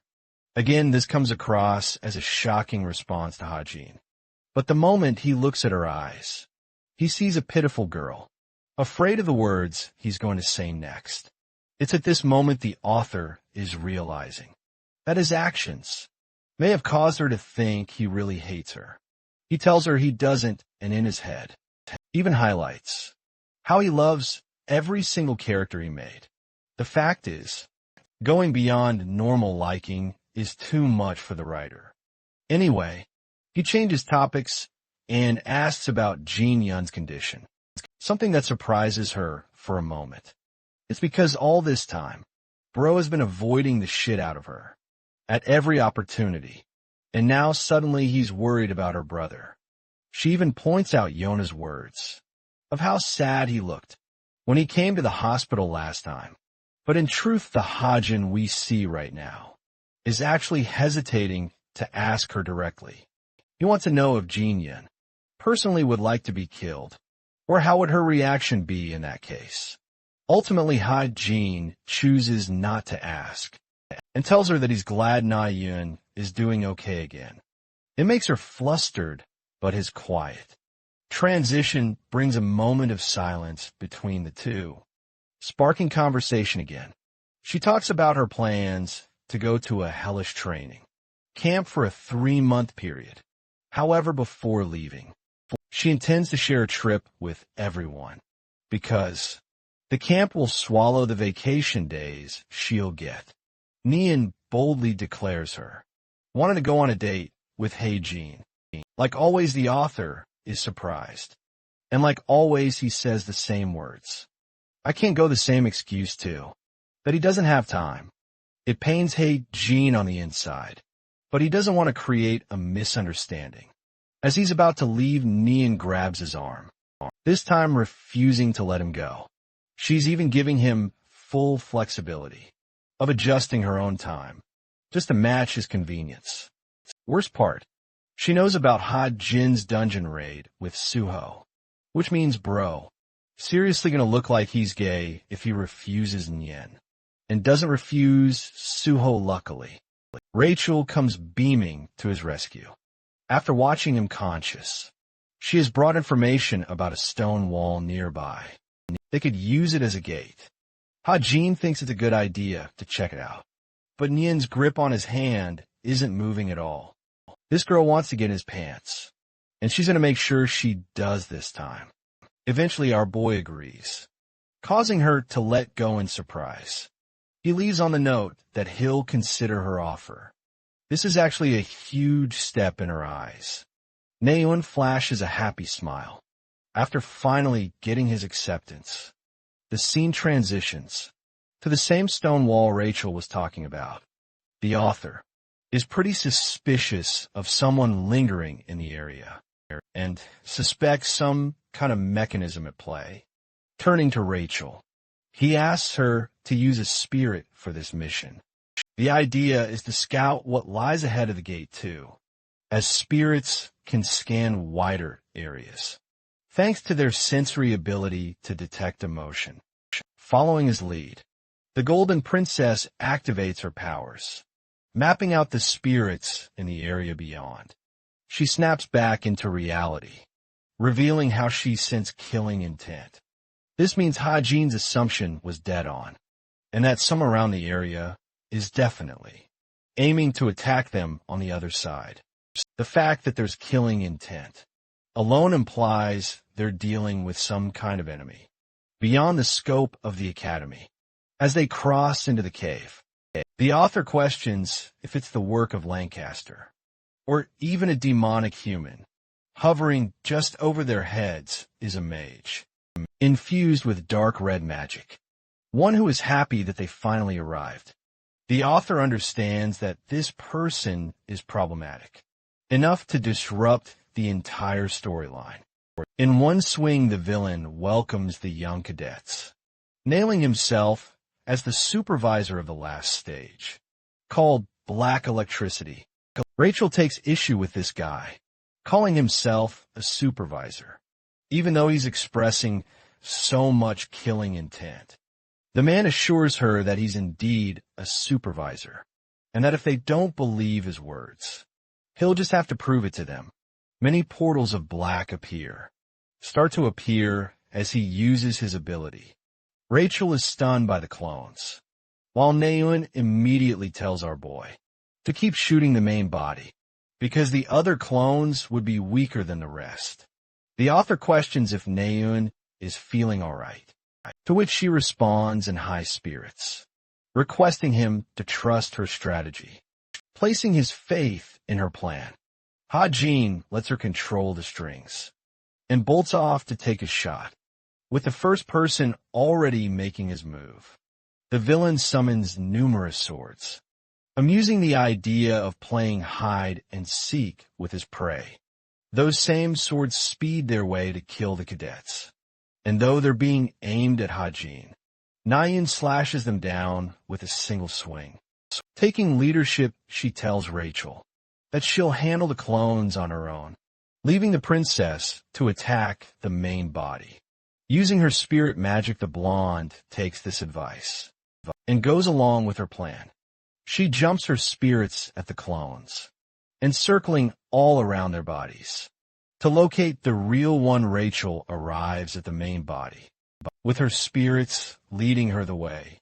She uses this opportunity to swing forward, with her blade flanking the villain.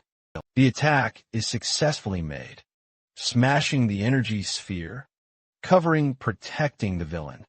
This guy wasn't expecting his defenses to be smashed like that, but he's still not worried, and praises the princess for having good intuition. Also, Rachel ends up noticing the tattoo engraved on his forearm, realizing that this guy is affiliated with the crescent of Ascencio. The man smiles at her realization, while Rachel zooms at him with her sword, questioning the identity of their leader. By the way, Hajin is still running to find a good spot to use as a shooting position. Vaguely remembers the crescent of Ascension group. His brain suddenly recalls that this group is actually a faction associated with the captain's group. The Chameleon Troop has formed several connections with many organizations, and though they're basically allies, it's better to treat them like transactions. Some of the parties don't even know that they're affiliating themselves with the Chameleon's Troop, and this Crescent of Ascension group is one of them. What bothers him is what they're doing here. Since these guys usually target the Pandemonium area, it makes no sense for them to be in Cube. The mage is honored that the princess knows about them, and wonders if they've really gotten that much attention. In his hand, there's some kind of glitching, magical device that Hajin sharply eyes down, sensing a familiar mana flow. The same flow of mana that he felt back when he fell down. That stupid trap. Instantly, he takes a shot at the guy. Before he could do anything, his bullets tried to pierce the object, but the sword blocked them.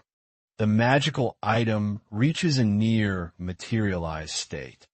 As the villain lets out a laugh, fearing the worst, Hajin screams at Rachel to run away. In truth, the object he was holding in his hand the entire time is a spatial transporter device. It activates and swarms the princess in its domain. At that moment, Yin takes off at lightning speed and rescues the princess before the space closes in on itself. She's full of questions, wondering if these two know each other. Rachel reveals that they're dealing with a member of a faction from Pandemonium, which means she's being targeted by them. Our boy shouts at her to stay far back alongside Nayan, knowing that their goal is to capture her. As for him, he's got his orange slime ready. The thing about magic devices is that they can only transport things in a limited range. Hajin intends to exploit this effect and uses the slime to grab this guy's foot. I have to point out again that this ether ability of the author is actually invisible to everyone else, so he always uses it for sneak attacks anyway. Bro is whipped all the way up, with his legs swept off his feet. Hajin's real goal is to keep this guy away from the girls, so he smashes him into the nearest wall using the whip, giving him some real trauma. The same whip continues to smash him repeatedly, until he's basically a broken mess. Our boy goes up to the crippled villain, threatening to shoot him down if he moves an inch. He's at a real advantage here, with his mana lingering around the guy. At the same time, the author reflects on this guy's goal: to capture Rachel, even though the intent is unknown. The leader of Crescent of Ascension Group is from the United Kingdom, which means he probably made a deal with Lancaster to do his bidding following that line of approach. Hajin demands to know who picked this guy for the mission. Like always, his opponent mocks him for using a shitty cadet-issued handgun, royally pissing our boy off. To humble his ass with his American ways, the author manifests an even stronger version of his gun. Using his stigma magic, he calls forth the fuck around, and I'll blow your brains out. Desert Eagle, and puts it on this guy's head, making him go real quiet like a good boy. Hajin wonders if he wants to change his mind now. Bro scared the bad guys so hard that he's starting to wonder if this kid is even a cadet anyway. The punk knows he's cooked and cornered. Hajin assures him that he's going to be dead, and 6 feet under, if he doesn't start talking real fast. A moment of silence ensues. But the problem is exactly his silence. It's not like our boy can actually shoot him dead. He's just trying to intimidate him, and doesn't know what happens if this strategy fails. Suddenly a voice calls out his name to warn him. It's too late for the author to react, as the transporter encloses both of them. This guy was stalling and had used the transporter in between their conversation. Hajin can't believe he got outplayed, as the guy laughs in his ultimate victory. Both of his baddies watch as the transporter takes off. 9 holds on, against the fierce pressure coming from his sphere, and eventually the domain closes shut, leaving nothing behind. I love how my guy had 5 business days to react, but he just stood there and let it happen anyway. The girls experience horror. Nian lets out a small cry, before roaring Ha-Jin's name in concern.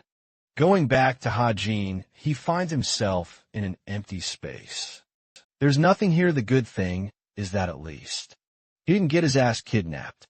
Outside the tower, suddenly, his senses fire off as he lunges back, avoiding a lethal sword swing. Hajin vents his frustration at the enemy for acting like an insufferable insect, but he thinks it's not his fault either.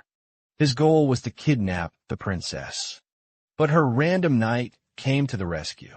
He doesn't even know about Hajin. All he cares about is killing him here and now. So this guy prepares a dozen swords to corner our boy. The shooter is at a loss here.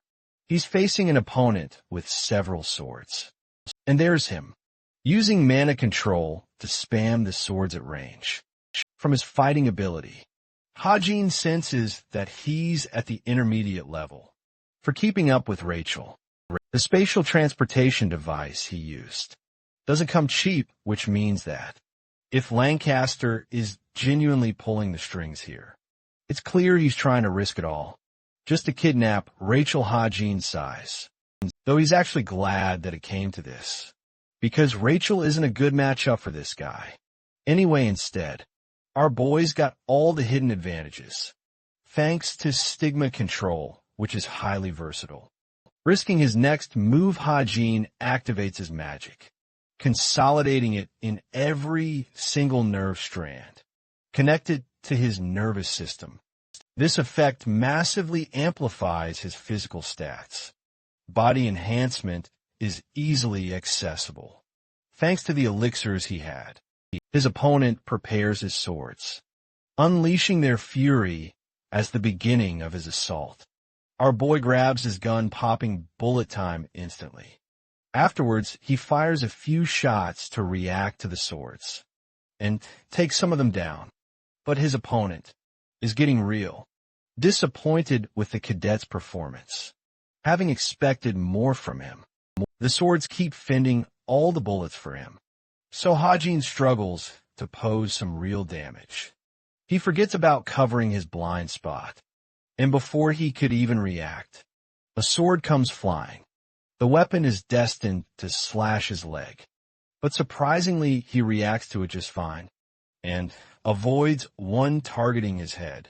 Analyzing what happened just now, Hajin understands that the sword changed trajectories. It doesn't make any sense, and even his opponent is confused by it. He continues to dodge the short swords, wondering if he was able to react because of bullet time, but that possibility is out of the question, because bullet time increases speed. It doesn't let him predict movements. All this time, I was using Ultra Instinct as a joke, but it might be real now, guys. The author dodges another sword aimed at his neck, while the villain is irritated. He can't land a proper hit. Bro spams more swords, because I guess that's the answer to every problem. But Hajin keeps dodging them, knowing that this guy is reusing the same weapons and imbuing his mana into them over and over again. Technically, this is considered a ranged attack. And thanks to that logical point, Hajin's master sharpshooter skill takes it under consideration. As his highest skill, this is the reason.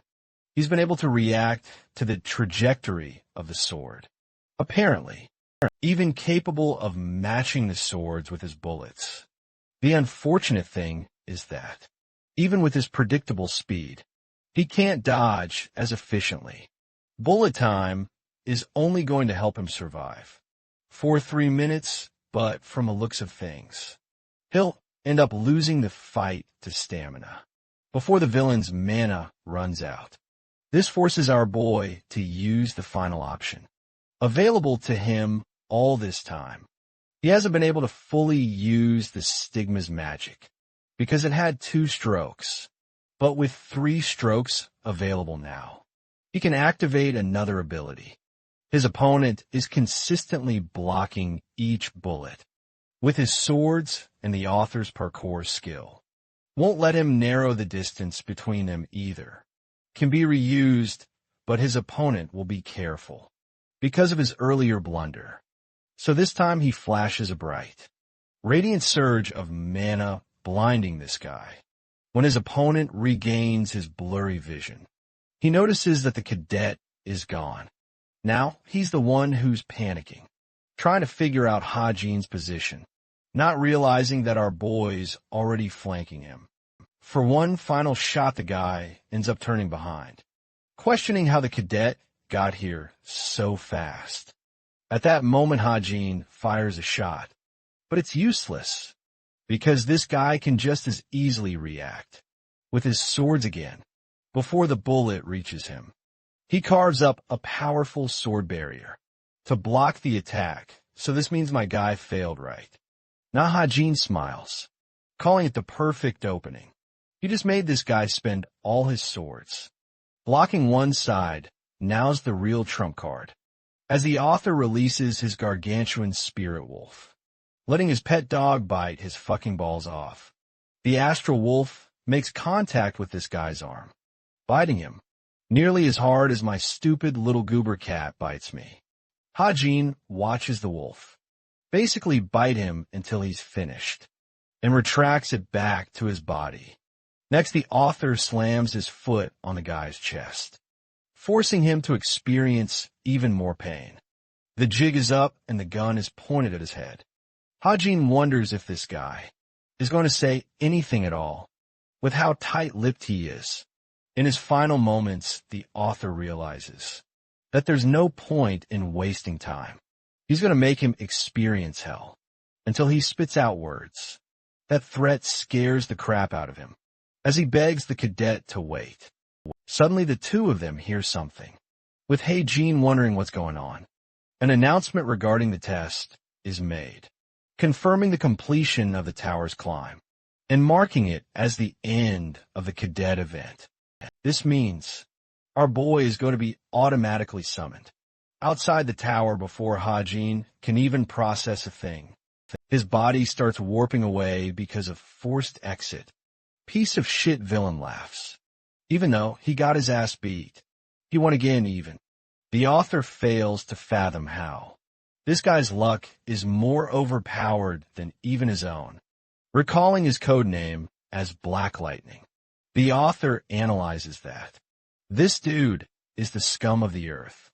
He's pure evil who won't stop. They're bound to meet on the battlefield again, but before that, Hajin intends to inform the captain about this situation. Anyway, he returns back to the institution. Ordinary cadets are hovering all around him. The author is starting to regret not putting a few holes in that guy's body earlier. Suddenly, Naeun calls out to him, worried about his condition. She grabs his face, horrified that he has become even uglier than he was. Bro's feelings get nuked harder than Hiroshima, while Naeun runs off again to find him a healing potion. She's so worried for him, even though she doesn't have to do anything. For his sake, Hajin checks a notification on his watch and reads the captain's message about a sudden meeting. The author is floored and hides the notification. The matter is concerning the Jin Yun case. 5 members agreed and 5 disagreed. The chameleon troupe, obviously, doesn't want to take part in killing Jin Yun, but the 5-on-5 ratio is solid. The most interesting part is that the final decision is left up to the captain, who Jin patiently waits before she paints him the real weight of the situation. So far, he's only been killing evil people on missions, knowing that they were fully wrong, and those who deserve to be killed. But this time, he selfishly wants to kill someone on his own, posing a whole different line he must cross. It's understandable that the author is feeling conflicted, and the captain can sense that. Ha-Jin needs this kill with his life. However, she reminds him that it will haunt him mentally. Her words weigh heavy on him, and a flash of Nyan's bittersweet smile courses in his head as the captain questions if he's capable of bearing that guilt. She leaves him a final note to talk in person, putting Ha-Jin in a daze watching actual killers hesitate to make a move like that is shaking his resolve, making him contemplate his decisions.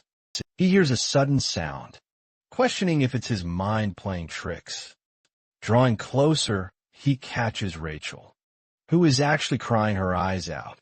She turns to him with an embarrassed, teary-eyed look of sadness. He's just happy that she's okay, while the guy she's hounding thinks that the princess should stop being dramatic. Rachel explodes on his face, roaring about the severity of the issue. They just got attacked by a literal intruder, posing as a supervisor. This isn't a joke to take lightly. A staff member reminds her that this isn't the United Kingdom, and that he's already reported the issue. The total number of cadets are confirmed to be safe as well, so technically these guys don't care about much else. Rachel is still going off, so Ha-Jin ushers her to report it again later. The adorable princess is in denial, knowing the risk it caused him. After a brief moment, she controls her feelings and asks what happened to the intruder. Ha-Jin simply says he got the win, stunning her. She's surprised, because she doesn't know this man used his big brain, strategies, and a giant wolf to finish things off. The situation brings her great relief, and watching her cool down like that astonishes our boy. In the next scene, we get to see the real protagonist swing his sword. He just cut down a large snake like sushi, ending another boss fight with Ha-Jin. Soho celebrates their victory and inspects the creature's body. Meanwhile, our boy receives a boost in his stigma magic abilities. Something called Concept Imprint is now unlocked, allowing him to utilize the mana of stigma into a properly defined concept. Only 2 concepts can be used at one time, usually swallowing half of his mana reserves. Now this is something Ha-Jin couldn't use back in his fight against Black Lightning, but the notification keeps popping up again. He's thinking about using the teleportation concept, like he did last time with so much on his to-do list. The author reaches an exhaustive state. At the same time, Suho puffs up and shares how fun these dungeon bosses really are. Ha-Jin uses this as an opportunity to scold him for telling everyone they were going on a drive, when it was actually a dungeon hunt. Hilariously, Ha-Jin has been receiving gay accusations from other people because they think he's dating Suho. Anyway, the charming protagonist receives a message and takes his time replying to it. Ajin immediately guesses that it's from Sunga. His words hit Suho like a bolt. Bro can't even deny it with a straight face, and ends up confessing, you see. Suho doesn't even understand why Sunga's interested in him, and he says it with a real sad look on his face. To gather pity on a more important note, Suho asks why our boy isn't coming to their trip. Ha-Jin momentarily denies it and reminds this clown that he's trying to change the subject. Suho puts up his golden retriever eyes, even offering the boss loot he acquired. The hilarious thing is that this is one of the random items that the author wrote in his story. Somehow the co-author didn't tamper with it. It's called the Jar of Desire, and it allows the magic item to attach its desires to the object inside. The author likes this idea and contemplates using it. Suho goes back on topic of the trip, stating that they won't be seeing each other for 3 months. If he misses out on the trip, Bro even goes ahead and says he would feel lonely if Hajin didn't tag along. And I'm really starting to think Suho's actually gay. Now, the man takes a left turn sharper than Max Verstappen and thinks that Hajin could use this time to get closer to someone as well. The author catches Suho's words, questioning what Suho is trying to say, because what he just said right now makes it seem like Suho personally wants to get closer to someone too. The gay allegations are real, and Hajin can't stop teasing this guy about them. In a way, this is a very mellow moment for him. He thinks that he shouldn't have tried to dodge the question. Last time in the next scene, lo and behold, we're all in a car. Mr. I don't want to go on a trip. Hey Jean is actually on a trip. Nayeon dozes off and ends up resting her head on his side. It's a very sweet moment. And Hey Jean even asks to check if she's sleeping. But when he doesn't hear the response, Bro just deals with it. Winter vacations have arrived to annoy the cadets, as the author enters a new stage with his friends. The vacation starts off with Neon feeling excited for a reservation she booked for her friends. This place isn't easy to get access to, and she urges her friends to quickly store their luggage and return to the same spot, prompting Suho to ask where they're headed. She explains their plan. They'll do billiards, and then bowling, jet skiing, spa and board games. Basically a ton of good stuff, and far too much to do in one day. Naeun, on the other hand, thinks it's not even that much. Naeun is a lot happier than usual. Appearing more energetic, she takes a glance at the 2 most reliable friends she has. But more especially, watching Hajin just stand there looking delicious is what's swooning this girl's heart even more. By the evening, our boy is on the stove like he always is. She comes up to him, surprising him with a sudden question.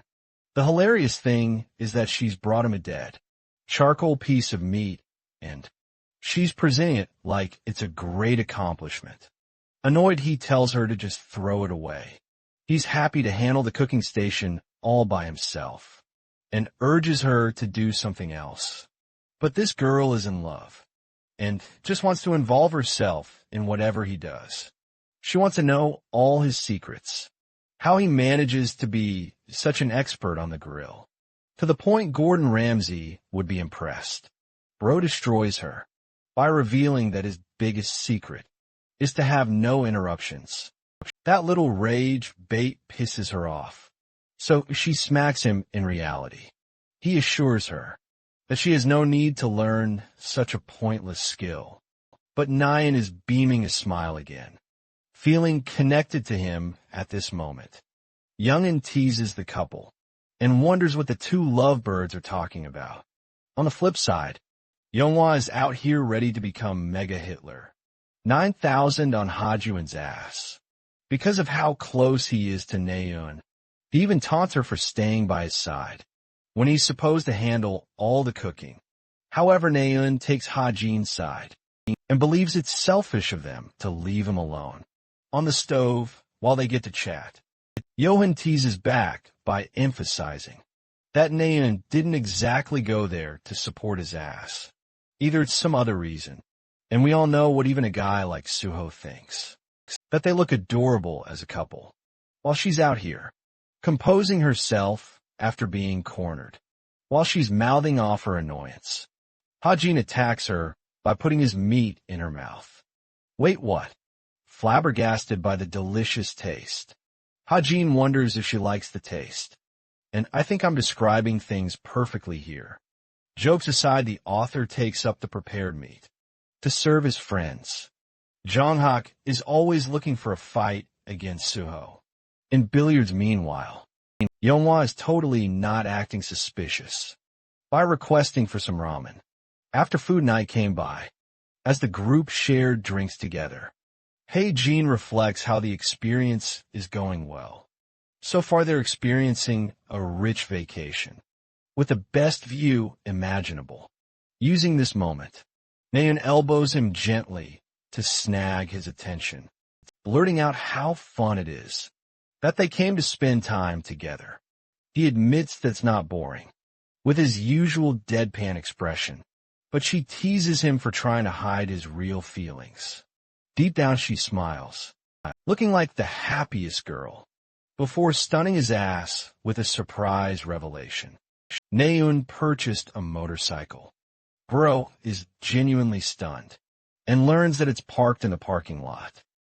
Jin can't believe his ears, and asks when she got her license. Naeun is apparently a beginner, and offers him to use it for a ride. She thinks it's better if he gets to drive it instead. Enraptured, with the gorgeous view of the graveyard of stars, Jin felt comforted with the faint sound of waves crashing against one another. At this moment, he felt like he belonged to people who he could call friends. But even as he felt safe and happy, a deeper, more sinister feeling started to terrify him from within. A feeling that chillingly reminded him that this was the last experience he could call his happiest moment. Selfishly, he prays for the moment to last a little while longer. Knowing what lies ahead, his reflection transitions to a shared game. Party between the group, they were playing cards, until she got a phone call to exit the room. Arriving in a different room, she checks what's up until she shouts what. In shock, the whole group realizes something's wrong. And when they arrive to find Naeun, she's on the ground. Yona quickly checks on her condition, asking if she's okay, tear-filled and terrified. Naeun barely blurted out that she has to leave. Right now, Yona tries to get her to talk, and asks for the reason why she's so hurt. Jin knows that she'll listen to him, so he's the one who personally comes close to her. Grabbing his arm, she looks at him with fear in her eyes, begging him to give her a lift. Jin agrees to her request, but still wants to know what happened. Stringing together each word, she mentions her brother, sending a chill down our boy's spine. And then she drops a fucking bombshell on Jin by revealing that Jin Yun woke up. The worst outcome imaginable has come to life. Jin Yun isn't supposed to wake up so soon, and the author knows that. He has to be asleep by this point of the story. But with the way she's crying, it's true. It's actually the hospital that called to let her know. And though this is the happiest moment for her too, Haju Bro is worried like hell. He asks about the location of her bike and grabs her to head straight to the parking lot. Yona thinks it's a dangerous idea to use the bike, but the author knows that he can't waste time getting there first. The rest of them will follow the two from behind and catch up at the parking lot. Jin checks out the bike and asks her to hop on the back. Safety first always, so he instructs her to hold on tightly. She grabs his shirt from behind, but watching her in such a fragile state, Jin personally grabs her arms and tells her to grab his abdomen. This makes the poor girl feel even more safe, bringing her comfort as she grips him tightly. The two of them take off to confront Jin Yun. The author's regrets start to rain down in his head. He had every chance to take out Jin Yun sooner, and yet he played it safe. He felt uncomfortable wanting to kill him, to the point he didn't bother thinking about it much. It pains him significantly that he has to adopt such a burdensome role, and he desperately clings to a last attempt at finding a different way. In the end, Jin greatly regrets delaying such things. for such insignificant thoughts, because he still has to do this for the sake of his world. He's the person who wrote this novel, and he is the one who cherishes his beloved characters the most as the creator of Jin Yun. It's his responsibility to give him an easy death. The bike stops right before the hospital, signaling their arrival, however. Nien is like a ghost, completely dazed out. He snaps her cold fear out of her head with a snap. Catching her attention, Ha-Jin asks if she's capable of taking a stand. Luckily, she can. He asks her about the location of her family members, and turns out they're all going to be late, because they're away on a work trip. This makes Ha-Jin realize that not even someone as powerful as the chairman is able to freely use portals. But Naeun thinks he's an idiot for not realizing that. Sooner she finds herself in a calm state, no longer afraid. She even tells Ha-Jin that she can walk fine by herself. The hospital door is open, and a staff member pops out to find the young lady. She curiously asks about the state of her brother, and the agent tells her to follow his lead. Just like last time, the agent stops to ask about Ha-Jin's association with her before he could crop up an introduction. She calls him her friend, which genuinely shakes his feelings. Normally, this would be a great thing to hear from someone, but let's keep in mind that Ha-Jin is shivering in anger at killing Jin Yun too. Thanks to Na Yun's insistent request, he's given access to visit Jin Yun's room. In the next scene, we get to see the little sister, seated in front of the doctor, who calls her brother's recovery a miracle. It's true that Jin Yun's condition hasn't fully normalized, but he's still doing fine. It was expected for him to wake up after 4 years, but unfortunately, his memory for now is still incomplete. The good thing is that his recovery is so fast that they suspect him to regain complete memory in a month. The doctor's review muddied out in Ha-Jin's head, becoming background noise. The author feels genuinely crushed. A nauseating feeling is taking over him, because he's the same guy who's going to end Naeun's brother's life. Watching Jin Yun's sister just smile in happiness literally destroys him inside. With the review finished, Naeun heads right into her brother's room. Here, the resting Jin Yun appears asleep. Her eyes are swollen with tears as she hesitantly calls out his name, causing him to open his eyes. He flashes a smile at her from afar, whispering his little sister's name, a moment that causes Naeun to crash out in tears. She cries, shoving her head into his weakened body, while he looks at her with a smile. He's glad to see her grow so much in the recent years, and interestingly asks about her command over the bow, or if she ended up finding something she truly liked. It shocks Naeun that he remembers the promise, showing a great sign of recovery. She tells him how she reconnected with her sword again, something that brings him pure joy, while the siblings are having a really good time connecting with each other. Ha-Jin feels isolated, unable to even look at them. The room falls silent as they both look at him. To introduce him properly, Naeun officially announces Ha-Jin as her friend, the same man, responsible for helping her realize her true passion. Again, every warm word she spews actually stabs the author, like a sword in his heart. During this time, the captain of the chameleon troop is reading a report.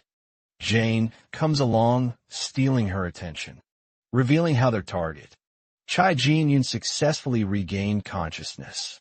This makes her wonder if their plan is still in motion.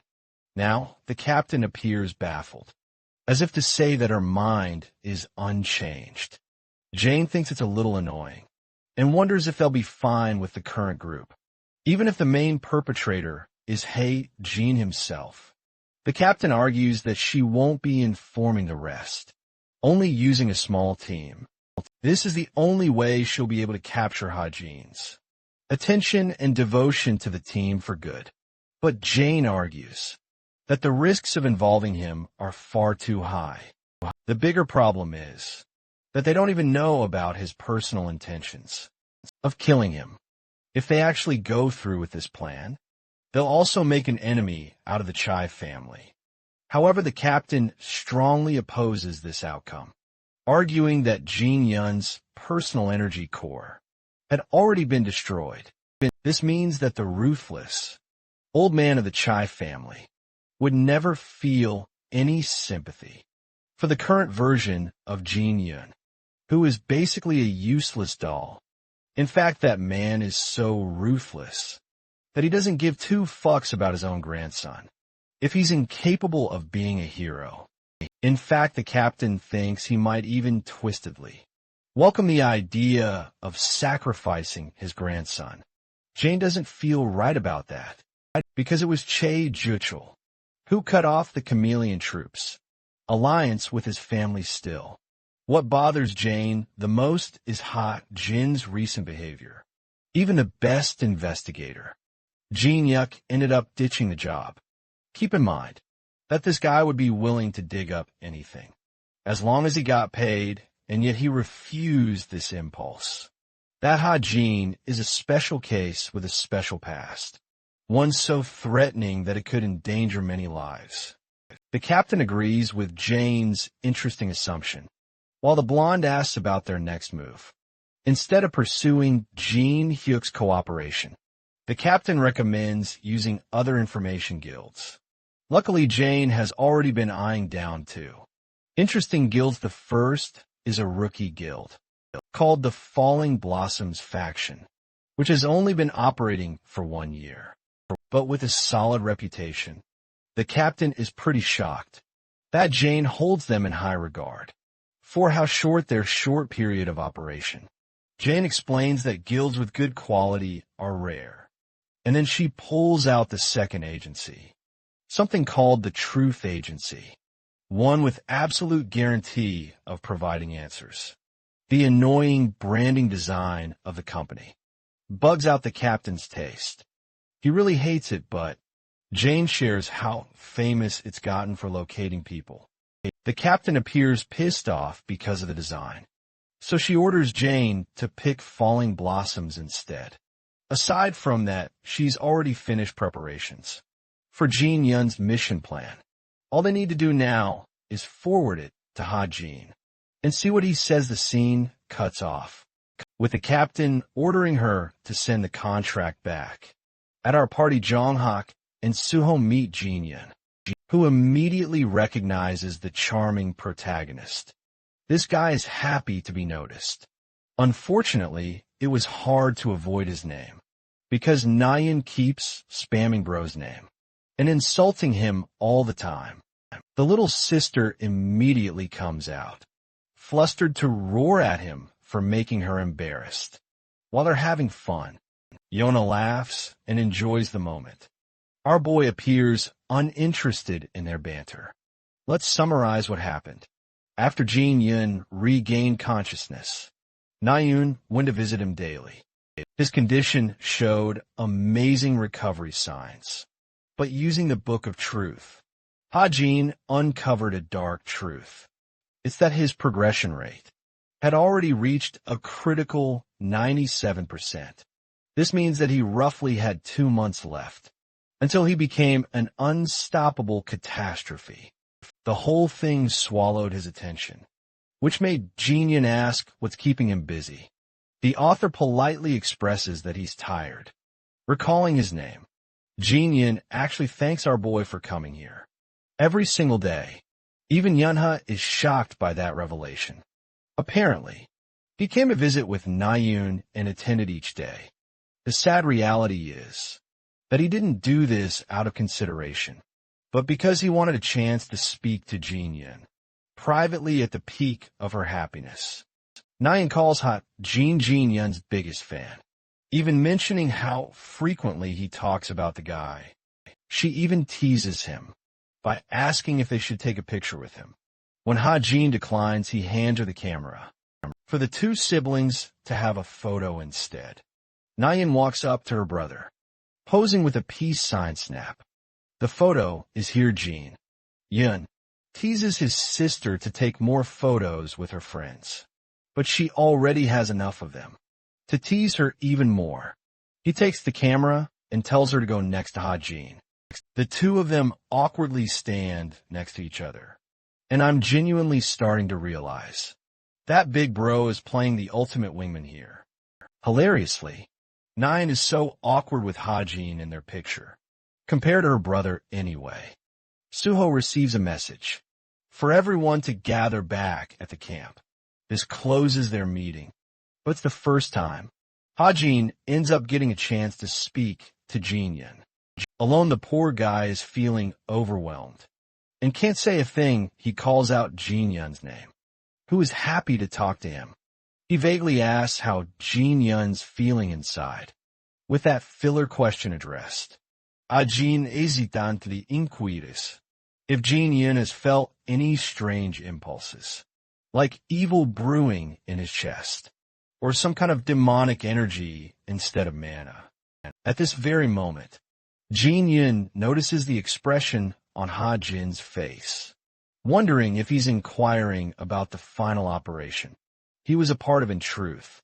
Hajin wasn't actually asking about that. He just wanted to know if this guy was willing to accept the reality of becoming a demonic human soon, and if he was willing, would he actually sacrifice himself? This was Hajin's best way of relieving his personal guilt, to avoid the inevitable dark fate he must confront. Watching him utterly destroyed, with guilt before his eyes, Nayeon pats Hajin's head, like a big brother confronting a younger one. Though he doesn't get the full picture, he thinks Hajin is feeling really troubled and needs a show of affection, coming in at the worst timing. Neon is stupefied to see Hajin getting his fan service from her brother, but he's just lost in his thoughts again. That night, they walk back together, when Neon confesses her gratitude for him. Hagen is caught off guard, but she adds further that her lifelong wish was to see her brother wake up. Again, 5 years of inactivity made her lose hope in that dream. But for once, when she had Hagen by her side, she never felt that fear, and it made her comfortable. She looks at him with a wifey stare and asks if he's got time. On Christmas, Hagen highlights that they're going to be leaving for the camp, but Nyen explains that they'll still have time. Before that, she thinks it's reasonable to meet at noon, because they leave at 6. Interestingly, Hagen accepts her invitation, instead of rejecting it like he always does. The following morning of Christmas, he jots down his notes. Creationist Benevolence Guild set their sights on the Tower of Miracles for a raid, allowing their stocks to rise by a whopping 10%. Son looks displeased, and actually Suho is on a call with him. The thing about Hajin is that he's worried about the outcome. The guild will actually end up failing this raid in a spectacular manner, but eventually clear it later on. The problem comes with the co-author's involvement, who will manipulate the main events of the future. Right now, the only thing he's certain about is the identity of something he refers to as the forest anyway. On the same call, Suho asks, why isn't Hae-jin planning to go out on his date with Nayeon? Strangely, our boy doesn't remember a thing about the date, which buzzes Suho, who explains that Nayeon is expecting one bro, then realizes his mistake. Remember, when he was easily accepted back then, there was a misunderstanding in his words, which made her think he actually accepted. It's already past noon, so he thinks that Nayeon must have gone home. But that little chance, that small chance, genuinely pains him. So he dashes out the door quickly, after saying goodbye to Evangel. While he's speeding on his bike, he copes and thinks that there's no way Nayeon waited so long. In freezing cold weather, it's snowing exceptionally hard, and that's why he's constantly assuring himself that she's not there. But the moment Hae-jin arrives at the meetup spot, He watches the poor girl shivering in the cold. All this time she waited, and didn't even shout at him when he came late. This pisses him off a bit, and I was wrong about her reaction. She does in fact shout in his face. Both of them had a misunderstanding. She made so many plans for them too. To shut her up, he flicks her head, and blames her for planning so much for a short time. Instead of following her way, he offers to take her on a drive. Ha-Jin turns around with a cute smile, warmly sharing that dates are meant to be unpredictable. Bro gave better dating advice in one sentence than Andrew Tate gave in a gazillion podcasts. A couple enjoy their private ride for a while, before go to a food vendor to eat and replenish. Evening is here. Snow has mostly faded, as the two of them finish off with a scenic view of the sunset. Naeun talks about how much fun she felt spending time with him, and Ha-Jin is just happy that he could make her feel that way. She's getting love giggles, and she wants to say something, but ultimately stops herself from saying anything. Naeun's going to be off on her training camp. Being bold, she offers her hand. Confusing Ha-Jin, it's supposed to be a simple handshake, so he reciprocates properly. I can't believe they just held hands. Why isn't this story rated 18+? Anyway, that concludes their date, with Nyin going off and hoping to reunite with him soon. She feels warm. Ha-Jin feels shattered inside, continually murmuring an apology to himself for what he's about to do. In the next scene, the hospital staff is routine, in motion to check on Jin Yun's condition. They come up to the agents guarding his room and safely enter inside. In reality, it's actually Jane, who cloaked her identity alongside Ha-Jin's. Our boy has already fried the CCTVs, so there won't be any interruptions. The captain extends her palm and creates a subspace for Ha-Jin to share with Jin Yun here. The whole world has separated from them. Their sounds won't leak outside. The captain has provided Ha-Jin with easy access to fulfill his goal, and she's even ready to distract the agents outside in case they suspect something. Jane hopes that he wraps up things as quickly as possible, something that our boy is already ready to do. With a gun in his hand, he looks at Jin Yun's innocent expression while he sleeps, calmly comparing it to Naeun's innocent smile. While he's lost in his thoughts, he doesn't even notice that Jin Yun woke up. This is an unpredictable variable that he didn't plan for. Shockingly, the big bro reveals that he was waiting for him to come. All this time his response shakes Ha-Jin, baffling him as he asks why. Jin Yun simply smiles, while the author's fingers tremble. Holding his weapon all this time, Jin Yun knew of his own condition. Turns out that the moment he regained consciousness, he became familiar with new feelings. The doctors told him that it was going to take a while for him to get back to speed, and it only happened because of his inactivity. But deep down, he had sensed that his body had been corrupted.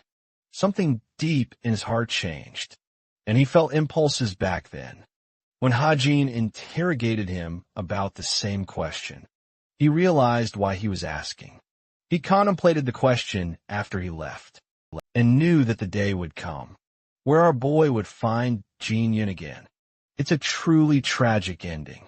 Now that they're alone, Jin Yun politely begs to know why he must die at this moment. With great hesitation, the author reveals that his body has been corrupted to become a demonic human. Soon the seed of a demon has been etched in his heart. The world doesn't know about it at this point in time, but this seed sprouts in a person's body, and the moment it reaches completion, it takes over the host's body, forcibly transforming them into a demonic human. All this time, those impulses were just Jin Yun's body.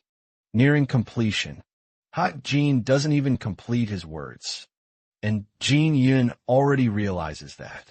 The only solution to this problem is to kill the host a moment of silence. An understanding draws between the two of them, without having any form of regret. Jin Yun thanks the young boy, understanding the decision that he's about to make. He's the only one who can truly tell how difficult it must be for Jin to bear the burden alone.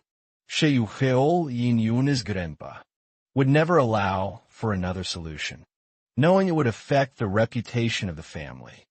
He encourages the young boy not to feel sorry. It's a choice that only he can make, even if he's afraid and trembling. In fact, it was Jin who chose to sacrifice himself here. Filled with emotion, cracks begin to appear in Jin's usually composed demeanor. He strongly spouts that he's doing everything for his sake, because he wants to go back to where he came from. This is the first time he's confessed his big secret to someone. Jin Yun watches the kid self-destruct and grabs his hand, correcting Jin's worldview. If all this time Jin was truly selfish, then he would never have told him his secrets either. The author is at a true loss. But unfortunately, Jin Yun is actively losing it as he coughs in pain. The infection is taking hold, and his body can't handle it anymore. Demonic energy has already manifested, and this is when Jin reaches a courageous enlightenment. All this time, the seed corruption had already been completed. Jin Yun was raw-dogging it and suppressing his impulses with sheer willpower alone. Call that fucking badass. He waited so long for Jin to come and end him before something bad happened. The author thanks him for his perseverance and points a gun to his head. The feeling is akin to putting your best friend out of his misery. A merciful death, Jin apologizes. But even in his most painful state yet, Jin Yun flashes him the brightest smile, begging him to take care of his little sister. For his sake now who the fudge is chopping onions. Because I'm dying out here. The bullet fires off, smashing his brains out, putting him to rest the moment dazes Jin, marking a pivotal change and the turning point to his life. He watches Jin Yun's corruption fade away with his life. Also goes the demonic energy.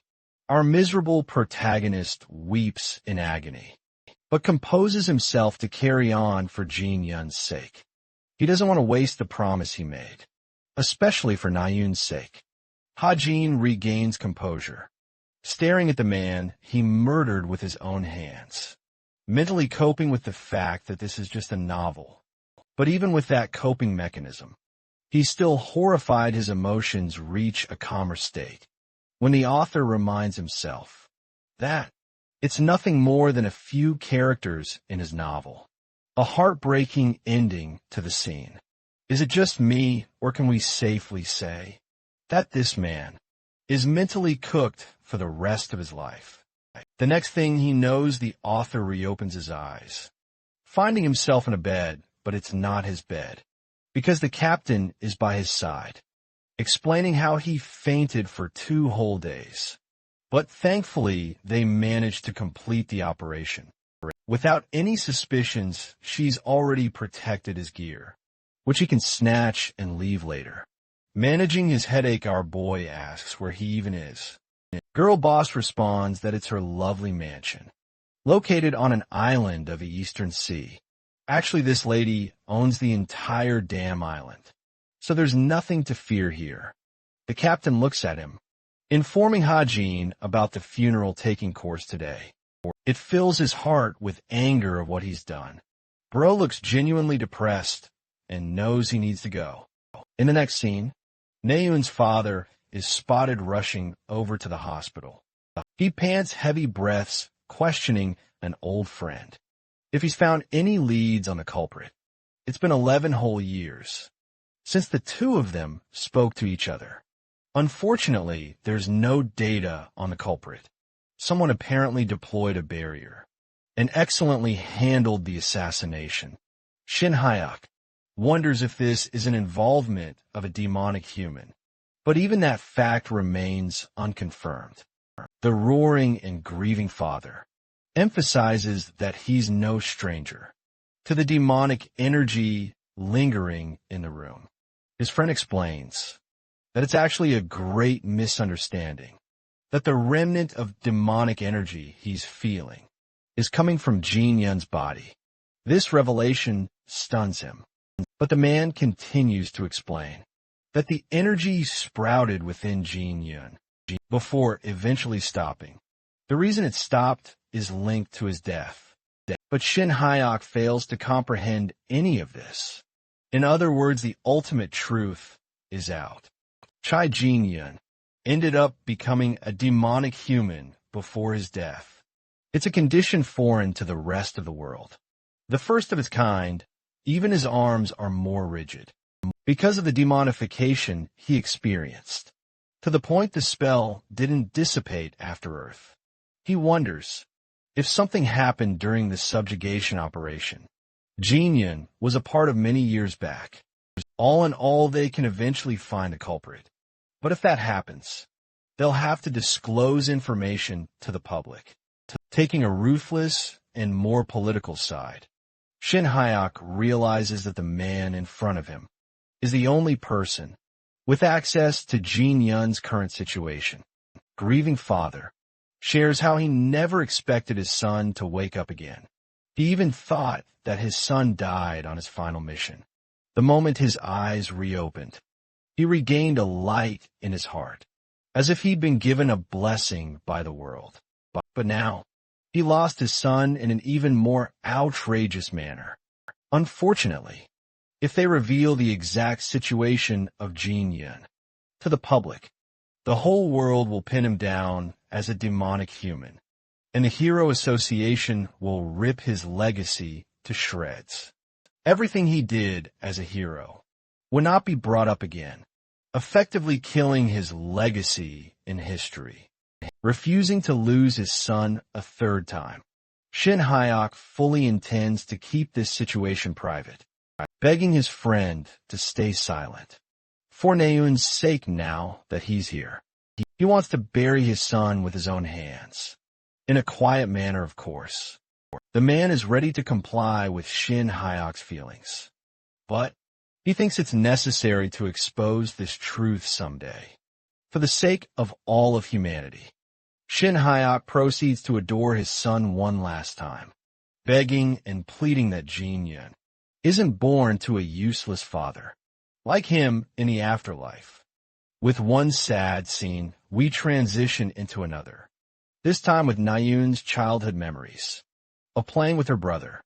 They were messing around in the park when Naeun, assured to become an even stronger hero than he was.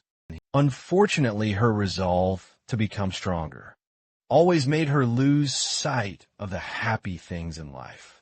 So he wanted her to focus on those things as well. He tempered Naeun's expectations, reminding her that if she overdid herself, she wouldn't grow stronger, but at least she could grow tall anyway. That's how he would go off to do his hero duties. After saying goodbye to Naeun, currently the same Naeun is on her bed. By the way, this chick doesn't know a thing about her brother's death. She just thinks she had a harmless dream just now. The first thing she looks at after waking up is the photo they took recently. Naeun genuinely believes that the past is the past, and that the happiest days of her life have begun. What's cuter is that she hid her photo with Heijin just underneath the frame. She even giggles with lovey-dovey emotions. Already excited for her next date with Heijin. Suddenly the door slams open. It's her old sensei that we haven't seen in a while. Naeun curiously asks what he's doing here, but the expression on his face is concerning enough, as he requests her to step outside. Startled, she reacts in shock, but he insists that she follow his order, making her wonder if she messed up or something. The news of the Chai family reaches Yona, and she bolts her way into her escort vehicle to arrive at the hospital. Upon arrival, She catches a glimpse of hot Jean looming close by. He appears to be standing all by himself, with a cigarette in his mouth. Yona's mother reminds her to stay on track and urges them to head inside. The funeral is held in memory of Jin Yun. At this point, Naeun has fully collapsed, with Yeonhwa comforting her.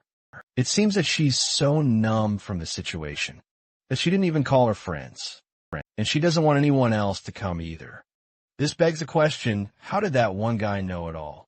Intrigued, Naeun asks who she's talking about. The answer is crystal clear. It's Kim Hae-jin who has gotten so much trauma. That bro is coping with cigarettes to numb his pain. Before he left the mansion, the boss confronted her newest recruit with a question. Ha-jin already informed her that he wouldn't be able to answer, but she asked anyway, mentioning the demonic energy that leaked out of Jin Yun's body. She'd never seen such a thing before, which made her wonder if he already knew about his condition. Without denying reality, Ha-jin agreed that he knew about it, but he can't explain how he came to learn. The captain is fine with his ambiguous answer, but stuns Ha-jin by asking him if he knows who implanted the demonic seed. This genuinely shakes him, because all this time he believed it was a demon. At least that's how he wrote things. In his version of the story, the captain explained subsequent collapse into a coma. At the time of the Fireflake operation, if a demon actually came down to unleash hell, there would have been much more destruction, because if that happened, everyone in the world would know that it was a demonic human responsible for Jin Yun. This eliminates the possibility that a demon planted the seed, which means the person who planted the seed is a human. Close to them, the only person capable of ever being able to do such a thing is the old black of her team. Ha-jin didn't even think from this perspective and hopes that she keeps him informed of this person's identity. If they find out, it personally bugs him that the root of the problem is still out there. The captain watches his anger-filled expression and remembers her own teary-eyed glare of determination. From her past self, she mutters that he shouldn't go on by himself. If it's an investigation or assassination, or even a revenge mission, she wants him to be his subordinate and cooperate, revering her as his leader. Hae-jin accepts the advice. Back to the present, we find him with multiple exhausted cigarettes. He's hovering by when Naeun locates him at last. She had no idea how he knew, and even assumes that Yoonha secretly informed him. But our boy remains quiet. She can't even fathom why he's chain-smoking like that, as if he's some kind of thug. Most surprising of all, Naeun curiously asks why Hae-jin is crying. He didn't even notice.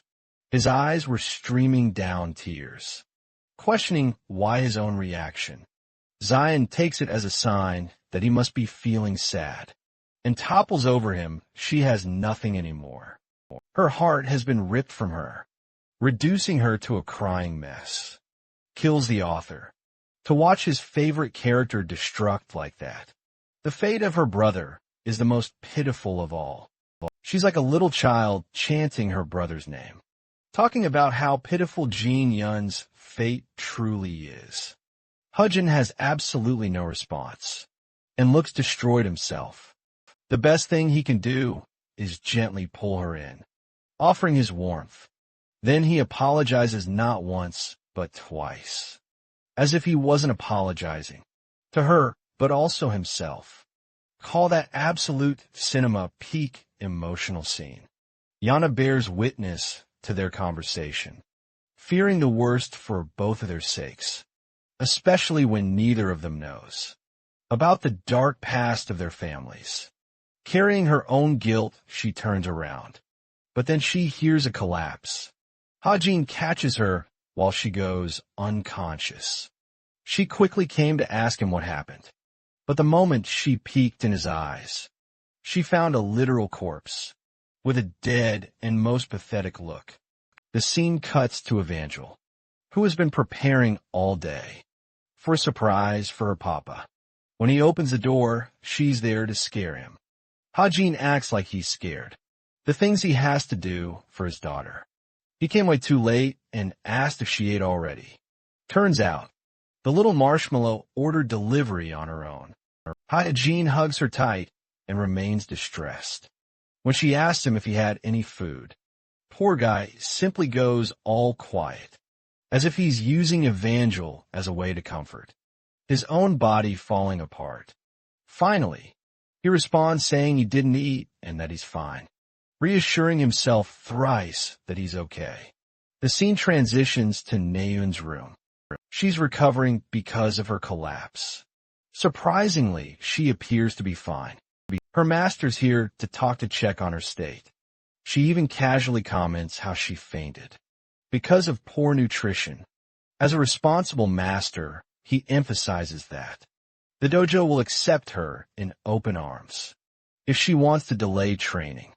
But this girl strongly rejects his offer, explaining that she's happy to leave as soon as the funeral ends. He thinks it's a joke, but in reality, Naeun is pissed the fuck off. Her sadness has been replaced by an anger for the man responsible for taking her brother's life. Her life's newest objective is to find the bastard who killed her brother and slaughtered him with her own hands. This dark and impulsive path is something that her master tries to persuade her away from, but Naeun has already lost it. He manages to calm her down, believing they need to have a conversation later, and hoping that she doesn't make a reckless mistake. However, the emotion of disgust and determination is visible in her eyes. Just when one visitor leaves, another arrives. It's Yona, who checks on her friend's condition. As always, Naeun wants to know where Ha-Jin's ass is missing, and learns that he went home. After putting her in this room, a lot of questions plague her mind, but before Yonha leaves, she stops to ask her about information guilds. Yonha assures her friend that she'll handle the search personally, for Nai and her coolness factor just increased. In the little sister's eyes, she's happy to assist Naeun, as long as she communicates everything. After all, they're friends, though Naeun agrees to her face. Deep down, she has swallowed up anger without venting it. The next mission of her life is personal business, to settle a score with her brother's murderer, not knowing that it's the same man she loves the most.